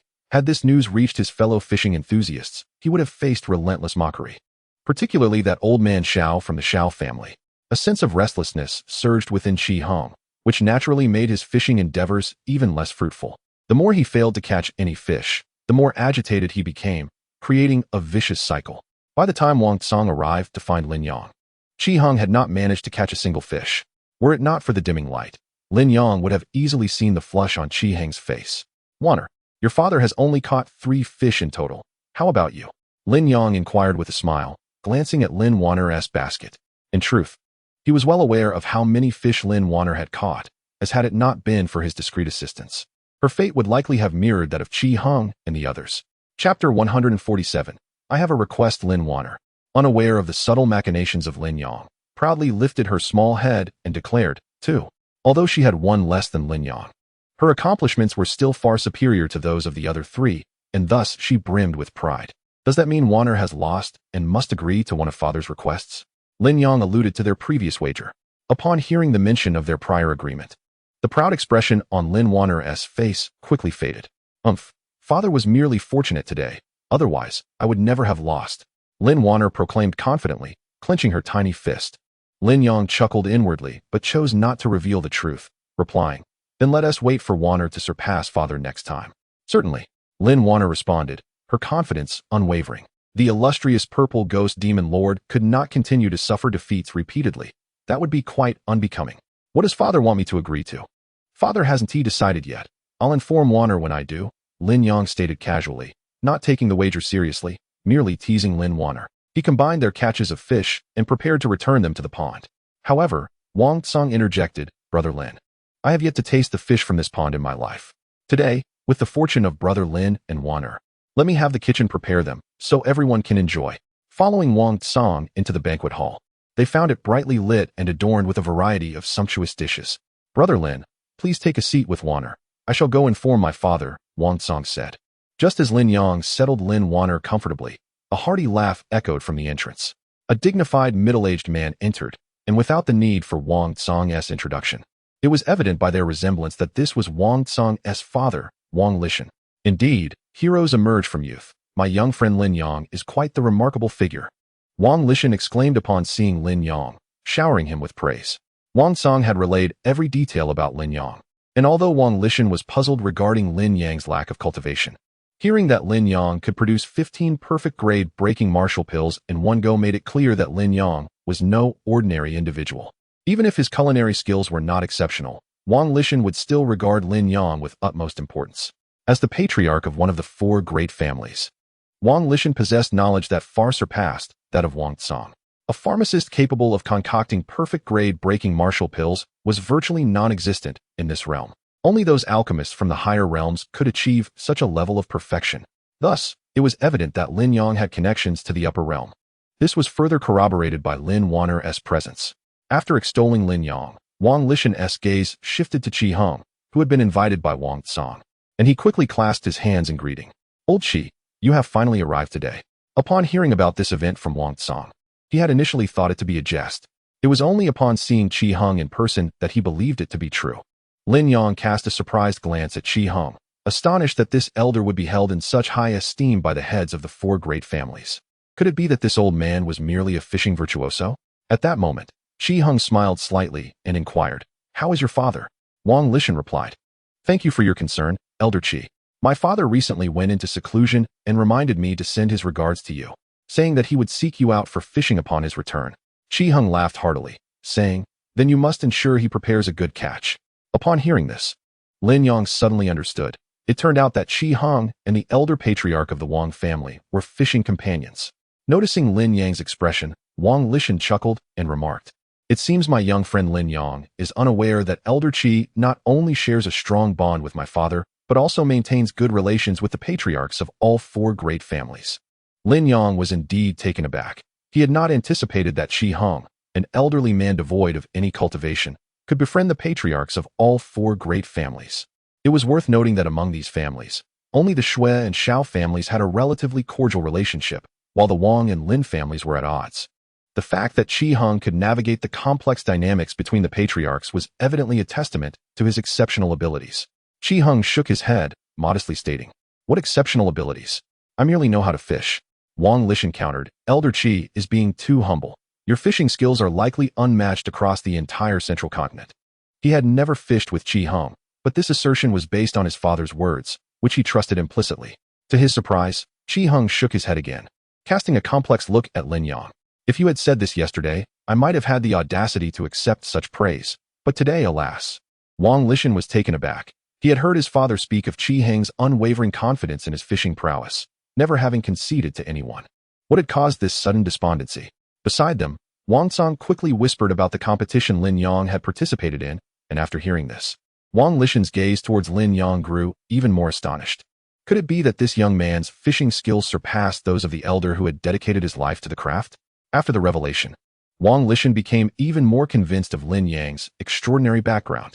However, after his moment of melancholy, Qi Heng regained his composure and said, "Young friend Lin, if you have no pressing matters, I shall take you to meet Elder Shao in due time."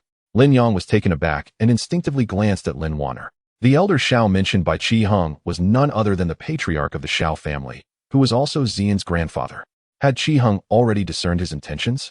Qi Heng continued, "That old fellow believes his fishing skills rank second in the world. Soon, I shall make him realize he is merely third." Hearing Qi Heng's somewhat petulant remarks, Lin Yang was both amused and bewildered. He had thought his intentions had been uncovered. "Very well. I shall accompany Elder Qi on this visit." Lin Yang quickly agreed, eager to engage with the Shao family and, if possible, gauge their stance. After some pleasantries, Wang Lishan beckoned everyone to take their seats and commence the meal. Lin Yang savored all the dishes meticulously. Though the flavors were quite delightful, they paled in comparison to his own culinary prowess. When Wang Lishan suggested that Lin Yang represent the Wang family by creating a dish that would please the spirit beast, Lin Yang readily acquiesced. "However, I have a request," he stated. Wang Lishan, pleased by Lin Yang's immediate agreement, nodded and said, "Speak. If my dish captivates the spirit beast, do I earn the right to enter the secret realm?" Lin Yang inquired. Indeed, at that time, aside from the heirs of the four great families, Lin Yang would also hold a qualification. "Very well, may I bring Wan'er along with me?" Lin Yang pointed towards Lin Wan'er, who was eagerly enjoying her meal. Chapter 148. Guidance. From the moment Lin Yang encountered Wang Hai, he began to contemplate the necessary preparations. Upon hearing Wang Lishan mention the matter, clarity dawned upon him. All that was required was to elevate Wan'er's abilities to a level where she would not be a liability, was it not? Wang Lishan, taken aback, had anticipated that Lin Yang would seek to sell this opportunity instead.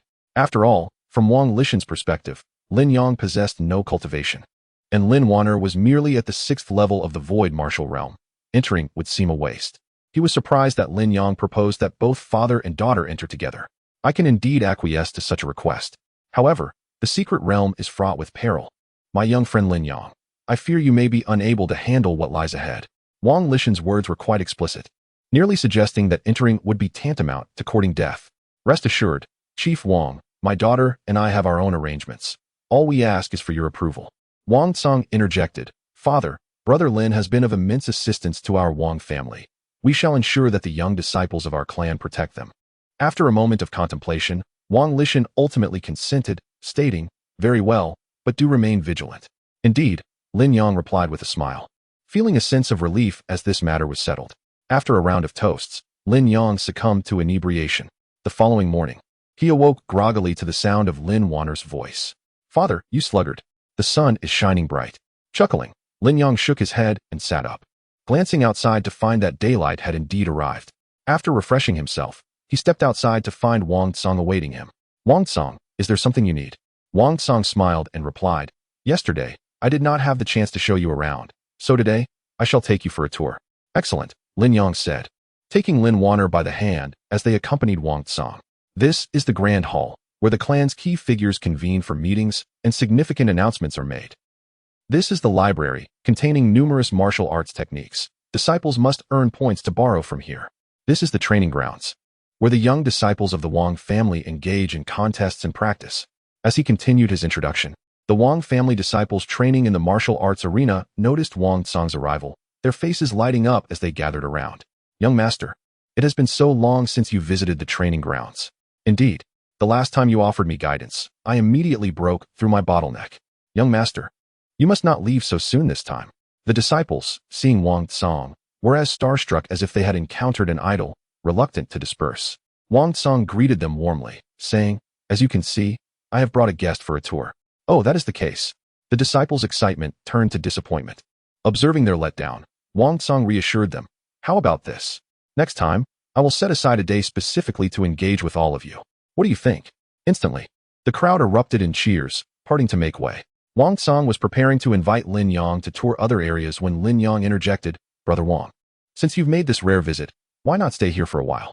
Wan'er is also quite fatigued. I shall rest for a bit."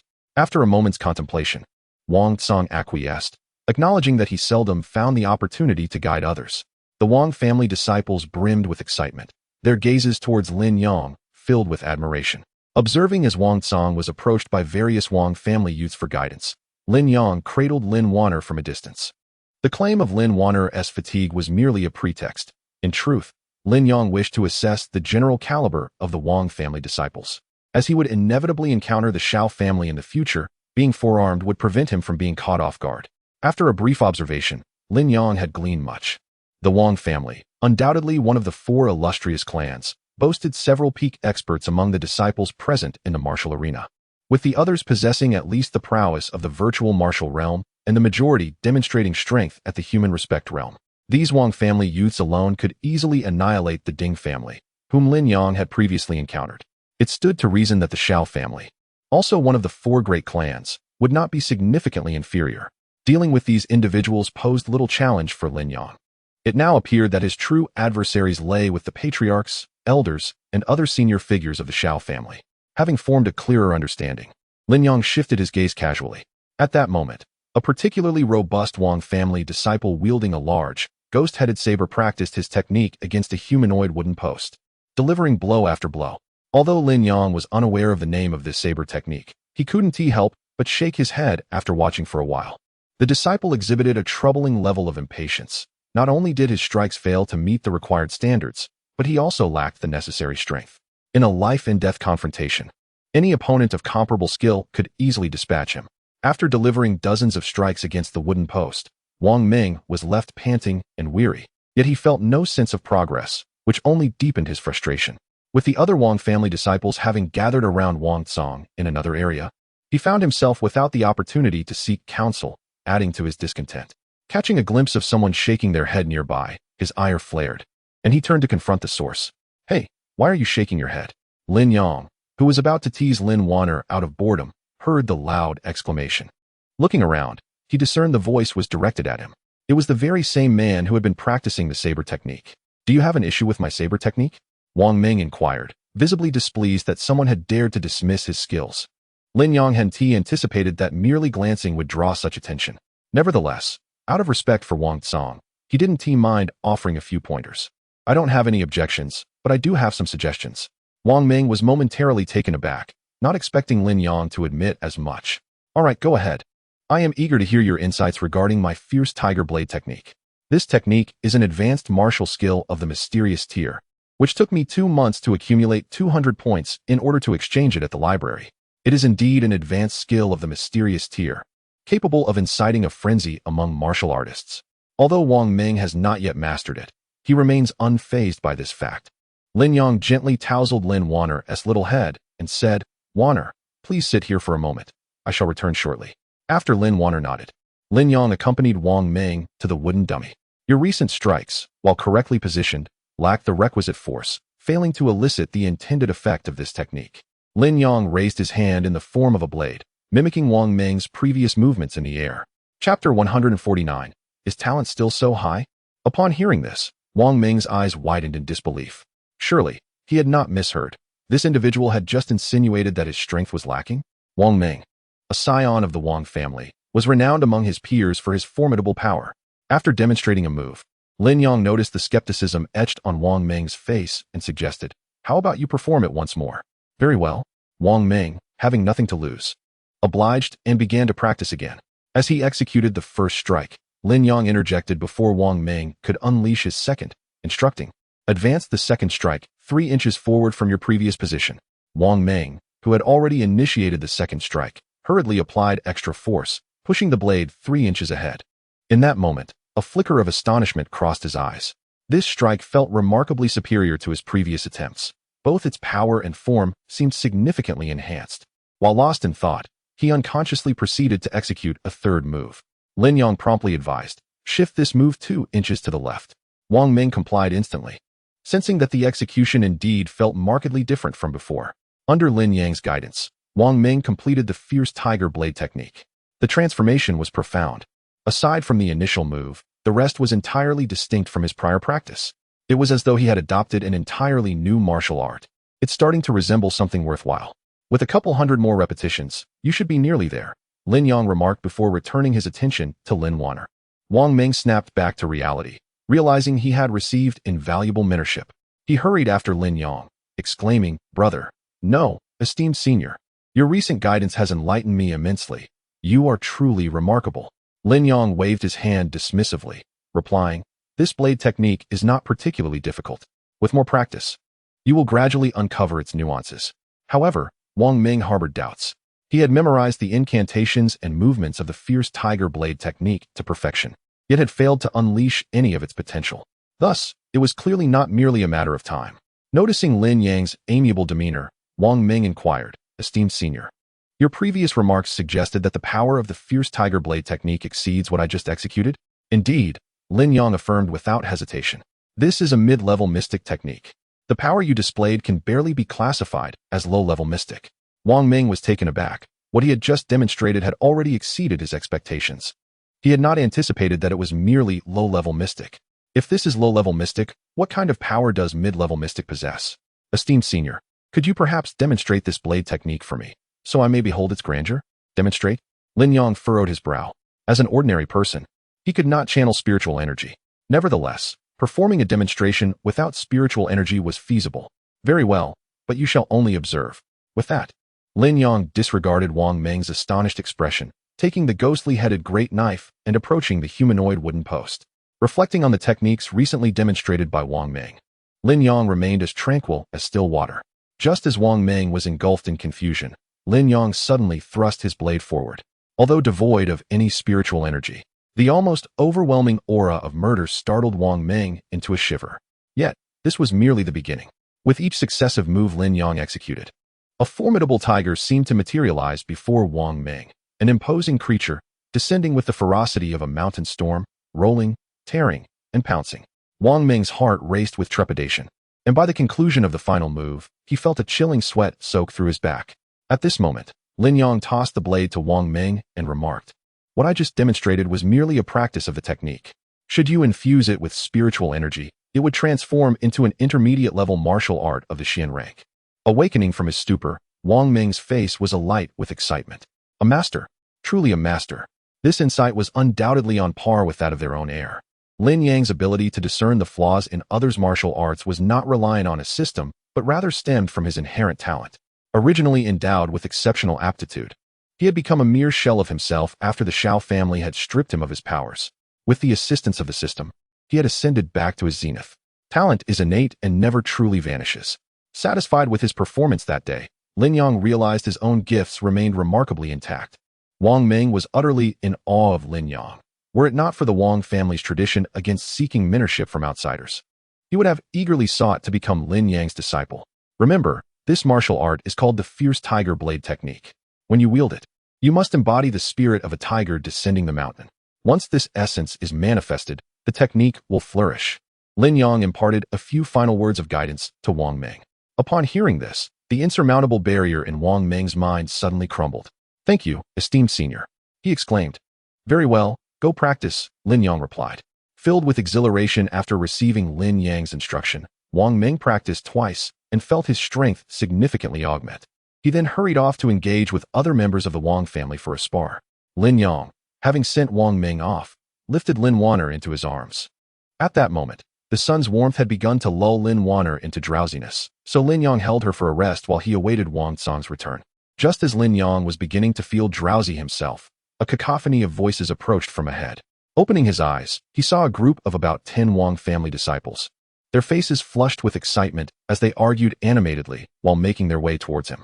Among them, Wang Meng led the charge. As they drew closer, Lin Yang could discern their conversation. "What nonsense are you spouting? Your fierce tiger blade technique, had it not been for the heir's guidance, how could you have progressed so swiftly?" one of the Wang disciples asserted. In response, Wang Meng argued vehemently, "I told you, it was not the heir's guidance. Then was it some elder?" Another inquired. "No, it was someone I do not recognize." Wang Meng insisted. "What? You don't recognize him? What a joke.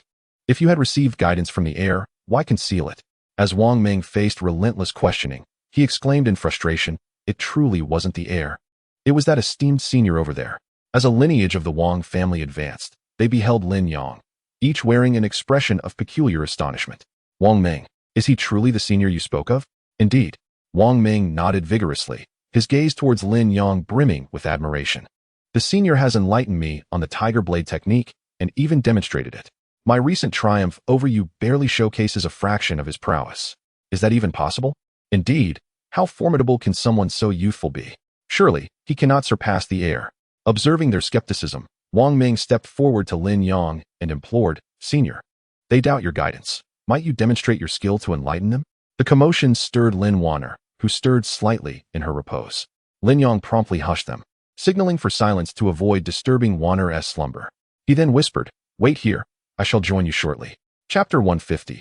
Guidance having ensured Wan'er was settled, Lin Yang approached the gathering. At that moment, several young members of the Wang family were engaged in a heated debate.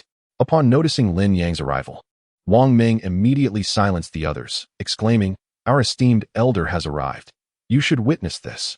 Lin Yang, upon hearing this, could not help but shake his head, saying, "There is no need for such proof. I have merely chopped wood on the mountain for a few years." Chopping wood? The young Wang family members widened their eyes in disbelief. Wasn't this the occupation of a mere woodcutter? Wang Meng, in particular, stared incredulously at Lin Yang, unable to fathom that the one imparting wisdom to him was, in fact, a humble woodcutter. "Elder, you must be jesting.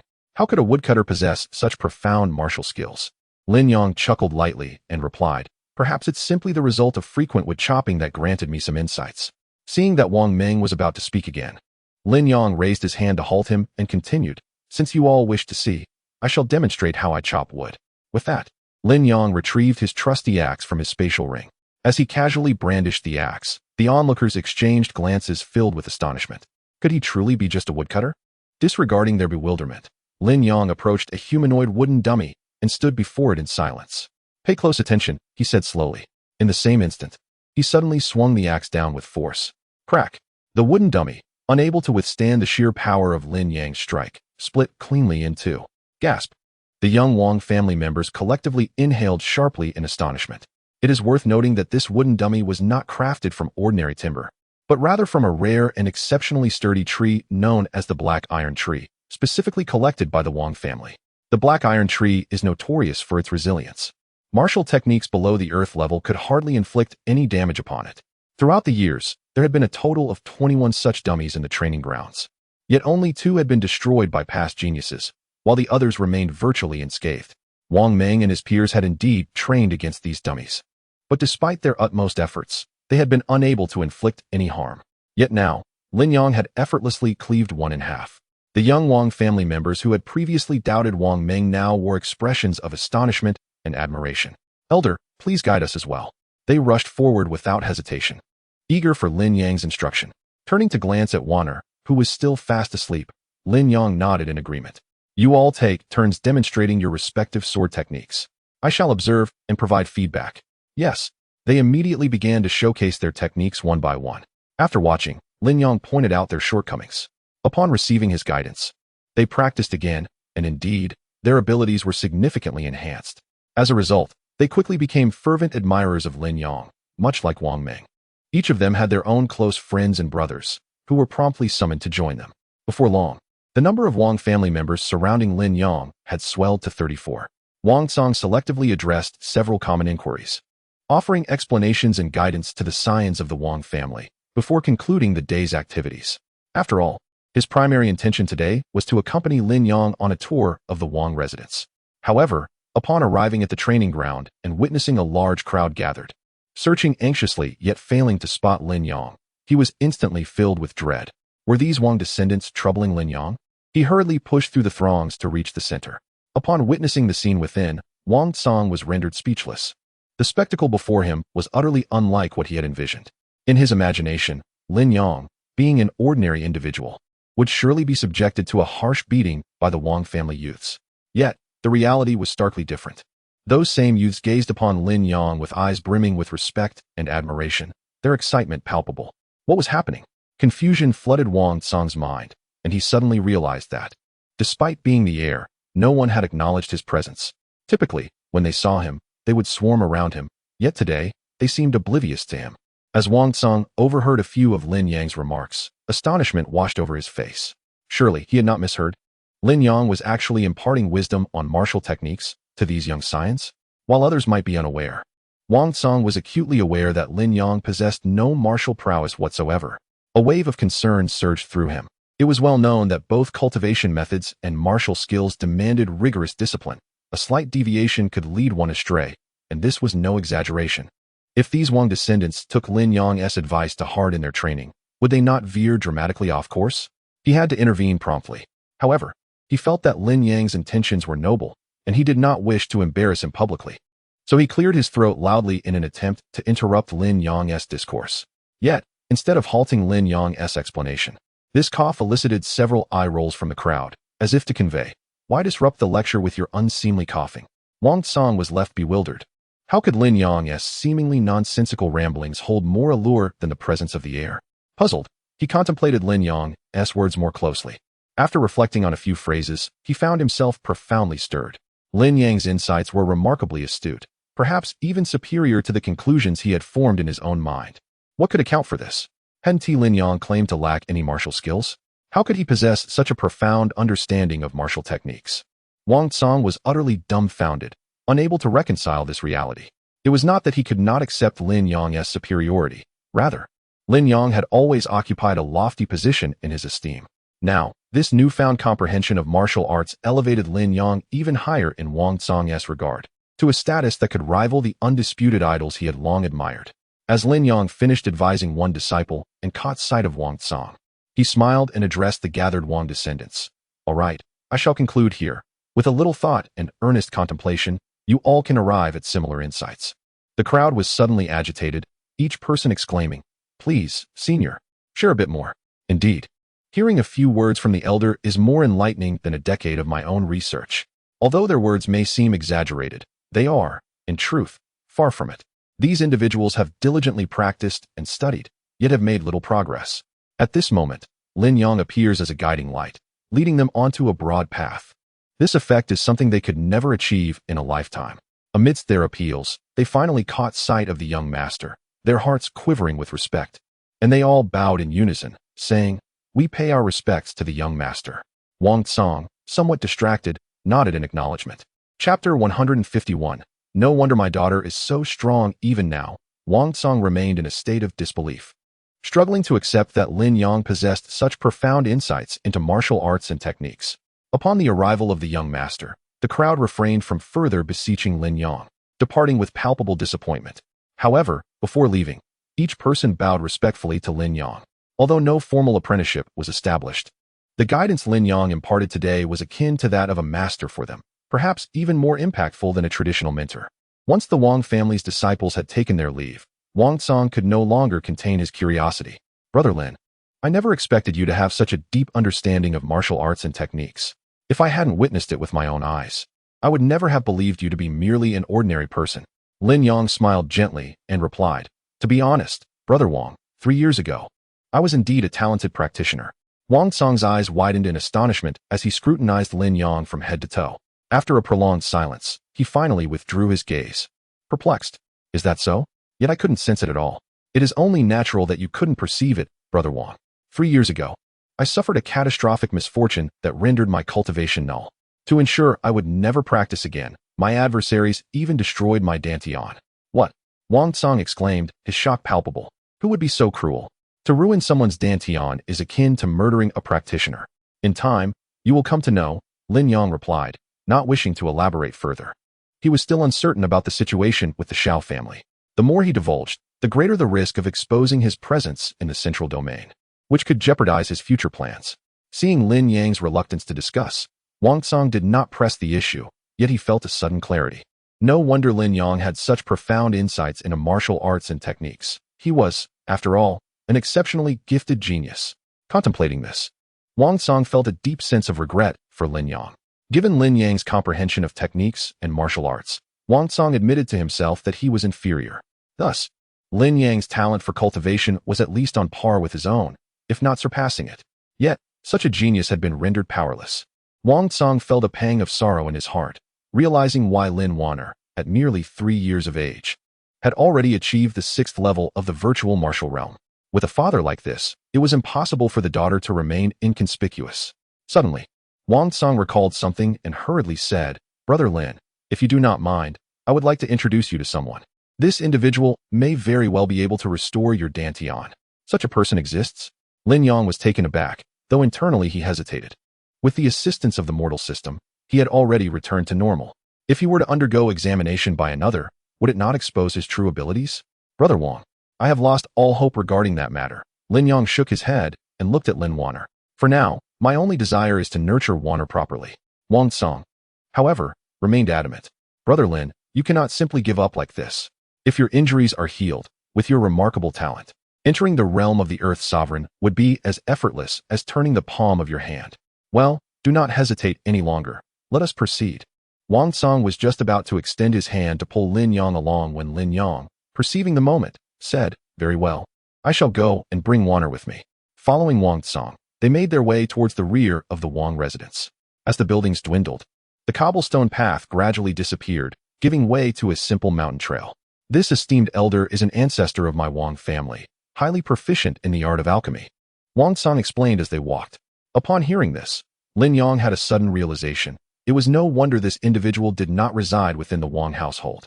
Alchemists are a profession held in the highest regard across the Central Heaven continent, yet they are often known for their eccentric temperaments, tending to be solitary.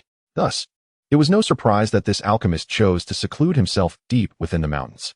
After a journey of half an hour, they finally encountered a small field cultivated with various spiritual herbs, at the forefront of which stood a weathered thatched cottage. That cottage ahead is the residence of the elder, Wang Tsang announced, leading Lin Yang toward the humble dwelling. However, along the way, Wang Tsang cautioned, Brother Lin, this elder has a rather peculiar temperament. If he takes a liking to someone, he will insist on bestowing a plethora of elixirs upon them, regardless of their desire. Conversely, if he finds someone unsatisfactory, no amount of pleading will persuade him to part with any of his potions. The elder may be somewhat eccentric, so I ask for your patience. Understood, Lin Yang nodded. Upon arriving outside the cottage, Wang Tsang called out, I, Wang Tsang of the Wang family, seek an audience with the elder. After a prolonged silence, just as Lin Yang began to wonder if there would be no response, the door to the cottage was finally opened. An untidy old man with disheveled hair and a scruffy beard emerged, casting a glance at Wang Tsang, then at Lin Yang, and finally resting his gaze upon Lin Wan'er. Come in if you have matters to discuss. The old man grumbled before turning to re-enter the cottage. Wang Tsang was instantly elated, astonished by the elder's willingness to engage, and promptly tugged at Lin Yang's sleeve, signaling him to follow. Lin Yang carried Lin Wan'er inside, but as they reached the threshold, the old man spoke again. Adults may enter, but children cannot. Why? Lin Yang furrowed his brow, puzzled by such a quirk. Wang Tsang quickly gestured for him to remain silent, wary of inciting the elder's displeasure. To Wang Tsang's surprise, the elder replied, This room is filled with the scent of various elixirs, which is harmful to children. Very well then, Lin Yang acquiesced, initially assuming the elder held some objection to Lin Wan'er. However, with this explanation, even if the elder permitted Lin Yang to bring her along, he would choose not to. Wan'er, why don't you play outside for a little while? Father will be back shortly. Okay. Lin Wan'er responded obediently. Lin Yang knew his daughter was always well behaved, and given the absence of anyone nearby, she would be quite safe. So he stepped into the room. At this moment, the old man held several sprigs of spiritual herbs in his hands, his brow furrowed in deep contemplation. Occasionally, he reached up to tug at his disheveled hair, clearly grappling with a significant dilemma. Ancestor. Silence. As Wang Tsang began to speak, he was abruptly silenced by the elder's sharp rebuke, prompting him to swiftly close his mouth. Together with Lin Yang, they stood in the room, awaiting the elder's words.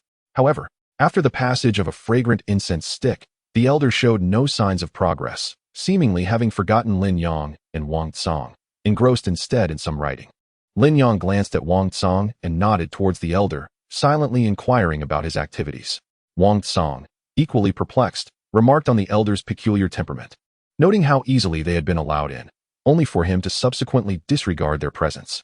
What could possibly be the meaning of this? Chapter 152. Too simple. Though Wang Tsang felt a sense of frustration within, he dared not voice it, fearing he might inadvertently offend the elder. Lin Yang, however, harbored no such concerns. His worry for Lin Wan'er, who was alone outside, compelled him to inquire, Esteemed elder, did you summon us for a specific purpose? As he spoke, Wang Tsang persistently signaled him with his eyes, yet Lin Yang resolutely ignored his gestures. The elder, engrossed in his scribbling, was suddenly incensed by their interruption. What is all this noise? You have disrupted my train of thought. Wang Tsang's face blanched in fear as he hastily replied, Elder, Lin brother did not mean to disturb you. Lin Yang countered, Esteemed elder, I observe that in the time it takes to burn a joss stick, you have only penned 5 lines, all of which you have subsequently crossed out. Even if we have interrupted you, it cannot be of great consequence, can it? Lin Yang's words struck a nerve with the elder, who, enraged, slammed his palm on the table and bellowed, Leave. Get out of my sight. Then I shall take my leave, Lin Yang stated, turning to depart. Such an eccentric old man, he mused, even if his injuries were not healed, would never seek his assistance. Wang Tsang was taken aback by Lin Yang's formidable temperament, having declared he would no longer stay. He quickly offered profuse apologies to the elder before rushing outside to catch up with Lin Yang. Upon exiting, Lin Yang spotted Lin Wan'er squatting before a patch of medicinal herbs, vigorously uprooting the meticulously cultivated spirit grass. Lin Yang remained unfazed, but Wang Tsang was struck with terror, his legs trembling, who was unaware that the elder cherished these spirit herbs as treasures. There had been a member of the Wang family who, by mere accident, had stepped on one and was condemned to guard this place for an entire year. At that moment, Lin Wan'er had already uprooted more than 10 spirit herbs. Should the elder discover this, it was likely that Lin brother would be condemned to remain here indefinitely. Wang Tsang hurried over, lowering his voice urgently. Little ancestor, please stop. This is not a matter to take lightly. As a former purple profound demon sovereign, Lin Wan'er held no reverence for Wang Tsang. Her displeasure was evident as she retorted, "Is it wrong for me to pull a few weeds?" In her eyes, these spirit herbs were akin to mere weeds. Wang Tsang, startled, instinctively reached to cover Lin Wan'er's mouth, but Lin Yang swiftly scooped her up. "I shall compensate for the spirit herbs," Lin Yang declared firmly. While Lin Wan'er had indeed erred in uprooting the herbs, he would not permit anyone to bully his daughter. After all, he possessed an abundance of spirit stones. Before Wang Tsang could respond, a wailing voice erupted from the thatched hut. "Ah, my spirit herbs." The elder sprinted over with an agility that belied his age, collecting all the spirit herbs Lin Wan'er had discarded on the ground and cradling them in his arms. "Who did this?" His bloodshot eyes glared at Lin Yang and Wang Tsang, exuding a menacing aura. "It was I who uprooted them," Lin Wan'er piped up, her voice clear and unrepentant. As a purple, profound demon sovereign, she would never conceal her actions. "You." The elder's glare intensified, his fury mounting. "I warned you that children should not come here. You have truly driven me to the brink of madness." Lin Yang had not anticipated that the elder, who had just been on the verge of confrontation, would suddenly soften upon hearing that it was Lin Wan'er who had plucked the herbs. Though his words were still filled with indignation, the murderous intent had dissipated. What was the meaning of this? The elder hurried into the house, seemingly indifferent to the three individuals outside. Wang Tsang, who had been terrified moments before, was taken aback by this unexpected turn of events. Remarkably, the matter had transformed from a significant issue into a trivial one, and it appeared to be resolved. How fortunate! Wang Tsang felt a surge of relief and quickly pulled Lin Yang away, preparing for their escape, with the elder no longer pursuing the matter. What was there to linger for? However, Lin Yang once again declined Wang Tsang's offer of assistance, stating, "Senior, my daughter has damaged several of your spiritual herbs. What do you believe should be done?" Upon hearing Lin Yang's words, Wang Tsang felt a chill run through him. What was wrong with this brother of his? If the elder was not pursuing the issue, it should have been left at that. Why was he insisting on drawing attention to it? Yet Lin Yang had a different perspective. Firstly, it was in his nature to act thus, and secondly, he wished to set an example for his daughter. When one errs, one must take responsibility. The elder, indeed, seemed to have just remembered the incident and rushed out again. You just claimed that I could not derive anything from my research. So I shall impose a penalty. You must wait until I have made progress before you are allowed to leave." "No problem," Lin Yang nodded. "But my daughter may be difficult to manage." The elder pointed to a small hut behind the grass house, saying, "There is another small hut. You can have her stay there." "Very well." Lin Yang settled Lin Wan'er in the small hut at the back, repeatedly admonishing her not to pluck any more herbs, before he proceeded to the front grass house. At this moment, the elder began to ponder deeply, so much so that he did not even notice Lin Yang's arrival. After waiting for a while and observing that the elder remained motionless, Lin Yang approached and glanced at the elder's previous notes. Upon finishing, Lin Yang could not help but curl his lip. Was this elder truly a formidable alchemist? How could he not resolve such a simple problem? Recalling the elder's promise that he could leave once the issue was resolved, Lin Yang said, "Senior, I have some insights regarding your dilemma."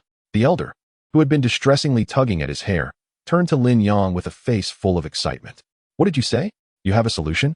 However, the elder's expression quickly shifted from joy to anger. "Nonsense. I have pondered this issue for so long without finding a solution. Who do you think you are to claim you have one so swiftly?" The elder's conundrum was not related to alchemy or potion formulations, but rather a fundamental question: how to enhance the survival rate and yield of spiritual herbs. While Lin Yang might not have been versed in other matters, this particular issue was one he was all too familiar with, having cultivated the land for 3 years. "Might I inquire how you cultivate these spiritual herbs?" Lin Yang asked, gesturing toward the recently harvested herbs. Although he posed the question, he had already gleaned a general understanding of the elder's cultivation methods from what he had observed outside. If one were to follow the elder's method to enhance yield, it would indeed be perplexing. Upon hearing this, the elder recounted his cultivation technique. In essence, the elder scattered the seeds of the spiritual herbs as liberally as possible across a single plot of land. However, the yield of the herbs produced in this manner was exceedingly low. Upon hearing this, Lin Yang nearly burst into laughter. Observing Lin Yang's amused expression, the elder's anger flared. "What are you laughing at? Do you suppose you can devise a superior method?" Unable to contain himself, Lin Yang chuckled heartily and replied, "Esteemed elder, this is far too simplistic." Amidst the elder's furious countenance, Lin Yang refrained from further commentary and briefly elaborated on the aspects of spacing, light, and water sources. Chapter 157. Regardless, she is my daughter at the tender age of 3. She has already reached the 9th level of the virtual martial realm. Wang Song had never imagined that such a prodigy could emerge in his lifetime. Now, not only has this extraordinary individual appeared, but he has also been a witness to her brilliance. A myriad of emotions surged within Wang Song's heart. Reflecting on his own past, at the age of 3, he had shattered the records of all the predecessors of the Wang family, stepping into the 6th level of the virtual martial realm. At that time, everyone was astonished by his innate talent. Wang Song had always taken immense pride in this achievement, yet now, it has been eclipsed. Wang Song found it difficult to come to terms with this reality. Fortunately, this miraculous talent shares a favorable relationship with the Wang family. At least she is not an adversary. Thus, he felt a slight sense of relief. Nevertheless, the overall shock remained profound. If this momentum continues, it is virtually assured that Lin Wan'er will ascend to the Celestial Sovereign Realm. The Celestial Sovereign Realm represents the pinnacle of the lower realms. Contemplating this, Wang Song could not help but cast a look of astonishment towards Lin Yang. With such terrifying talent in his daughter, one could only wonder how formidable Lin Yang's own abilities must be. Lin Yang, however, was lost in his own joy. His daughter was merely a step away from the human sovereign realm.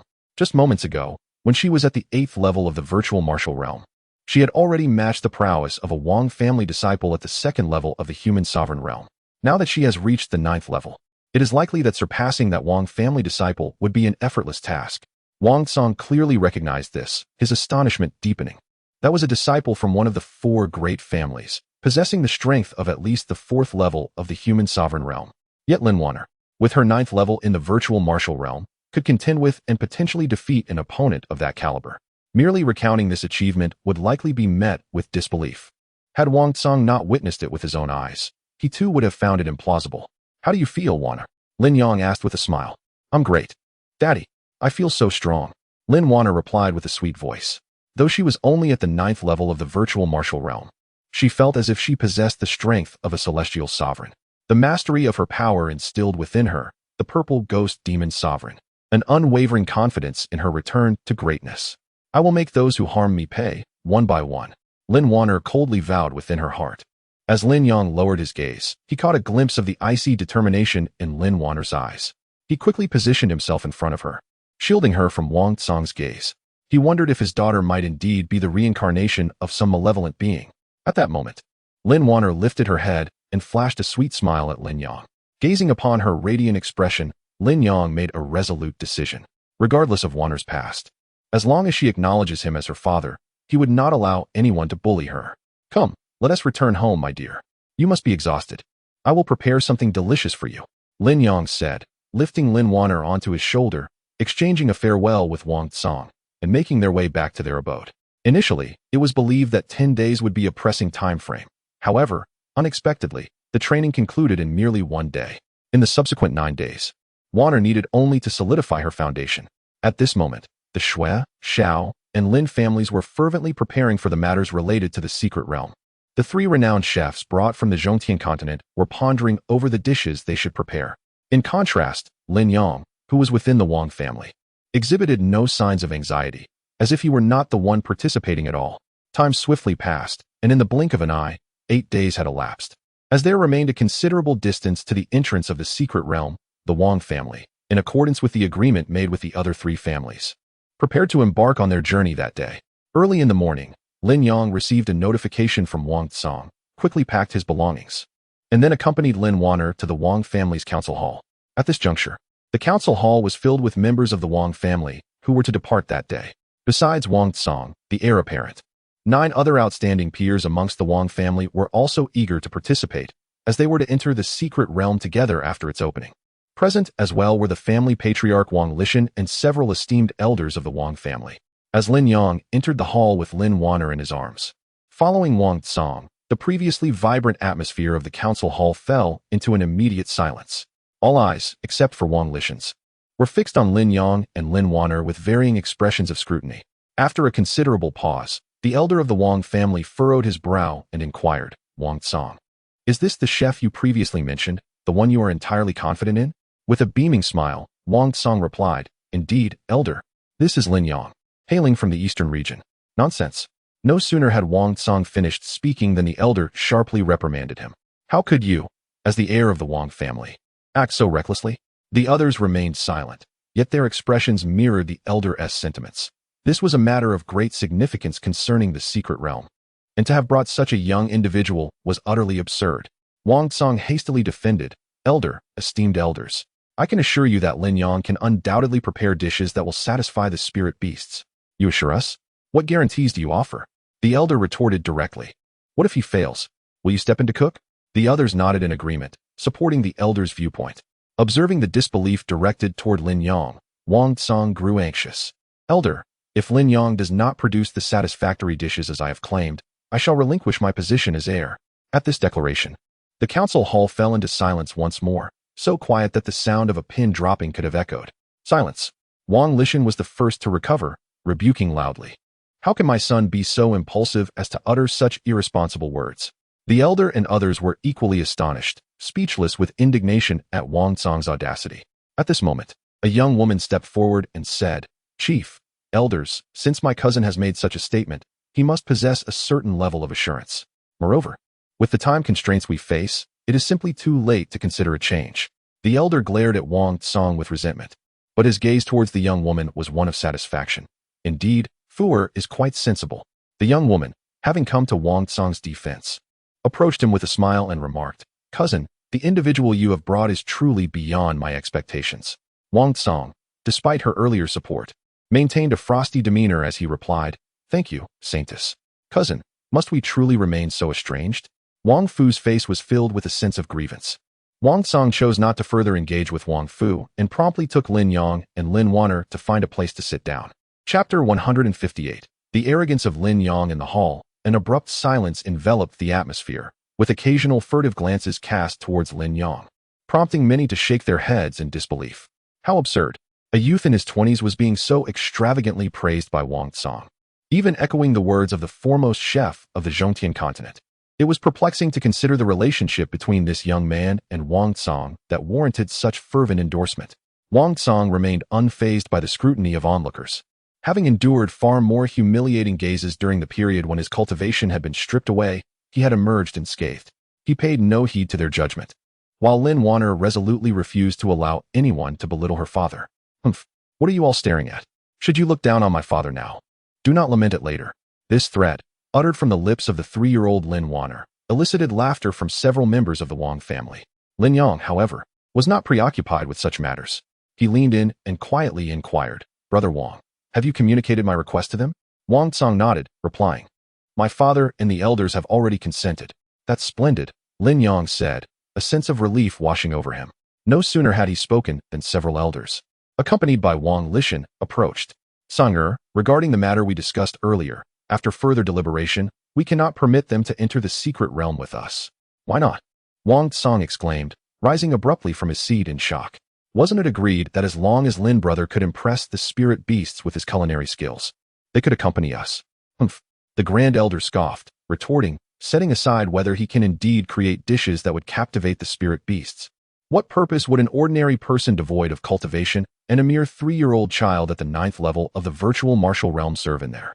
Are we to send them to their demise or hinder the Wang family's progress?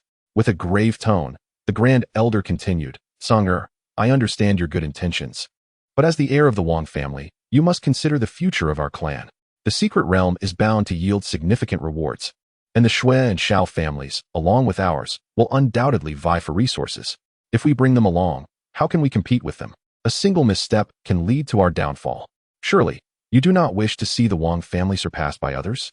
The grand elder's reasoning resonated with those present, eliciting nods of agreement. Even Wang Lishan, who had initially supported Lin Yang and Lin Wan'er's entry into the secret realm, found himself siding with the grand elder. "Sang'er, the grand elder speaks wisely," Wang Lishan stated, turning to Lin Yang. "My young friend, I recognize your extraordinary culinary prowess, yet entering the secret realm is fraught with peril. Your daughter is so charming and delightful. Should any misfortune befall her, how could we ever justify it to you?" Lin Yang scoffed internally. Wang Lishan, true to his role as the patriarch of the Wang family, cloaked his self-serving motives in the guise of concern, sharing the same underlying intent as the grand elder, fearing that he might hinder the progress of the Wang descendants, which was their true objective. Lin Yang refrained from engaging in further debate with them and stated plainly, "Since the clan leader and the elders share this sentiment, I will be forthright. My daughter and I must enter the secret realm. However, Given your concerns about us potentially hindering your progress, I shall be direct. Once we enter, we will not accompany you. Our fates are our own. Naturally, should you encounter peril, do not blame us for failing to assist. Lin Yang's blunt declaration caused the expressions of Wang Lishan and the elders to darken instantaneously. What was this audacious youth implying? That the descendants of the Wang clan might find themselves in trouble, and he would stand idly by? How arrogant! The elders, maintaining their dignity, chose not to engage further with Lin Yang, and one of them remarked, "Very well, remember what you have just said.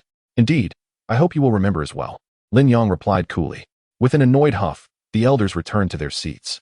"Brother Lin, how could you be so impulsive?" Once the elders departed, Wang Tsang remarked, his face contorted with concern. He had not anticipated Lin Yang's steadfastness. Provoked by the elders, he had openly declared his intention not to join them. Wang Tsang had intended to clarify the situation to gain the elders' acceptance of Lin Yang. Lin Yang was acutely aware that even if Wang Tsang succeeded in persuading the elders, the younger members of the Wang clan would still not accept him and Wan'er. Rather than endure perpetual scorn, it was better to rely on oneself. Besides, while Wan'er was at the 9th level of the virtual martial realm, her strength was comparable to that of a 5th-level human sovereign. As for him, he was a formidable 3rd-level celestial sovereign. Should they truly enter the secret realm, the duo would undoubtedly form the strongest team among them. "Wan'er, are you afraid to enter the secret realm with father?" With confidence in his heart, Lin Yang playfully inquired. "Not at all." Wan'er vigorously shook her little head. How could the illustrious purple ghost demon sovereign fear entering a mere secret realm? That's the spirit. Lin Yang affectionately ruffled her hair. "Rest assured, whatever challenges we face, your father will be by your side." Their interaction, though conducted in hushed tones, was audible in the otherwise silent hall, eliciting derisive glances from many. They mocked Lin Yang's presumption. An ordinary man claiming he could protect a daughter at the 9th level of the virtual martial realm? Even if she were merely 3 years old. The notion was absurd. It was typically the daughter who safeguarded her father. How far he had fallen in his quest for pride. Unbeknownst to Lin Yang, he had already become the subject of ridicule in the eyes of others, perceived as a father who had lost all sense of dignity. Fortunately, it was not long before Wang Lishan glanced at the time and announced, "Let us depart." A group of nearly 20 individuals set forth from the Wang residence. Marching resolutely towards the north, Lin Yang and Lin Wan'er deliberately lagged at the rear, maintaining a distance that was neither too close nor too far from the Wang clan's ranks, ensuring they would not lose their way while also refraining from fully integrating into the group. Since they were not welcome, Lin Yang had no intention of forcing his way forward. Walking behind Lin Wan'er, Lin Yang felt remarkably at ease, occasionally engaging in conversation with her. In stark contrast to the somber pace of the Wang family's entourage ahead, their camaraderie was undeniably delightful. After several hours of travel, the Wang family slowed their stride, merging with another group approaching from a different direction. Lin Yang pricked up his ears, faintly catching the mention of the surname Shao, a glimmer of excitement igniting in his eyes. These individuals hailed from the Shao family. Aware that Shao Zian was the revered maiden of the Shao clan, he hastened a few steps forward to observe their features, only to be met with profound disappointment. Shao Zian was not among them. Instead, he spotted a woman within the group who bore a striking resemblance to her. Chapter 159.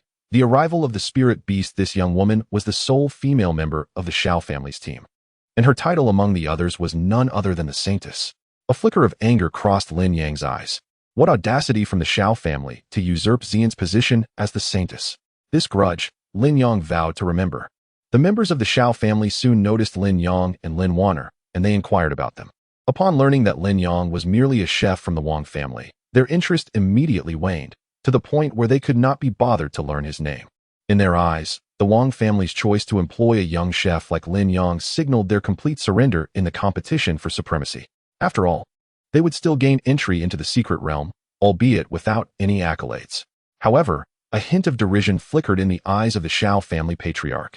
The Wang family intended to send 10 of their scions into the realm, yet it seemed unlikely that all would successfully enter. Wang Lishan and the Shao family patriarch exchanged knowing glances, subtly assessing the strength of their respective descendants. Ultimately, both their expressions darkened as they realized the other's prowess exceeded their expectations. As the sky gradually darkened, they encountered the Shui and Lin families. They had finally arrived at the location of the secret realm, nestled within a grand mountain and surrounded by dense forests. As night fell, the 4 great families convened and decided to rest for the evening, with the competition officially commencing the following day, allowing time for preparations. The four families designated separate areas for their members to rest. Lin Yang chose not to mingle, instead seeking a suitable spot to rest. He retrieved a tent and various camping supplies from his spatial ring, which he had meticulously prepared beforehand. He instructed Lin Wan'er to stay inside the tent while he took out his bow and arrows, intending to hunt for dinner. Just as he was about to set off in search of prey, he heard someone rushing towards him, calling out, "Lin brother, Lin brother," recognizing the voice as Wang Tsong's. He responded, and Wang Tsong quickly made his way over. "Lin brother, what brings you here? Come back with me. We can rest at our Wang family's camp tonight. I've already spoken with my father and the elders, so you need not worry." Wang Tsong felt a twinge of guilt towards Lin Yang, as it was he who had invited Lin Yang to assist the Wang family, only for Lin Yang to face ridicule from others in the family. Aware of Lin Yang's disdain for the other Wang family members, Wang Tsong refrained from insisting he join them on the way back. However, the situation was different now. The mountain not only harbored the secret realm, but also dangers. If they did not stay together, calamity could befall them. Lin Yang appreciated Wang Tsong's goodwill, but shook his head in response. "I appreciate your kindness, Wang brother, but you are aware of my relations with those individuals. My presence would only incite their disdain. It is best that Wan'er and I remain here. Rest assured, I have made all necessary arrangements, and there will be no issues." Seeing Lin Yang's resolute attitude, Wang Tsong sighed and said, "Very well, but if you encounter any danger, make sure to bring Wan'er to our side." "Understood," Lin Yang replied, though he remained indifferent in his heart. If one were to encounter dangers that even he, a being of the third tier of the celestial sovereign, could not resolve, would seeking their assistance not endanger them? After bidding farewell to Wang Tsong, Lin Yang hoisted his bow and arrow, casually identifying a direction to seek out his quarry. The mountain was abundant with game, and Lin Yang easily captured 2 rabbits and a wild chicken. Moreover, due to the influence of the secret realm, these ordinary creatures possessed a hint of spiritual energy. Upon returning to the tent with his bounty, Lin Yang kindled a fire, retrieved an array of seasonings, and commenced preparing dinner. The enticing aroma wafted through the air, prompting Lin Wan'er to emerge from the tent, unable to restrain her curiosity. "Father, what is for dinner? It smells delightful." Lin Yang chuckled heartily, replying, "You little glutton. Tonight, we shall feast on roasted chicken and rabbit." "Splendid. It has been ages since I savored your barbecues." At that moment, the chicken was ready, and Lin Yang tore off 2 substantial drumsticks, handing them to his daughter. "Enjoy these while I finish the rest." However, Lin Wan'er shook her head, offering one of the drumsticks back to Lin Yang, saying, "Father, you should eat as well." Lin Yang felt a surge of warmth within. His daughter was truly considerate of her aging father. "Wan'er, you are so sweet, always thinking of me. But I have enough. You eat first." Wan'er gazed at Lin Yang, her eyes glistening with emotion as she accepted the drumstick and turned away, murmuring, "Thank you, father." She had never been cared for in such a manner before, and in that moment, she felt uncertain about how to face Lin Yang. With a cheerful demeanor, Lin Yang reassured her, "No need for thanks. Come back once you've finished." After a while, the roasted rabbit was ready, and Lin Yang called for Lin Wan'er. They each took a rabbit and savored their meal with delight. Once they had finished, Lin Yang observed the twilight, realizing it was getting late. He extinguished the fire and retreated into the tent. Shortly thereafter, 2 glowing green orbs suddenly emerged from the shadows. Lin Yang, deep in slumber, was abruptly awakened. He glanced at Lin Wan'er, who remained peacefully asleep, and quietly rose, retrieving his bow and arrow. He cautiously pushed aside the tent flap, preparing to strike at the intruder with lethal precision. The shadowy figure, engrossed in something on the ground, sprang to the side the moment Lin Yang aimed. A flicker of surprise crossed Lin Yang's eyes. This creature was highly alert. However, the shadow did not launch an attack against him or Wan'er, which puzzled Lin Yang. Upon lowering his gaze to the spot where the shadow had been, he could not help but smile upon realizing what it was doing. The shadow was feasting on the bones of the roasted rabbit and chicken that he and Wan'er had just consumed. Evidently, this creature possessed an exceptionally keen sense of smell that had drawn it to the enticing aroma. Understanding that the creature posed no threat, Lin Yang relaxed, putting away his bow and arrow. The creature seemed to sense his lack of hostility and cautiously re-emerged. Lin Yang waved his hand, gesturing for it to proceed freely. He then turned to return to the tent and continue his slumber. However, just as he was about to depart, the shadow rushed forward, biting onto the hem of Lin Yang's trousers, tugging him back and preventing him from entering the tent. "What is the matter?" Lin Yang inquired, bewildered by the shadow's behavior. The shadow remained silent, yet it tugged Lin Yang aside. "Where are you taking me?" Lin Yang inquired, but before he could finish his question, the shadow had led him to the site of the bones. Subsequently, the shadow nudged the bones toward Lin Yang, its eyes glimmering with an eager, almost pleading light. Lin Yang began to understand. You wish to taste what I have prepared? The shadow responded with an excited howl. Keep your voice down, my daughter is sleeping. Lin Yang quickly covered the shadow's mouth. The shadow, displaying an astonishing degree of understanding, nodded in acknowledgement, leaving Lin Yang somewhat astonished. This shadow exhibited such a remarkable sense of awareness that, aside from its inability to speak, it resembled a human in many ways. Chapter 160. Victory is assured. Who could have once been the beast companion? Lin Yang pondered this for a moment, then cast the thought aside, as the other party bore him no ill will. Observing the pleading expression in the creature's eyes, Lin Yang smiled and nodded, saying, very well. But you must capture the prey yourself, and be quiet about it. With an eager nod, the shadow swiftly darted away. Lin Yang rekindled the campfire, and shortly thereafter, the shadow returned with a wild boar in tow. Illuminated by the flickering flames, Lin Yang finally discerned the creature's true form. It bore some resemblance to a bear, yet lacked the bear's imposing presence, appearing rather endearing. Indeed, it was a spirit beast unlike any Lin Yang had encountered before. Wait a moment, Lin Yang instructed, then set about roasting the wild boar. As time elapsed, an enticing aroma wafted through the air, filling the spirit beast's eyes with longing. An hour later, Lin Yang cheerfully announced, it's ready, dig in. As if commanded, the shadow lunged forward, seizing the roasted boar and devouring it voraciously. Lin Yang chuckled to himself, pleased that his culinary skills were evidently commendable. After all, why else would this spirit beast seek him out rather than the 4 great clans? Once the wild boar was consumed, the spirit beast appeared thoroughly satisfied, its eyes shimmering with a green glow as they narrowed in contentment. All right, you may go now. I need to sleep, Lin Yang said, extinguishing the campfire and waving goodbye to the spirit beast. To his astonishment, the creature nodded and brought its forepaws together in a gesture of respect, bowing deeply. Was this a display of gratitude, and in a manner akin to humans? Bewildered, Lin Yang drifted off to sleep once more. The following morning, shortly after Lin Yang awoke, Wang Tsang arrived once again. Lin brother, was everything all right last night? He inquired, then promptly slapped his own forehead. What am I saying? Of course it was fine. However, Wang Tsang's expression soon darkened. What's wrong? Lin Yang asked, puzzled. You seemed so excited yesterday. Why the sudden change in mood? Wang Tsang replied, last night, the chefs invited by the Xiao, Shui, and Lin families showcased their culinary skills. To be frank, their talents were extraordinary. Wang Tsang's gaze turned serious as he continued, Lin brother, you must not underestimate them during the competition.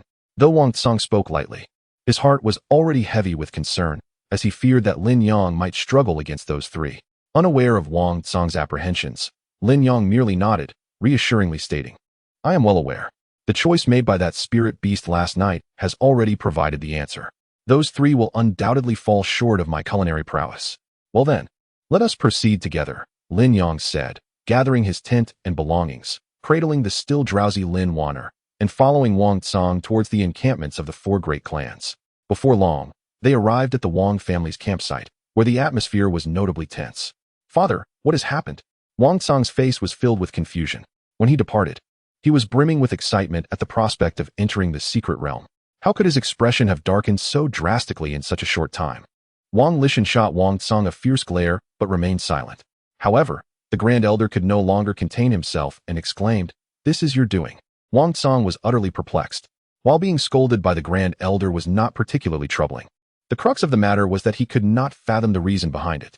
His confusion was soon clarified by others. It turned out that while Wang Tsang had gone to seek Lin Yang, the leaders of the other 3 major clans had unexpectedly arrived. Their purpose was to inform the Wang family of a change in the number of participants allowed from each clan into the secret realm. Instead of the previously agreed 10 participants, those clans favored by spirit beasts would now be permitted 16, while the remaining families would be limited to only 8. Wang Lishan found himself at a loss for any counterarguments, even if he had opposed this alteration.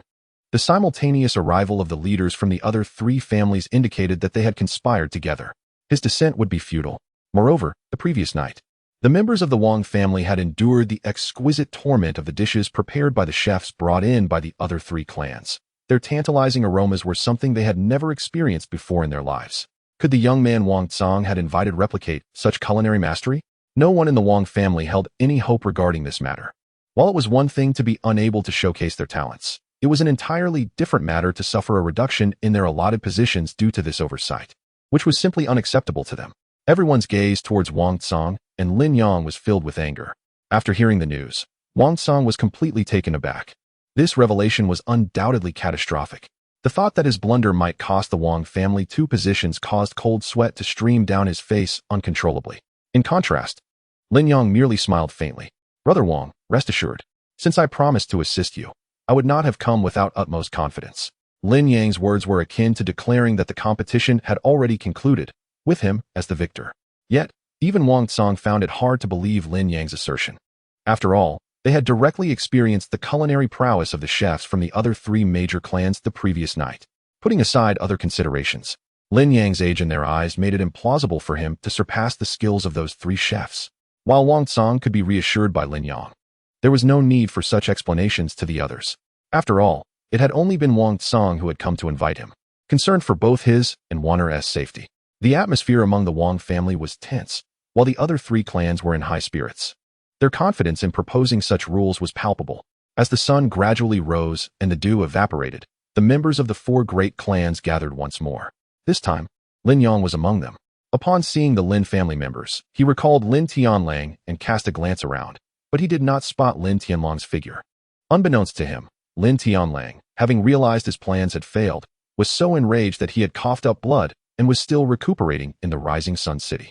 The patriarchs of the 4 prominent clans stood at the forefront, elucidating the rules of the contest. In essence, each family would summon their own chefs, who would prepare a signature dish, subsequently inviting spirit beasts to make their selection. Once the patriarchs concluded their instructions, the young members of each clan directed their hopeful gazes towards the chefs they had summoned. In stark contrast, the Wang family members hung their heads, enveloped in despondency. They had relinquished all hope and were preoccupied with thoughts of whether they could still gain entry into the secret realm after the loss of 2 quotas. Before their respective patriarchs, the chefs from the Shui, Shao, and Lin families exchanged glances with Lin Yang, their eyes brimming with confidence. Did this young lad truly believe he could compete with them? Chapter 161. My hunting expedition. The gazes of the heads of the Shui, Shao, and Lin families fell upon their respective chefs, each adorned with smiles. These chefs had been meticulously selected, representing the pinnacle of culinary expertise they had encountered.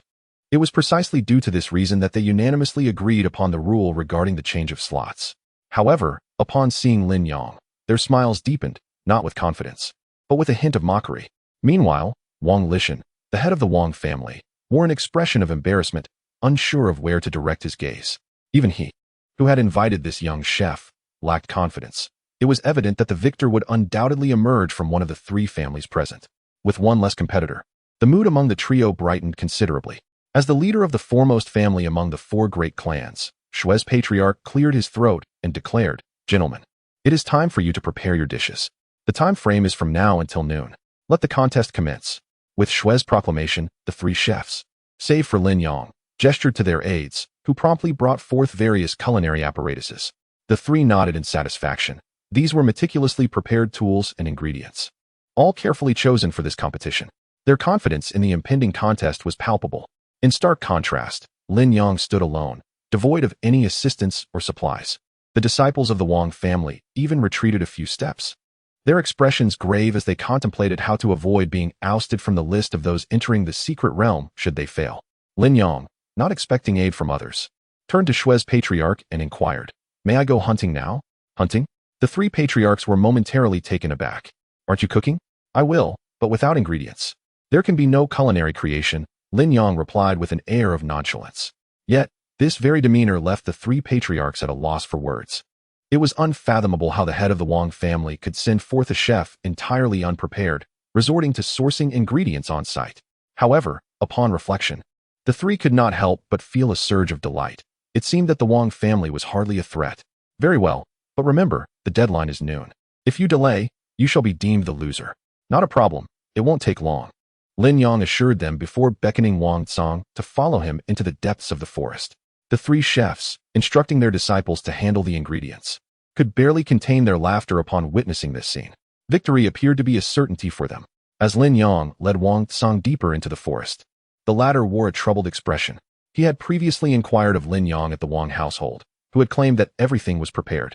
But now it was clear that nothing was ready, not even the ingredients, let alone any notion of what dishes to create. What were they to do? Wang Song felt a sense of urgency for the first time and couldn't help but ask, Brother Lin, what dishes do you plan to prepare? Lin Yang, his gaze wandering in search of prey, casually replied, let us see what we can hunt first. Wang Tsang was taken aback, stunned into silence. Was this truly the extent of his preparation? His last flicker of hope extinguished with Lin Yang's response. Alas, it was his own misplaced trust in Lin Yang that led him to this predicament. The consequences of this venture would rest solely upon his shoulders. At that moment, Lin Yang finally spotted a target. Brother Wang, quickly, that red-spotted tiger. The reason for bringing Wang Tsang along was that Lin Yang, in everyone's eyes, was merely an ordinary person. If he ventured out alone and returned with a spirit beast, it would undoubtedly raise suspicions. Thus, he had deliberately invited Wang Tsang to accompany him. Having resigned himself to the situation, Wang Tsang followed Lin Yang's instructions without a hint of enthusiasm. He swiftly dispatched the red-spotted tiger and began their journey back. Noticing Wang Tsang's despondency, Lin Yang smiled and said, Brother Wang, weren't you confident in me before? While his words were indeed true, Wang Tsang sighed deeply. Brother Lin, you didn't prepare anything at all. I fear this time we are in trouble. Although his tone suggested a sliver of hope, in his heart, despair had already taken root. Brother, there's no need to be so pessimistic. Since I've made a promise to you, I wouldn't boast without a solid plan, Lin Yang replied earnestly. However, Wang Tsang was too preoccupied to notice Lin Yang's expression and merely nodded absent-mindedly. Upon returning to the competition site, the other three chefs sneered at the sight of the third-grade spirit beast Lin Yang had brought back. They had invested considerable resources to acquire fifth and even sixth-grade spirit beasts for this competition. In terms of ingredients alone, they had already secured a decisive advantage. A third-grade spirit beast? They could hardly fathom how to create anything remotely respectable with such meager fare. The Wang family members also observed the third-grade spirit beast Lin Yang had returned with, their expressions tinged with disappointment. Unperturbed by the opinions of others, Lin Yang promptly began to process the red-spotted tiger, then found a clear patch of ground, gathered some firewood, and started a fire. The stark contrast between Lin Yang and the other three chefs drew the attention of nearly everyone present, even prompting the other chefs to steal glances at him as they prepared their own dishes. What was he doing? It was incomprehensible. Firewood, a rack. Was he planning to make barbecue? As time passed, it became evident that Lin Yang intended to prepare barbecue. The crowd was left dumbfounded. In such a grand competition, he dared to make a dish so simple that anyone could prepare it? The heads of the Shui, Shao, and Lin families furrowed their brows and remarked, Elder Wang, are you truly so indifferent to this secret realm? Wang Lishan, burdened with unvoiced grievances, could only respond with silence.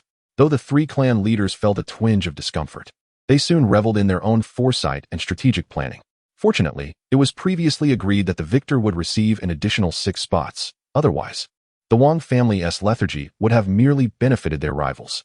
The three chefs, meticulously crafting their culinary masterpieces, were utterly astonished to witness Lin Yang engaging in what could hardly be deemed a dish, grilling. Could this lad possibly believe that the guardian spirit beasts of the secret realm are akin to the wild beasts found in the wilderness? Upon this realization, the trio dismissed Lin Yang entirely as a contender. To participate in a competition with mere barbecue? This was nothing short of a disruption. What spirit beast would deign to regard roasted meat? What a ridiculous notion. Gradually, others redirected their attention back to the three chefs, as Lin Yang's antics no longer warranted their interest. Chapter 162. Who emerged victorious as time drifted by, the sun ascended higher in the sky. The three chefs, engrossed in their tasks, gradually began to perspire, yet they scarcely had the opportunity to wipe their brows. Only Lin Yang hummed a cheerful tune while grilling the meat, as if he were merely enjoying a leisurely excursion rather than participating in a competition. What an exquisite aroma! As moments passed, the delightful scents of the dishes began to waft through the air. The surrounding youths from various families, though they had already satisfied their appetites, found their cravings rekindled by the tantalizing fragrances, feeling as though they could devour 3 more bowls of rice. When the sun reached its zenith, the patriarch of the Shui family cleared his throat and announced, "Time's up." Apart from Wang Lishan, the heads of the Shui, Shao, and Lin families appeared visibly anxious. After all, the moment of reckoning was at hand. Others began to scrutinize the dishes prepared by the three chefs, pondering who might emerge victorious through their discerning eyes. "Shall we summon the spirit beasts together?" The patriarch of the Shui family proposed, to which the other 3 nodded in agreement, stepping forward in unison. Ahead lay a barren rock face, where the 4 patriarchs positioned themselves side by side, facing the stone wall. "Commence," they declared in unison, channeling their spiritual energy into the stone. As the energy flowed, The once grayish-yellow wall gradually transformed into a brilliant white, eventually becoming transparent. All eyes turned towards the interior, where a shadow lay sprawled on the ground, deep in slumber. What is that creature? None could identify the figure within, save for Lin Yang, who registered a flicker of surprise. This shadow bore an uncanny resemblance to the dark figure he had encountered the previous night. At that moment, the patriarch of the Shui family called out, "Esteemed elder, we have prepared the dishes as per our agreement. Please emerge to judge." This unexpected summons astonished everyone. The creature within was undoubtedly a spirit beast. Could it truly comprehend his words? To everyone's astonishment, the shadow twitched its nose and then opened its eyes. Upon seeing those eyes, Lin Yang couldn't help but chuckle. This spirit beast was indeed the very one he had encountered the night before. As the spirit beast opened its eyes, tension filled the air. The patriarchs felt apprehensive about the beast's judgment, while the youths feared an unexpected attack. The spirit beast slowly emerged from within, seemingly unimpeded, and upon stepping out, it froze in place, displaying an expression of disbelief akin to that of a human as it sniffed the air vigorously. This action instantly heightened the anxiety of the three chefs. Was this spirit beast drawn to the enticing aroma of their dishes? The patriarch of the Shui family spoke again, "Esteemed spirit beast, these are the 4 dishes we have prepared for your tasting." He gestured towards the 3 chefs before searching the vicinity, finally pointing towards Lin Yang and declaring, "That is the 4th dish." The spirit beast, upon spotting Lin Yang, immediately displayed a gleam of joy in its eyes, and amidst the astonished gazes of the crowd, it began to wobble its way toward him step by step. What? This scene caused everyone's jaws to drop in disbelief. The faces of the heads of the 3 prominent families along with the 3 chefs turned pale. Could it be that the spirit beast was actually running towards the chef invited by the Wang family? The exquisite dishes they had painstakingly prepared had not even garnered a glance from the spirit beast? No, it must be that our aromas have yet to waft forth. Realizing this, the 3 chefs rushed forward to lift the lids. In an instant, 3 distinct yet extraordinarily fragrant aromas spread through the air. The young scions of each family unconsciously swallowed hard. This is overwhelmingly aromatic. As the 3 aromas permeated the atmosphere, the spirit beast suddenly halted and then turned around, sprinting towards the direction of the 3 chefs. Indeed, it was as they suspected. The heads of the families and the chefs were elated. See, it was merely that the aromas had not been released before, but now that they were, the spirit beast immediately dashed towards them. In the excited gaze of the 6 individuals, the spirit beast arrived at the first dish prepared by the first chef and bent down to sniff it carefully. This chef had been invited by the Shui family, and both the family head and the chef stared at the spirit beast with eager anticipation, silently urging it. "Eat. Please take a bite." Unexpectedly, the spirit beast suddenly extended its front paw and knocked over a meticulously crafted pot of divine jumping wall stew. With a crash, as the clay pot shattered, so too did the hearts of the Shui family head and the chef. Meanwhile, the heads of the Shao and Lin families were filled with uncontainable excitement. The Shui family had been eliminated, leaving only the 2 of them as contenders. The spirit beast then approached the chef invited by the Lin family, who smiled and said, "Esteemed one, my dish is called osmanthus fish." Before he could finish his sentence, the spirit beast seized the fish and with a vigorous toss, flung it far away. Thud! The chef, caught off guard by the utter disdain shown towards his carefully prepared dish, immediately spat out a mouthful of blood. At this moment, the face of the Shao family head was alight with uncontrollable joy. The victor would be him, the Shao family. Yet, just as this thought blossomed in his mind, the spirit beast dashed towards the chef he had invited, kicking over a dish made from a 6th-grade spirit beast. The Shao family head's complexion shifted from green to red, then pale. Could it be that once again, he would return empty-handed? Just when everyone believed there was no hope left, the spirit beast turned around and sprinted towards Lin Yang, letting out joyous howls as it ran. Even without understanding the spirit beast's language, one could discern the sheer happiness in its cries. What is happening? What could this possibly mean? Everyone stood transfixed, under the astonished gazes of all. Lin Yang smiled and pointed to the well-prepared red-spotted tiger, saying, "Go ahead and eat." The spirit beast let out a resounding howl, plopping down onto the ground and indulging itself with great delight. All eyes were glued to the spectacle, as the creature astonishingly opted for roasted meat. Many faces flushed with embarrassment, realizing they had mocked this choice just moments before, only to witness the spirit beast selecting the very object of their derision. Wang Tsong and his son were even more astounded than anyone else, as the unfolding events exceeded their wildest expectations. Just when they had resigned themselves to defeat, A glimmer of victory unexpectedly emerged, achieved through the humiliation of their adversaries.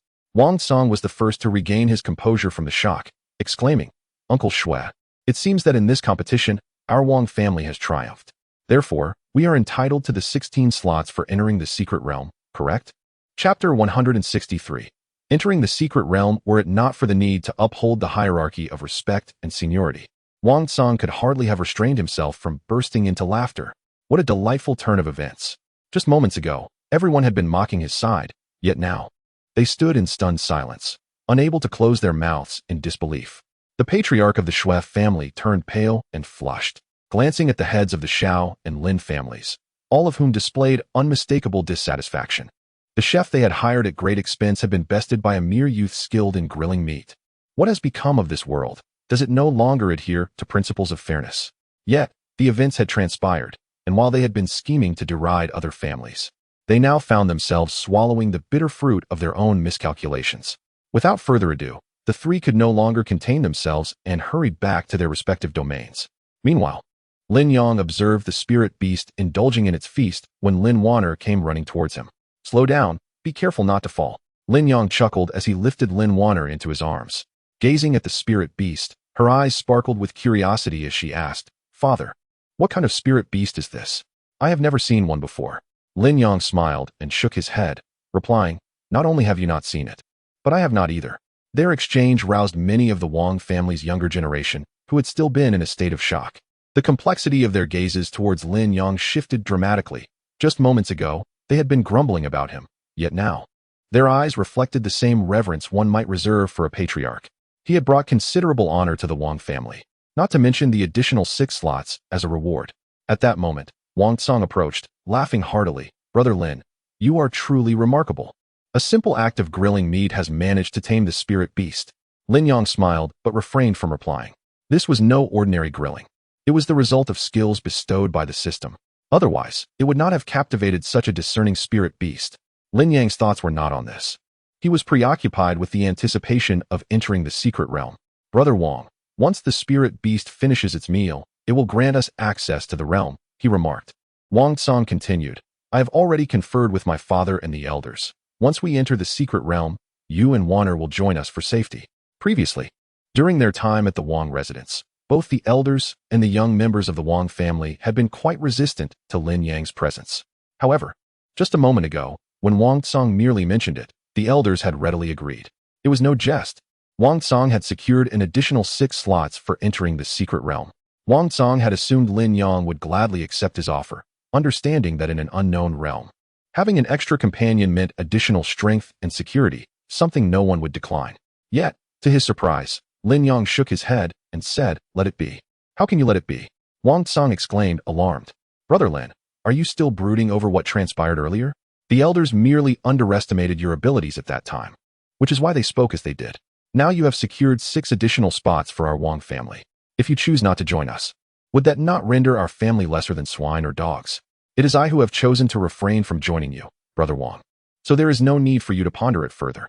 Wang Song wished to persuade him again, but Lin Yang interjected, saying, "Brother Wang, there is no need for further discussion. I have made my decision. You may return."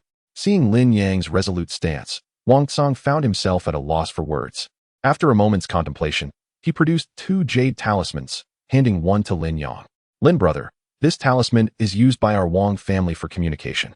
Should you find yourself in peril, simply shatter it, and I will be alerted." "Very well, I shall accept it," Lin Yang replied, not wishing to refuse the gesture, knowing it might compel Wang Song to insist upon his joining the Wang family's ranks. To avoid further complications, Lin Yang casually tucked the talisman away. At that moment, the spirit beast had nearly finished its feast, comfortably squinting its small eyes, appearing on the verge of slumber. Just then, Wang Lishan stepped forward and called out, "All the young members of the families, gather around." Previously, it had been the Shui family patriarch who addressed the assembly, but now, with the Wang family victorious and the Shui family relinquishing 2 spots, the Shui patriarch had lost all desire to take the stage. With a newfound prestige, Wang Lishan naturally took charge and began directing the gathering. Instantly, everyone moved to assemble before him. Once all had arrived, Wang Lishan approached the spirit beast, exchanging a few jovial words, after which the beast advanced and pointed toward the mountainside. In an instant, a surge of spiritual energy emanated from the wall, coalescing into a white vortex. The entrance has appeared. Everyone hurry inside, Wang Lishan proclaimed loudly, adding, the disciples of the Wang family shall enter first. Such is the privilege of the victors. Just before entering, Wang Tsang cast one last glance at Lin Yang and said, Lin brother, should danger arise, do not forget. I will remember, Lin Yang nodded. Once the Wang disciples had entered, he stepped forward, cradling Lin Wan'er, and proceeded into the secret realm. Upon entering the white vortex, Lin Yang was momentarily dazzled as the scenery transformed dramatically. This secret realm lay nestled within the mountains, initially surrounded by verdant flora. However, within the realm, not a single blade of grass could be found. It resembled an ancient ruin. Collapsed remnants of timber and crumbling walls lay scattered haphazardly, adorned with random markings. A cursory glance revealed that this place was likely at least a millennium old. Lin Wan'er, resting upon Lin Yang's shoulder, suddenly displayed a glimmer of surprise in her eyes. The atmosphere felt oddly familiar to her, as if she had been here before. Yet upon deeper reflection, she could not recall the specifics. Lin Yang surveyed the surroundings and noticed Wang Tsang and the others were nowhere in sight, deducing that the entrance had likely teleported them randomly to different locations. He oriented himself and began walking towards the heart of the ruins. Typically, treasures of significance are found within the grandest of palaces, which are often located at the very center of such ancient sites. Whoever reaches the center first shall be rewarded with bountiful treasures. Lin Yang, cradling his daughter Lin Wan'er, hastened towards the heart of the location.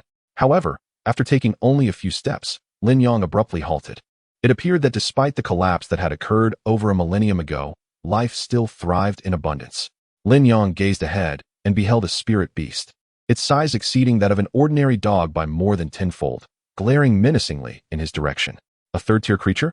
Lin Yang discerned its strength at once. Recognizing it as merely third-tier, comparable to the virtual martial realm in human cultivation levels. Just as Lin Yang prepared to confront the spirit beast, Lin Wan'er chimed in with a cheerful voice. Father, allow me to handle this. She slipped from Lin Yang's embrace and stood confidently before the creature, her smile radiant. Chapter 164. Slaying monsters for inner Dan. You were once a well-behaved little dog, yet now you've grown so large. How unattractive you have become. Lin Wan'er stood before the dog, her head appearing smaller than the creature's, rendering the scene somewhat comical. The dog seemed to comprehend Lin Wan'er's words, letting out an enraged roar and charging towards her. Unfazed, Lin Wan'er suddenly thrust her hands outward. Boom! The strength of her prowess at the 9th level of the void martial realm was unmistakable, as the dog, which dwarfed her considerably, was swiftly vanquished with a single blow. Having dispatched her foe, Lin Wan'er turned back with a beaming smile, gazing at Lin Yang. Father, am I impressive? Ha ha ha. Indeed, Wan'er is formidable. Lin Yang chuckled as he approached, prepared to take Lin Wan'er away. Just then, the system chimed unexpectedly. Ding! A century-old inner Dan detected. Please acquire it promptly. A century-old inner Dan. A flicker of astonishment crossed Lin Yang's eyes. The inner Dan is a unique essence exclusive to spiritual beasts, formed as they absorb spiritual energy over time. The vast reservoir of spiritual energy contained within a century-old inner Dan is beyond imagination. Should an ordinary person absorb all the energy from such a Dan, they could leap from mediocrity into the void martial realm. Moreover, these items are exceedingly rare and valuable in the outside world.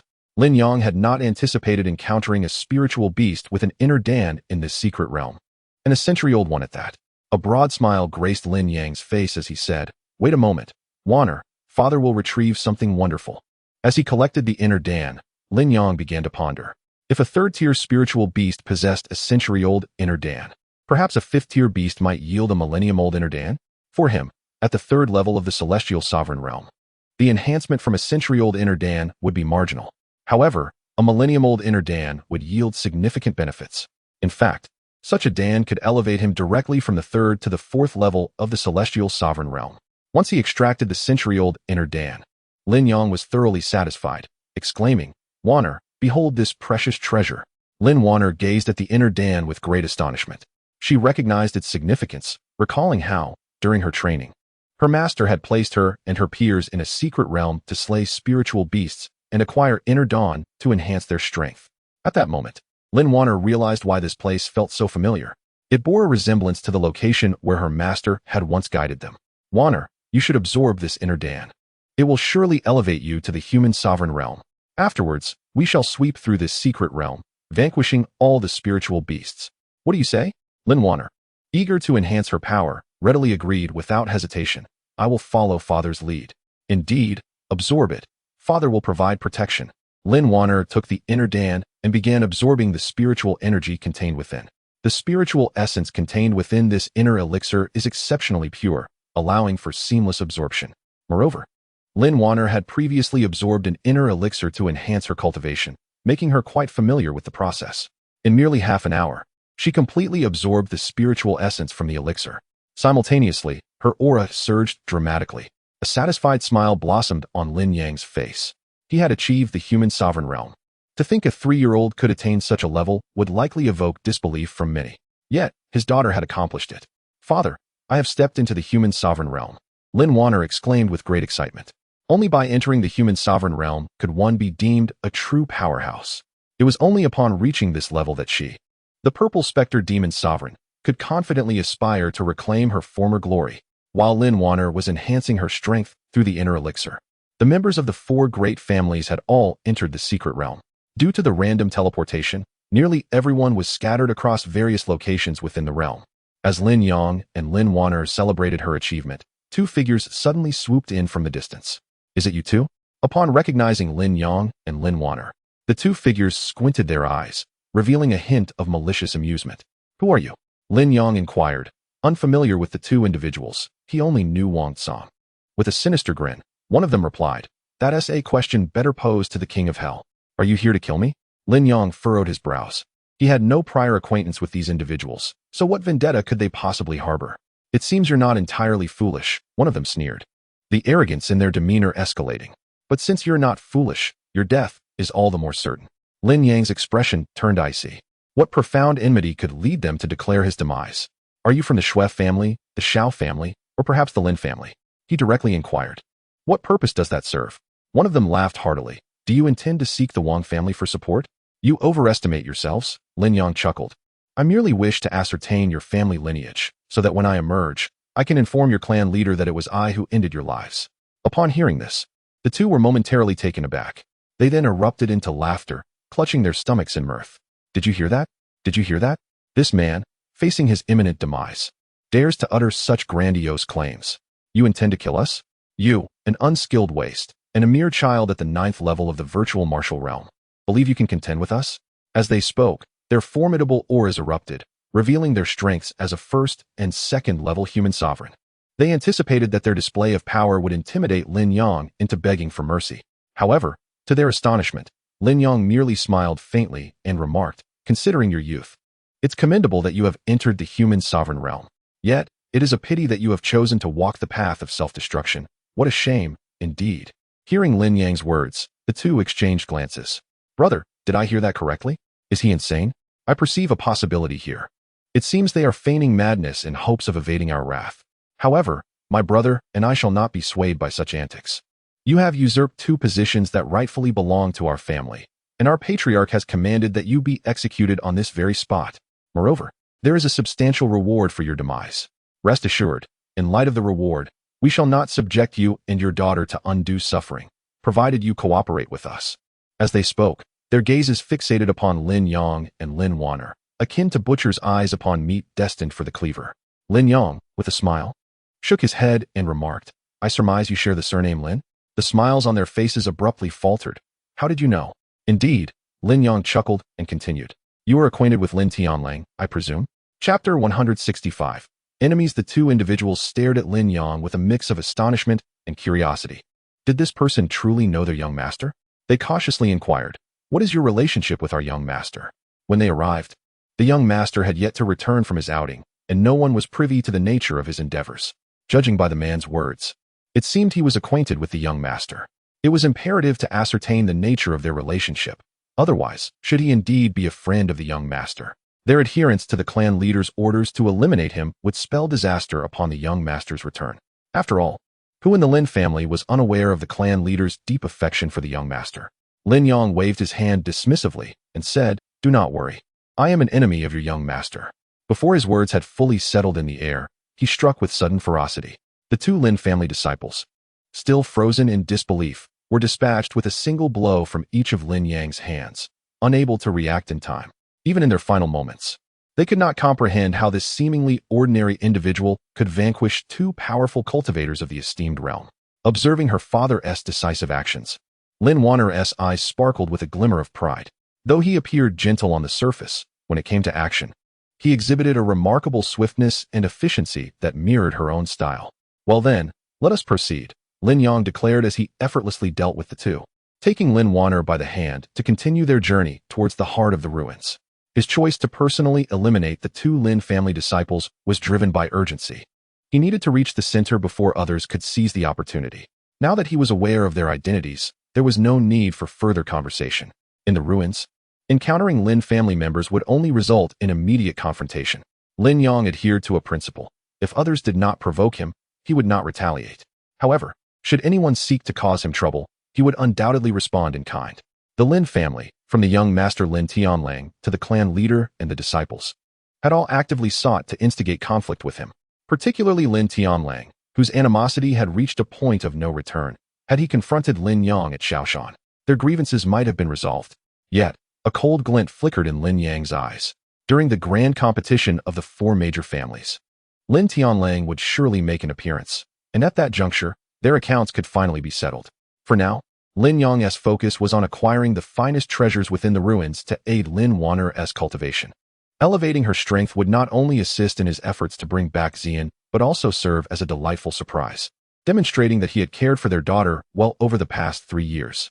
As Lin Wan'er walked alongside Lin Yang, she frequently tilted her head, observing her surroundings. The more she looked, the deeper her astonishment grew. The layout of this place bore an uncanny resemblance to the location where her master had exiled them prior to her transformation into the purple ghost demon lord. Indeed, the age of this relic must far precede the time they first ventured into those places. Is there a connection between here and there? In Lin Wan'er's mind, memories swiftly surfaced of her master's words when they were led to that location. Listen carefully, danger lurks everywhere here. Your aim is not merely survival, but to attain the realm of human respect. Otherwise, you shall all be deemed unworthy and eradicated. At that time, she was the only one among them to reach the 7th layer of human respect, earning her master's focused cultivation, ultimately becoming the purple ghost demon lord. Now, unexpectedly, she found herself in a similar environment. However, the sole difference lay in, sensing the warmth of Lin Yang's large hand, she felt an inexplicable surge of emotion. Her former master treated them as one would nurture a poison insect. Only those who survived were deemed worthy of his attention. Yet, this man before her was entirely different. Reflecting on Lin Yang's care for her during this time, Lin Wan'er's typically frigid gaze began to warm. Father, this relic is vast. We need not rush to the center. Let us first wander around the periphery and see if there is anything of value, Lin Wan'er suddenly suggested. In her memories, the place akin to this relic was not like ordinary ruins. In typical relics, the finest treasures are generally placed at the very center. However, this relic was entirely dissimilar, with valuable items seemingly scattered throughout various locations, as if deliberately misplaced. The center of the relic not only lacked treasures, but was instead a significant trap. Upon reaching the center, everyone would be ensnared in a formation, and only those who survived to the end could escape. This implied that the very design of the relic was likely intended to select just one survivor from among many. Recalling these thoughts now made Lin Wan'er feel an unsettling trepidation. She feared Lin Yang might disregard her counsel, gripping his arm tightly. To her surprise, Lin Yang had already halted as she spoke. A wave of anxiety washed over her. After all, to Lin Yang, she might appear to be merely a 3-year-old child. Would a father truly heed the words of a toddler? Lin Yang smiled gently and said, "Very well, since Wan'er wishes to explore the relic, let us do so before heading to the center." Delight instantly sparkled in Lin Wan'er's eyes. She had not anticipated that Lin Yang would so readily acquiesce to her seemingly absurd proposal. To her, this felt like a dream. In the past, her master would not only dismiss her suggestions, but would confine her for even proposing a differing viewpoint. In Lin Wan'er's perception, Lin Yang had always resembled her master. Yet now, the figures of Lin Yang and her master had finally diverged completely. These two individuals bore no similarities whatsoever. That man was her master, who sought merely to exploit her talents for his own gain. Before her stood a figure of paternal love, her father, who sought no ulterior motives and devoted himself entirely to her well-being.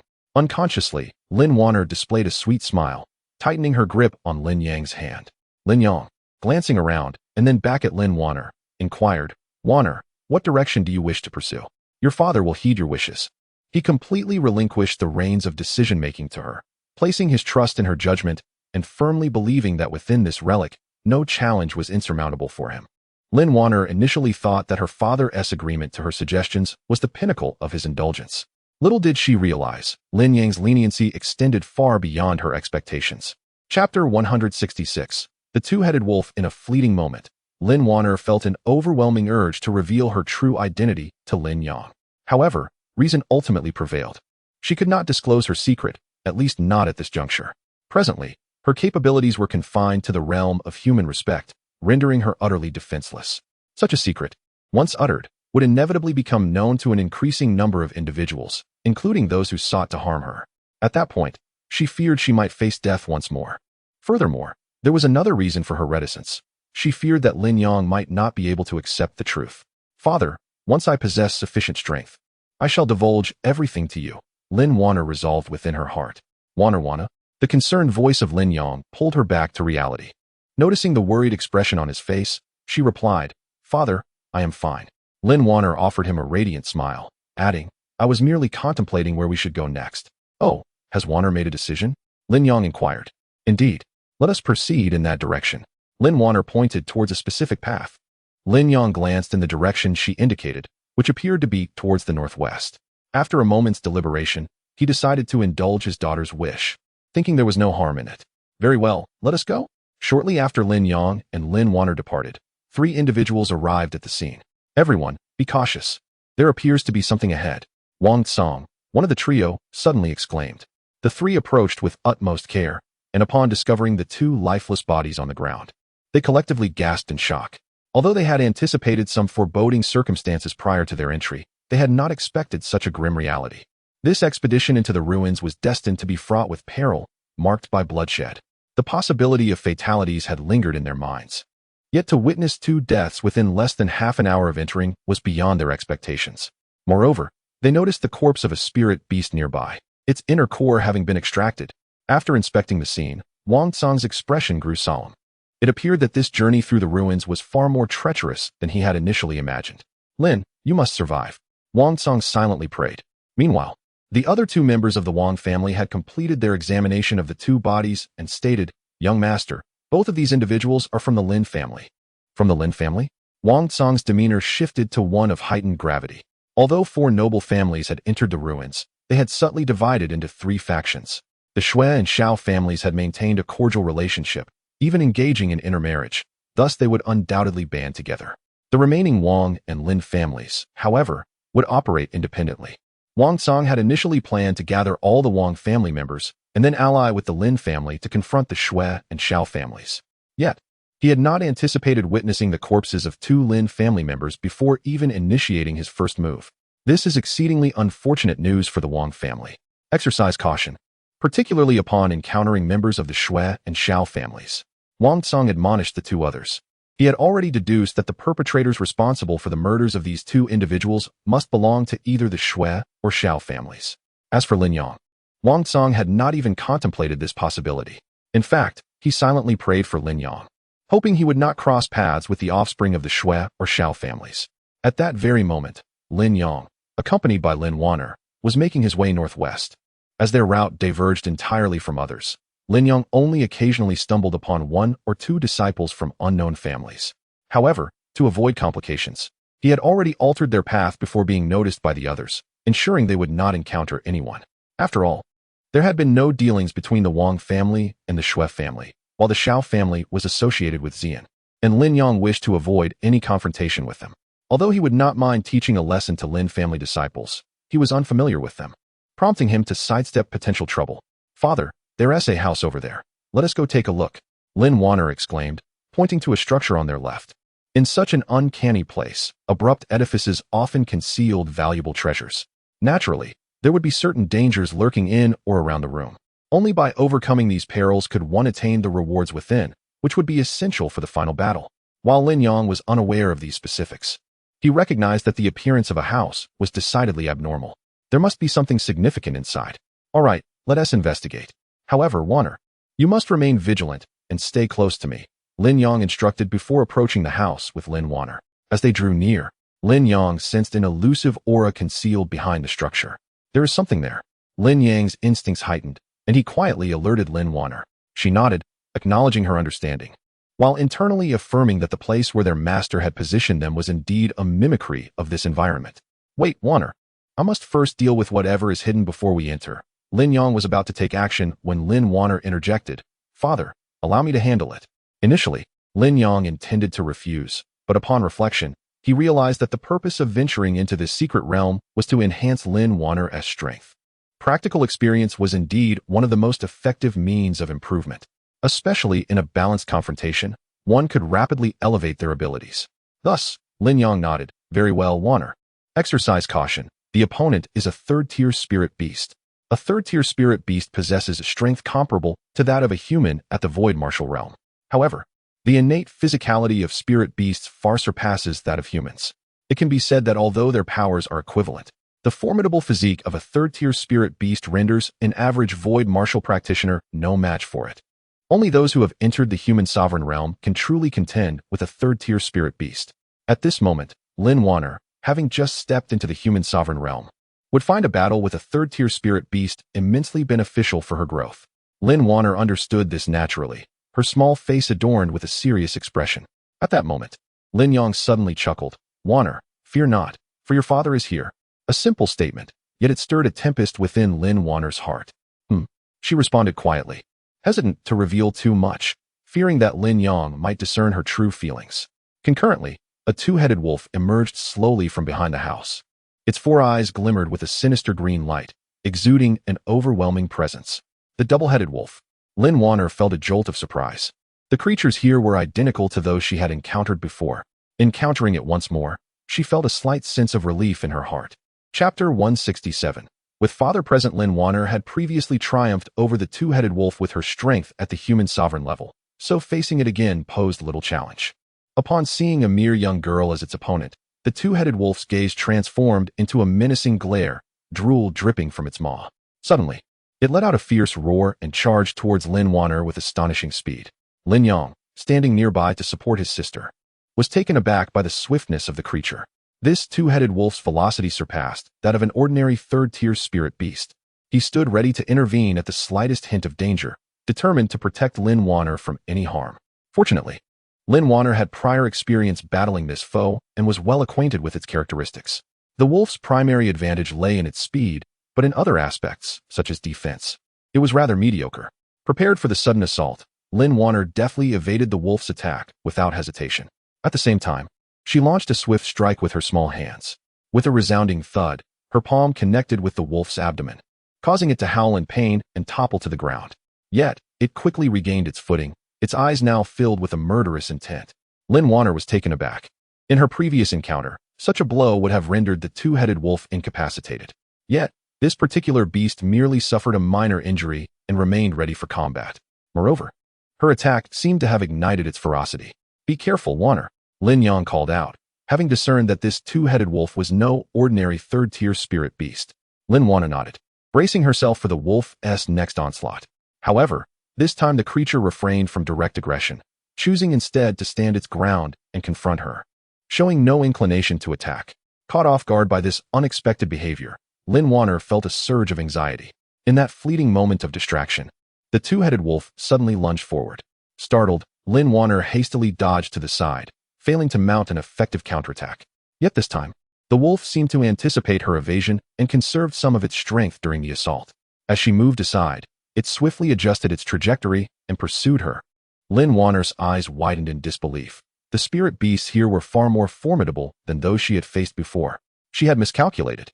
The esteemed purple ghost demon sovereign was on the brink of being defeated by a mere third-tier spirit beast.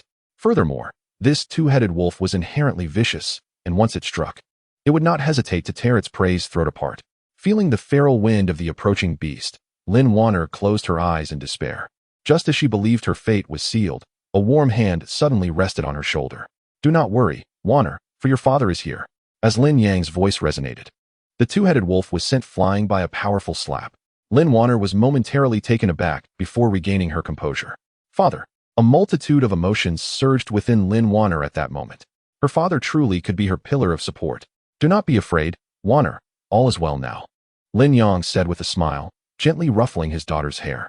The might of a third-tier Sage Realm cultivator was indeed formidable.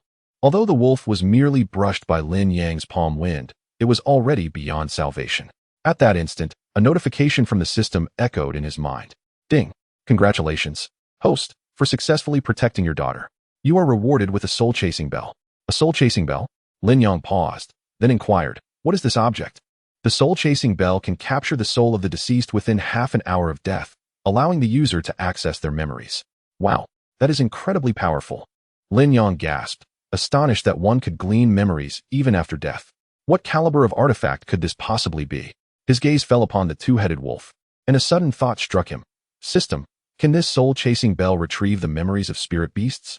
Indeed, the system's response left Lin Yang utterly astonished. He could actually access the memories of spirit beasts. Wait here for a moment, Wan'er, he instructed, then approached the two-headed wolf, producing the soul-chasing bell and gently shaking it. Dingling. As a clear sound resonated, Lin Yang felt something entering his mind. Upon reflection, vivid scenes began to unfold in his consciousness as if he were watching a film. This was the memory of the two-headed wolf. The imagery revealed numerous two-headed wolves alongside other spirit beasts. Beyond that, the two-headed wolf possessed no further memories. It was evident that this creature held a lowly status, merely akin to a petty enforcer, a third-tier spirit beast, reduced to serving as an ordinary lackey. A sense of gravity settled in Lin Yang's heart. It seemed this secret realm was indeed not as simple as it appeared. Father? Lin Wan'er's voice jolted Lin Yang from his reverie. Shall we venture inside to explore? She inquired, pointing towards a nearby house. Of course, let us enter, Lin Yang replied, leading Lin Wan'er into the room. Inside, there was only a simple table and a few stools, along with several jars and bottles atop the table. Beyond that, there was nothing else. Clearly, this room had not been inhabited by anyone. Lin Yang's curiosity intensified. Who could have created this secret realm, and what was their purpose? At least he had drawn one conclusion. This secret realm was undoubtedly not the hidden refuge of a clandestine family. Otherwise, there would not be a trace of life present. Contemplating these thoughts, Lin Yang continued his actions, systematically opening the jars and bottles. To his surprise, he discovered several pills within them. Upon closer inspection, a flicker of astonishment crossed Lin Yang's eyes. Fourth-grade pills? Moreover, these are exquisite fourth-grade elixirs. Such potions, if placed in the Central Sky continent, would undoubtedly command a price of at least 10,000 inferior spirit stones, and they are in high demand. Yet, within this relic, they are so casually left here. What kind of opulent individual could afford to abandon such treasures? Furthermore, these elixirs are all designed to enhance the speed of cultivation, which astonishes Lin Yang even more. Could it be that the creator of this secret realm foresaw that someone would come here to cultivate? This speculation merely flickered through Lin Yang's mind before he collected the elixirs. Regardless of who established this place, these potions are undoubtedly valuable. Chapter 168. The Mysterious Ruins. Upon exiting the secret realm, all the elixirs collected would be given to Wan'er. After gathering the items, Lin Yang proceeded with Lin Wan'er, continuing their journey forward. Along the way, they encountered several dwellings, each guarded by spirit beasts. These spirit beasts possessed a potency equivalent to third-tier entities. Lin Yang encouraged Wan'er to engage in combat with the spirit beasts, only intervening when she found herself overwhelmed. However, Wan'er's combat prowess evidently exceeded Lin Yang's expectations. During their initial encounter with a two-headed wolf, she underestimated its agility and nearly fell victim to its dual blades. Yet, in subsequent battles against other spirit beasts, Wan'er maintained a dominant presence, filling Lin Yang with joy as he watched his daughter showcase her strength. Thus, the father and daughter duo journeyed northwest, collecting an abundance of elixirs and spiritual herbs along the way. Reflecting on their gains, Lin Yang felt immense satisfaction. Although these items paled in comparison to what the system had provided him, they still constituted a significant windfall, even if he and Wan'er could not utilize them. Exchanging them for spirit stones would yield considerable profit, especially with regards to Wan'er's future cultivation. As a father, he felt compelled to ensure everything was prepared for her. Throughout this journey, Wan'er had fought against several spirit beasts, and after her surprising encounter with the two-headed wolf, she recognized that the spirit beasts here were markedly stronger than those she had previously faced. With newfound vigilance, she adeptly confronted the third-tier spirit beasts. As she battled against them, her strength gradually progressed from merely stepping into the human sovereign realm to achieving completion in the first layer of that realm within just over 2 days. If word got out, many would likely regard her as a prodigy. Yet, In Lin Yang's eyes, her cultivation speed was rather average, as he himself had ascended to the third layer of the celestial sovereign realm within 3 years. "Father, there's another dwelling ahead," Wan'er exclaimed, pointing forward. "Very well, let us investigate," Lin Yang replied with a smile, pulling Wan'er along to collect more treasures. However, as they approached the dwelling, the smile on Lin Yang's face gradually faded. He positioned himself protectively in front of Wan'er, saying, "Wan'er, stay back." With wide eyes, Wan'er asked, "Father, what is it?" Lin Yang's gaze remained fixed ahead. "That spirit beast is a fourth-tier entity." A jolt of alarm coursed through Wan'er at the mention of a fourth-tier spirit beast. She had nearly forgotten of their existence, having only encountered third-tier beasts thus far. A fourth-tier spirit beast was equivalent to a human in the Earth Sovereign realm, and even typical Earth sovereigns would struggle against them. As Wan'er was merely at the first layer of the human sovereign realm, she was certainly no match. Complying with Lin Yang's command, she distanced herself. The fourth-tier spirit beast, sensing Lin Yang's presence, slowly emerged, a skeleton radiating an aura of chilling coldness. However, upon the skeletal hand lay a sword of unmistakable quality. A glimmer of astonishment flickered in Lin Yang's eyes. It was not a spirit beast, but rather a wraith. In the realm of Zhongtian, myriad forms of life exist, beyond mere humanity and spirit beasts, encompassing an unfathomable variety. Among these, the most feared are undoubtedly the undead. These creatures are forged from the remnants of the deceased, humans or spirit beasts, through arcane rituals. Their combat prowess surpasses that of their living counterparts, and they are impervious to pain, rendering them formidable adversaries against equally matched foes. Lin Yang could hardly fathom the presence of such entities within this ruin. Lin Wan'er, upon glimpsing the wraith, was equally taken aback.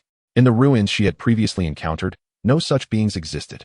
As she pondered the events that had transpired within this site, Lin Yang swiftly dispatched the wraith. As a practitioner at the third tier of the celestial sovereign realm, vanquishing a wraith of the Earth sovereign realm was nonetheless a straightforward task. After slaying the wraith, Lin Yang did not hasten to search for elixirs, but instead retrieved the soul-chasing bell and gently rang it. Subsequently, a cascade of memories flooded Lin Yang's mind. At the outset of these visions, the scene mirrored that which Lin Yang had just witnessed. However, he discerned numerous other wraiths, seemingly under the influence of some unseen force, scattered throughout the ruin. So many wraiths. The more he observed, the more astonished he became. The majority of these wraiths were of the human sovereign rank, with a considerable number at the Earth sovereign level. To his shock, he even beheld wraiths of the celestial sovereign tier. Lin Yang's heart raced. What kind of power was capable of conjuring celestial sovereign wraiths? Simultaneously, he encountered many spirit beasts within these memories. Some he had previously encountered, yet many were entirely unfamiliar to him. Furthermore, the majority of these spirit beasts were of the third rank, with a notable number at the fourth, and a few at the fifth rank. After absorbing this information, Lin Yang was disinclined to continue his exploration. While Wang Tsang and his companions might manage fourth-rank beasts, facing fifth-rank spirit beasts would surely spell their doom. Although indifferent towards other scions of the Wang clan, Lin Yang had a favorable rapport with Wang Tsang. "Wan'er, let us swiftly collect the items here and rendezvous with your Uncle Wang," Lin Yang urged. Lin Wan'er, puzzled by this sudden decision, acquiesced upon seeing the gravity etched upon Lin Yang's face. They gathered the spiritual herbs within the chamber, and after securing the weapon the wraith had wielded into his spatial pouch, Lin Yang led Lin Wan'er toward the heart of the ruin. As they made their way, disciples from the four prominent families moved with the caution of startled birds, unwilling to exhibit even the slightest lapse in vigilance. The Shui and Shao clans had conspired prior to entering the secret realm to collaborate. Of the original 16 members, only 13 remained, yet they remained on high alert. Due to the increase in quotas, the Wang family now consists of 14 members.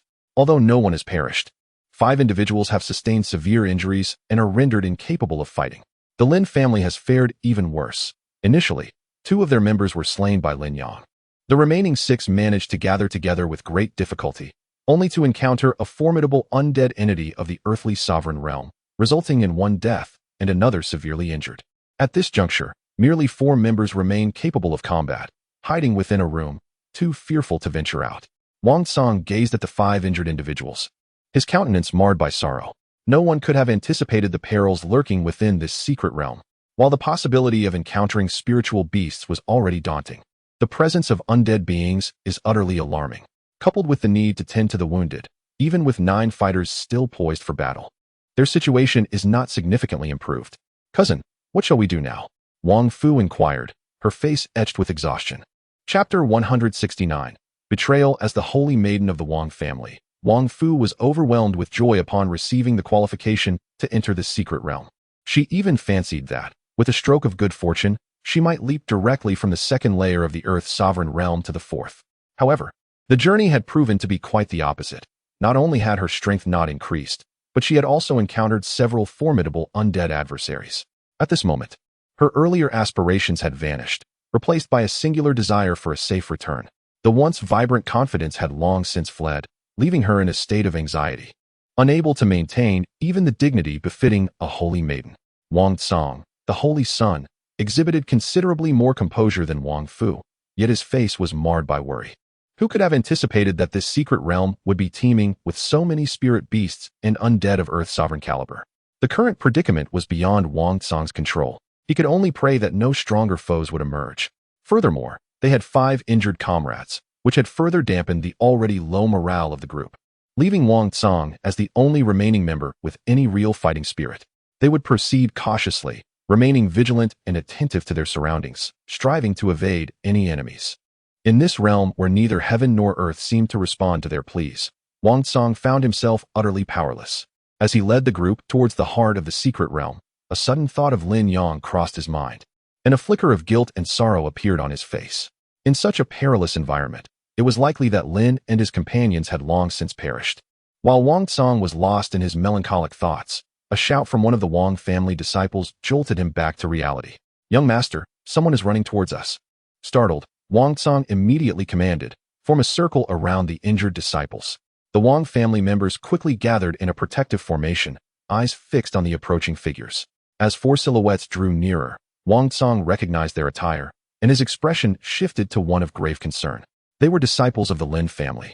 The Lin family members, upon spotting Wang Tsong and the others, were filled with elation. "Young master of the Wang family, please save us," they cried as they rushed towards him.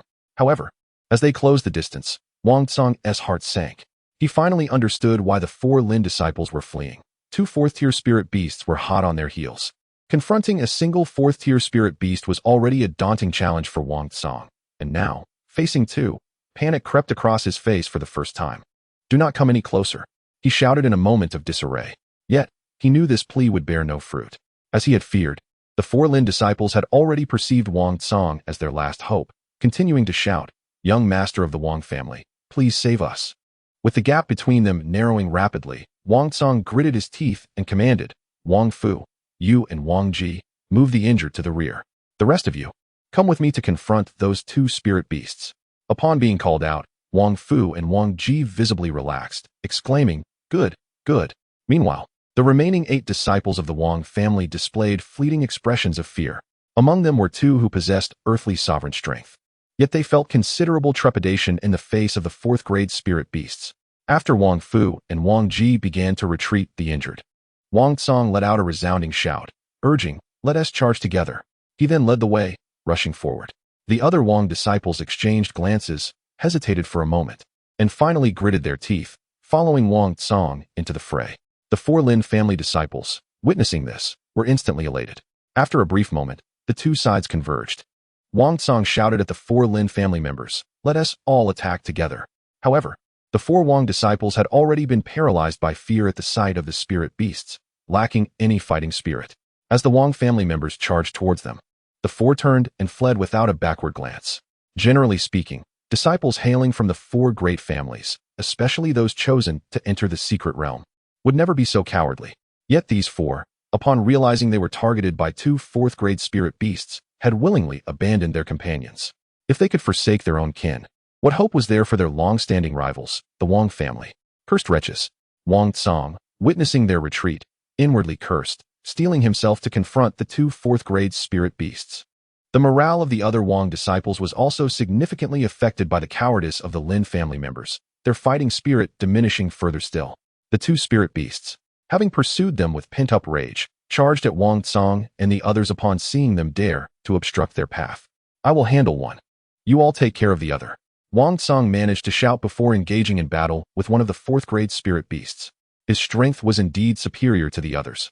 Although he faced a single spirit beast alone, he did not immediately falter, instead entangling himself in a fierce struggle. The remaining Wang disciples, however, were far less fortunate. Lacking Wang Tsang's prowess and overwhelmed by panic, their actions were disorganized and lacked coordination. Consequently, their perilous situation was even more dire than Wang Tsang's. While fighting, Wang Tsang observed the chaos surrounding him and called out loudly, "Everyone, calm down. Fourth-grade spirit beasts are not as formidable as they seem." The disciples, harboring immense trust in Wang Tsang, felt a wave of reassurance wash over them, gradually stabilizing the situation. "All right, find an opportunity to eliminate that spirit beast, and then come assist me." With the situation under control, Wang Tsang felt a surge of confidence and began to devise a plan, even experiencing a flicker of excitement. Throughout their journey, they had already vanquished several third-grade spirit beasts, yielding significant rewards, including several hundred-year elixirs. Now, facing fourth-grade spirit beasts, the inner elixirs they possessed would undoubtedly be far superior. This was a substantial opportunity. Wang Tsang's mind began to wander, envisioning the rewards that would follow the demise of these two spirit beasts. However, from the corner of his eye, he suddenly witnessed a scene that made his heart race with fury. The four Lin family disciples, who had fled from battle, had run to the injured members of the Wang family, while Wang Tsang and others were engaged in combat with the spirit beasts. Just moments ago, Wang Tsang had seen these four Lin disciples, two of them attacking Wang Fu and Wang Ji. The two were completely unprepared and were swiftly knocked to the ground, uncertain of their fate. Subsequently, those four Lin disciples mercilessly struck down the five incapacitated Wang family members. Chapter 170. Divine Weapons Descend. Wang Tsang could hardly believe that they had just rescued them from peril, only for these four to turn and commit murder. The remaining Wang family disciples also witnessed this appalling act and cried out in outrage, "What are you doing? We saved you." In response to the Wang family's accusations, the four Lin disciples showed not the slightest hint of remorse. "Ha, young master of the Wang family, we are indeed grateful for your assistance. However, gratitude aside, our Lin family and your Wang family have always been adversaries. Now that you are ensnared by spirit beasts, should we not strike while you are vulnerable? By the way, young master of the Wang family, we shall remember this spot, and once you have perished, we will come to assist in collecting your remains as a token of our thanks." After speaking, they laughed heartily and made their way into the distance. Wang Tsang suddenly let out a cry of anguish, swaying dangerously as if he might collapse. The shameless behavior and words of the four had enraged him to the point of nearly losing his sanity. Yet, already weakened from battling the fourth-tier spirit beasts, he was momentarily distracted, allowing one of the beasts to seize the opportunity and bite down hard on his leg. "Young master." The others were equally furious upon witnessing Wang Tsang's plight, their hearts trembling in fear. As a result, two more Wang family disciples were quickly injured by the spirit beasts, losing their fighting capability. The tide of battle had dramatically shifted. The Wang family, who had previously been evenly matched with the two spirit beasts, now found themselves at a severe disadvantage. Wang Tsang's face was etched with despair, regretting that he had led his comrades into this predicament. With a roar, he suddenly launched an attack against another spirit beast. His actions drew the attention of the second beast, which turned its focus upon him. "You all must flee. I will hold them off," Wang Tsang shouted desperately. The remaining Wang family disciples looked on in shock. "Young master, leave. If we do not depart now, none of us will escape. Remember the faces of those Lin family members. We must avenge this." At this moment, Wang Tsang appeared almost frenzied. Though his leg was severely bitten, in a desperate struggle, he managed to attract the attention of both fourth-tier spirit beasts, even managing to hold his ground for the time being. Yet, deep down, he understood that he was merely exhausting his strength. As his stamina waned, he would soon become prey for these two spirit beasts. Nevertheless, fear was not in his heart. His sole thought was to ensure the survival of the others. The remaining members of the Wang family understood Wang Tsang's intent, tears glistening in their eyes. "Crown Prince, go!" Wang Tsang shouted with all his might, and the ensuing assault grew even more frenzied. The Wang family siblings exchanged glances, ultimately nodding in unison before turning to flee. They refrained from uttering any promises for Wang Tsang's survival, fully aware that, under such circumstances, it was utterly impossible for him to return alive. As they departed, a flicker of solace crossed Wang Tsang's face. "It's for the best that you leave. It's for the best," he murmured, a wave of exhaustion beginning to wash over him. "To think that I, the esteemed heir of the Wang family, would meet my end here, and in such a pitiful manner." Darkness began to cloud Wang Tsang's vision, a consequence of his earlier exertions. "So be it. Let me perish like this. If I were to meet Brother Lin, I would certainly apologize for bringing him into this perilous realm." At that moment, the two fourth-tier spirit beasts, sensing Wang Tsong's diminished strength, roared in unison and lunged at him ferociously. Wang Tsong's sight grew increasingly hazy as he beheld the two charging spirit beasts. A semblance of relief graced his features as he slowly closed his eyes. However, just then, a golden patterned dragon spear suddenly pierced the air, swiftly impaling the two spirit beasts and pinning them to the ground. Following this, a voice that Wang Tsong knew all too well resonated. "Brother Wang, how are you?" Upon hearing this voice, Wang Tsong was momentarily taken aback, then opened his eyes to see Lin Yang, brows furrowed in concern. "Brother Lin?" Wang Tsong asked uncertainly. "Am I already dead to see you here?" He chuckled self-deprecatingly, saying, "Brother Lin, I owe you an apology. I shouldn't have brought you into this secret realm, leading to your needless demise." Just then, Lin Wan'er's bright voice broke in. "Father, what is he saying? Has he been frightened into silence?" She continued, "Humph. How could such a grown man be scared silly by two spirit beasts? I'm far braver than him." Upon hearing Lin Wan'er's voice, Wang Tsong finally sensed something amiss. The pain from the wounds inflicted by the spirit beasts surged, jolting him back to the realization that he was still alive. I'm not dead," Wang Tsong exclaimed in astonishment, rubbing his eyes to confirm that Lin Yang stood before him. "Brother Lin, you're alive too." Without waiting for Lin Yang's response, tears streamed down Wang Tsong's face. "This is wonderful, truly wonderful." Shortly thereafter, a fierce glint of vengeance ignited on Wang Tsong's face. "Lin family, I shall not rest until you are utterly vanquished." Releasing the pent-up hatred within him, Wang Tsong recalled the two spirit beasts from earlier. How could those fourth-tier spirit beasts have vanished so suddenly? His gaze quickly found their lifeless forms, and astonishment flickered in his eyes. These were fourth-tier spirit beasts, and yet they had been slain in an instant by a single spear. Moreover, this spear was undoubtedly of extraordinary quality. Wang Tsong's gaze immediately began to search. Yet aside from himself, only Lin Yang and Lin Wan'er were present. Unable to contain his curiosity, he inquired, "Brother Lin, who was it that rescued me?" At that moment, Lin Yang rubbed his nose and replied, "Brother Lin, I must apologize. I arrived late." "What do you mean?" Wang Tsong was still trying to grasp the situation. "It was I who killed those two spirit beasts." Lin Yang's words left Wang Tsong utterly stunned. The notion that Lin Yang had vanquished those two spirit beasts seemed implausible. How could this be possible? Wang Tsong found it hard to believe, for he regarded Lin Yang as an ordinary individual. How could he possess the capability to slay two fourth-grade spirit beasts? After all, even he himself was no match for them. An unremarkable person like Wang Tsong could defeat them? The reason lies in the unique cultivation technique I practice, which makes me appear as an ordinary person devoid of cultivation prowess. Lin Yang explained candidly, revealing the underlying cause. After hearing this, Wang Tsong was left in complete astonishment. He scrutinized Lin Yang from head to toe, still harboring some disbelief. What kind of technique could yield such an effect? One that even he could not discern. It is worth noting that as one of the four prominent families of the Zhongtian continent, the Wang family possessed numerous secret arts, including those specifically designed to unveil concealed strengths. Chapter 171. Offering assistance, Wang Tsong could not claim to have mastered these secret techniques to an exceptional degree. Yet Lin Yang had been in the Wang family for several days, and during this time, not a single person had discerned that Lin Yang was anything but ordinary. Could that truly be the case?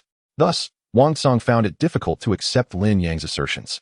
Nonetheless, he refrained from pressing further, believing that Lin Yang had his reasons for silence. "Thank you, Brother Lin." Wang Tsong expressed his gratitude, then casually picked up a withered branch to use as a cane and limped toward Wang Fu. Upon reaching her, tears streamed down his face uncontrollably. "Rest assured, I shall avenge you," Wang Tsong declared, gritting his teeth and enunciating each word with conviction. However, the immediate priority for Wang Tsong was to locate the surviving members of the Wang family. Upon hearing Wang Tsong's plan, Lin Yang nodded in agreement. "Very well. Once we gather everyone, we shall depart from this place." Lin Yang was equally reluctant to linger here, as formidable entities akin to the realm of celestial sovereigns resided nearby. Although he was at the third tier of celestial sovereign himself, and his cultivation of the desire for transcendence was exceptional, he preferred to avoid confrontation with such formidable adversaries. Thus, Lin Yang followed Wang Tsong, tracing the remnants left by the Wang family disciples. The few surviving members had drawn the attention of two spirit beasts toward Wang Tsong, allowing them to pursue the four members of the Lin family. However, the Lin family disciples were exceedingly cunning. Upon realizing they were being tracked, they purposefully erased their traces and fabricated false ones, leading the Wang family disciples toward a certain wraith.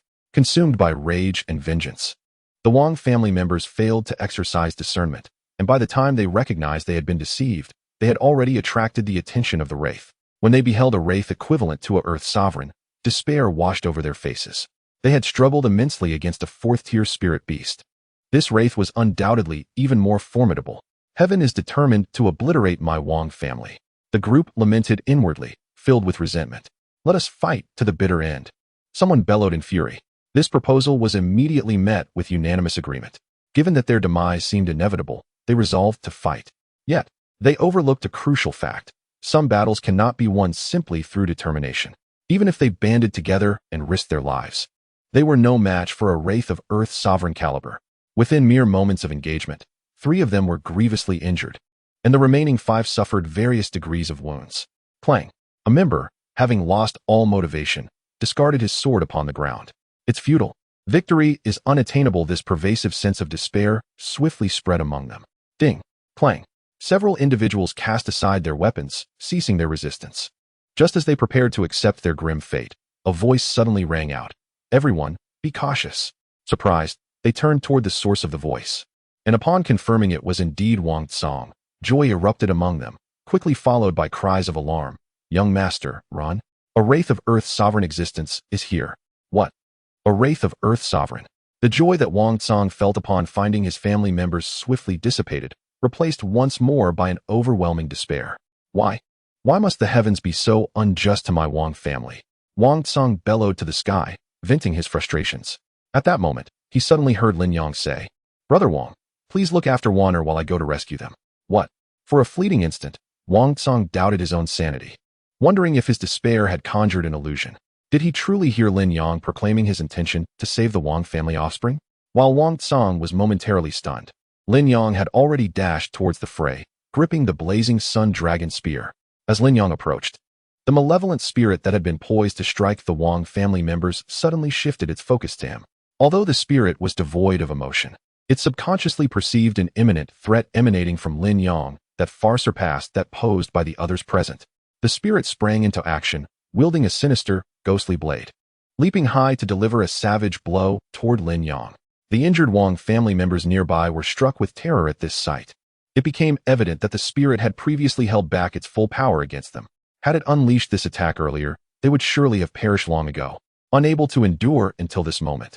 As they turned to witness the scene, they beheld Lin Yang, unflinching, gazing at the spirit, their astonishment mounting.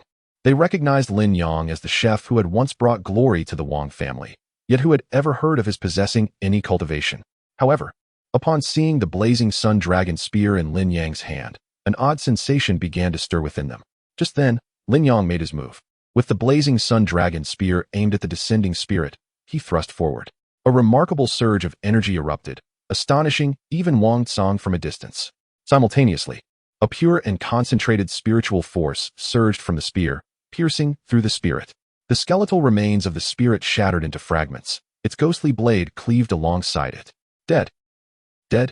The Wang family members, including Wang Tsong, could scarcely believe their eyes as they stared at the remnants strewn across the ground, each one dumbfounded. Especially Wang Tsong, who nearly collapsed in shock. What had he just witnessed?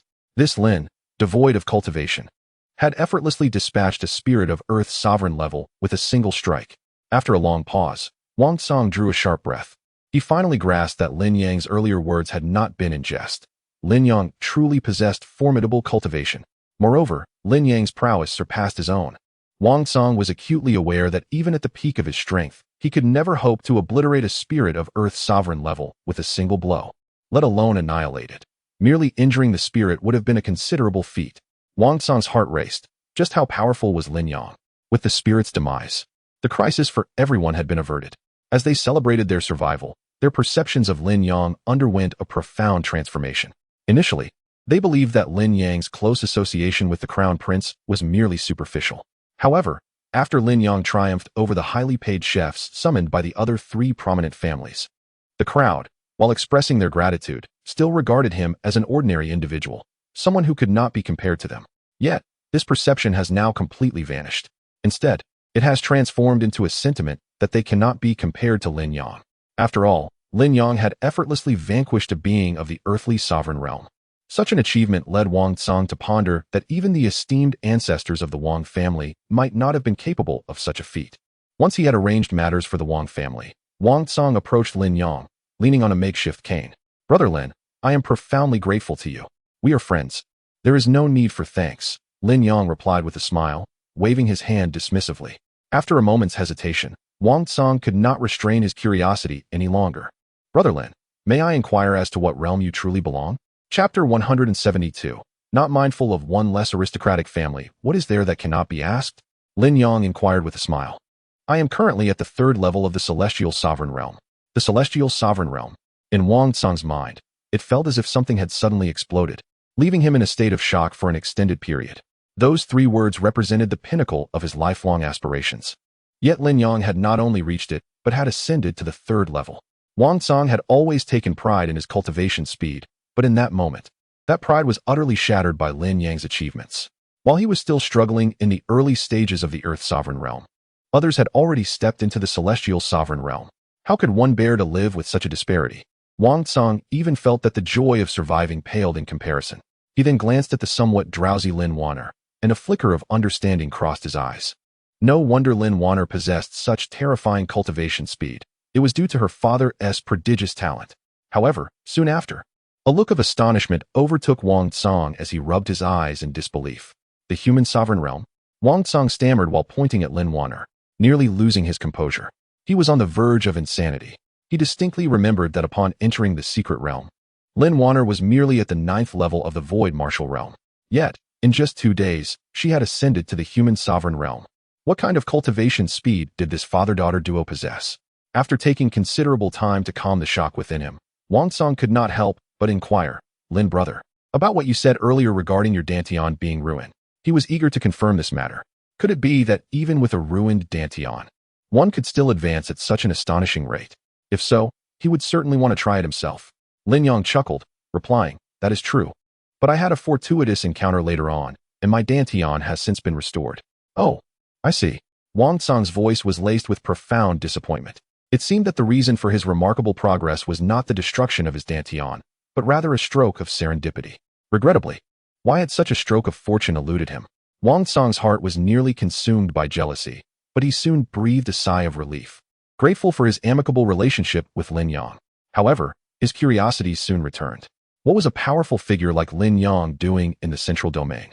Did Lin Yang intend to usurp the 4 great aristocratic families and become the new overlord of the central heavenly continent? Perceiving Wang Tsang's confusion, Lin Yang promptly revealed the purpose of his visit. After hearing this, Wang Tsang nearly leapt from his seat. "You mean to say that the saintess of the Shao family is Wan'er's mother?" Lin Yang nodded. "Indeed. Unfortunately, she was forcibly taken back to the Shao family 3 years ago." "Wait a moment." Wang Tsang furrowed his brow. "Among those who entered the secret realm from the Shao family, there is indeed a saintess. Did Lin brother not recognize her? Are you referring to Shao Hongqian?" Lin Yang had already learned the name of the woman in the Shao family's entourage.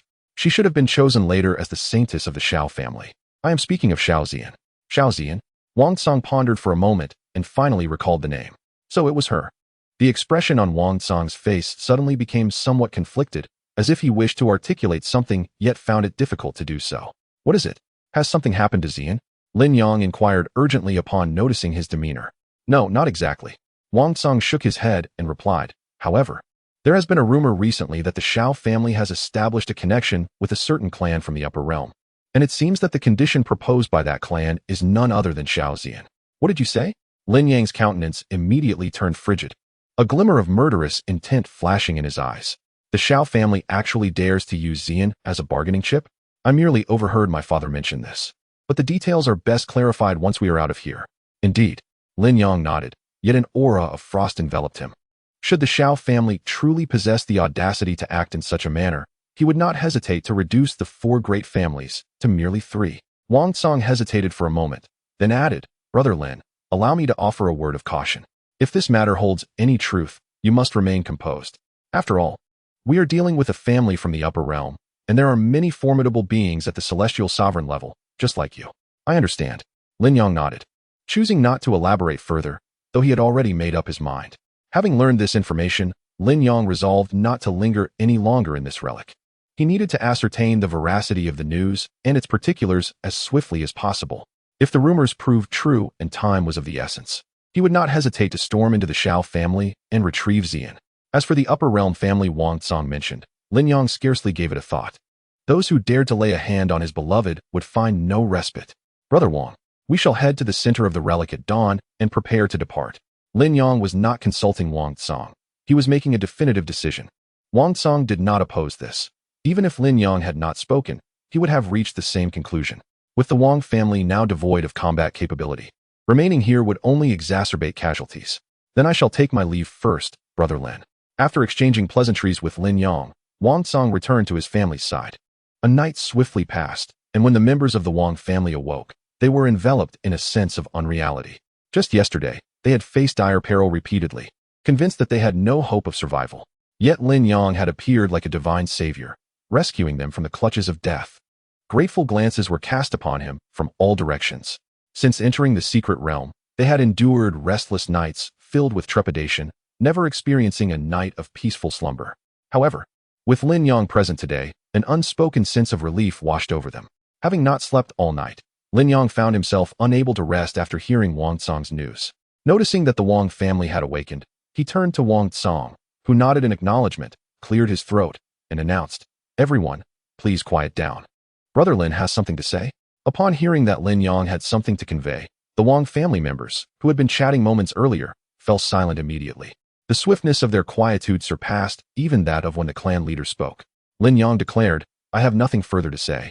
Except this, today we shall make our way to the center of the ruins and prepare to depart from this place." As soon as Lin Yang's words echoed, all the disciples of the Wang family, including Wang Tsang, responded in unison, yes. At that moment, Lin Yang had undoubtedly assumed the role of their commander, a position willingly embraced by all. Without hesitation, Lin Yang took the lead, guiding Lin Wan'er ahead. While the severely injured disciples of the Wang family were supported by those with minor injuries, their faces adorned with a sense of relief as they advanced towards the center of the ruins. Meanwhile, as Lin Yang and the Wang family members set forth, a discord emerged within the united team of the Shui and Xiao families. Now that we are struggling to safeguard our own, must we still bear the burden of their company? The saint son of the Xiao family coldly questioned the saint son of the Shui family. Chapter 173. News of Xiao Zian. The expression of the Shui family's holy son was notably grim. He was acutely aware that the words of the Xiao family's holy son were indeed accurate. However, he felt that abandoning the injured here would tarnish his reputation as a holy son. Witnessing the Shui family's holy son vacillate, the Xiao family's holy son felt a profound disdain. At such a critical juncture, he still clung to concerns about his own reputation. If we continue to carry them, we shall not survive. This statement from the Xiao family's holy son decisively shattered the psychological defenses of the Shui family's holy son. Life, after all, held greater significance than reputation. With gritted teeth, the Shui family's holy son conceded, "Very well, let us proceed, as you suggest." The Xiao family's holy son realized that the blame would fall upon him, but he remained indifferent, for he had already devised a narrative for his return. Subsequently, the Xiao family's holy son arranged for individuals to venture out under the pretense of surveying the surroundings, while in reality, he sought to avoid alarming the injured.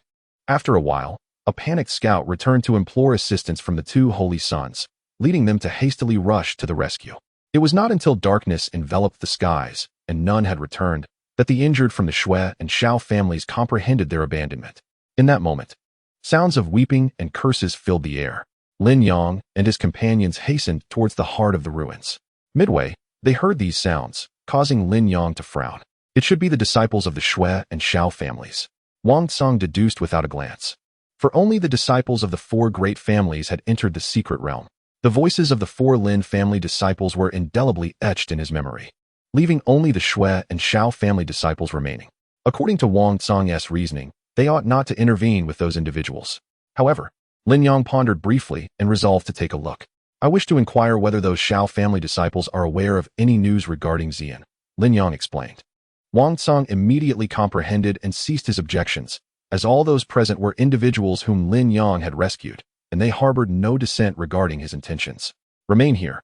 Lin and I will investigate," Wang Tsang announced to the group before striding alongside Lin Yang in the direction of the voices. Upon noticing two approaching figures, the injured disciples of the Shui and Xiao families initially believed their holy sons had returned out of conscience to rescue them, and they promptly fell silent, eyes filled with anticipation. However, upon recognizing Wang Tsang and Lin Yang, their joy swiftly morphed into astonishment.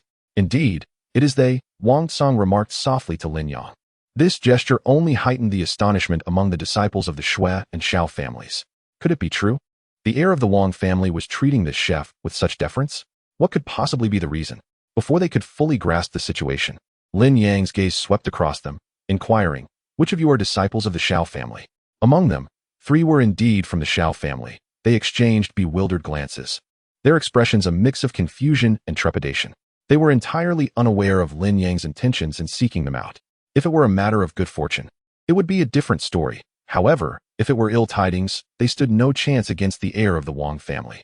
Anxiously, they remained silent. But Lin Yang perceived their unease.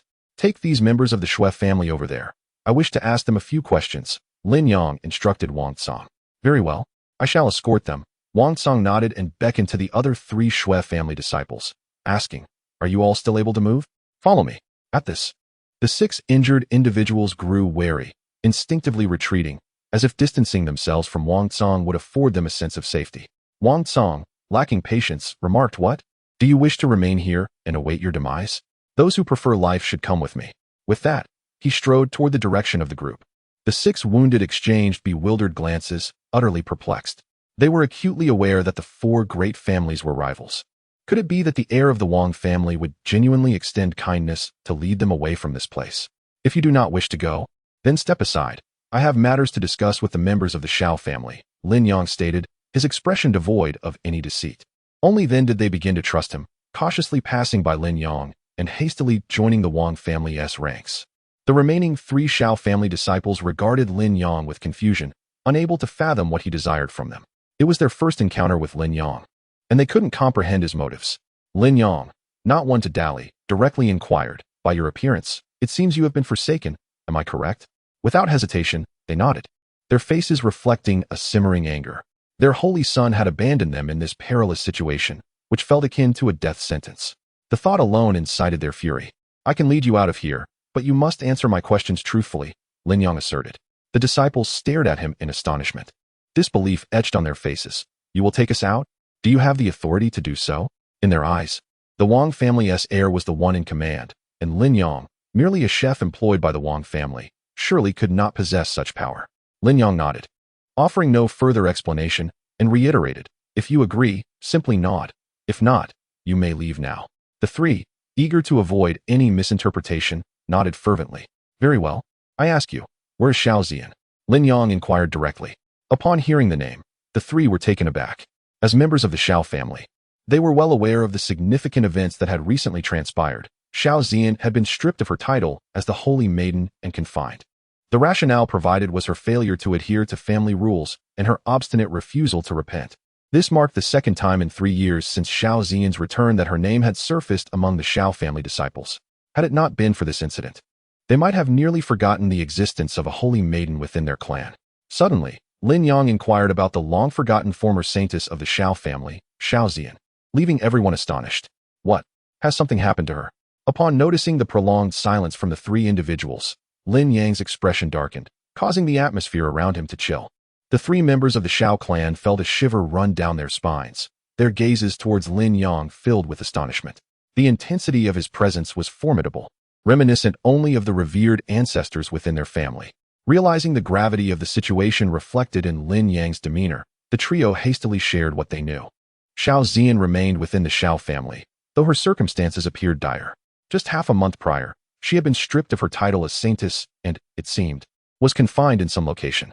Additionally, I heard that there were plans to eradicate her cultivation entirely. However, it was said that a significant figure had taken an interest in her, which led to her being kept under lock and key. Chapter 174. The Ancient Beast Arena. After the 3 spoke, they anxiously gazed at Lin Yang. Although they were considered core disciples of the Xiao family, their knowledge on such matters was limited, and they could only infer some details from fragmented conversations. Upon hearing their words, Lin Yang's expression grew even colder. It appeared that what Wang Song had mentioned was not mere fabrication. The Xiao family indeed had the audacity to act in such a manner. A fierce killing intent erupted in Lin Yang's eyes. He would hold each member of the Xiao family who condoned such treatment of Ziyan accountable. "Very well, follow me," Lin Yang declared, striding purposefully toward the direction of the team. The 3 Xiao family disciples exchanged astonished glances. unable to believe that Lin Yang's request had been so readily accepted. Without a moment's hesitation, they disregarded their injuries and limped forward to keep pace with him. Once the group was assembled, Lin Yang announced their departure once more. The 6 newly joined injured members stood frozen in place, stunned by the command that had flowed from Lin Yang's lips, particularly as Wang Tsang expressed no dissent. What was happening? Was this team truly under Lin Yang's command? Are you coming or not? Wang Tsang suddenly turned and barked. The others hastily fell in line. Yet a single question lingered in their minds. What was Lin Yang's background that could command such obedience from Wang Tsang, the heir of the Wang family? Without a hint of discontent, with the addition of the 6 injured, their numbers swelled to 17, yet the majority were wounded. Consequently, the pace of their journey significantly slowed to accommodate the injured. Along the way, the newcomers finally comprehended why Wang Tsang was so compliant towards Lin Yang. The latter's strength was simply terrifying. Occasionally encountering 4th-grade spirit beasts and even 4th-grade undead, Lin Yang dispatched them all with a single strike. Such a feat left the 6 in a state of disbelief. These creatures were equivalent to human-level Earth sovereigns, yet Lin Yang effortlessly vanquished them. Could it be that this young chef was a pinnacle expert at the Earth sovereign realm? The reason they did not consider the celestial sovereign realm was that they had never witnessed such a powerful figure.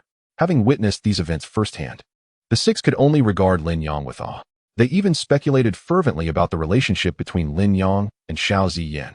Ultimately, they arrived at a conclusion that was more of a hypothesis than a certainty. There must be a special connection between Lin Yang and Xiao Ziyan. Why else would Lin Yang, who seemed indifferent to everything else, focus solely on Xiao Ziyan, a figure they had nearly forgotten? After 5 arduous days of travel, they finally beheld the central structure of the ruins in the distance, a square, cage-like edifice devoid of windows, with only a single entrance.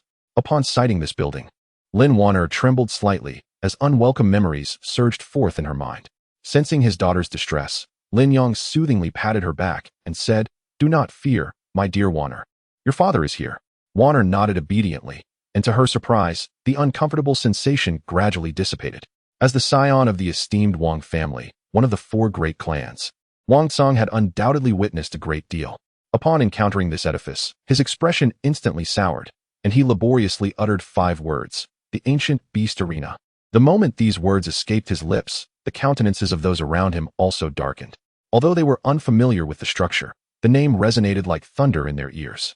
Legend has it that thousands of years prior, the celestial continent was teeming with formidable warriors.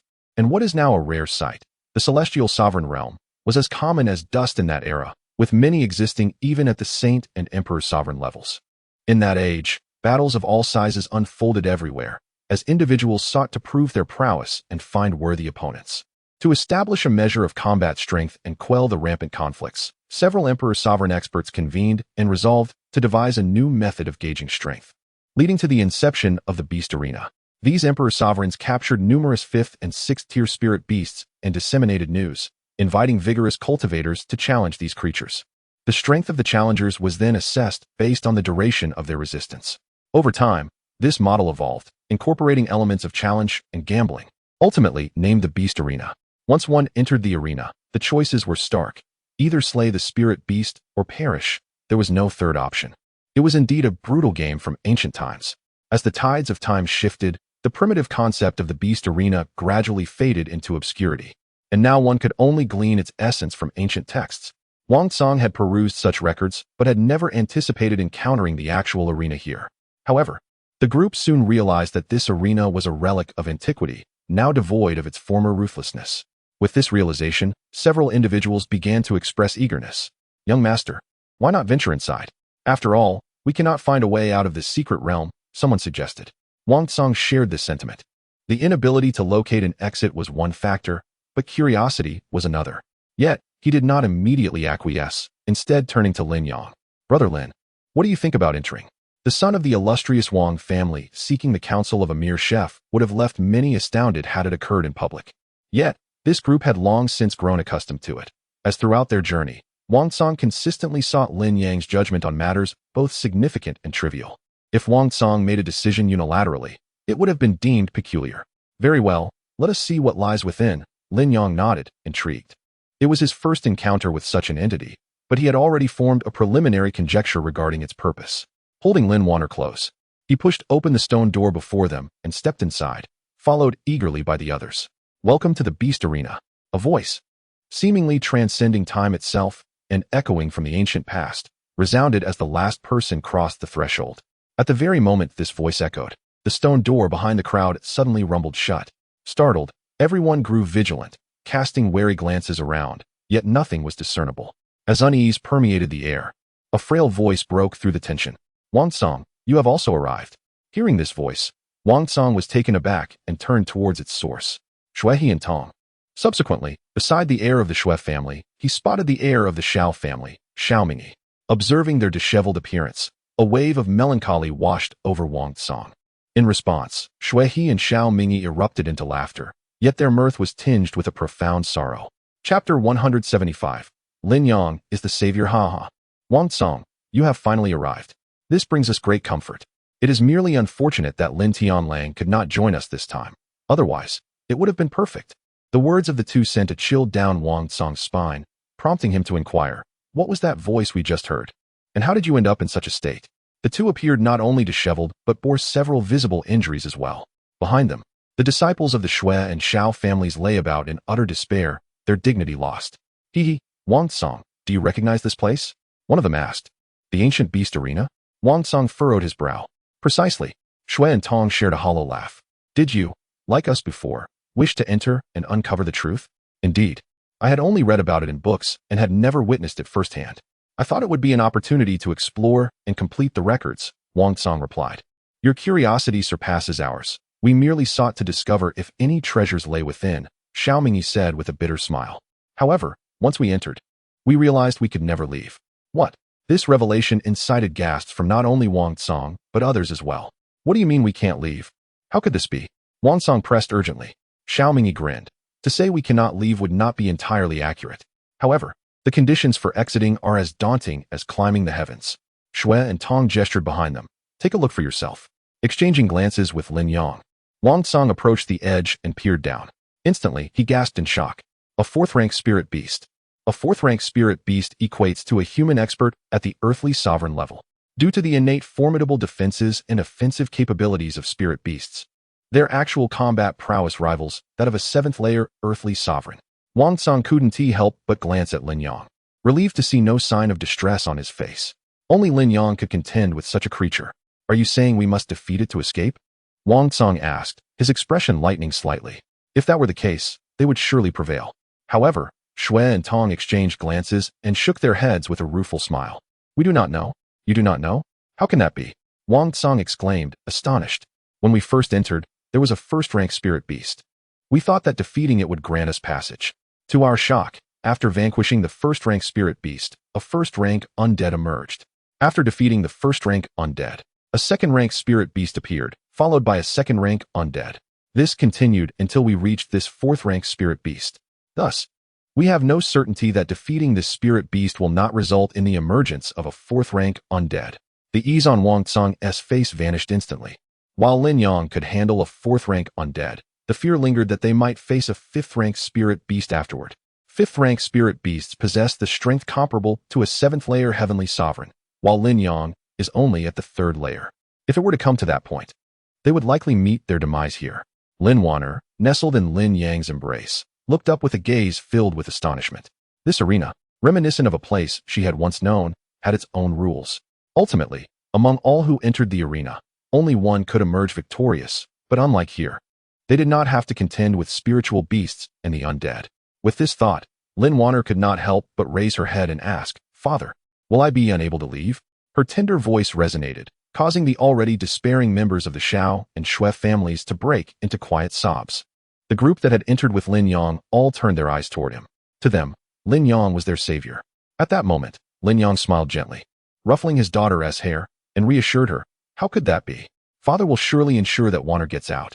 With that, he set Lin Wan'er down and nodded toward Wang Song, saying, "Brother Wang, I shall take down this spiritual beast first." Without delay, Lin Yang leaped into the arena. Shui and Tong, as well as Xiao Mingyi, gaped in disbelief at this scene. They finally recalled who Lin Yang was. He was the chef who had aided the Wang family to victory, wasn't he? Hadn't he separated from the Wang family when he entered, dragging along a burden? They had assumed that even they would have to abandon their injured comrades, so there was no way Lin Yang could have survived to reach this point. Yet here he was, not only alive but audaciously proclaiming his intent to slay a fourth-tier spiritual beast. Seeking death, Xiao Mingyi muttered under his breath. In his eyes, the difficulties that even he and Xue Hitong, two scions of the four great families, could not overcome, were being insulted by a mere chef daring to attempt them. Beside him, Xue Hitong nodded in agreement, sharing the same sentiments. However, they soon felt numerous gazes upon them. Turning to see the source, they were met with the eyes of Wang Tsong, the Wang family disciples, and the 6 injured individuals they had abandoned. You are still alive. Xue Hitong and Xiao Mingyi exclaimed in shock, their voices faltering with embarrassment. Thanks to the grace of the Wang family heir and Lin Gongzi, we are still here, replied the 6 injured, their voices cold as they recalled their abandonment. At that moment, Xue Hitong and Xiao Mingyi felt a wave of awkwardness wash over them, their eyes betraying a flicker of anger and shame. They were incensed that Wang Tsong had meddled, bringing back those they had discarded. Was this not a slap in the face? Ah, you have misunderstood my intentions regarding young Master Xiao. Xue Hitong forced a smile. We lost our way while searching for others, and could not find you for quite some time. Xiao Mingyi quickly chimed in, indeed. My companion and I felt quite guilty for a long while, but it is truly wonderful that you are alive. The two played off each other in an attempt to mask the truth. Yet, the 6 had already seen through their hypocritical facade and snorted derisively, choosing to disregard the 2 scions they had once held in high esteem. Xue Hitong and Xiao Mingyi found themselves humiliated by their own family's offspring, seething with anger, yet compelled to maintain a facade of smiles. At that moment, they heard Wang Tsong exclaim with alarm, Brother Lin, be cautious. It's a 5th-grade spirit beast. What? Both Xue Hitong and Xiao Mingyi were taken aback, their astonishment rendering them momentarily speechless as they swiftly turned to gaze at the center of the beast arena, collectively gasping in disbelief. The 4th-grade spirit beast that had instilled despair in them now lay motionless in its previous position, utterly lifeless. Meanwhile, scattered across the ground were an array of bones, revealing the unmistakable presence of a 4th-grade undead. Chapter 176. I shall make my breakthrough at this moment. Emerging from the confines was the 5th-grade spirit beast that left them utterly astounded. Lin Yang nodded, refraining from making a move. Instead, he sheathed the sun dragon spear and leapt upward, returning to the surface. It seemed that the 4th-grade spirit beast was indeed not the endpoint. Lin Yang gazed down at the 5th-grade spirit beast, his brow furrowing. Although the 5th-grade spirit beast possessed the strength of a 7th-tier celestial, he could indeed defeat it if he truly desired. However, it would undoubtedly require considerable effort, and if another 5th-grade undead were to emerge, matters would become significantly more complicated. Yet, despite this, the expressions of Xue Hitong and Xiao Mingyi reflected sheer astonishment as they looked at Lin Yang. In a mere exchange of words, the 4th-grade spirit beast that had tormented them and the 4th-grade undead that could easily overpower them had been vanquished. Was this individual not merely the chef hired by the Wang family? What could possibly explain this situation? It then dawned on them why they had received such peculiar glances moments ago. Clearly, these individuals had long been aware of the chef's prowess, particularly Xiao Mingyi, who had just spoken of Lin Yang's demise, now found his face alternating between crimson and ashen, utterly mortified. How could he have anticipated that both the 4th-grade spirit beast and the 4th-grade undead would prove no match for Lin Yang? To so effortlessly defeat both the 4th-grade spirit beast and the 4th-grade undead. Xue Hitong and Xiao Mingyi exchanged glances, horror mirrored in their eyes. The strength of this individual surpassed even their own. How could this be possible? They were the heirs of the 4 prominent families of the Middle Heaven continent, the strongest of their generation. How could there be a peer stronger than them? Together, they turned towards Wang Tsong, but he paid them no heed. Especially knowing Lin Yang's connection to the Xiao family, he was even less inclined to divulge anything, deprived of the answers they sought. Xue Hitong and Xiao Mingyi felt as though their hearts were being scratched by a cat, discomfort gnawing at them. Wang Tsong then spoke softly, Brother Lin, what shall we do now? Lin Yang remained silent, observing the beast-fighting arena. After a moment, a smile crept across his face. What have you understood? Wang Tsong inquired eagerly. Lin Yang pointed towards the cages from which the spirit beasts emerged below, saying, Look, there are a total of 10 exits down there. 8 have been utilized, each by a different beast. As an heir of one of the 4 great families, Wang Tsong was not foolish. Upon hearing this, his eyes brightened. So that means only the 5th-grade spirit beast and the 5th-grade undead remain. There will be no appearance of a 6th-grade spirit beast. Precisely, Lin Yang affirmed with a nod. This revelation instantly invigorated everyone. Xue Hitong and Xiao Mingyi felt an urge to slap themselves, having entered 2 days earlier than Lin Yang. They had failed to notice this pattern, a truly embarrassing oversight. However, soon after, both of them snickered derisively. Wang Song, who had always looked down upon the two of them, coldly remarked, "What is so amusing, my esteemed peers?"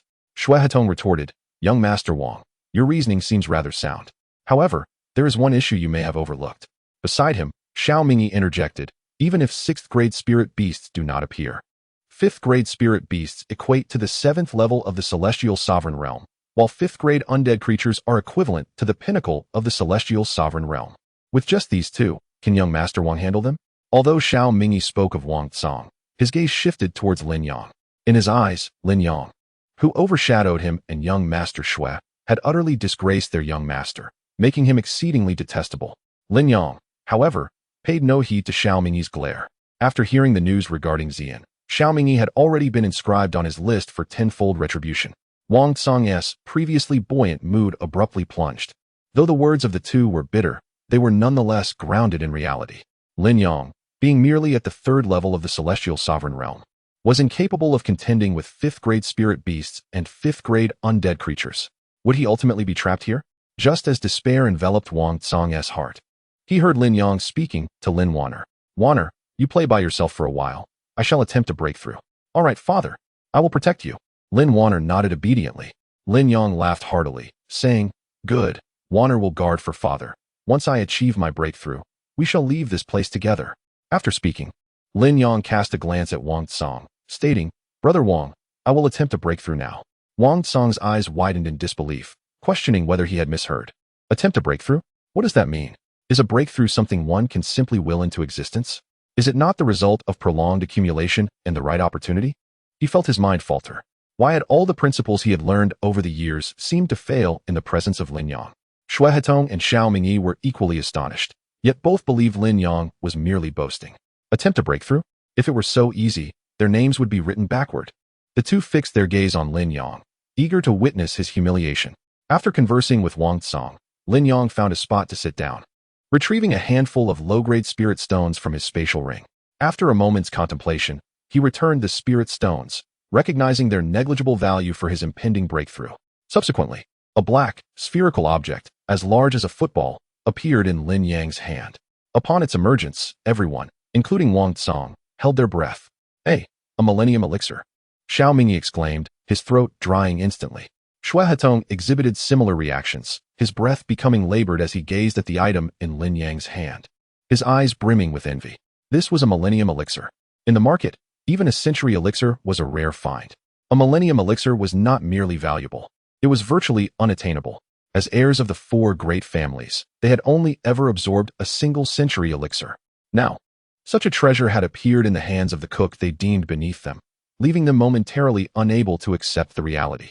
They even felt a surge of murderous intent. Yet, the mere thought of Lin Yang's ability to vanquish the 4th grade spirit beasts and 4th grade undead with but a few words quelled their ambitions. In comparison to a millennium-old elixir, they deemed their own lives far more precious. Lin Yang regarded the millennium elixir with satisfaction, nodding approvingly. Indeed, this substance was far superior to spirit stones. He tossed the millennium elixir forward, and it floated before him, spinning gracefully. Suddenly, Lin Yang inhaled deeply, akin to a great whale drawing in water. Concurrently, a nearly tangible wave of rich spiritual energy surged from the millennium elixir, flowing continuously into his mouth. Witnessing this spectacle, Shui Tong and Xiao Mingyi simultaneously swallowed hard, their eyes gleaming with envy. Chapter 177. Unleash your full strength. The millennium elixir possesses an immense allure, even for the heirs of the 4 great families. Both Shui and Tong, along with Xiao Mingyi, instinctively took a step forward. "What are you planning?" Wang Song immediately positioned himself in front of them, his gaze sharpened with vigilance. "We merely wish to observe," the two replied, somewhat abashed. It was indeed quite embarrassing for the dignified heirs of the 4 great families to be so captivated by a millennium elixir. At that moment, Wang Song sensed an overwhelming surge of energy emanating from behind him, soaring into the heavens. All eyes turned toward Lin Yang. His garments billowed without wind, and even his hair danced wildly. The spiritual energy swirling around him was in a frenzied tumult. This is the power of the celestial sovereign realm. Wang Song regarded Lin Yang with a mixture of astonishment and envy. After a brief moment, the currents of spiritual energy surrounding Lin Yang seemed to find a conduit, all being drawn into his dantian. Lin Yang's eyes suddenly flared open, a flash of golden light illuminating his expression, soon followed by a hint of a smile. He had reached the 4th layer of the celestial sovereign realm. Lin brother, how are you? Wang Tsong asked excitedly, unable to suppress his curiosity. With a leap, Lin Yang nodded in acknowledgement. I am confident now. After speaking, he leapt once more into the beast arena. Was he truly going to challenge a 5th-rank spirit beast? Shui and Tong exchanged glances, their eyes reflecting mutual astonishment. A 5th-rank spirit beast is equivalent to a celestial, sovereign-level human. It is a realm they have long aspired to achieve, but might never attain. And now, this chef invited by the Wang family dares to confront it? They hurried to the edge, eager to witness whether Lin Yang could prevail. Just as they leaned over to look below, a thunderous roar erupted from the arena. Suddenly, the massive 5th-rank spirit beast collapsed to the ground. Dead. Shui and Tong were filled with disbelief. How could it be? In less than 10 breaths, he had slain the 5th-rank spirit beast? What kind of terrifying strength could accomplish such a feat? Their previous pride was shattered into fragments, as they had never dared to even imagine such a possibility. And now, it had manifested before their very eyes. Meanwhile, Lin Yang surveyed the final cage, his eyes narrowing. The strength of this 5th-rank spirit beast was not particularly formidable. He could easily handle it. However, the last of the 5th-rank undead was a different story. Unlike the 3rd-rank undead previously encountered, which possessed no autonomy and charged mindlessly, this 5th-rank undead did not emerge immediately upon the cage's opening. Instead, it fixed its hollow gaze upon Lin Yang, and suddenly, 2 flames ignited within its vacant eyes. Welcome, challenger. I wish to know your name. The 5th-tier undead suddenly spoke, its voice exceedingly unpleasant and reeking of decay. At this utterance, a shiver ran down the spines of all the onlookers. This undead possessed self-awareness. Lin Yang, gazing at the entity before him, felt a flicker of surprise. This undead exuded a demeanor entirely distinct from the usual violent essence of its kind. It was tranquil, akin to an ordinary person, save for its appearance and voice, which betrayed its true nature. I am Lin Yang, he introduced himself. The undead nodded. I shall remember your name. Subsequently, it extended its hand and withdrew the long sword embedded before it. Should you defeat me, a passage to exit this place shall be unveiled. Lin Yang nodded in affirmation. Very well, let us commence. The undead, gripping the long sword with one hand, slowly approached Lin Yang. Upon reaching a distance of 3 paces, it leveled the blade, exclaiming, beware. No sooner had the words left its mouth than flames ignited in the undead's eyes, and its form abruptly vanished. Lin Yang's vigilance had already honed in on the undead. As it disappeared, he drew forth the blazing sun dragon spear and thrust it into the air to his right. Alas, the onlookers from various clans felt a heavy weight in their hearts upon witnessing this scene. To them, Lin Yang's thrust appeared to be a mere blind stab, for the undead was nowhere to be seen. Just then, a crisp sound of clashing weapons resonated through the air. The crowd was astonished to discover that Lin Yang's thrust had indeed struck the sword of the undead. To defeat my spirit companion, you possess considerable prowess. The flames in the undead's eyes flickered with surprise. In its life, it was most formidable when launching sudden attacks, silent and stealthy. Now, as an undead, its strength had even surpassed that of its living days. Yet, against all odds, Lin Yang had anticipated its attack and launched a preemptive strike. Such competence, especially from a mere young man at the 4th tier of the celestial sovereign realm, far exceeded the undead's expectations. A smile crept upon Lin Yang's face. Although his strike had been thwarted, he had discerned the combat capabilities of this undead. Victory in this battle was assured. No more probing. Unleash your full strength. Lin Yang commanded as he retracted the blazing sun dragon spear, fixing his gaze upon the undead. What? The astonished crowd gasped at Lin Yang's proclamation, their shock deepening. The recent ambush from the undead had led them to believe it was insurmountable, yet Lin Yang asserted that the undead had yet to exert its full power. A cacophony echoed in their minds, struggling to comprehend this revelation. The undead, equally taken aback, remarked, Lin Yang, you discern that I have not exerted my full strength. Truly impressive. However, should I truly unleash my full might, you may not withstand it. A confident expression blossomed on Lin Yang's face as he replied, then come forth. But be cautious. Instead of immediately engaging, the undead began to retreat. This bewildering display left the onlookers utterly perplexed. What could this mean? Could it be that there exists a technique that becomes formidable only when distance is established? At that moment, the apparition of the undead suddenly flickered. Following this, 3 undead figures materialized. In the blink of an eye, these 3 transformed into 9. The onlookers were utterly astounded. Encountering a fifth-tier undead was already formidable, and now, 9 had emerged. The 3 heirs, Wang Tsang, Shui, and Tong, along with Xiao Mingyi, exchanged glances filled with astonishment.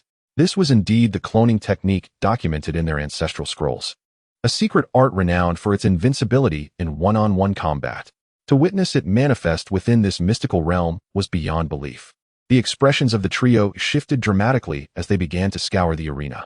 For the undead possessing such a technique might very well have the ancient tome hidden somewhere nearby. Chapter 178. The enviable secret technique. The trio's attention was entirely captivated by the secret technique, completely neglecting the battle below. Go, Daddy. At that moment, Lin Wan'er's melodious voice rang out. Upon hearing her, Lin Yang glanced upward and bestowed upon her a beaming smile. Rest assured, Wan'er, your father promised to take you away. As the undead transformed into 9 entities, their aura multiplied 9-fold, encircling Lin Yang in the center.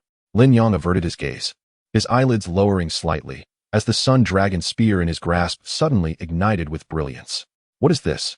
The expression of the undead shifted dramatically, nearly exclaiming in disbelief, an evolvable artifact. Lin Yang smiled faintly and replied, you are indeed correct. The sun dragon spear, second form.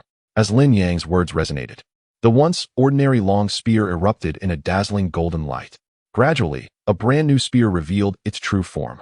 Previously, the sun dragon spear bore 9 dragon motifs, with only one illuminated while the others remained dim. Now, 4 dragon patterns glimmered vibrantly. A vast and overwhelming presence began to permeate the arena. The undead gazed at the sun dragon spear, their eyes aflame with agitation, clearly unsettled. Suddenly, 8 of the undead began to dissipate, leaving only 1 behind. I concede. The remaining undead spoke in a subdued tone. What? What just happened? How could it be a victory without a fight? The onlookers were left utterly bewildered. Lin Yang was taken aback as well, but he quickly understood. The undead had likely realized that they were not a match for him. Engaging in combat might result in injury, hence the immediate concession. With a smile, Lin Yang expressed, thank you for your graciousness.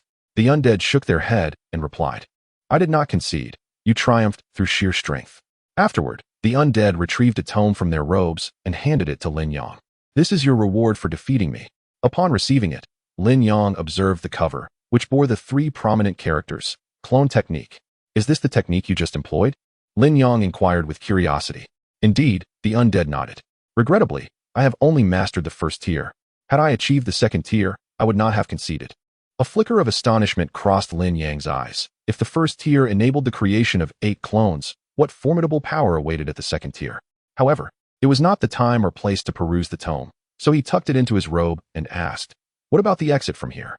The undead nodded, gestured in the air, and a white light materialized, revealing a barrier reminiscent of the one they had entered through. This passage will remain open for a short duration. You may depart, the undead stated before returning to their confinement and sitting down. At that moment, the onlookers finally regained their composure, erupting into jubilant cheers. And then they leaped down, rushing eagerly toward the passage. Lin Yang took Lin Wan'er from Wang Tsang's hands, and, after waiting for most of the people to leave, led her inside. A flash of white light enveloped them, and darkness swiftly descended. However, Lin Yang soon heard the voices of others, realizing that it was already night outside. They had spent 3 days in the secret realm, yet only half a day had passed in the outside world. Upon seeing everyone emerge, the members of each family returned to their respective homes. The few from the Shui and Xiao families, whom Lin Yang had rescued, specifically approached him to express their gratitude before departing. Once the others had rejoined their groups, the head of the Lin family grew anxious. Where are the disciples of my Lin family? Noticing the lack of response, he instinctively turned to Wang Tsang. Wang Tsang, where are my Lin family disciples? Did you kill them? Wang Tsang stepped forward at this remark. You ask a good question, Lin Patriarch. I am quite curious to hear your explanation. He then recounted how the Lin family disciples had lured spiritual beasts and subsequently harmed the disciples of the Wang family. Upon hearing this, the Lin Patriarch immediately exclaimed, impossible. My Lin family disciples could not be so vile. Wang Tsang regarded him coldly.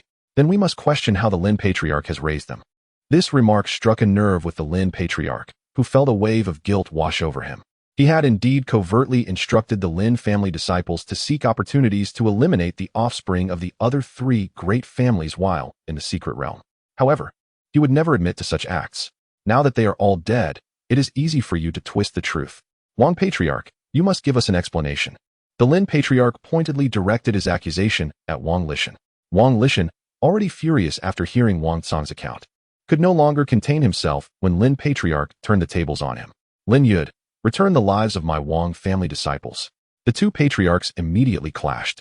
Both were formidable figures at the 9th level of Earth Venerable, and their confrontation generated an immense commotion, drawing the attention of the Shui and Xiao families.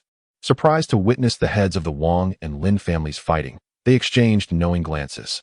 Upon understanding the situation, they could not help but chuckle inwardly. Let them fight. One side's demise would be most welcome. However, as they watched the spectacle unfold, several disciples from various families approached. Patriarch, you must aid the Wang family. The heads of the Shui and Xiao families were taken aback. Upon learning that Wang Cang had saved their own disciples, they shot glares at Shui, He, and Xiao Mingi. In unison, they intervened to separate the Lin and Wang patriarchs. Do not stop me. I shall fight him, Lin Yud bellowed. His strength was slightly inferior to Wang Lishan's, and he had suffered some setbacks in their earlier skirmish. Yet, the two patriarchs had not come to mediate, but rather to take sides. Lin patriarch, this is precisely where your Lin family has erred, the head of the Shui family remarked coolly. Hearing the frosty tone of the Shui patriarch sent a chill through Lin Yud's heart.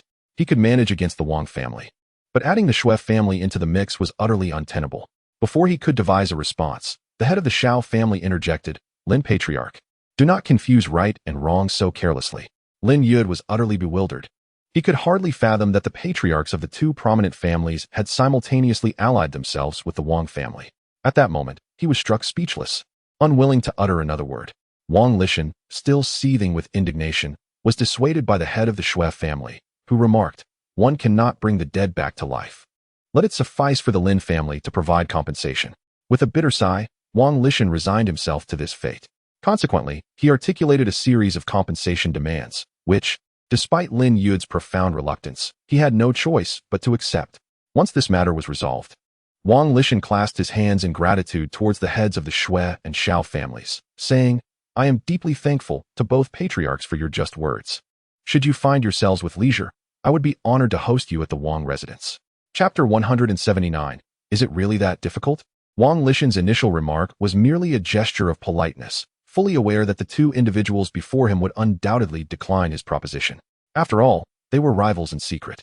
To his astonishment, however, the two exchanged a glance and simultaneously responded, then we shall obey your request. Wang Lishan was momentarily taken aback, perplexed by the unexpected turn of events. Before he could gather his thoughts, the two seized him by either arm and escorted him toward the Wang family encampment. Chief Wang, might you introduce us to the chef you have invited?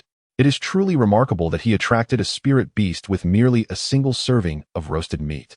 Wang Lishan, unfamiliar with the intricacies of the secret realm, felt a wave of confusion wash over him. Yet, he could not refuse the request of the two clan leaders. So he replied, very well, I shall have someone call for him. No need, no need.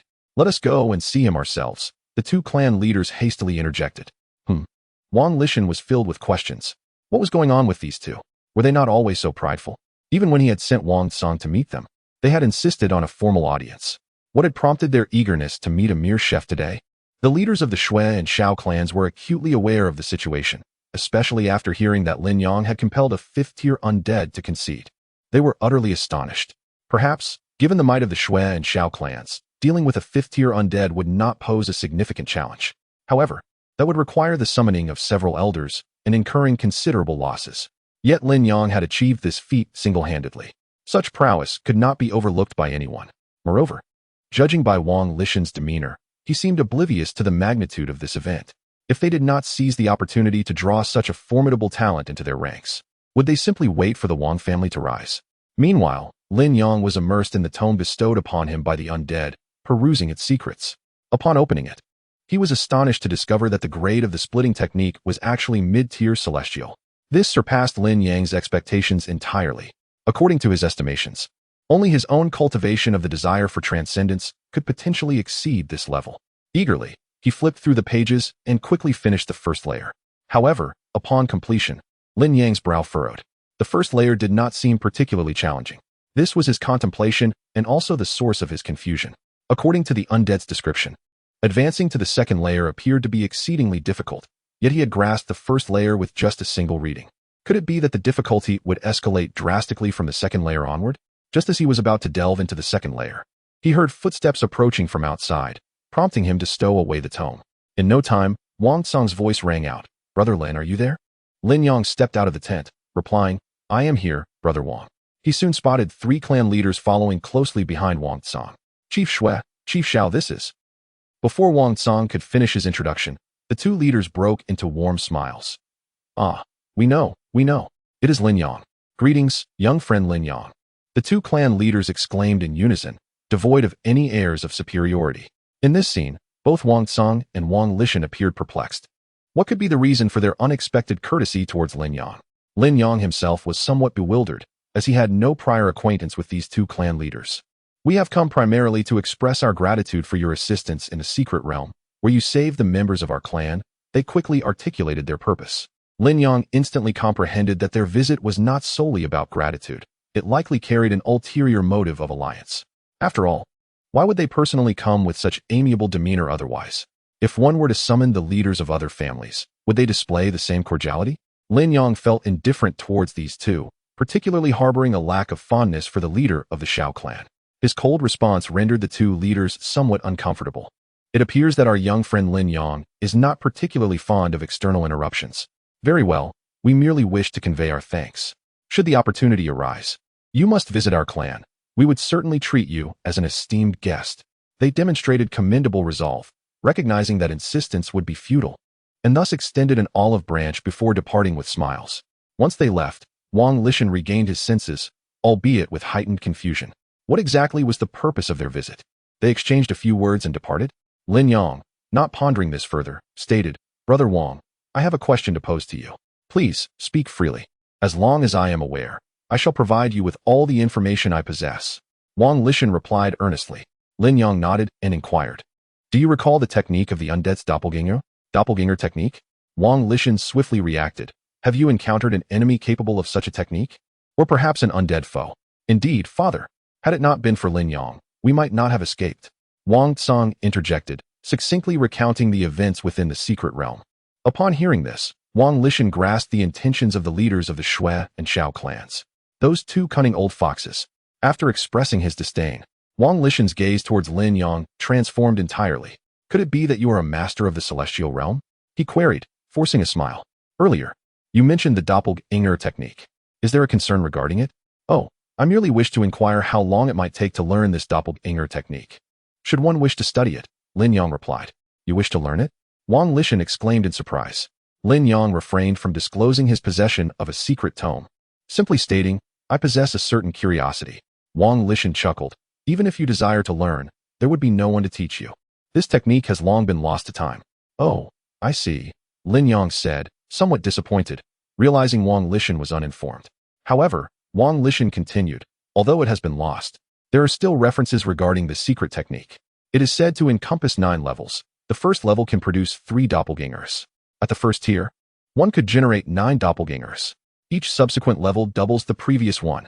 Thus, the complexity of each tier escalates exponentially, and so too does the time required for mastery." Wang Lishan shook his head and remarked, "This esoteric art, until its eventual disappearance, has seen no one attain the 9th level of mastery. Merely reaching the 3rd level often demands a century of dedication. By that measure, to ascend to the 9th level would likely require no less than a millennium." "1,000 years, father, are you jesting?" At this, Wang Tsang exclaimed in astonishment. "Is it possible for anyone to live that long?" "Humph, that pertains to the average individual. If one possesses extraordinary talent, the duration would undoubtedly be shortened."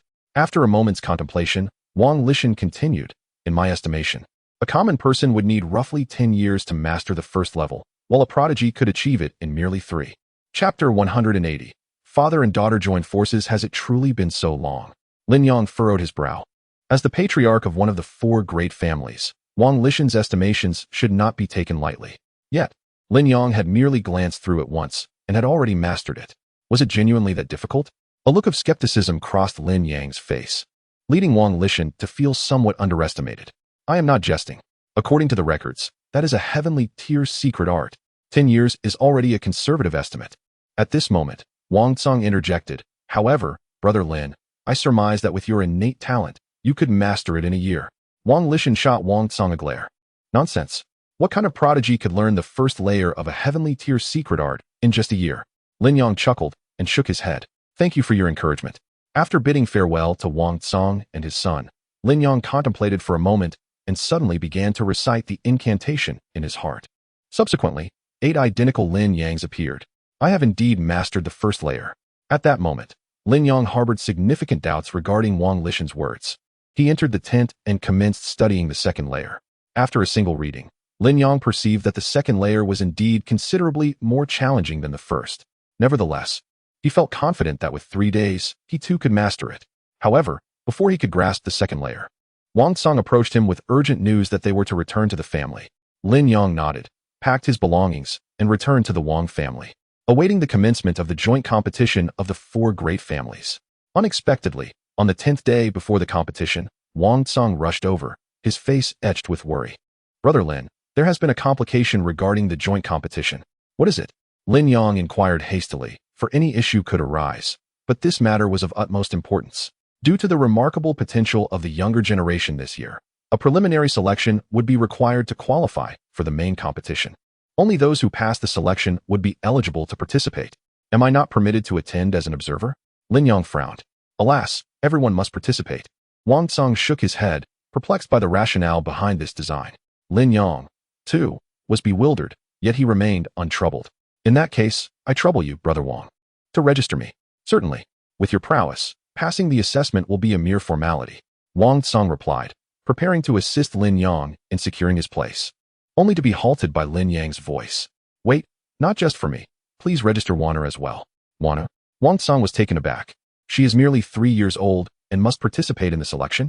Though she is but 3, her strength is known to you, Brother Wang. Lin Yang smiled. Moreover, my purpose this time is for Ziyan. I want those from the Shao family who look down upon me to see that not only am I formidable, but my daughter is also beyond their reach. I understand. Wang Tsang nodded solemnly. As he watched Wang Tsang depart, Lin Yang's eyes were filled with determination. Ziyan, rest assured, I will ensure that everyone knows marrying me will not be a compromise for you. As Wang Tsang conveyed the news to Lin Yang, the scions of the other 3 prominent families received the same information, leaving them perplexed. This was particularly true for the Shao family, as their members had not experienced significant enhancement in strength over the past 3 years due to a major incident that had occurred 3 years prior. The imposed threshold undoubtedly made the Wang family members feel as though they were being targeted. The patriarch of the Shao family had to explain repeatedly to quell the discontent among the ranks. In a secluded chamber at the bottom of the back mountain lake, Shao Ziyan sat, clutching a jade talisman, her eyes brimming with reminiscences. Suddenly, the door creaked open, revealing Shao Hongchun, who had supplanted Shao Ziyan as the saintess of the Shao family. Upon hearing the commotion, Shao Ziyan hastily concealed the jade talisman, though it was still caught in the gaze of Shao Hongchun. Sister, you are truly infatuated with that despicable man. Shao Hongchun scoffed. What does that have to do with you? Shao Ziyan retorted coldly, having learned of Shao Hongchun's covert actions against Lin Yang and his daughter. Shao Hongchun chuckled. Sister, I know you are waiting for them to rescue you, aren't you? Shao Ziyan maintained her composure, but a flicker of astonishment crossed her eyes. How could Shao Hongchun possibly know this? The only reason she was aware was that the jade talisman had sensed Lin Yang's arrival in the central domain. You must be curious about how I came to know, right? Shao Hongchun continued, not withholding any suspense. It is because my informant in the eastern domain discovered that Qiyun Peak had been abandoned for some time. That father and daughter must have departed long ago. I surmised their only destination would be to seek you out. After a brief pause, she added, I truly did not anticipate that a discarded wretch would venture here with his foolish daughter. Perhaps they have already perished along the way. Ha ha ha. Unfazed by Shao Hongchun's provocation, Shao Ziyan replied, If you believe these words will incite my ire, I advise you to save your breath. With this technique, you would do well to focus on your cultivation, lest you tarnish the reputation of the Shao family saintess during the upcoming grand competition of the 4 great families. Shao Hongchun's expression darkened. You need not concern yourself with that. I shall inform you that I have already set my sights on a man. And once I secure him, my standing within the Shao family will be unassailable. As she spoke, the image of a man wielding the fierce sun dragon spear materialized in her mind, her eyes reflecting adoration. Such a man is a true man, unlike the worthless one you regard, who merely languishes in the mountains. Shao Ziyan observed the entranced Shao Hongchun and suddenly scoffed. So your choice of a man is solely based on strength? Shao Hongchun retorted sharply, What other criteria should I consider? Should I choose a worthless individual? Worthless? A glimmer of cold light flashed in Xiao Zian's eyes. He is a genius. A genius wronged by your kind. Xiao Hongchen's laughter grew louder. Ha ha ha. Then he is still worthless. I firmly believe he is anything but. In Xiao Zian's heart, there resided an immense confidence in Lin Yang. She truly could not fathom the source of such unwavering faith. Xiao Hongchen, with a dismissive shake of her head, remarked, "Let us speak of serious matters. I have come at the behest of the clan leader to inform you that during this period, you must obediently eat your meals. Otherwise, when the Yu family arrives to fetch you, do not disgrace the Xiao family." This statement ignited a fury within Xiao Zian, who had remained calm until that moment. "Tell him that I shall never go to the Yu family. Sister, this is not a matter of mere words. Your refusal does not equate to an absence of obligation." Xiao Hongchen sighed. "Were it not for encountering such an exceptional man, to be frank, I would indeed envy your being favored by the heir of the Yu family. If you envy me, why do you not seize the opportunity yourself?" Xiao Zian retorted with a cold smile. Chapter 181, Then you might as well concede defeat. This statement pierced through Xiao Hongchen's heart, igniting a tempest of resentment within her. Her countenance morphed into one of bitterness. "I fail to comprehend. Why do you receive such adulation from so many, while I am disregarded? Even this saintess role was bestowed upon you first." In the face of Xiao Hongchen's anguished outburst, Xiao Zian maintained an air of calm. As Xiao Hongchen vented her frustrations, she gradually regained her composure. "Enough of this dialogue. Soon, you shall be heading to the Yu family, while I shall be united with a prodigy. Our fates shall be irrevocably reversed." Noticing that Xiao Zian seemed poised to respond, Xiao Hongchen interjected, "This is the patriarch's directive. Do not harbor any illusions of resistance. If I am to go to the Yu family, it must be under one condition." Xiao Zian unexpectedly shifted her stance, leaving Xiao Hongchen momentarily stunned before a wave of elation washed over her. "Speak quickly, what is your condition?" Xiao Zian articulated deliberately, "I wish to participate in the grand competition of the 4 great families." "You wish to partake in the competition?" Xiao Hongchen had not anticipated such a request from Xiao Zian, leaving her in a state of uncertainty. "I can acquiesce to your request." A voice suddenly emerged from outside, heralding the arrival of the Xiao family patriarch. "But you must promise that after the competition, you will obediently go to the Yu family." Xiao Zian regarded the patriarch with an emotionless gaze. "Very well." Meanwhile, when Wang Song relayed Lin Yang's proposition regarding Lin Wan'er's participation in the selection to Wang Lishan, the latter furrowed his brows in dismay. He had assumed that Lin Yang, being a master at the celestial sovereign level, would comprehend the significance of this selection. Yet he was taken aback by Lin Yang's reckless suggestion. Instinctively inclined to refuse, he reconsidered due to Lin Yang's formidable prowess and conceded, "Fine, I understand." After all, he could always instruct a member of the Wang family to deliberately lose to Lin Wan'er. Wang Song had anticipated his father's typical refusal. Thus he was taken aback by the ease of the agreement, rendering his premeditated arguments unnecessary. "Is there anything else?" Wang Lishan inquired. "Ah, nothing more," Wang Song replied, momentarily lost in thought. He had initially hoped to assist Lin Yang and repay a small favor, but was surprised by his father's lack of opposition. When Wang Song delivered this news to Lin Yang, he noticed Lin Yang appeared somewhat perplexed by his own lackluster demeanor. "Wan'er, soon you shall reunite with your mother. Are you excited?" Lin Yang asked with a cheerful smile. Though Lin Wan'er had no recollection of her mother, she couldn't help but feel a glimmer of joy at Lin Yang's enthusiasm. "Excited? Splendid. Then, during the selection, you must give it your all." Lin Wan'er confidently raised her tiny fist. "Father, rest assured, I shall certainly succeed in the selection." "Excellent," Lin Yang exclaimed, lifting his daughter into his arms, his eyes sparkling with determination. He would ensure to surprise Zian at the right moment. On the 3rd day, the selection officially commenced. Wang Song had made a special trip to explain the rules to Lin Yang. The forthcoming grand competition among the 4 prominent families is quite straightforward. Each family is allotted merely 100 slots. Those eligible for these coveted positions may either be direct descendants of the families or prodigious talents from subordinate clans, provided they are under the age of 30. Lin Yang nodded in agreement. For Lin Wan'er, securing one of the 100 spots seemed rather effortless. Upon arriving at the Wang family's martial arts arena, they found the surroundings teeming with spectators, many of whom were eager to showcase their skills on stage. After all, this event pertains to the esteemed competition of the 4 great families, and merely stepping onto that stage signifies a lifetime of glory. In addition to the direct descendants of the Wang family, several subordinate clans also arrived, brimming with confidence as they brought forth their own gifted young members for selection. For them, Participating in the joint competition of the four great families as outsiders is an unparalleled honor. Despite the competition being limited to 700 participants, they represent the most promising individuals within the Wang lineage. The task of selecting 100 from this elite group is undeniably grueling. Many competitors cast vigilant glances at their opponents. During registration, each participant was assigned a number, and today, the plan is to randomly draw these numbers to pair up for battles. Victors will advance, while the defeated will not be instantly eliminated. Instead, they will have a chance to challenge other winners. If successful, they may continue to confront further victors, potentially usurping their positions to advance to the next round.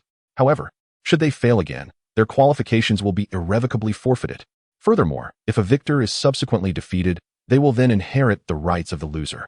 After hearing this format, Wang Song was somewhat surprised. It was indeed a commendable system that would not eliminate genuinely capable individuals. He took out 2 number plates to glance at. He was number 362, while Lin Wan'er was number 363.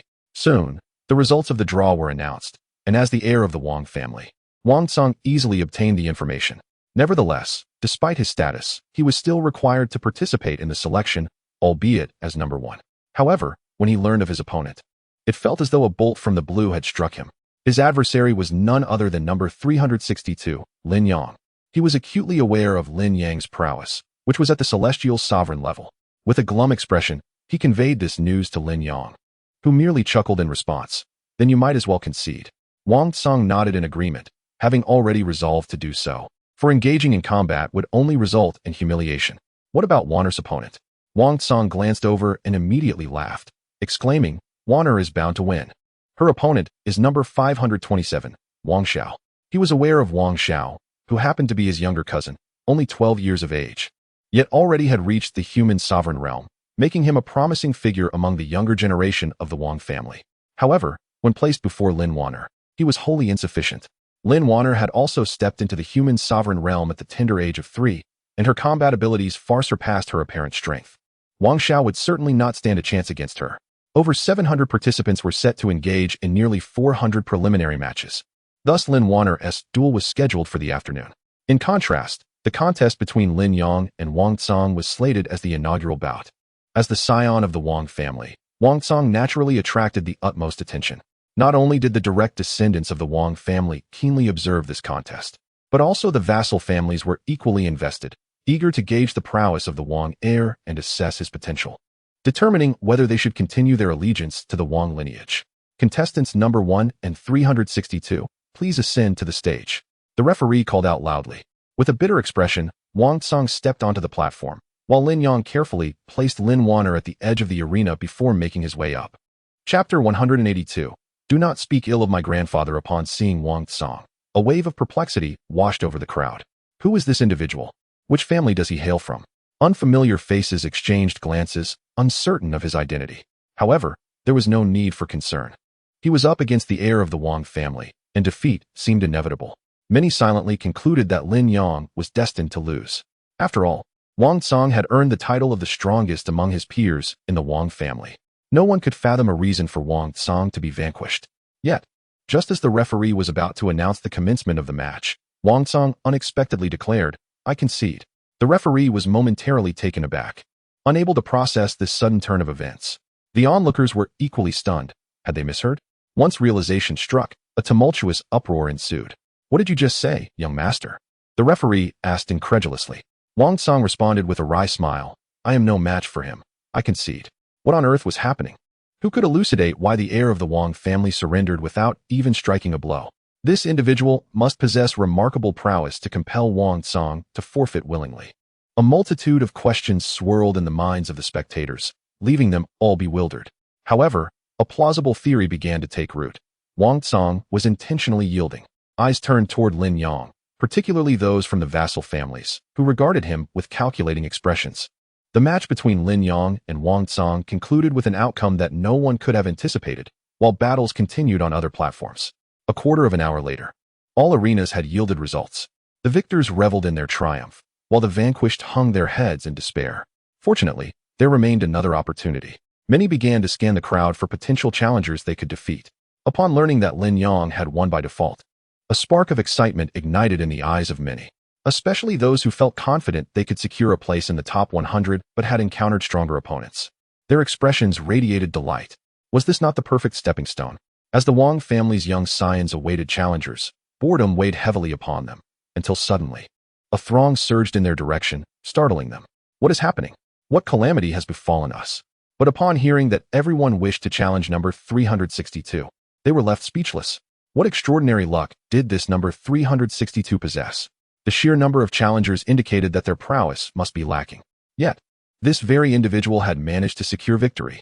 If this was not sheer luck, then what could possibly be classified as such? Nevertheless, only one challenger could emerge victorious. Thus, he swiftly raised his voice to quell the clamor. Upon hearing this, the crowd grew even more raucous. I arrived first, so I shall challenge him. What of it? I called out before you. As tensions escalated, and it seemed the crowd might erupt into chaos, the registering Wang family disciple broke into a sweat and hurriedly sought out the elder responsible for maintaining order. The elder, upon hearing the commotion, could only shake his head in disbelief. He had never witnessed such absurdity before. In a moment of fierce competition for a coveted challenge spot, tensions nearly escalated into conflict. However, the matter required resolution, prompting him to address the crowd. You all wish to challenge number 362. Very well, whoever I draw shall contest. Fair, is it not? The crowd fell silent, each harboring a fervent hope that they themselves would be chosen. Soon enough, the elder proclaimed loudly, number 33. The individual drawn was a tall, lanky figure who immediately leaped in delight, exclaiming, It's me, it's me. The others either sighed in disappointment or cast envious glances at number 33, lamenting their misfortune of not being the chosen one. What luck! They muttered as they dispersed to seek their own challengers. After registering, number 33 eagerly approached Lin Yang, chuckling as he announced, You must be number 362. I have already applied to challenge you. See you in the arena this afternoon. I won't concede as the young master did. Oh, very well, Lin Yang replied impassively. Number 33 left in high spirits, while Lin Wan'er wore a puzzled expression. Father, why is that person so happy? Is it truly a cause for joy even to face defeat? Lin Yang laughed heartily. He likely believes victory is already his. The afternoon swiftly arrived, with Wang Tsang accompanying Lin Yang and Lin Wan'er to the martial arena once more.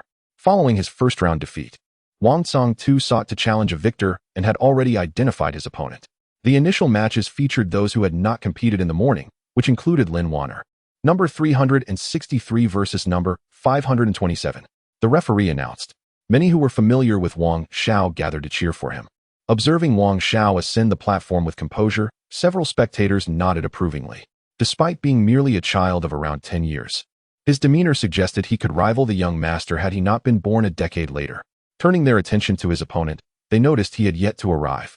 Number 363, please make your way to the platform. The referee called again. Just then, a youthful voice piped up, Father, the platform is too high. I cannot climb up. The crowd turned to see a small head bobbing in front of a man. Lin Yang chuckled and lifted Lin Wan'er, placing her upon the platform. Upon witnessing this, the referee frowned, declaring, This is a contest, not a playground. Quickly take her down. Standing proudly on the platform, Lin Wan'er huffed. I am number 363. What? The spectators were left stupefied, exchanging bewildered glances, questioning if they had heard incorrectly. Absurd. The referee scoffed, turning to Lin Yang. You are this child's father, correct? Hurry, remove her from the platform and cease this nonsense. Lin Yang smiled gently, producing the identification tag. Number 363 is indeed my daughter. The referee examined the authenticity of the tag meticulously, confirming its validity, yet his brow furrowed even deeper. What is the situation with the registered participants? How can this be allowed? Can a mere 3-year-old truly partake in such competitions? Setting aside the chaos, the grave concern remains. What if, by some unfortunate mishap, harm befalls them, or worse, leads to a tragic demise? The referee hesitates, while others voice their apprehensions.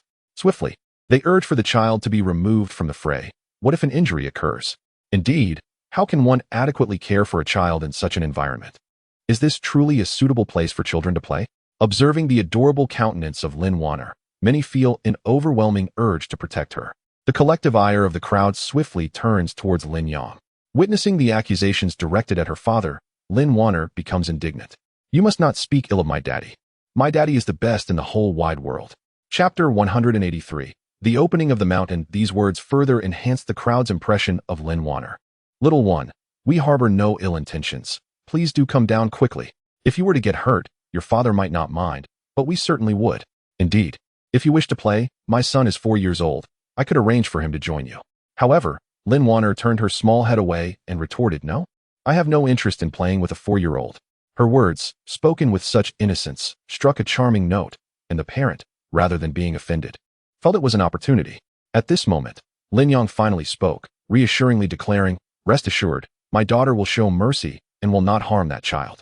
This statement instantly redirected the crowd's focus onto him once more. They had witnessed arrogance before, but never such audacity.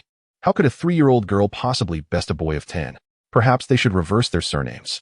Lin Wan'er realized that if she did not demonstrate her prowess, the spectators would continue their relentless chatter.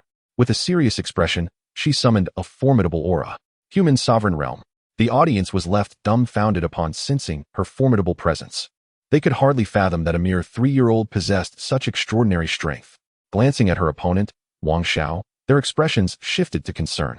Wang Xiao had only recently entered the human sovereign realm and was still relatively inexperienced.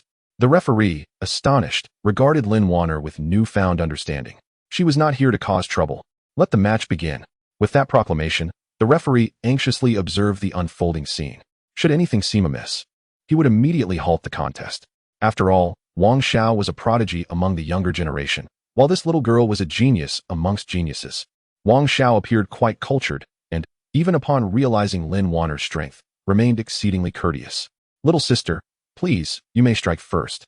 Lin Wan'er, however, showed no inclination to be modest. She replied directly, then you had better be careful. With that, she dashed towards Wang Xiao with remarkable speed. The intensity of her aura caused the onlookers to change their expressions drastically. What a formidable presence. Could this little girl truly be a mere first-tier human sovereign? Wang Xiao was equally taken aback by her prowess and barely had time to defend himself before he was knocked off the stage by Lin Wan'er. I won. Lin Wan'er declared triumphantly, tilting her head upwards. Victory for number 363. The referee snapped back to reality and promptly announced the outcome. As the crowd regained their composure, their gazes towards Lin Wan'er had transformed entirely. Previously, they had wished she could be their daughter. Now, they were filled with envy. So adorable in appearance, yet so powerful in strength. Lin Wan'er's victory had been anticipated by Lin Yang, who smiled and praised. Wan'er is truly magnificent. Lin Wan'er beamed sweetly and replied, it is all thanks to my father's excellent teachings. Listening to the mutual compliments exchanged between father and daughter, many in the crowd felt an intense envy. By evening, the preliminary matches had concluded, and nearly 400 victors and vanquished had been sorted. The victorious exuded joy, while the defeated bore expressions of despondency. Yet, among the latter, there were many whose eyes sparkled with fighting spirit. They were the ones who chose to challenge the morning's victors. Upon hearing the referee announce his name, those who triumphed in the morning felt a wave of anxiety wash over them. Soon, the referee called out Lin Yang's number. Number 33, challenging number 362. As Lin Yang stepped onto the arena, he regarded number 33 with an impassive demeanor. Not to mention 33. Even a multitude of opponents would not pose a challenge to him. Meanwhile, 33 was brimming with pride, astonished that he had stumbled upon such a remarkable opportunity. This time, he was determined to advance to the second round. With such fortuitous luck, he might even make it to the official competition. The match commenced. At the referee's command, 33, who had long been poised for action, immediately charged at Lin Yang, leaping into the air to deliver a powerful strike with his right leg. Empowered by spiritual energy, this blow was indeed formidable. Mountain cleaving leg.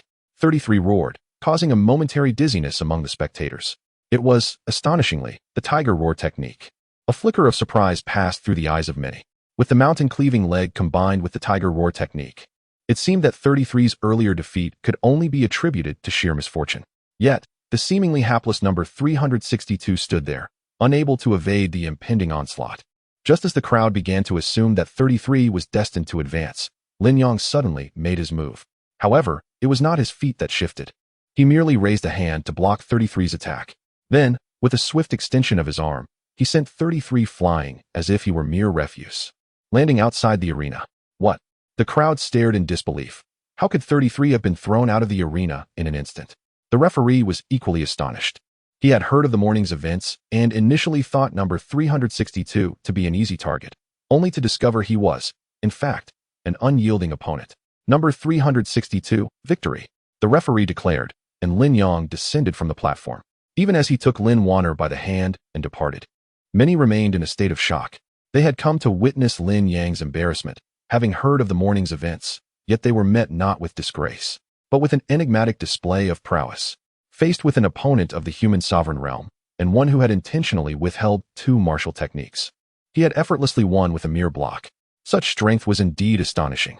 However, this news did not spread immediately. The disparity from the morning's events was too vast, and it was likely that no one would believe it if told. After Lin Yang's victory, Wang Tsang also emerged triumphant in his match. As a formidable contender among the younger generation, he easily dispatched a chosen victor with minimal effort. "Is there anyone challenging Wan'er?" Lin Yang inquired. Wang Tsang glanced at the materials presented to him, shook his head, and replied, "There are none. After all, she is merely a 3-year-old child, and the majority of the participants in the selection are around 20 years of age. No one would dare to brazenly challenge a 3-year-old. It is indeed an unseemly victory and a precarious situation where defeat leads to dire consequences." Within the hearts of the onlookers, there is already a prevailing speculation that Lin Wan'er will falter in the second round. After all, she is just a little girl of 3, possessing only the strength of the first layer of the human respect realm. Those who came to participate are all elites, and even if ranked by strength, she would not be able to break into the top 200. Upon returning with Lin Wan'er, Lin Yang did not immediately rest. Instead, he remarked, "Wan'er, as you have observed today, there are quite a few formidable opponents. With your current combat prowess, it seems that entering the top 100 will require considerable effort." Chapter 184. It cannot be a false Earth-level martial technique, can it? Thus, your strength must be further enhanced. Upon hearing this, Lin Wan'er offered no dissent, merely nodding her head in agreement. As the purple ghost demon sovereign, her combat prowess was indeed formidable, yet it stemmed largely from the demonic arts she had previously cultivated. Should this be revealed, it would undoubtedly pose a great risk. Consequently, she now relied on her combat ingenuity to engage in battle. Lin Yang's words highlighted her shortcomings. Therefore, let us aim to elevate her to the second layer of the human sovereign realm tonight. After speaking, Lin Yang produced 2-century-old medicinal pills and handed them to Lin Wan'er. The spiritual energy contained within these pills was more than sufficient. Without hesitation, Lin Wan'er seated herself cross-legged and began to absorb the energy from the pills, while Lin Yang stood guard beside her. Fortunately, Lin Wan'er was well acquainted with this process, and everything proceeded smoothly. Once she had fully absorbed the 2 pills, an overwhelming aura erupted from her, signifying her breakthrough. Lin Yang nodded in satisfaction. Having reached the second layer of the human sovereign realm, Lin Wan'er's combat capability had significantly improved. Previously, she might have only been able to contend with an average 5th-layer human sovereign, but now, she was capable of facing off against an 8th-layer human sovereign. The following morning, as there were no competitions scheduled, Lin Yang chose not to visit the training grounds. At noon, Wang Tsang arrived, bringing with him the latest battle roster. "Brother Wang, your opponent is number 78, a 1st-layer Earth sovereign. Moreover, he is a genius from a vassal family." "Oh." Lin Yang was somewhat taken aback. Indeed, a 1st-layer Earth sovereign from a vassal family was quite remarkable. It was worth noting that Wang Tsang, as the heir of the Wang family, was only a 3rd-layer Earth sovereign himself. "And Wan'er?" Wang Tsang glanced at the roster and chuckled. "Wan'er has drawn a fortunate lot. Her opponent is a 2nd-layer human sovereign." Having witnessed Lin Wan'er defeat a rival on par with a 5th-layer human sovereign, Wang Tsang felt assured of her capabilities. Lin Yang nodded in agreement and then inquired, "How many competitors remain?" "Over 400 remain. This round will see several eliminated, leaving just 200 for the next round, after which the final 100 who will compete in the grand tournament will be determined." "That is excellent." Calculating, Lin Yang realized that in 2 days, the slots would be finalized, and in 6 days, the grand tournament of the 4 major families would commence. In the afternoon, Lin Yang took Lin Wan'er to the training grounds again, as they were to compete. During Lin Yang's 3rd appearance on stage, the audience had grown even larger than before. Some were aware of Wang Tsang's voluntary concession, while others had come to witness Lin Yang's battle from the previous night. Upon taking the stage, Lin Yang was met by a young gentleman clad in white. "Xing Feng of the Xing family, may I inquire your name?" the young man proclaimed with a resonant voice. "Lin Yang." Xing Feng felt a twinge of discontent at Lin Yang's cold demeanor. However, having observed Lin Yang's previous matches, he held an even lower opinion of him. To him, Lin Yang's performance last night was nothing short of a farce. It was, in essence, a self-directed performance orchestrated by Lin Yang, who had intentionally recruited an actor to ensure his defeat. Thus, Xing Feng felt no pressure whatsoever. In his perspective, today was destined to culminate in a resounding victory. As the match commenced, with the referee's authoritative call, the hem of Xing Feng's robe lifted as if stirred by an unseen force. Almost instantaneously, he swung his right palm, unleashing a formidable surge of spiritual energy towards Lin Yang. Not long after, his left palm followed suit, releasing another wave of energy, this time even swifter than the first. The two currents of spiritual power swiftly merged, amplifying their strength exponentially. Yet, this was not the end. With a decisive motion, Xing Feng summoned yet another wave of energy from his right palm, uniting it with the previous two. The three waves of energy surged forward in a well-orchestrated sequence, crashing towards Lin Yang. The onlookers gasped in unison, exclaiming, "The triple wave palm." This was indeed a technique of the lower tier of the Earth rank martial arts. The fusion of these three strikes not only magnified their offensive power, but concealed a cunning trap. Though they appeared united, they would attack in succession. A moment of inattention could lead to injury from the subsequent strikes. It seemed that this scion of the Xing family possessed considerable prowess. However, Lin Yang remained unfazed, his expression unchanged as he abruptly raised his palm and struck out. This seemingly unremarkable gesture elicited a chorus of head shakes from the crowd, suggesting that the preceding spectacle was merely a product of Lin Yang's opponent's inadequacy. A mocking smile crept across Xing Feng's face. "Once you endure the force of my triple wave palm, you'll realize the folly of your choice." As the force of the triple wave palm collided with Lin Yang's palm strike, an astonishing scene unfolded before the spectators' eyes. Lin Yang's seemingly mundane strike obliterated the powerful triple wave palm as if it were mere straw. "This is impossible," Xing Feng exclaimed in shock. The triple wave palm was a technique of the Earth rank. How could an attack devoid of any discernible martial arts dismantle his formidable technique? The audience, equally baffled, struggled to comprehend this surreal occurrence. Only Wang Tsong, fortunate enough to have arrived just in time, could not suppress a sigh of resignation. It seemed that Lin Yang would be the standout performer in this grand competition. Moreover, Lin Yang's palm strike did not cease after dismantling Xing Feng's triple wave palm. It continued its relentless advance toward him. Witnessing this, a sinister expression crept across Xing Feng's face. "You think you can defeat me? Not so easily." With that, his aura intensified dramatically as he clenched his fists and unleashed a powerful punch towards the incoming force. Once again, the crowd erupted in astonishment. The breaking wave fist, another technique of the Earth rank. Jealousy filled the eyes of many as they regarded Xing Feng, especially among the subordinate families, who envied him intensely. While they grappled with mastering a single Earth rank technique, the Xing family had already equipped their heir with two. The disparity was staggering. However, this envy dissipated as quickly as it had emerged. The sound of the breaking wave fist was indeed magnificent, yet upon encountering Lin Yang's palm wind, it was as fragile as paper, instantly torn apart by a gaping hole. Subsequently, the palm wind struck Xing Feng with tremendous force. A cry of agony escaped his lips, accompanied by the spatter of blood, as he was propelled off the stage and collapsed onto the ground, losing consciousness. Could this truly be an Earth-level martial technique? Surely, it cannot be genuine. Many spectators could not suppress their skepticism. The fact that two Earth-level techniques were effortlessly dismantled by such an unremarkable palm strike was utterly astonishing. However, a few individuals of considerable strength regarded Lin Yang with apprehension. They understood well that Xing Feng had indeed employed Earth-level martial skills. The inability of both techniques to withstand Lin Yang's seemingly ordinary palm indicated that his prowess was formidable. Chapter 185. Father's belongings are all Wan'er's at this moment. It became apparent that contestant number 362 was the most formidable opponent in this grand competition. Unbeknownst to Lin Yang, he had already garnered considerable attention. He glanced at the stunned referee and inquired, "Shall we announce the results?" The referee, finally snapping back to reality, looked at Lin Yang with profound significance in his eyes. Contestant number 362, victory. Following his triumph, Lin Yang escorted Lin Wan'er to her designated arena. By now, her opponent had also ascended the stage. Upon witnessing Lin Yang placing Lin Wan'er upon the platform, the onlookers exhibited no different reaction than they had during their initial encounter with her. "Child, get down. Don't cause a ruckus." Fortunately, the referee, already aware of Lin Wan'er's remarkable performance from the previous day, chuckled and said, "She is your opponent for this match." The opponent wore an expression of utter disbelief and muttered after a lengthy pause, "This is simply outrageous. What if I strike too hard?" However, with the referee's signal to commence, he had no time for contemplation and cautiously launched an attack towards Lin Wan'er. He intended to ease up should he sense anything amiss. Lin Wan'er, fully aware of her opponent's reluctance to employ his full strength, effortlessly parried his assault and remarked, "I urge you not to hold back. Unleash your full power so that no one can claim my victory was unearned."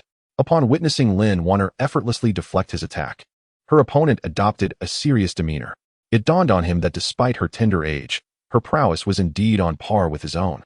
Nevertheless, even with his utmost effort, he was merely at the second tier of the human sovereign realm, while Lin Wan'er's strength was comparable to that of an 8th-tier human sovereign. After several exchanges, Lin Wan'er decisively sent her opponent tumbling off the stage. The spectators were taken aback, and no one dared to underestimate Lin Wan'er any longer. This 3-year-old child was undeniably a genuine expert of the second tier of the human sovereign realm. Furthermore, her combat experience was astonishingly rich. Following her 2 victories, unlike others who remained to analyze their opponents, Lin Yang chose to leave with Lin Wan'er. He understood that given their performances that day, it was unlikely anyone would dare challenge them.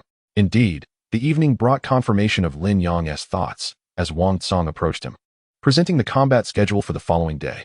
Wang Tsong's expression was grave. "Brother Lin, I am not concerned about your opponent. But Wan'er's adversary this time is a bona fide expert of the Earth's sovereign realm." "An Earth sovereign expert?" Lin Yang furrowed his brow. With 200 contestants remaining, how had Wan'er drawn an Earth sovereign opponent? Wan'er, at her current strength, could contend against peak human sovereigns. Yet the chasm between the Earth's sovereign and human sovereign realms was indeed vast. This gulf could not merely be bridged by combat experience. Observing Lin Yang's troubled expression, Wang Tsong pondered for a moment before resolutely suggesting, "Brother Lin, how about this?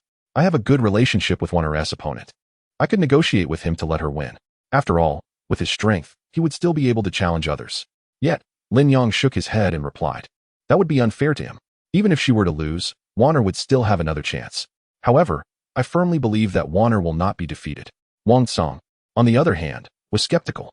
After all, the opponent was a formidable being at the Earth sovereign level. Although merely at the first tier, it was nonetheless a genuine Earth sovereign. The distinction between the human sovereign and Earth sovereign realms was monumental. Wang Tsong attempted to persuade further, but Lin Yang interjected, "Brother Wang, I appreciate your concern, yet this matter is best handled by me." Observing Lin Yang's stubbornness, Wang Tsong sighed inwardly and shook his head as he departed. Nevertheless, he was not overly anxious, for as he had stated, even if Lin Wan'er were to lose tomorrow, she could challenge again. After bidding farewell to Wang Tsong, Lin Yang contemplated and asked his daughter, "Wan'er, do you have confidence in facing the Earth's sovereign level opponent tomorrow?" For the first time, Lin Wan'er furrowed her brow. In her former incarnation as the Purple Enchantress, she would have dismissed even the pinnacle of the Earth's sovereign level without a second thought. Yet now, she found herself at merely the second tier of the human sovereign realm, unless she resorted to her demonic powers. It was utterly impossible for her to triumph over an Earth sovereign. Truly, it was as if a tiger had fallen to the plains, bullied by dogs, and a phoenix grounded was no better than a chicken. Observing Lin Wan'er's demeanor, Lin Yang chuckled heartily, saying, "Do not fret, my dear. Your father has a plan." "What plan?" A flicker of surprise crossed Lin Wan'er's eyes. "Of course, it involves enhancing your strength." Lin Yang revealed his strategy. The principle of overpowering 10 foes with a single force was exemplified in his recent battle against the Earth sovereign Xing Feng. As a celestial sovereign, he could disregard the opponent's Earth tier martial techniques and defeat him directly. Currently, the disparity in strength between Lin Wan'er and her adversary was the crux of the issue. If she could elevate her power, everything else would fall into place. Naturally, it was impossible to elevate Lin Wan'er's strength to the Earth's sovereign level overnight. Yet, her combat prowess could not solely be measured by realm. After all, she was a prodigy capable of fighting above her level. Thus, Lin Yang pondered, concluding that if he could elevate her strength to the 5th tier of the human sovereign realm, she would be sufficiently equipped to contend with a 1st-tier Earth sovereign. Presently, Lin Wan'er was at the 2nd tier of the human sovereign realm. For others, transcending 3 minor realms overnight would be but a fanciful dream. However, for Lin Yang, it was a trivial matter. He promptly produced all the inner elixirs he had acquired from the secret realm, 2 millennium elixirs and 12 centennial elixirs. Placing the elixirs before Lin Wan'er, he instructed, "Wan'er, absorb these inner elixirs." Lin Wan'er gazed at the elixirs, her youthful face brimming with astonishment. "But father, aren't these millennium elixirs meant for your own breakthrough?" When Lin Yang obtained these elixirs, he had already envisioned their use. The remaining 2 millennium elixirs would aid him in ascending to the 5th tier of the celestial sovereign realm. Yet now, he was offering them all for her utilization. In that moment, Lin Wan'er felt a pang in her heart, an overwhelming urge to cry. Why should there be any formality between her and her father? Lin Yang tenderly ruffled Lin Wan'er's hair and reassured her, "What belongs to father is also yours, Wan'er." Upon hearing these words, Lin Wan'er could no longer contain her emotions, tears cascading down her cheeks. What was happening? Lin Yang hurriedly wiped away Lin Wan'er's tears in a flustered manner, urging her not to cry. Father, Lin Wan'er called out, burying herself in Lin Yang's embrace and weeping uncontrollably. This time, she was genuinely moved. Her esteemed master had once uttered the words, "What belongs to the master is the master's, and therefore, what belongs to you is also the master's." It is utterly impossible to claim what belongs to the master. The former purple shadow demon lord had always held these words as a creed, believing her master to be absolutely right. Yet today, she realized that Lin Yang's words were the true wisdom. Chapter 186. Ready for battle, perhaps? Early the next morning, Wang Tsang hurriedly sought out Lin Yang.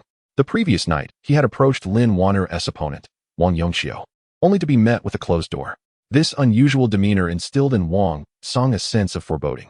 Through indirect inquiries with Wang Yongqiu's acquaintances, he learned that Wang Yongqiu had resolved to achieve a complete victory in the upcoming joint competition of the four great families, aiming to make a significant impression. Thus, he would undoubtedly hold nothing back, and indeed, would exert himself to the fullest. Upon receiving this news, Wang Tsang found himself restless throughout the night. As dawn broke, he promptly made his way to inform Lin Yang of his findings. "Lin brother, I bear troubling news," Wang Tsang said, his brow furrowed with concern. "It appears that Wan'er's opponent is determined to go all out this time. To prevent any potential injuries to Wan'er, it would be prudent for her to concede the match. After all, given Wan'er's capabilities, she is sure to secure victories in future challenges." In Wang Tsang's view, this suggestion was flawless. It ensured Lin Wan'er's safety while also facilitating her advancement. "Oh, the opponent places such significance on this selection?" Lin Yang inquired. "Indeed. He aspires to achieve a clean sweep in the competition, leaving no room for complacency." Wang Tsang then chuckled, "That is splendid. Wan'er has not fully enjoyed her previous matches. This time, she should have the chance to truly engage. Wait, Wang brother, think carefully. The opponent will not hold back. What if Wan'er sustains an injury? Therefore, Lin brother, I implore you to allow Wan'er to concede this match. I will find her a guaranteed opponent for her to challenge. What do you think?" Just as Wang Tsang was earnestly persuading, Lin Wan'er exuberantly dashed in. "Father, when shall we depart?" Seeing Lin Wan'er's arrival, Wang Tsang prepared to convey the same caution to her. He had discerned that Lin Yang was an unabashed doting father. Once he convinced Wan'er, Lin Yang would likely acquiesce. However, as his gaze fell upon Lin Wan'er, his eyes widened in astonishment. What had he just witnessed? Fifth layer of the human sovereign realm. Was she not at the second layer just yesterday? How could she have ascended to the fifth layer in a mere night? Could it be a misperception? Wang Tsang could not resist rubbing his eyes before looking again at Lin Wan'er. Indeed, she was at the fifth layer of the human sovereign realm. There was no mistake. Staggering back in disbelief, he leaned against the door frame to steady himself. He simply could not fathom this reality. What a remarkable pace of advancement. In less than 5 hours, she had traversed 3 minor realms. Such a phenomenon was unheard of in the central heaven continent, no matter the genius. It was inconceivable to leap across 3 minor realms without impediment. Wang brother, with Wan'er's current prowess, is she not ready for battle? Lin Yang inquired with a smile. Wang Tsang regained his composure, finally understanding Lin Yang's earlier refusal of his suggestion. It was clear that Lin Yang had already anticipated this development. Indeed, as Lin Wan'er reached the second level of the human sovereign realm, she was able to engage in combat with an opponent at the 8th level without losing her footing. A 5th-level human sovereign, when faced with an earth sovereign, should possess a fighting chance. So that was the case. Wang Tsang chuckled bitterly, shaking his head. He had endured a restless night, only to discover that Lin Yang had already arranged everything. Truly, being friends with you is full of surprises. Lin Yang laughed heartily and replied, "It's not too late, so I didn't have the chance to inform you. All right, let us proceed to the training arena." Upon their arrival at the training arena, it was even more bustling than in the previous days. Today, the final 100 spots for the joint competition of the 4 great families would be determined. Moreover, among the remaining 200 participants, there were no weaklings. Today's battles would be exceptionally fierce. As the matchups had been drawn the day before, the selection competition commenced again at the beginning of the 3rd hour. With the judge stepping onto the stage, Wang Tsang, being number 1, naturally ascended the stage first. His opponent was a direct descendant of the Wang family at the 1st level of the Earth Sovereign Realm. However, before stepping onto the platform, Lin Yang approached Wang Tsang. Upon seeing Lin Yang, Wang Tsang assumed there was a matter of significance at hand. Lin Yang spoke. Brother Wang, after you deliberately lost to me a few days ago, it must have stirred quite the commotion within the Wang family, correct? Although he kept a low profile with his daughter, such matters were easily surmised. Indeed, Wang Tsang nodded, confirming that the situation was even more severe than Lin Yang had suggested. On the very day he conceded, he was summoned by the elders and sternly reprimanded. Some discontented elders even proposed considering a replacement for his position as heir. Therefore, in today's battle, you must showcase your strength and silence all critics. Lin Yang's words caused a solemn expression to cross Wang Tsang's face, suddenly realizing the gravity of the situation. If such doubts continued, he might truly lose his position as heir. Losing the title was trivial, but inciting discord within the Wang family would be a grave issue. I understand. Thank you for the reminder, Brother Lin. Wang Tsang nodded solemnly and then stepped onto the stage.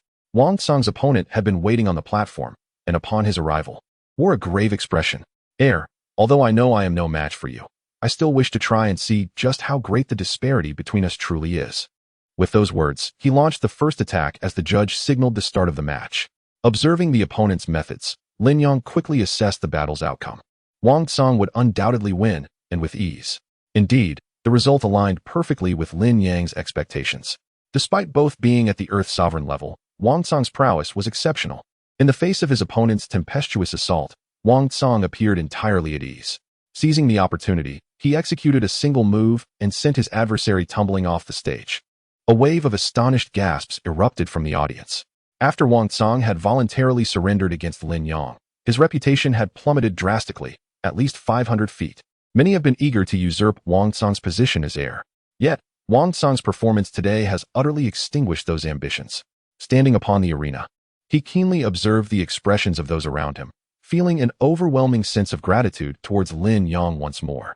Indeed, today's triumph silenced all who had doubted him, especially as he spotted two elders, with whom he had a contentious relationship, their faces now ashen. He felt a surge of vindication. After Wang Tsang's victory, Lin Yang, accompanied by his daughter, approached his arena. Lin Yang's opponent was also a formidable figure at the Earth Sovereign level. Upon Lin Yang's ascent to the stage, his adversary's demeanor turned grave, exhibiting a level of seriousness that surpassed that of Wang Tsang's previous opponent. Chapter 187. The terrifying rate of advancement in recent days. Matters concerning Lin Yang have become widely known. Everyone is aware that Lin Yang's initial victory was facilitated by the leniency of the royal scion. However, Wang Tsang subsequently slapped everyone's faces with his formidable prowess. Regardless of the opponent, Lin Yang has vanquished each challenger with but a single strike. This level of strength, amidst nearly 1,000 matches in the selection rounds, is truly unparalleled. Now, no one dares to underestimate Lin Yang any longer.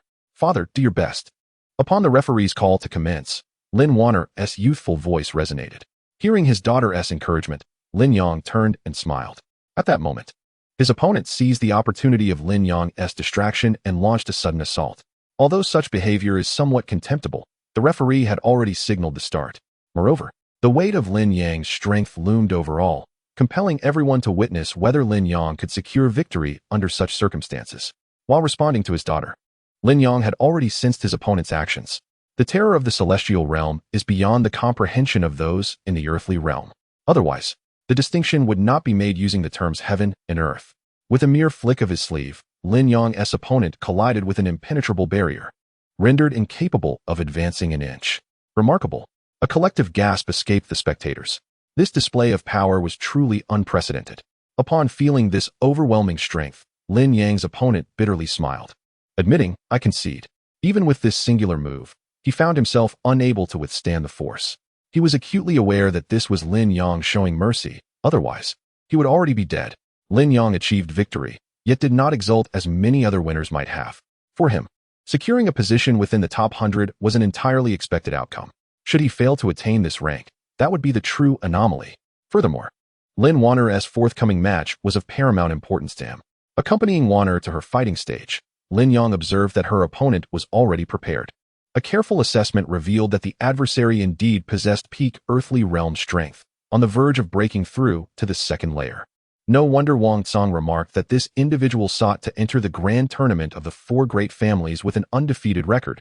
He evidently held considerable might. Wan'er, do you feel confident? Lin Yang inquired, gazing at his eager daughter. Lin Wan'er, brimming with excitement, recalled that for her, battling opponents beyond her level was quite commonplace. Otherwise, she could never have ascended to become the purple ghost demon lord. I do. Lin Wan'er replied assertively. Very well, then go forth and give it your all. After Lin Yang said this, he lifted Lin Wan'er onto the stage. As her opponent slowly opened his eyes, he regarded Lin Wan'er, who stood at merely knee-height to him, with no hint of disdain. To achieve an undefeated record, he meticulously researched the profiles of all his adversaries before each match. Thus, he possessed a remarkably clear understanding of Lin Wan'er's capabilities. However, upon discerning her true strength, he was instantly taken aback, his eyes filled with astonishment. The information he had gathered just yesterday explicitly stated that Lin Wan'er was at the second tier of the human sovereign realm. Yet now, how had she ascended to the fifth tier? This transformation was not only noticed by him, but also by the audience who had been attentively observing Lin Wan'er. Each individual reacted with the same expression of disbelief as her opponent, as if they had encountered a specter. To leap across 3 minor realms in a single night, is she even human? Such an occurrence, had they not witnessed it with their own eyes, they would never have believed it, regardless of any oaths made. The judge responsible for this match was also a familiar face. Upon witnessing Lin Wan'er's prowess, he was so taken aback that he forgot to announce the commencement of the match. It was only when Lin Wan'er gently reminded him that he regained his composure. Very well, since both competitors are present, the match is about to begin. However, this is merely a preliminary round, and the defeated may challenge other victors. So it is hoped that both parties will exercise restraint and maintain amicable relations. Unlike other judges who would typically announce the start of the match without such preamble after confirming the identities of the combatants, this time, his extended remarks were evidently prompted by Lin Wan'er's extraordinary talents. If this trend continues, by the age of 5, Lin Wan'er may well step into the Earth Sovereign realm. A 5-year-old Earth Sovereign.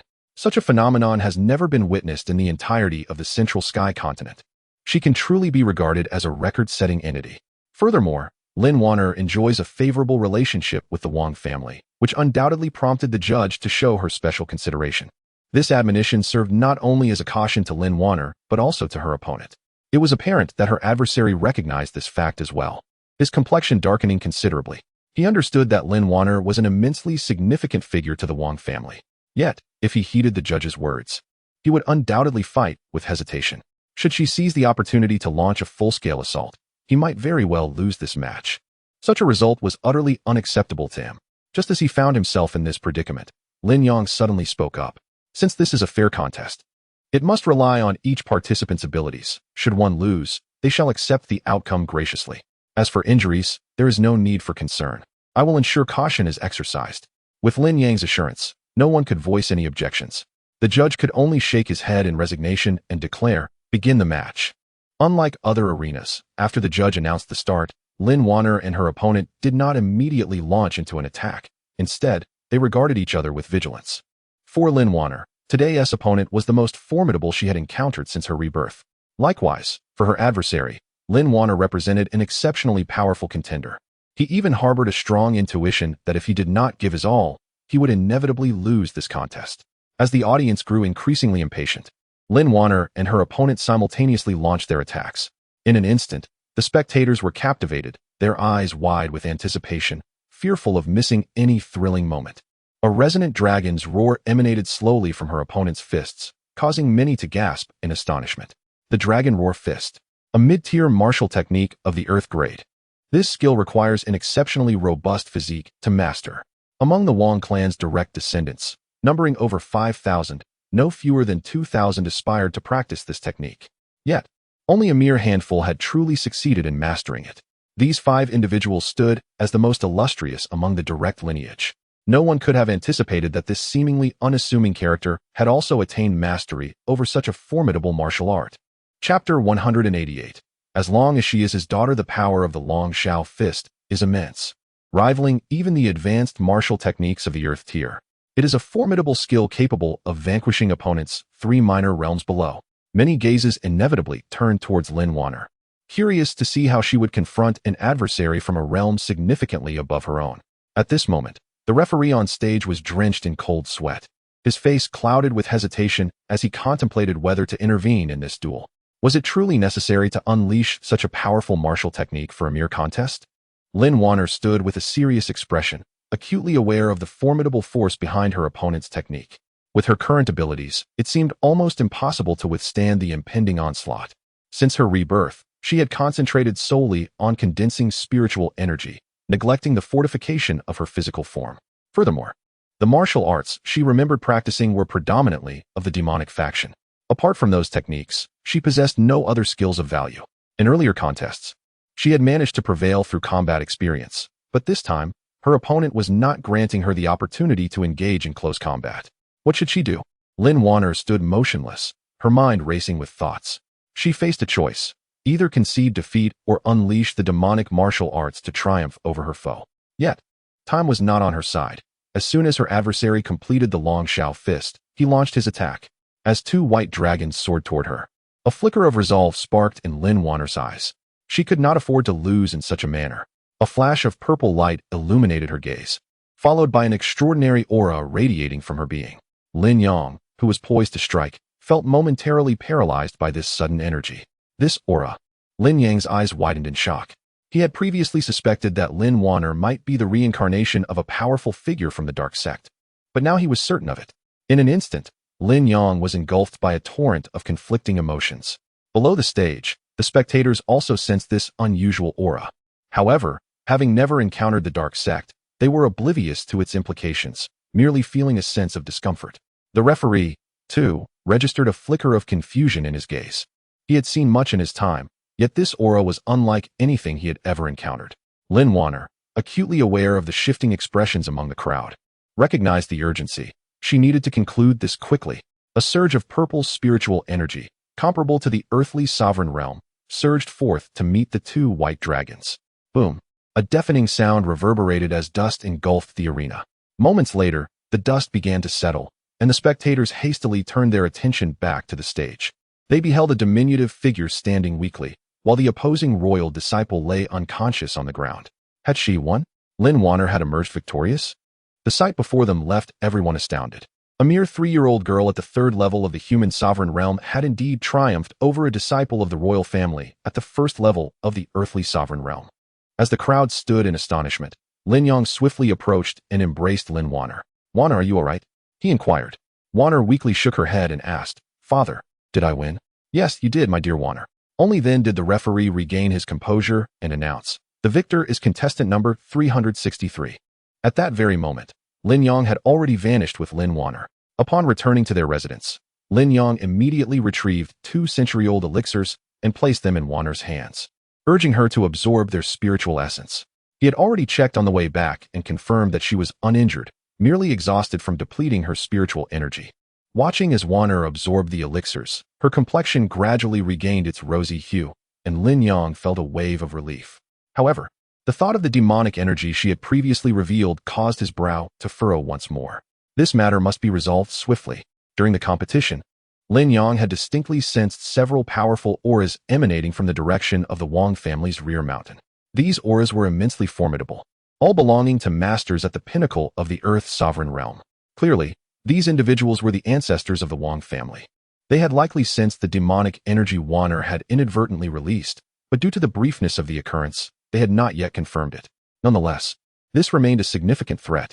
Before long, Wan'er had absorbed the essence of the 2 elixirs and had fully restored her vitality. "Father," Wan'er sweetly called out. Lin Yang smiled. "How do you feel now? Is there anywhere that still aches?" "I feel perfectly well now that I see you, Father," Wan'er replied playfully. Hearing her innocent voice softened Lin Yang's heart. Regardless of Wan'er's past as a formidable practitioner of dark arts, she was his daughter now. He vowed to protect her at all costs. Once he retrieved Ziyan, he resolved to eliminate any potential dangers surrounding Wan'er. Moments later, Wang Tsung hurried over, a joyful expression on his face. "Brother Lin, is Wan'er all right?" he asked. Seeing Lin Yang's calm demeanor, he deduced the answer and raised his voice, declaring, "Brother Lin, both you and Wan'er have secured your positions for this grand tournament." "Oh, has no one challenged us?" Lin Yang asked in surprise. Wang Tsung laughed heartily. "With your strength, who would dare to challenge you?" And Wan'er, defeating someone in the first layer of the Earth's sovereign realm, who would willingly seek discomfort. "That's good to hear." Lin Yang nodded, feeling a growing anticipation for the joint tournament of the 4 great families in a few days. 5 days later, Wang Tsung returned to find Lin Yang. "Brother Lin, are you all packed? We set off today?" "Yes, I am ready." Let us go, Lin Yang replied, taking Wan'er's hand as they followed Wang Tsang to the martial arts arena. All the selected disciples of the Wang family had gathered there. The venue for this joint tournament of the four great families would be held at the Shao family estate. Upon hearing this news, a glimmer of excitement flashed in Lin Yang's eyes. This news is not particularly advantageous for him. Within the Wang family, there are several ancestors at the pinnacle of the earthly sovereign realm, known to him alone. Likewise, the Shao family, being one of the four great families, undoubtedly possesses individuals of similar strength. Thus, his plan to retrieve Xian during the grand competition is likely to encounter formidable resistance. However, a glimmer of determination flashed in Lin Yang's eyes. No matter who it may be, none shall thwart his endeavor to bring Xian back. Wang Lishan stood upon the high platform, his gaze sweeping over the crowd, before he gestured with a hand. Let us depart. Consequently, over 100 individuals marched forth from the Wang family, heading towards the area where the family kept their flying beasts. Meanwhile, the Shao family had already begun their preparations in earnest. Chapter 189. Negligence. Countless descendants of the Shao family were busily preparing for the grand competition venue, with Shao Hongchun trailing behind the family patriarch, a flicker of resentment gleaming in her eyes. Uncle, are we truly allowing Sister Xian to participate in the competition? The patriarch of the Shao family frowned and replied, What? Wasn't he agreed upon earlier? Shao Hongchun retorted, That was merely a temporary measure. However, I have received word from the Yu family that they have dispatched someone, and I suspect they will arrive on the day of the competition. Such a coincidence. A hint of surprise crossed the patriarch's face. Indeed, I too find it rather coincidental. After a moment's contemplation, Shao Hongchun continued, Uncle, you are aware of the Yu family's formidable nature. If they discover that Sister Xian has not been waiting obediently for them, but instead appears at the competition, might it not provoke their ire? What you say does present a valid concern. Xiao Dingshan felt a twinge of agitation. The Yu family, arriving neither early nor late, but precisely during the competition, seemed intent on complicating matters. However, he dared not voice his grievances, for the Yu family was a clan from the upper realms, boasting several formidable figures at the celestial sovereign level, although the Shao family was one of the four great families in the lower realms. In the eyes of the Yu family, they were insignificant. Can you ascertain that they will indeed arrive on the day of the competition? Xiao Dingshan inquired once more. Shao Hongchun replied, I am merely estimating based on their travel schedule. Xiao Dingshan pondered for a moment before stating, In that case, arrange for some individuals to delay their arrival by any means necessary, striving to ensure they come after the competition has concluded. Upon hearing this, a glimmer of resentment flashed in Shao Hongchun's eyes. It was evident that she, the niece, could not compare to Shao Xian, the favored daughter. To appease Shao Xian, they were willing to offend the Yu family. In that case, she could hardly be blamed for her lack of respect toward her uncle. Quickly suppressing her animosity, Shao Hongchun responded in a bland tone, Understood, uncle. I shall make the arrangements immediately. As Shao Hongchun departed, Xiao Dingshan slowly closed his eyes. Xian, do not hold it against me.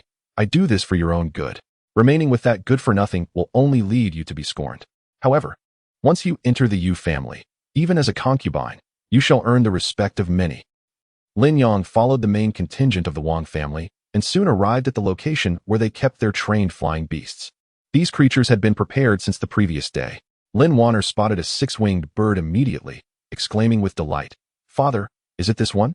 Lin Yang smiled and nodded, leading Lin Wan'er towards the six-winged bird.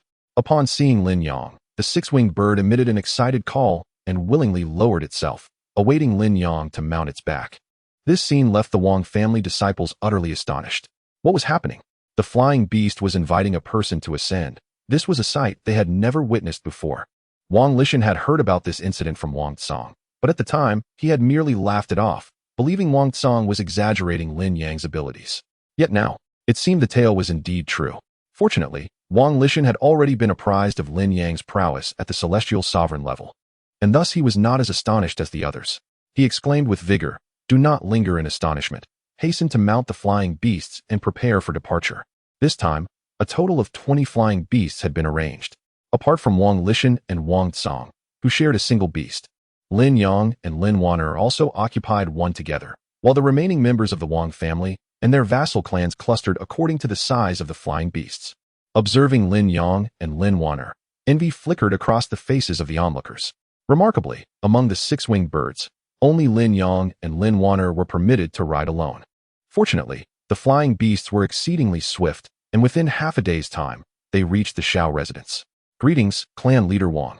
The one tasked with welcoming the Wang family was the second elder of the Shao clan. Wang Lishan nodded in acknowledgement, saying, I apologize for the intrusion. The second elder chuckled heartily. Clan leader Wang is a distinguished guest, one we seldom get a host. How could this be an intrusion? Then, his gaze swept over the Wang family disciples, and a glimmer of astonishment passed through his eyes. The prowess of the Wang family disciples today was unexpectedly formidable. Who would have thought that the offspring of the Wang family could be so outstanding? This is indeed a testament to clan leader Wang's capable leadership. The second elder spoke these words of courtesy. Wang Lishan laughed heartily in response. It is their own merit. His confidence in participating in the joint competition of the four great families was palpable. This year, among the 100 selected to compete, more than half possessed the strength of the Earth's sovereign. Such a feat had been nearly impossible in previous years.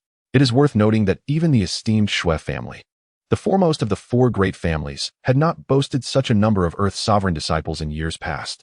The second elder, unable to extract more useful information from Wang Lishan, exchanged a few pleasantries before leading the group to the accommodations specifically erected for the competition.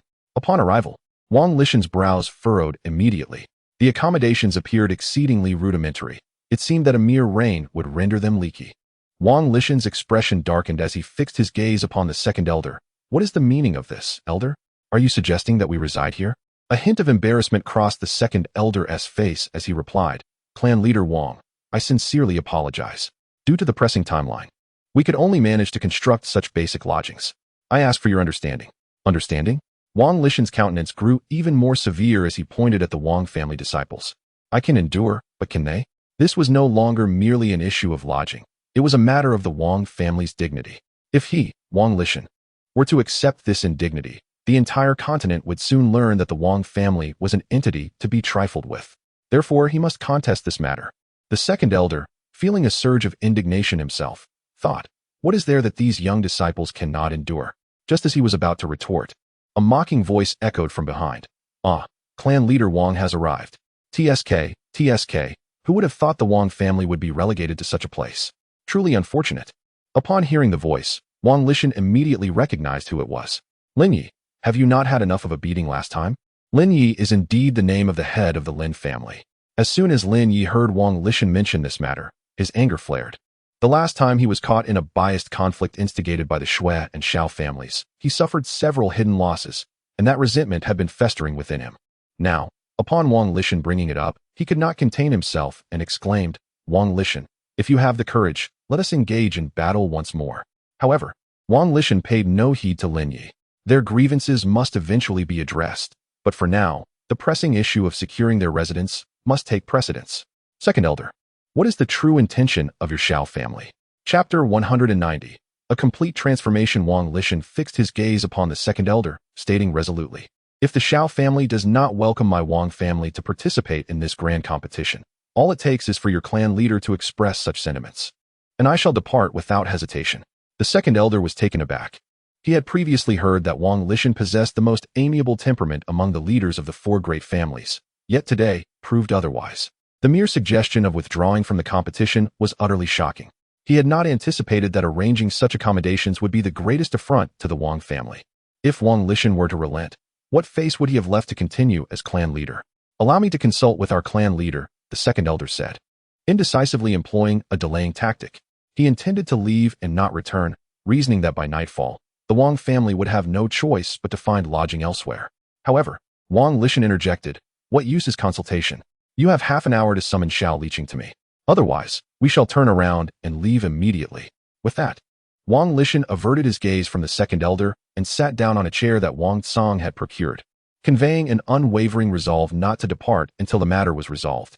The second elder was left flabbergasted, unable to fathom Wang Lishan's unyielding stance. He could only depart with a heavy heart to seek out his clan leader. After the second elder's departure, the Lin family remained unperturbed. Lin Yi, with a cold smile, remarked, Wang Lishan, given that your family is unlikely to achieve any commendable results this year, why occupy such a fine dwelling? This dilapidated house seems quite befitting for you. Indeed, as my father aptly put it, it's a case of the blind leading the lame, perfectly suited. Lin Tianlang responded with a hearty laugh.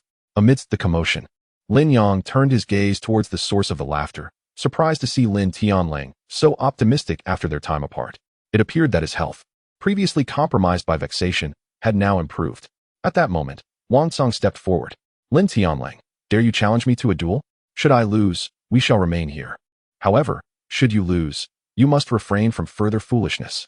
Lin Tianlang's expression darkened with resentment as he recalled the events on Shao Mountain, where an ambush had cost the Lin family 4 formidable earthly sovereigns.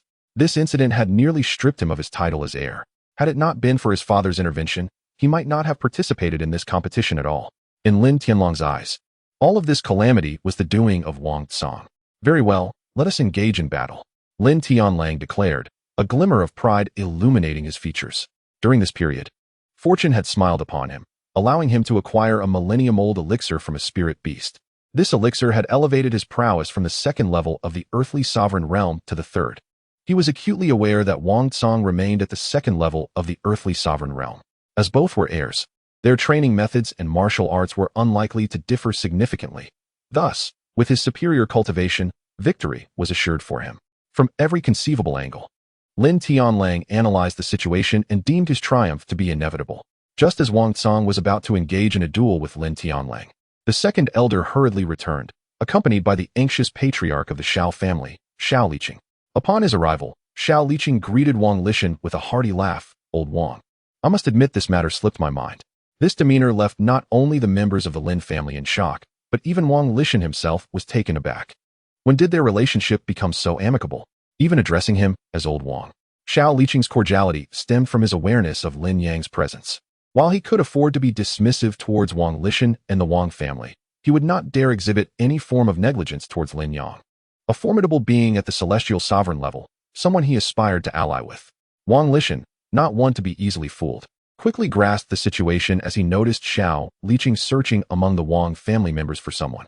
It was unexpected to find that the esteemed patriarch of one of the 4 great clans needed to bask in another's glory. At that moment, Shao Liqing finally spotted Lin Yang, who was easily identifiable, cradling a young girl.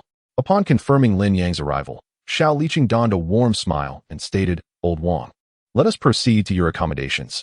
This place is still under construction. Thus, Shao Liqing led Wang Lishan, with Lin Yang and the rest of the Wang family members in tow, away from the scene.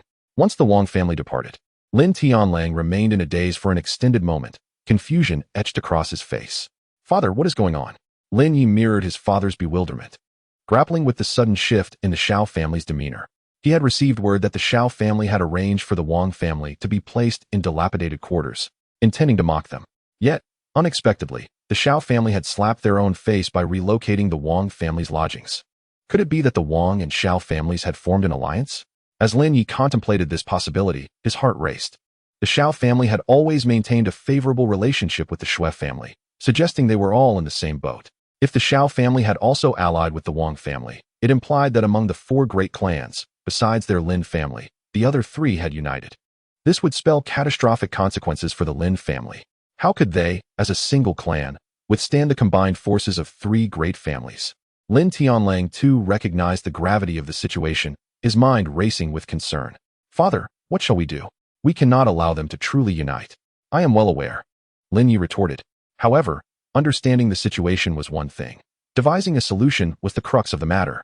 Tianlang, have you gathered any information recently? Why has the relationship between the Shao and Wang families suddenly become so intertwined? Lin Tianlang shook his head. Having only just returned from recuperating in Rixing City 5 days prior, he was unaware of any developments between the Shao and Wang families. Lin Yi cast a disappointed glance at Lin Tianlang, disheartened that as the heir of the Lin family, he was so uninformed. Lin Yi continued to reflect on recent events, quickly recalling incidents from the secret realm. Could it be related to him? The figure of Lin Yang gradually became clearer in Lin Ye's mind. During this period, aside from Lin Yang, there had been no other connections with the Shao and Wang families. However, how could a mere cook serve as a lubricant between 2 prominent families? This was something even a marriage alliance between them could not achieve.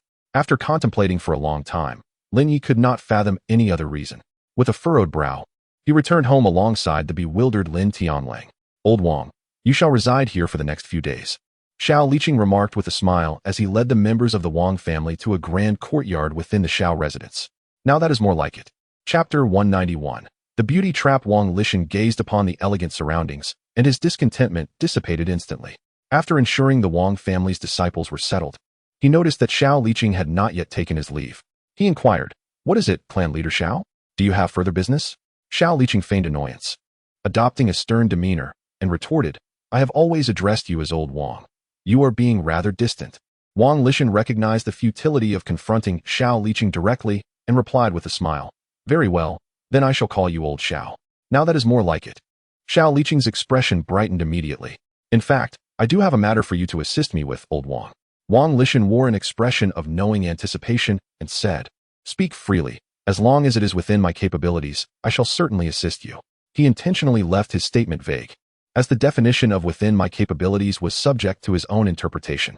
Xiao Liqing's face betrayed no change, but inwardly he cursed the old fox. "It is nothing too pressing. I heard that the young and talented chef from last time is also here." Wang Lishan cast a surprised glance at Xiao Liqing, realizing how well-informed this old fox truly was. "Indeed, he has arrived." Xiao Liqing chuckled heartily. Last time in the secret realm, he aided the members of the Xiao clan. In my haste to leave, I neglected to express my gratitude. Fortunately, he is here again, and I wish to meet him in person to thank him. This should not pose any difficulty for you, right, Old Wang? Xiao Liqing preemptively stifled Wang Lishan's protest. Recognizing that it was indeed a simple request, Wang Lishan replied, "Very well, I shall take you to him."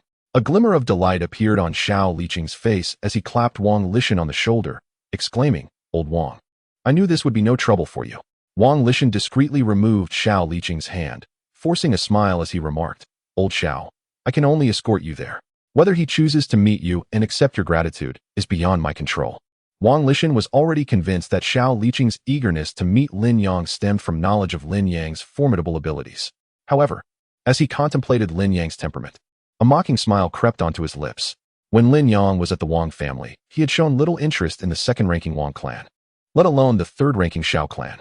Xiao Liqing, confident and self-assured, smiled and said, "Your role in bringing me there is already commendable. The rest, I shall manage on my own." Observing Xiao Liqing's demeanor, Wang Lishan's thoughts raced, although he was perplexed as to the source of Xiao Liqing's confidence. Yet, it soon became clear. As they stepped out of Wang Lishan's residence, Xiao Liqing suddenly halted and called out to a young woman standing at a distance, "Hong Chun, come here and greet your Uncle Wang." Xiao Hongchen had evidently put considerable effort into her appearance today, and even Wang Lishan found himself momentarily dazzled, realizing the intention behind this ploy. So, this was the beauty trap. With this realization, Wang Lishan felt a pang of regret. How could he have overlooked such a crucial detail? "Hongchen, please greet Uncle Wang." Xiao Hongchen courteously bowed to Wang Lishan. Regret filled Wang Lishan's heart for missing the opportunity to win over Lin Yang, and he absent-mindedly nodded. Upon observing Wang Lishan's demeanor, Xiao Liqing discerned that he had likely never employed such a strategy, which filled him with confidence. Consequently, the likelihood of success for his own scheme of seduction had significantly increased. The trio proceeded silently towards Lin Yang's residence, each lost in their own thoughts. Wang Lishan, feeling resentful for being outmaneuvered by Xiao Liqing, chose to remain silent. Meanwhile, Xiao Liqing pondered whether having a powerful figure from the celestial realm as his nephew by marriage could enable the Xiao family to rise again, perhaps even establishing themselves as the sole great family of the Zhongtian continent. Xiao Hongchen mentally rehearsed how to present her most captivating self to Lin Yang when they met. Inside his room, Lin Yang was playfully engaging with Lin Wan'er when he heard someone announce the arrival of Wang Lishan. Although he felt neither fondness nor aversion towards the patriarch of the Wang family, he asked Lin Wan'er to continue her play and stepped outside. Upon exiting, Lin Yang was met not only by Wang Lishan but also by Xiao Liqing and Xiao Hongchen, a flicker of coldness flashing in his eyes. Xiao Liqing, the father of Xian, had personally dismantled their bond, stripping Xian of her title as the Saintess and even planning for her to marry into the Yu family. Xiao Hongchen had usurped the position of the Saintess from Xian. Lin Yang buried his hatred deep within, eager to see what intentions these two harbored. Upon seeing Lin Yang, a glimmer of brilliance sparked in Xiao Liqing's eyes, while Xiao Hongchen's face momentarily brightened with joy. Her indifferent demeanor only affirmed that he was indeed the man she admired, so lofty and unattainable. Yet today, she was determined to conquer this mountain. Wang Lishan sighed as Lin Yang emerged. It seemed Xiao Liqing's scheme was destined to succeed. "Young friend Lin, this is the patriarch of the Xiao family, and this is the Xiao family's Saintess. They have come to express their gratitude for the life-saving assistance you provided to the Xiao family disciples in the secret realm some time ago." Xiao Liqing laughed heartily. "So, your surname is Lin." Xiao Hongchen also committed this surname to memory, eager to boast to Xiao Zian upon her return. However, a sudden thought struck her. Didn't Xiao Zian's man also share the surname Lin? This realization swiftly extinguished her desire to boast. Yet, upon reflection, she consoled herself that it was of little consequence. While both bore the surname Lin, one belonged to the heavens, while the other was indeed mired in the mud. Just as she and Xiao Zian shared the surname Xiao, she intended to marry this illustrious figure before her, while Xiao Zian would have to become a concubine in the Yu family. The thought of this filled Xiao Hongchun with immense satisfaction.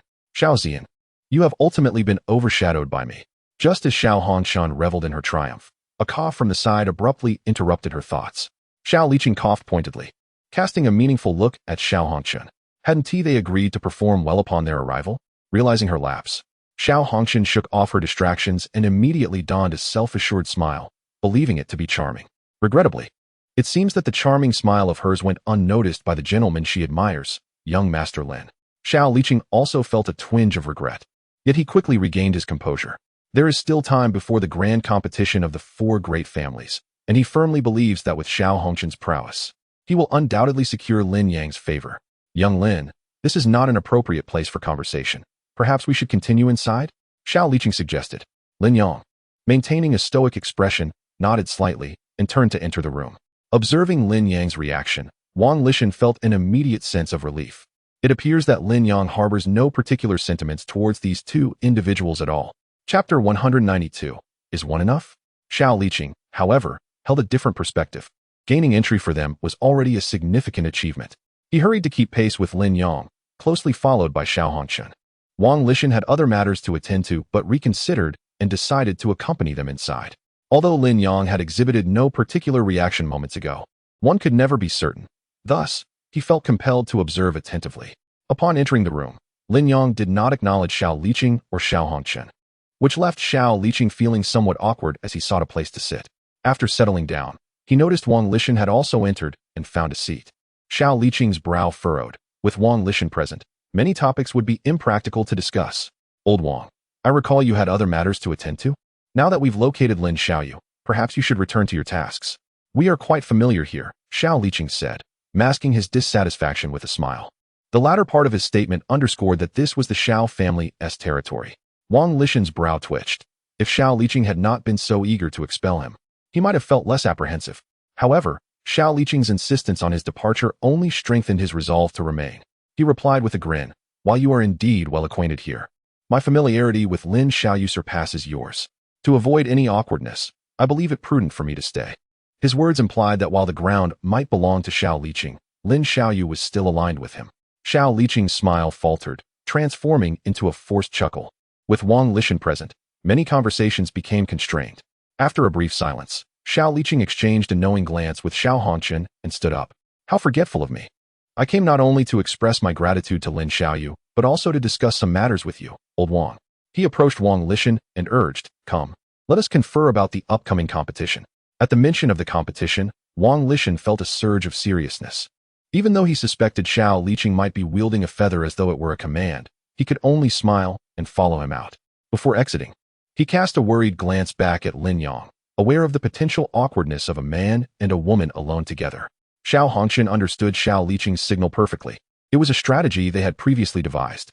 Should any disruptions arise, Xiao Liqing would escort the intruder out, leaving Xiao Hongchun alone with Lin Yang. Xiao Liqing was acutely aware that some individuals present themselves one way in public while revealing a different nature in private. Those who appeared as refined gentlemen could indeed behave like beasts behind closed doors. Moreover, he trusted that with Xiao Hongchun's capabilities, she could handle any situation effortlessly. Once Xiao Liqing and Wang Lishan were entirely out of sight, Xiao Hongchun rose and closed the door. Lin Yang lifted his gaze to regard Xiao Hongchun, fully aware of her intentions. However, did Xiao Hongchun underestimate herself, while simultaneously overestimating her capabilities? Confident in her own appearance and abilities, she believed she was among the best in the Xiao family. Xiao Hongchun turned around and said, young Master Lin, may I pour you a cup of tea? Without waiting for Lin Yang to decline, she approached him and began to pour the tea. This was the first step, bridging the distance between them. After pouring the tea, Xiao Hongchun gracefully seated herself beside Lin Yang, her beautiful eyes gazing at his face, filled with tenderness. Yet Lin Yang remained as stoic as a sage, his gaze unwavering. Observing his demeanor, Xiao Hongqian felt neither disappointment nor anger. Instead, her smile grew even more radiant. She desired a man, and with but a beckoning gesture, she could entice any suitor from the east gate of the Xiao family to the west. However, those men held no appeal for her. They were beneath her notice. Lin Yang's indifference only heightened her admiration for him. Such a man was worthy of her affection. Young Master Lin, why do you ignore me? Xiao Hongqian feigned a tone of grievance. This was the second step, prompting him to speak regardless of the topic. To her surprise, Lin Yang merely cast a cold glance her way before averting his gaze once more. Xiao Hongqian was taken aback. What was happening? Her expression was undoubtedly one of endearing allure. Lin Yang had clearly looked at her, yet offered no reaction. Could it be that young Master Lin was not fond of such tactics? With this thought, Xiao Hongqian retracted her delicate demeanor and reverted to her usual haughty posture, as if the previous display had never been hers. Young Master Lin, you saved a member of the Xiao family in the secret realm. As the holy maiden of the Xiao clan, I am deeply grateful. If there is anything you desire, I assure you, I can fulfill your wishes. She deliberately emphasized her status as the holy maiden and the promise of fulfillment, with implications that were unmistakable. At last, Lin Yang regarded her with direct attention for the first time. Xiao Hongqian's heart raced with excitement. It seemed her previous lack of response stemmed from her subtlety not being pronounced enough. Indeed, Lin Yang lifted her chin gently, saying, anything can be fulfilled? Xiao Hongqian's heart soared, though her face bore a hint of embarrassment. Yes, but it should not be excessive. Of course, I trust that a man of your character would not be that way. Xiao Hongqian was confident. Her words were crafted to be irresistible to any man. She softly closed her eyes, awaiting her prey to take the bait. However, to her astonishment, Lin Yang suddenly released her chin. Xiao Hongqian opened her eyes, bewildered as she looked at Lin Yang. How could this be? It was entirely contrary to her expectations. Surely, this man could not be devoid of masculine inclination? As Xiao Hongqian pondered this, a smile, ambiguous in its lewdness or mockery, spread across Lin Yang's face as he remarked, you are mistaken. I am indeed that sort of man. And quite the excessive one at that. Xiao Hongqian was flabbergasted. If he were indeed such a man, why had he not taken action? Lin Yang raised a finger and slowly shook his head, smiling. You alone are simply insufficient. In an instant, Xiao Hongqian understood. It was not that he was unmoved, but rather that he found her lacking. She laughed, reassured that it was not his lack of desire that worried her, but rather his indifference to her allure. I have a maid named Lin Wan'er. I shall fetch her at once. With that, Xiao Hongqian hurriedly moved towards the door. One must strike while the iron is hot. What if, after today, young Master Lin changes his mind? Hold on. Lin Yang suddenly interjected, a smirk playing at the corners of his mouth. A maid? What do you take me for? Do you truly believe a mere maid is worthy of my attention? Xiao Hongqian was momentarily taken aback, incredulously gazing at Lin Yang. Are you implying that? Lin Yang grinned mischievously. Surely it must be someone of your own status and standing who is deemed worthy? Xiao Zian. The first person who came to Xiao Hongqian's mind was indeed Xiao Zian. Within the entire Xiao family, only the former saintess could be considered her equal. Chapter 193. Because of love, Lin Yang's ultimate objective was none other than Xiao Zian. Otherwise, he would never have uttered those words to Xiao Hongqian. Xiao Hongqian hesitated instantly. The man before her was the one she had set her sights on. She was unwilling to share him with any other woman. Yet, to please Lin Yang, she reluctantly agreed to include her maid in the arrangement. After all, the maid's fate was in her hands. However, the thought of sharing this man with Xiao Zian filled her with immense reluctance. As her hesitation lingered, the smile on Lin Yang's face vanished, replaced by a chilling darkness. What? Your Xiao family cannot find another woman you wish to have? Or is it that there is such a woman, yet you refuse to let her join? The latter part of his statement was laden with a terrifying severity. Xiao Hongqian was taken aback by Lin Yang's sudden shift in demeanor. One moment he was warm and sunny, and the next he was a storm ready to unleash fury, leaving her pale with fright. No. Xiao Hongqian hurriedly waved her hands in denial. Her heart was solely set on winning Lin Yang over, and she dared not incur his displeasure. After a moment of contemplation, she steeled herself and said through gritted teeth, Young Master Lin, indeed, there is another woman in the Xiao family who is my equal, but... Upon hearing this, Lin Yang immediately understood that Xiao Hongqian was referring to Xiao Zian, and his heart raced, though his expression remained unchanged. But what? But she has already caught the attention of a young master from an upper realm family, and after the competition concludes, he will send someone to take her away. Young Master Lin, you are aware that although our Xiao family is considered one of the 4 great families in this lower realm, we are incomparable to those from the upper realm. Lin Yang suppressed the fury rising within him and replied coolly, "This, I certainly know.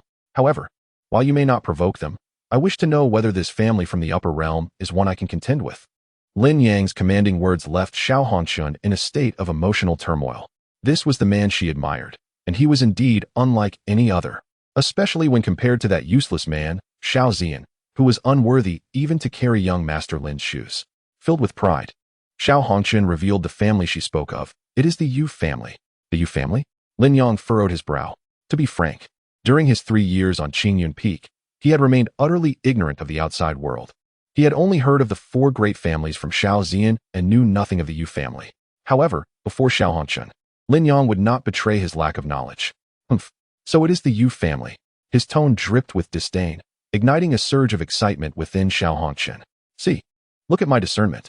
The man I admire does not even regard the upper realm family."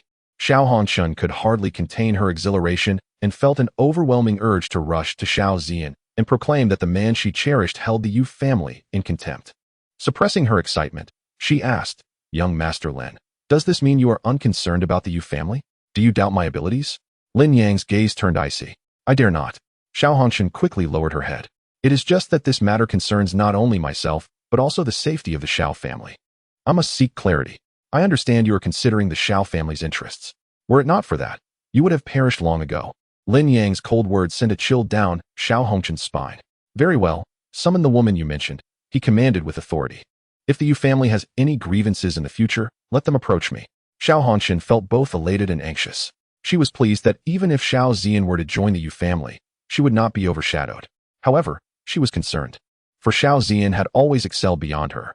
If Lin Yang were to take a liking to her, perhaps even elevating her status, would she not be digging her own grave? In her hesitation, Lin Yang's displeasure surfaced once more. "What is it?" "I am shouldering the burden of the Yu family matters." "Why do you still delay?" Xiao Hongxun trembled and hastily explained, "Young Master Lin, the thing is, my cousin she. What of her?" Lin Yang's expression shifted, his voice involuntarily rising. Fortunately, Xiao Hongxun did not dare to meet his gaze, believing his raised voice stemmed from anger. "She has been married before and has even borne a child." Upon hearing this, Lin Yang exhaled in relief. He had feared something unfortunate had befallen Zian. It was merely this. After a moment's contemplation, Lin Yang inquired, "Married? And has a child?" "Indeed. Moreover, her former husband was a waste from a minor sect. The daughter she bore is also a fool." Seizing the opportunity, Xiao Hongxun spared no effort in maligning Xiao Zian. Unbeknownst to her, the very person she was disparaging stood before her. Lin Yang had long grown accustomed to the term waste, but when he heard Xiao Hongxun refer to Wan'er as a fool, he could barely contain his fury. "You say her daughter is a fool?" In the midst of her tirade, Xiao Hongxun was abruptly interrupted by Lin Yang, momentarily taken aback before responding, "Yes. Have you seen her?" Lin Yang asked, his tone nonchalant. "Well, I have not seen her, but the one who brought my cousin back said as much." Lin Yang nodded, mentally jotting down this information. "I find it curious that a woman from your esteemed Xiao family would be drawn to a waste from a minor sect." Xiao Hongxun sensed something amiss. Why was young Master Lin asking so many seemingly irrelevant questions? Yet, she dared not withhold her answers. After a moment's thought, she replied. The clan leader posed the same question after she was brought back. "Oh, and what did she say?" "She said, for love." As Xiao Hongxun uttered those 2 words, she struggled to suppress her laughter. Even after 3 years, the memory of Xiao Zian declaring such a sentiment still provoked her amusement. Love? How utterly laughable. What she failed to notice was the tenderness radiating from Lin Yang's expression. After a moment of silence, Xiao Hongxun spoke. "Young Master Lin, my intention is not to exclude her. However, her temperament is quite fierce, and I fear she may be reluctant to come. If that is the case, then you should inquire with her. If she is unwilling, then so be it." Upon witnessing Lin Yang's magnanimity, Xiao Hongxun felt a wave of relief wash over her. She had genuinely worried that Lin Yang would insist on having Xiao Zian come over. "Then I shall go and call for her," she concluded before stepping outside. Lin Yang remained seated, murmuring 2 words as a sudden heaviness filled his eyes. At that moment, Lin Wan'er dashed in from the adjacent room. "Father, why are you not playing with me yet?" Lin Yang scooped his daughter into his arms, saying, "I just inquired about your mother and learned that she is doing quite well." Chapter 194, Scoundrel Mother. Lin Wan'er was momentarily taken aback. The notion, previously nebulous, now felt strikingly significant as she prepared to reunite with her mother. The once formidable Ziyu demon sovereign found herself inexplicably anxious. For a brief moment, both father and daughter were lost in their own thoughts. After Xiao Hongqian departed, she swiftly arrived at Xiao Ziyan's residence. Upon entering, she found Xiao Ziyan staring vacantly at a jade talisman in her hand. Sister Ziyan, are you still thinking about my esteemed brother-in-law? Xiao Ziyan snapped back to reality, casting a surprised glance at Xiao Hongqian. In her mind, Lin Yang had always been derogatorily referred to as useless by Xiao Hongqian, so the sudden use of brother-in-law was astonishing. Are you surprised that I suddenly referred to him as brother-in-law?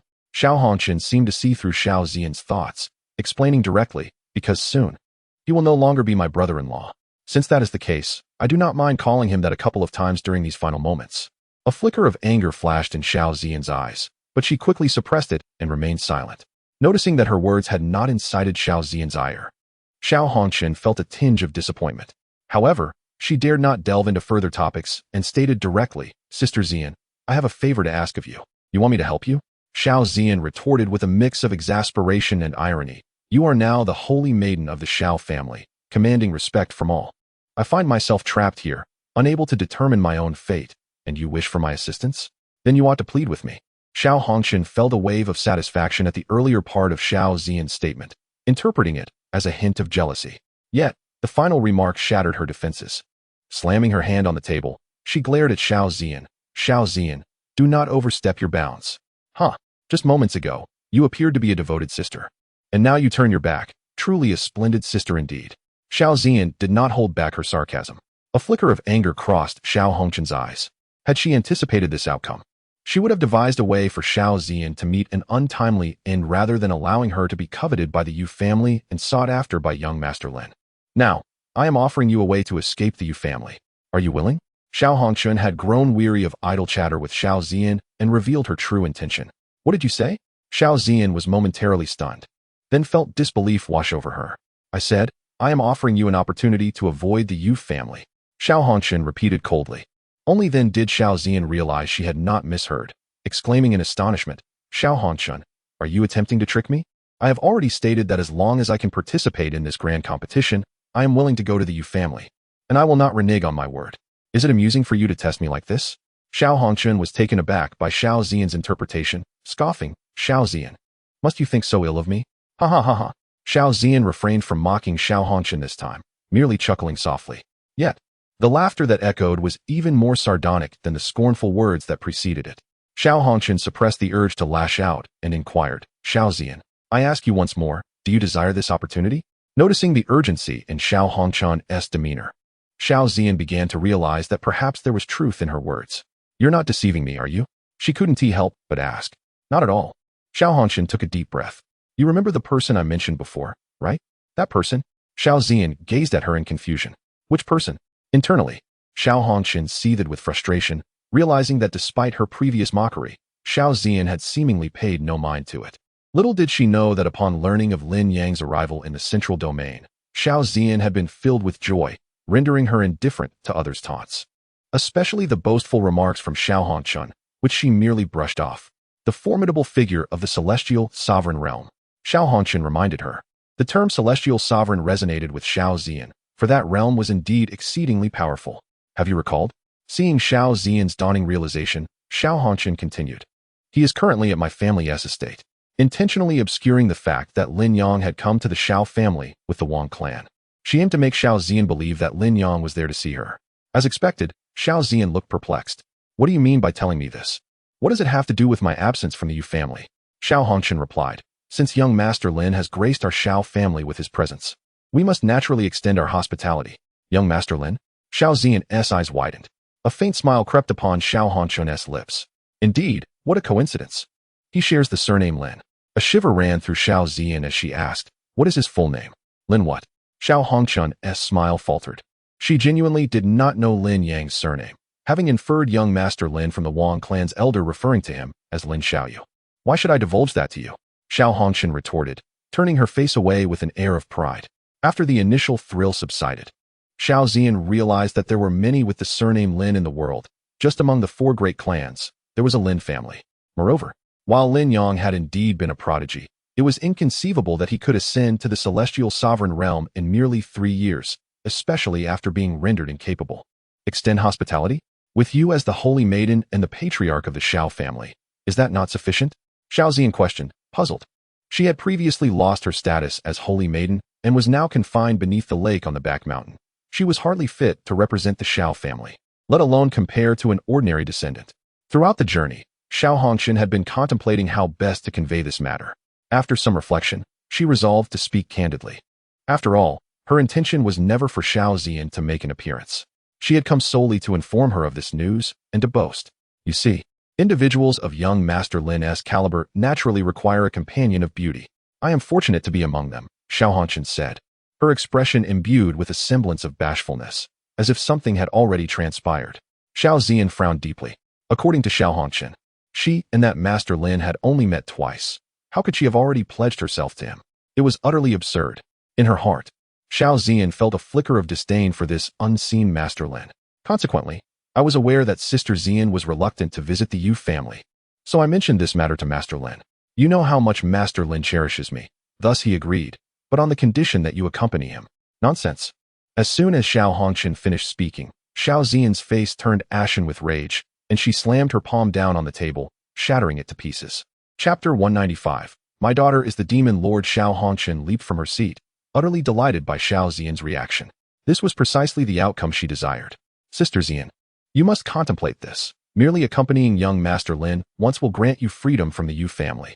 Xiao Hongqian continued to stoke the flames. Witnessing Xiao Hongqian's unabashed boldness, Xiao Ziyan pointed toward the door and shouted furiously, "Get out! Sister Ziyan, are you truly not considering it?" A smile adorned Xiao Hongqian's face, showing no signs of being perturbed. Leave at once. Xiao Hongqian, you make me sick. Xiao Hongqian waved her hand dismissively at Xiao Ziyan. Then farewell, Sister Ziyan. After the competition, await the Yu family to come collect you. Under ordinary circumstances, Xiao Ziyan's harsh words would have incited furious wrath in her, but today was different. She felt neither anger nor resentment, only pride. After numerous confrontations, it was the first time she had seen Xiao Ziyan so unhinged. Being scolded was, in this instance, worth it.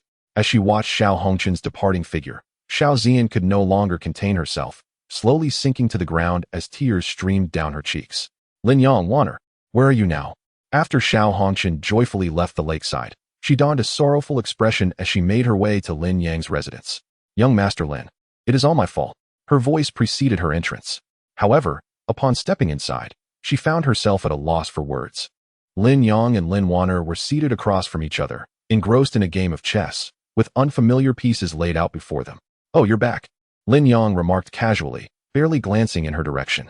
He was aware that given Ziyan's character, she would never acquiesce to such an arrangement, so he held no hope. His intention was merely to gauge Ziyan's whereabouts. Clearly, she was at the Xiao residence. As long as Ziyan remained there, he felt at ease. Once he showcased his prowess during the competition and revealed his identity, their reunion would be inevitable. Xiao Hongqian, on the other hand, wore a pained expression. She had hoped to foster a deeper connection with Lin Yang upon her return, yet to her dismay, he was preoccupied with the young girl. What was she to do? Lin Wan'er rested her chin on her small hand, furrowing her brow in concentration as she examined the chessboard, displaying a look of deep contemplation. Xiao Hongqian consoled herself, thinking that perhaps the young girl would tire of the game and seek diversion elsewhere. However, she was taken aback when Lin Wan'er remained fixed in thought for a quarter of an hour without making a move. This left Xiao Hongqian restless. The door was still ajar, and here she was, a saintess of the Xiao family, seated in such a manner. With no other option, she rose, bowed to Lin Yang, and said, "Young Master Lin, since you are preoccupied today, I shall take my leave." Lin Yang seemed to have only just remembered her, replying, "Oh, farewell, Saintess Xiao." Xiao Hongqian shot a glance at Lin Wan'er, her teeth clenched in frustration. She had overcome countless obstacles, yet had ultimately been outmaneuvered by a mere child.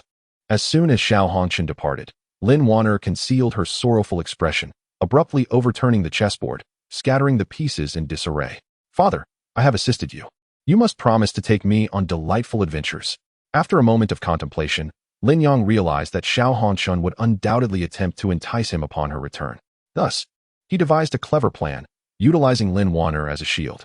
The strategy proved effective, as Xiao Hongqian could not withstand the presence of Lin Wan'er for longer than a quarter of an hour before departing. However, Lin Wan'er had conditions for her assistance. She insisted on being taken on enjoyable outings. When it comes to entertaining children, Lin Yang's ideas far surpassed those of the people in this world. Throughout that afternoon, the courtyard resonated with Lin Wan'er's joyous laughter and merriment. As evening fell, after dinner, Lin Yang returned to the room with Wan'er. Once the door was closed, he listened intently for a moment, ensuring no one was outside before adopting a serious demeanor and sitting beside Lin Wan'er. While she was still relishing the happiness of the afternoon, Lin Wan'er noticed his expression and, filled with curiosity, asked, "Father, what is troubling you?" Lin Yang gazed at Lin Wan'er, his countenance gradually becoming conflicted. Sensing his unease, Lin Wan'er's small face grew tense. "Wan'er, father." They both spoke simultaneously, pausing in surprise. "You go first, Wan'er." "No, you go first, father." They repeated the synchronization once more, feeling a bit awkward. Ahem. Lin Yang cleared his throat and said, "Very well, I shall speak first." Lin Wan'er nodded, a sense of foreboding rising within her heart. "Wan'er, may I ask if you are familiar with the Yu family?" Lin Wan'er initially sighed in relief, glad that her identity had not been uncovered. However, her expression soon paled. The Yu family, was it not a minor clan from the upper realm? Could it be that he had indeed discerned her true identity? In a low tone, Lin Yang continued, "Wan'er, I understand you harbor your own secrets. But regardless of what they may be, I am your father, and you can confide in me without fear. Even if the entire world stands against you, I shall always be by your side." In that instant, Lin Wan'er's emotional defenses crumbled entirely. Tears streamed down her cheeks. "Father, father." Lin Wan'er flung herself into Lin Yang's embrace, sobbing uncontrollably. Lin Yang gently patted her back, offering comfort. There, do not cry. With father here, everything will be all right." After some time, Lin Wan'er finally calmed down. "Father, in truth, I am the Purple Ghost Demon Lord." Upon uttering the 4 words Purple Ghost Demon Lord, Lin Yang's expression shifted dramatically. "One of the 4 great demon lords?" Lin Wan'er shyly nodded. Lin Yang couldn't help but draw a sharp breath. He had speculated about Lin Wan'er's identity, but had never anticipated that she would possess such a remarkable lineage. The Purple Ghost Demon Lord, one of the most formidable beings across the realms. To think that his daughter was a demon lord. "I was ambushed, which led to my reincarnation." As she spoke of the ambush, Lin Wan'er felt a tinge of embarrassment, for it was indeed a humiliating affair. Lin Yang nodded and said, "These matters are now in the past. The Purple Ghost Demon Sovereign has perished, and in this world, there exists only my daughter, Lin Wan'er." Lin Yang's words deeply moved Lin Wan'er once more, nearly bringing her to tears again. Lin Yang continued to offer comfort, saying, "From this day forth, the name Purple Ghost Demon Sovereign shall no longer hold sway. You are Lin Wan'er, and Lin Wan'er is you, do you understand?" "Yes." Lin Wan'er vigorously nodded her little head. Although the Purple Ghost Demon Sovereign possessed immense power and authority, he was burdened solely by painful memories. In contrast, while Lin Wan'er lacked power and influence, her memories were filled with joy. After reaching a mutual understanding, father and daughter, Lin Wan'er finally broke into a smile. Chapter 196. The arrival of the Yu family shortly thereafter, she recalled Lin Yang's earlier inquiry and asked, "Father, what is your interest in the Yu family?" Lin Yang narrowed his eyes and recounted everything he knew to Lin Wan'er. "They are utterly despicable." Upon hearing this, Lin Wan'er's face flushed with indignation. "There's no need to be angry with them," Lin Yang replied coldly. "I shall ensure they pay the price they deserve." "Indeed." Lin Wan'er clenched her small fist. "I will assist you, father." "Very well. Once we retrieve your mother, we shall unite as a family." Lin Yang smiled, affectionately ruffling Lin Wan'er's hair. His gaze filled with tenderness. "But first, my dear, could you inform me of the overall strength of the Yu family?" "Do not worry, father. The Yu family is hardly noteworthy in the upper realm. The most formidable among them is merely an ancestor at the 9th level of the Celestial Sovereign Realm." 9th level of the Celestial Sovereign Realm. A glint of coldness flashed in Lin Yang's eyes. He had expected them to be more formidable. It turned out they lacked even a single Saint Sovereign level expert. Though Lin Yang was currently only at the 4th level of the Celestial Sovereign Realm, his actual combat prowess rivaled that of an 8th level Celestial Sovereign. Moreover, he possessed the formidable Sun Dragon Spear. "Once I cultivate the Heavenly Body Refinement technique to the 9th level of Skin Refinement, I will be fully capable of confronting a 9th level Celestial Sovereign head-on." The concerns in Lin Yang's heart diminished significantly. The following morning, having deliberately donned a new outfit, Xiao Hongqian seized an opportunity to seek out Lin Yang.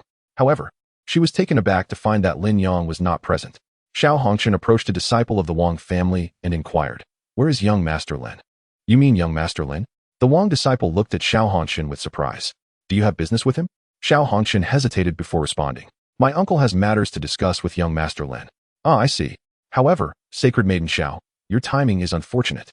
Young Master Lin informed us that he had urgent matters to attend to, but he will return before the competition begins.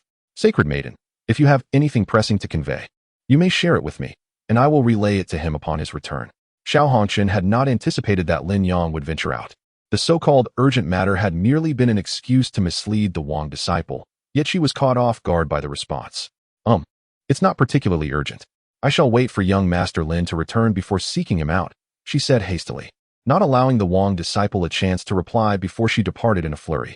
The Wang disciple watched her retreating figure with a faint smirk. The intentions of this sacred maiden Xiao are transparent. Only a fool would fail to see through them. She seeks to entice young Master Lin. Does she think he is oblivious? A hint of admiration crossed the Wang disciple's face as he mused that young Master Lin must have seen through the sacred maiden's designs long ago, which was why he had left ahead of time. However, the Wang disciple had only guessed a fraction of the truth. Lin Yang had indeed departed not only to avoid entanglement with Xiao Hongqian, but primarily to enhance his heavenly body refinement technique further before the competition commenced. He had inquired about the system, seeking to advance from the 7th tier of skin refinement to the 8th, which necessitated a rare herb known as blue flame grass. This herb was unfamiliar to Lin Yang, prompting him to consult Wang Tsong, who informed him that it was a 6th grade spiritual herb, extremely scarce. However, it was known that someone had previously acquired blue flame grass in the mountain range where the Xiao family resided. Thus, Lin Yang ventured alone into the depths of the mountains, hoping to procure some blue flame grass. Yet, given its classification as a 6th grade spiritual herb, it was certainly not commonly found. After traversing the mountains for an entire morning, Lin Yang had yet to catch sight of the elusive herb.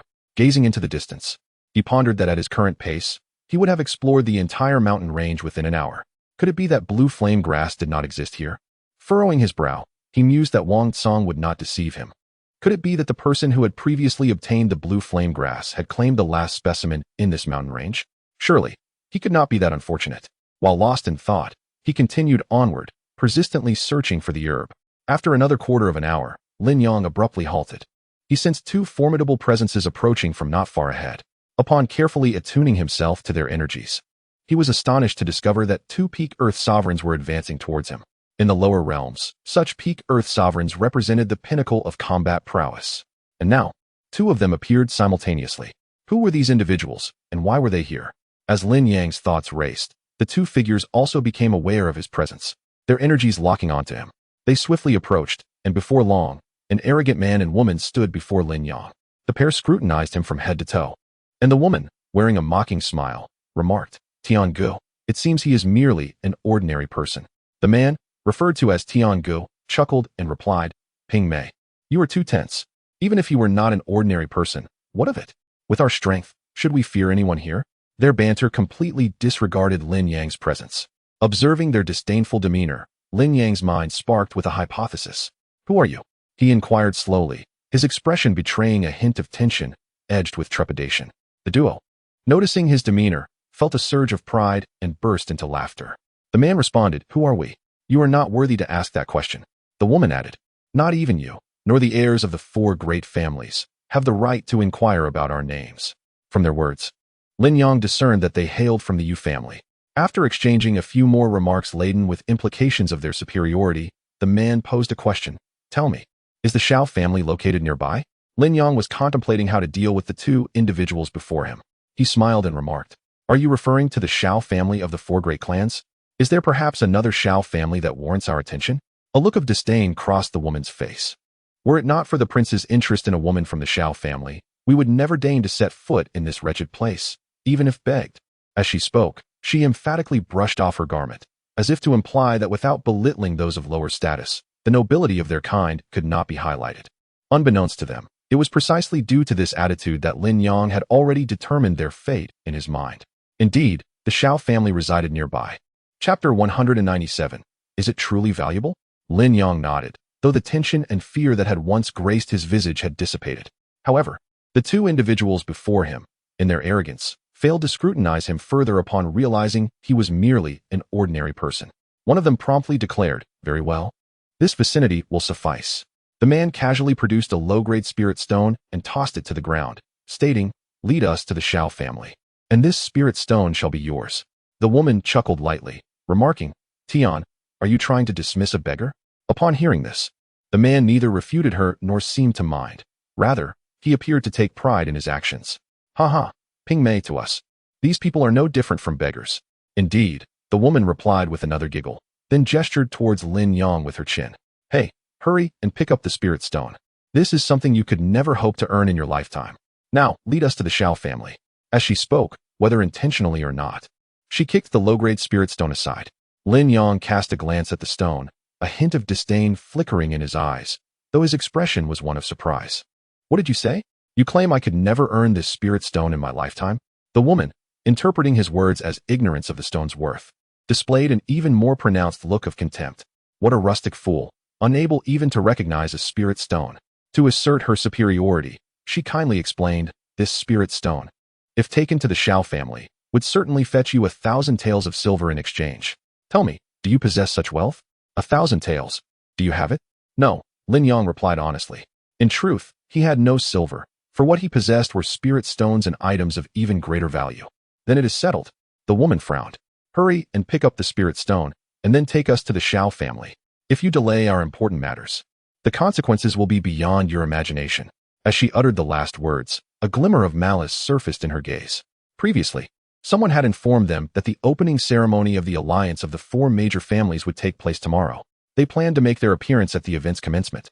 Seizing the woman favored by the young master, and imparting a lesson to the members of the 4 families about what true strength entailed. Afterward, they would bring the members of these families under the influence of the Yu family.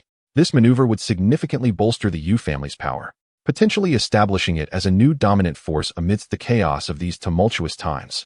As the woman contemplated this, she suddenly heard Lin Yang's bewildered inquiry. Consequences? What consequences? Her face immediately hardened with impatience. Her willingness to elaborate on the value of the spirit stone had already reached its limit. To now question her regarding consequences was tantamount to courting disaster. Indeed, those from the lower realms simply did not measure up, displaying such a lack of understanding.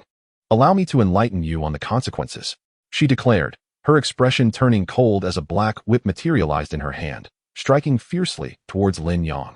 The woman, despite not employing any spiritual power, wielded a long whip adorned with thorns that was clearly visible to Lin Yang.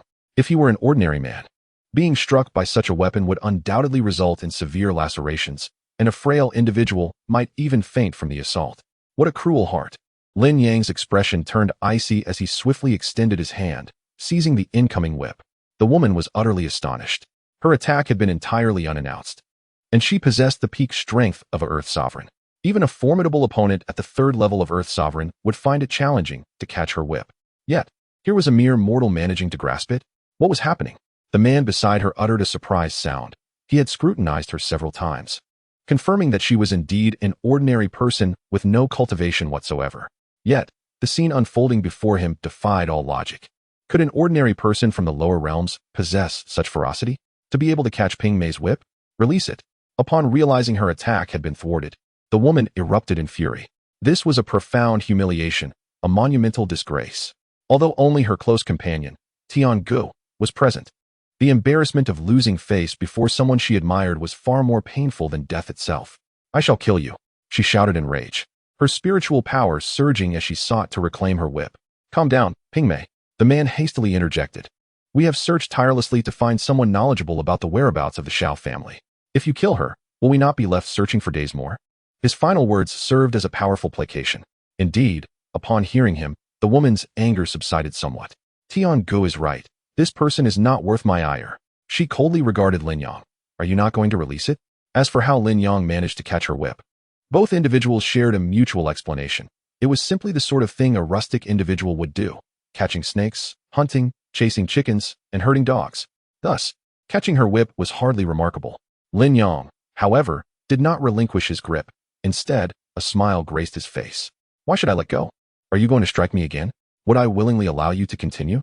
The woman's expression darkened, her anger reigniting. The man interjected swiftly, rest assured. Ping Mei merely wished to test you. She had no intent to harm. He then produced a low-grade spirit stone, stating, if you release the whip and guide us to the Xiao family, we will not only spare you harm, but the spirit stone on the ground, along with this one in my hand, shall be yours. Lin Yang scoffed internally, his face a mask of bewilderment. Were 2 spirit stones truly so valuable?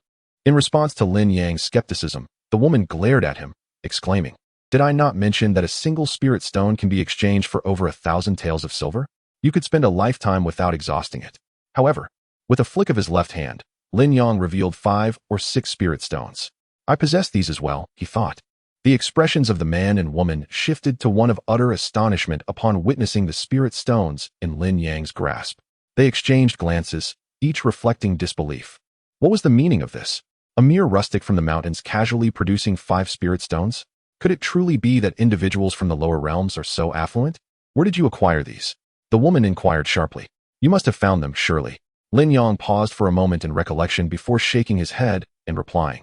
I have forgotten. You are mocking me. The woman erupted in indignation, turning to the man, Tiangu. I believe he is deliberately toying with us. The man's countenance darkened considerably as he too noted the stark contrast between Lin Yang's current demeanor and how he had appeared upon their first encounter.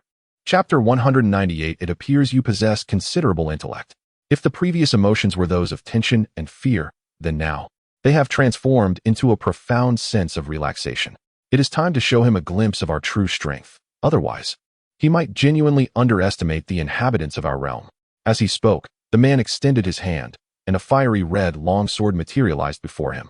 With a swift motion, accompanied by the sound of slicing air, the sword pointed directly at Lin Yang. You there, release your grip immediately and surrender all the spirit stones on your person. Upon hearing the man's words, Lin Yang could not suppress his laughter. Ha ha ha, did you just claim that you are from the upper realm? I had assumed that those from such a lofty place would be beyond reproach. Yet here you are, resorting to the antics of robbers. Impudent. How dare you speak of us in such a manner? The man's fury ignited, disregarding his earlier counsel to the woman. The long sword surged forth, aiming directly for Lin Yang's face. Unfazed by the approaching blade, Lin Yang calmly stowed the spirit stones back into his spatial ring with his left hand and reached out toward the man's sword. The man, noticing Lin Yang's action, could not help but smirk derisively. Did he truly think to employ the same tactics used against Ping Mei against him? Unlike Ping Mei, who wielded a whip devoid of spirit energy, this man's attack was enhanced by both spirit energy and a treasured weapon. Behold as I pierce your palm, the man bellowed, infusing even more spirit energy into his strike. In an instant, a brilliant white light erupted from the longsword. Clang! The next moment, the sword struck Lin Yang's left hand, producing a crisp sound. The noise startled the man, who suddenly felt as though he had struck against an impenetrable wall. Not only did the sword fail to advance an inch, but his arm was also left numb, blood seeping from his palm. Upon realizing that his sword had made contact with Lin Yang's hand but could not penetrate, the man's pupils constricted in disbelief. How could this be possible? His treasured weapon, empowered by spirit energy, failed to pierce the hand of another? What was the meaning of this? Was the other not an ordinary individual? Both the man and the woman stared at this bizarre scene, their minds struggling to comprehend the reality before them. Lin Yang smiled faintly. Indeed, his celestial body refinement technique rendered him impervious to any damage, even against a peak Earth sovereign, relying solely on the strength of his physique without the need for any spirit energy. At this moment, the man and woman finally regained their composure, their gazes toward Lin Yang filled with astonishment. They had come to the realization that Lin Yang was no ordinary person. Ping Mei, be cautious. He is definitely not an ordinary individual, the man warned, attempting to retract his weapon. Yet Lin Yang would not allow him to easily reclaim his sword. With a firm grip, he seized the man's longsword. The man's attempt to withdraw his weapon came to an abrupt halt, as if it were welded to Lin Yang's hand. He found himself utterly unable to budge it. How could this be possible? The man was struck with shock. He was a peak Earth sovereign, possessing strength that defied the imagination of ordinary individuals. Yet, despite their formidable strength, they were unable to wrest the weapon from Lin Yang's grasp. What kind of terrifying power does this seemingly ordinary individual possess? At that moment, Lin Yang suddenly broke into a faint smile. This smile evoked an unsettling feeling in both the man and the woman. With a simultaneous exertion of force, Lin Yang's hands produced a series of cracking sounds as he effortlessly shattered the esteemed sword, deemed a treasure, with his bare hands. The woman's whip was also severed in an instant by Lin Yang's might. Although they retrieved their weapons, they were left as mere remnants. Gazing at the broken remnants in their hands, astonishment overtook their expressions. However, as their eyes turned to Lin Yang, realization dawned upon them. This esteemed senior, the man, discarding the sword to the ground, clasped his hands in respect towards Lin Yang, stating, "May I inquire which family you hail from, esteemed senior? We are but juniors of the Yu family. We sincerely apologize for our previous transgressions. We hope for your forgiveness." The woman, momentarily disregarding her own loss, hastily bowed as well. Upon hearing this, Lin Yang discerned that they regarded him as a figure descended from the upper realm. Had this been earlier, he might have feigned a menacing demeanor to intimidate them, but now, he had no intention of doing so. After all, their objective was to abduct his wife. "I am not a senior," Lin Yang replied coolly. "I am aware that you have come for a woman from the Xiao family, named Xiao Zian. Am I correct?" The man and woman exchanged glances, their eyes betraying their shock. Such matters were not publicly discussed, known only to a select few in the Yu family. Thus, Lin Yang's sudden mention of this affair rendered him even more enigmatic in their eyes. "You speak the truth, esteemed senior. We were indeed blind to your stature and have offended you. We hope for your leniency," the man said, fully cognizant that they held no advantage before Lin Yang. His singular aim at that moment was to survive. Regardless of Lin Yang's strength, as long as he lived, he could return to his family and report the events. After all, a gentleman's revenge is best served after a decade. The man harbored a deep-seated hatred for Lin Yang, yet his face wore a mask of supplication. Lin Yang, unaware of the man's intentions, remained resolute in his decision to not spare them. "Do you know who I am?" he inquired calmly. "Not at all," they replied in unison, shaking their heads. If they had known Lin Yang's identity, they would not have been so foolish as to confront him. "I understand that you do not know," Lin Yang remarked with a wry smile. "However, how much do you know about Xiao Zian?"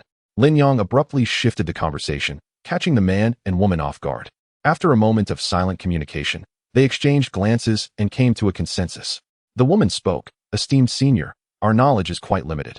We only know that Xiao Zian was once the saintess of the Xiao family, but she was later stripped of her title due to a grave mistake." "Indeed, continue," Lin Yang urged, nodding in encouragement. "Due to the transformation of the heavens and the earth, the realms began to merge gradually.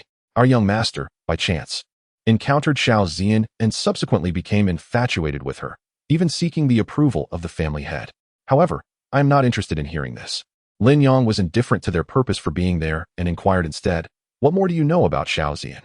The two were momentarily taken aback, unable to grasp Lin Yang's intent. "What does the esteemed senior mean? We find ourselves somewhat perplexed." The woman, being more perceptive, cautiously ventured, "Senior, do you perhaps have feelings for Xiao Zian as well?" Though she did not articulate the latter part of her thought, her implication was clearly conveyed. Lin Yang regarded her and remarked, "It seems you possess a fair degree of intelligence." The woman's eyes widened in astonishment. This conjecture, which she deemed the least likely, had unexpectedly turned out to be the correct answer. Chapter 199. Stepping into the 9th layer of skin, refining what is going on. Does Xiao Zian truly possess such immense charm? It is one thing for the heir to make an exception and seek the clan leader on her behalf. But even this enigmatic figure before us seems to have taken an interest in her.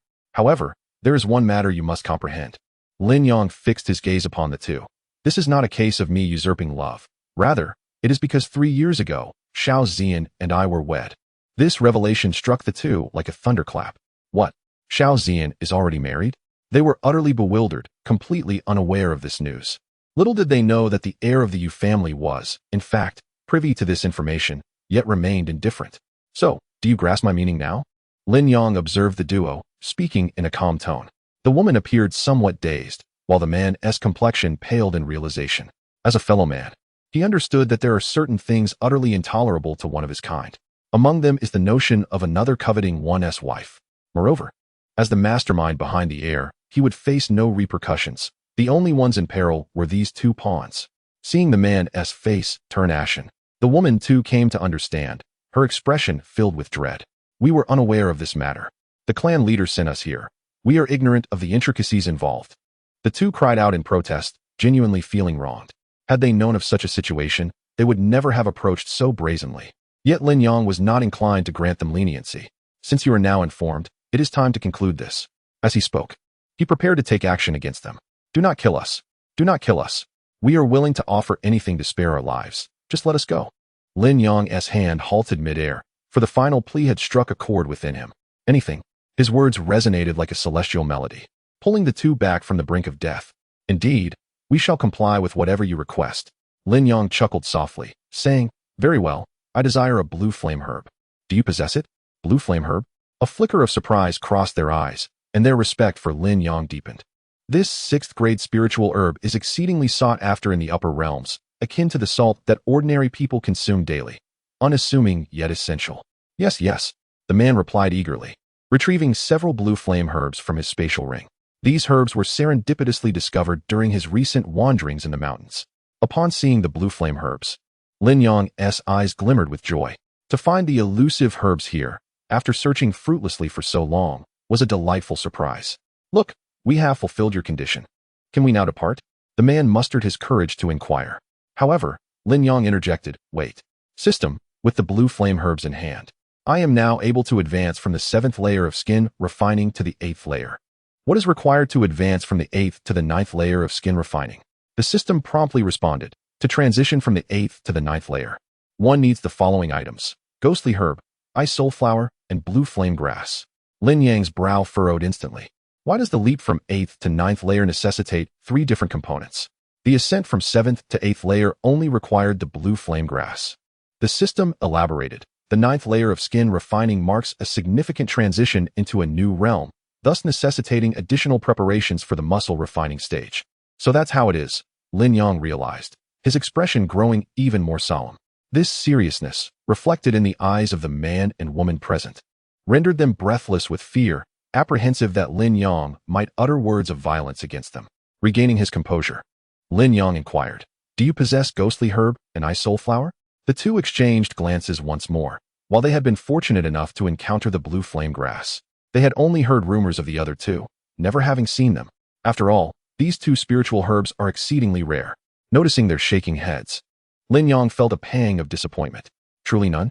Do not dare to deceive me. Lin Yang's voice turned icy, causing the color to drain from their faces. We wouldn't. We truly wouldn't dare. However, I have heard that the ice soulflower blooms in the far north, and the ghostly herb also exists in that desolate region. The far north? Lin Yang committed this location to memory, then waved dismissively at the two, saying, "Begone." The two were astonished that Lin Yang would release them so easily, struggling to believe their fortune. What? Still lingering?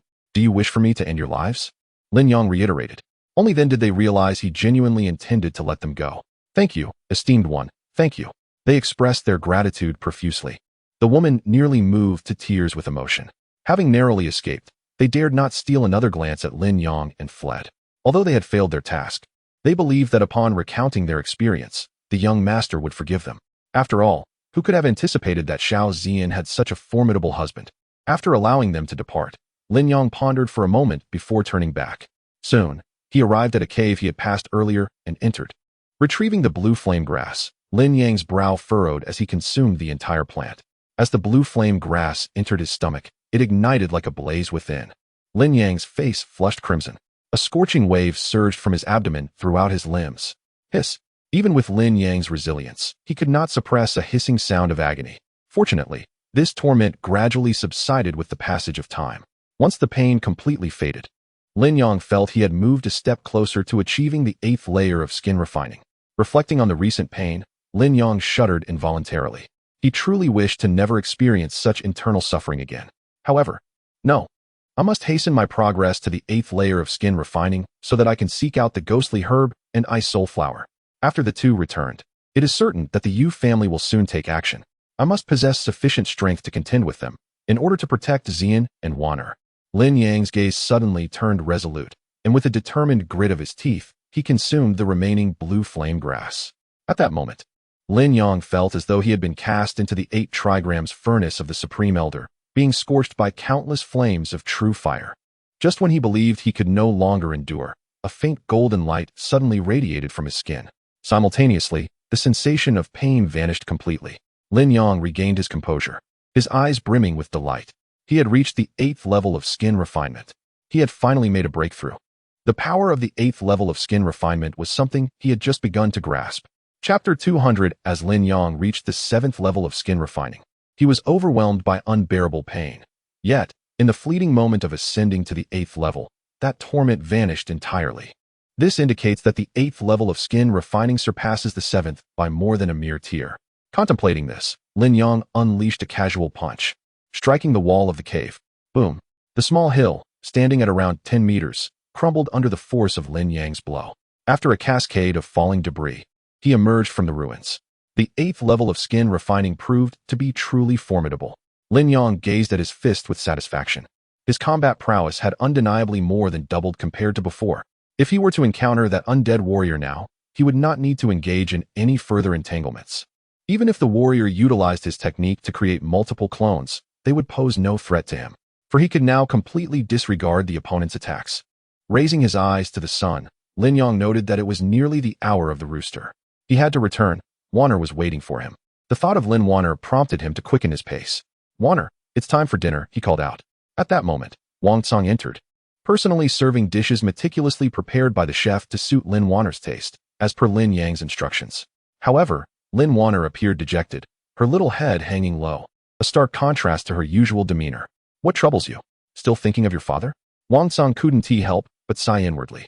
When Lin Yang departed that morning, he had asked Wang Tsong to look after Lin Wan'er. She had not objected at the time, but less than an hour after Lin Yang left, her spirits had plummeted. Though Wang Tsong had never been a father, he understood the reason for Lin Wan'er's despondency. He believed that perhaps, with the passage of time, she would gradually regain her cheer. Yet, to his surprise, Lin Wan'er remained listless even now. She had not even eaten her lunch. The source of Lin Wan'er's melancholy was, of course, Lin Yang. Even she found it astonishing. Prior to this, she had not recognized the extent of her dependence on him. However, merely an hour apart had ignited a longing for her father within her heart. Now, less than a day later, her mind was consumed with thoughts of his smiling face. Wang Tsong was at a loss. Throughout the day, he had exhausted all conceivable methods to elicit even a smile from Lin Wan'er, but to no avail. Just then, the sound of footsteps echoed from outside. Before Wang Tsong could comprehend the situation, the previously listless Lin Wan'er suddenly sprang from her chair. "Father, it's father!" she exclaimed, racing towards the door in a frenzy. "Be careful," Wang Tsong managed to utter, but by then, Lin Wan'er had already vanished from sight. When he finally pursued her outside, he found her tightly clutching Lin Yang's leg, refusing to let go. Lin Yang was equally taken aback by Wan'er's sudden outburst, and with a smile, he addressed Wang Tsong. "Brother Wang, you've had quite the day. Wan'er must have caused you a great deal of trouble, hasn't he?" Wang Tsong observed the scene before him, a hint of moisture welling in his eyes. "No, Wan'er is quite obedient," he remarked, recounting all of Lin Wan'er's listless activities throughout the day. Upon hearing this, Lin Yang felt a surge of compassion. He bent down to gaze at Lin Wan'er. "Wan'er, father promises you that from now on, no matter what I do, I shall take you along, all right?" "All right," Lin Wan'er responded softly. "Good, then let us go. Father will accompany you for dinner." Upon seeing Lin Yang, Lin Wan'er's appetite suddenly blossomed, much to Wang Tsong's amused chagrin. "Brother Lin, Wan'er is truly attached to you. Despite my endless compliments at noon, she barely touched her meal. Now that you have returned, she seems determined to make up for the lunch she missed." "Haha, this is what we call a bond between father and daughter," Lin Yang replied with a hint of pride. Wang Tsong chuckled and shook his head. "Brother Lin, I shall not intrude further. See you at the opening ceremony tomorrow." "All right, thank you for your efforts today, Brother Wang." After bidding farewell to Wang Tsong, Lin Yang attended to Lin Wan'er as she finished her dinner. However, after a day of contemplation, Lin Wan'er now appeared somewhat fatigued, her small face adorned with drowsiness. Observing this, Lin Yang gently wiped her face and settled her into bed. Once Lin Wan'er was asleep, Lin Yang sat in a chair and took out the jade pendant given to him by Xiao Zian. Meanwhile, at the bottom of the back mountain lake, Xiao Zian too was gazing at the same jade pendant. "Zian, tomorrow marks the day I officially bring you home." Concurrently, Xiao Hongxin stood outside the Xiao family gates, her heart gnashing with resentment. Had she not arranged with those two from the Yu family to arrive at the Xiao residence tonight, with plans to take Xiao Zian away at the opening ceremony tomorrow? Why had the night fallen without a sign of them? Suddenly, a light cough startled Xiao Hongxin. Upon recognizing the visitor, she exhaled in relief. "Uncle, what brings you here?" As the patriarch of the Xiao family, Xiao Liqing was keenly aware of the significant matters concerning the family, particularly regarding this niece of his, whom he knew all too well. It was precisely for this reason that he had forsaken his biological daughter, Xiao Zian, to elevate Xiao Hongxun as the family's chosen maiden. In his eyes, Xiao Zian was overly focused on her individual desires, as evidenced by her choice of a disciple from a minor sect. Conversely, while Xiao Hongxun also valued personal ambition, she aspired toward strength, aligning her interests with those of the Xiao family. Hence, he tolerated her antagonism toward his own daughter.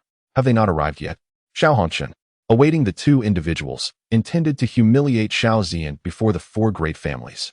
However, Xiao Liqing sought to have the Yu family present themselves before the other three families to showcase the support behind the Xiao family. After waiting all day without news of their arrival, he could no longer contain his curiosity. A flicker of impatience crossed Xiao Hongchen's face as she remarked, "Uncle, those two are inexplicably delayed. They have yet to show up." Xiao Liqing narrowed his eyes slightly and inquired, "Could it be that they are lost? After all, the Xiao family is concealed amidst the towering mountains. It seems implausible. They are unfamiliar with the terrain, yet cannot find someone to guide them." Xiao Hongchen remained perplexed. "You do have a point." Xiao Liqing exhaled heavily and remarked, "Could it be that some unforeseen circumstance has delayed them?" "I cannot say." Xiao Hongchen, too, could not fathom the reason for their delay. Observing that Xiao Hongchen was equally at a loss, Xiao Liqing concluded, "Well, since they cannot arrive tomorrow, so be it. After all, the grand competition does not occur in a single day. Tomorrow, we shall send a few disciples who are not participating in the contest to search for them. They will surely be found." "Very well. It seems we have no other option." Xiao Hongchen reluctantly acquiesced. The following morning, upon awakening, Lin Yang chose not to don the attire prepared by the Wang family. Instead, he retrieved from his ring a cherished outfit he had preserved for many years. This particular ensemble had been worn 3 years prior, during his time with Xian. Chapter 201. Even if my daughter is a demon god, as for Lin Wan'er's attire, Lin Yang retrieved a meticulously designed outfit from his spatial ring, crafted by Xian herself. "Father, are we going to meet Mother now?" "Yes." Lin Yang smiled tenderly. "Are you happy, Wan'er?" "Yes, I am." Lin Wan'er nodded her little head vigorously. Once an orphan, the purple ghost demon lord harbored an intense yearning for familial bonds. "All right, let us go." Lin Yang grasped Lin Wan'er's hand and followed behind the members of the Wang family. Many who caught sight of Lin Yang and Lin Wan'er's clothing were taken aback. Their attire was strikingly dissimilar from that of the crowd. Upon arriving at the competition venue, Lin Yang was seated in the front row alongside Wang Tsang. Shortly after settling down, a voice, filled with astonishment and fury, rang out, "Lin Yang." This furious outburst, laden with unbridled rage, left the onlookers in a state of bewilderment. What could have instigated such profound enmity? As they turned to investigate, they were astonished to discover that the furious individual was none other than Lin Tianlang, the heir of the Lin family, and his ire was directed at Lin Yang. What was the meaning of this? Confusion swept through the assembly. Even Wang Lishan looked at Lin Yang with puzzlement. Wang Tsang, aware of the conflict between Lin Yang and Lin Tianlang, provided an explanation, leading Wang Lishan to comprehend that it was indeed a matter concerning the Wang family. In the face of Lin Tianlang's wrath, Lin Yang merely smiled calmly. "Lin Tianlang, shall we settle our grievances in the competition?" "Fine. Let us see how you meet your end." Lin Tianlang bellowed menacingly. Simultaneously, he issued a dire command to the Lin clan members. No matter who encountered Lin Yang, they were to strike him down mercilessly. The Xiao family, as the hosts, arrived fashionably late.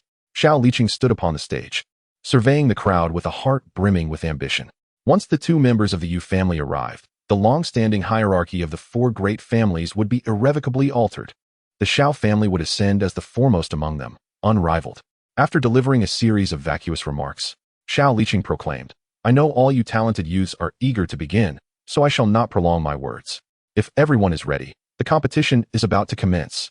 The rules for this competition diverged from previous years. This time, several seed contestants had been pre-selected.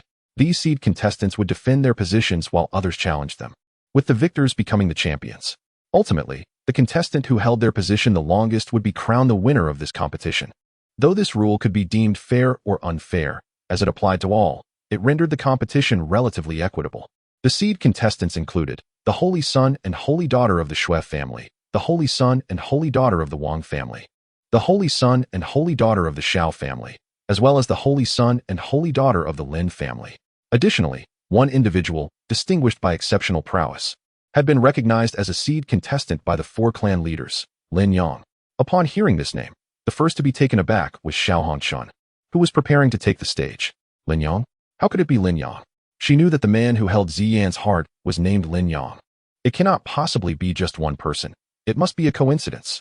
Xiao Hongchen encouraged himself, casting his gaze towards the Wang family. Upon catching sight of Lin Yang's attire, Xiao Hongchen staggered back several steps, as if struck by a heavy blow. This outfit bore an uncanny resemblance to the one Xiao Ziyan wore upon her return. Hearing his name, Lin Yang ascended the stage with measured steps. Meanwhile, in the last row of the Xiao family team, the dazed Xiao Ziyan could no longer contain herself. She surged past the crowd and rushed onto the stage. This unexpected turn of events left many astonished. What could this mean? Questions echoed among the spectators. Yet only a few, like Wang Tsang, were privy to the underlying secrets. As Lin Yang observed someone charging towards the stage, he was jolted, and a name he had repeated countless times escaped his lips, Xian. The moment he uttered it, Xiao Liqing's face was filled with shock, as he too comprehended what was transpiring. Lin Yang embraced Xian tightly, and after a prolonged moment, he asserted, Xian, rest assured, I shall reclaim every ounce of suffering you have endured over these past 3 years. His gaze turned frigid, emanating an imperceptible aura of dominance. Listen well. I am Lin Yang, the husband of Xiao Xian. I have come here today to take Xian away. Xiao clan leader. Should you wish to separate us as you did 3 years ago, do not blame me for being ungracious. At these words, Xiao Liqing nearly coughed up blood.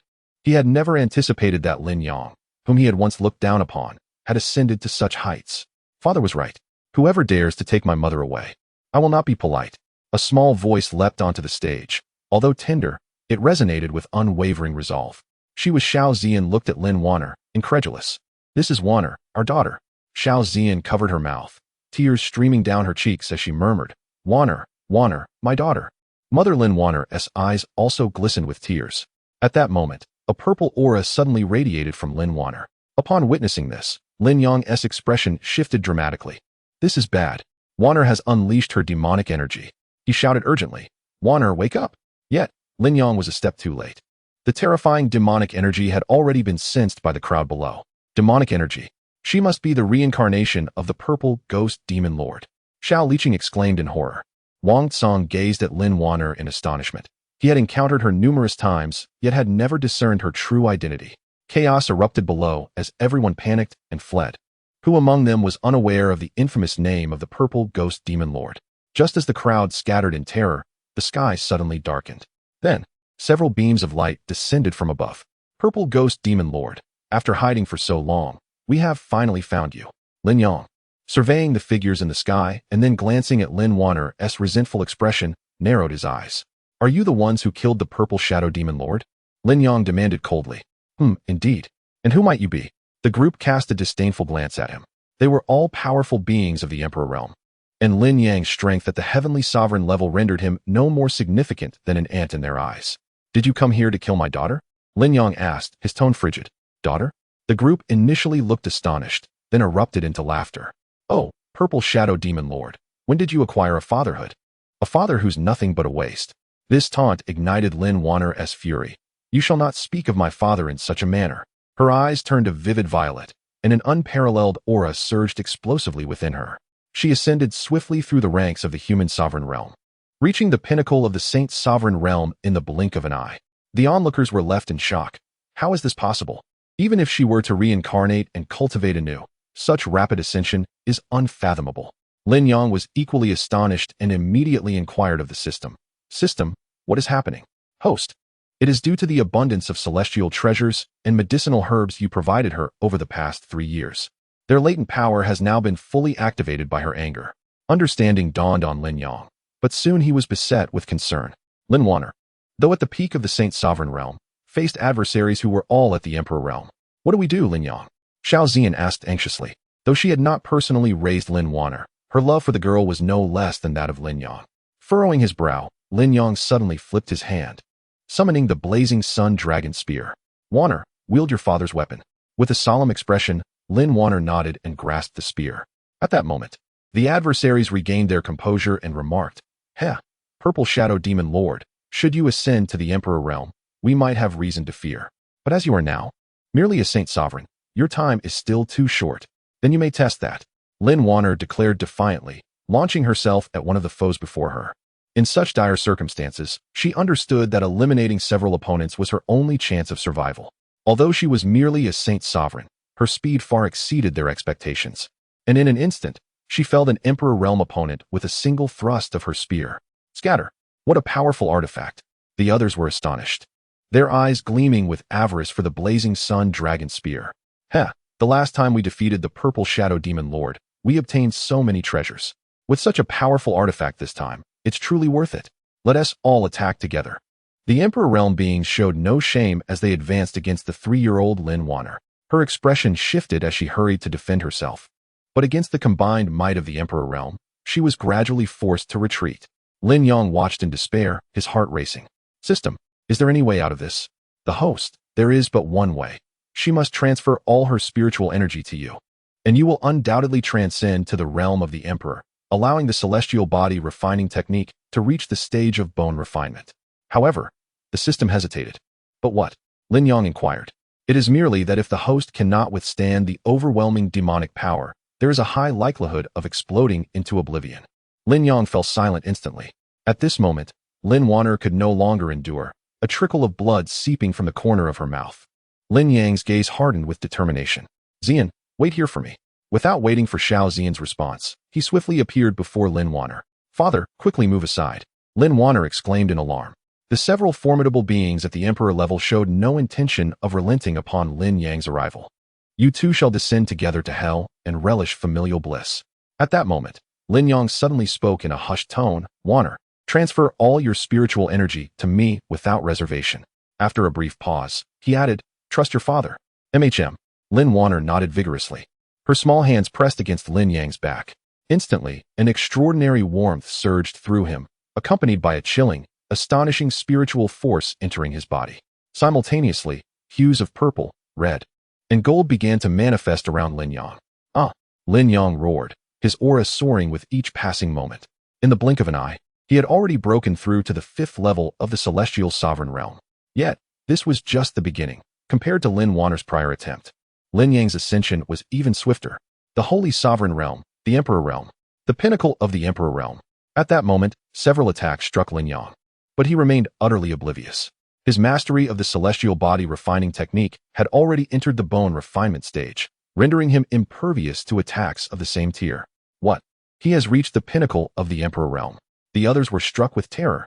Immediately, they redirected their focus. First, they must subdue his wife. Just as they intended to strike at Xiao Xian, Lin Yang's voice, cold as ice, resonated. Touch my family, and you shall perish. Several beams of tricolored light swiftly pierced through the chests of those Emperor-level foes. Their faces were etched with sheer astonishment before they collapsed to the ground. As Lin Yang dispatched the assailants, a pained expression suddenly crossed his face. Ugh! The spiritual energy that Lin Wan'er had imparted began to rampage within him, as if his body was on the verge of exploding. No, I cannot die. I have Xian and Wan'er. I must not perish. With a thunderous roar, Lin Yang's internal energies finally converged. Yet a wave of weakness enveloped him, causing his vision to darken. Concurrently, a tremor reverberated through both realms. This, a god of immortality, is born. Father has awakened. As Lin Yang's consciousness gradually returned, he heard a voice filled with elation. Following that, hurried footsteps approached, and Xiao Xian exclaimed, Lin Yang, wake up. Lin Yang slowly opened his eyes, meeting Xiao Xian's tear-filled, caring gaze. Xian, I am unharmed.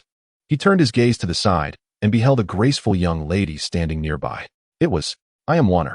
The little girl flashed a playful smile, and Lin Yang was instantly taken aback. Had I truly been unconscious for several years? Yes, father, you have been in a coma for a full 5 years. I am already 8 years old this year. Lin Yang felt a wave of confusion wash over him. Then he inquired, during these years, did no one come to trouble you? Father, you are now the only immortal true god in both realms. Who would dare to harm us? At that moment, Lin Yang recalled the events preceding his coma, and enlightenment dawned upon him. Excellent. With a hearty laugh, Lin Yang rose to his feet and embraced Xiao Xian and Lin Wan'er. No one shall ever part us again, even if my daughter is a demon god.